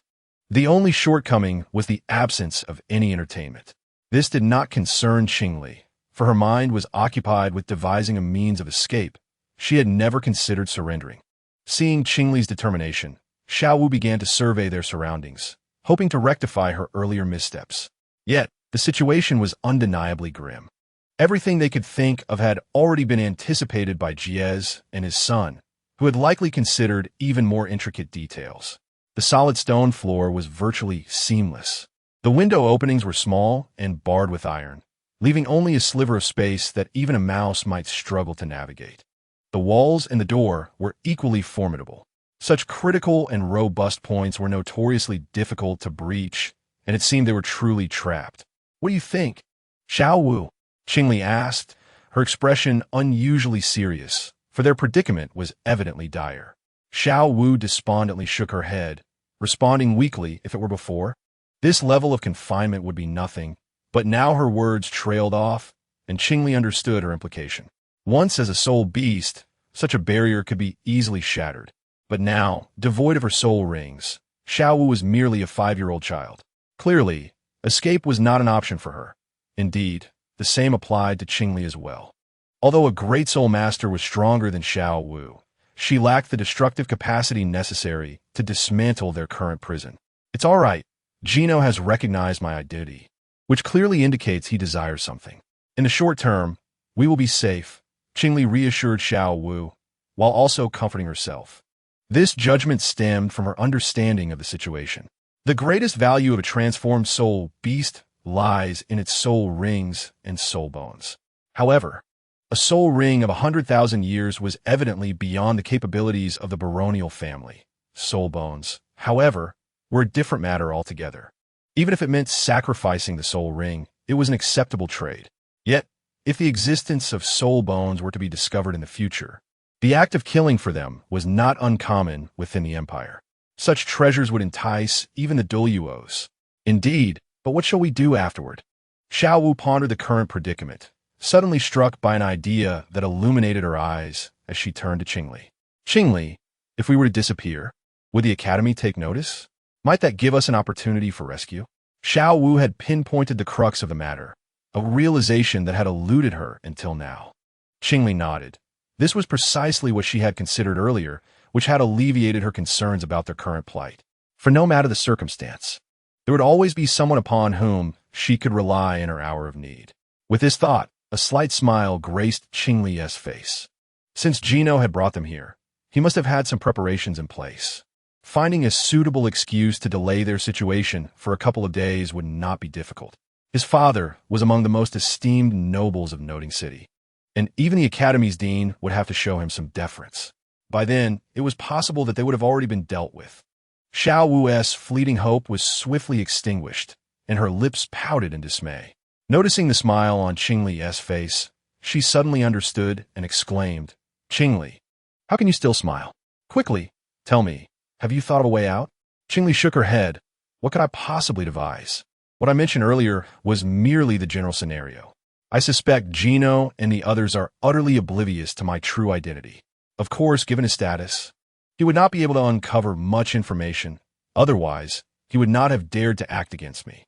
Her words were simple, yet conveyed a profound certainty, as if stating an obvious truth.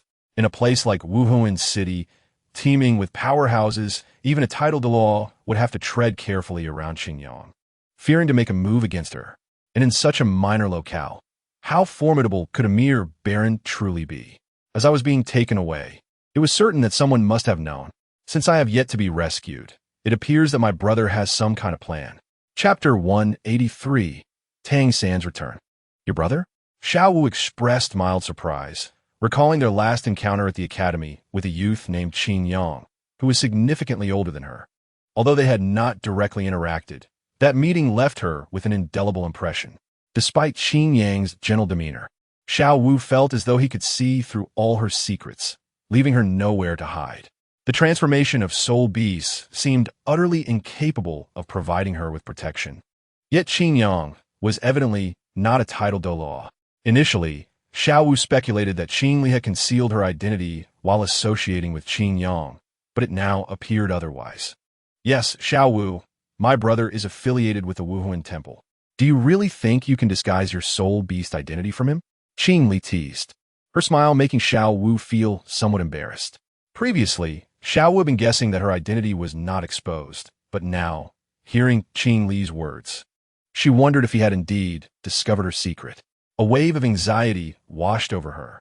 Throughout her life, she had heard countless tales from her mother about the dire fates that befell soul beasts when their identities were revealed to humans. Qingli gently patted Xiao Wu's head, reassuring her, "If it were anyone else, you would surely have met a tragic end. Fortunately, you encountered Qin Yang. He would not harm you." Qingli's words comforted Xiao Wu to some extent. Their relationship suggested that he might spare her, yet she remained uncertain. "So, there is really no need to worry about safety. More than that, I wish to assist my brother. I just don't know what his plan entails." Qingli suddenly felt frustrated, realizing that being caught here meant she could not help at all. Or could it be that simply being here counted as assistance? Qingli had an epiphany.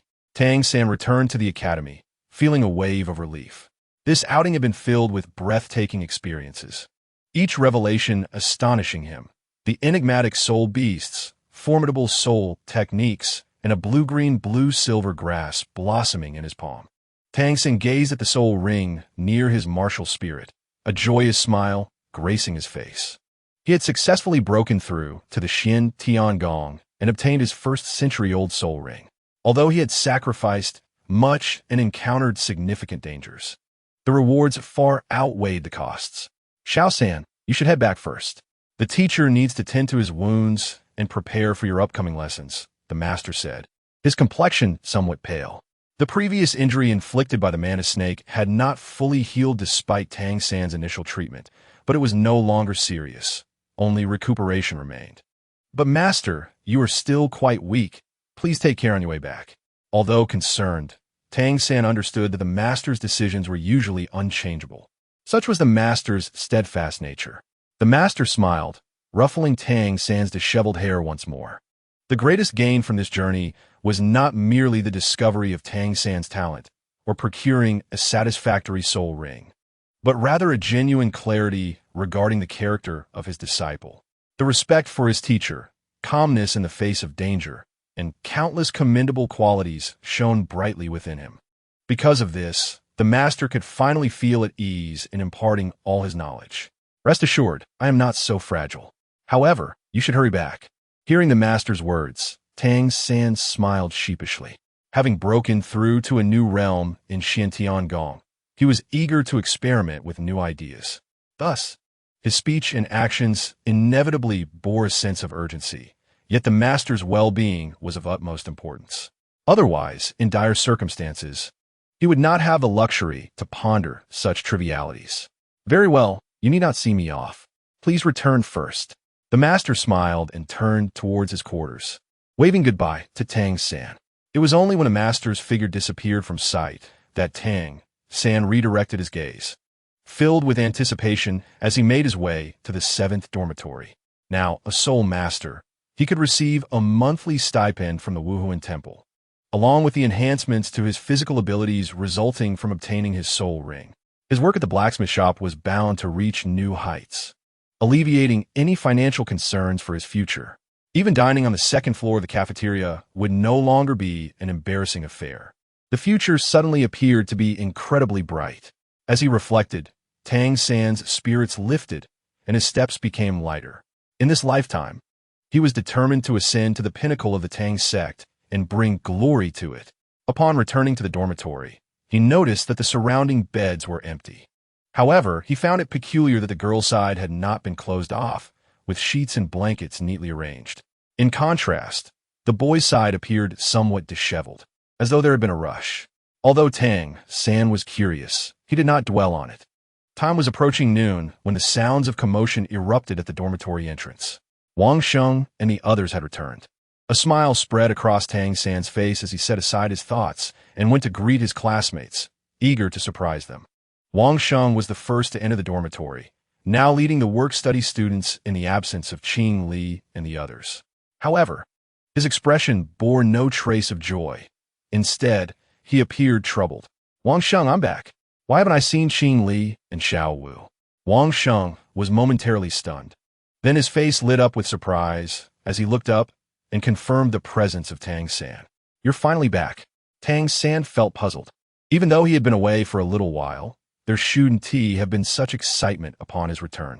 However, Wang Sheng's next words shattered his calm. It's bad. Qing Li and Xiao Wu have both gone missing. The school claims that the Gino family invited them for a 2-day visit, but after our inquiries, it seems that that's not the truth. Wang Sheng, like a man who had found a pillar of support, turned to Tang San, who was the most level-headed among them. Now that he had returned, the events that unfolded that day filled him with anxiety. Tang San's expression suddenly darkened, his gaze fixed on Wang Sheng, sending a shiver down his spine. What did you say? Who did this? What is the true situation? Wang Sheng instinctively trembled, then hurriedly spilled everything he knew, like pouring out beans. The other work-study students, frightened, chimed in to fill in the gaps. Although their words were jumbled, Tang San could clearly discern the sequence of events and grasp the entire situation. So, Qing Li and Xiao Wu had been kidnapped? Chapter 184, Finding the Target. After thorough inquiries and understanding the details, Tang San's expression turned ominously grave. The friends he truly valued had been taken away without his knowledge during his brief absence. Moreover, it seemed that those involved had connections within the academy, preventing a thorough investigation into the matter. Tang San, among us you are the oldest. Can you find a way to rescue Qing Li and Xiao Wu? Wang Sheng gazed at Tang San with great anticipation, fully aware that his words were but a wishful thought. Indeed, Tang San was formidable. During the competition, aside from Qing Li and Xiao Wu, no one stood a chance against him. Yet, despite his prowess, he remained a mere child. In this moment, however, Wang Sheng could only place his fragile hope in Tang San. When Qing Li enrolled, she had advocated for them, the working students, and had offered them considerable assistance. Such kindness could not be forgotten. Tang San nodded solemnly, his heart somewhat directionless, yet he remained composed. His demeanor instilled a sense of confidence in Wang Sheng and the others. Wang Sheng, leave it to me. I will surely bring them back. Tang San placed a few small gifts in Wang Sheng's hands without uttering a word of farewell, then dashed outside. Wang Sheng and the other working students exchanged glances, holding the small gifts in their hands, uncertain of what to do. Tang San should be able to manage, right? One voiced hesitantly. Of course, he will succeed, Wang Sheng declared resolutely.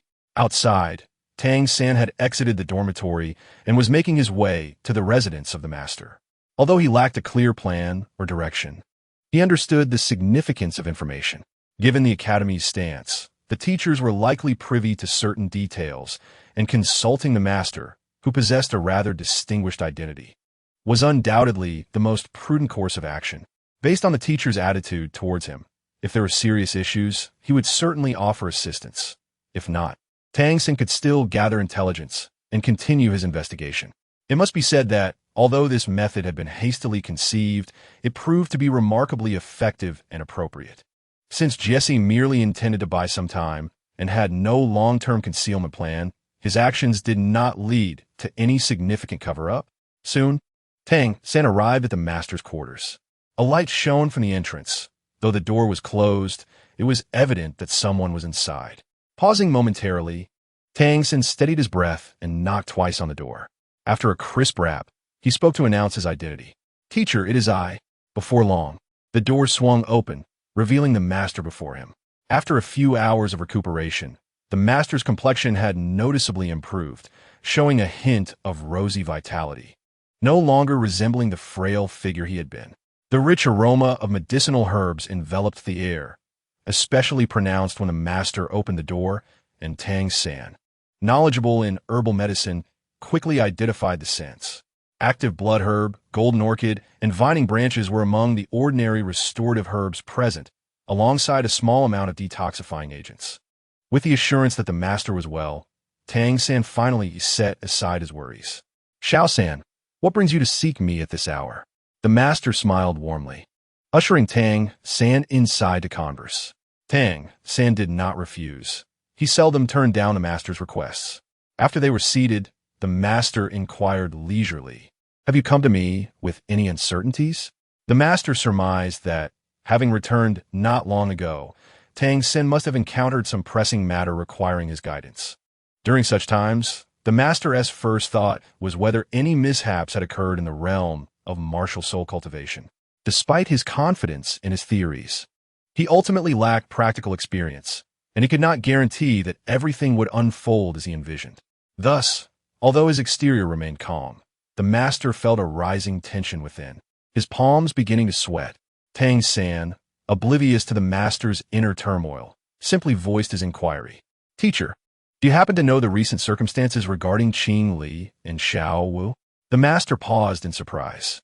He had not anticipated that Tang Xin would inquire about this matter. However, loyalty and affection were commendable traits, and the master paid it little mind. After a moment of contemplation, he recalled the fragmented information he had recently heard. "I believe I overheard the director of education lamenting that Baron Jesse had taken the two to his estate, purportedly to apologize. Consequently, their studies were severely disrupted, and the director intended to organize a remedial class for them upon their return." At this point, the master chuckled softly, shaking his head. The director's attitude bore some resemblance to his own. He too had gone to great length for Tang Xin's cultivation. Nevertheless, the bond he shared with the two girls was not as intimate as that with Tang Xin, and in that regard, the director had indeed exerted considerable effort. "Baron Jesse," Tang Xin murmured, gradually coming to a realization. Given that the Baron had employed such reasoning to placate the academy, even if they were not responsible for the situation, they would certainly have some awareness of it.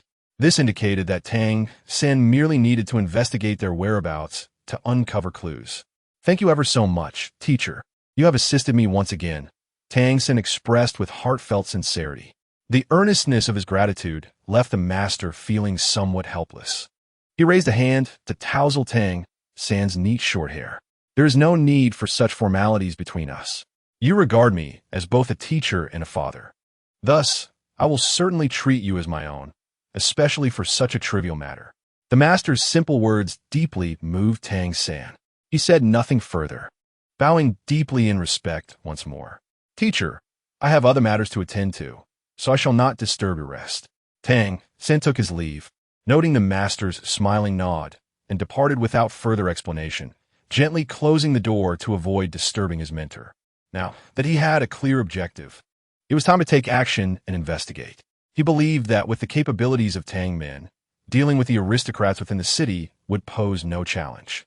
Moreover, as he had just become a soul master, This was the perfect opportunity to test the enhancement of his abilities. Qingli, Xiao Wu, wait for me. I shall come to rescue you shortly. Tang, Sin declared with unwavering resolve as he swiftly vanished from the dormitory. After Tang, Sin departed. The master gazed at the suddenly mature, yet disheartened figure radiating immense authority, rendered momentarily speechless. Are you the Haotian Douluo? Chapter 185. The pawn. Although Tang, San now knew whom to seek, he remained in the dark regarding Baron Jesse's whereabouts and the circumstances of his family's estate. In truth, he realized that he had rushed out without gathering sufficient detailed information, having only grasped a crucial point. However, this was not a significant issue. It provided the perfect opportunity to retrieve the hidden cards he had once been unable to utilize from the blacksmith shop. Leveraging the master's identity, Tang Sin easily exited Nuoding Academy. Traveling at the fastest possible speed, he arrived at his usual place of work. The scorching heat seemed to set the very air ablaze, unleashing waves of unbearable warmth that assailed him. The sounds of clanging metal filled the air, inducing an inexplicable sense of agitation. And the sight of numerous muscular men drenched in sweat rendered the place unwelcoming for gentlemen and ladies alike. Yet, Tang San felt no aversion. In fact, he cherished this environment. It was here that he had personally crafted the exclusive mechanisms of Tang men, imbuing him with a profound and unique attachment to the place.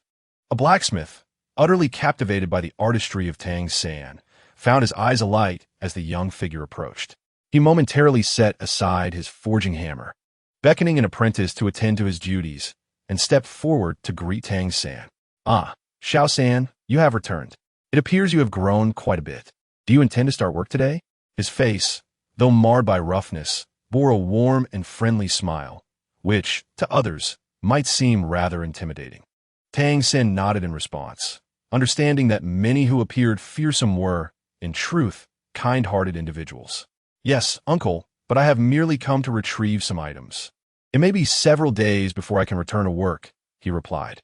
The blacksmith nodded, still smiling kindly. Then do hurry along. I eagerly await the next opportunity to seek your guidance. Your skills have truly opened my eyes. Tang Sin neither accepted nor declined, simply offering a smile as he entered the forge. Nearby, the apprentice, drenched in sweat, felt a twinge of resentment at the blacksmith's amiable demeanor towards someone he deemed merely a greenhorn. Master, why are you so cordial to that young lad? His skills surely cannot surpass mine, he muttered. The blacksmith, overhearing, furrowed his brow. Those in their trade often bore fierce tempers. To earn their respect, one must prove their worth through skill rather than idle chatter. With a swift motion, he delivered a sharp slap to the apprentice's head, leaving him momentarily dazed. You little rascal, instead of honing your craft, you waste time speaking ill of others. I find it tiresome to listen to. Though Tang San was young, he had mastered the art of blacksmithing to a degree that far surpassed the apprentice's capabilities. The apprentice, recovering from the shock, was blissfully unaware of the trouble he had stirred and quickly offered apologies, though his disdain for Tang Sin only deepened. Unperturbed by the commotion, Tang Sin focused on his designated workspace, carefully retrieving the concealed weapons he had painstakingly forged over the years, even incorporating the toxins he had gathered from his mobile device. These items were crucial for the upcoming endeavor. Tang San, I hear you have returned. This is fortuitous, as our shop recently received a substantial order, and we are in need of your seasoned expertise, a robust voice called out. Tang Sin turned to see San approaching with a broad smile. I was just about to inquire if you knew anything about Baron Jesse's situation, Tang Sin said as he gathered his items. San paused, surprised by the abrupt shift in conversation, but quickly responded, Baron Jesse rarely leaves his estate, save for occasional gatherings. His manor is quite enviable, expansive, and surrounded by rich farmlands. It's hard to imagine how long it would take to acquire such an estate. San's envy was palpable, even as he handed over the task information to Tang San without concern. Tang San, perusing the details, inquired, Do you know the location of their estate? San scratched his head. Isn't it obvious? Everyone knows that Baron Jesse's manor lies just outside Notting City, in the most prime area. With the information he sought, Tang Sin hurriedly departed, calling back, Uncle, I've reviewed the order, and it poses no issues. I shall return to work in a few days. You may proceed in the meantime. Sure, San, holding the order, chuckled as he watched Tang San's retreating figure. This lad, relying solely on a glance without even examining the materials.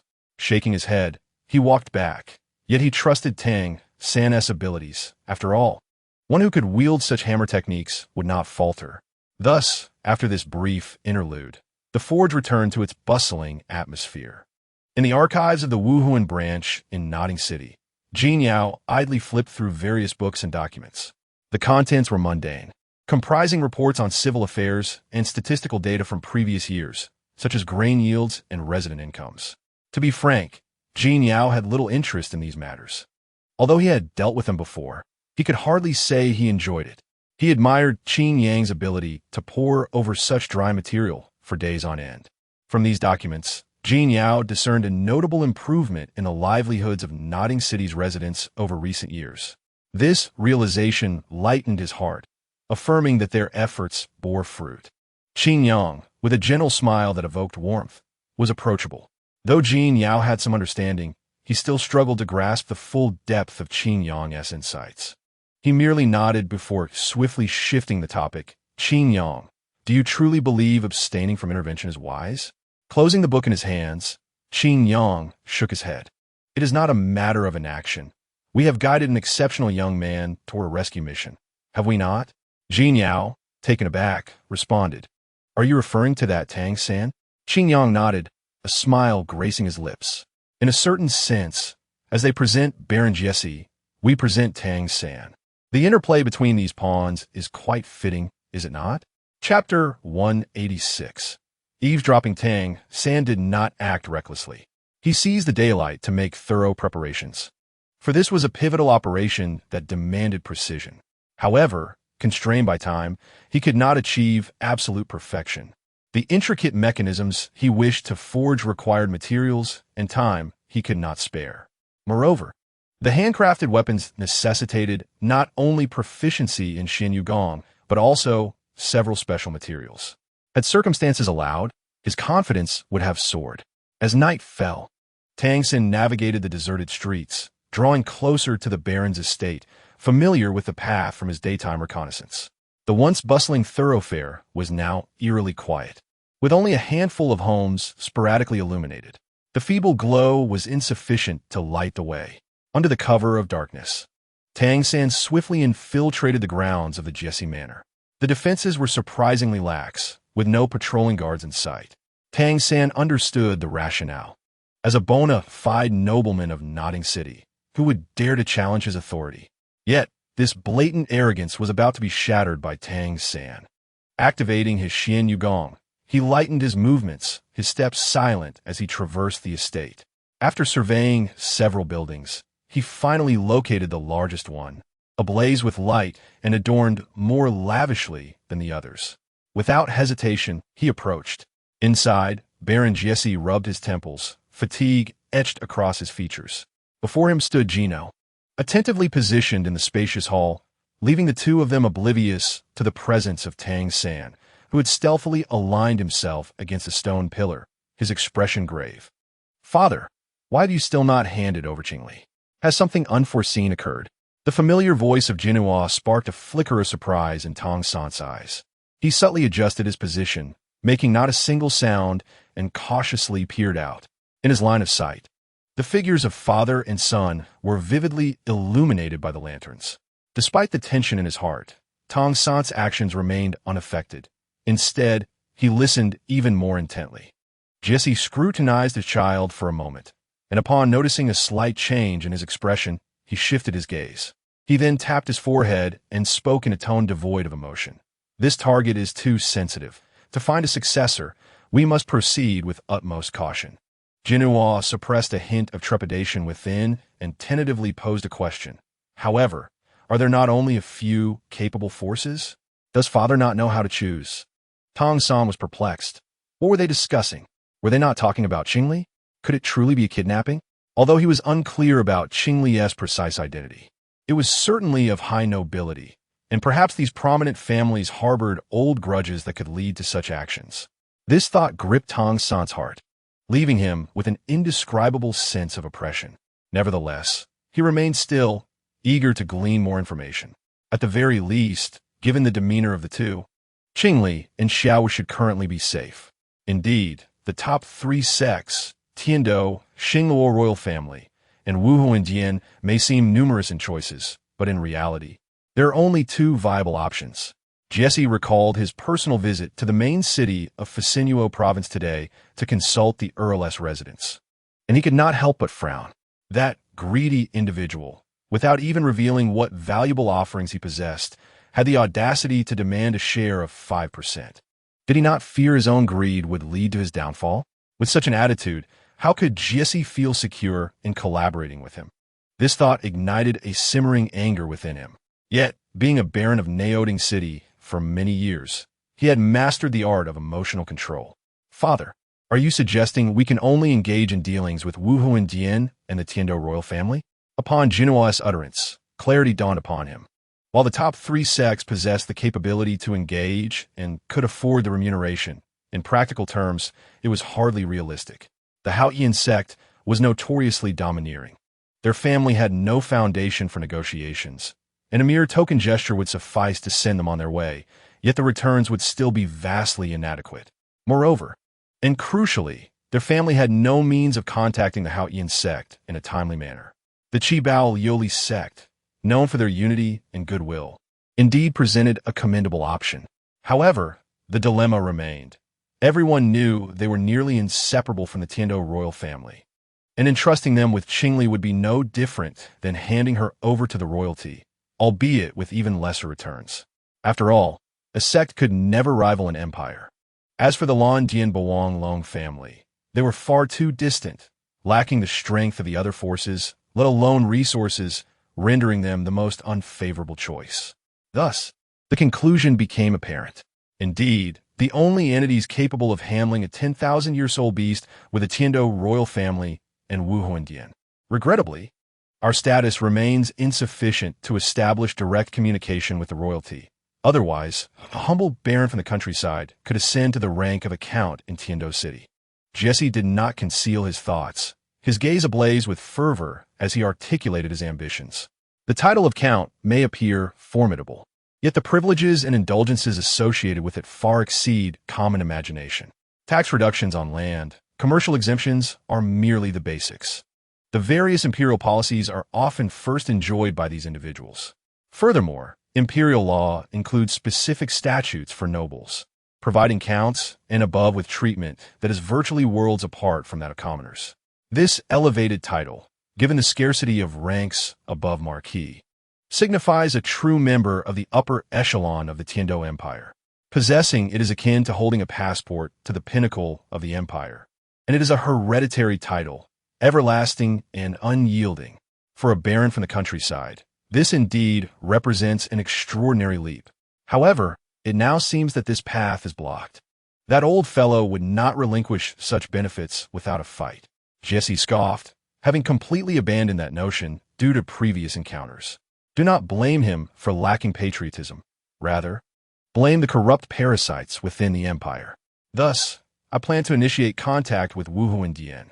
Before long, we will reap unimaginable rewards. Jesse spoke with a calm demeanor, devoid of any guilt. In the face of profit, notions of loyalty to country were cast aside. Chapter 187. The 10,000-year-old beast, what did he just say? The 10,000-year-old beast. Is he referring to Qingli?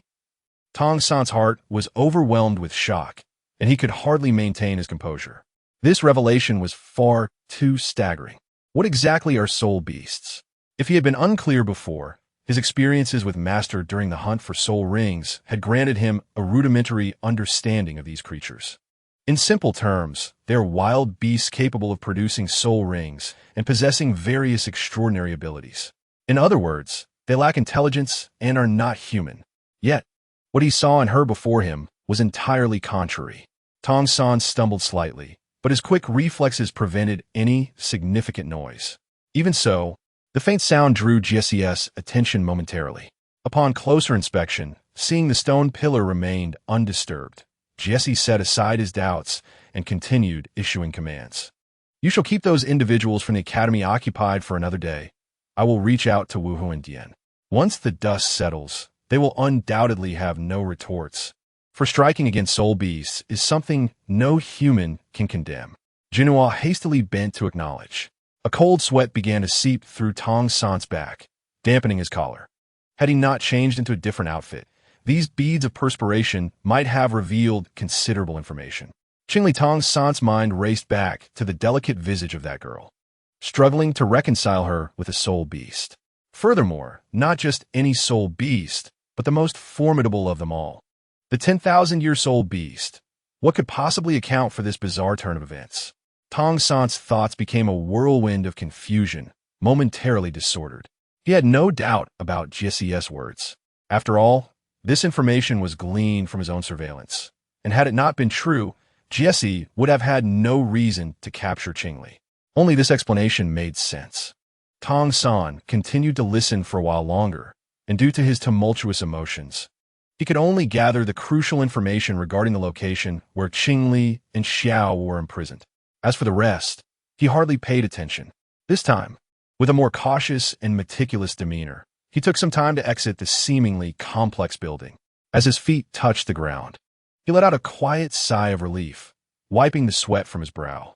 The 10,000-year soul beast, Qingli, could it truly be you? Tong San's expression was complex as he murmured. Yet, recalling the purpose of his visit, he did not pause, hastening towards the location he had overheard. Having made the decision, regardless of the current circumstances, one must strive to achieve the goal of rescuing the two individuals. As for Qingli's identity, Tang San moved swiftly, traversing the fields. That would have to be addressed later. If the situation became dire, it would be unfortunate. His expression shifted, as if he had recalled something of great significance. Both Qingli and Qingyang had sensed something amiss earlier, and now, with the involvement of the Wuhuan Temple, it was evident that there was indeed an issue at hand. If Qingli were truly a soul beast, then how could her brother be a high-ranking member of the Wuhuan Temple? This implies that Qingli's identity was either concealed by her own will, unbeknownst to others, or that certain individuals within the Wuhuan Temple were aware, prompting the question of their intentions. Tang San's countenance displayed signs of distress, and he could not ignore the implications of Jie's earlier words, compelling him to contemplate the worst-case scenario. The Wuhuan Temple sought a 10,000-year soul beast, and Tang San understood the significance of soul beasts, merely for soul rings. Could it be inferred that the Wuhuan Temple coveted Qingli's soul ring? Suddenly, Tang San realized that the enemies he faced might not be limited to Jie alone. Feeling a surge of urgency, he quickened his pace. Thus, amidst the thickening night, he arrived at the abandoned site of the Baron S. Manor, before a dilapidated structure. However, this place was unlike the previous manor. The guard stationed here were even more formidable than those within the manor.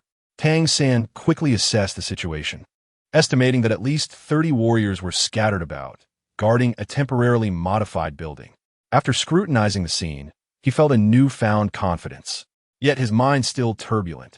Tang San hardened his resolve and instantly concealed himself within the shadows. A barely perceptible sound emerged as a warrior, in a moment of boredom, seemed to glimpse a fleeting shadow. In the next instant, he felt as though the world was spinning, compelling him into an involuntary slumber. With a soft thud, a small arrow pierced the neck of the fallen warrior, blood beginning to flow slowly. Tang San swiftly stepped over the lifeless body, his previously wavering determination now solidified. Qingli, I will undoubtedly rescue you. Within the Wuhuan sub-branch's archive room, Qingyang utilized his remarkable abilities to conjure a water mirror before the tables and chairs. Every action of Tang San was vividly displayed before them. This boy is indeed ruthless. He resembles my younger self, executing without hesitation and leaving no room for mercy. While I agree with his actions, is this not somewhat excessive? Jin Yao remarked, astonished by Tang San's audacity. Even he, at the age of 6, had not been so decisive in taking a life. His first kill had occurred at the age of 9 when he joined the enforcement hall. Having endured darkness and undergone specialized training, only then could such a performance be expected. Yet, how is it that Tang San, merely an ordinary 5.5-year-old child, exhibited such prowess. Had Tang Hao imparted these skills to him? However, what are the peculiar weapons? They seemed slightly inferior to their soul-guided devices, yet appeared not to require soul power. Jin Yao rubbed his chin, deeply contemplating Tang San's displayed abilities. He began to believe Qingyang's words. Perhaps Tang San truly could rescue Qingli. After all, his performance was far from that of an ordinary child. What do you think? Is this situation beyond your expectations? Although Qingyang was also somewhat surprised, he at least felt mentally prepared for the unfolding events. Thus, he did not exhibit the same level of shock as Jin Yao. Instead, he watched Tang San's performance with keen interest. Jin Yao nodded, occasionally offering commentary on Tang San's actions, then interjecting, "You must have had a plan all along." Qingyang withdrew his gaze, turning towards the area obscured by the wall. His eyes seemed to peer beyond the confines, into the world outside. However, despite having everything under control, an unexpected development arose. Qingyang suddenly spoke, leaving Jin Yao astonished. "I initially thought Jesse was merely a pawn, but it turns out he is a discarded piece."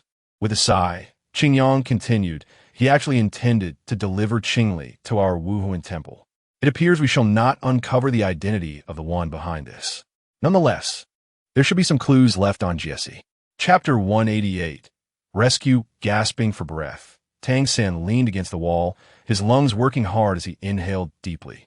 His pupils slightly dilated, staring blankly at the ground, his hand clutched tightly around a key, the tension evident as veins protruded. His clothes were wrinkled and torn, clearly a testament to a fierce battle. This marked Tang San's first experience of taking a life. Perhaps it sounded absurd, but it was the undeniable truth. Who would have imagined that within the Tang sect, a place steeped in slaughter and death for decades, this would be Tang San's inaugural act of killing? In his previous life, he had immersed himself in the art of hidden weapons, never venturing out for missions or witnessing the world's splendor. In this life, born from the expectations of his parents, he had not engaged in acts of violence. His hands were stained with blood. Perhaps it was the environment and atmosphere of the Tang sect that shaped his perspective on life, a blend of respect and indifference. Thus, he felt only a slight discomfort, not an overwhelming sense of guilt. However, the act of killing remained a significant event. What drove him to such extremes? Tang San pondered, his mind somewhat hazy. Logically, this should not have concerned him greatly. He could have merely provided assistance within his means, facing no reproach from anyone, and certainly not needing to exert himself to this extent. Yet, he had done so, reaching a point where his own life was at stake. Was it impulsiveness? Or was there something compelling him to take such action?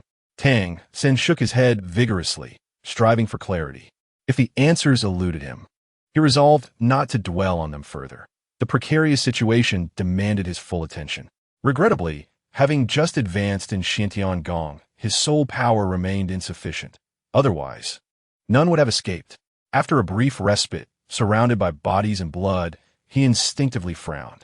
Previously, leveraging the advantages of surprise and hidden weapons, he had managed to defeat these train guards single-handedly. However, even so, after assassinating nearly half of the warriors, the remaining guards had begun to sense the anomaly. It must be acknowledged that the family warriors dispatched by Jesse to monitor this location were indeed the elite. 2 warriors, upon realizing the situation was amiss, immediately fled to alert the manor, choosing not to engage in battle. Consequently, Tang San was left with no choice but to confront these individuals directly, striving to intercept them. Reflecting on the matter, he recognized that the plan had been somewhat flawed. Knowing he lacked the capability to stop them all, he should have utilized the advantage of hidden weapons rather than confronting them openly. A sense of regret filled Tang San as he considered his first formal battle, inevitably marked by oversights. This oversight not only depleted a significant amount of his stored hidden weapons, but also left him with internal injuries, which would take time to heal. Furthermore, despite the considerable price he paid, he still failed to intercept all the warriors intent on sending word back. Now, he needed to hasten his pace. If those warriors returned, the consequences would be dire. Tang San pondered, moving with a slight stumble as he approached the heavily fortified entrance. Although his actions were fraught with pitfalls, he had ultimately achieved his primary objective. Gazing at the brass key in his hand, a smile graced his face, his heart swelling with relief. Had he been accompanied by the fleeing messengers, his rescue mission would have ended in utter failure, not only failing to save anyone, but also alerting those within, thus heightening their vigilance. This could have unleashed a cascade of unforeseen calamities, but fortunately, none of it transpired. "Is it you, Brother Qingyang?" A melodious voice echoed from within, freezing Tang San in his tracks and causing an inexplicable pang in his heart. The key he held slipped from his fingers, clattering to the ground. Why, at such a moment, did she think of that person? Did she not realize that his true identity was that of a spirit beast? With such an identity, every human would harbor immense hostility towards her. What significance did that so-called brother hold? Tang San retrieved the fallen key, a bittersweet smile emerging on his handsome face. He rubbed his cheeks, forcing a smile as he called out, "Sister Qingli, it is I, Tang San. I shall rescue you immediately." With that, he concentrated on unlocking the door, pushing aside all other thoughts. Inside, Qingli, upon hearing Tang San's response, recognized something amiss and fell silent. Meanwhile, although the mechanisms guarding the door were quite intricate, they were mere child's play for Tang San. With the crucial key in hand, the door was soon opened. As the door swung open, he beheld the familiar yet strange visage of Qingli. Her beautiful face bore an unexpected expression, and upon seeing him, her eyes reflected urgency and concern. At that moment, for reasons unknown, Tang San's spirits lifted considerably. "Tang San, it truly is you. This place is perilous. How did you?" Qingli's anxious words were abruptly halted as she noticed the corpses strewn across the ground and the pungent scent of blood that began to permeate the air. It dawned on her. Tang San's rescue, his concealed strength, and the impending arrival of Qingyang. It all indicated that this was meticulously orchestrated by her brother. This unwavering confidence, devoid of rationale, filled Qingli's thoughts to the brim. Tang San instinctively shielded her from the shock of realization, offering a more relaxed smile. "Sister Qingli, let us set aside that for now. Where is Xiao Wu? We must leave this place at once." Qingli regained her composure, observing Tang San's disheveled appearance. She opened her mouth, but refrained from questioning. Instead, she gestured toward a simple cabinet inside, explaining, "I didn't know what was happening earlier, so I had Xiao Wu hide." Tang San nodded, warmed by Qingli's concerned gaze. Without hesitating, he swiftly approached the cabinet she indicated and flung open the door. Suddenly, a pillow was hurled out, striking Tang San squarely in the face. Xiao Wu's initial anger transformed into surprise upon recognizing a familiar face. However, when she saw Tang San's battered form, her expression shifted to one of panic.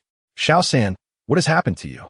she exclaimed, scrambling out and grasping his bruised and bloodied hand, instinctively infusing it with her soul power, her face etched with worry. Looking up at him, she could not conceal her exhaustion, and her heart ached as tears streamed down her cheeks. "How could you have sustained such severe injuries? You must not be harmed. How could they treat you this way?" "Enough, Xiao Wu. Xiao San's wounds are merely superficial.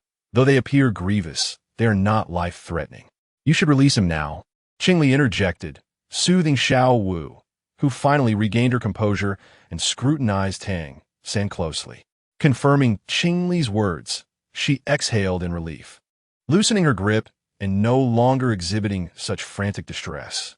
Yet still, the concern in Xiao Wu's gaze towards Tang San deepened, revealing an additional layer of emotion. Tang San felt his cheeks flush. Xiao Wu had nearly pressed herself against him. However, this momentary awkwardness did not linger long, providing a slight reprieve for his taut heart. "I'm fine, Xiao Wu.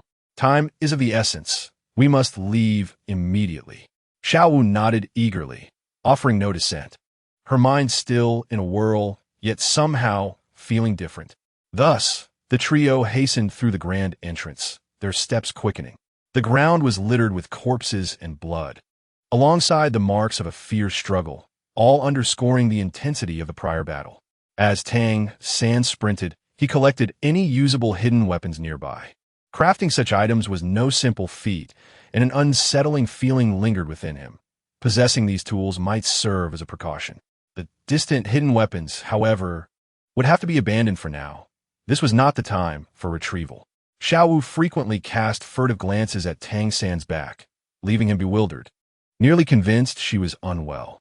Meanwhile, Qingli remained vigilant, noting the details around them, her thoughts deepening as she observed that Tang San was not like other ordinary children.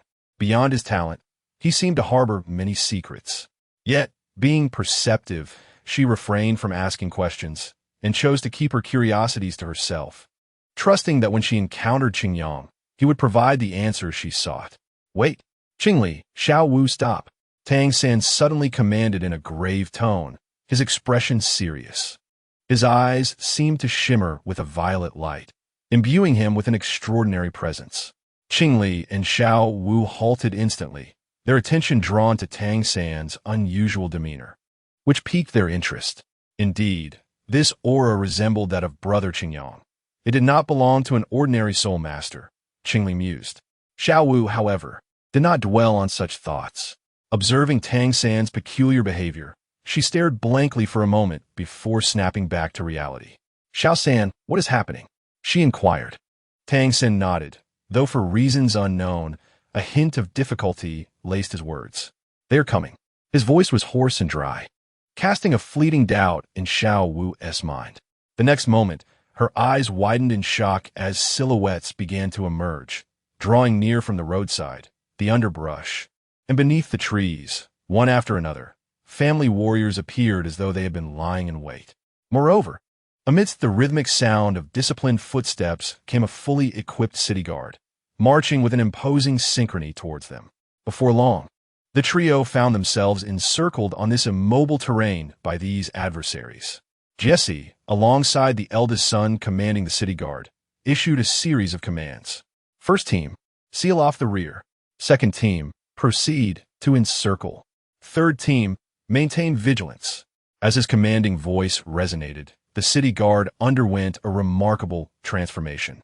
The synchronized and silent adjustments created a scene that, while heavy, was also aesthetically pleasing.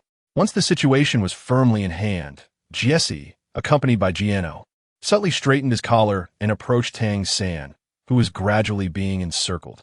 Jesse's gaze swiftly scanned the surroundings before finally resting upon the alert expression of Tang San. Confirming that this predicament was indeed orchestrated by the young lad, he spoke with admiration. My boy, you are quite impressive. Would you care to serve me? In return, I can absolve you of all your crimes, bestow upon you abundant wealth and power, and even grant you anything else you desire. Jiano was taken aback, incredulously turning to his father, who wore a smile. How could their family, nearly thwarted by this individual, be so generous as to extend an invitation? Shouldn't he execute this commoner immediately? If it weren't for him, their family would not have nearly lost the prospect of advancement. Heaven knows the panic they felt upon receiving the warrior's report. If it were him, he would have made this person pay dearly. Tang San wore a grave expression. Even he had no assurance regarding the current situation.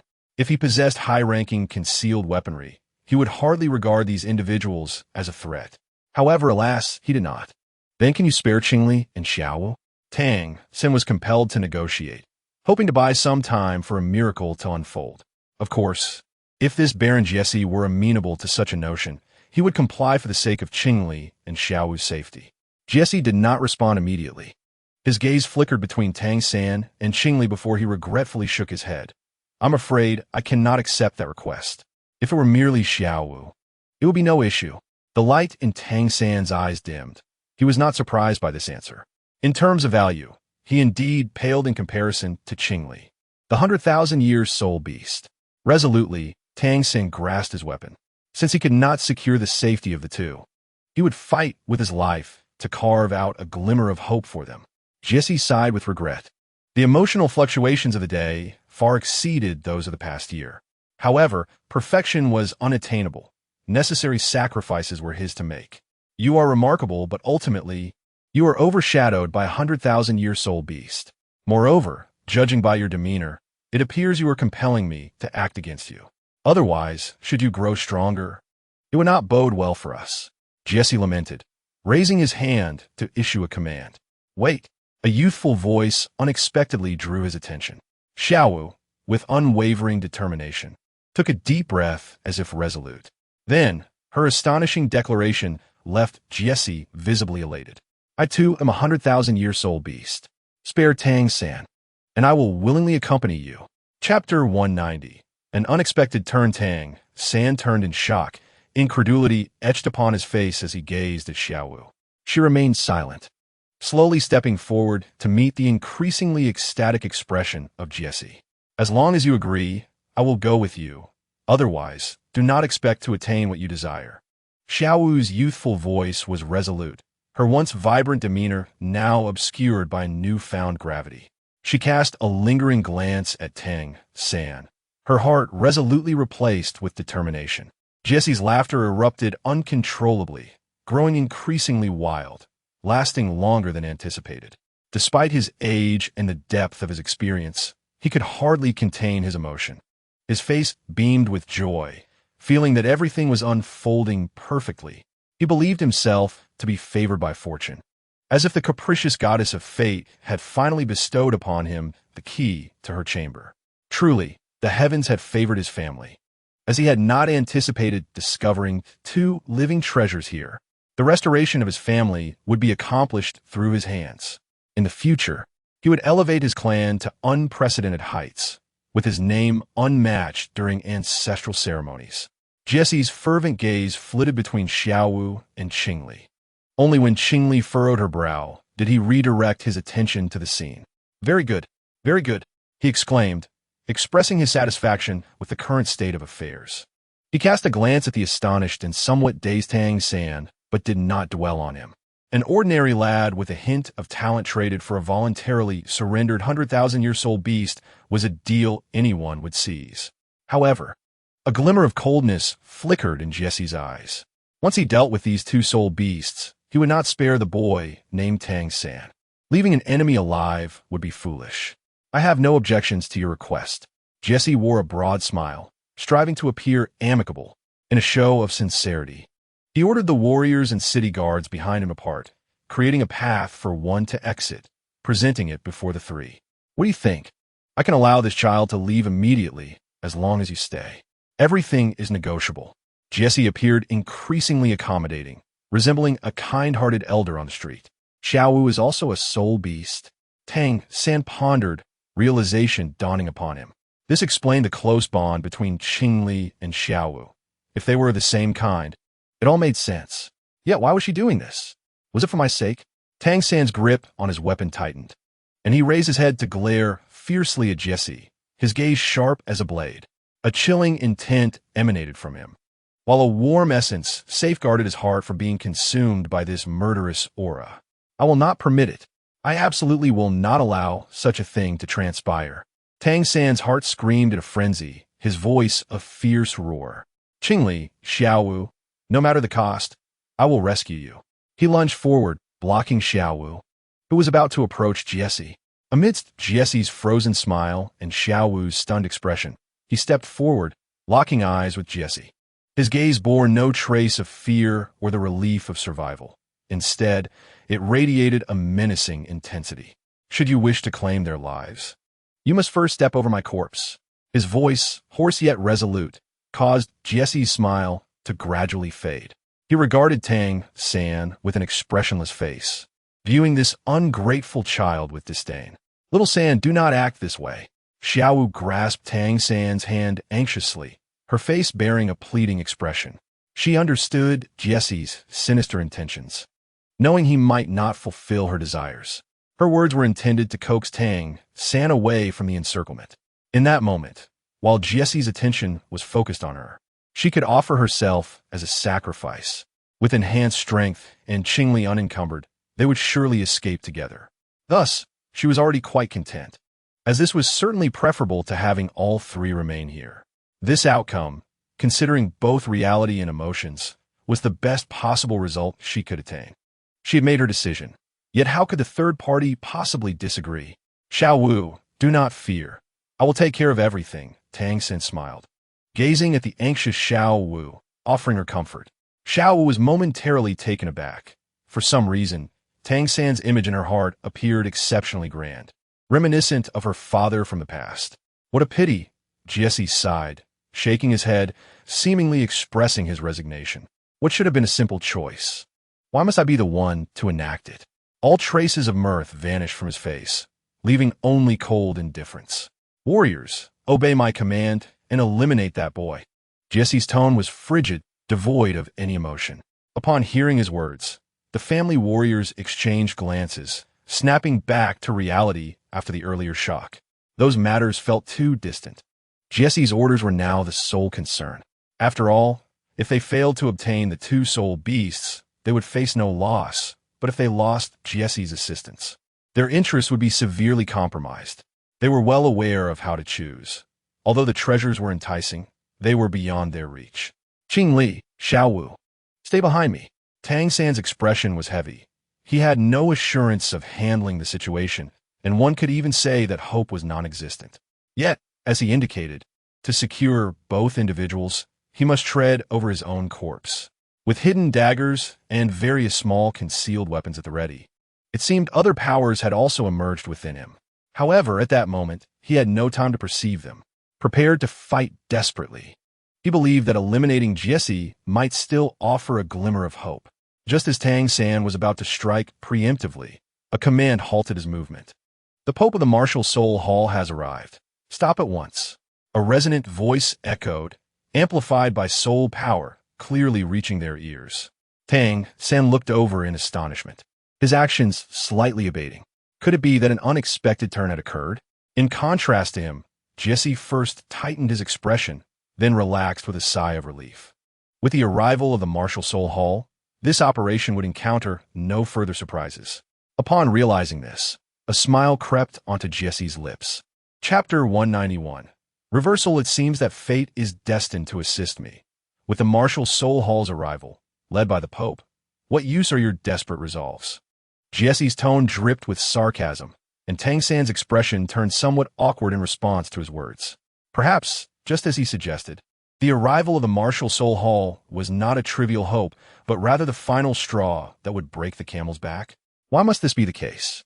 Having shown me a broader vista, why deny me the chance to continue my ascent, even encountering such a farcical situation? Was it truly necessary for fate to treat me this way? Tang San's face twisted in anger, his grip on his weapon tightening, veins bulging. Xiao San, do not fear. We are safe now.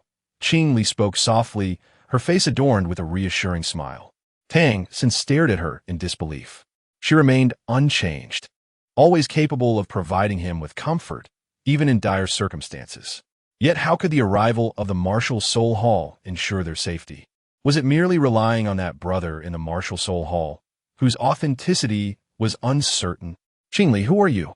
Are these people here to rescue us? Xiao Wu's face lit up with joy. If death was to be avoided, she certainly had no reason to refuse. She still remembered Qing Li's words from earlier, and now she believed they truly were here to save her. Their voices were not quiet, and naturally, Jesse overheard them. However, such seemingly absurd remarks unsettled him. After pondering, he cast aside this inexplicable feeling, donning a standard noble smile as he approached the gradually nearing Martial Soul Hall delegation. There were not many newcomers, merely 3 individuals, a youth, a young man, and an elder. Among them, the elder was the Pope of the Martial Soul Hall from Notting City, an old acquaintance of his. However, he was unfamiliar with the youth and the young man.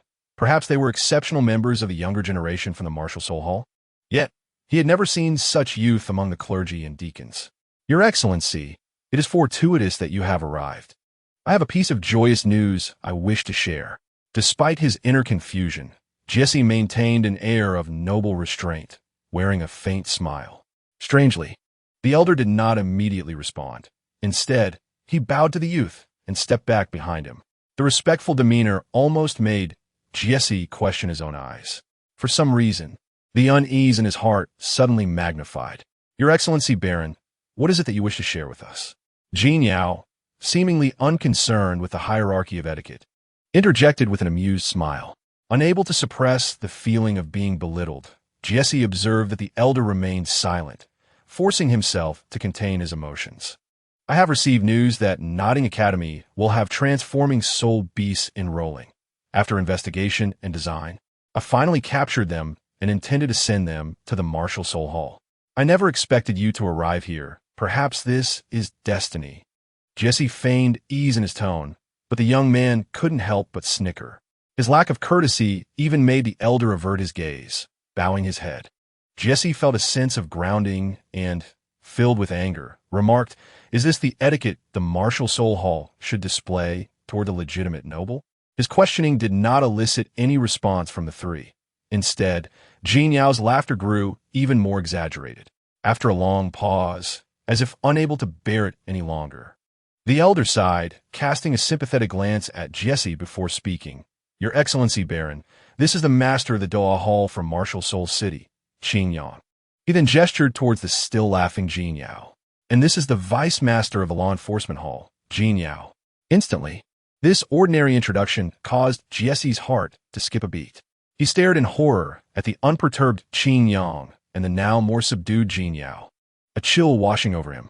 This was the master of the Douluo Hall, who had caused unrest in the Martial Soul Hall, leading to widespread lamentation in the Tiando Empire, and the infamous noble executioner, vice master of the Law Enforcement Hall, Jin Yao.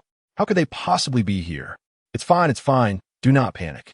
He reassured himself, feeling slightly better, as he had not committed any taboo, and this operation had yielded significant achievements.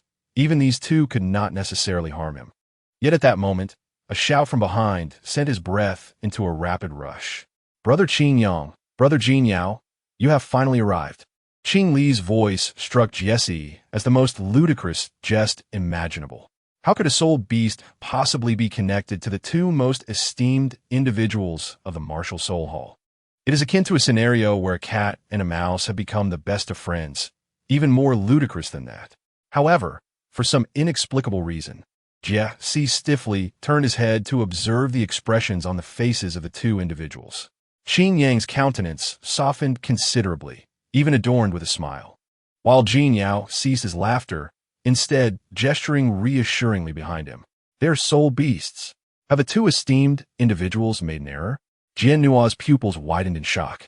His voice tinged with urgency. It was as if he had grasped the last straw, clinging to it desperately. The old bishop cast a sympathetic glance at Jesse, understanding that this man was finished. The baronial family, entrenched in Nuo Ding City for a century, would find no chance of salvation. "We shall discuss this matter later.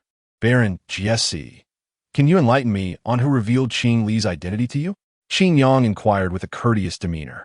Yet, this inquiry shattered Jesse's final vestiges of hope without a hint of surprise. He truly had known the girl's identity all along. This was indeed the truth.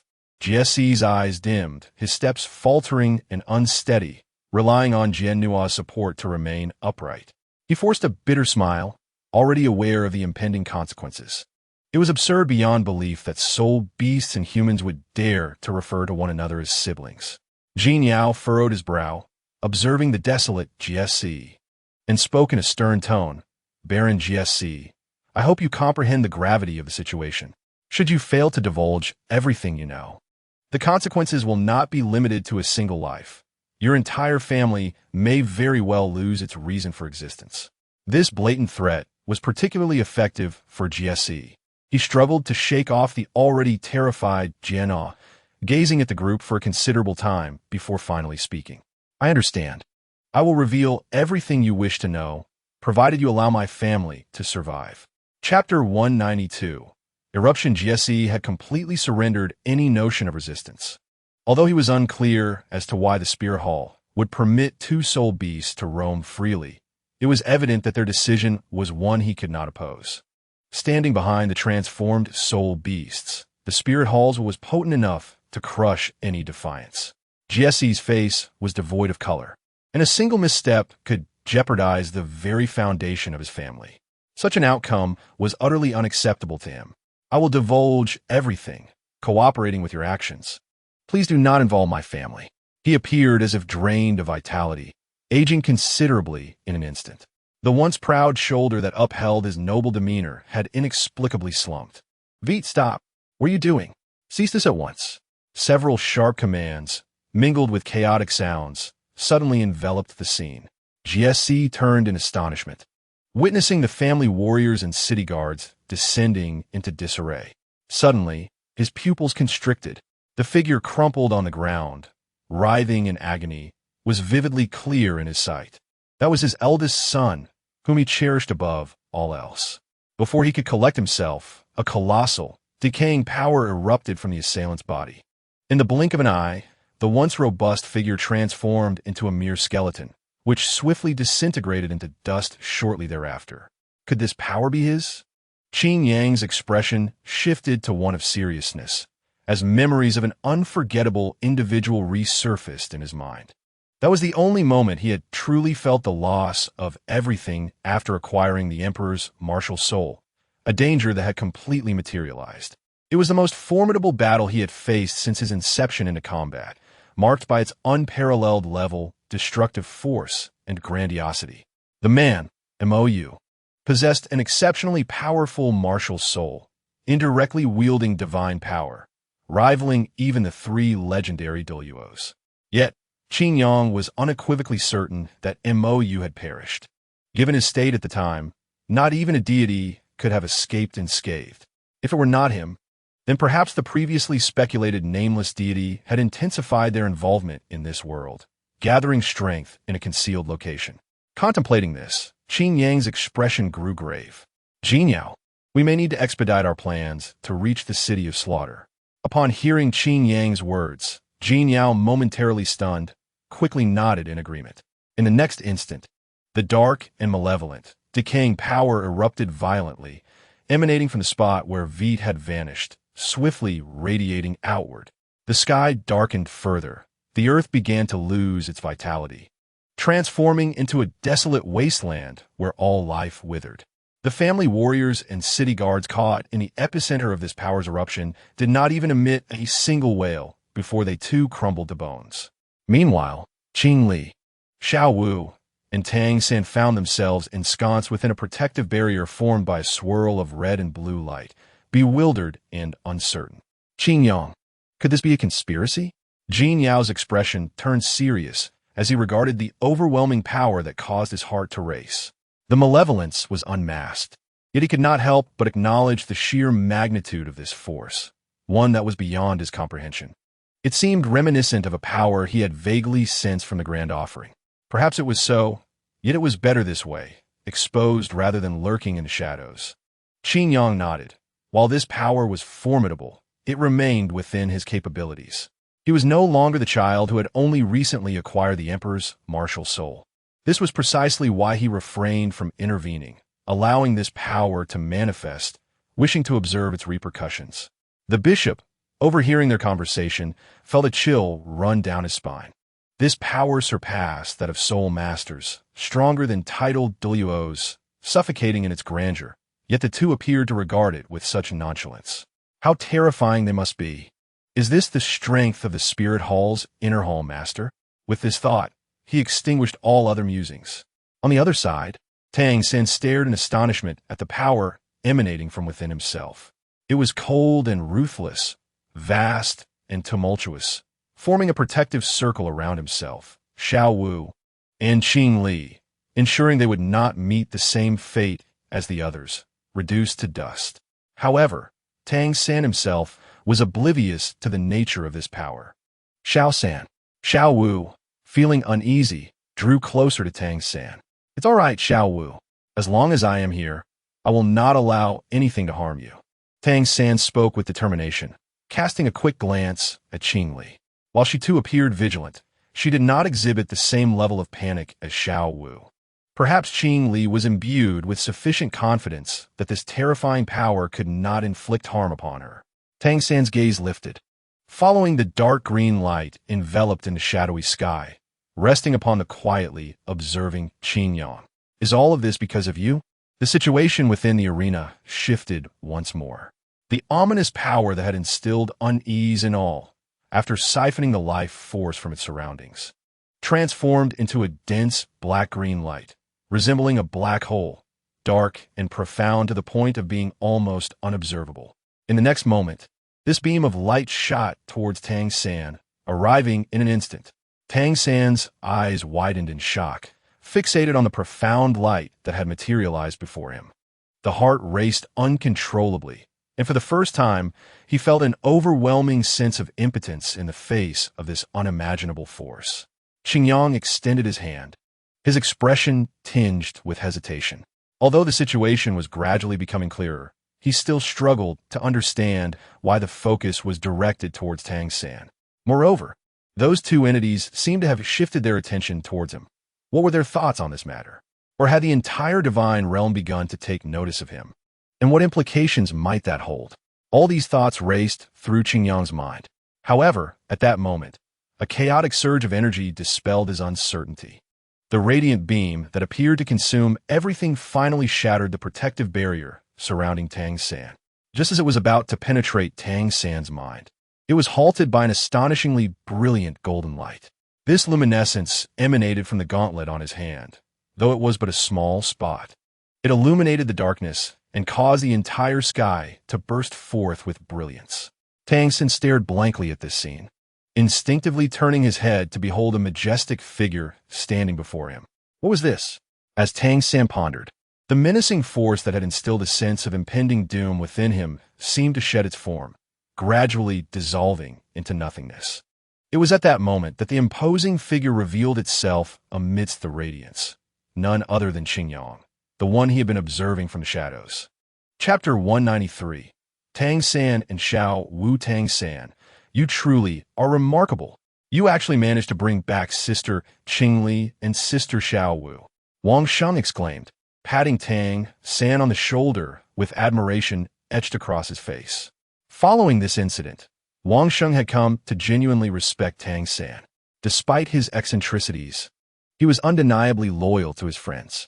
Indeed, Tang San, if you ever need assistance at the academy, do not hesitate to let me know. I will do my utmost to help you. Another work-study student chimed in, thumping his chest in solidarity. Through this ordeal, Tang San had successfully established his authority within this small group, though it was not something he had sought. Tang San shook his head with a wry smile, still haunted by the events of that day. Though he had safely returned to the academy and all issues had been adeptly managed by Qingyang, the repercussions lingered and would not dissipate anytime soon. For the first time, Tang San comprehended the vastness of the world and loathed his own powerlessness.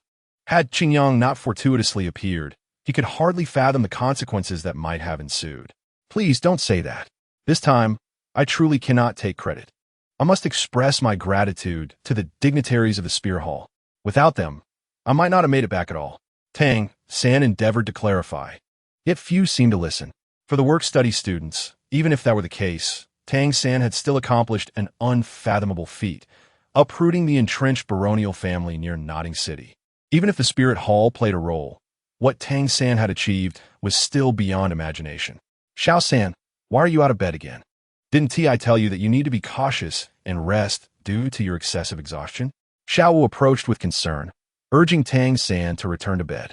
Simultaneously, she turned to reprimand the others, her anger palpable. You lot should know that Xiao San needs peace and quiet. Why are you still disturbing him? Xiao Wu has spoken. Run. Run fast. Don't get caught and face another beating. Someone shouted, and the work-study students scattered in a frenzy. Xiao Wu, both exasperated and amused by their hasty retreat, decided to let them off the hook. She turned her gaze back to Tang San, suddenly feeling shy and unsure of what to say. Tang San, I'm really not seriously injured. I just need a few days to rest.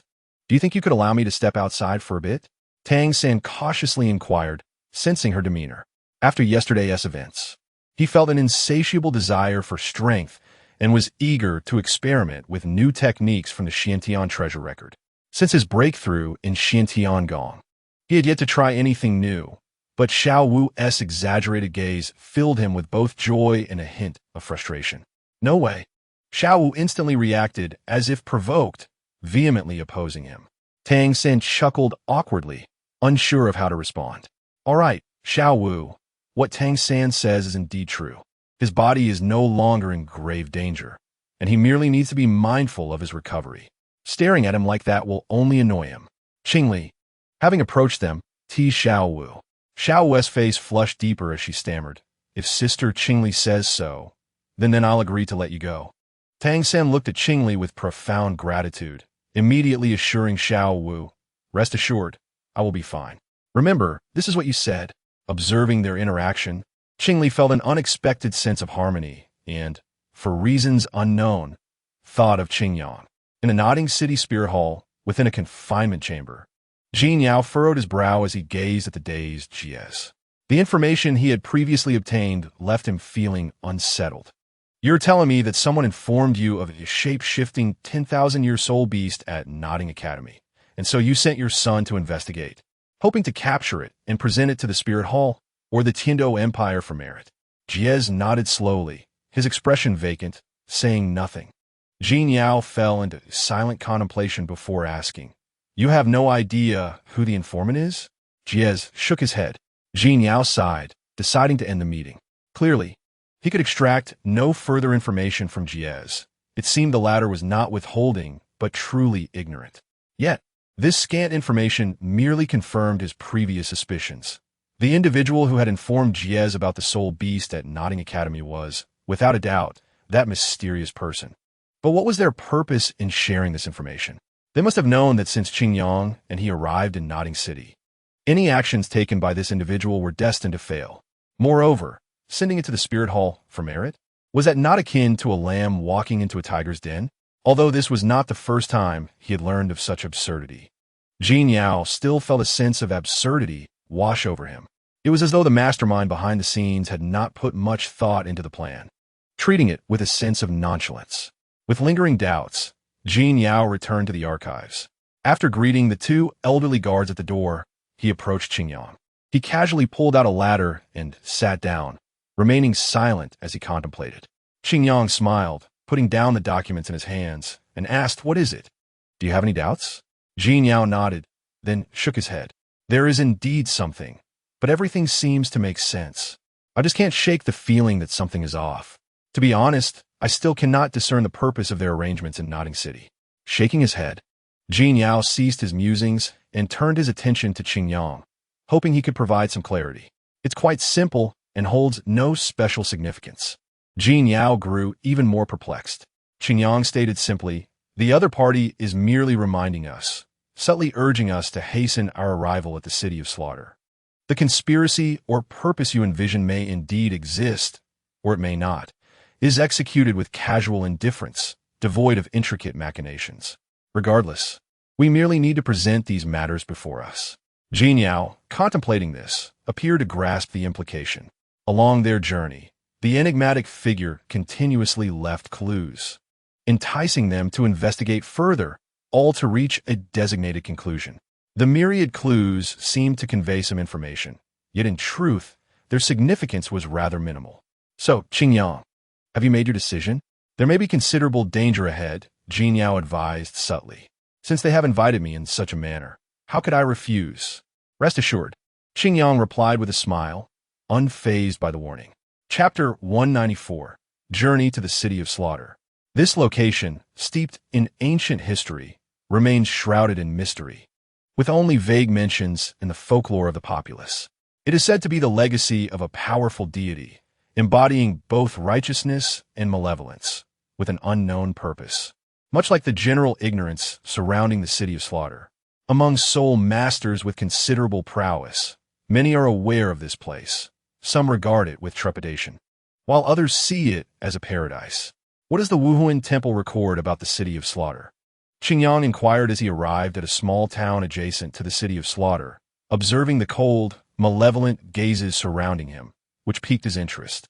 The city's notorious name was familiar to him, though he had not paid it much heed until now, due to a lack of urgency.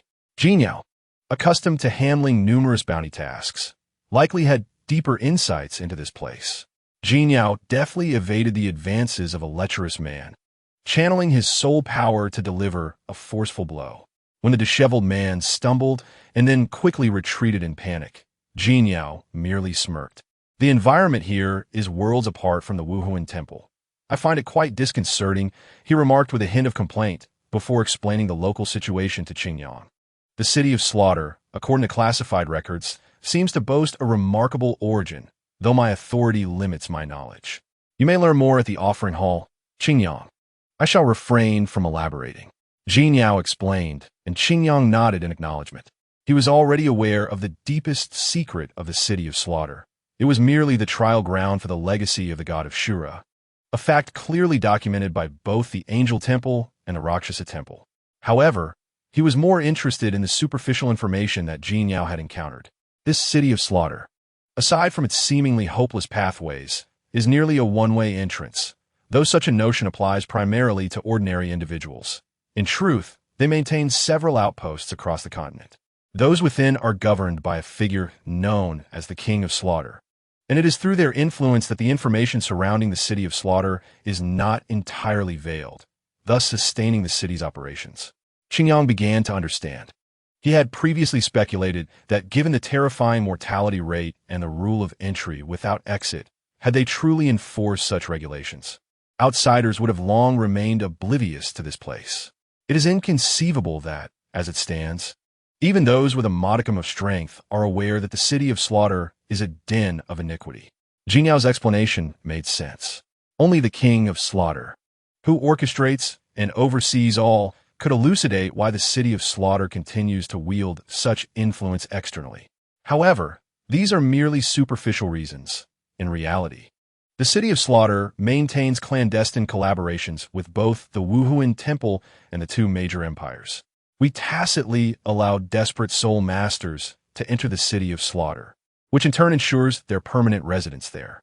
Consequently, we conserve resources for our law enforcement hall while providing those desperate souls with a glimmer of hope as they descend into the abyss.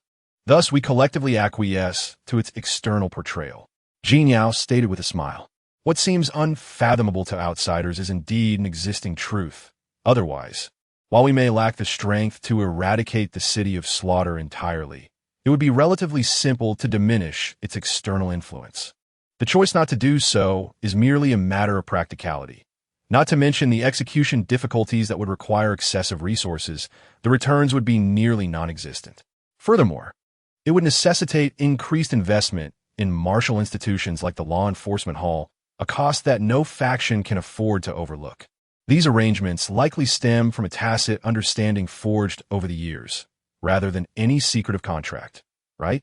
Qingyang suddenly inquired, catching Jin Yao off guard. He chuckled and shook his head, saying, "Isn't that self-evident? We would never leave such incriminating evidence behind, for the City of Slaughter is ultimately a lawless realm. Our inaction merely reflects our inability and the exorbitant costs involved."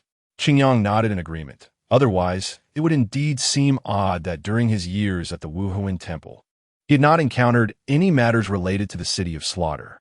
At this juncture, Jin Yao was struck by a thought, eagerly proposing to Qingyang. What if we were to manage this place in the future and transform it into a prison-like entity? The largest prison on the continent.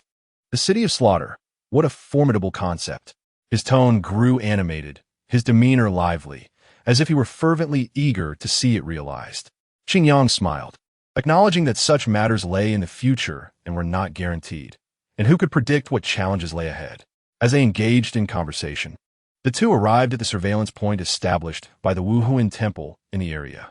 As the bastion of justice on the continent, the Wuhuan Temple, though currently unable to eradicate this place, deemed monitoring essential. Thus, they could bypass numerous troubles and gain entry into the City of Slaughter. It was a grand arena, offering near lifelike displays of slaughter. Many yearned for the City of Slaughter, yet lacked the courage to enter, lingering in the surrounding towns. Over time, services catering to these individuals emerged, with performances mimicking the slaughterous spectacles of the arena gaining immense popularity. And champions of such events might even earn the opportunity to enter the City of Slaughter. As a result, the venue amassed considerable wealth. Master Qingyang, Deputy Master Jin Yao, the passage has been prepared for you. Please follow me, announced a captivating service girl clad in an alluring robe, her voice a chilling melody laced with allure, captivating all who heard it. The fearful and horrified gazes from those around her underscored her formidable presence.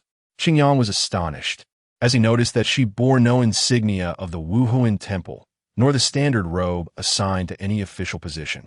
This indicated that she was not affiliated with the Wuhuan temple.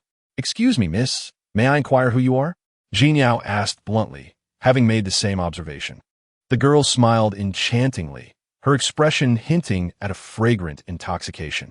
"I apologize, esteemed guests, for my failure to introduce myself." Chapter 195, The City of Slaughter. I am known as Xiao Yao, and you may also refer to me as the Messenger of Slaughter. Due to some pressing matters, Bishop Luo De is unable to receive you at this moment. Therefore, I shall guide you into the City of Slaughter. The mellifluous tones of her voice heightened the awareness of Qin Yang and Jin Yao. The fact that the bishop could not attend and instead sent a messenger of slaughter seemed absurd at first. However, considering the peculiar circumstances here, it was not entirely unfathomable. Yet, could her assertions be taken at face value? After a moment of contemplation, Qin Yang chose not to delve further. "Understood. We appreciate your assistance." Xiao Yao smiled and nodded gracefully, leading the way. This place, being the most bustling spot in the town, was already thronged with people. Moreover, the youthful appearance of Qin Yang and Jin Yao, coupled with their affiliation to the Wuhuan temple, drew even more attention.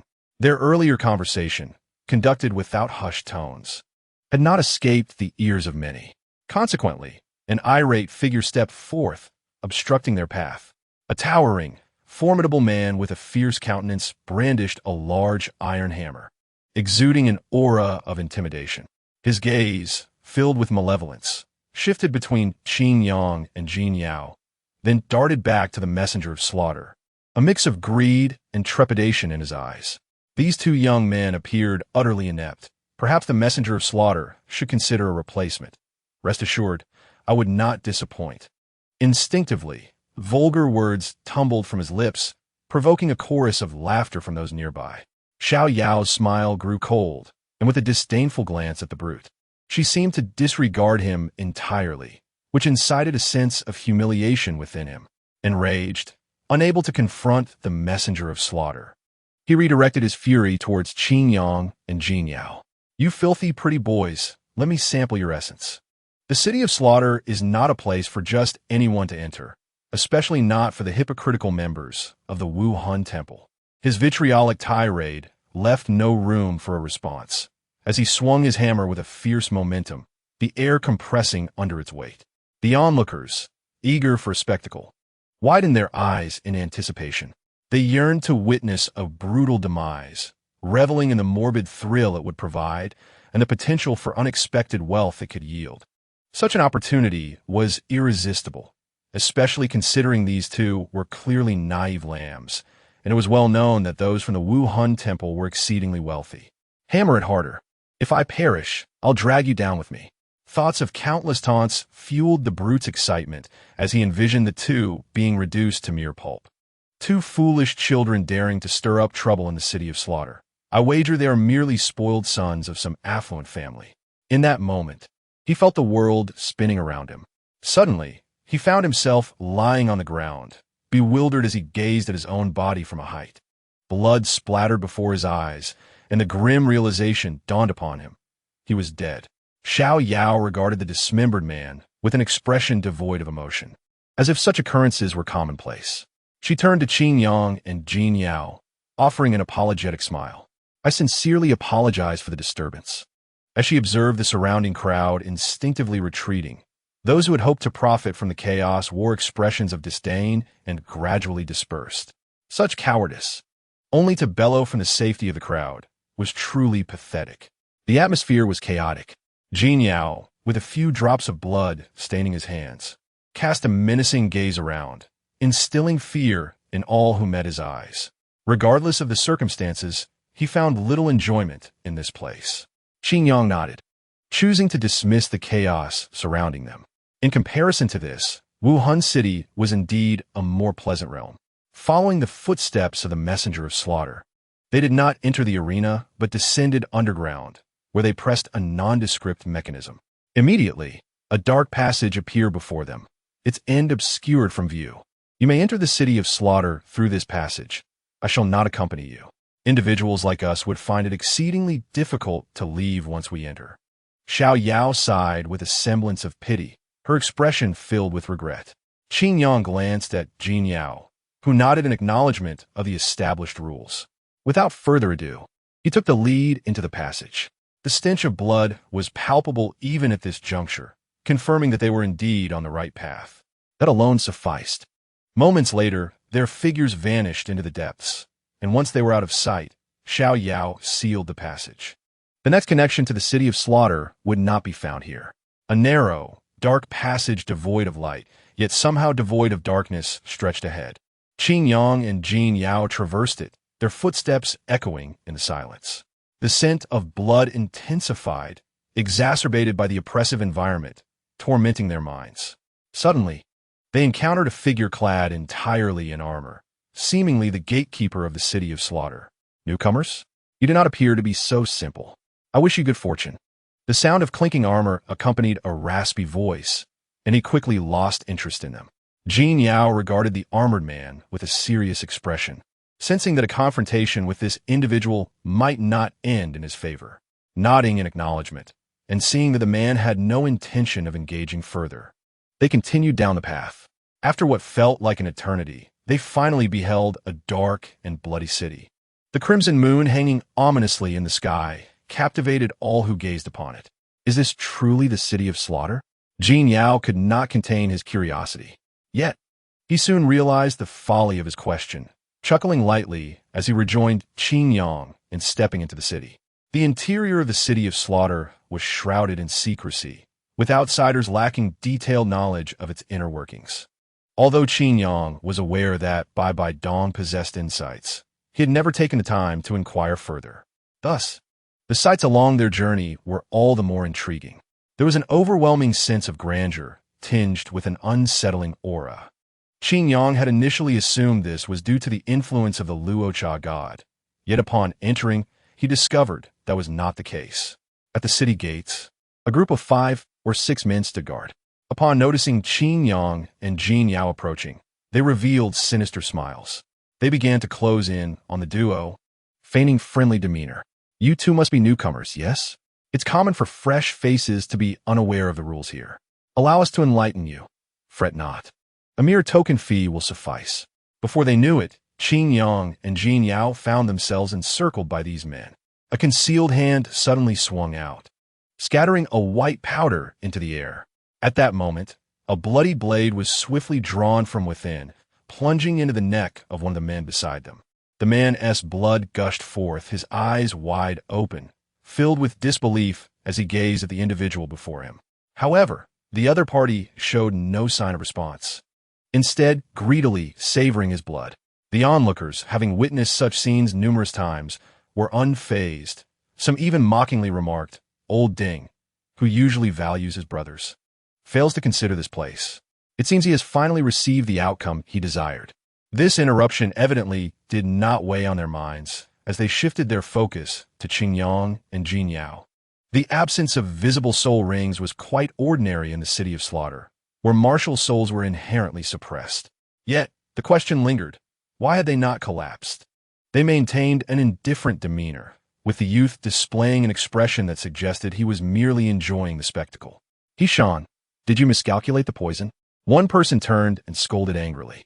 In response to this predicament, Hishan, his face flushed with anger, retorted, "Even if your mother were slain, I would not err in this. Let us proceed directly without all this needless chatter."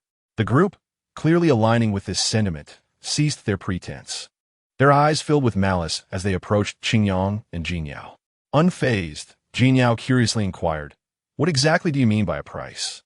Hishan felt no compassion. Those who possessed such things could not survive here, much like Old Ding. Even if they managed to cling to life for a moment, that very mercy would amplify, becoming a fatal flaw. "Ah, the price is merely your blood." Hishan smirked cruelly, leaping forth with a dagger poised to strike. Although such weapons were ill-suited for direct combat, against mere youths, what threat could they pose? Holding this thought, Hishan unleashed a rapid kick, striking Jin Yao in the abdomen with a force that left him stunned, his expression twisting in agony. It felt as though his body was disassembling, yet damn it, without the enhancement of a martial soul, how could he possess such strength? This final thought flashed through his mind before he collided with another person, crashing into the muddy ground and succumbing to unconsciousness under the overwhelming force. The city of Slaughter was rife with such occurrences, living up to its notorious reputation. Observing the man who had lost consciousness, Jin Yao retracted his leg and shook his head. The remaining individuals halted, re-evaluating the two. They had initially perceived these newcomers to the city of Slaughter as easily manageable lambs. Without soul skills, they assumed there could be no match.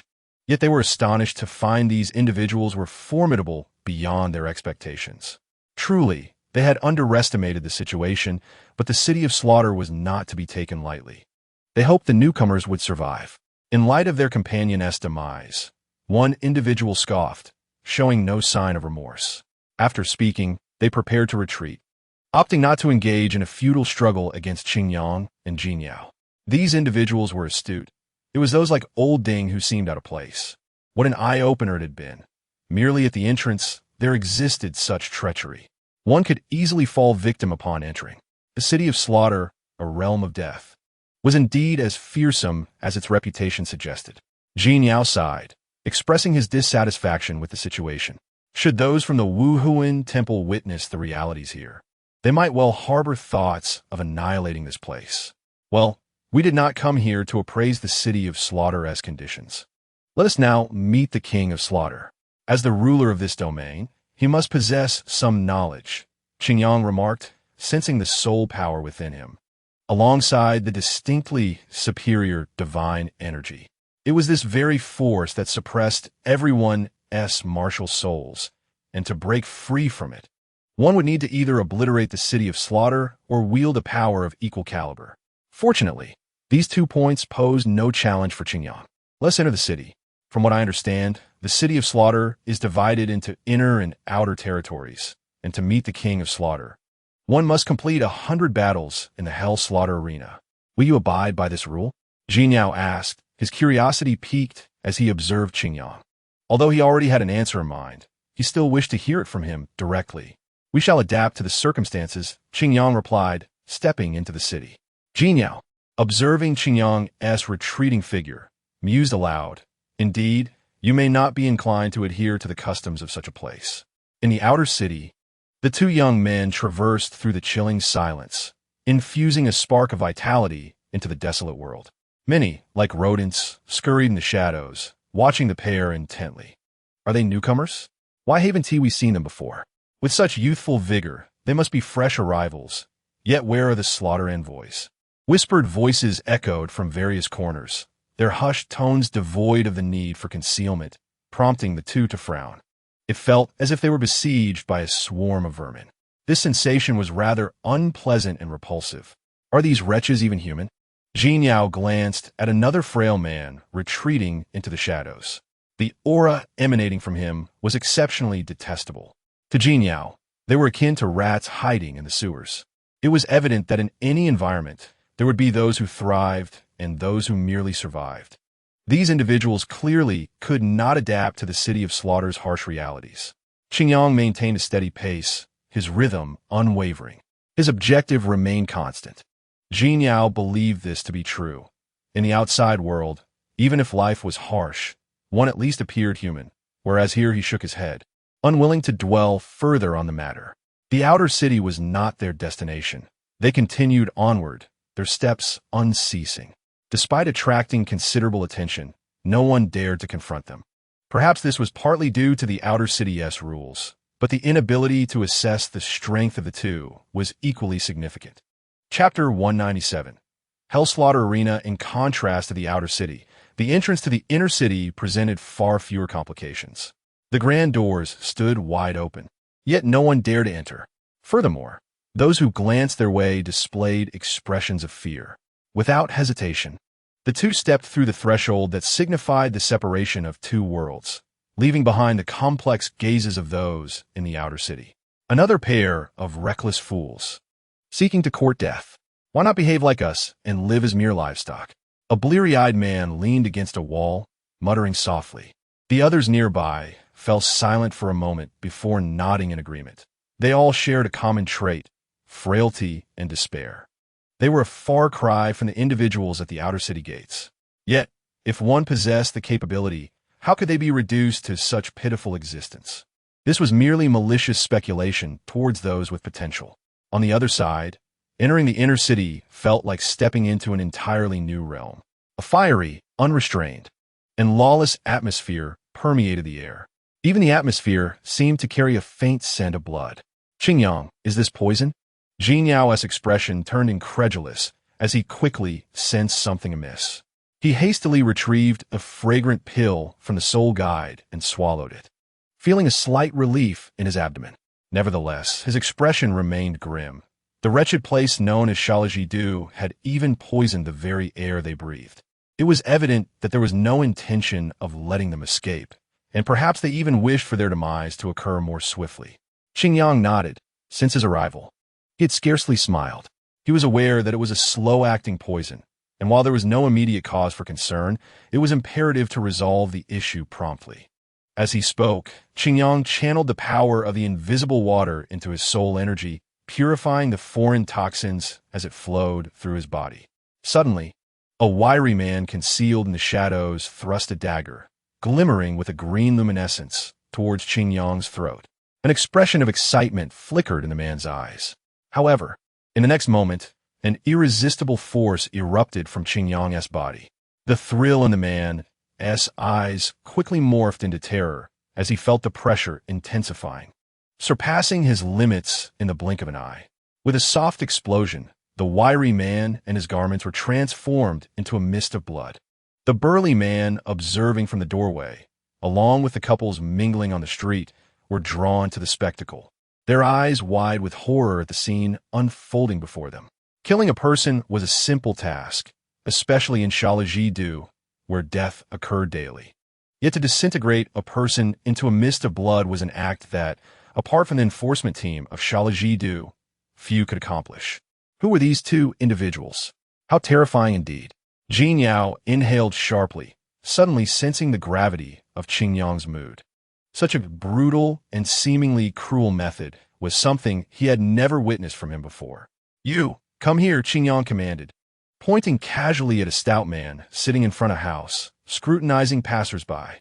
The man was momentarily taken aback before rising in fear, attempting to flee. Yet even this act proved to be a futile aspiration. He soon realized a powerful force was pulling him towards the fierce figure. The strength was something he could not resist. Coughing, Qingyang seized the man by the throat, applying just enough pressure to turn his complexion crimson. After a tense silence of over 10 seconds, Qingyang released him, sending the man crashing to the ground. He clutched his throat, gasping greedily for air while stealthily reaching into his robes. Do you know where the Hell's Killing Arena is? Qingyang's cold voice made the stout man pause slightly. The Hell's Killing Arena was common knowledge. Anyone from the inner city had surely frequented it, for it was an essential venue for the residents' survival. But how could this person be unaware? Yes, I know. Do you have any instructions? The stout man hastily replied, reluctant to engage in a desperate gamble unless necessary. Very well, lead us there, Qingyang ordered bluntly, devoid of any courtesy. Yet those words ignited a glimmer of hope within the stout man. Of course, I will take you there at once, he stammered, his speech laced with the formality he had long abandoned. He vowed that since entering Shalaji-do, he had never encountered such a demand or experienced such humiliation. If he had the means, he would certainly throw this youth into the duck pond and torment him mercilessly. With a sudden crack, the stout man watched in horror as his left arm disintegrated into flesh and blood, desperately using his remaining hand to muffle his cries. Agonizing pain surged through his mind, yet he dared not emit a single sound. Abandon any disrespectful thoughts, or you shall find no reason to live. Qingyang's cold voice caused the stout man's pupils to constrict. Indeed, he recognized the identity of this formidable individual. Thankfully, he had reacted swiftly. Seeing the same fate befall the unfortunate soul, he had deduced the truth. Otherwise, he would have surely met his end. The stout man struggled to suppress his thoughts, enduring the pain in silence as he guided the way. Jin Yao remained silent, observing Qingyang and shivering involuntarily at his ruthlessness. Goodness, his strikes were indeed fierce. But for the people here, it was likely inconsequential. Shaking his head, Jin Yao hurried to keep pace with him. Due to his injuries, the stout man bore the pain, quickening his steps, blood dripping along the way. Had he not tended to his wounds while walking, the blood loss would have surely proved fatal. Jin Yao could not help but admire the stout man. He truly was a tough character, capable of inflicting such pain upon himself. "We have arrived, my lord. May I take my leave?" Qingyang gazed ahead at the Hell's Killing Arena and nodded. The stout man felt as if a great weight had been lifted from him, fleeing quickly. Meanwhile, those who had followed closely began to reveal bloodthirsty smiles as they pursued him. It was unlikely he would survive. The Hell's Killing Arena, with 100 battles, was indeed a cumbersome affair. However, to take control of this place and ensure a thorough cleansing was undoubtedly essential. Qingyang remarked suddenly. Jin Yao was taken aback. While cleansing was not an issue, did Qingyang truly need to do it himself? Or perhaps Jin Yao chuckled softly, realizing that emotions were indeed stirring within Qingyang. Chapter 198. Luosha Inheritance. Within the Hell's Killing Arena, a scene of bloody and brutal combat had already commenced. With the entrance of Qingyang and Jin Yao, the heavy gates slammed shut, leaving only 12 individuals inside. Indeed, 12. Not only the spectators, but even the once victorious criminals stared in shock at the two newcomers. According to the rules of the Hell's Killing Arena, 10 participants were required to initiate a battle, with only one emerging alive each time. Yet what was the situation now? "Qingyang, it seems our arrival was unexpected," Jin Yao mused, stroking his chin as he observed the wary criminals eyeing one another amidst the escalating tension. Following their entrance, most of the participants had turned their attention toward them, appearing decidedly unfriendly. The gates closing signified the commencement of the slaughter, regardless of the circumstances. Only one among them could leave alive. One voice declared fiercely, immediately attacking the person closest to him. This performance instantly heightened the atmosphere, and amidst the cheers and screams of the audience, the first casualty emerged. "I do not believe this to be an accident. The one who fell must have been observing us," Qingyang remarked calmly as he noticed 3 individuals approaching him. In front of him, these 3 did not even dare to step within 3 paces of Qingyang, vanishing into nothingness amidst a flash of brilliance. This terrifying display left everyone gaping in disbelief, their mouths agape at the unfolding spectacle. "Oh, great king, what manner of horrific power is this? Even a 10,000-year soul bone cannot exhibit such exaggerated phenomena." A woman's voice trembled with astonishment and fear. It was not ignorance that prompted her reaction. Rather, the display was far beyond the realm of normalcy. At least within the city of Slaughter, she had never encountered anything like this.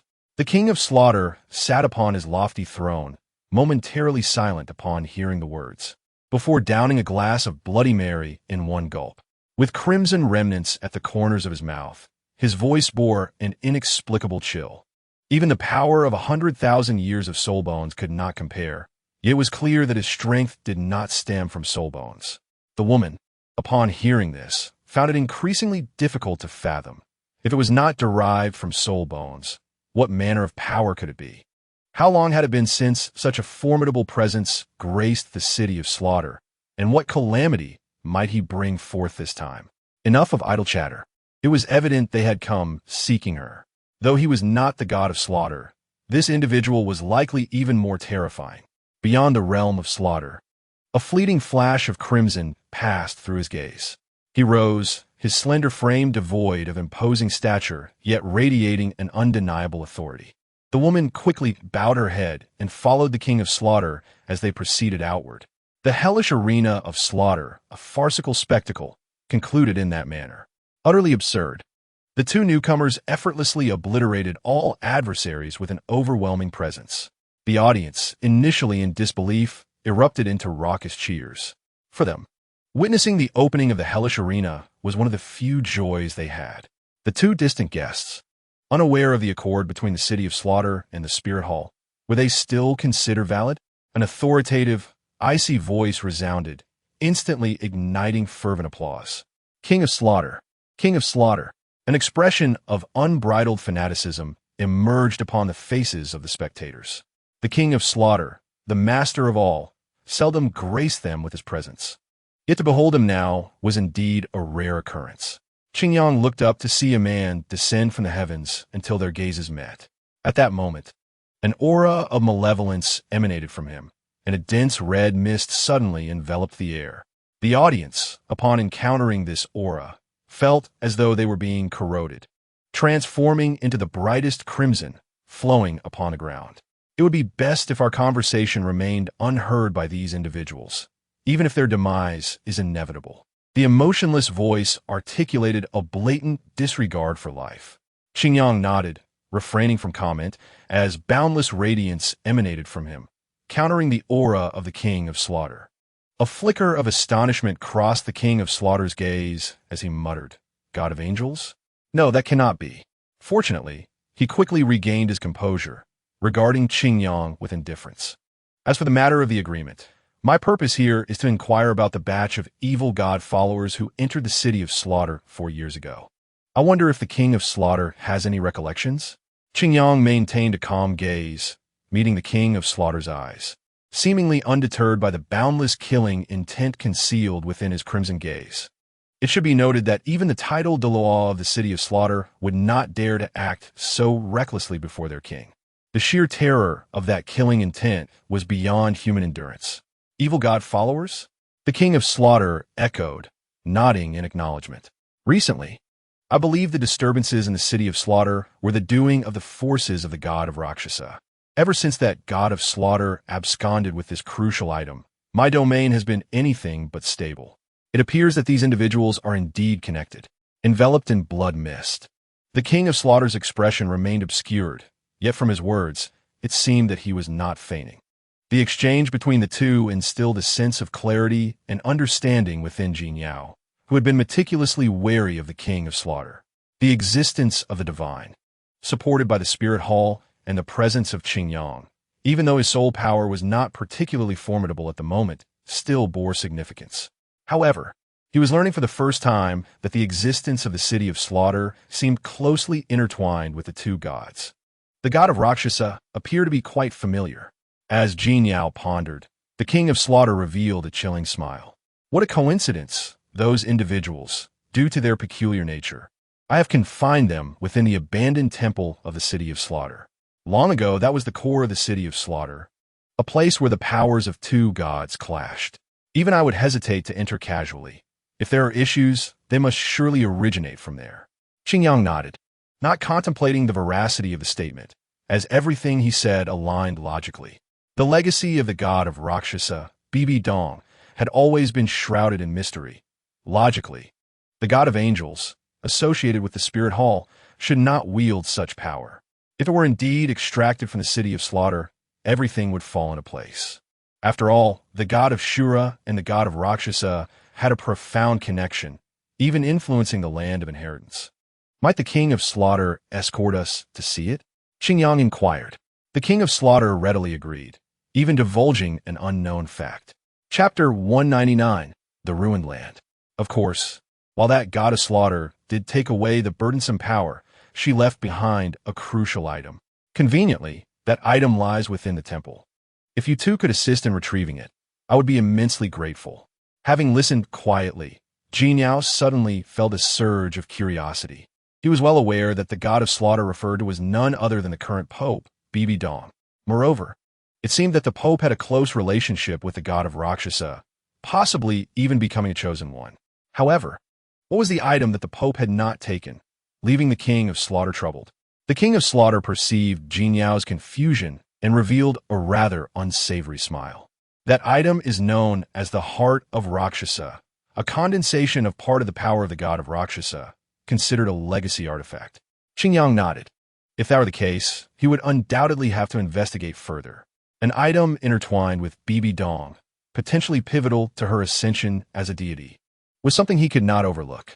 Normally inclined to avoid unnecessary interruptions, he found himself compelled to forego his earlier hesitations. As Qingyang observed the King of Slaughter, the latter withdrew the pervasive red mist, and he too ceased to display his power, allowing the boundless radiance to dim. Only a faint, putrid, bloody scent lingered in the air. What significance does this hold for you? Qingyang inquired. This question seemed crucial, even causing the King of Slaughter to pause, the blood-red hue in his eyes dimming considerably. After a long moment, he responded, "Indeed, if that god of slaughter were to advance further, it would not bode well for me. However, it is precisely because of the final power of the god of Rakshasa that I remain unable to progress, to enter a new realm." At this juncture, he let out a cold chuckle, his words laced with contempt. "Speaking of which, that old fool Dalu has been under my thumb his entire life. Though he now has no hope for advancement, merely treading water, I refuse to be on par with him. I must decisively crush him beneath my feet." These words, imbued with arrogance, profoundly shook Jin Yao's spirit, compelling him to raise his head and scrutinize the King of Slaughter once more. Dalu was the mightiest figure in the Spirit Hall, the grand offering of the Offering Hall, a true paragon at the pinnacle of soul masters. Yet to hear him dismissed so casually from the lips of another was simply unfathomable. Long ago, Jin Yao regarded Dalu as a mere myth. Thus, upon hearing the words of the King of Slaughter, he felt a profound sense of disillusionment, as if the cherished tales of his childhood were crumbling before his eyes. Realizing this, he wished the king's success with a voice devoid of sincerity, showing little regard beyond the violence. He ascended slightly, hovering in the air, and casually remarked, "You too, follow me. I shall lead you to the temple." With that, the King of Slaughter transformed into a streak of crimson light, soaring into the distant sky. Qingyang ceased his speech and, alongside Jin Yao, transformed into a radiant arc, pursuing without faltering. Thus, the gates to the hellish arena swung open once more. Countless individuals, who had been waiting in anticipation, were taken aback to find that not a single soul remained alive within. The arena had witnessed complete annihilation. While such occurrences were not unheard of, even the audience had vanished without a trace, with not a single body to be found. This situation was truly unprecedented. Could it be that the path to hell had opened again? Murmured an old veteran, who had lingered in the inner city for an extended period and had celebrated over 60 victories, in disbelief. As his words echoed, a heavy silence enveloped the crowd. For reasons unknown, an indescribable emotion surged within their hearts. Not far from the outskirts of the city of Slaughter, the environment was riddled with grotesque and terrifying wounds, resembling a site ravaged by horrific battles. The unimaginable scars of colossal swords nearly cleaved the earth in two, while the ghastly gashes rendered this area utterly lifeless. Even after much time had passed, the residual divine power persisted, continuously influencing every newcomer who dared to tread upon this land. The only structure that remained somewhat intact was a dilapidated temple, maintaining a semblance of its former glory, yet appearing on the verge of collapse.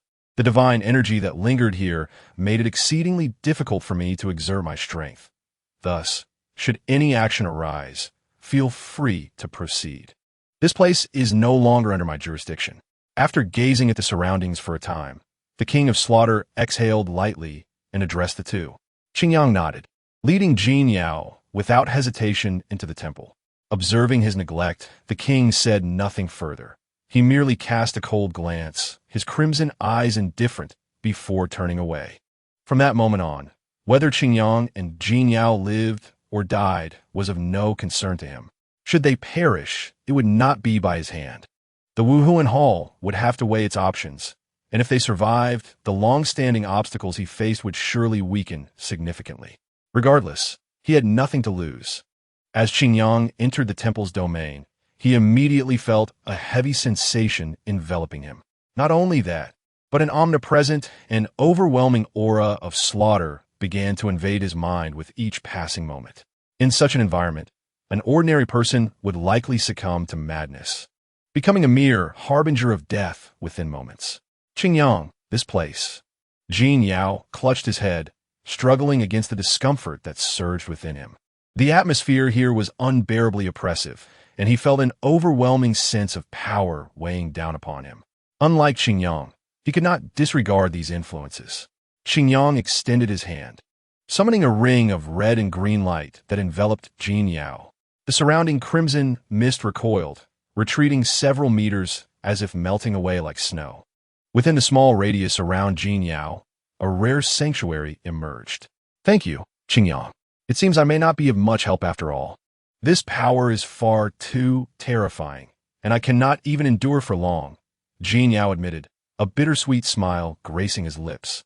In the past, he had believed himself powerful enough to match Qingyang's pace, but now he realized how distant he truly was. He could only hope not to become a burden. A smile finally appeared on Qingyang's face as he reassured him, Jin Yao, do not fret. Perhaps there are very few on this continent who can reach the heights you have. He continued, moreover, your belief that you cannot assist may not hold true.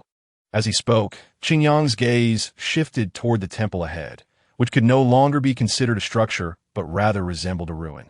Upon entering the temple, Qingyang immediately discerned something utterly different, causing his expression to grow solemn. Two incomplete towering statues stood at either end, exuding boundless divine energy that twisted the very fabric of space.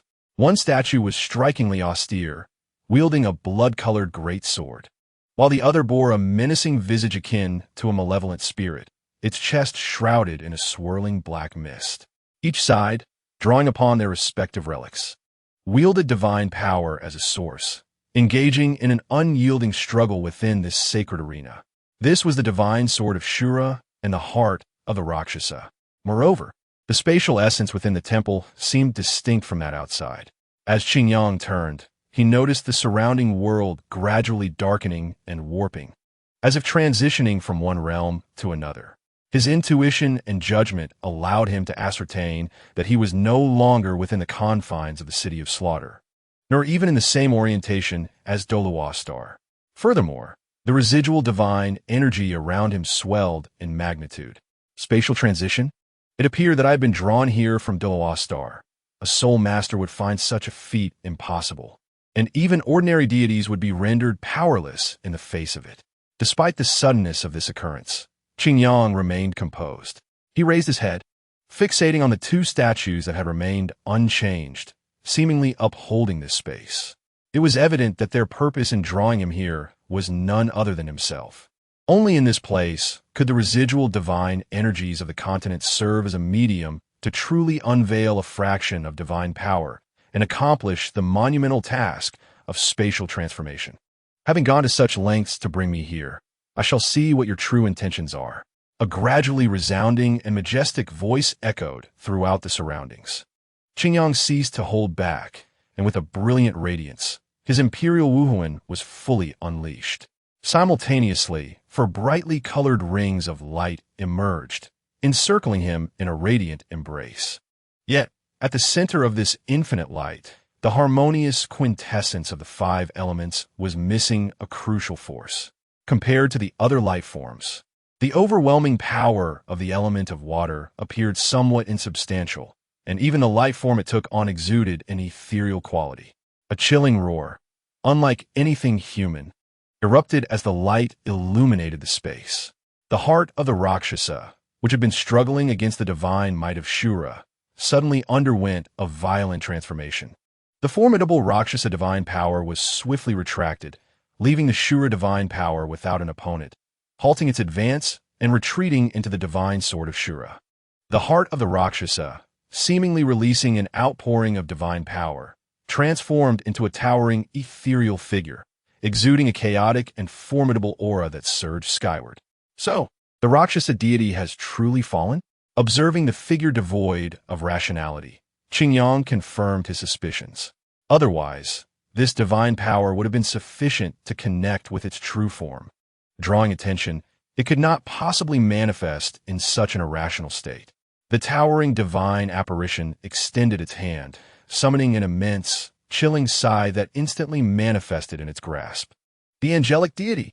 Amidst the earth-shattering sound, the divine apparition struck down toward the only source of light within this space.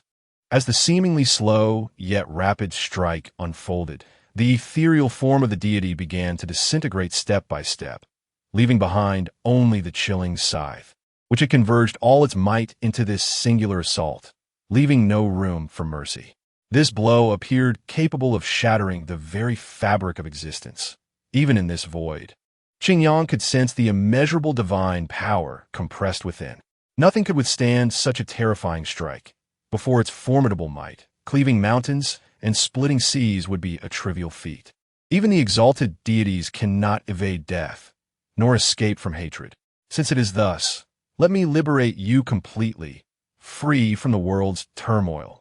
Amidst the dazzling golden light, the Aurora sword materialized in an instant, while the flames swirled before him, morphing into boundless energy that merged with the Aurora sword. Qingyang stood resolute, wielding the sword as he struck downwards. Then, a colossal sword aura, as if capable of rending the heavens, surged forth with overwhelming energy, instantly charging upward. The Emperor's demon-slaying strike. The space imbued with divine power could not even bear this force, and began to crumble, revealing glimpses of the infinite, pitch-black starry sky beyond. With a thunderous silence, everything was torn asunder in the blinding light. The phantom of the Rakshasa god barely withstood for a second before it utterly vanished into the void. The residual sword aura swept through the entire sealed space, shattering all constraints, erasing the dim and twisted remnants of its confinement. Thus, amidst the profound darkness of the starry sky, a vibrant firework emerged. Within the endless radiance and chaotic energy, Qingyang extended his hand toward a specific direction, receiving the heart of the Rakshasa. This was a legacy of great benefit, and regardless of the outcome, this journey was not in vain. Excellent, very good. Though it was merely the decaying divine power, achieving this feat still attests to your extraordinary nature. Before the statue of the Shura god, a man clad in crimson armor appeared at a distance from Qingyang. An overwhelming aura of killing intent engulfed the surrounding star domain, even altering the trajectories of countless meteors. Qingyang withdrew the heart of the Rakshasa and looked up at the god wielding the Shura sword, already understanding his identity. Now, can you reveal to me your identity? Are you a powerful being from that celestial body, or an ancient remnant from a bygone era? Unperturbed by the cold words of the other, Qingyang replied, "You inquire about my identity?" A hint of intrigue colored his voice, causing the Shura god's expression to tighten. He realized that in response to Qingyang's words, the very fabric of this universe seemed to shift. Even in their divine realm, such feats require the leadership of a supreme deity at an immense cost. I am the destined sovereign of all creation, the sole emperor of the cosmic expanse. As this declaration echoed through the cosmos, various energies began to coalesce: gravity, magnetism, light, and even forces both known and unknown. The universe birthed me. The way of heaven aligns with my will. Thus, divine intent is my intent, and my heart equals the heart of heaven. In the midst of this grand and ethereal proclamation, the Shura god fell silent. As Qingyang fully unveiled his power, he discerned the origins of his opponent. Yet, the very thing he most dreaded had indeed come to fruition. The will of the universe and the heavenly path had given rise to its own sovereign. Such an existence, if it truly materialized, how would they, the divine realm, find their place? Self-proclaimed guardians of cosmic peace, enforcers of earthly laws, how would the divine realm confront this being? Not to mention, their current endeavor was far from benevolent. There was no time for contemplation. The crimson light surged forth, enveloping the star domain, challenging Qingyang's illuminating brilliance. This time, the Shura god held nothing back. As the enforcer of the divine realm, he must protect its status and interests. In an instant, two unimaginable forces collided within the starry sky. The mere touch obliterated countless meteors into dust. The largest among them even approached 1,000th the size of Douluo star. Without words or explanations, the first encounter between the divine realm and Qingyang commenced in such a hostile manner. It was devoid of ideology, merely a stark difference in positions and interests, an inevitable clash. This was the immediate understanding that arose upon recognizing each other's identities, akin to the immutable laws of the cosmos. See God. The increasingly frigid voice reverberated throughout the star domain. At that moment, a vast blue ocean materialized, as the sea god relocated his divine realm here, simultaneously subjecting Qingyang to a dual assault. Yet even so, The endless starlight and cosmic energy continued to flow into Qingyang from the crevices between the two divine realms. Armed with 4 stones imbued with the purest, most refined energy, representing a portion of cosmic authority, Qingyang felt almost no concern for the future. In fact, it could be said that the cosmic expanse was his true domain. Qingyang's eyes flashed with the crimson light of his armor, and he pointed the sword forward. Instantly, meteors, influenced by the myriad forces of the universe, altered their trajectories and crashed towards the realms of red and blue. The Shura god's expression shifted, and his movements changed again. A thin, blood-red swordlight, bearing the power of the divine realm, appeared in the starry sky, severing the dozen or so meteors descending upon him. Not to be outdone, the golden trident, infused with endless waters, shattered the incoming meteors into oblivion. If the power of the divine realm were to be compromised, they would lack the capability to restrain Qingyang's authority. In such a scenario, even at the cost of exhaustion, they could not prevail. No divine realm, no matter how vast, could compare with the universe. Even a mere fragment of the cosmos surpassed what a first-tier god and the enforcers of the divine realm could contend with. He must not be allowed to seize the initiative. The rough and powerful voice made the Shura god instantly comprehend his companion's intentions. Thus, the two mighty gods reappeared, confronting Qingyang in close combat. In an instant, sword light and spear shadows rained down continuously, supported by divine power, with neither the Shura god nor the sea god yielding to Qingyang. With the power of the universe at his disposal, Qingyang remained unbreakable before the two gods. The ocean churned, blood spilled forth, and light illuminated the star domain, where some powerful beings occasionally escaping their celestial bodies were caught in an unexpected disaster. Some unfortunate stars endured several waves of residual energy, teetering on the brink of demise. Qingyang's will soared, and he began to control his power with a transcendent indifference. As time progressed, facing two opponents became increasingly effortless, and his command over the cosmic energy deepened even further. The Shura god and the sea god felt an escalating sense of dread with each confrontation, as if they were opposing the celestial way, finding it increasingly difficult to act as they wished. Each attack seemed to lose potency due to unforeseen circumstances, and the once rare celestial phenomena now unfolded around them with uncanny frequency. Coincidentally, they consistently evaded Qingyang. Even the chaotic and infrequent meteors relentlessly bombarded their divine realms. This arduous ordeal has only solidified their conviction regarding Qingyang's identity, compelling them to strike with even greater ferocity. After all, even they cannot harness the favor of fate. Only within the confines of the divine realm can one obtain a semblance of protection. See God, this cannot continue. The divine realm is too distant, and we must acquiesce to the request of that being, the Shura god conveyed in a chilling whisper. The sea god's attack faltered for the briefest moment as he absorbed the confidence imparted by Shura's words, deepening the solemnity etched upon his visage. In that case, let us consent, he uttered, his heart heavy, and his subsequent strike was executed with unparalleled cunning. The sea god's trident, in his grasp, had reached unprecedented heights, delivering blows with both overwhelming force and graceful agility, occasionally striking with the stealth of a venomous serpent. Yet, no matter how formidable the assault, it was consistently parried by Qingyang's sword of light.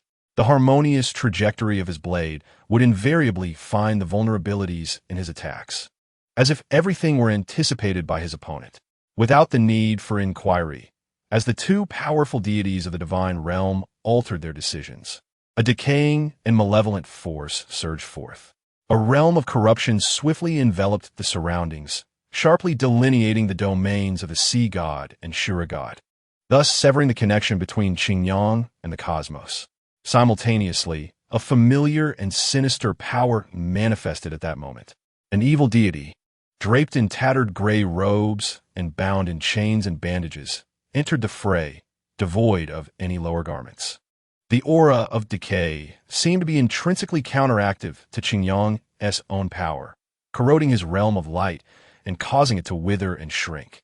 Confronted by the combined might of three formidable divine entities, Even the supreme gods of the divine realm would likely struggle to withstand such an assault. Yet, the nascent and seemingly unfathomable Qingyang, through sheer will, bore the brunt of it all. Sea God, maintain your focus. We must not underestimate our adversary. The Shura god's icy gaze was fixed upon the newly arrived evil deity, simultaneously cautioning his companion.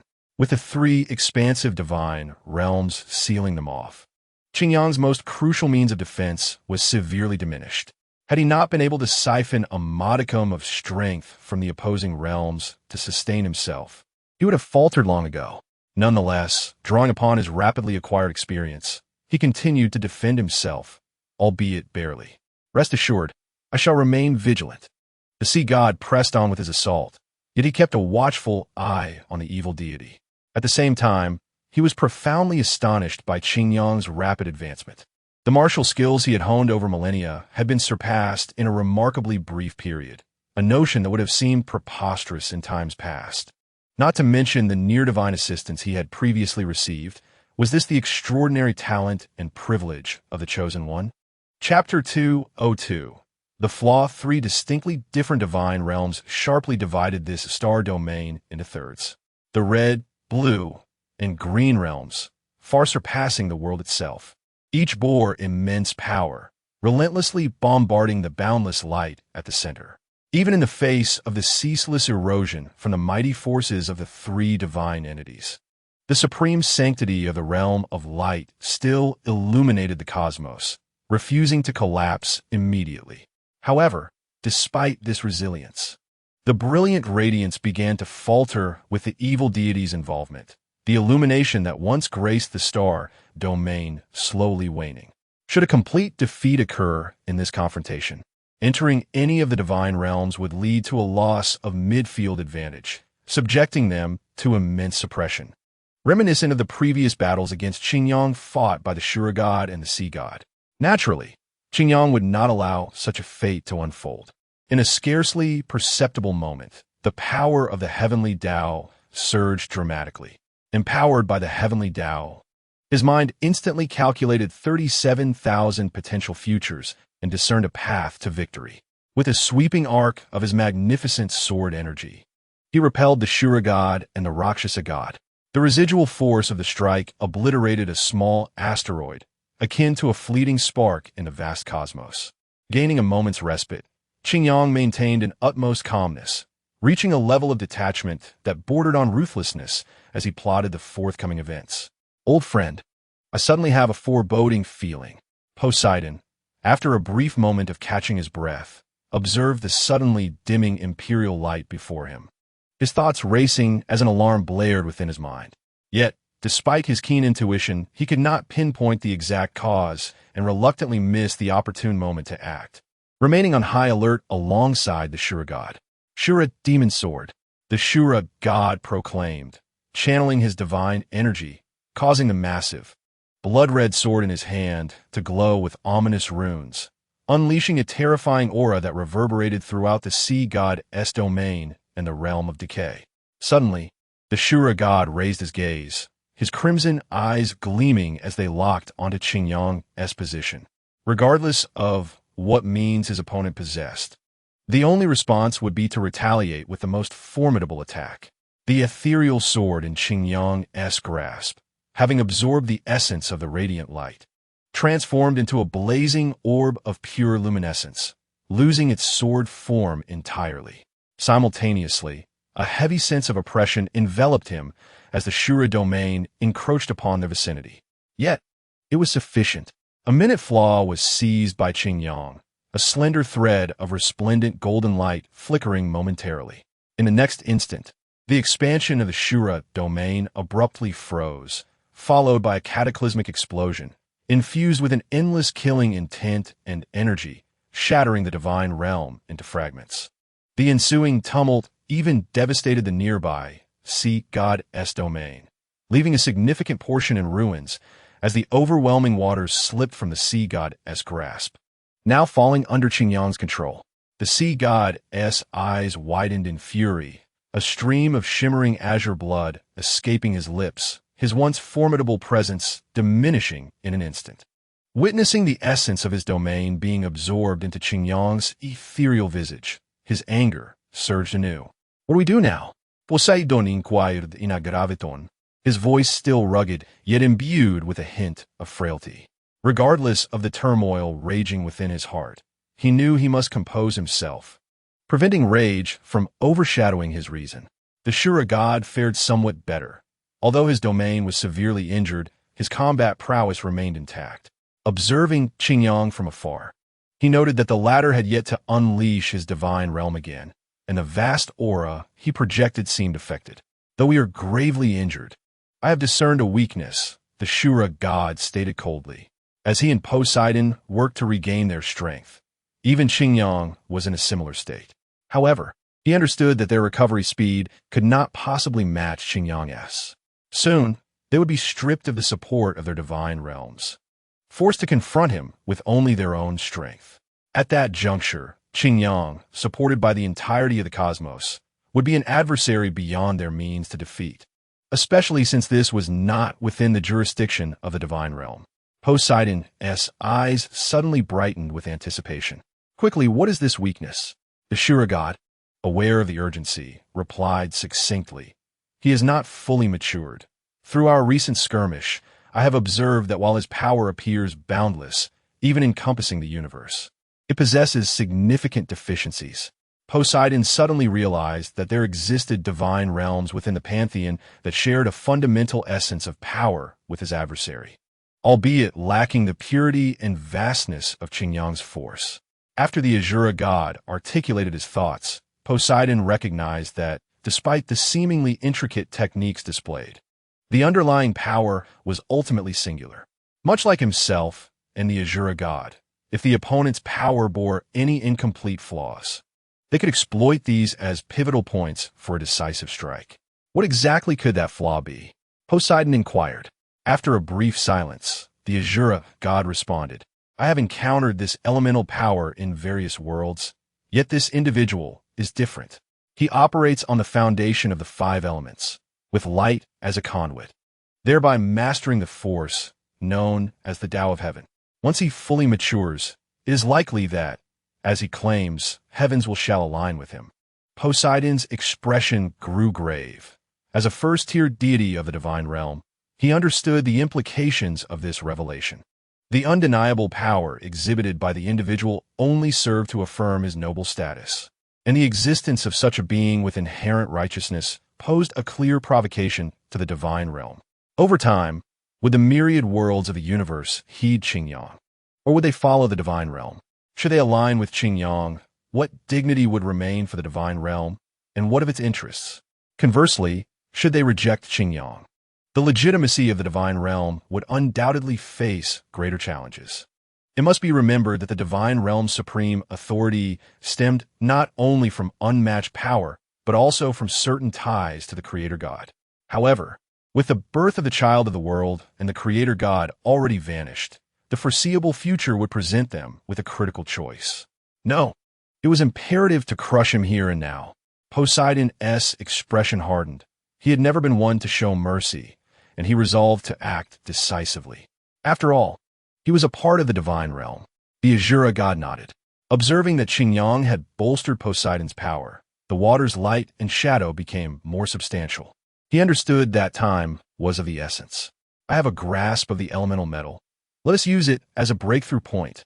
The future existence of the divine realm hinged upon their actions. Poseidon nodded vigorously, then turned his gaze toward the distant figure of the malevolent god, who had been merely observing while retaining a portion of his power. Do not hold back. He conveyed, through divine communication, a hint of urgency in his tone, before shifting his focus away. They were not allies. Mutual wariness was inevitable. Anyone who truly trusted the other without reservations would be a fool. The Azura god unleashed the crimson light of his Azura demon sword, releasing a palpable aura of murderous intent. His formidable armor was activated in tandem with the influx of divine power. The Azura god, no longer holding back, pushed his super artifact to its limits. With this strike, it was likely that this pinnacle artifact of the divine realm would require a long period of gestation before it could be wielded again. but every bit of effort was worth it. The Azura god's gaze sharpened as a blood-red radiance suppressed the brilliance of the entire starry expanse. That blood light emanated an indescribable sensation, as if it were the singular essence of all creation, tearing through even the most fortified spaces. Such desperation, Poseidon was taken aback, gritting his teeth as he, too, summoned the power of his trident. The golden light of the sea god illuminated the trident, making it even more resplendent. This time, he drew upon all his divine power, sparing not even that special force he had been reserving. Meanwhile, the malevolent god, who had remained an observer, unleashed the full extent of his corrupted domain. The divine realm he controlled was obliterated into the purest energy, transforming into a corrosive tide that thoroughly ensnared the recently stabilized water's light and shadow.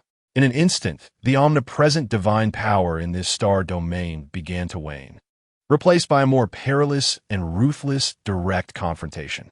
The Azura demon sword, now stained crimson, cleaved into the Aurora sword, unleashing terrifying waves that obliterated countless star remnants.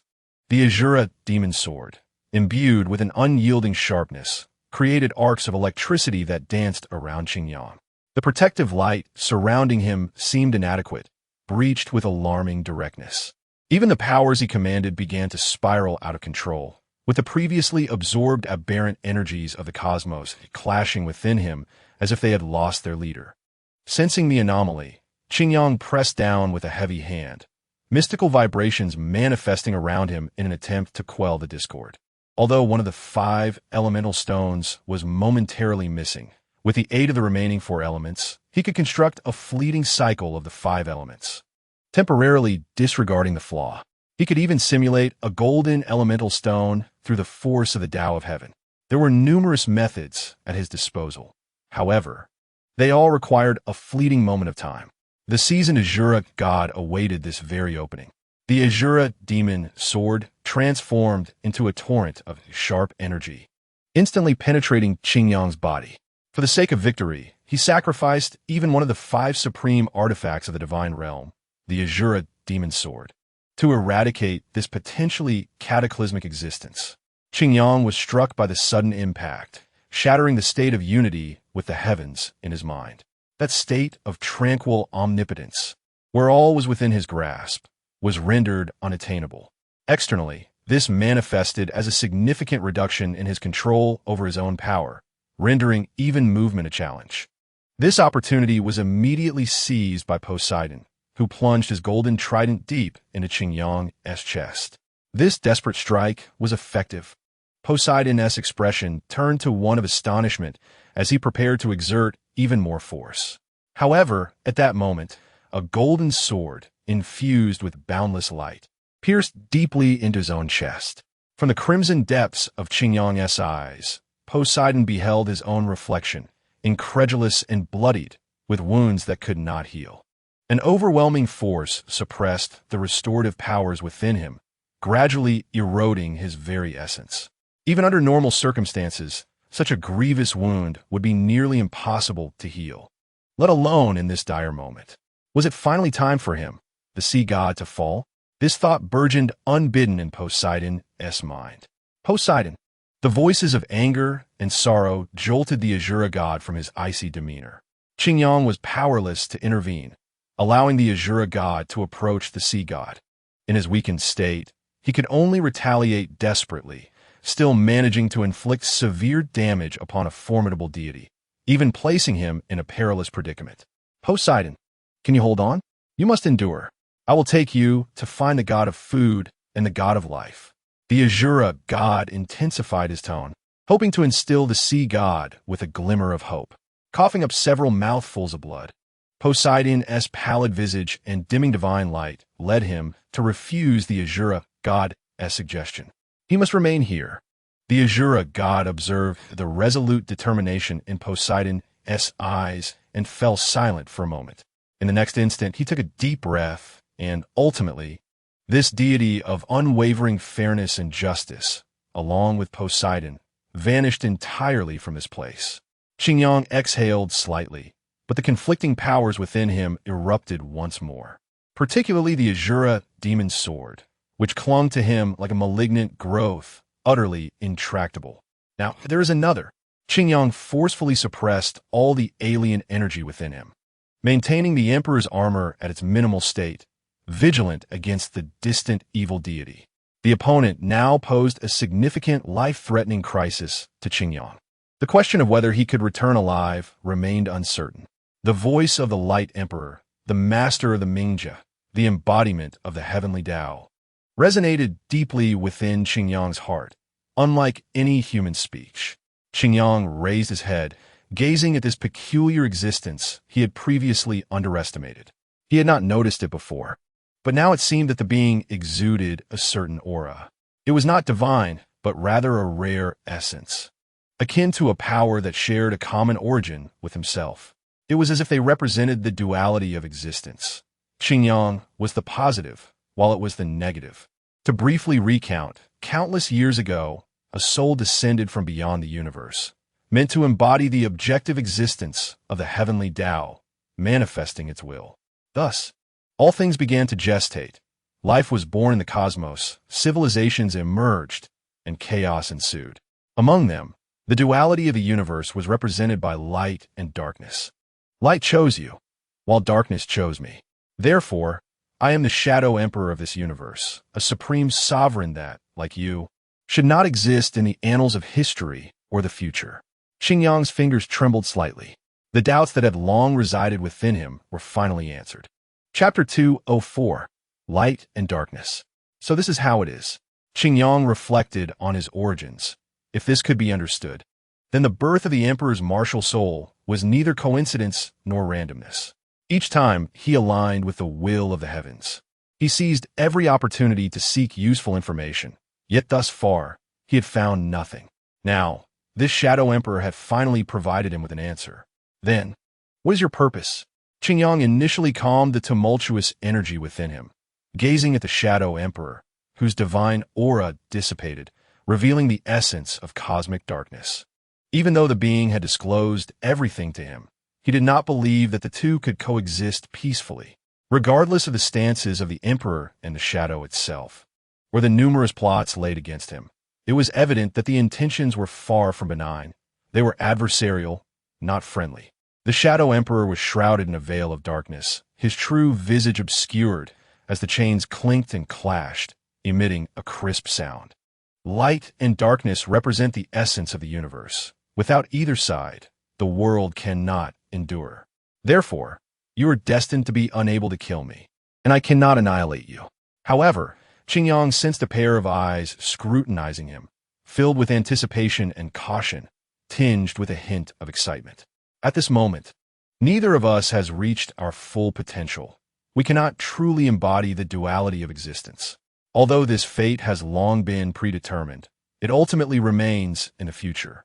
Consequently, this opportunity, which hardly qualifies as such, has undergone continuous deduction and validation. My delusion has finally acquired a semblance of possibility. Qingyang frowned slightly. Despite the Shadow Emperor maintaining an air of calm and speaking without revealing emotions, he still detected the madness that lay beneath the surface. To warrant such careful consideration from the embodiment of cosmic darkness, it must be an unfathomable matter, one even he could not evade. To some extent, the only entity capable of standing in opposition to the Shadow Emperor's identity was none other than himself, the Light Emperor. The Shadow Emperor extended his hand, revealing an ancient, enigmatic box that appeared in his grasp. Upon the emergence of this box, Qingyang's gaze was instantaneously drawn to it, unable to look away. The supreme light and endless darkness within evolved into boundless phenomena. Most importantly, the chaotic and void-like essence within it caused Qingyang to feel a jolt of fear. He recognized this object, possessing an unimaginable understanding of it. This was the ultimate treasure of the cosmic origin, the sealing box. The Shadow Emperor's voice echoed simultaneously. Qingyang began to comprehend. Upon witnessing the sealing box, he finally grasped the implications of the Shadow Emperor's long-cherished schemes and desires. However, this conjecture, even for Qingyang, was deeply unsettling. The merging of light and darkness, the recreation of countless possibilities, would lead to the mastery of all higher realms. If this were achieved, the Shadow Emperor did not continue, but Qingyang had already understood completely. Everything that had transpired was merely a facade to mislead others. The true target was none other than himself. He sought to seize both the permissions and identities of darkness and light before they fully merged, thereby taking control of the universe. If this delusion were realized, he would become an amalgamation of cosmic power, an existence truly supreme and unparalleled, one that even the heavenly Tao and the universe could not constrain. At that time, even the creator of creation would pale in comparison. Qingyang's expression grew heavy. After battling against the Shura god and the Sea god, his condition was far from optimal. Given the Shadow Emperor's undiminished strength, this time, he feared the outcome was dire. The Shadow Emperor also extended his hand, gripping a uniquely shaped sword imbued with boundless darkness. The sword of darkness emerged, and countless stars, radiant with energy, illuminating the pitch-black cosmos, instantaneously lost their light, plunging into utter annihilation. Not even a final burst of brilliance could manifest. The profound and endless darkness surged forth at a visible speed, sweeping through this star domain like a tidal wave. Many life-bearing planets, touched by this force, were enveloped, losing all light and vitality. The entire universe seemed to have instantaneously entered a dark age. This was the true visage of the universe. It had always been cold and dark, indifferent and unyielding, impervious to any change. The faint glimmers of starlight were merely a ludicrous deception. Emperor, here we shall determine our victor. The winner shall claim everything, while the loser, the Shadow Emperor, pointed his sword at Qingyang, issuing a declaration of calmness, akin to a proclamation of victory. In the city of carnage, within the temple, Jinyao gritted his teeth, enduring the surging divine power crashing against him. The soul ring of water had dimmed, providing only limited protection. It was due to this soul ring's presence that Jinyao could barely move forward. Otherwise, a soul master nearly at the level of the soul saint would find the chasm between himself and divine power insurmountable. The ability to act, or even to avoid being crushed, remained uncertain. This cannot continue. Qingyang is in peril, and I must hasten. Jinyao glanced at the increasingly dim soul ring, the pressure upon him escalating by the moment. Gritting his teeth, he bit down on his tongue, allowing a trickle of blood to seep from the corner of his mouth. With the sharp pang of pain as a stimulant, he quickened his pace, arriving before the statue. Unlike when he first arrived, the Rakshasa statue had been utterly shattered, reduced to stone fragments and powder. Meanwhile, the Shura statue, having lost its Shura demon sword and sheath, was also dim and lifeless. Its once imposing and frigid divine power no longer radiated with the same force. Witnessing this state, Jinyao's heart soared with joy as he braved the pressure to advance. The closer he approached, the more profound and suffocating the force became. A pressure so tangible that it could crush even stones into dust. Had it not been for the multiple enhancements to his physical prowess, Jinyao might not have even qualified to ascend the steps leading to the statue of the deity. Even so, this modest ascent proved to be an arduous journey for him. Jinyao staggered, cold sweat beading on his brow, as he bore the diminished yet formidable majesty of the divine, which posed a tremendous challenge. However, he found himself unable to yield, nor could he afford to. After approximately 20 grueling minutes under immense pressure, Jinyao, nearly reduced to a bloodied figure, finally reached the steps. Divine power. Only this force could activate the pendant and thus assist Qingyang. Before the statue of the Shura, Jinyao retrieved from his pocket a pendant imbued with 5 colored crystals, the essence of the 5 elements radiating with unadulterated vigor. In the absence of Qingyang, the 5-element pendant could still unleash substantial defensive forces, but that was the extent of its capabilities. Relying solely on his own soul power, he could not convey this strength to Qingyang, who desperately needed it, wherever he might be. Thus, the force needed to activate the pendant must be sufficiently potent. Otherwise, the desired effect would remain unattainable. Divine power was the only means Jinyao could conceive and access. He silently hoped that everything would unfold as he wished. His hands trembled violently as the Shura's divine power, provoked like an ant, began to operate autonomously. A crimson light enveloped the statue, rendering it almost lifelike, though ultimately lacking in divine essence. Suddenly, an illusory blood-red giant sword materialized, striking fiercely at Jin Yao's spirit. The soul ring of water erupted into brilliance, repelling the mental assault and allowing Jin Yao to endure only a fraction of its residual impact. With a resounding thud, Jin Yao could no longer withstand the onslaught. One knee crashed onto the stone slab. This ancient stone, subjected to the ravages of divine power for countless years, could not endure such tremendous force, resulting in several fissures. Jin Yao's knee was in a pitiful state, contorted beyond the limits of human anatomy. Nonetheless, he merely groaned softly and stubbornly pressed the pendant against the divine energy emanating from the statue. Amidst a series of fortuitous circumstances, the Shura deity was utterly preoccupied, unable to spare even a fragment of divine consciousness for scrutiny. At that moment, he was consumed with urgency, racing back to the divine realm with the critically wounded Poseidon. Such trivial matters paled in comparison. He could hardly afford to disregard even the gravely injured Xingyang. Indeed, not a single vestige of divine thought was willing to be diverted for inspection. The deity strained every ounce of strength within, desperate for swifter speed. Jin Yao's conjectures and actions ultimately bore fruit. The five-element pendant radiated a brilliant glow, and the residual divine power left upon the Shura statue was rendered defenseless. Uncontrollably drawn into the pendant, it was noteworthy that Xingyang could extract some fraction of power, even from the deepest and most potent domain of the Shura deity.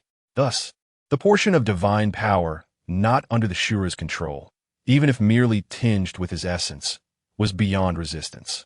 In the next moment, the five-colored radiance tore through the void, accompanied by the protective soul ring of water, swiftly darting toward an unknown destination along this mysterious connection. No longer under the suppression of divine power, Jin Yao managed to muster a smile amidst the bloodstains on his face, a newfound sense of ease washing over his spirit. Xingyang, I hope I can assist you. In the next instant, his body swayed, and he could no longer suppress his overwhelming fatigue, collapsing into the abyss. In the vast expanse of the starry sky, within a certain majestic star domain, unimaginable calamities unfolded. The battlefield of an awe-inspiring divine entity nearly obliterated a significant portion of the star domain, drastically altering the external environments of numerous habitable planets. Furthermore, the forces of the divine realm showed no mercy, violently transforming and impacting the planet's ecosystems. Countless civilizations, insufficiently advanced, found themselves on the precipice of annihilation. And whether the few remaining survivors could rebuild their societies remained an open question. Even those who survived the cataclysmic war faced dire circumstances. Since the radiant light that maintained order and peace vanished, a profound darkness descended, extinguishing the last flicker of hope, plunging all into despair. A more terrifying battle loomed ahead. The air around Xingyang exuded a tragic aura, his radiant light barely sustaining a radius of mere meters. Moreover, his once resplendent golden imperial battle armor flickered with golden arcs, teetering on the brink of collapse. The primordial darkness of the universe incessantly affected him, shattering the precarious balance he had painstakingly rebuilt within. Sovereign, even with the heavens on your side, you cannot alter the course of fate. The home field advantage of the Shura and sea gods holds no sway over me. For what you possess, I too possess. With these words, a dark sword chi, rending the heavens, surged towards Xingyang. Left with no choice, Xingyang continued to channel his power, attempting to quell the tumult within, temporarily refraining from suppressing the Shura's demonic sword. A similarly grand, yet ultimately weak, radiant sword light surged forth to counter the incoming sword chi. After a brief stalemate, light extinguished, allowing Xingyang to reposition himself and evade the attack, only to witness the residual dark sword chi obliterate a remnant star, taking with it countless surviving lives. Breathing heavily, Qin Yang realized that even in pristine condition, this formidable opponent would be a challenge to confront, let alone in his current state.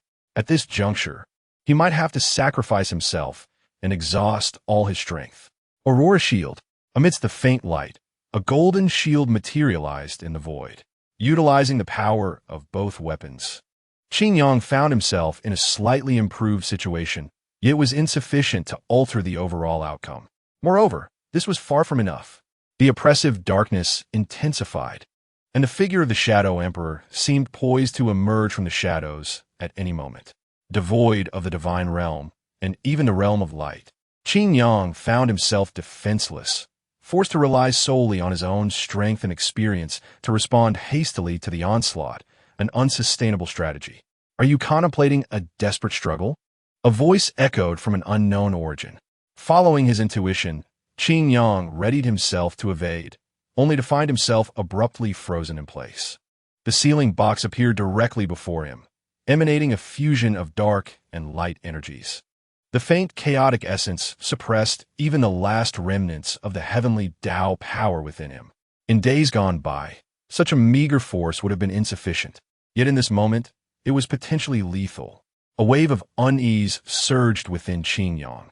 He observed the Shadow Emperor casually discard the dark sword, positioning it behind him to face the sealing box from a distance. Concurrently, an esoteric array began to materialize gradually in the void. Sovereign, this is the final assault. Thereafter, the world shall know no light. Within the emotionless, indifferent voice, the array was slowly perfected. Qin Yang felt the binding force within him intensifying, and he resolved firmly. Just then, his movements paused abruptly as a power of the same origin emerged from his senses. It was as if Qin Yang had an epiphany. The will of heaven could not be entirely obscured.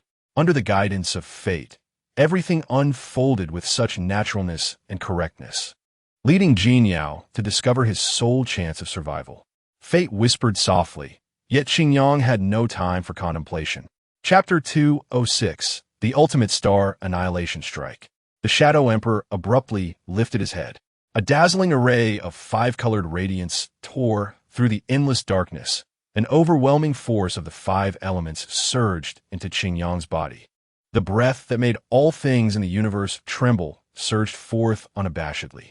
Was it a coincidence? No, at my level, there are no coincidences, only inevitabilities. The Shadow Emperor caught the dark sword that had been knocked away, his heart cooling as if doused with a bucket of cold water. His plans had accounted for everything. One could say the entire course had been under his control from the beginning. According to his deductions, everything should have been set in stone, allowing no room for any unforeseen events. Yet what unfolded before him was a manifestation of divine will. The Shadow Emperor's gaze chilled as he uttered these two words. Qin Yang radiated boundless light, his right palm manifesting countless beams, intertwining into a mysterious formation that pressed against his body. The terrifying Azura demon sword was forcibly extracted, subsequently suppressed by the light formation, imprisoning it within a miniature realm of light, and then stored in the whooshing belt. With the primary force of this ongoing conflict removed, the intricate turmoil within him was resolved in an instant. Soon, the previously receding five-colored shadows reemerged, their powers complementing one another, and a white phantom gradually solidified in a corner. This was the true power of the Emperor. Qin Yang felt the tumultuous, explosive force within him and finally grasped the divine will, that indomitable intent of the heavens. With the five elemental powers complete, the supreme force of the heavenly path could finally be fully wielded. The Aurora Shield, which he had barely summoned, erupted with true power in an instant, warding off the encroaching darkness and creating a vast domain of light. The assimilative force could no longer penetrate even a fraction. Shadow, your actions are destined to violate all natural laws. Even the dark side of the universe no longer fully supports you. At this point, you have utterly failed. The power of the heavenly path surged in to compensate, restoring his strength in the blink of an eye, even subtly ascending to a higher level. Qin Yang sensed that his connection with the divine will had deepened profoundly. The restoration of Qingyang's power signified the complete unraveling of all the Shadow's schemes, for at this moment, the Shadow's strength was merely on par. To suppress him was an impossible task. Indeed, I had anticipated everything, even prepared extensively. Yet I never expected that the darkness which should have stood behind me would also betray me. Is an existence beyond control, one that could even annihilate itself at will. Whether light or dark, neither would permit its emergence. The Shadow's cloak stirred slightly, and Qingyang knew that he was being watched. Emperor, at the end of the day, we are born noble, destined to be the rulers of the universe. Yet conversely, are we not also confined within it? After uttering these rhetorical words, Qingyang remained unmoved. Seizing this moment, the power of the 5 elemental shadows was entirely unleashed, transforming into the purest essence of the 5 elemental forces, their colossal energy even coalescing to the size of a planet. Fiery, frigid, vibrant, immense, and weighty, the essence of the 5 elements fully evolved and manifested, while the Shadow, feeling immense constraints that nearly crushed him, merely gazed silently at Qingyang. Farewell, Shadow. The next time you depart from the dark side of the universe, it may herald the onset of war between the realms of light and shadow. Upon finishing his words, Qingyang released the supreme force of the heavenly path, causing the entire star domain to disintegrate into void, with even meteors ceasing to exist. Within the star domain, only the rapidly expanding and violently clashing 5 elemental stars remained. The Emperor's battle halberd, the Aurora shield, suddenly disassembled into several fragments, augmenting the Aurora sword, thereby enhancing the weapon's might once again. What significance does this hold? A faint voice was clearly heard by Qingyang. He recognized it as the Shadow's message to him. The Shadow remained motionless, even allowing the dark sword to vanish, merely lifting his gaze to observe the supreme will that seemed to descend behind Qingyang. Without a word, Qingyang unleashed an unimaginable obliterating strike under the empowerment of the heavenly path. The ultimate star annihilation strike, a radiant flash, as if cleaving through the heavens and earth, struck the Shadow's body in an instant. In the next moment, with the Shadow's form, he pierced through 5 enormous 5-element stars at speed akin to traversing time. In that fleeting moment, the power of the 5 elements erupted completely, countless phenomena evolving, and a colossal 5-element formation nearly blanketed the star domain. The terrifying spectacle of torn space was unparalleled, the void's annihilation sending horrific ripples throughout the universe. In the divine realm, the birthplace of creation, the countless heights of the dark universe were significantly impacted by this terrifying wave, resulting in considerable calamity.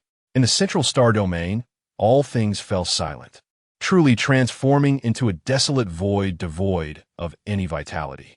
As Qingyang's radiance diminished, an overwhelming emptiness enveloped his spirit. The Shadow's form was utterly obliterated, yet his will could not be destroyed. After an indeterminate time, the dark universe would once again revive him. Although the cosmic heavenly path would not wish to see an existence that could transcend emerge, it would not allow the Shadow Emperor to disappear either. This world ultimately requires both light and darkness. It is finished, Qingyang murmured softly, gazing at the chaotic void swirling beside him, as terrifying cosmic disasters unfolded relentlessly. This star domain was destined to become a forbidden zone in the universe.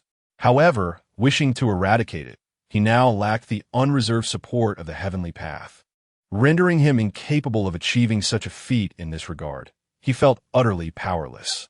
Divine will, though ruthless and impersonal, possesses its own instincts, sensing crises and yearning for higher evolution. Qingyang thought of the Shadow and, simultaneously, of himself.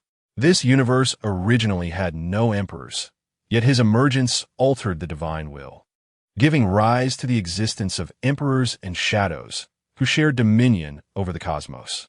It was precisely because of this that the entire universe could ascend to a higher realm.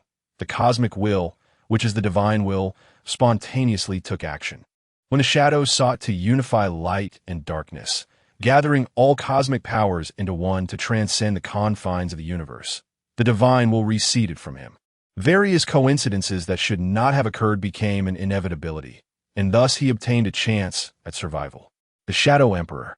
Qingyang recalled the Shadow's words before his disappearance, inhaling deeply and setting aside his distractions. At that moment, a streak of light appeared, and the Emperor's figure swiftly approached him. Having left the Luoxing for quite some time, he hoped all was still well. Chapter 207. Influence. In the Divine Realm, the graceful life goddess furrowed her brows as she gazed at the lingering aura in the distance. Through the existence of the Divine Realm, she could sense how terrifying that power was, reaching a level that could almost annihilate the universe, akin to that of the Creator God. Yet such power had gone unnoticed by many in the Divine Realm. Destruction. Do you know what has transpired? The worried voice of a woman caused the ever-present entity beside her to furrow his brows as well. After a moment of careful contemplation through the Divine Realm, he finally spoke, saying, "There lingers a trace of the presence of both the Shura and the Sea God. Did they not act in concert previously? Upon their return, I shall inquire further, hoping that no grave matters have arisen." At that moment, an anxious divine official hurriedly approached from outside. In the astonished gazes of the God of Life and the God of Destruction, he knelt on one knee and urgently reported, "Esteemed members of the Divine Council, the Sea God has returned grievously wounded and is on the brink of death. The Shura God requests both of you to come immediately. Delay may lead to the Sea God's demise." "What did you say?" The God of Life's eyes widened in shock, and even the God of Destruction wore a face full of disbelief. Seeing their expressions, the divine official grew even more frantic. "You two must act swiftly. The Sea God is in critical condition." The God of Life and the God of Destruction exchanged grave glances, their faces etched with concern. In an instant, the two highest gods of the Divine Realm harnessed their divine powers and vanished in a flash. At the Sea God's domain, the area had long been steeped in the Sea God's power, becoming inseparable from him. This connection offered a modicum of aid to the Sea God's injuries.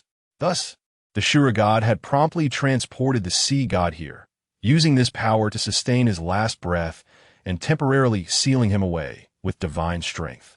Shura God, what on earth transpired? How could even the Sea God be harmed in this endeavor?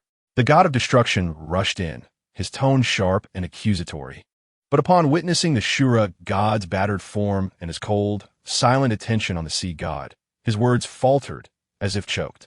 The Shura Goddess' armor was in tatters, the crimson runes dimmed, and even the light in his eyes was nearly extinguished. The God of Destruction sensed that the divine power within the Shura God had nearly run dry. This state was unprecedented in his memory. Even the past crisis in the Divine Realm had not reduced him to such a condition. After a few moments, the God of Destruction, regaining his composure, asked in a stony voice, "Tell me, what exactly occurred?" The God of Life, seeing the Shura God's silence and the grim atmosphere, quickly moved to the Sea God's side. A breathtaking radiance was sealed within the Sea God's chest, but this was hardly good news. This force prevented the shattered heart of the Sea God from recovering, further endangering his already dwindling life. "Destruction, please assist me," the Goddess of Life declared, gravely approaching the Sea God, her vibrant green light enveloping his chest. A vast amount of divine life force flowed into his body without reserve. However, under the influence of that radiant force, all her life energy was rendered ineffective, assimilated, and vanishing.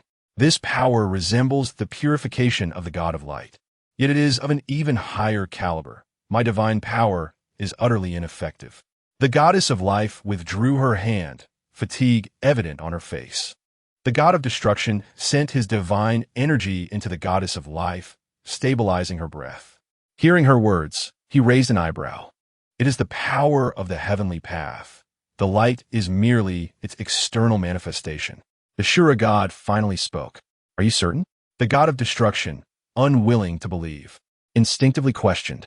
The Shura God ignored the doubt, his expression icy as he reiterated, "The greatest crisis in the history of the Divine Realm is upon us." In the dark cosmos, the Shadow Emperor reveled in the darkness, feeling the return of the dark favor, and could not help but let out a cold chuckle. Under this power, his destroyed form was rapidly recovering, though he could not yet act freely. At most, he could project his will outward. Emperor, with my personal guidance, you now understand everything. How will you choose? It was as if he recalled something amusing, and his laughter reverberated through the darkness, spreading far and wide. In the city of slaughter, the Slaughter King sensed the complete removal of obstacles. Before he could rejoice, he noticed the ancestral divine power greatly diminishing. Bewildered, he had no idea what was happening. Before he could react, the city of slaughter erupted in a turmoil, the waves of soul power and soul skills palpable even to him. The great Slaughter King found himself puzzled. Why had the suppression in the city of slaughter suddenly diminished? A woman rushed over in panic. The Slaughter King's eyes flashed crimson, and an overwhelming killing intent surged forth. Crimson mist enveloped his body, quickly saturating the city of slaughter, suppressing all defiance in place of the Shura god's power. Yet he was not the Shura god. Even a sufficiently powerful title Douluo could not rely solely on soul power for suppression. Come, follow me. We shall not allow the dignity of the city of slaughter to be challenged. At the Sea God Island, the Sea God's statue was on the verge of collapse, its divine brilliance no longer shining. Poseidon, accompanied by numerous priests, prayed earnestly in the Sea God's temple, her exquisite face etched with seriousness and concern. She was unaware of the Sea God's plight, nor that the divine power on the island was beginning to weaken. Without the Sea God's protection, how long could Sea God Island endure in these perilous seas? She held no confidence in its survival. All she could do was hope for the Sea God's swift recovery. Otherwise, even the existence of Sea God Island would be threatened. In the papal palace, Bibi Dong suddenly ordered a halt to the meeting. She immediately retreated to a concealed location where a small divine statue stood erect. Just moments ago, Bibi Dong felt the Ruo Sha inheritance suddenly loosen, and the trials of her seemed less arduous. That once resistant divine power had become more approachable. Why has such a change occurred? Bibi Dong murmured, a look of confusion on her face. Although she was confident in her ability to complete the Ruo Sha inheritance even at the previous difficulty, she would certainly not refuse a more expedient and straightforward approach. After this peculiar change, her speed in obtaining the divine inheritance could advance by at least 2 years. Chapter 208. Aftershocks. Just as various factions pondered in confusion, Qingyang finally returned to Douluo Star. Following an instinctive sensation, he utilized the light shadow steed to first breach the limitations of the city of slaughter, arriving at the abandoned temple undetected. Jinyao. His eyes immediately fell upon Jinyao, who lay before the Shura god, gasping for breath. Qingyang hastened his steps, and in a flash of light and shadow, he appeared before Jinyao. Resplendent light enveloped him, pouring into Jinyao's body, and his bloodied, pallid face began to visibly regain color. Only after Jinyao had completely escaped the clutches of death did Qingyang finally breathe a sigh of relief. The experiences of this journey had been utterly unforeseen, and even now, recalling them induced a sense of trepidation. If something unfortunate were to befall Jinyao, he would feel a deep sense of guilt. Thank goodness, you are safe. Otherwise, what would this journey have meant? Qingyang softly finished speaking, and then immediately took Jinyao away, vanishing from this place with an untraceable speed. In Naoding City, Tong San was in the blacksmith shop, forging a piece of bean tia, sweat continuously trickling down his forehead. Yet his expression remained exceedingly serious. It was as if he was treating a belief worthy of utmost devotion.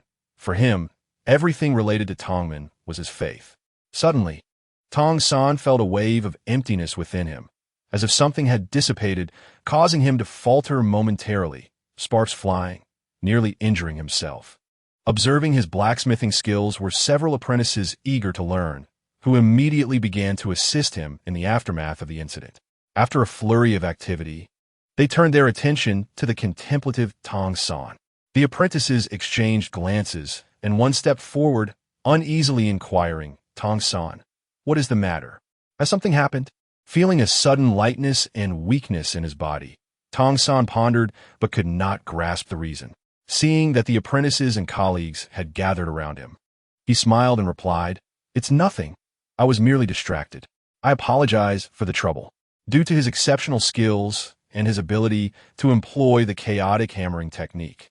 Tong San, despite his youth, earned the respect of all the blacksmiths in the shop. Shortly after arriving, he had assisted in completing several significant orders, immediately earning the status of an apprentice.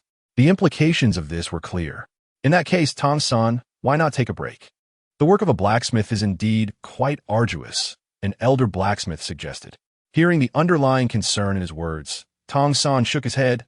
No, it's fine, Sanshu. I believe I can manage without resting. Sanshu, though somewhat worried, said nothing further, as he had always held a fondness for this sensible child. Well then, do take care. If it becomes too much, do not hesitate to stop. After another reminder, Sanshu departed, having his own tasks to attend to. Tong San did not push himself too hard. He delegated some less critical tasks to the apprentices and walked alone into the depths of the blacksmith shop. There were a few small rooms used to store less important items, which could also serve as a resting area. Tong San chose a relatively clean spot to sit down, circulating Xuan Tiangong, feeling a peculiar sensation within him. The warm, rippling blue mysterious energy that once resided in him seemed to have vanished entirely, and even the cold, red energy was nearly undetectable. Upon realizing this issue, Tong San opened his eyes. He was very familiar with these two energies, for they were the reason he had managed to survive at the Baroness estate. What could have happened? Tong San murmured in confusion. At that moment, his hand unexpectedly brushed against something, causing him to pause. Then he looked over. There lay a delicate light blue shield, emanating a mysterious wave of energy. The power within this shield seemed to share a source with the energies that had previously lingered within his body. Tong San picked it up, and instantly, the shield melded into his third eye, disappearing from sight. Tong San's brow furrowed as a piece of information radiated from his mind. It appeared to be a location he had never heard of, let alone seen. That place was called Haishandao. In Wuhuan City, Qingyang returned with Jinyao once more. Having hardly paused during their journey and utilizing his power to protect Jinyao's body, he faced no concerns regarding speed. Qingyang promptly returned. However, upon entering the Dalu palace, he first summoned several available healing-type soul masters and experienced physicians to care for Jinyao's body and restore his spirit. Although Qingyang's own healing had left Jinyao without major issues, he understood that confronting divine power could be fatal for a soul master if they were careless. Even though he had expended part of his strength to protect Jinyao, the Shiluo god was no ordinary deity. Moreover, the mental strain and exhaustion appeared to be more severe than physical injuries. After a series of complex yet orderly examinations and treatments, a physician was brought forth to report to Qingyang. Palace Master Qingyang, after our examination and treatment, we found that Lord Jinyao is merely overly fatigued and is not in serious condition. Fortunately, the duration of his distress was not long. Otherwise, it could have led to lasting consequences. Now, he only requires some time to recuperate. Qingyang nodded, confirming once more that Jinyao was safe, and finally exhaled a sigh of relief. The imperial armor upon him disintegrated, revealing his weary form. In that case, please take good care of him. Ensure that nothing untoward occurs. As he relaxed, an overwhelming fatigue surged through him. Even so, he still bore through the discomfort, meticulously giving instructions. Rest assured, Palace Master Qingyang, you appear unwell. Do you need us to assist with your recovery? One of them expressed concern upon seeing Qingyang's condition. Qingyang shook his head, declining the offer, for he was well aware of his own body. However, like Jinyao, he had simply experienced excessive mental fatigue. Yet, he was grateful that his strength had vastly improved. Otherwise, merely enduring the will of the heavens would have been as daunting as it had been before. Supporting his forehead, Qingyang departed the room alone. Although mentally drained, even feeling a sense of spiritual exhaustion, he knew he had to proceed. It was not a matter that could be postponed. The Papal Palace and the Doulu Palace were situated within the same vicinity. Yet despite this, the distance between them remained considerable. In Chapter 209, at the Papal Palace, Bibadong was instructing Hulaina in her training. Ever since she took on this disciple, she viewed her as her successor, dedicating herself to her cultivation and education. Each soul master's training varies, and the most crucial aspect is the route of soul power operation. Mastering this route allows a soul master to accelerate their soul power cultivation. Bibadong spoke calmly and softly. Hulaina listened intently, aligning the teachings with her own knowledge. Every prestigious academy has its own methods, and the major sects and families are no different. This is a key reason why they cultivate faster than common soul masters. Hulaina nodded, having indeed felt a noticeable improvement in her cultivation speed since adopting the internal training methods of the Wuhuan Palace. The speed of cultivation is the most vital manifestation of a soul master's talent. Previously, only innate level was widely recognized across the continent. Yet, few knew of the soul power cultivation methods. What I am about to impart to you is a more advanced cultivation method. It originates from the divine abode. Thus, it has not circulated within the Wuhuan Palace. Hulaina's anticipation surged as she pondered what kind of method her teacher would employ to guide her when a steward fortuitously arrived to report. "Your Holiness, the palace master of the Doulu Palace has arrived." Bibadong looked over in astonishment as Qingyang approached slowly. However, wasn't he in the Tiano Empire? How had he suddenly returned here? Bibadong considered this briefly and dismissed it as a minor matter. A rare smile graced her face as she gazed at Qingyang. "Qingyang, it is good that you have returned. Was everything successful this time?" Interrupted in her teaching, Hulaina displayed no signs of discontent. Rather, she gazed at Qingyang with unbridled joy. Qingyang shook his head and remarked, "Although there have been numerous unforeseen incidents, fortunately, there has been some gain." As he spoke, he produced a peculiar object imbued with the power of the Luocha deity, instantly capturing the attention of Bai Bai Dong. She sensed that this item was the very inheritance she had long sought, a substitute for what she had been missing. The Luocha heart, as stated by the King of Slaughter, was essential for the inheritance of the Luocha deity, and this time, Qingyang had fortuitously discovered it and brought it along. As he observed the Luocha heart slowly rotating in his palm, he involuntarily recalled the horrific battle that had transpired earlier. Aside from this artifact, the Shura demon sword that remained within his body also required attention, and its significance, in certain respects, surpassed that of the Luocha heart. "You have worked hard, Qingyang," Bai Bai Dong noted, having detected the evident fatigue etched upon his brow. She parted her crimson lips several times before finally uttering this exclamation. How could she fail to recognize the rarity of such an item? Faced with the King of Slaughter, even she felt a sense of uncertainty. Qingyang must have paid a considerable price to obtain it. Her heart swelled with emotion, a sensation she had not experienced in a long time, the warmth of someone caring for her. Qingyang shook his head, saying, "While it is true that I have paid a hefty price, it is not solely for this. Let's not dwell on it." Realizing that his words hinted at something more profound, he abruptly changed the subject. "With this Luocha heart, how much longer do you think it will take for you to breach the next threshold?" Since encountering 3 powerful adversaries, Qingyang recognized the necessity of acquiring allies. At present, the only one with the potential to reach the 100th level and obtain divinity was Bai Bai Dong. Even Qian Rinshui still had a considerable distance to cover. This was an unavoidable reality. Although one possessed a top-tier twin martial soul and the other an unparalleled martial soul, the disparity in cultivation time was colossal. In the short term, Qian Rinshui would be unable to provide the assistance he needed. "So eager, I understand." Bai Bai Dong observed the meaning behind Qingyang's gaze and chose not to speak further. After a moment of contemplation, she provided her answer. 2 years.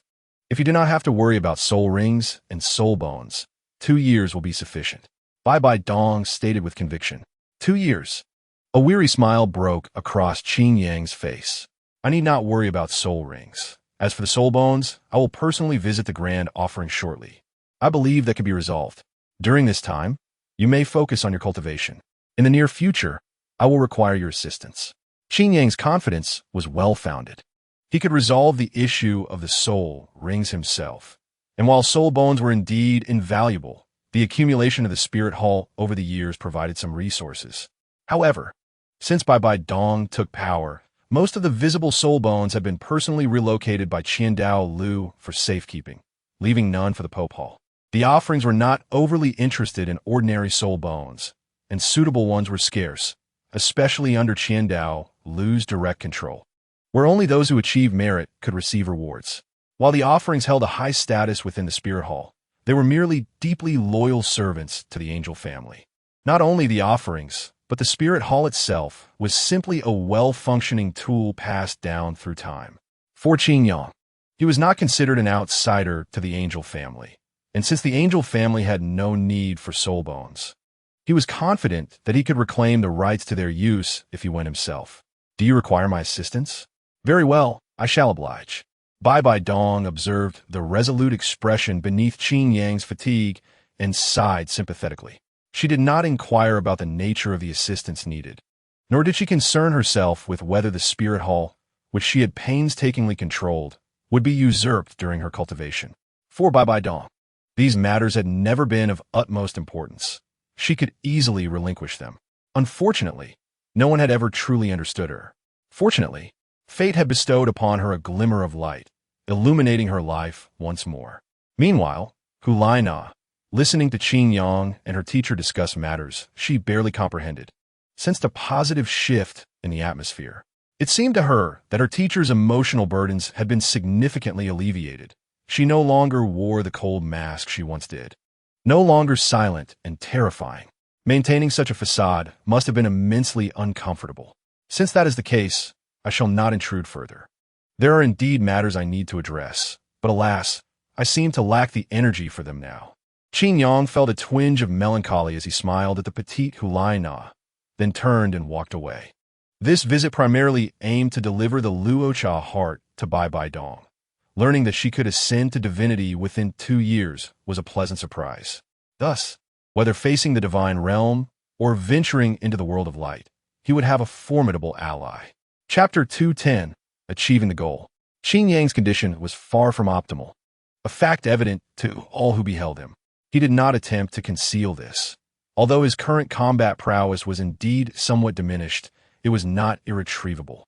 Compared to 7 years ago, when he faced the terrifying consequences of near obliteration, he had made significant progress. The reasons for this vastly different outcome were manifold, not solely due to his increased mastery of the Emperor armor, but also other factors like divine favor. Hence, even though he exhibited a terrifying combat strength that could rival the obliteration of the Star Domain, it paled in comparison to the devastation wrought upon the northern ice fields of Douluo, 7 years prior, and he had not suffered any irreparable fatal consequences. Moreover, this power was far from his limit. Qingyang understood that should he truly become the emperor, fully integrating with the heavenly path, all his abilities would ascend to an entirely new level. However, time was of the essence. Qingyang pondered this and sighed. Some things cannot be rushed. He decided not to push himself further and instead retreated to his residence for complete relaxation and rest. The following day, personally visited the offering hall. Succeeding the Douluo hall to Lu had taken up residence there. This time, sought him out. Although the offering hall belonged to the Elders faction, its location was not in the bustling center of Wuhuan City, but rather in a tranquil, secluded area suitable for retreat. Young man, what brings you to my humble abode? A sprightly man with flowing silver hair, showing no signs of aging, greeted him warmly. Before him sat several offerings, engaged in leisurely conversation and chess.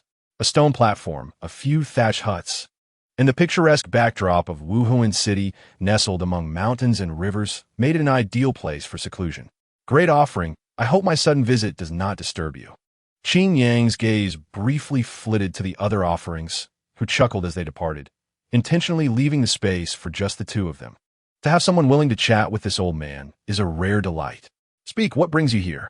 You are rarely one to show up without reason. Lu shook his head in amusement, leaving Qingyang with little room to retort. Fortunately, the other party did not dwell on the matter. Qingyang pondered for a moment and organized his words. I recently traveled to the city of Slaughter and encountered 2 beings from the divine realm, resulting in some conflict. Liu's gaze sharpened, and his expression grew serious, though he refrained from interrupting Qingyang. Overall, I had some advantages. But this unexpected encounter made me realize that while my strength is sufficient, I also require formidable allies. Dalu nodded in confirmation. Achieving godhood at the 100th level? Indeed, replied Qingyang. Dalu took a few steps, contemplating the implications of the situation. His knowledge of divine matters was limited, making it difficult for him to form an accurate judgment. However, he knew that Qingyang, who could gain the upper hand against the divine abode, was far stronger than he had imagined. Xiaoxue isn't at that level yet. Are you referring to Bibi Dong? Dalu quickly grasped the essence of the matter, and Qingyang could not help but admire him inwardly. Indeed, I returned from the city of slaughter with the heart of Rakshasa. With this relic, the inheritance from the divine abode will be greatly accelerated, although I currently lack certain elements. Qingyang did not conceal his thoughts and spoke candidly. I understand. Dalu chuckled while stroking his beard. After you take over the spirit hall, these items will naturally belong to you. The accumulation of the spirit hall over centuries encompasses many valuable treasures. Dalu was not angry, which relieved Qingyang, as Bibi Dong had caused the death of his son. This enmity was not trivial. Subsequently, Dalu led Qingyang to a secret location. The fluctuations of soul power emanated from here, creating ripples in the air with dozens, if not hundreds, of soul bones perfectly preserved and hidden within. If the seal were to be broken, these soul bones could likely generate a significant surge of soul power. You may take all these soul bones. Our clan has its own inherited soul bones and has no need for these, Dalu said kindly. Qingyang did not refuse and directly stored all the items in his soul guide. This trip's objective had been accomplished. I shall take my leave now, grand offering, so as not to disturb you further. Qingyang bid farewell, leaving Dalu feeling a mix of irritation and amusement. He had come to seek out items, and upon acquiring them, he was immediately ready to depart. Such behavior was indeed exasperating. However, Dalu understood that Qingyang must have more pressing matters. Especially after confronting the divine abode, time was of the essence. Thus, he merely smiled and nodded, refraining from uttering words of detainment. After resolving matters in the offering hall, he instructed others to deliver them to the Pope. Qingyang then returned alone to the Soul Guide Research Institute. This place had undergone continuous expansion and now possessed a grand and sophisticated atmosphere. It was no longer the unremarkable site it had been 2 or 3 years prior, especially after the pivotal role played by the Soul Guide troops during the rebellion in Wuhan City. Consequently, increased investment was warranted, and the incessant inquiries from the outside world only heightened the Institute's air of mystery. Vice Dean Abite, it has been quite a while. What are you researching now? Upon entering Abite's dedicated laboratory, Qingyang found him intently examining a crystal, oblivious to the bustling personnel around him, including Qingyang. It was only when Qingyang called out that he snapped back to attention. It's Lord Qingyang. I am currently investigating the concept of intelligence, but the core technology is exceptionally challenging to conquer. Otherwise, I will be confident that the entire continent would undergo a revolution. Abite spoke with a hint of fervor, causing Qingyang to pause in surprise. Speaking of intelligence, Qingyang recalled his first visit and the lackluster performance of the robotic cleaning machines. They were indeed an eyesore. Yet he soon recognized the promising future of this direction and wholeheartedly supported it, even if it seemed rather difficult. Never mind that for now. I bring an important item for you to examine and see if you can discover anything. Qingyang's expression turned serious as he cautioned. This item is extremely dangerous. A moment's carelessness could lead to the destruction of the entire research institute, so please exercise caution during your investigation. Abite's curiosity was piqued by Qingyang's solemn demeanor. As Qingyang produced a cube-like crystal of light, Abite's pupils dilated in astonishment. What is this? Abite circled Qingyang's hand, repeatedly observing it with utmost seriousness. The more he looked, the more his excitement grew, until he eventually pressed his eyes against the small crystal in Qingyang's hand. It bore a resemblance to the ceiling array, yet in comparison, Abite's own formation seemed like mere trash. After a considerable time, Abite finally lifted his head and spoke in awe. Despite Qingyang already knowing of Abite's talent in this area, he could not help but feel astonished. The power used to seal the Shura demon sword had transcended the realm of soul power, infused with the philosophical essence of the five elements heavenly way. Yet, even so, Abite managed to discern its function. If that were the case, perhaps they could indeed research something significant. Qingyang, who had initially held little expectation, suddenly found a flicker of confidence. Indeed, it is a sealing formation. However, I did not anticipate you would recognize it so quickly. Hearing Qingyang's astonished words, Abite proudly twirled his mustache, a satisfied smile gracing his face. Yet, the next statement left him wide-eyed. However, this light formation is not the focal point. One could even say it is merely a temporary vessel. Within its seal lies a genuine artifact used by the divine abode, the so-called divine instrument. My purpose in coming here is to have you research this artifact. As Qingyang expanded the light formation in his hand, within the square of luminous confinement emerged a massive sword, entirely crimson and adorned with sinister dark patterns. The powerful aura of divine energy distinctly conveyed its divergence from soul guides. An artifact. Abite involuntarily raised his voice, incredulity evident in his words.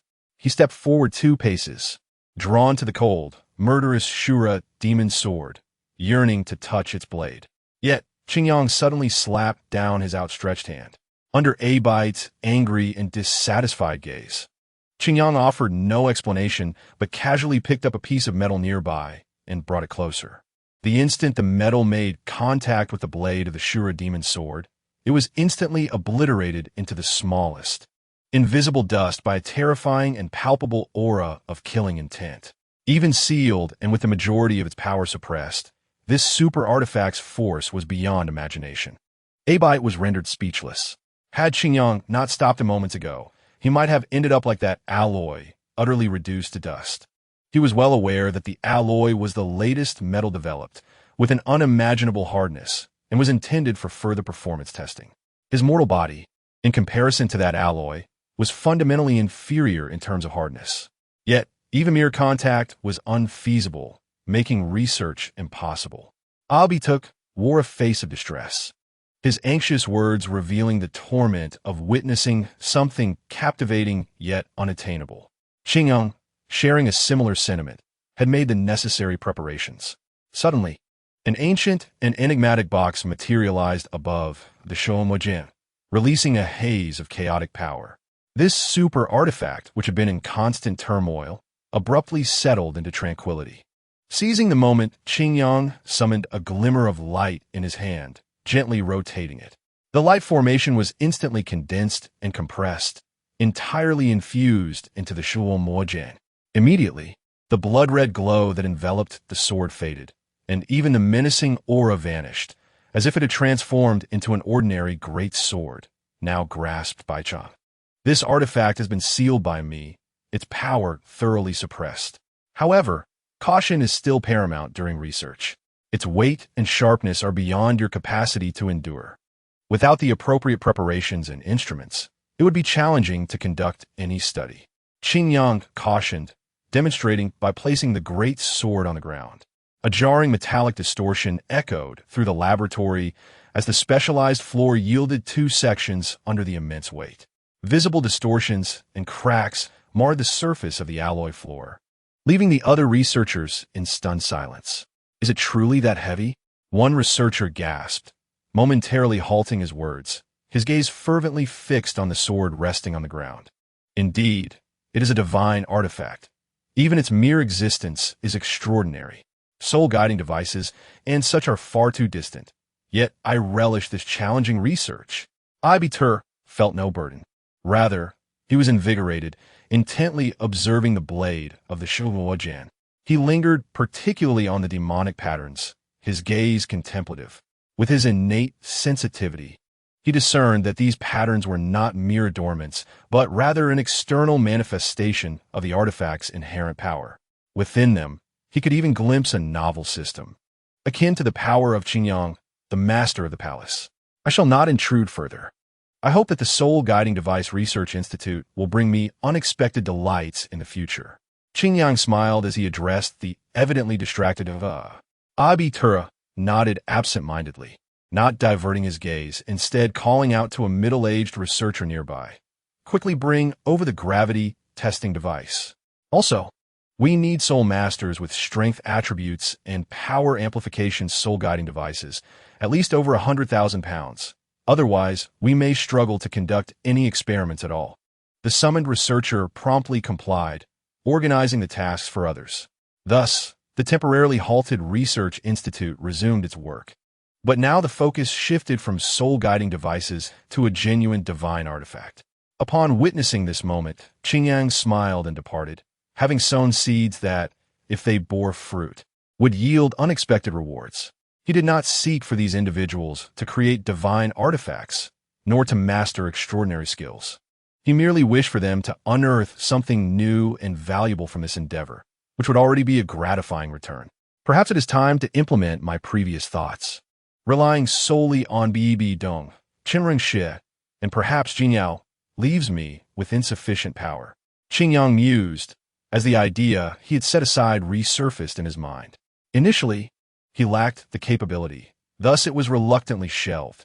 However, now he felt sufficiently confident to realize the concept he had envisioned. Chapter 212. Having resolved these matters, Qingyang did not linger long at the Bowendan. This temporary return was merely an interlude. In contrast to the events unfolding here, the plans of Yunyan were centered around Deng. Had it not been for this unexpected occurrence, he would have likely been addressing the situation already, yet it was not too late.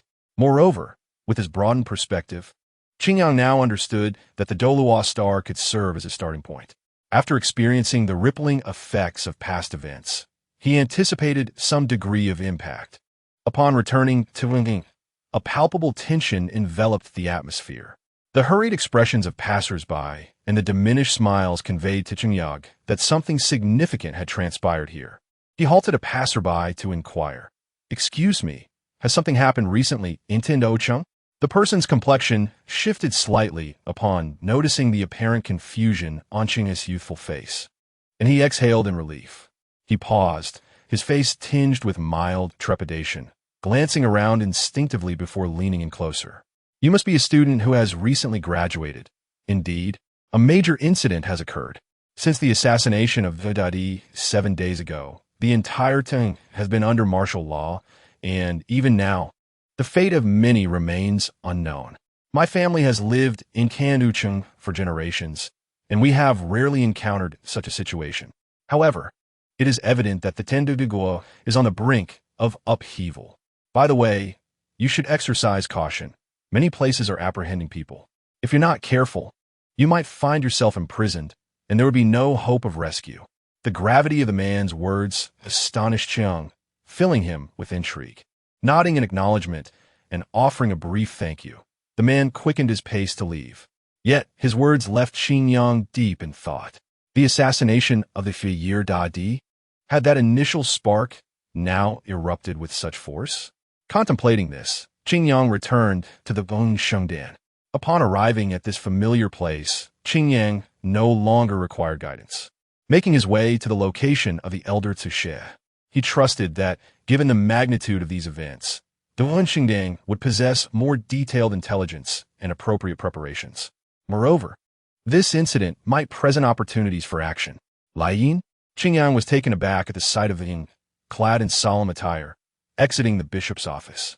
Were it not for the familiar aura, Chen might not have recognized him. This uncharacteristic garb was likely a remnant of the injuries he had sustained that day. Qingyang Dianzhu. Laiyin clearly recognized Qingyang as well, but merely nodded in acknowledgement before hastily departing. Observing that the other had no intention of engaging in conversation, Qingyang refrained from stopping him to inquire further and instead stepped into the office. Inside, Fite was furrowed in concentration, scrutinizing a report, his fingers rhythmically tapping the table. Noticing Senka's arrival, he set the document aside, his brow easing. Was the journey back relatively smooth? Tsushit first inquired about Qingyang's condition, which required no elaboration. His return served as the best evidence. Qingyang took a seat, feeling no need to conceal anything from the elder. "Overall, it went quite well, but I have just returned. What significant event has transpired in Tandocheng?" Upon hearing this, He rubbed his forehead with his large hand, appearing quite troubled. The situation in Tianducheng has never improved. It is merely a matter of distinguishing between bad and worse. With a slight sigh, He began to recount the events that had unfolded since Cheng's departure. Since your departure, the various conflicts in Tiando City have begun to intensify, spiraling out of control. Regardless of whether someone is stirring the pot behind the scenes, it has become inconsequential. Following the assassination on that snowy night, with matters still unresolved, we immediately find ourselves entangled in a struggle for the throne. As if the elderly figure lying in the palace had already passed away. Neither the ministers nor the nobles seemed to care about him. Xishue, speaking at this juncture, revealed a hint of melancholy. Anyone encountering such a situation would surely feel a profound sense of sorrow. Though he has not yet departed this world, it appears as if everyone has already deemed him dead, completely disregarding his existence. The title Dalu are not exempt from his fate. While they were revered during their lifetimes, once gone, they become mere whispers in the wind, leaving behind nothing more than a symbol. Xishue shook his head, attempting to dispel this desolate mindset, offering an apologetic smile. Currently, the forces of Haotian sect, Prince Xuesheng, and the young lady are all vying for power within the Tiando court. However, it is regrettable that the other factions are unwilling to see us intervene in the Tiando Empire.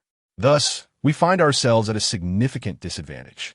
Were it not for the young lady being established as the crown prince, serving a substantial nominal purpose, the situation would likely be far worse.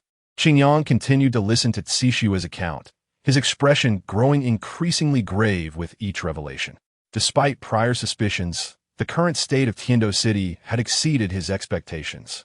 Moreover, the recent visit from Lane must have been to discuss certain terms. If that were the extent of it, it would not be alarming. For even though our influence in Tiando City is limited, we should not underestimate the tangible strength of Soul Masters as we wield the most direct power. However, the fact that these individuals have completely dragged Haotian sect into this predicament is precisely why the imperial throne remains undecided. Qingyang began to grasp the situation.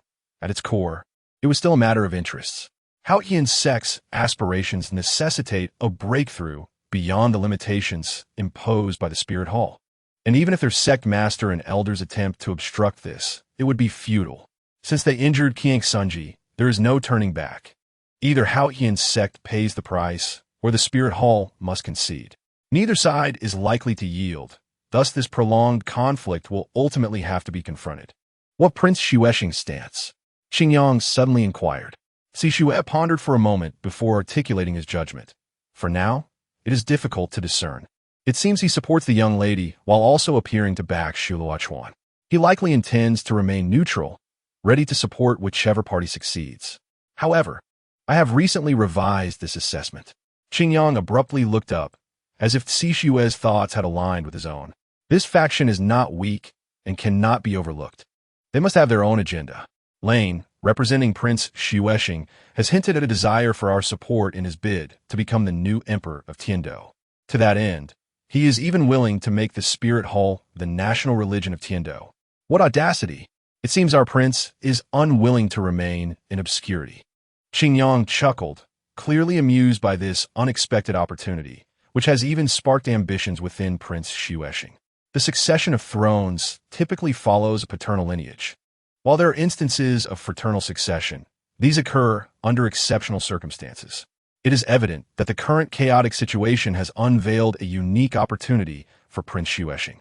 Xishue handed over a report he had been holding, a smirk playing on his lips. Who can resist the allure of wealth and power, standing above all others? Humanity is invariably ensnared by desire, unable to break free, descending step by step into the abyss. After making this observation, he continued, that is likely all the information we have. Everything is clearly documented in the report. Qingyang, what are your thoughts? Just as Qingyang was about to express his opinions, a resounding crack interrupted him. Outside, the stained glass windows suddenly manifested a massive fissure. The crack widened rapidly, threatening to engulf the entire surface in an instant. Take cover. Amidst the astonishment, someone shouted, and the next moment, A cacophony of shattering glass erupted. Run. No, crouch down. Soul Masters, activate your defensive soul skills. Several soul rings illuminated the space, as immense soul power surged within the hall. In the next instant, a rain of glass shards cascaded down like droplets, creating an unending clamor. Qingyang and Sishue swiftly exited the office, encountering a scene of chaos. All personnel above the rank of steward assist with the rescue. Law enforcement team pursue the assailants. The bishop moved swiftly, relaying his commands. With the command structure restored, the entire spirit hall sprang into action. Countless soul masters took their positions, employing healing techniques upon the injured. Meanwhile, the law enforcement team quickly sought information outside the hall. The remaining combat-capable soul masters dispersed to secure the area while remaining vigilant against any unforeseen events. The bishops and managers maintained their positions at the center, issuing various orders. Within mere minutes, the situation was largely under control. How dare they attack the spirit hall? Sishue's expression darkened as he uttered this chilling remark. Such an event was a direct affront. Fortunately, the spirit hall, as the capital's stronghold, is not merely for show. The individuals here possess substantial soul power, and many received timely assistance. Thus, the injuries sustained were not severe. It appears some individuals have begun to resort to desperate measures. Qingyang's expression mirrored his discontent. That massive, colorful piece of glass, resembling the heavens, was no ordinary object. It could withstand a full-force strike from a formidable attack type, Soul King, without significant damage. To see it shattered as it was today was almost unheard of. One could easily surmise that those bold enough to commit such an act were not ordinary individuals. A bishop completed a preliminary assessment, his expression slightly improved, before approaching the two. Master, Elder, based on initial estimates, the spirit hall suffered minor damages in this incident. No fatalities or severe injuries have been reported. However, the occurrence of such an incident is indeed a failure on our part. I will personally inspect all aspects and adjust our defenses to ensure this does not happen again. Sishue remained expressionless, saying nothing, simply gazing ahead in silence. The bishop began to perspire, yet he dared not meet their gaze. After 2 minutes passed, commotion arose outside. Master, Elder, the law enforcement team has successfully apprehended the assailant. He is a disciple of Hao Yin sect. The captain of the enforcement team, exuding an aura of menace, flung a tightly bound individual, equipped with a soul confinement device, before them. Yet, observing the bruises on his face, the faint traces of blood upon his person, and his disheveled attire, it was evident that the capture had not been an easy feat. Hao Yin sect. Humph. A voice laced with anger escaped Sishue's lips. It was then that he directed his gaze towards the bishop, speaking in a cold tone. Since it is indeed them, this incident can be understood. However, you cannot evade responsibility. From this day forth, you shall no longer be responsible for the defense of the Wuhuan Temple, but will instead be reassigned to Nodding City as the bishop. Your performance will be evaluated over the next 5 years to determine if you may return. The bishop finally exhaled in relief, nodding repeatedly in gratitude. Qingyang found it inappropriate to intervene, although he held a superior position in the blood sect. Directly interfering in front of others would undoubtedly tarnish the sect's reputation. Moreover, the blood sect was fully aware of its policies, despite the severity of the punishment. It remained within reasonable bounds, leaving Qingyang with little to say. Given the importance of a nation's capital, such an incident at the Wuhuan Temple was utterly unacceptable. Were it not for the involvement of someone from the Hao Yin sect, it would have proven negligence on their part. Otherwise, the consequences would have been dire. Hao Yin sect? Qingyang paused, reaching out to remove the cloth from the man's mouth. The man immediately erupted in anger, shouting, "I, Tangjio, will smash your Wuhuan Temple. A bunch of hypocrites, daring to meddle in our territory, serves you right." Qingyang had no desire to listen further, promptly stuffing the rag back into the man's mouth, leaving the rest to the interrogators. The captain of the enforcement team appeared somewhat embarrassed. Upon seeing Qingyang rise, he kicked Tangjio forcefully on the backside, growling, "Behave yourself, or I will take your life." However, such threats were evidently ineffective. Tang Jiu's fury intensified, and his struggles became more frantic. The interrogators arrived swiftly, with the chief judge personally taking the man away. Once everything was orderly and required no further intervention, Qingyang exchanged opinions with the blood sect. It was evident that the more rational members of the Haoyan sect could no longer contain themselves. The blood sect elder sighed. Qingyang nodded in agreement. It was clear that previous resistance had been conducted in secrecy, with certain limitations. Yet now, they had brazenly attacked the Wuhuan temple. One could not help but conclude that while Tang Jiu might be somewhat unhinged, it also revealed the Haoyan sect's growing restlessness, with even the younger generation beginning to lose control. Perhaps after the battle with the Haoyan law, many young members of the Haoyan sect no longer viewed the Wuhuan temple with the respect it once commanded. The Haoyan sect would inevitably need to be addressed. Thus, I shall personally pay them a visit, Qingyang stated calmly. Chapter 214. A visit shortly thereafter, the entire sequence of events was clarified through interrogation. Perhaps aware that the Wuhuan temple would not take severe action against Tang Jiu, he spoke candidly. Essentially, he answered every question posed by the interrogators. Although his temperament was far from pleasant, he did not resist to the point of obstinacy. This indicated that his actions were indeed a self-directed demonstration of defiance against the Wuhuan temple. The blood sect elder asked in astonishment, seeking confirmation from the interrogator. The interrogator nodded, responding with measured respect. That is indeed the case, and according to our evaluating soul masters, he was not lying. The blood sect elder contemplated for a moment before gesturing dismissively, indicating his understanding. You may leave. If I require further information, I will summon you again. Yes, I take my leave, the interrogator replied, bowing before departing. The blood sect inquired of Qingyang, what is your perspective on this matter? What can be said? It is merely a recurrence of the same old issues. While the elders of the Haoyan sect may struggle to manage the situation within their sect, if they were unaware of Tang Jiu's actions, it would indeed be laughable. The current circumstances can only imply one possibility. Tang Jiu's actions were conducted with their tacit approval.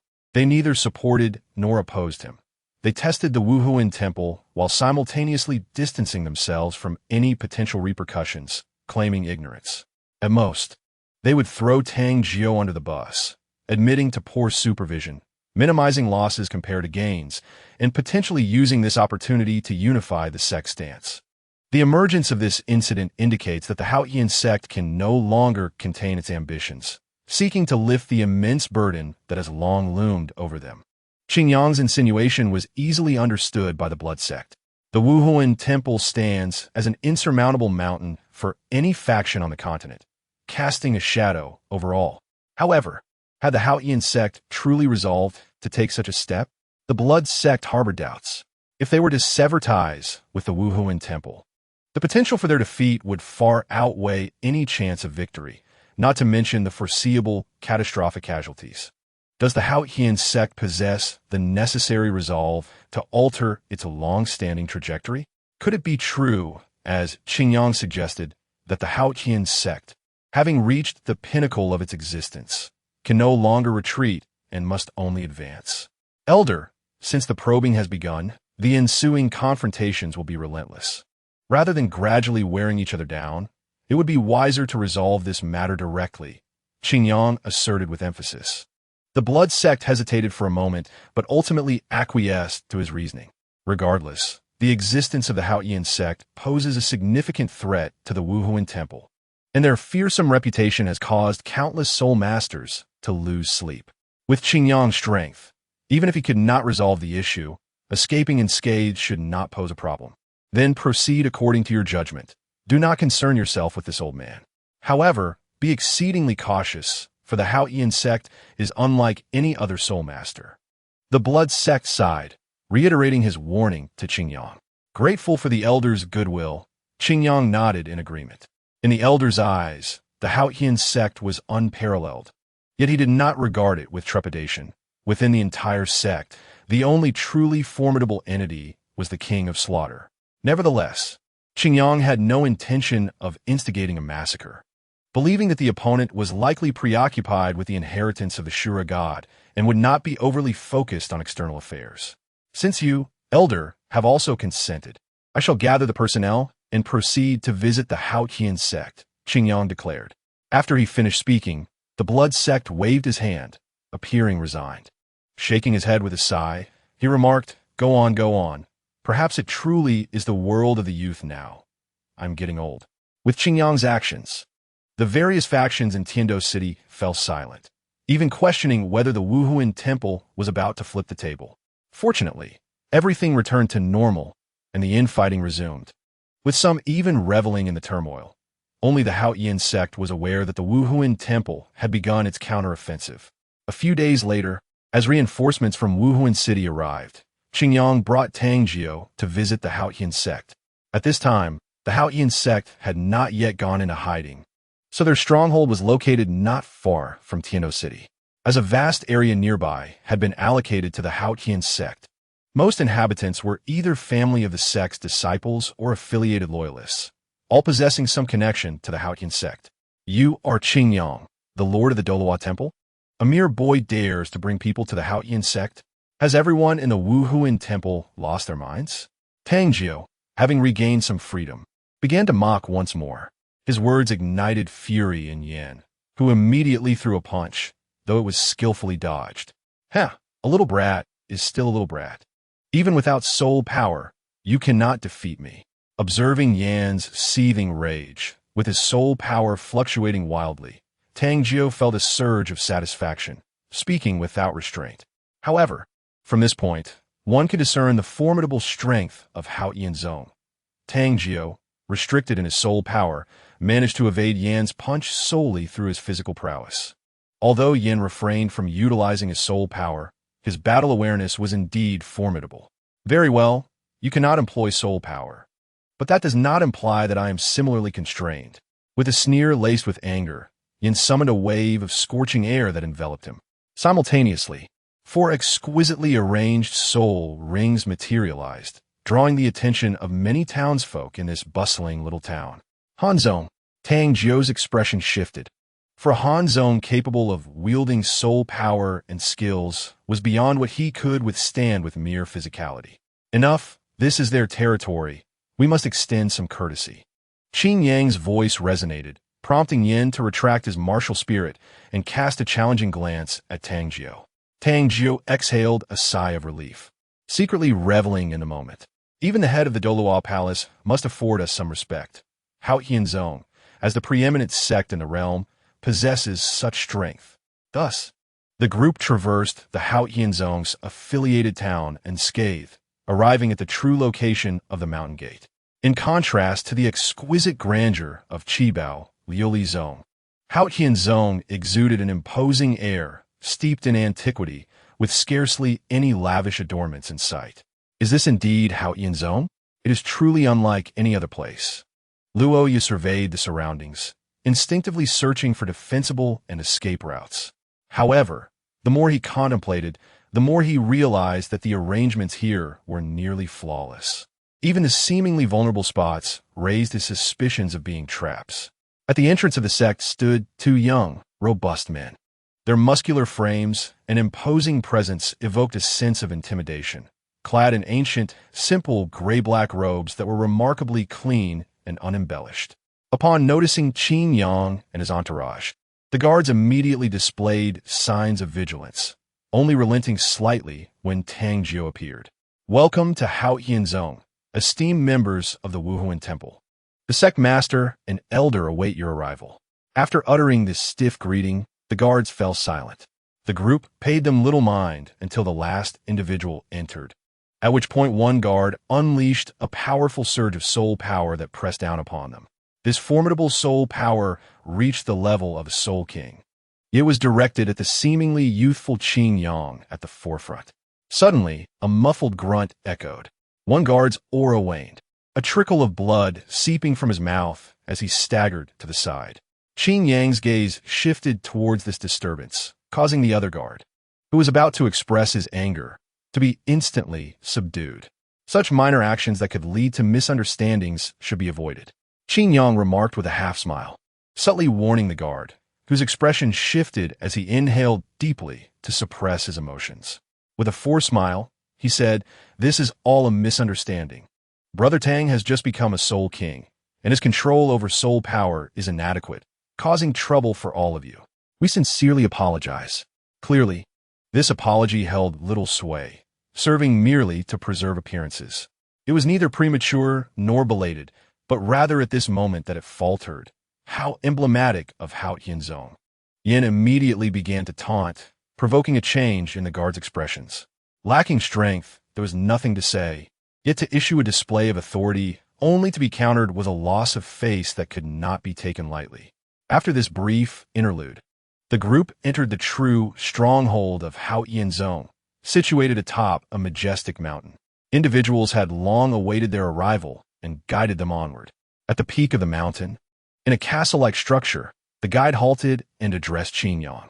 "Esteemed guests, the sect master is awaiting you in the council hall. You may proceed directly."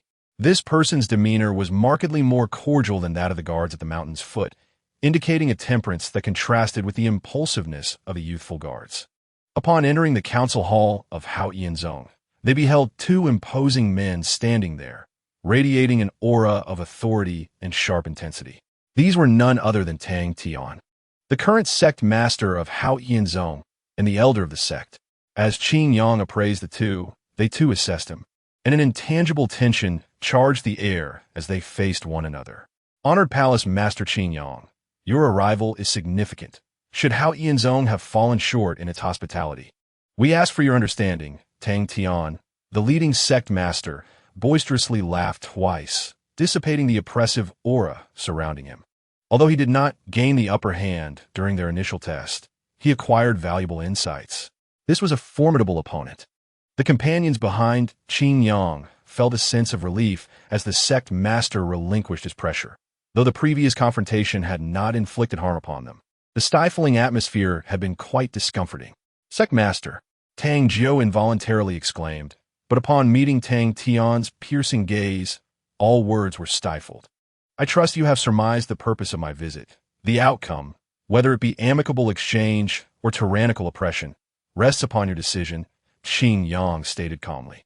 In the next moment, the soul guiding device restricting Tang Jiu's soul power fell away. Tang Jiu's expression brightened as he hastened to stand behind the sect master, casting a hostile glare towards Qin Yang. The sect master and the taciturn elder paid little mind to Tang Jiu, who had now become a mere footnote in the unfolding scenario. "Are you implying that you can intimidate us with merely these young individuals?" Tang Tian inquired. "No, I rely solely on myself." Qin Yang's words hung in the air, plunging the room into an eerie silence.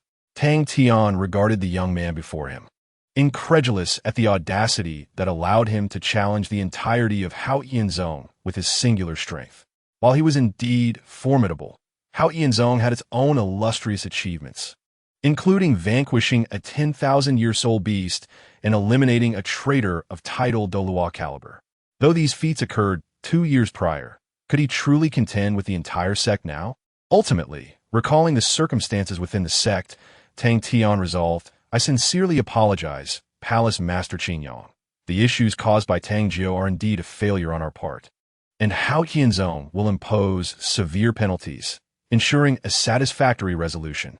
Qin Yang listened in silence, his disappointment becoming more pronounced. At this moment, the elder interjected, his voice resonating powerfully. "Please hold for a moment, sect master." Tang Tian gazed at the elder in surprise, uncertain of his intentions. "This incident was a misstep on our part at Hao Qianzong, and we are willing to surrender Tang Jiu for the Wuhuan Temple to handle." As soon as these words were uttered, it struck like a thunderclap, astonishing all present. Tang Jiu's face turned anxious as he disregarded decorum, shouting, "Elder, you cannot slap." The elder's hand descended sharply, landing a resounding blow on Tang Jiu's face, the force propelling him a considerable distance. When he regained his footing, a large bruise adorned his cheek. Tang Tian furrowed his brow, reflecting deeply, yet ultimately chose to remain silent, allowing the elder to continue. "The amicable exchange between Wuhuan Temple and Hao Qian sect is precisely what we hope for. It would be splendid for the Lord of Qingyang to extend his stay, allowing us the opportunity to observe the talented youth of Wuhuan Temple. The Grand Elder wore a smile as he regarded the young individuals standing behind Qingyang. To Qingyang's surprise, the usually domineering Haoyan sect had opted for a conciliatory approach. Although he had presented two options during this visit, it was evident to all that Haoyan sect would not choose either. His true intention for visiting was to undermine the foremost sect. Yet he had adhered to the customary courtesies, all due to the advantageous cover he had. However, the Grand Elder's response was unexpectedly revealing. Seemingly aware of Qingyang's suspicions, the Grand Elder inquired of Tang Tian, "What are your thoughts on my suggestion, Sectmaster?"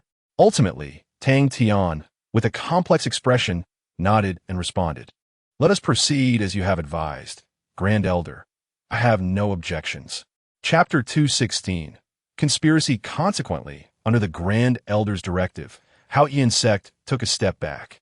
This outcome was surprising to all. It was indeed unfolding before their eyes. Thus, with the preparations made by Haoyan sect, Qingyang and his companions were graciously hosted, awaiting the arrangements for the venue 2 days hence. Grand Elder, does the sect truly intend to concede and relinquish the benefits we have secured? Even if we agree, our impatient clansmen will not accept this. What could possibly motivate such a decision? After arranging for the others, Tang Tian, unable to contain his curiosity, posed this question to the Grand Elder. He believed the Grand Elder was aware of the current circumstances of the sect, which explained the lack of opposition. Yet he still sought a justification, as he could not feel at ease otherwise. Decisions affecting the fate of a sect should always be made with utmost caution. The Grand Elder shook his head, a hint of a bitter smile gracing his features. "My actions are merely a means to buy some time for the sect master. The Lord of Douluo Hall has personally come to confront us, clearly intent on taking action against us. The conflict between Wuhuan Temple and Haoyan sect is irreconcilable. Yet have we truly prepared ourselves?" Tang Tian fell silent. Preparation? If the Emperor Xia were in pristine condition, the preparations of recent years would have been ample. With their means, they could easily unify the Tiando Empire. In that scenario, the three great sects, united under one banner, alongside the empire's strength and the constraints imposed by Xinghua, could stand against Wuhuan Temple. In pursuit of this grand scheme, as the foremost sect, Haoyan sect had invested an immeasurable amount of resources over the years, approaching the cusp of success.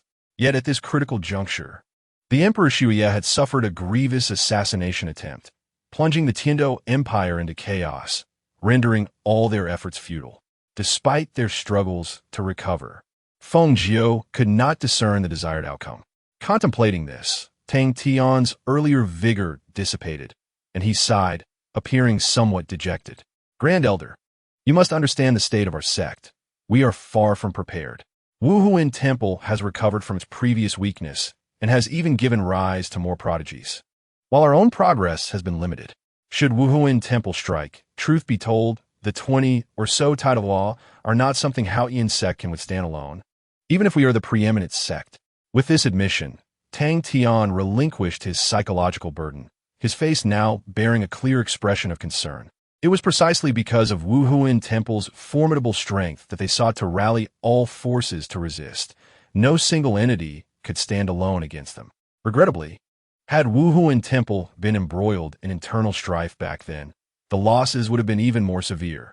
Yet, such thoughts were now too late. Time was of the essence. The mounting pressures on the sect and the shifts in the world indicated that the situation was critical. As long as the sect master is aware. As the leader of Haoyan sect, you must not be so naive as to be swept away by youthful exuberance. The Grand Elder cast a disdainful glance at the young members of Haoyan sect, those who acted thoughtlessly, pursuing their whims without consideration. Their existence severely undermined the unity of the sect, with Tang Jiu serving as a prime example of this folly. He continued slowly, "It is precisely because Haoyan sect is still not a match for Wuhuan Temple that I interrupted your earlier decision. You wished to fight with everything you had and sever ties completely, but your methods were excessively crude." The Grand Elder critiqued Tang Tian's decision, identifying numerous oversights and imperfections. while explaining the rationale behind his own decision. Such a significant resolution affecting the rise and fall of a sect cannot be made impulsively. It must undergo meticulous deliberation and garner consensus from various parties before implementation. The Lord of Qingyang merely presented the issue, and Hao Yian's sect was impatient to turn against him without considering alternative methods. This was indeed reckless.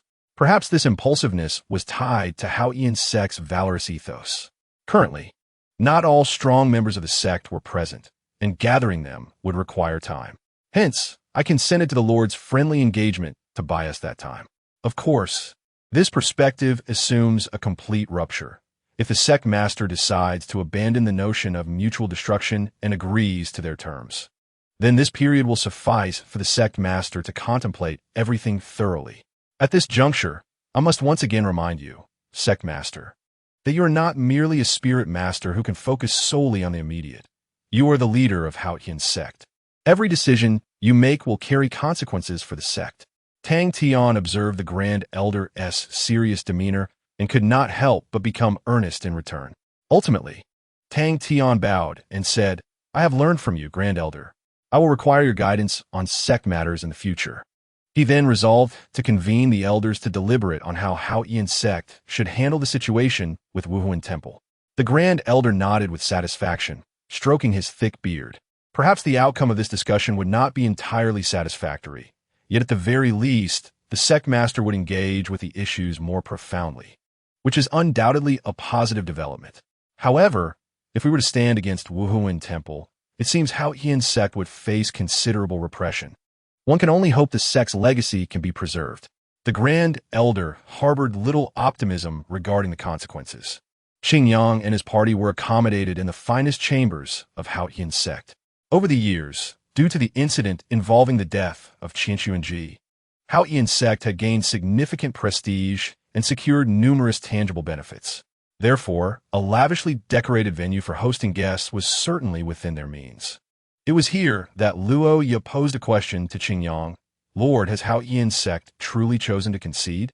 Not only he, but others in the group wore expressions of confusion, save for Yin, who regarded the situation as only natural. Who would dare to show disrespect to the personal visit from Wuhuan Temple? Though it defied logic, the opposing side had unexpectedly surmised correctly this time. Honestly, I too find it quite surprising.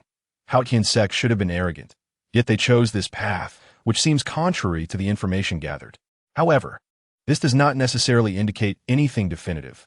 Perhaps Tang Tian is simply a wise individual. Qingyang stroked his chin in contemplation, stating, "Regardless, we shall see how they respond to us. I will personally oversee matters here. Even in the face of unforeseen circumstances, they will not stir up significant turmoil." Indeed, Qingyang held this confidence. The current cosmic situation was relatively tranquil, and he would need to hasten his pace on Douluo Star. A crisp knock echoed through the air. A voice resounded outside, announcing, "Esteemed members of Wuhuan Dian, the sect master has prepared a lavish dinner to welcome everyone." Qingyang paused for a moment, then smiled at the others, saying, "Very well, let us now observe the hospitality of Hao Yian's sect. After we rest, do ensure that our friendly exchanges do not bring disgrace to Wuhuan Dian." As the day progressed, Hao Yian's sect visibly became bustling with activity. The training grounds, typically utilized for instructing the disciples, were temporarily renovated to better suit the standards of Soul Master competitions. Moreover, the formidable Soul Masters dispatched to various locations were summoned back. From the elevated observation platform, Tang Tian gazed down at the busy crowd, his expression growing increasingly grave. After a prolonged silence, he finally expressed his thoughts to the Grand Elder beside him. "Grand Elder, you are aware of the outcome of the sect meeting. What are your thoughts?" The Grand Elder, stroking his beard in contemplation, remained silent, just as Tang Tian was about to urge him for a response. The Grand Elder articulated his perspective. "The opinions within the sect are excessively divided, which is unfavorable. Although the plan is commendable, these individuals are overly presumptuous, taking advantage of these few days to strike first and eliminate the master of Douluo Hall may indeed weaken Wuhuan Dian's strength. But it also leaves us with no room for negotiation. This decision is slightly better than your previous reckless actions, Sect Master. Yet it is evident that the external circumstances cannot support such a move.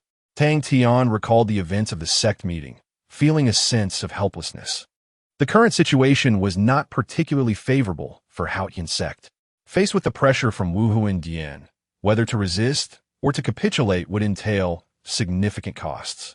Those unwilling to accept leaned towards total resistance. Therefore, I did not oppose. Instead, I agreed with them that the outcome of this contest would be decisive. Should Wu Huan Dian emerge victorious, I would concede defeat and personally suppress any dissent within the sect. Conversely, if Hao Yian's sect prevails, we would agree to resist wholeheartedly, keeping Qingyang Zhongzhu to announce Hao Yian's sect's formal challenge to Wu Huan Dian. With his doubts set aside, Tang Tian descended. The training grounds of Hao Yian's sect, perched on the edge of a high cliff, had been meticulously crafted to be both perilous and grand.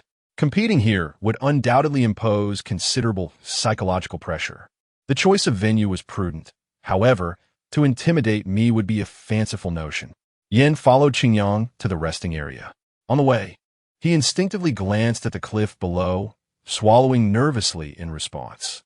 Observing his demeanor, Luo Ye consoled him, since Hao Yian's sect has designated this as the training and competition ground. Safety should be assured. Besides, even if an accident were to occur, with the Zhongzhu present, your life is not in jeopardy. Yin looked at Qingyang, contemplating the reasonableness of this statement, and instantly felt more at ease. Cairo, with his ample experience on the continent, felt somewhat better. Noticing Yan's pale complexion, he teased, "Junior, if you are afraid, I can take your place in the arena. Though Hao Yian's sect may be a tough opponent, I would certainly ensure your safety. So, would you prefer to remain in the observation area, witnessing my splendid performance while cheering me on?" His ill-timed jest provoked an irritated glare from Yan. At that moment, Qingyang departed, following Tang Jiao toward the platform where Tang Tian awaited.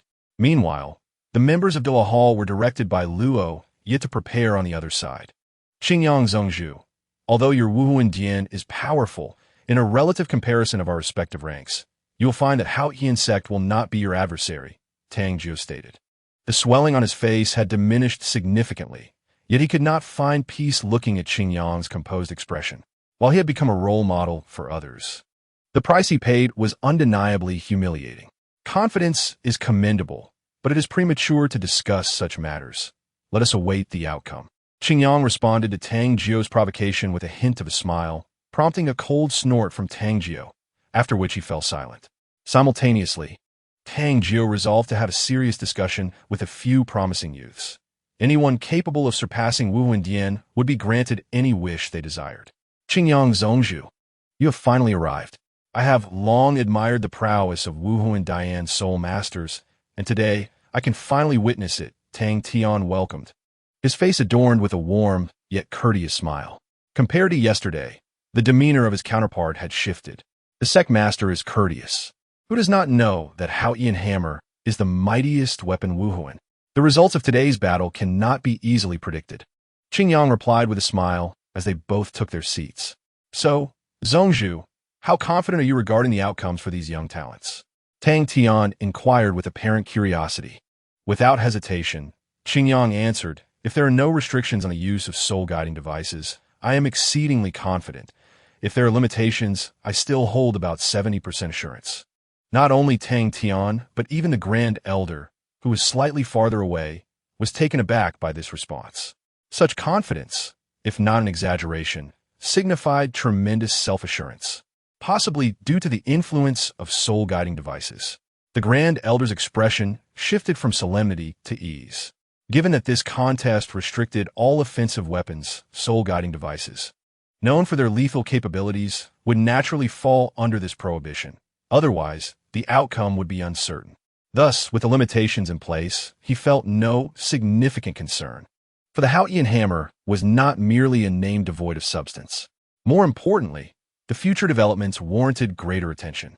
Tang Tian contemplated the emerging phenomenon of soul-guiding devices, which had piqued the interest of various factions across the continent.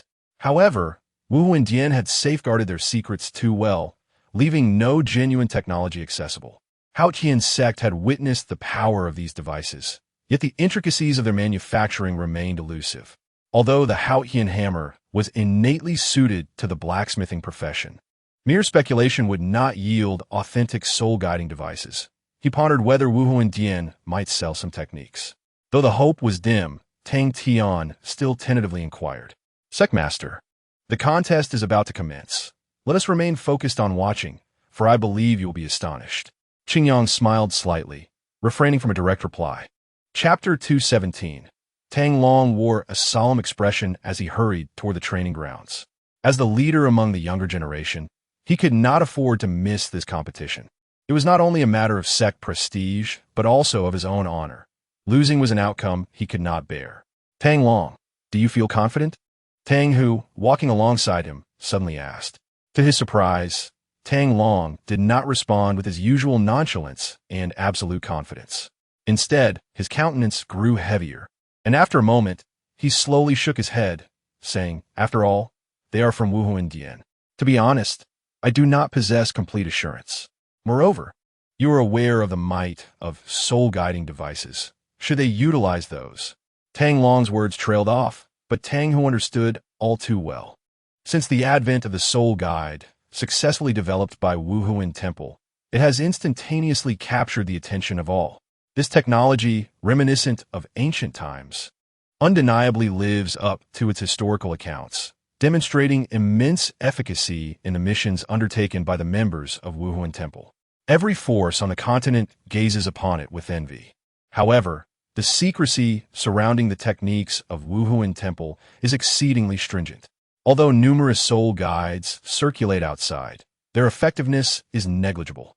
Consequently, various factions comprehend the existence of these devices, but remain oblivious to their underlying principles.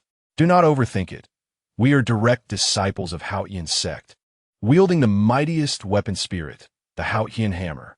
How could we possibly lose? Tang Hu suddenly chuckled, patting Tang Long's shoulder in a gesture of comfort. At such a moment, the discord between him and Tang Long seemed trivial. In the past, he would not have offered solace, but rather mockery. Despite its limited utility, he could not conceive of a superior alternative. Observing the demeanor of his former rivals, Tang Long felt warmth in his heart, responding with a subtle nod. Tang Long, wait a moment. A voice called out, prompting both to halt their steps in turn. Tang Jiu hurriedly approached, his expression tinged with delight. The pair exchanged bewildered glances, uncertain of what to make of it. Good news. The latest regulations have restricted the use of offensive weapons, meaning that those formidable soul guides will not feature in the competition. Tang Jiu spoke, rapidly delivering the information. Initially taken aback, Tang Long quickly regained his composure. His smile surged uncontrollably as he looked at Tang Jiu, saying with joy, "Thank you, Brother Tang Jiu, for sharing this news. If the use of soul guides is limited, I shall certainly not bring shame to Hao Qian's sect." His tone was resolute, and his demeanor serious, reminiscent of his former confident self. Tang Jiu encouraged him with a pat on the shoulder, saying, "Do not feel overly pressured. Simply give your all. Of course, if we can significantly diminish the arrogance of Wuhuan Temple, that would be the utmost triumph." Tang Hu, too, donned a relaxed smile, delivering a perfectly measured punch to Tang Long's shoulder. The warmth of brotherly affection was palpable between them. "You've always been my equal. In this contest against Wuhuan Temple, I am certain I will prevail. Just do not let me down." His teasing words dissipated the previously heavy atmosphere. As the disciples of Hao Qian's sect gathered, the audience erupted in cheers. They were all direct disciples of Hao Qian's sect, along with core members from affiliated sects and families, constituting a formidable force. Therefore, it was only natural for Tang Long and his companions to receive an enthusiastic welcome, while the younger generation of Wuhuan Temple found themselves largely overlooked, leaving those accustomed to attention, like Yin, feeling somewhat disconcerted. The cohesion of Hao Qian's sect was indeed remarkable, justifying its reputation as the foremost sect. Even its affiliated sects and families could rival the 7 great sects. On the podium, Qin Yang witnessed the unfolding events, articulating his thoughts. Tang Tian stood beside him, clearly hearing everything, a hint of pride appearing on his face. The praise from ordinary folk no longer held significance for him, often dismissed as mere background noise. However, commendation from someone of Qin Yang's standing was something he found difficult to disregard. The Hall Master overstates. The unity and cooperation of Haoyan sect is a testament to the selfless dedication of our past sect leaders, and it appears to be yielding fruitful results, Tang Tian remarked, crossing his arms with a hint of satisfaction. Qin Yang smiled slightly, choosing not to challenge his words. Among the 7 great sects, only the 7 Treasure Glazed Tile sect shared a similar vast network of affiliated powers, even overshadowing some of their main branches. Yet, in comparison to Haoyan sect, this was hardly noteworthy. Achieving such standing requires more than mere strength. The diplomatic endeavors of Haoyan sect in recent years have been nothing short of remarkable. If Shui were still present, perhaps we would witness Haoyan sect advancing even further. Tang Tian's previously uplifted lips fell into a frown, an expression of uncertainty crossing his features. Although this information was not a secret to Wuhuan Temple, he was prepared for it. However, the implications of such statements seemed to suggest something about Haoyan sect. Tang Ao, who do you favor in this competition? At the elevated audience seating, Titan and Tang Ao sat together, intrigued as they observed the two opposing sides. Tang Ao shifted his robust frame, uncertainly responding, well, emotionally, I hope for Haoyan sect's victory, but rationally, I would prefer Haoyan sect to concede. You understand, this friendly exchange means more to us than mere competition. Honestly, I do not fully support that decision. Titan nodded, comprehending his sentiments. The discord between personal inclinations and the collective decision of Haoyan sect was uncomfortable, especially when the collective choice seemed erroneous. Yet, he felt powerless, as he was not a direct disciple of Haoyan sect and could not influence their decisions. He shifted the topic, saying, why dwell on such matters? This is not within our control. We should quietly await the outcome. Setting aside other considerations, based solely on strength, which side do you believe has the better chance? Tang Ao detached himself from his previous thoughts, as Titan suggested, now awaiting the results. He focused intently on the 2 sides on the training ground. The youth from Wuhuan Temple appeared somewhat unsettled in this arena, understandably so, as he himself had been quite intimidated during his initial experience. Their performance was commendable, yet the slightly older contestants remained notably composed, clearly exhibiting potential. Tang Ao sighed, occasionally comparing them to his younger self, only to realize that these young individuals from Wuhuan Temple were already on par with him. In contrast, while the disciples of Haoyan sect were also exceptional and possessed superior weapon spirits, they fell short in one significant aspect: age. Fortunately, the competition's rules matched opponents based on soul master level rather than age, revealing the extraordinary talent of Wuhuan Temple's prodigies. Tang Ao shook his head, expressing his helplessness. His words resonated with Titan, who felt similarly. If all the young disciples of Haoyan sect were top-tier talents, then Wuhuan Temple could only be described as monstrous. Not to mention, the most formidable and daunting figure was the master of Douluo Hall, Qin Yang, who, even at such a tender age, stood atop the continent. Aside from him, the vice master of the law enforcement hall was another formidable presence, having become a sole emperor before reaching 20. If this trend continues, the title of the youngest titled Douluo on the continent may soon change hands. Wuhuan Temple truly embodies the essence of a dominant force on the continent, compelling Haoyan sect to remain beneath its shadow. After a lengthy reflection, Titan could only express such sentiments. At the very least, this emphasizes the exceptional nature of Wuhuan Temple rather than suggesting any shortcomings on their part. The reactions of the audience were of little concern to Yin at this point. Upon entering the arena, not a single soul cheered for him. He had completely disregarded these onlookers. No, it would be more accurate to say he was temporarily dismissing them. In the depths of his heart, Yin had devised a plan to deliver a stinging retribution to the audience of Haoyan Zong, who showed him no respect. With this thought, he glanced at Tang Yu before him, a peculiar smile playing at the corners of his mouth. The method of revenge was straightforward. He would defeat the prodigies favored by these Haotian Zone spectators right in front of them, savoring their astonished and incredulous expressions. This seemed all the more intriguing. The genius of Wuhuan Temple? Today, I shall demonstrate that Haotian Zone is not merely a name of renown. Before him, the youthful Tang Yu summoned the massive Haotian hammer, 3 perfectly configured soul rings floating around the martial spirit. However, the taunting tone of his voice reminded Yin of an arrogant child, instantly filling him with irritation. This fellow dares to be more arrogant than I. How utterly displeasing. Upon hearing those words, Yin felt a surge of anger, yet a smile broke across his face. He too summoned his martial spirit. 3 optimally configured soul rings radiating a searing aura. How coincidental. I felt the same way upon seeing you for the first time, Tang Yu said provocatively.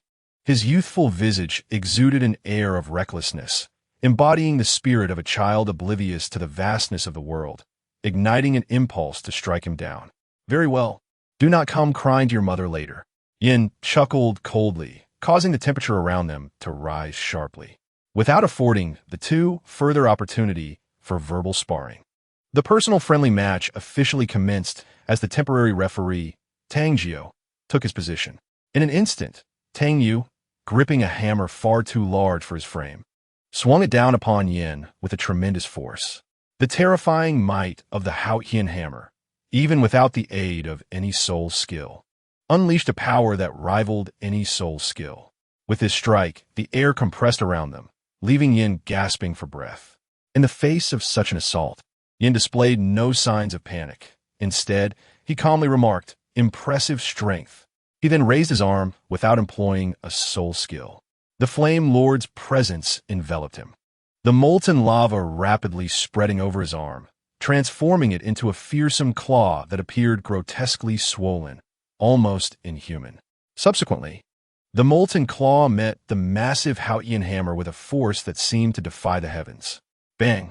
Immediately, molten rock splattered, a thunderous sound reverberating through the air, accompanied by the shock wave of soul power, stirring a considerable gale. In the next moment, Tang Yu, unable to find a point of leverage in mid-air, was sent flying backward by the overwhelming force. Yin, however, braced himself against the impact, his lava-covered legs carving deep furrows into the ground as he staggered back. As the faint clouds of dust settled, silence enveloped the arena. This raw confrontation, relying solely on strength and soul power, had captured everyone's attention. No cheers erupted. No shouts were heard. All were left in stunned silence by the spectacle. Against all odds, someone had indeed managed to withstand a blow from the Haotian hammer. Tang Ao's face was a mask of astonishment. As a fellow wielder of the Haotian hammer, he was acutely aware of its formidable nature and had often taken pride in it. Yet, what he witnessed today shattered his previous notions. Indeed, he never anticipated that even he would hesitate to take a strike from his elder brother under similar circumstances, while this youth managed to do so and remained unyielding. This suggests that his martial spirit is no ordinary one. Is Wuhuan Temple about to witness the emergence of another genius? Titan spoke with astonishment in his voice. He believed he could also endure a regular full-force strike without using a soul skill, but he would certainly require time to recover his soul power afterward. This discrepancy was evident, yet this individual from Wuhuan Temple showed no signs of distress. In the arena, Yin quickly caught his breath and rose to his feet. He had no time to dwell on the shock of others. He had to admit that he had somewhat inflated the reputation of the Haotian hammer, which was indeed not earned through mere words. A simple strike nearly shattered the defenses of the Flame Lord. For ages, the ancient dual-element martial spirit of fire and earth had never encountered such an opponent. Opportunities like this were exceedingly rare. Yin felt his fiery spirit rekindle with excitement. After Tang Yu landed, he wobbled momentarily before steadying himself. Simultaneously, he forcibly suppressed the searing energy within him, his face flushing slightly as he dealt with the aftermath of that strike. In their earlier exchange, he had gained no advantage. Furthermore, due to his overconfidence, he had suffered a minor backlash from the fire element, which, although swiftly subdued, ultimately consumed some of his soul power. Chapter 218. The plans of Shueshing Tang Yu was a remarkable disciple of Hao Yianzong's younger generation, and at the Soul Master level, he had few rivals. To his surprise, he found himself evenly matched with a mere youth from Wuhuan Temple. After the initial shock, Tang Tian fell into contemplation. Even though he had mentally prepared himself, the disparity before him was simply too immense. It was not merely a matter of soul power and martial spirits, but also of age. It appeared to be around 10 years old, while Tang Yu was already 15. If a few years in the latter stages of a Soul Master-esque development could be overlooked, it would not explain much. However, this age gap coincided with a period of rapid soul power advancement. Each year of difference in age represented a significant distance in soul power. And if all went as expected, Yan's future achievements would surpass those of Tang Yu. It seemed that Hao Yianzong had overestimated its capabilities, seeking more without possessing the requisite strength. With a soft sigh, Tang Tian relinquished his previous thoughts entirely. After the assassination attempt on a snowy night and the subsequent collapse of his plans, he had sensed the impending danger. However, the considerable investment made it difficult to withdraw, leaving him ensnared in a quagmire. Now, the pressure from Wuhuan Temple had prompted some within the sect to regain their composure. After this competition, even the most radical elements would likely reconsider their approach. The sect leader was being overly critical. Striving for excellence was an inherent trait among individuals and did not equate to right or wrong. Qin Yang subtly indicated this without delving deeper into the topic. Yet Tang Tian was compelled to contemplate the future. Having recognized the disparity and lost sight of victory, thoughts of surrendering to forfeit half seemed inevitable. Engaging in reckless struggles was only justifiable when life and death were at stake. Otherwise, no family or sect would embark on such a fruitless endeavor. However, due to the enmity stemming from the Hao Yiandao, Hao Yianzong had established considerable animosity with Wuhuan Temple. Could this hatred truly be easily resolved? Tang Tian held profound doubts regarding this. Thus, he felt compelled to cautiously probe Wuhuan Temple, or rather, to gauge Qin Yang's attitude towards his sect. Palace Master, after this competition, I propose that the disciples of Hao Yianzong cease participation in the affairs of Tiando City. What do you think? Qin Yang smiled faintly, not surprised by the retreat of the Hao Yian sect. In this continent, strength ultimately reigns supreme, and the disparity in power between Hao Yian sect and Wuhuan Temple had reached a critically severe extent. Otherwise, they would not have sought alliances with various powerful factions, sheltering formidable outsiders. It is worth noting that the four major affiliated sects were only brought into the fold in recent decades. The history of the Hao Yian sect truly began from the generation of Tang Chun, leaving it with a lamentably short historical depth. Observing Qin Yang's lack of response, Tang Tian felt a twinge of anxiety within. What does the sect master think? After a moment of contemplation, Qin Yang slowly uttered two words, not enough. Tang Tian's expression grew somewhat awkward. Perhaps it was true, but this was the best condition they could offer without significantly compromising their interests. Once they withdrew from Tiando City, it would signify that the Hao Yian sect relinquished all rights to intervene in the empire's affairs, an action tantamount to a complete abandonment of their unified front against Wuhuan Temple. This would even lead to a loss of influence over the imperial throne, and the new emperor would surely not support the Hao Yian sect as vigorously, resulting in considerable hidden losses. No matter how one viewed it, this was already a significant concession. Indeed, it was still insufficient. What you mentioned was merely the concession concerning Tiando City, while the animosity between Hao Yian sect and Wuhuan Temple also required clarification. Qin Yang's smile faded slightly, his tone becoming more earnest. To satisfy both parties seems an unlikely endeavor. It would only be feasible to choose a direction acceptable to the Hao Yian sect. This was precisely why he had come personally. Even if there were grievances, he could do nothing about it. Tang Tian's expression shifted multiple times before he ultimately accepted with apparent resignation, perhaps influenced by the profound gaze of the elder beside him. With a tone of helplessness, Tang Tian said, "Please speak plainly, sect master. I am indeed not adept at such convolutions." Qin Yang nodded, recognizing the request. Thus, a choice was presented before Tang Tian. "I have two options for you to consider. One allows the Haotian sect to retain all its strength, albeit at a minimal cost. The other will significantly weaken the Haotian sect, rendering you incapable of posing a threat to Wuhuan Temple, which would eliminate further issues. Listening to Qingyang's clear voice, Tang Tian's hand trembled slightly. As expected, the proposal to weaken the Haotian sect was indeed part of Wuhuan Temple's strategy. Yet, there was an alternative. He scrutinized Qingyang's face, seeking to ascertain the veracity of his words. The inexplicably convincing aura and the identity of the other party led him to feel that deception was unnecessary. Ultimately, he resolved to trust. Could you elaborate on these two options? Tang Tian inquired hesitantly. This display, however, brought a sense of relief to Qingyang. Tang Tian had evidently accepted the outcome. As long as it did not exceed his limits, he would not engage in futile resistance. It was also true that, in his memories, the Haotian sect had made similar compromises. In the face of the formidable Wuhuan Temple, all struggles seemed laughable unless Tang Chen returned.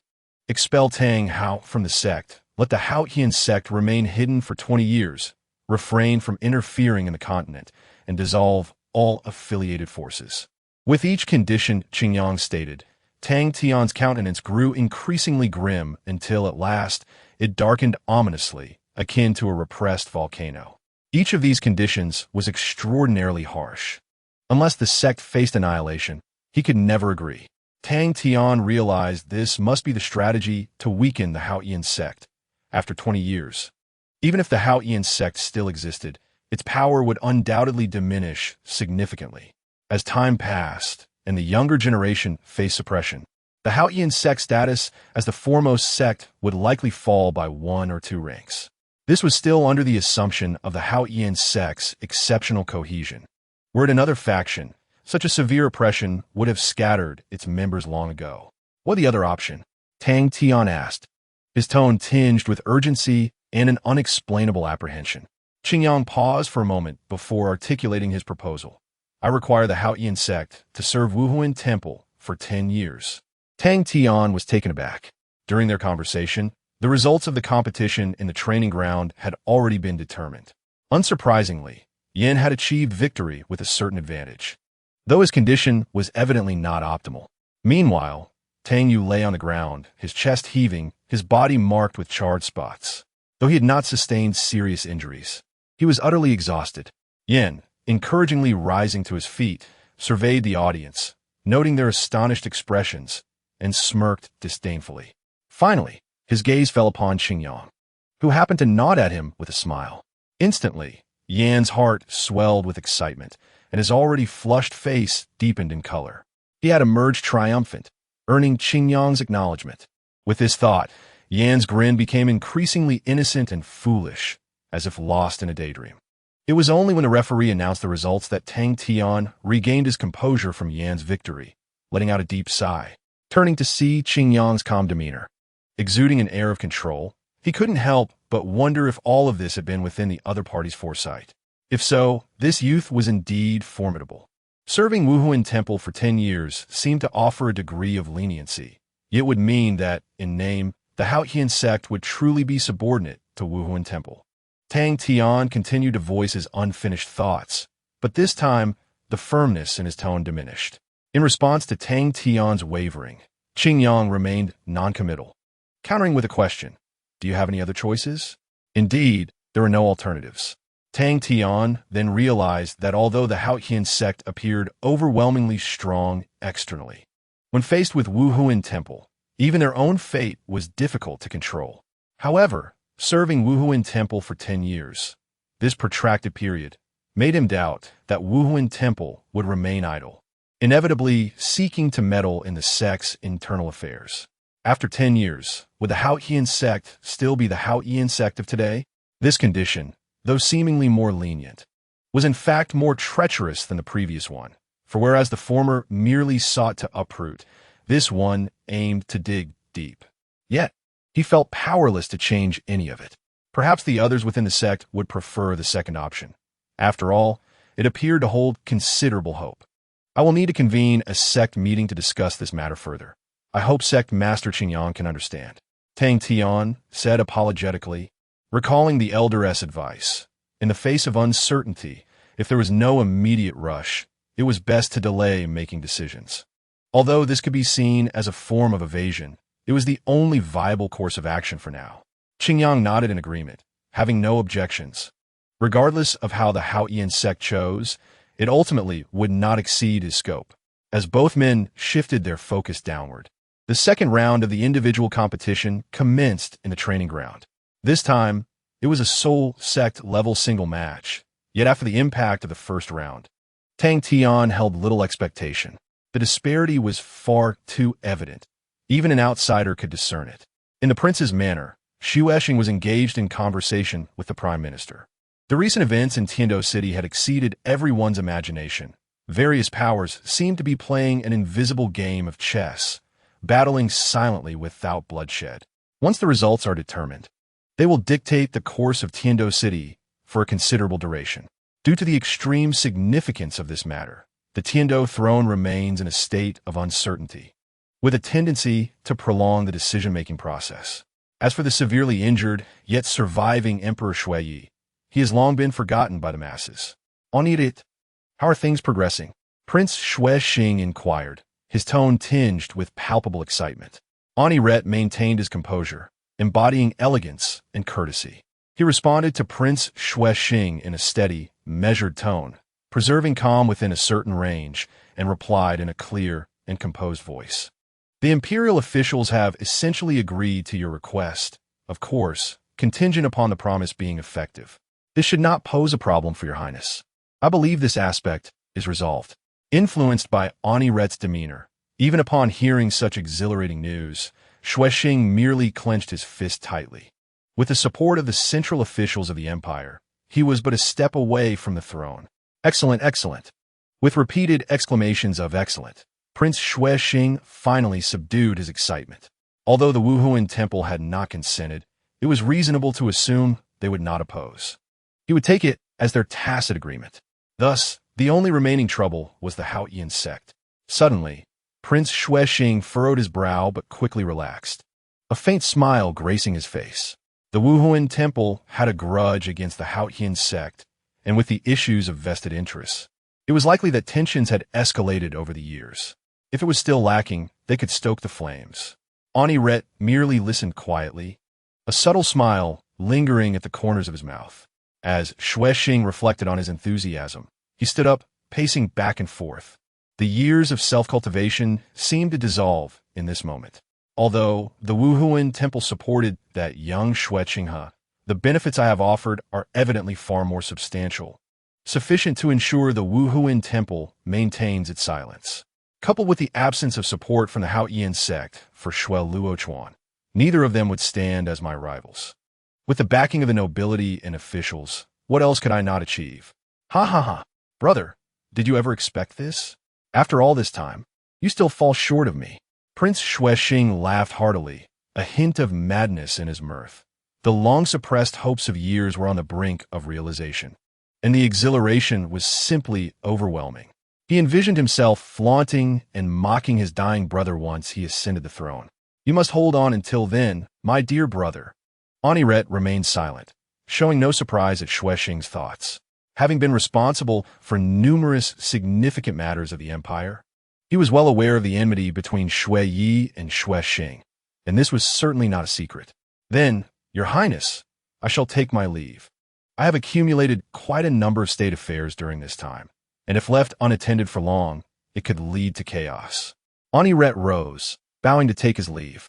Xuexing ceased his daydreaming, contemplating the current situation for a brief moment before donning a gentle and approachable smile. Prime Minister, the empire will be in your hands during this period. However, do not overexert yourself, as I will need your assistance in the future. Xuexing spoke with the tone of a superior addressing a subordinate, offering comfort and encouragement. He managed to retain his composure, refraining from assuming the position of an emperor. Aniret did not voice an opinion, nodding with a smile before departing the quiet chamber of the prince's residence at a measured pace. Once outside the prince's residence, he cast one last glance at the opulent establishment, chuckling softly before turning away and stepping into the carriage.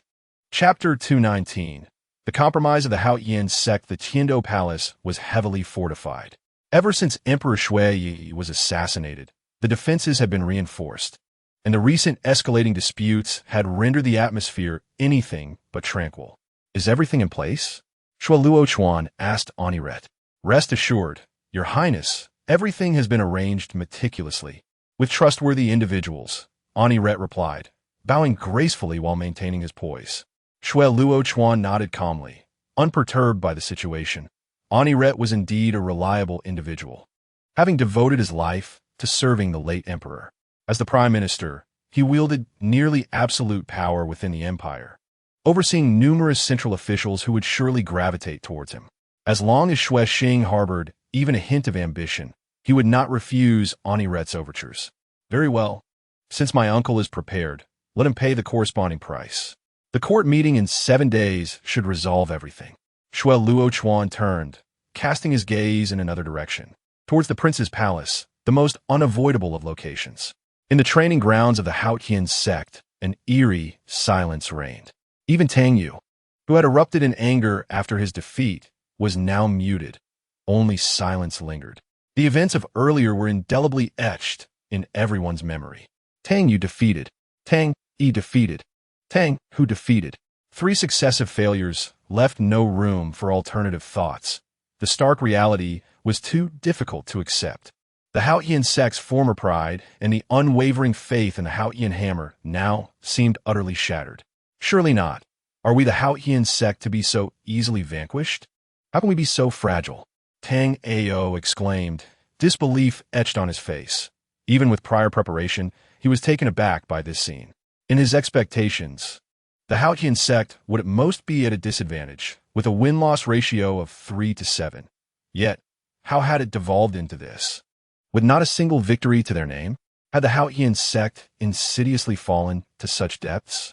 No, it is not that our Haotian sect has weakened, but rather that the Wuhuan temple is too formidable.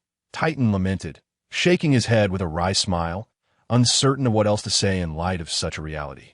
The disparity was glaringly obvious, far beyond a mere point or two.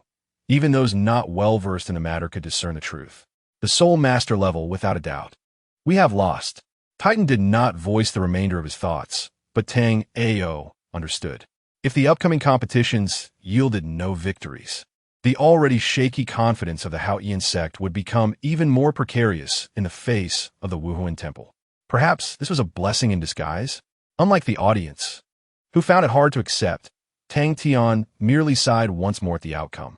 Now, there was no need for entanglements. He believed that not only the elders, but even the most stubborn proponents of war would earnestly consider Qin Yang's proposal.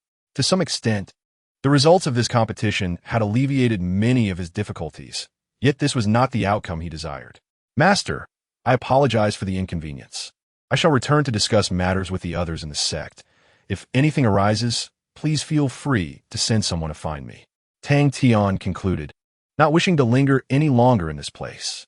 After exchanging glances with several elders who bore grim expressions, they all departed. Meanwhile, Qin Yang simply smiled, calmly observing the prowess of the young disciples of the Wuhuan temple.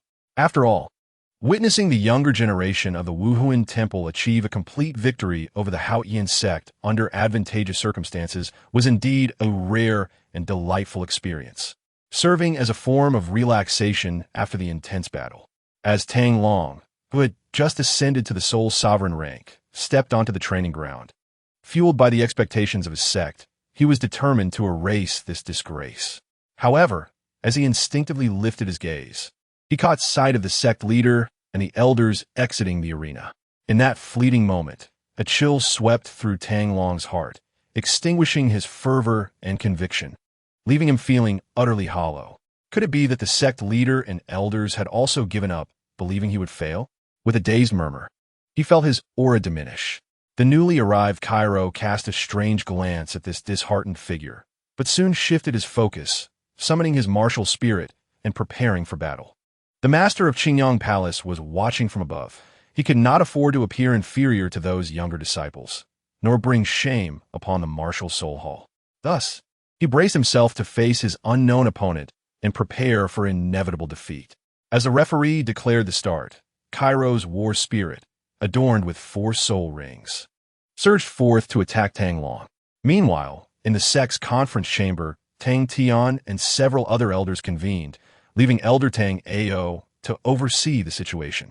They were faced with a far more pressing matter regarding the survival of their sect, the conditions proposed by Qingyang.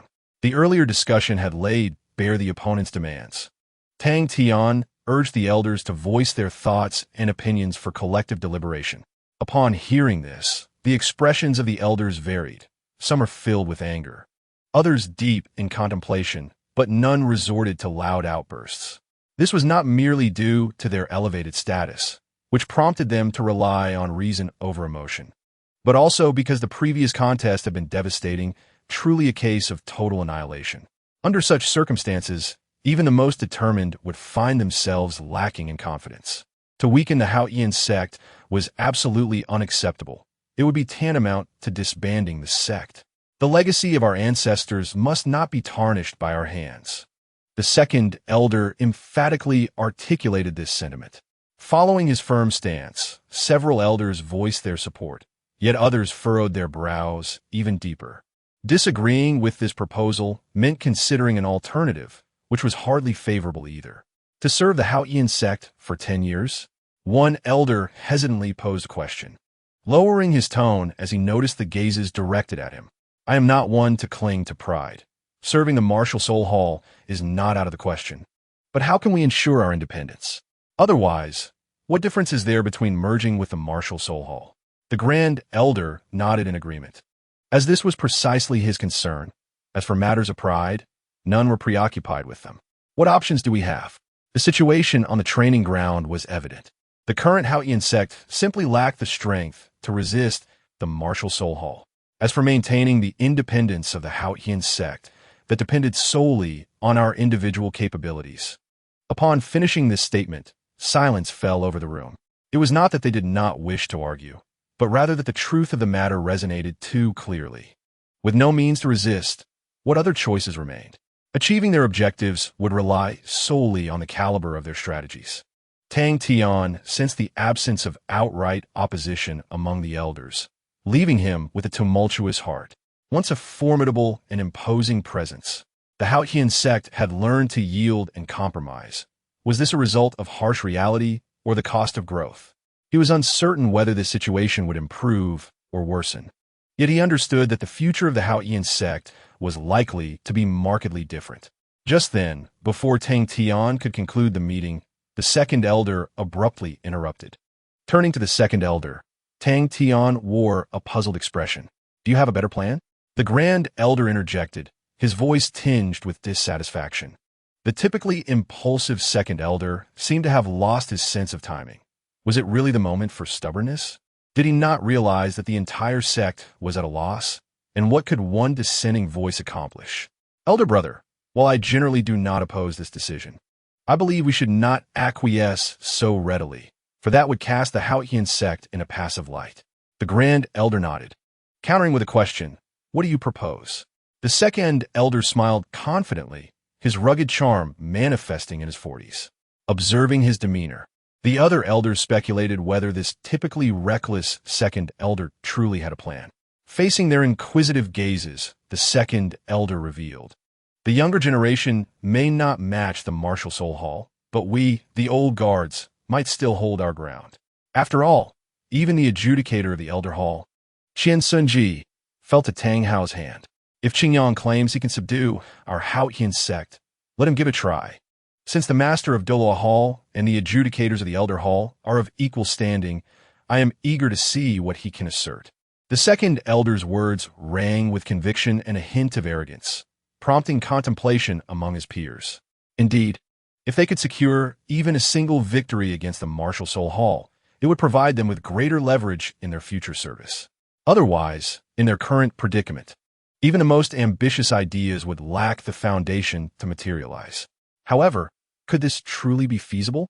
Elder brother, you are aware that the circumstances of the past cannot be replicated. Tang Hao had the sacrifice of 100,000-year soul beast, not to mention several soul bones and explosive rings, to achieve such feats. What we have now is merely a routine sparring match, explosive rings aside. How can anyone genuinely guarantee the strength of their soul rings and soul bones against that master?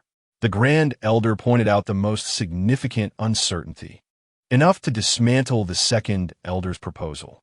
Yet, the Second Elder remained unfazed, brimming with confidence. Who said it had to be a one-on-one duel? This revelation caught not only the elders off guard, but even Tang Tian, who had been deep in thought. Not a duel, but rather a group assault? While it sounded appealing, might it not be too undignified? Precisely, it is a group assault. Xingyang stated that one individual could suppress our Haotian sect. So let us old fellows join forces and see if he dares to accept. The Second Elder unabashedly boasted, showing a blatant disregard for pride. Yet, if such a strategy were to unfold, it would indeed provide them with ample confidence. They, as seasoned titled Douluos, along with the Haotian hammer, would stand a formidable chance against Xingyang. However, would the legitimacy of their victory hold any value? Would word of such an outcome lead to further disdain for the Haotian sect? Moreover, would their opponent even agree to such unfavorable terms? I find this method quite intriguing. After all, it couldn't get any worse. Tang Tian, seldom one to speak up, explained to the others. Was it not the martial Soul Hall that once claimed a group attacked Tang Hao? Now, if the Grand Elder and I challenge Xingyang together, he is unlikely to refuse. If he indeed rejects, it would indicate a lack of confidence, allowing us to adopt a firmer stance. Upon hearing this rationale, the Elder's eyes brightened, casting appreciative glances at the Second Elder. If an all-out assault was inappropriate, then the strongest, namely, the Grand Elder and the sect leader, could jointly issue a challenge, a number that was acceptable and with historical precedent for comparison. A refusal would signify a retreat, while a loss would also represent a concession. Either outcome would be beneficial for the Haotian sect. As for victory, it seemed a distant dream. The collaboration of the two titled Douluos of Haotian, known as Haotian Che, is such that no one could possibly withstand it, even if the opponent were at the formidable level of 96. The notion that youth like Xingyang could attain the rank of titled Dalu is already beyond imagination. Surpassing level 96 is simply unrealistic. However, it may be worth a try. After a moment of contemplation, the Grand Elder spoke slowly. His words undoubtedly added a decisive weight to the Second Elder's proposition. Matters agreed upon by the sect master and the Grand Elder would face no obstruction within Haotian sect. Let us proceed forthwith. The competition should be nearing its conclusion, he declared. With this resolution, the group, known for their decisiveness, promptly departed from the location. Upon arriving at the training grounds, they chanced upon Tang Long, who was valiantly fighting against the odds. However, after holding out for over half an hour, he had reached his limit. You are Tang Long, correct? I acknowledge your strength. You are quite formidable, Kaoro gasped, his breath heavy, as red sparks of energy surged into his body, gradually restoring his vitality. The Haotian sect, renowned as the foremost sect, had indeed paid a considerable price to contend with such a talent. After a brief moment of recuperation, he fixed a grave gaze upon his opponent. Yield. Your perseverance is futile, for the stronger version of myself shall ultimately emerge victorious. The spectral image of his martial soul, the spirit of war, materialized behind him, rendering him an embodiment of warfare as he advanced toward his adversary. Tang Long, undeterred by Kaoro's encroaching footsteps, instinctively lifted his gaze toward the prominent seats occupied by the audience. In an instant, he was taken aback. The sect master and the elders had appeared there, their expressions solemn yet imbued with encouragement and kindness, particularly from the sect master and the Grand Elder. In that moment, the void within his heart felt as if it were filled, and an overwhelming surge of motivation coursed through his entire being. Ignoring the fatigue that gripped his body, he resolutely stood up, once again grasping the immense Haotian hammer. His sweat-drenched face bore a look of unyielding determination. You wish for me to concede? That is impossible. His spirit energy, weak yet undeniably present, surged forth once more, and at that moment, Tang Long's soul power astonishingly broke through to the next level. Chapter 220. An unconventional contest, a moment's conviction and persistence can indeed conjure miracles, yet the tangible depletion of soul power remains an undeniable reality. Tang Tian observed Tang Long being escorted off the stage, letting out a deep sigh. He realized he had sighed more in these past few days than in the entirety of the previous year. The younger generation of the Haotian sect had indeed all been defeated, a blow to the morale of the sect that could rival any previous calamity. Though he had come to terms with it, witnessing the scene still filled him with disbelief. The Grand Elder's voice echoed in his ears as he appeared composed amidst the turmoil. Perhaps the current circumstances had compelled him to maintain his calm and contemplate solutions. It seemed the era of the Haotian sect had truly come to an end. After uttering this sentiment, the Grand Elder remained silent, standing quietly by. Yet his words resonated deeply with Tang Tian. After a moment of reflection, Tang Tian hastened to approach Qingyang. It was at this juncture that this rather unfriendly contest was finally drawing to a close. Has the sect master reached a decision? Qingyang inquired with a relaxed demeanor, a subtle smile gracing his features. At this moment, he held all the cards, both in substance and appearance, wielding power far exceeding that of the Haotian sect, which naturally afforded him ample confidence. Although this confidence held little value for him personally, it did help avert potential complications. The Spirit Hall truly lived up to its reputation, and the Haotian sect had yielded gracefully. Tang Tian, having previously been briefed on the situation, accepted the outcome with equanimity. Since the younger generation could not secure any standing for the sect, this old fellow would have to step up.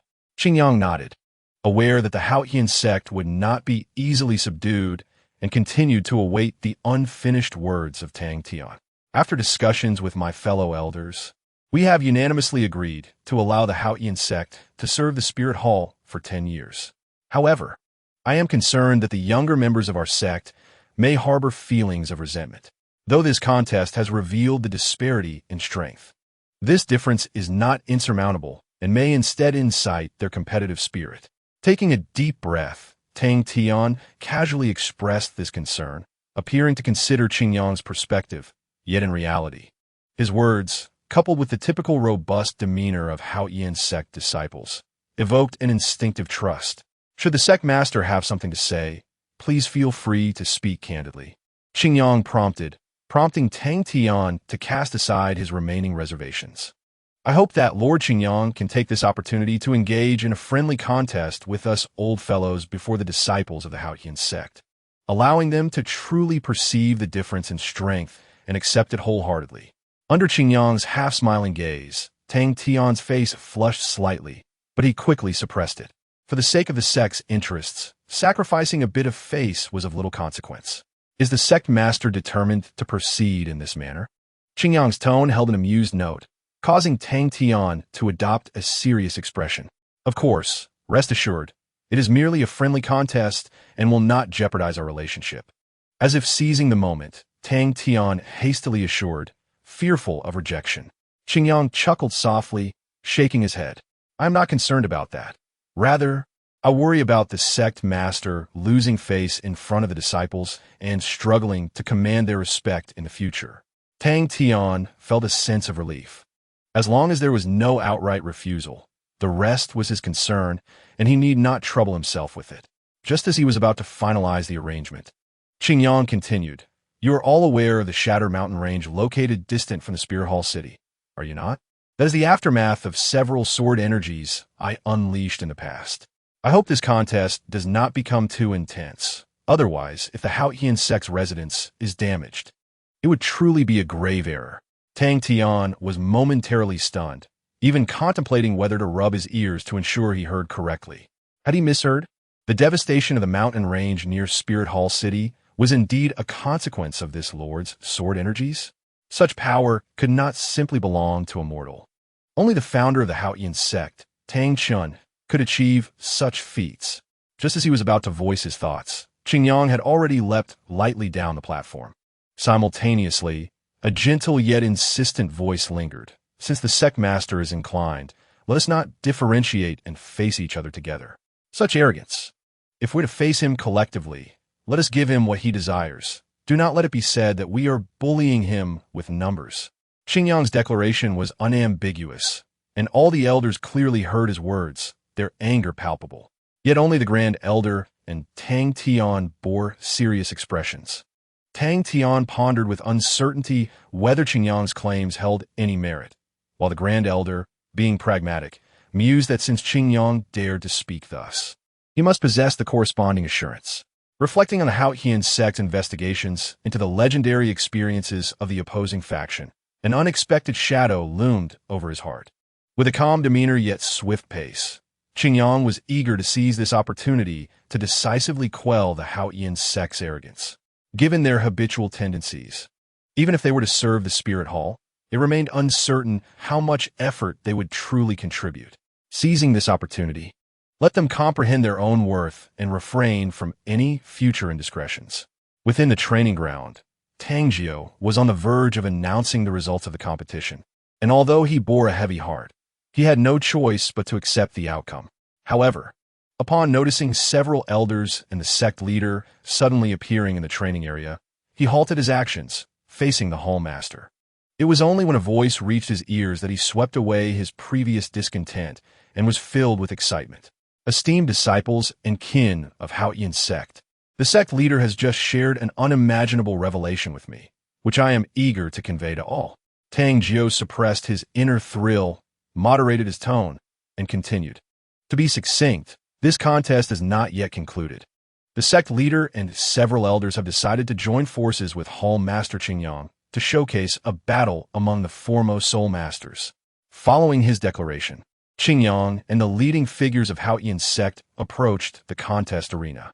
Without the need for further words, all martial souls had manifested, revealing 3 title Da and 4 soul Da, all wielding the unparalleled Hao Qian hammer.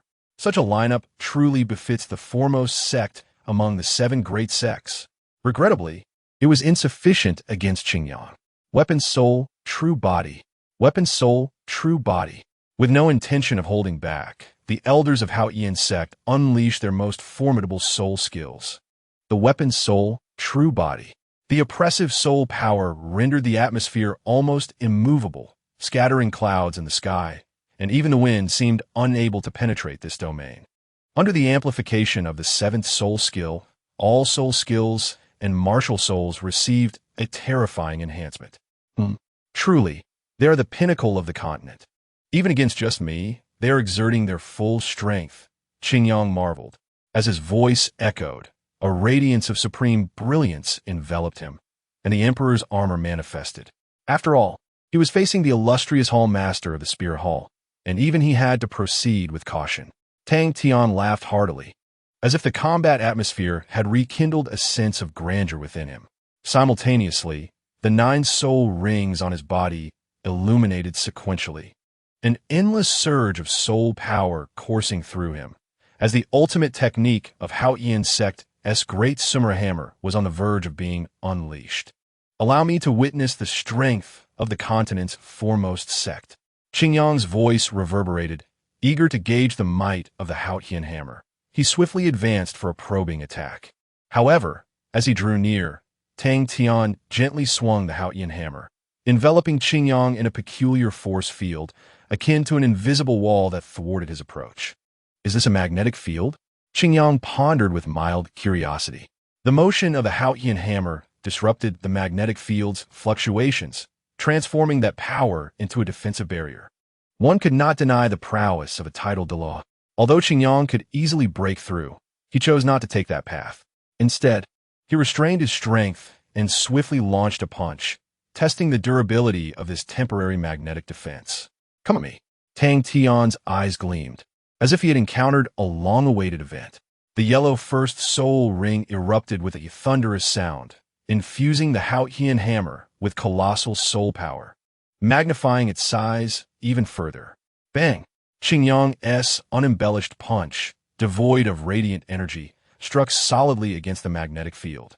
A second later, with a sound reminiscent of shattering glass, Qingyang had breached that hastily conjured defense. Yet at that moment, the Hao Qian hammer descended. Hao Qian 9 Absolute's skyward strike. The domineering and formidable hammer fell as if a mountain was crashing down from the heavens, instilling a sense of despair. For ordinary individuals, this was an inescapable moment. And faced with a strike that spanned heaven and earth, one could do naught but endure.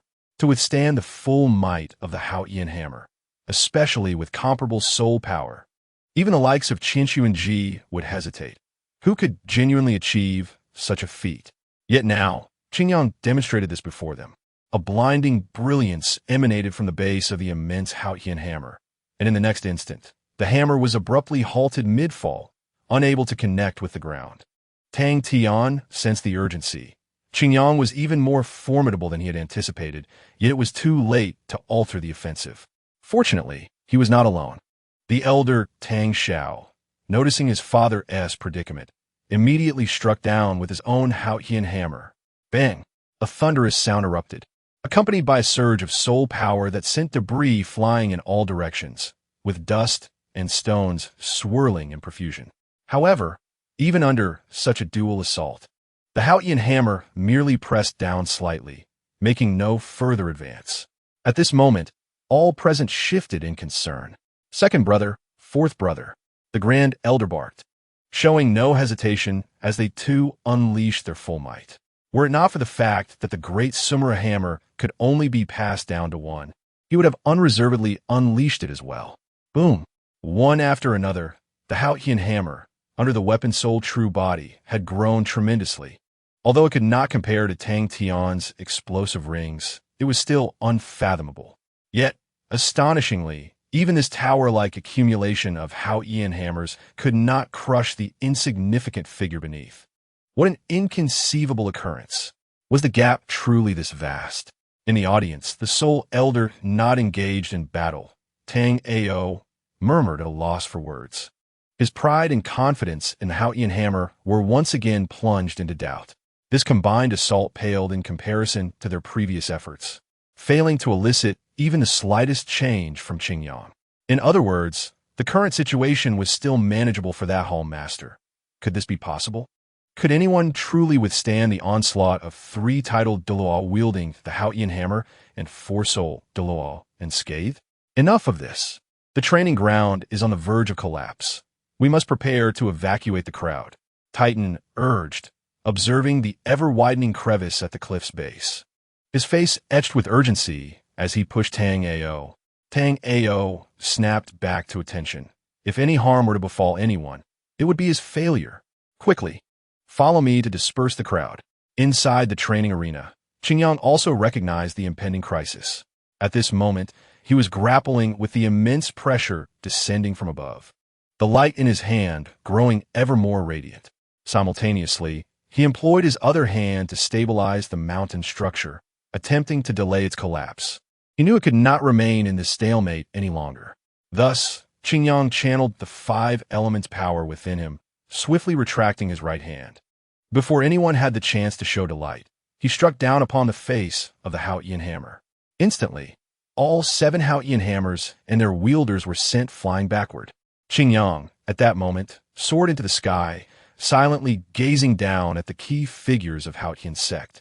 The chasm between us is as insurmountable as the heavens. Shall we continue? Faced with Qingyang's somewhat arrogant inquiry, they all understood this was the reality. Together, they had expended considerable soul power, only to have it effortlessly countered. This level of strength surpassed any realm they had previously comprehended. Tang Tian and the others fell into silence, until finally, the Grand Elder broke the tense atmosphere. At last, let us make one final attempt, exerting every ounce of our strength without reservation. Several individuals nodded in agreement, no longer withholding their soul power. The 6 elders leaped into the air, the colossal Haotian hammer appearing to merge into a singular entity, exuding an unimaginable aura. The hammer shook the heavens and the earth, an overwhelming surge of soul power far exceeding what had come before suddenly manifested in Qingyang's perception. Simultaneously, the remaining 8 soul rings on Tang Tian erupted with a thunderous roar. The terrifying soul power, wild and uncontrollable, was even more formidable than that of the 6 elders. Are we truly fighting for our lives now? Qingyang murmured, and upon confirming that these two formidable forces posed no threat to him, he chose not to employ any further strength. The entire realm seemed to shift in hue. At this moment, under the oppressive force of the agitated soul power, the sky was engulfed in darkness. In the midst of this terrifying transformation of the world, a chilling and despairing atmosphere subtly enveloped the hearts of all present.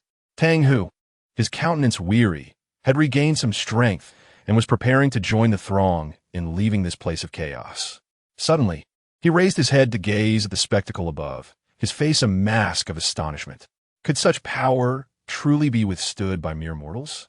Not only he, but all disciples of the Haotian sect, regardless of their direct affiliation, were profoundly shaken by the scene before them. They had never witnessed a soul master's power reaching such heights, surpassing even that of the titled Douluo. How terrifying must it be for Qingyang, who faced such power head-on? Is this the might of the Wuhuan temple? How infuriating! Tang Jiu's face twisted with unwillingness as he slammed his fist into the stone platform, leaving a deep imprint.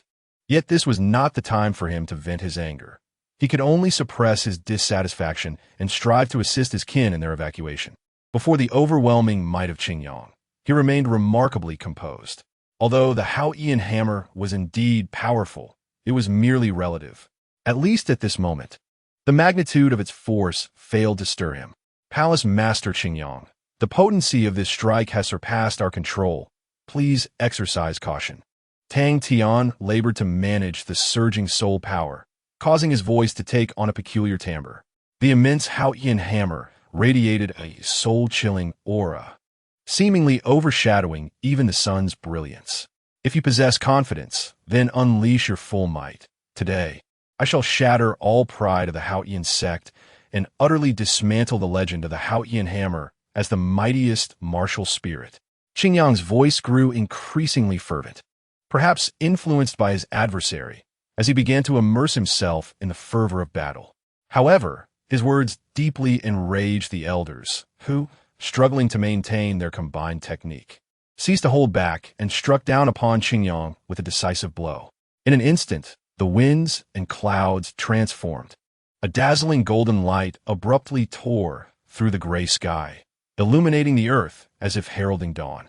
Despite its immense size, the Haotian hammer, akin to a mountain, appeared utterly immovable compared to Qingyang, who seemed as insignificant as an ant. Yet the outcome defied all expectations. No matter how the elders augmented their soul power or exerted their utmost effort, the Haotian hammer could not advance even a fraction. It was halted by Qingyang's sheer resolve. How could this be? The second elder's eyes widened in disbelief. The super Haotian hammer, formed from their combined martial spirits, was unable to inflict any harm upon Qingyang. It was known that their attack had surpassed the ninth soul skill, and even the Judgment Elder would have been gravely injured facing such a strike. Yet Qingyang stood unscathed, having withstood it with sheer force. The strength is commendable. It has left my arms tingling, Qingyang remarked, deepening the elder's discomfort. With a sudden motion, Qingyang raised his armor, sending the Haotian hammer, a mountain of pure energy, flying away.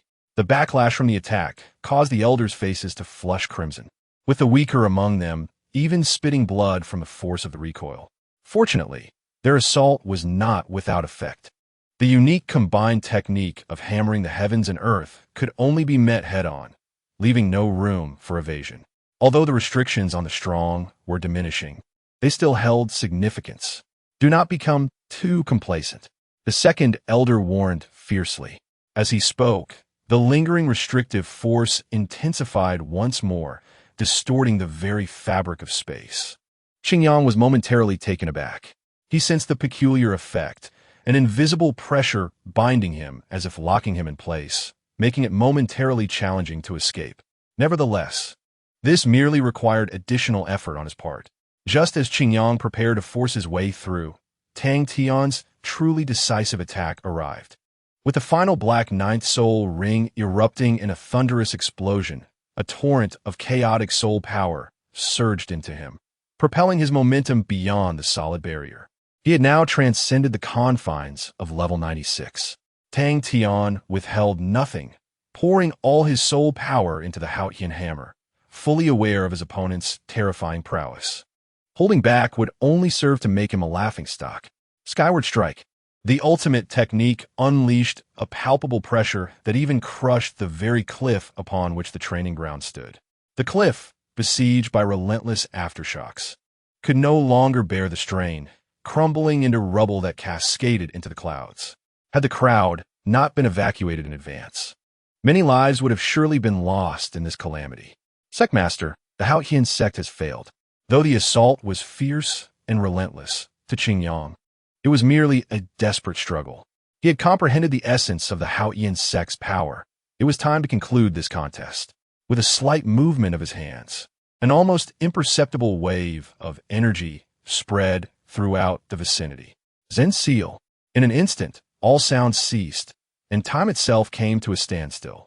Qingyang vanished, appearing behind Tang Tian, then flashing beside the elders before returning to his original position. As time resumed, two explosive sounds reverberated, and the energy cannon's force erupted in full, causing the Haotian hammer, now perilously close, to lose all control.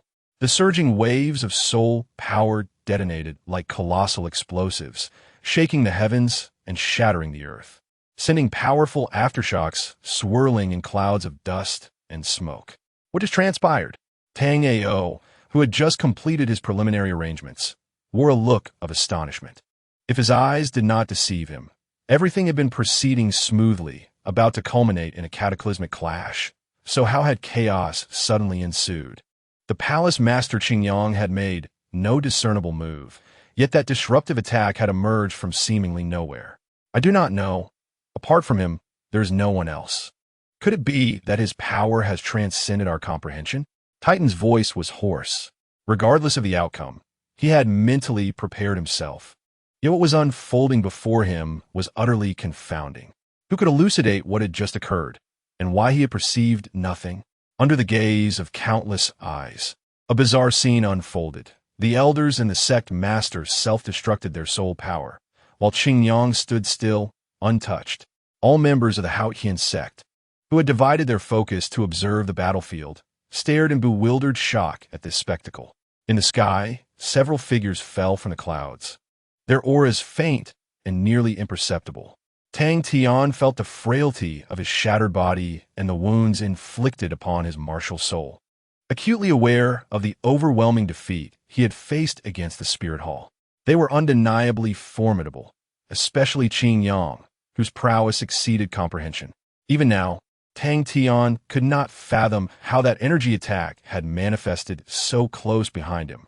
Consumed by bitterness and gravely injured, he succumbed to unconsciousness. The anxious cries of Zhongzhu, Changlao, testified to the brutality of the recent competition, where the younger generation had already lost face, and the duel between Tang Tian and Qingyang had cost them dearly. From this moment forth, the Spirit Hall would no longer possess the confidence of being the world's strongest. 2 days later, the Zhongzhu and elders of Haotian sect regained consciousness, awakening from a backlash. The attack that had struck during the meditation state was delivered by Qingyang with only a minuscule fraction of his power, insufficient to cause significant harm. Its sole purpose was to disrupt the balance. Consequently, the elders and Tang Tian were all injured by their own soul power backlash, with Tang Tian suffering particularly severe damage from the explosive surge of soul power, which even severely harmed the Haotian hammer. These past 2 days have been the most turbulent and anxious for the entire Haotian sect. Had it not been for one elder maintaining order, the sect might have disbanded. In the Zhongzhu's private chamber, Qingyang entered for the first time, observing Tang Tian leaning against the bed and bearing a visibly weak expression. He could empathize with his plight. In such a state, it was unlikely he could even manage to convene in the reception room. Palace Master, I fear my appearance is hardly better than that of a cripple. Tang Tian coughed uncomfortably and then managed a bitter smile. A flicker of understanding passed through Qingyang's eyes. He grasped Tang Tian's condition. The injuries were indeed irreparable, yet there was no immediate danger to his life. However, it was likely that he would be unable to wield substantial soul power in the future, and his cultivation would consequently stagnate. To some extent, this Zhongzhu was now in a semi-disabled state. Qin Yang shook his head and remarked, "It was I who brought you to this state. Perhaps I owe you an apology." Tang Tian coughed again, his face reddening, revealing his poor condition, yet he still refrained from summoning help. "You need not jest, Palace Master. I acknowledge that I may have overstepped that day, but did we not also pay a price?" Tang Tian said helplessly. At that moment, he and several elders had unleashed their full power, indeed surpassing the bounds of the competition. Such terrifying might could easily have slain an ordinary title Daw. Had they faced anyone other than Qin Yang, the outcome might have been different. Therefore, the current attitude of the other party was understandable. However, he was ultimately a member of Hao Yin's sect, and, as he contemplated the impending consequences, Tang Tian could not help but utter, from this day forth, "Hao Yin's sect shall likely never regain its former glory. Is this not what the Spirit Hall desires?" Qin Yang gazed at the elder, who had dedicated immense effort to establishing the foundation for Hao Yin's sect's rise, a leader comparable to the sect's founder, Tang Chun. Unfortunately, his misfortune lay precisely in the strength of Hao Yin's sect, which fundamentally conflicted with the stance of the Spirit Hall. Qin Yang refrained from responding to the query, as dwelling on the matter was utterly futile. He directly inquired, "In the future, Hao Yin's sect will heed the commands of the Spirit Hall. What is your perspective, Zhongzhu?" After a prolonged silence, Tang Tian ultimately nodded in agreement. Following this visit, the entirety of Hao Yin's sect had been thoroughly shaken. Such a request, once inconceivable, was now reluctantly acquiesced to. Now, at least those young individuals who had witnessed the disparity between the two sides, driven by fervor, would seriously consider the repercussions. This was a necessary measure to preserve the sect's legacy. Very well, then. Qin Yang observed the disheartened Tang Tian and chose not to linger, gradually exiting the room. Outside, Tang Xiao, who had sustained lighter injuries, looked on anxiously. Upon seeing Qin Yang emerge, his expression turned complex. Qin Yang disregarded his thoughts and asserted firmly, "According to the agreement between the Spirit Hall and Hao Yin's sect, for the next decade, you will serve the Spirit Hall, ceasing all activities in Tiando City, with no room for defiance." Instantly, Tang Xiao's body softened as he slumped to the ground. The surrounding direct disciples hurried forward, some glaring at Qin Yang with resentment. Yet none dared to take action. Suddenly, Qin Yang recollected something and turned to remind, "By the way, do remember to bring Tang Jiao to the Spirit Hall in Tiando City. His issues require our attention." Ignoring the shouts and curses of the crowd, Qin Yang departed with measured steps. Given the relationship between the Spirit Hall and Hao Yin's sect, this was the only feasible approach for the time being. With the matters here resolved, the entire Tiando City instantly faced less resistance, showcasing the power of the continent's foremost sect. As for how to tidy up the aftermath of Hao Yin's sect and regain their trust to accept the forthcoming arrangements, that responsibility fell to Tang Tian and his cohort. The task of the Spirit Hall was to strive for the assimilation of Hao Yin's sect's power over the next decade. Outside the ruins of the training ground, Tang Yu sat upon a fragment of stone, gazing vacantly at the mist ahead. Even in such perilous surroundings, he remained oblivious, for the myth of Hao Yin had shattered within his heart. The disciples of Hao Yin's sect were hardly remarkable. In the past 2 days, he had observed their despondent demeanor everywhere. Even upon seeing him, they dared not voice their anger. What was it they said? Like a stray dog, the youthful voice of Yin, imbued with a childish tone, reached Tang Yu's ears. Suddenly, as if struck by a revelation, Yin clapped his palm, exclaiming, "Right? Just like a stray dog." Tang Yu's heart surged with anger, and his expression began to twist. This fellow dared to disparage Hao Yin's sect. While others might be so, he would never allow such a slight. He swiftly rose, eyeing the astonished Yin, and unleashed the Hao Yin hammer. "Let us spar once more. I was unsatisfied with the last duel. Today, I shall demonstrate what it means to be a disciple of Hao Yin." Without waiting for a response, Tang Yu swung the hammer, reveling in Yan's clumsy evasions, which instantly uplifted his spirits. "Have you lost your mind? Using martial souls here?" Yin dodged 2 strikes swiftly, his face contorted in a mixture of fury and amusement. "Very well. If you wish to compete, I shall oblige."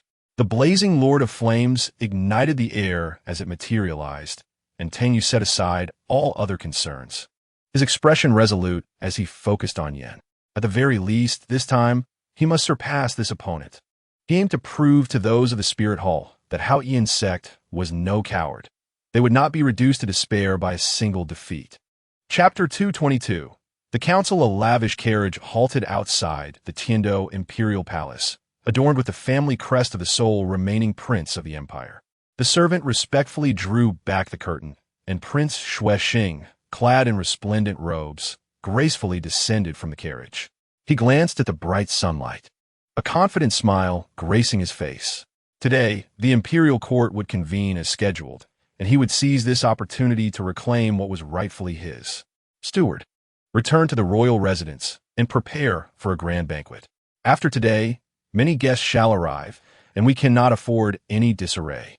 The butler bowed respectfully, a proud expression gracing his face.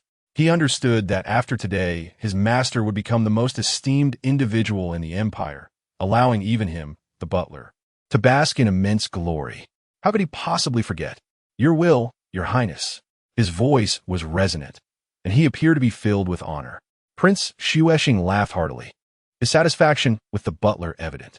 Then, under the protection of the guards, he entered the imperial palace. Outside the grand hall, numerous officials from the imperial corps placed great importance on this significant court meeting. Upon the entrance of Prince Xuexing, some glared at him with anger, while many others wore expressions of goodwill and flattery.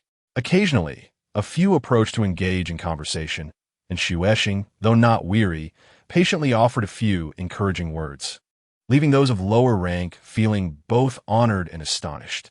As Honored approached, he was met with this scene.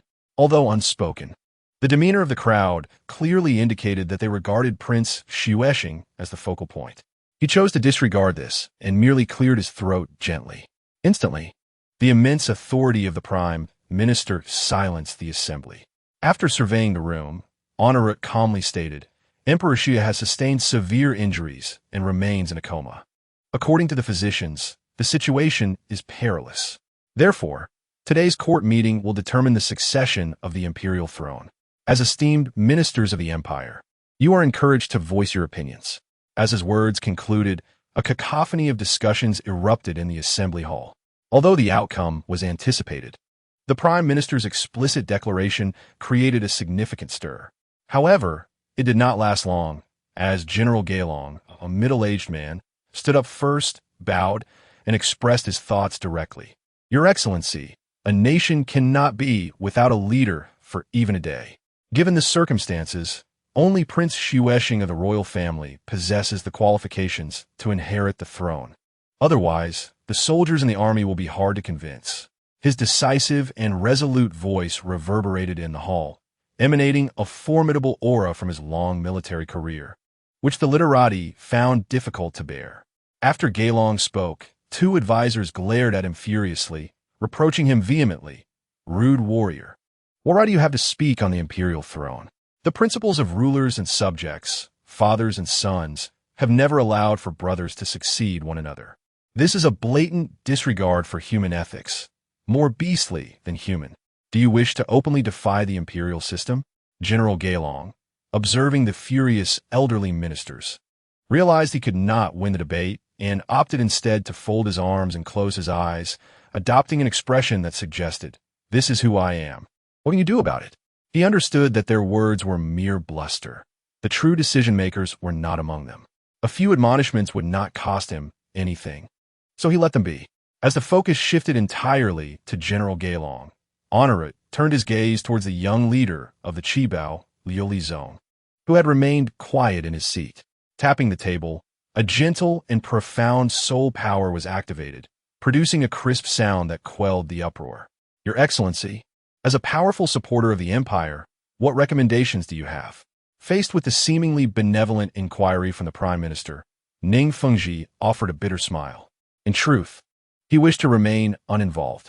The empire's situation was as chaotic as a tangled web, and even he could not discern it clearly. Moreover, it was widely known that he stood with the crown prince, and such a question was far from innocent. As expected, following Honorat's words, others quickly shifted their focus from denouncing Gailong to directing their attention towards him. Should he say anything amiss? While it might not be as harsh as the rebukes directed at Gaelong, the remarks would certainly not be devoid of criticism. Let the esteemed ministers decide. The Crown Prince has purposefully avoided involvement in today's court meeting, so why inquire of an outsider like me? Ning Fengji's seemingly self-deprecating remarks skillfully redirected the conversation. The assembly ceased targeting him, though a few conservative elders sighed in disappointment at his response, their expressions resembling those who lament the unfulfilled potential of others. Ning Fengji paid them no mind, merely offering a polite smile. He understood that since the Crown Prince's ascension had been obstructed, matters would not be straightforward, and indeed, they were not. As the teacher of Xue Qinghe, he was acutely aware of his disciples' strengths, which lay not among these officials and nobles, but rather in the legitimacy of the Crown Prince and the support of the Wuhuan Temple. Facing the realm of civil officials and aristocrats was certainly not Xue Qinghe's forte, and his decision to avoid suspicion was neither wholly good nor bad. Is that so? Honorat nodded, neither confirming nor denying. He then disclosed the whereabouts of Xue Luochuan.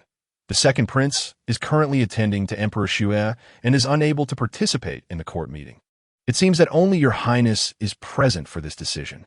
Prince Xuexing smiled with composure, realizing they were merely a step away from achieving their goal. He then signaled to Count Rhine, whom he had already contacted.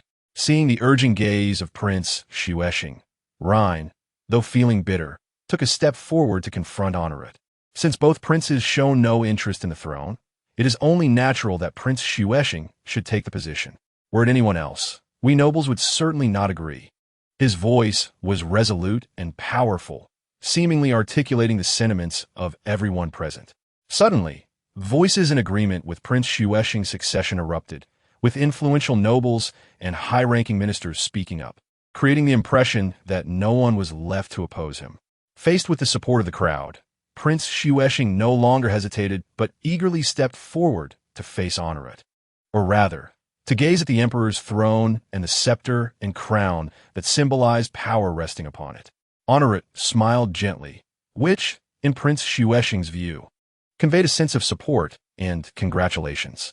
Reassured, he turned to the assembly and declared loudly, "Since you also enthusiastically endorse me, I cannot refuse.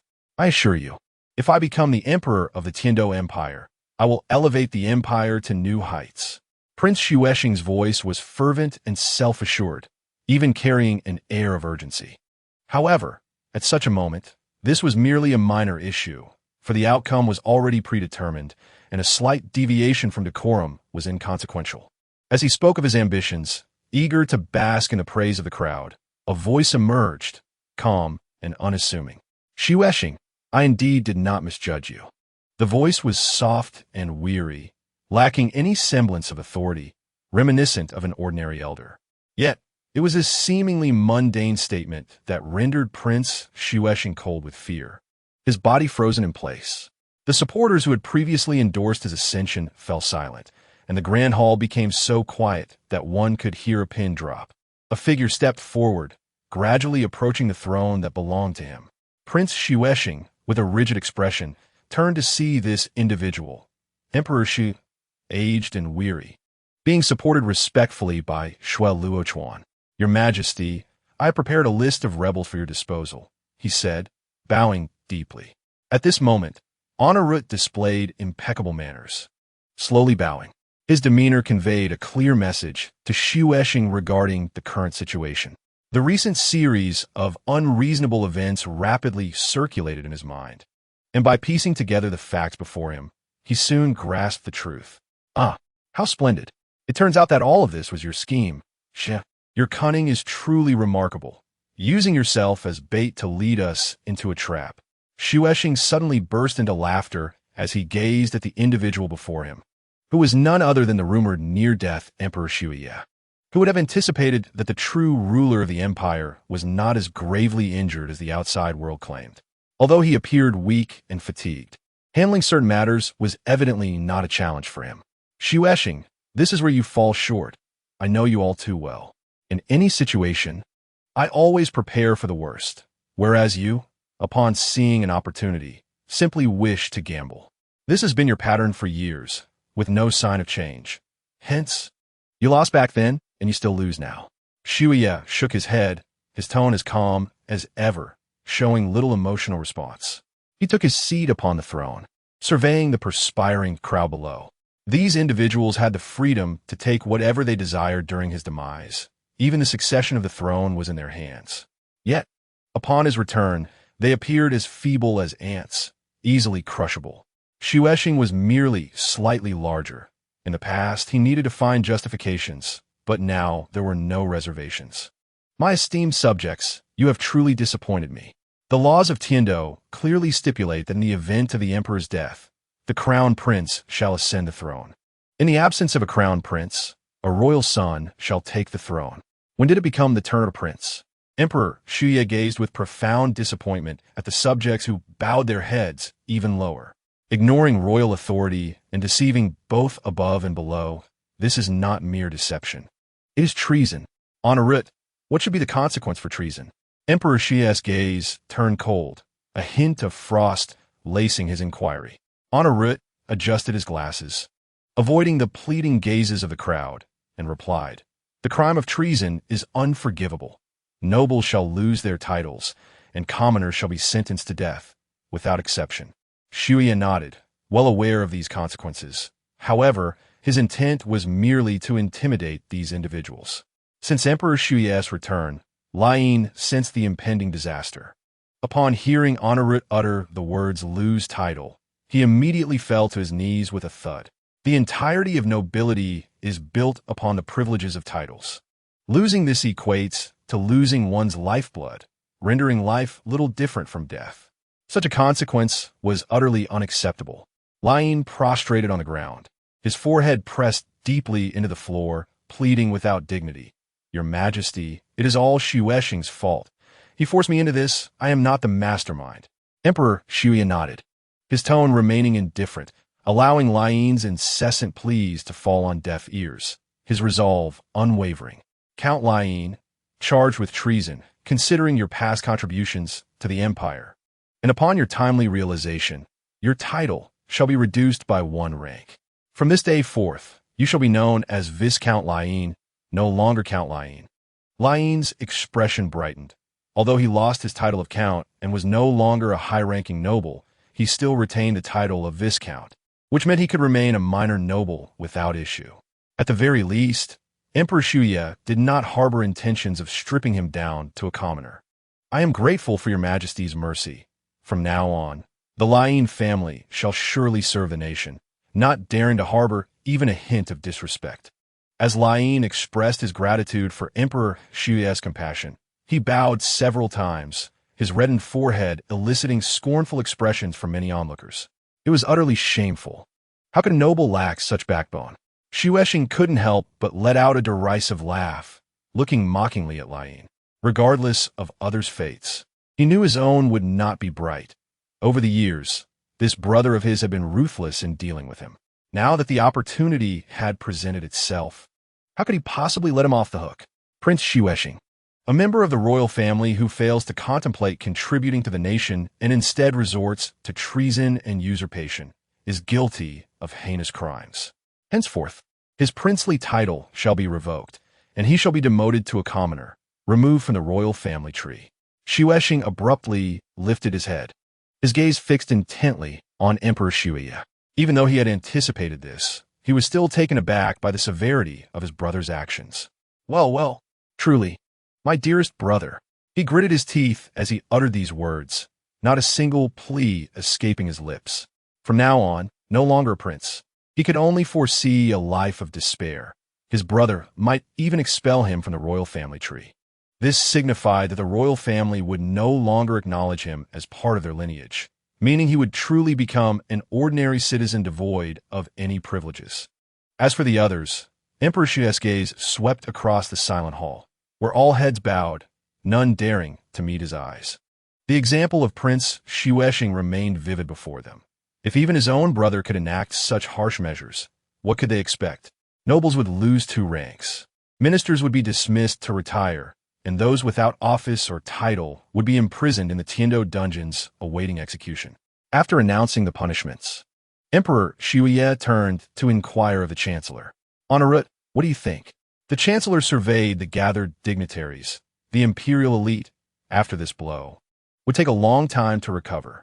Emperor Shuye's words would resonate with authority for an extended period. Henceforth, uniting several major sects to jointly combat the Wuhuan temple would not be an impossibility. Consequently, he expressed his sincere allegiance. Your Majesty is indeed wise. Chapter 223 in the court assembly, with his past prestige and decisive temperament, Emperor Xie swiftly resolved all matters, albeit with a somewhat hasty and rough approach. For one as politically astute as Emperor Xue, this was unimaginable. Perhaps he had acted similarly during the early days of his reign, but such brutality had become rare. Nonetheless, even with this, he had left some potential troubles in his wake, yet he had no choice but to proceed. His time was limited. Cough, cough, cough. While being supported by Zueloachuan and preparing to return to his chambers, Emperor Xie suddenly coughed, crimson blood seeping from his handkerchief, evoking an indescribable sense of alarm. Yet, Xue reacted as if nothing were amiss, quickly crumpling the handkerchief to conceal the bloodstain. Father, Zueloachuan's face turned anxious, just as he was about to summon a physician, but was halted by Emperor Xue. Xue nonchalantly tucked away the handkerchief, maintaining a steady pace as he walked toward his chambers. If not for the tremor in his hand, Zueloachuan might have believed his father was entirely unscathed. However, he could only imagine the pain Xue endured. Stay calm. Do not raise alarm. The matters outside are handled by Honorut. We shall discuss everything once we return to the chambers. Xue's voice reached Zueloachuan's ears, causing him to stiffen slightly, suppressing his inner sorrow while striving to maintain a composed expression. Fortunately, nothing unexpected transpired. Upon returning to the chambers, Zueloachuan hurriedly helped him remove the heavy and ornate outer garments, only to find Emperor Xue's collar drenched in sweat. Most crucially, the well-dressed bandages over his chest were stained with dark blood. This was a lethal and insurmountable toxin, accompanied by an unfathomable power, causing the wounds. Your Majesty, your injuries have worsened significantly. We must summon the court physician immediately. Zueloachuan's tone was urgent, carrying an undertone of admonition, a sentiment that he no longer deemed disrespectful. The assassination attempt on that snowy night was undeniably real, not a self-staged act. Consequently, the injuries sustained were grievous, a fact acknowledged by all, making any pretense futile. Otherwise, the ministers and nobles would not be so openly brazen. It is precisely due to the severity of his injuries that the Emperor Xue's awakening has come at an exorbitant cost. Through the unique martial souls and methods of the court physician, his life potential is being forcibly consumed, transforming it into a fleeting blaze of vitality. The pallor of Xue's countenance vividly illustrates his current condition. Sweating profusely, he reclined on the bed, letting out a labored sigh of relief. Such a simple action had already left him feeling fatigued. The once boundless vigor within his being now seemed entirely absent. In this moment, only frailty resided within his frame. That is enough. Let us not dwell on these matters for now. Remain here, listen to my words, remember what I say, and then proceed with your duties. Do you understand? The emperor's expression was grave, emphasizing that he was not jesting. Zueloachuan bit his lip, ultimately nodding slowly, ceasing his movements and remaining silent. Xue relaxed slightly, his gaze drifting to the void ahead, tinged with nostalgia. Yet, he was soon jolted back to reality by the pain in his body, his brow furrowing in response. There was little need to recount past events, for they had already resulted in failure. Rather than seek further advancement, the paramount concern now was to maintain the existence of the empire. I have previously warned you that once the empire collapses, the royal family status will hold no significance. How esteemed your family may be now, it will suffer equally in downfall. Xue's voice was steady, yet imbued with a hint of lament, as though the pain had not encroached upon him at all. Perhaps having temporarily distanced himself from the turmoil allowed him to observe the unfolding events with clarity. Many past occurrences now appeared strikingly lucid. Yes, I understand, replied Zueloachuan, his voice tinged with sorrow. Xue paid no heed to this, continuing, at present, I have excluded Xue Xing from the equation. There may be future ramifications, but at least for now, he poses no significant threat. Should you ascend to the throne, your greatest rival will be your elder brother, Xue Qinghe, who has the backing of the martial soul hall. I truly cannot conceive of any advantage you might possess over him. There was a ripple of emotion in Xue Ye's voice, yet he remained composed. It was as if he spoke of an inevitable truth from an outsider's perspective. Even when broaching the subject of the imperial succession, his emotions remained subdued. It seemed he was indifferent to the rivalry between brothers, much like the person he once was. Xue Luochuan raised his head, gazing at his father with a complex expression. Uncertain of what to say, Xue Yi continued to watch him, silently awaiting his response. After a prolonged silence, Xue Luochuan finally spoke. My brother excels in every aspect, and with the support of the martial soul hall, he appears to be a formidable candidate for the throne. Xue Yi nodded, eyeing his son's expression before continuing. Indeed, that is true, but the greatest concern is his proximity to the martial soul hall. He has previously disguised this well, deliberately maintaining a distance while drawing closer to the Seven Treasures glazed tile school. Only recently did I come to realize that, in terms of estrangement, he remains firmly aligned with the martial soul hall. Xue Luochuan bowed his head, remaining silent. He was already aware of this. In truth, he had been the first to discern these issues. Xue Yi had not devoted much attention to the dynamics between the brothers, making such oversights somewhat understandable. However, Xue Luochuan was different. Yet, a particular suspicion lingered in his heart, and after a moment's hesitation, he chose not to voice it. This was not merely due to a lack of evidence, but also because of his own emotions, coupled with Xue Ye's awareness of the issues. Voicing that suspicion would serve little purpose. Xue Yi took a breath before continuing. If this situation persists, you should already know what may transpire. Thus, compared to Xue Qinghe, I would prefer you to inherit the throne. Unfortunately, time is not on my side, and I lack the capacity to propel this matter forward. With a slight sigh, as if lamenting the past, he allowed Xue Luochuan to listen quietly, without interruption. Therefore, you must discern what actions to take and what not to take. You have always been wise. Once you grasp these matters, I trust you will manage them adeptly.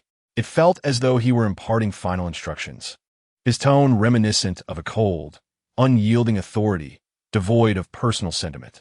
Yet Xue Luochuan understood that this was his father's way of expressing concern over his prospects against his brother, a caution against misjudging their respective strengths and ultimately facing ruin.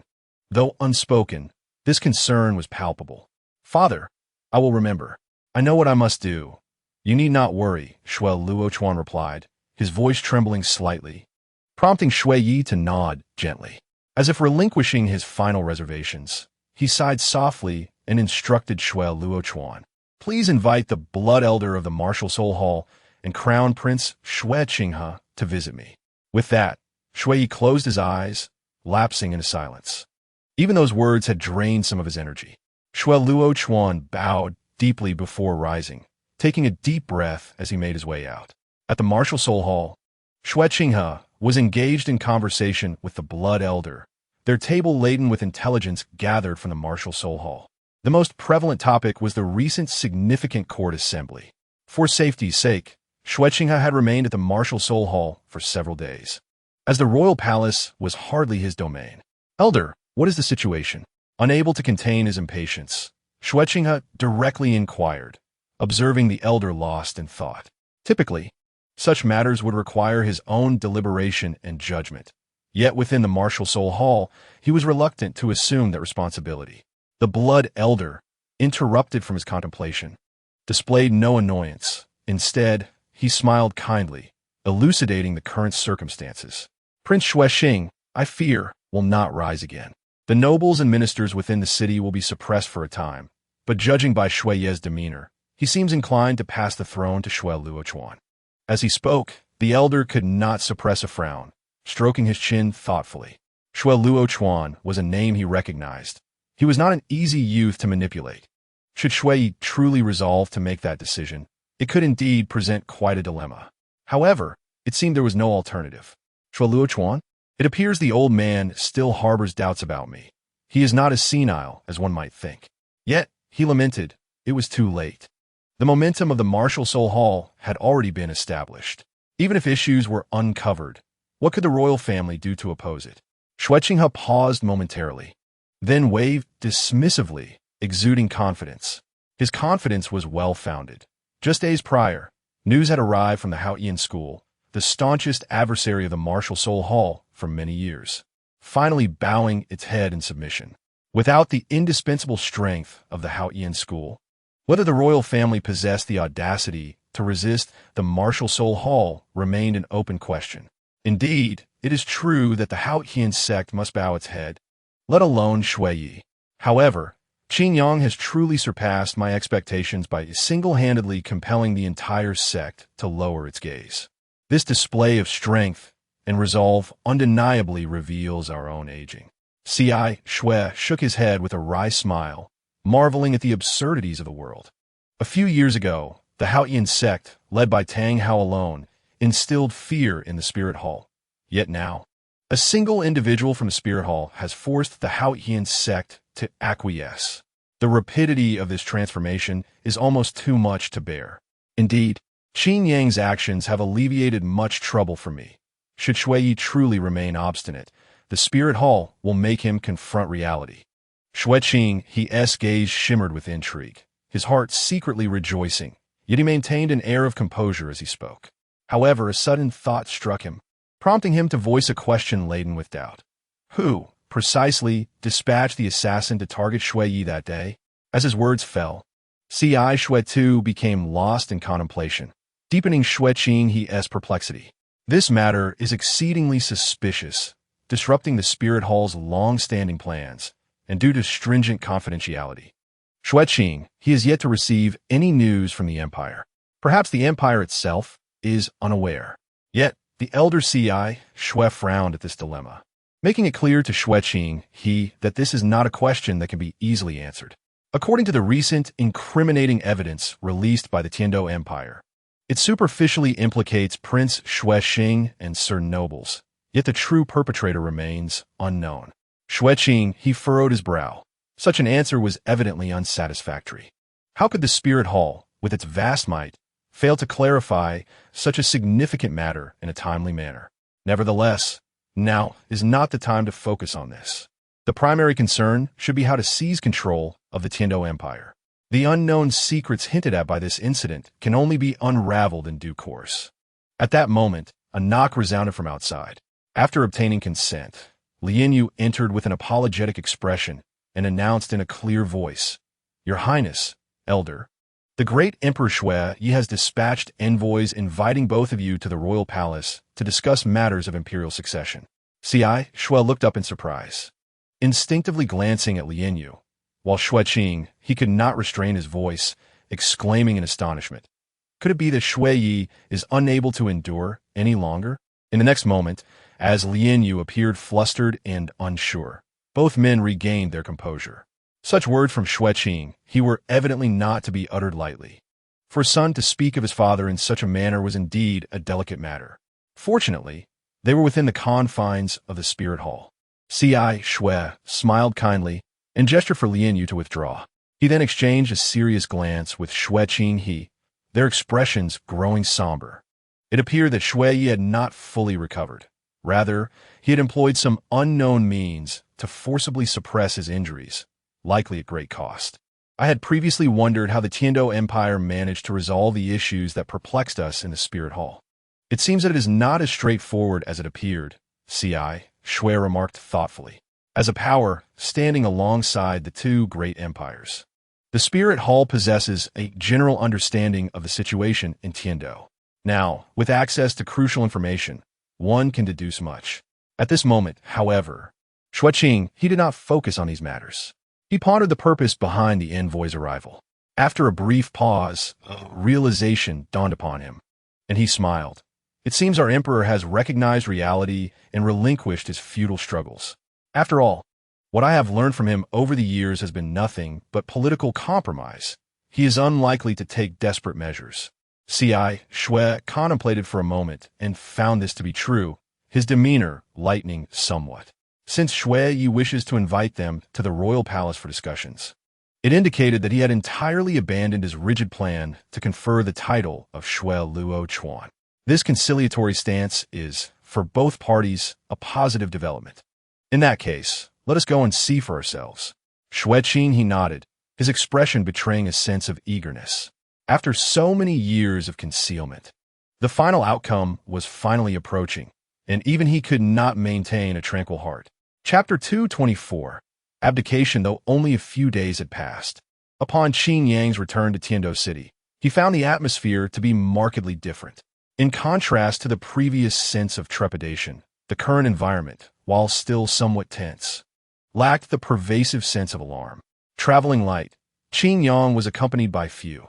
Only Yin, the youngest of his party, and Tang Jiao, who had been brought back after provoking the spirit hall. Why are there so many people gathered around the bookstore today? Observing the crowd, Tang Jiao inquired with curiosity. At that moment, a man pushed his way through the throng, tightly clutching a political report from the empire, his expression one of joy and keen interest. As he emerged from the crowd with the paper in hand, the bookstore owner, amidst the commotion, quickly collected payment while loudly announcing, "There are still 40 copies of the Tiando Daily available. Hurry, there are only 5 copper soul coins each, and prices will rise once we restock." After a shout, several passers-by, intrigued, pushed forward to purchase a copy. For the residents of Tiando City, 5 copper soul coins was hardly a significant amount.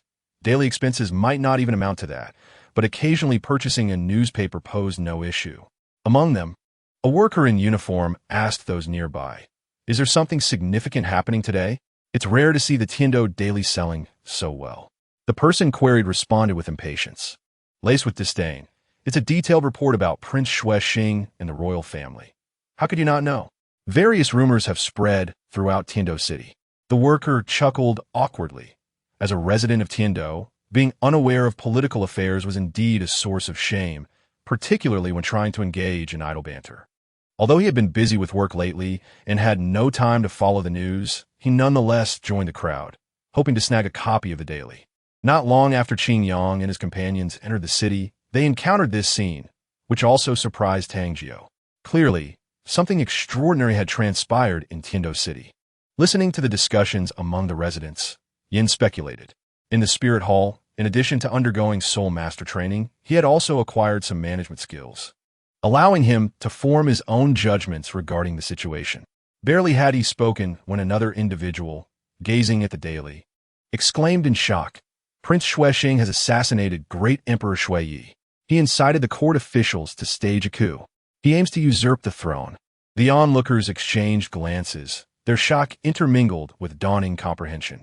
Such a monumental event left them momentarily stunned.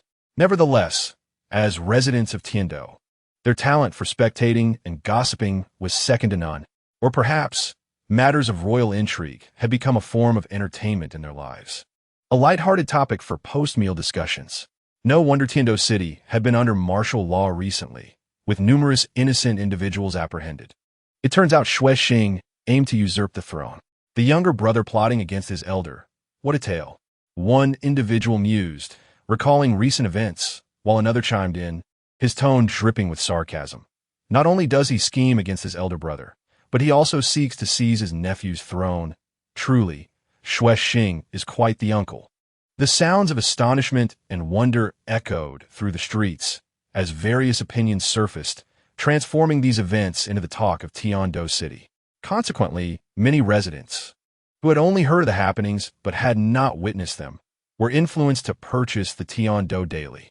After a moment of contemplation, Qin Yang observed Tang Jiao swiftly approaching a newsstand, employing some tactics to secure a position and acquire a copy of the Tiando Daily. Once freed from the throng, he opened a newspaper to scrutinize its contents, occasionally offering his commentary. That Shui Xing fellow is truly unfortunate, having been stripped of his title and relegated to commoner status. Unable to enter the royal genealogy, he is bound to suffer greatly in the future, Tang Jiao remarked with a hint of schadenfreude. However, upon catching a glimpse of Qin Yang's gaze, he was suddenly reminded of his own predicament, and his enthusiasm waned. He nonchalantly tossed the newspaper aside, where it was caught by the curious Yan beside him, and then Tang Jiao dejectedly trailed behind Qin Yang. One could only imagine that upon reaching the Wuhuan Palace, he would not be met with pleasant outcomes. Throughout history, few had dared to shatter the sanctity of the Wuhuan Sacred Hall. Even the Haoyan sect could not shield him now. Had Prince Xue Xing indeed fallen? It seemed that intriguing developments had transpired in Tiando City in recent days. Qin Yang smiled as he led the two towards the palace. Although the situation remained somewhat unclear, it was undeniable that Xue Xing belonged to the ranks of political failures, which implied that the victors must be those who triumphed.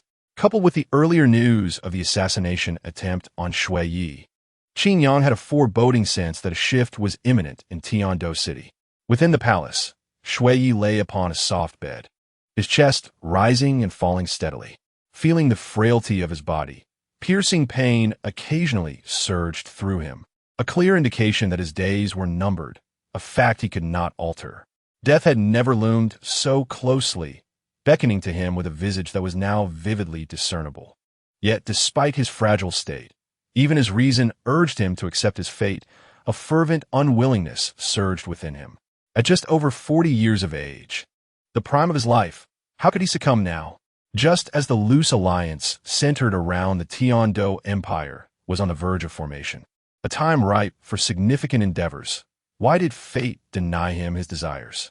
After so long of enduring and compromising under the weight of political machinations, it seemed he was on the brink of forgetting the fervor that once burned in his heart. Ah, destiny, how capricious you are. Father, are you unwell? Xue Luo Chuan, noticing his father's furrowed brow, could not help but speak softly.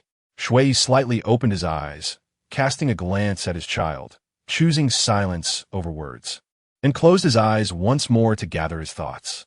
Xue Luo Chuan opened his mouth, but ultimately fell silent. For a moment, the chamber was ensconced in tranquility, with only the lingering scent of sandalwood. After a spell of silence, Xue finally spoke. Since your birth, I seem to have paid little attention to you. Over the years, have you harbored resentment towards me as your father? Xue Luo Chuan was momentarily taken aback, uncertain of how to respond. After a moment's reflection, he shook his head and replied, No, I understand that you did not mean it that way. It's just that I occasionally feel a twinge of envy. Envy? Envy that other children have a father? Xue exhaled softly, suppressing the myriad of thoughts swirling in his mind, striving to regain his composure. Perhaps aware of his impending demise, he found himself contemplating matters he had never wished for, including the bonds of kinship. It matters little at this point. Discussing such things is of no significance. Help me sit up. Guests have arrived. Xue Luo Chuan nodded and approached his father, assisting him into his everyday attire. The garments were neither heavy nor ostentatious, designed primarily for comfort, thus alleviating some of Xue Ye's burdens in this moment. Just then, a knock sounded at the door. After passing through several layers of scrutiny, Xue Qinghe and Elder Cixue arrived at the royal chamber of the Emperor Xue Yi. Brother, Xue Luo Chuan greeted. Second brother. Xue Qinghe responded with his characteristic graceful smile. His gaze swept across the room, and he inevitably spotted the ailing Emperor Xue Yi lying in bed. A fleeting smirk appeared at the corner of his mouth, only to vanish quickly. Xue Qinghe immediately approached the bedside of Xue Yi, his voice tinged with sorrow. Father, I am unfilial, unable to be by your side. Emperor Xue Yi coughed twice and gradually sat up, regarding his somewhat unfamiliar son. The spark of vitality flickered back to life in his eyes, as if all his energy converged at that moment. Without indulging in pleasantries, he spoke plainly. Qinghe, the empire is entrusted to you. In a few days, I will have Aoni Rue Te arrange for the coronation ceremony and announce it to the world. I hope you will govern this nation well. Xue Luo Chuan remained silent, listening to the robust voice of Xue Yi. Yet he understood this was far from a good sign. Father, you are once again exhausting your limited vitality. At this rate, what should have been a year or two of life may dwindle to mere days. Xue Qinghe was momentarily taken aback. The directness of Emperor Xue Yi caught him off guard. However, there was no room for hesitation, and he straightforwardly responded, Thank you for your trust, Father. The empire will undoubtedly reach new heights under my stewardship. Xue Yi nodded, then turned his gaze to the quietly observing Elder Cixue. Xue Luo Chuan, you and your brother step outside for a moment. I wish to speak with Elder Xixue.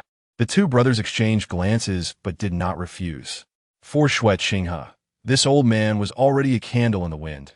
Fulfilling one of his requests would scarcely matter. In fact, it could prevent any potential trouble from arising. Thus, with a nod to Elder Xixue, he followed Shui Luochuan out. As the door closed behind them, the footsteps faded, leaving only two individuals within the chamber.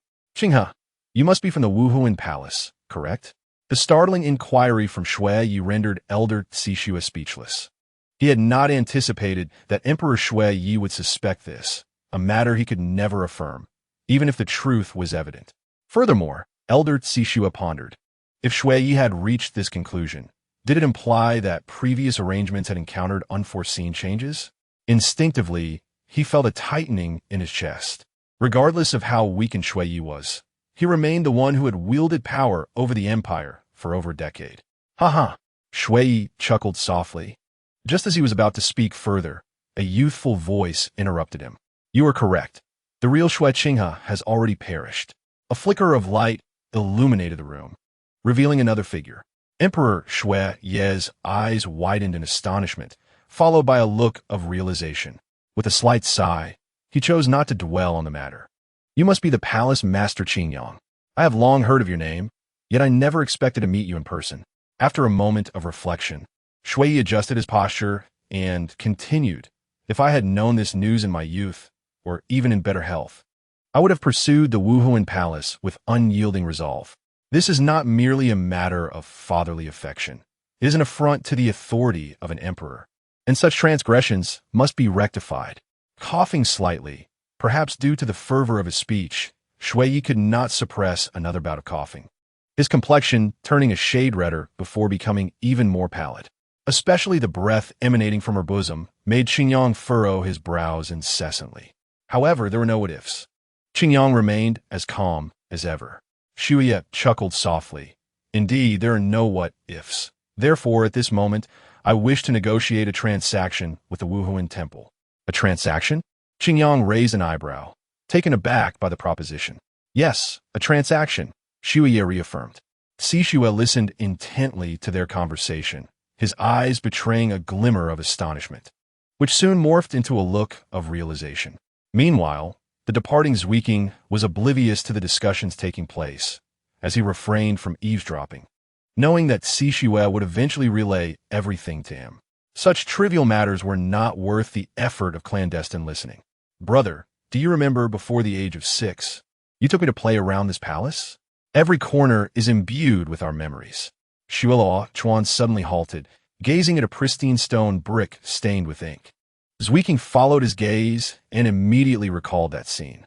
He remembered himself standing beside Zwiking, watching him lead his younger brother in mischief, using the white bricks as their canvas for graffiti. Fortunately, this was the sleeping quarters. Had it been in the main hall, those ministers would have surely berated them, perhaps even imposing severe punishments. Indeed, dear brother, I remember how we painstakingly crafted a family crest, only for father to deem it ugly and desire to replace that white brick. It was our united pleas that saved this piece of graffiti. Looking back now, our artistry was rather atrocious, Shui Luochuan remarked, chuckling at the depiction of a swan that was, in truth, a crow. We went through quite a bit for that royal emblem. Yes, we were not skilled artists. We simply feared losing our creation and bore the dread while pleading with father. I never anticipated that he would actually preserve it. Such a thing, which undermines royal dignity, is generally not to his liking. Zwiking nodded in agreement, casually adding, perhaps because this is the sleeping quarters, outsiders would not come to view these remnants. Thus it wouldn't be deemed disrespectful. Shui Luochuan's gaze turned distant, perhaps. But who can truly decipher father's thoughts? Shaking his head, he continued, since then, brother, you seem to have transformed entirely. You no longer play with me. Zwiking's expression sharpened, fixing his gaze on Shui Luochuan, who still stared at the graffiti. After that, brother became much more accomplished, diligently studying and cultivating his spirit power, earning widespread admiration. Yet I know that the brother I once knew will never return. Indeed, he will never return, Shui Luochuan sighed, a hint of melancholy in his eyes. Zwiking replied with an impassive expression, everyone changes. Yes, everyone does change. However, such a sudden alteration of habitual behavior, without reason or cause, is perplexing. Zwiking understood the underlying reason. After the incident involving Li Daitao, he had intentionally distanced himself from his closest brother to avoid detection. In hindsight, it seemed to have left a flaw. Chuan shook his head, his enthusiasm dimming. Then I wish you success in governing this nation and achieving your aspirations. And you? Brother need not worry. I shall likely depart from here. Remaining in the empire may not be prudent, and I do not wish for a recurrence of the circumstances surrounding father and uncle. I understand. I wish you good fortune as well. Thank you. The two exchanged a few casual remarks, seemingly intimate yet laden with distance. The implications of their words each held personal interpretations, regardless of their authenticity. They at least achieved a form of communicative exchange.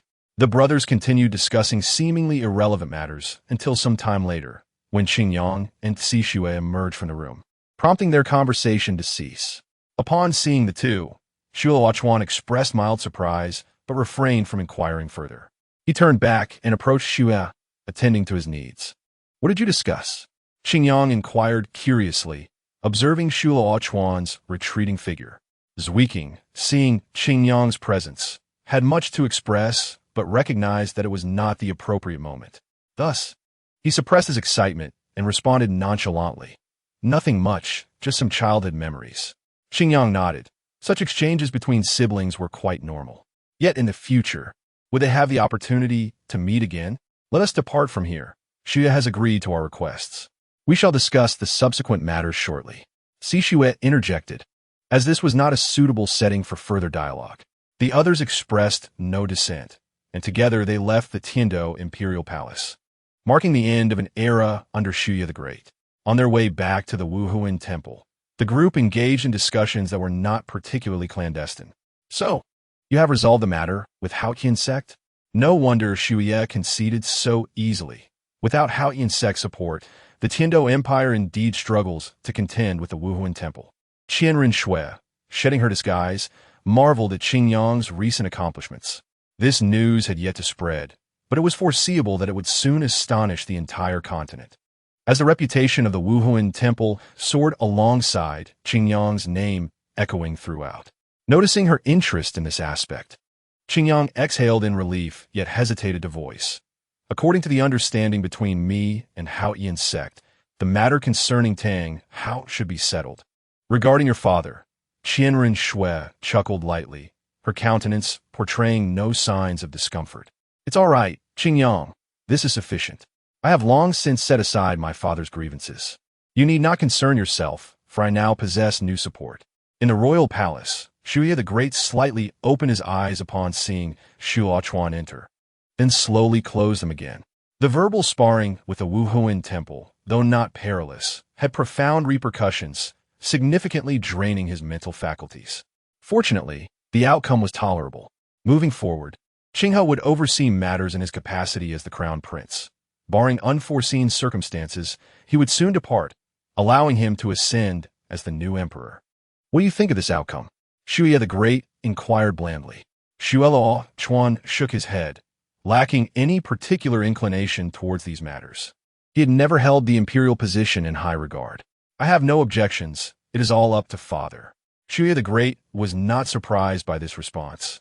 Yet, inexplicably, despite having anticipated it, he felt a pang of disappointment intertwined with concealed relief. That is well.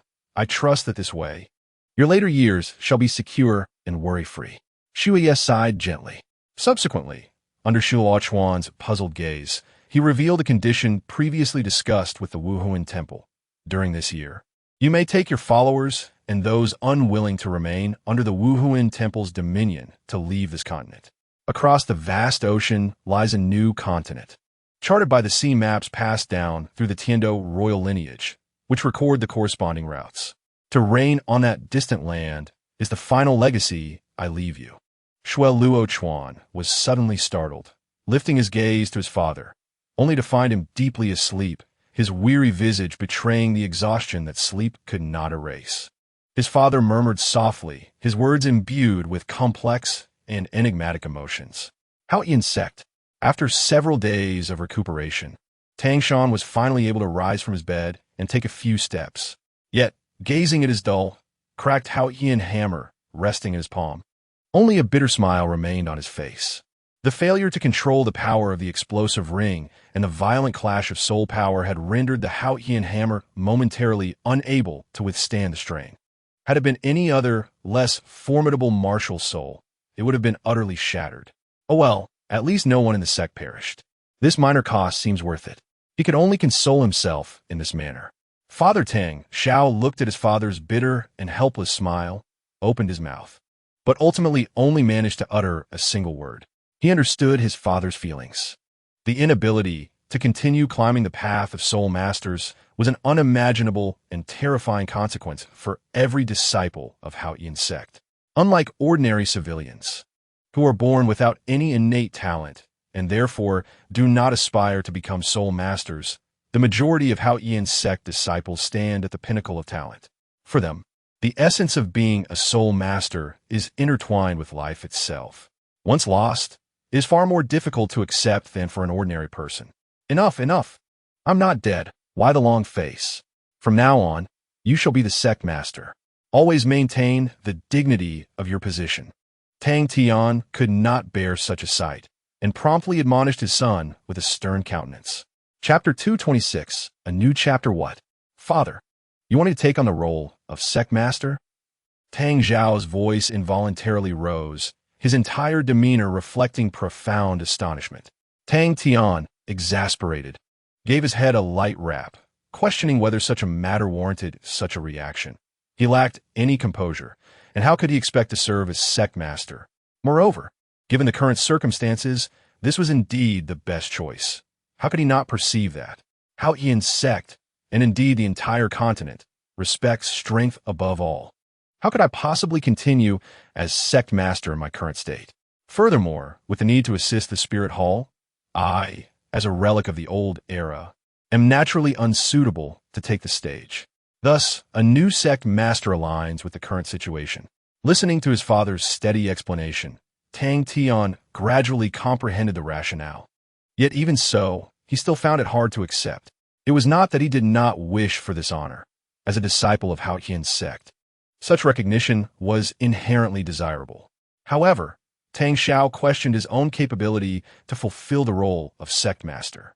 Although he once believed himself to be outstanding, with few rivals on the continent, the recent competition had thoroughly shattered his confidence.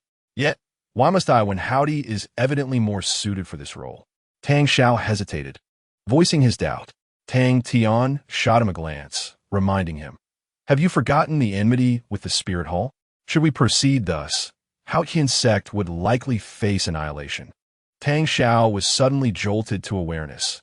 Indeed, his brother had murdered a judgment elder, the sole heir of the angel family, and the future successor of the spirit hall. To be candid, he had not anticipated that the Lord of Qingyang would truly be able to overlook such deep-seated hatred. Perhaps this was one of the reasons why Haotian sect sought to negotiate. Must it be me who assumes the role of sect master due to Howdy's ties with the spirit hall? Who else but you? Tang Tian retorted.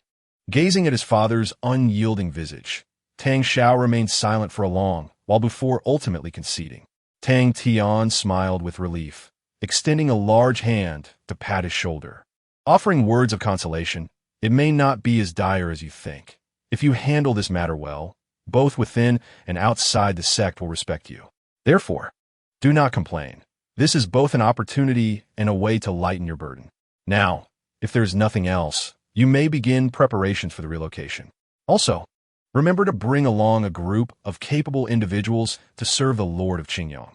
Do not allow them to look down upon our spirit hall. Tang Xiao took a deep breath and nodded gravely.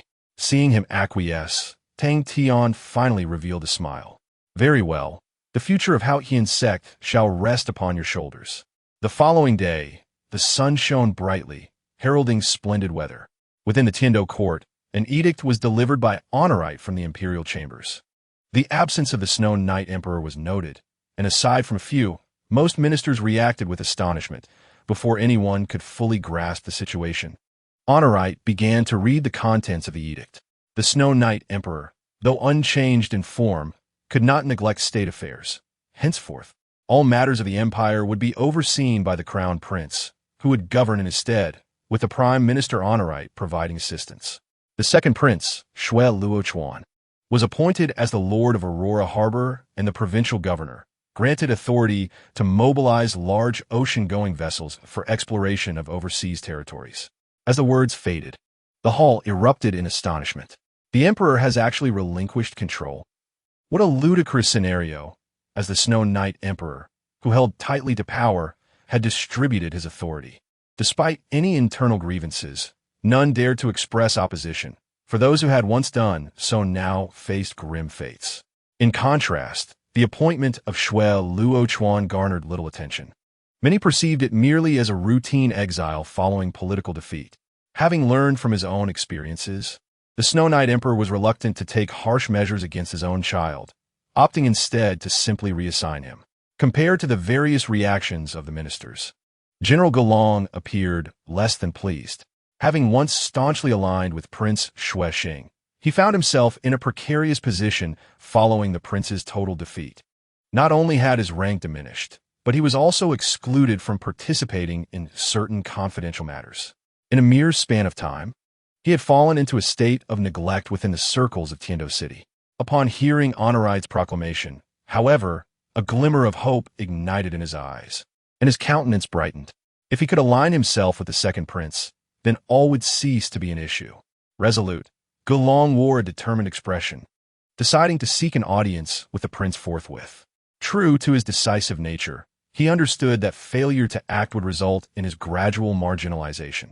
At the Seven Treasure Glazed Tile School, ever since Ning Fengji learned of the crown prince's regency, a smile had remained affixed to his face. The days of unease dissipated with the arrival of this certain news. With the regency in place, it seemed inevitable that Shui Qinghe would ascend to the throne. Consequently, the sect enjoyed 2 decades of peace. As for the Spirit Hall, the Seven Treasure Glazed Tile School primarily supported martial souls, though proficient in combat. They ultimately relied on external factors.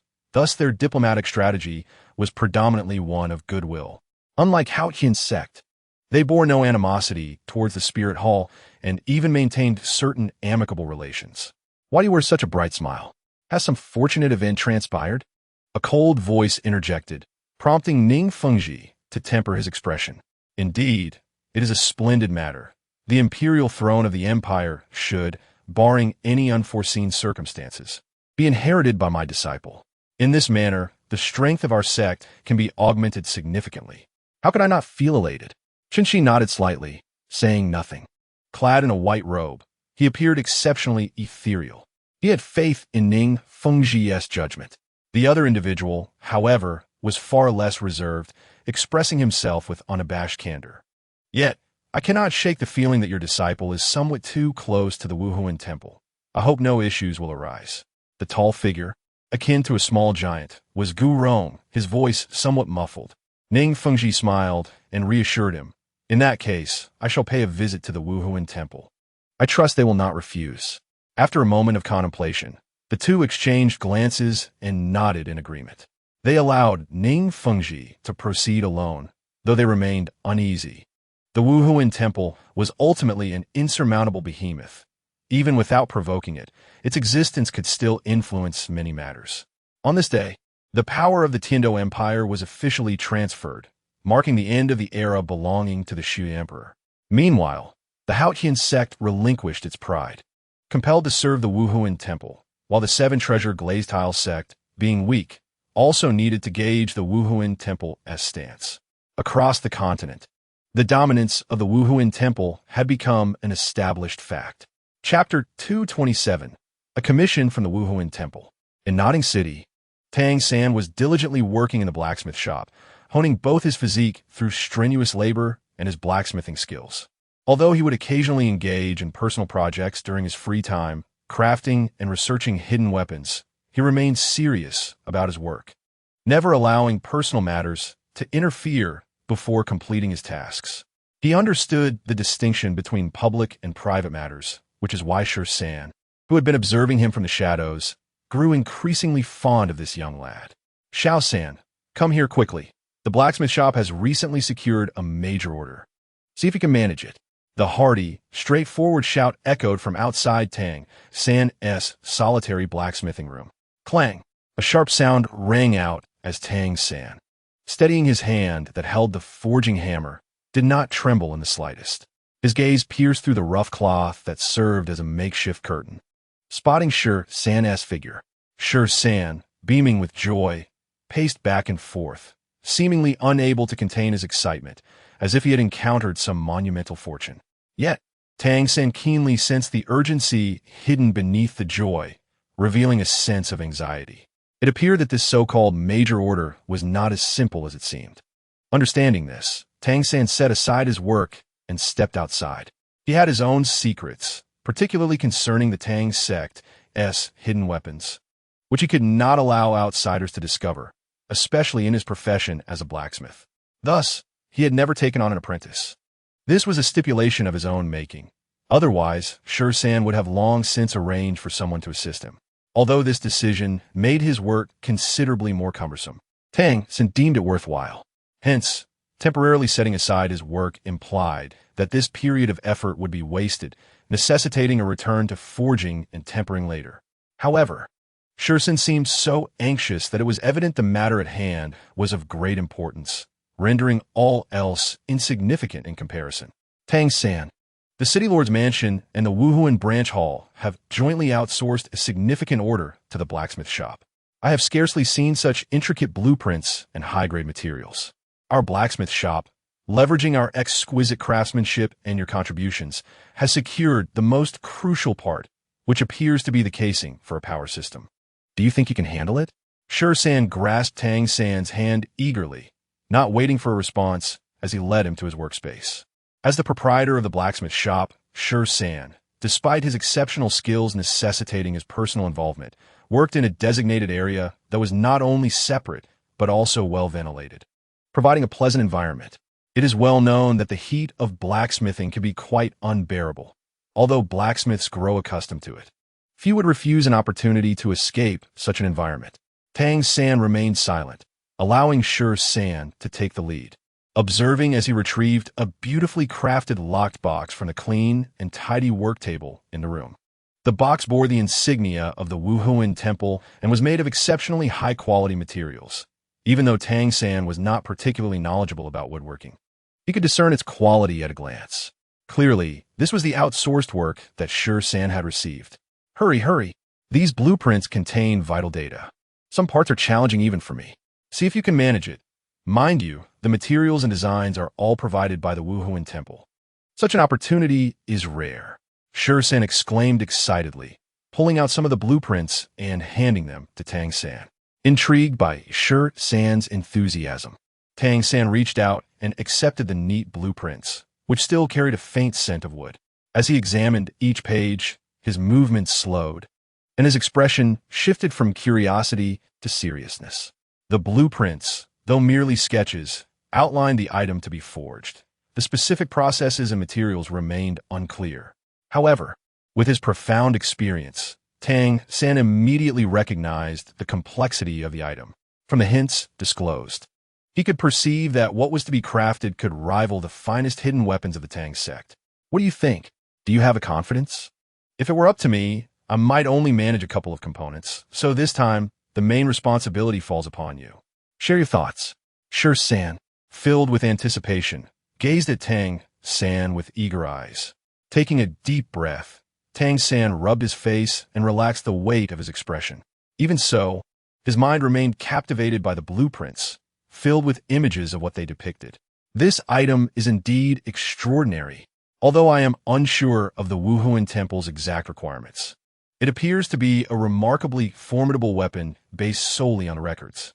As Tang San spoke, his demeanor grew serious, drawing upon his unparalleled experience across the continent. He was able to infer the general nature of the item needed by the Wuhuan Temple from just a few details, an ability few could claim. It was precisely for this reason that he treated the matter with utmost gravity.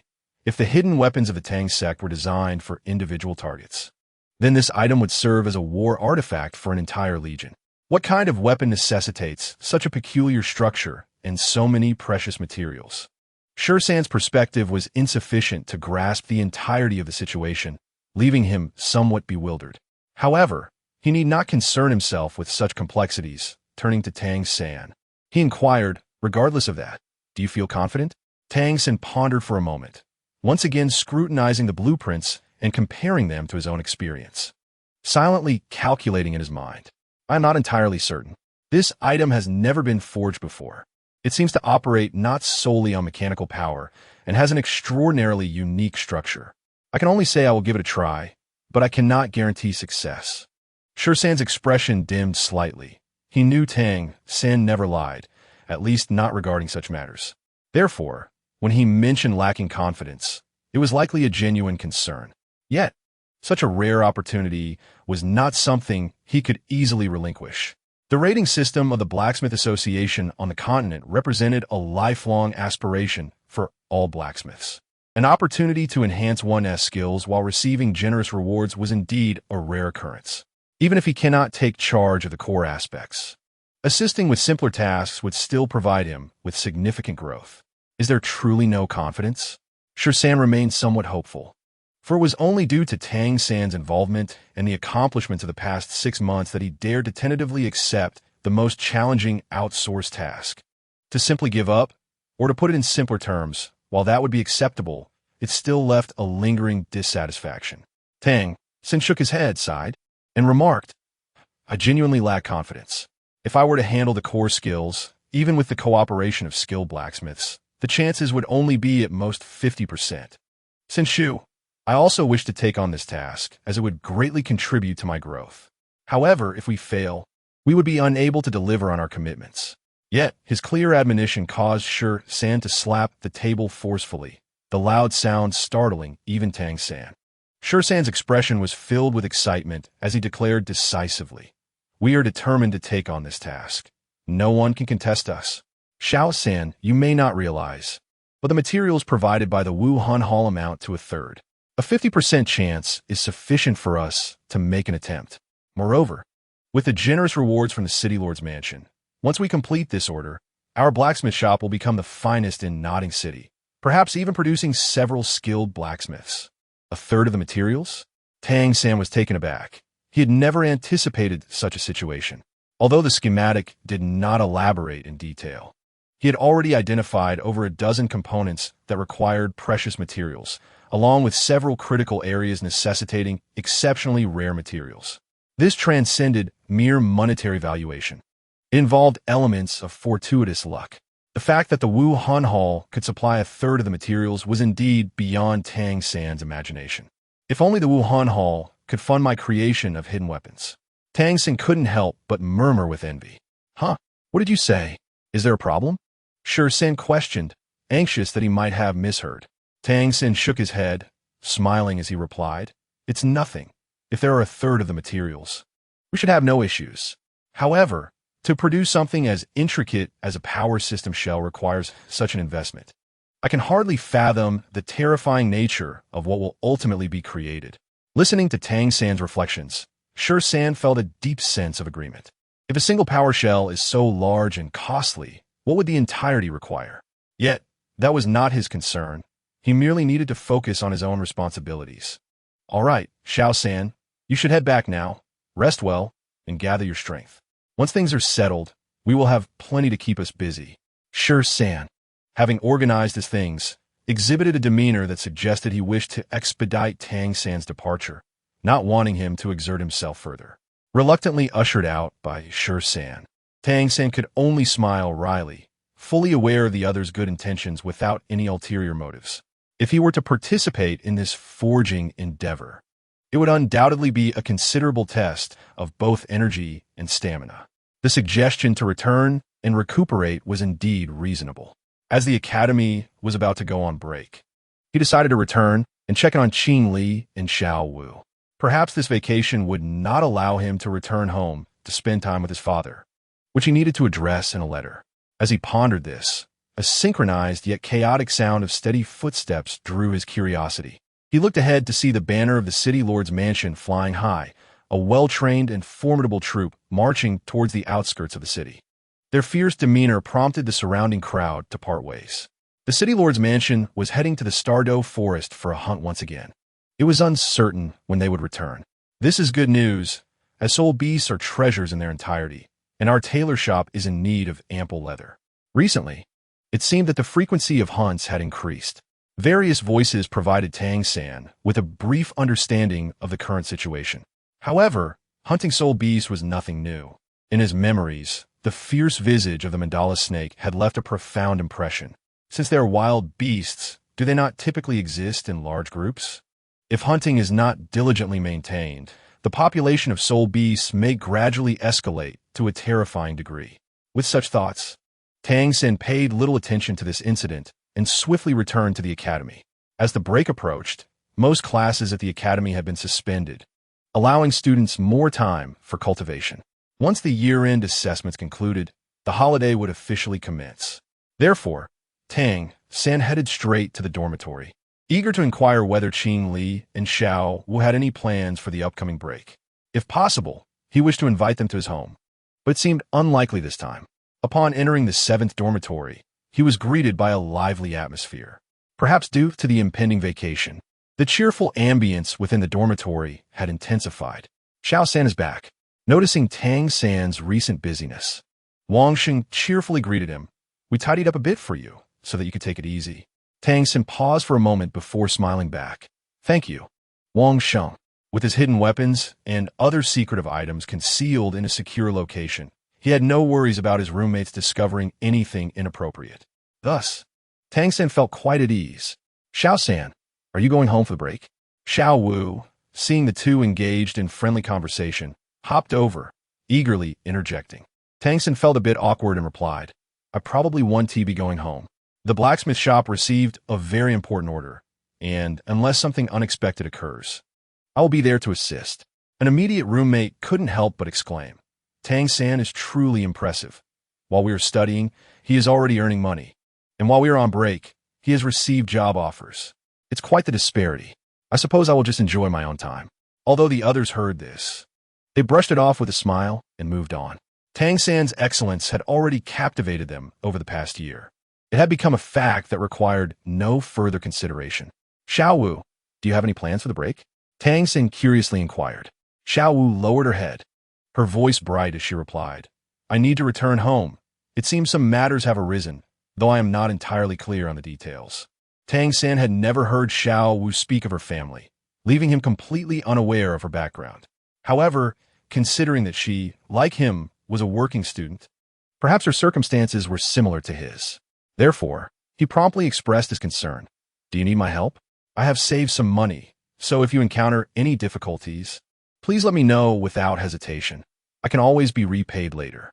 Xiao Wu immediately lifted her head, staring at Tang-san with puffed cheeks, appearing exceptionally adorable, yet leaving Tang-san puzzled as to what he might have said wrong. No need. Qing Li Jie will be returning with me.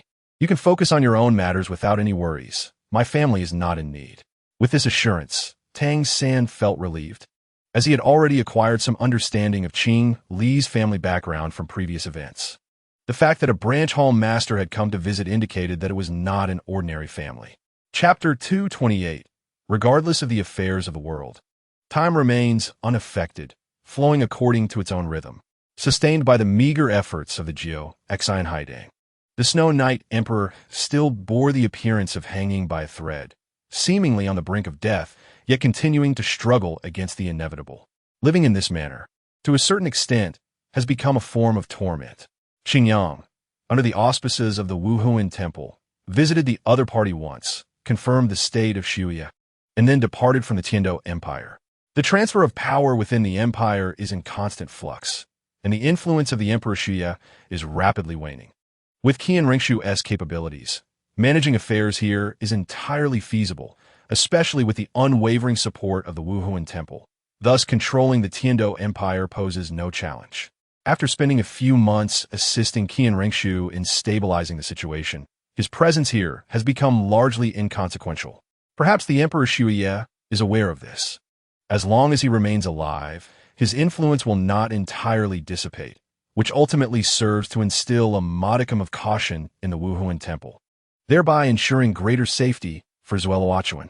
Once Zuoluochuan officially departs from the Tiando Empire, the Emperor Shuya will likely have lost his reason to persist. This stubborn affection for his son is truly poignant. Qingyang, why must you forge that war soul guide device? Surely, we should not be encountering any wars at present? In the Douluo temple, Jin Yao, engrossed in his paperwork, inquired with evident confusion while holding a report filled with intricate details. The weighty document brimming with dense text and diagrams detailed a singular matter and various contingencies. It is one of the primary projects recently undertaken by the Wuhuan Temple, the establishment of a new type of war soul guide device. For this endeavor, the Wuhuan Temple has invested vast sums of money, the scale of which is incalculable, yet no one understands the rationale behind this initiative. Currently, the only entity on the continent that could be considered a threat is the Xingluo Empire. However, it is already remarkable that the Wuhuan Temple has not sought to provoke them. The Xingluo Empire lacks the capacity to instigate any offensive actions. Observing Jin Yao's perplexed expression, Qingyang realized an explanation was necessary. Yet, he feared that his reasoning would appear absurd. From a rational standpoint, few would likely believe him, which is why he had refrained from elucidating. I have glimpsed a scene of the future, Qingyang spoke, his eyes glimmering with reminiscence, his tone imbued with uncertainty. Jin Yao gazed at him in bewilderment, softly echoing, "The future? What kind of future?" Qingyang's mind sharpened as he recalled the vision he had witnessed. Slowly uttering two words, "Beast Tide." Indeed, the Beast Tide. A terrifying, seemingly endless surge of beasts pouring forth from every gathering of spirit beasts. Before them, countless villages and towns lay in ruins, with innumerable lives lost. Although Qingyang was unaware of the precise reasons for this occurrence, it was sufficient to instill vigilance within him. You mean spirit beasts? How is that possible? According to the records in the Wuhuan Temple, the strongest beings in the Stardow Forest are merely those 200,000-year spirit beasts. How could they pose a threat to us? Jin Yao shook his head repeatedly, his initial reaction one of disbelief. It is little wonder. Had Qingyang not been previously informed of the Stardow Forest capabilities, he too might have shared such sentiments, illustrating the disparity in intelligence and information. Qingyang's expression remained serious as he cautioned, "The Stardow Forest is far more expansive than we imagine. They may indeed possess such power. Moreover, in the extreme northern regions, there exist numerous formidable spirit beasts. As the largest gathering place for spirit beasts, the Stardow Forest undoubtedly harbors even more, though we have yet to discover them." Jin Yao began to temper his demeanor, adopting a more solemn countenance. Summary: Dalu. Emperor Armor. Innate 20 Growth Soul Rings.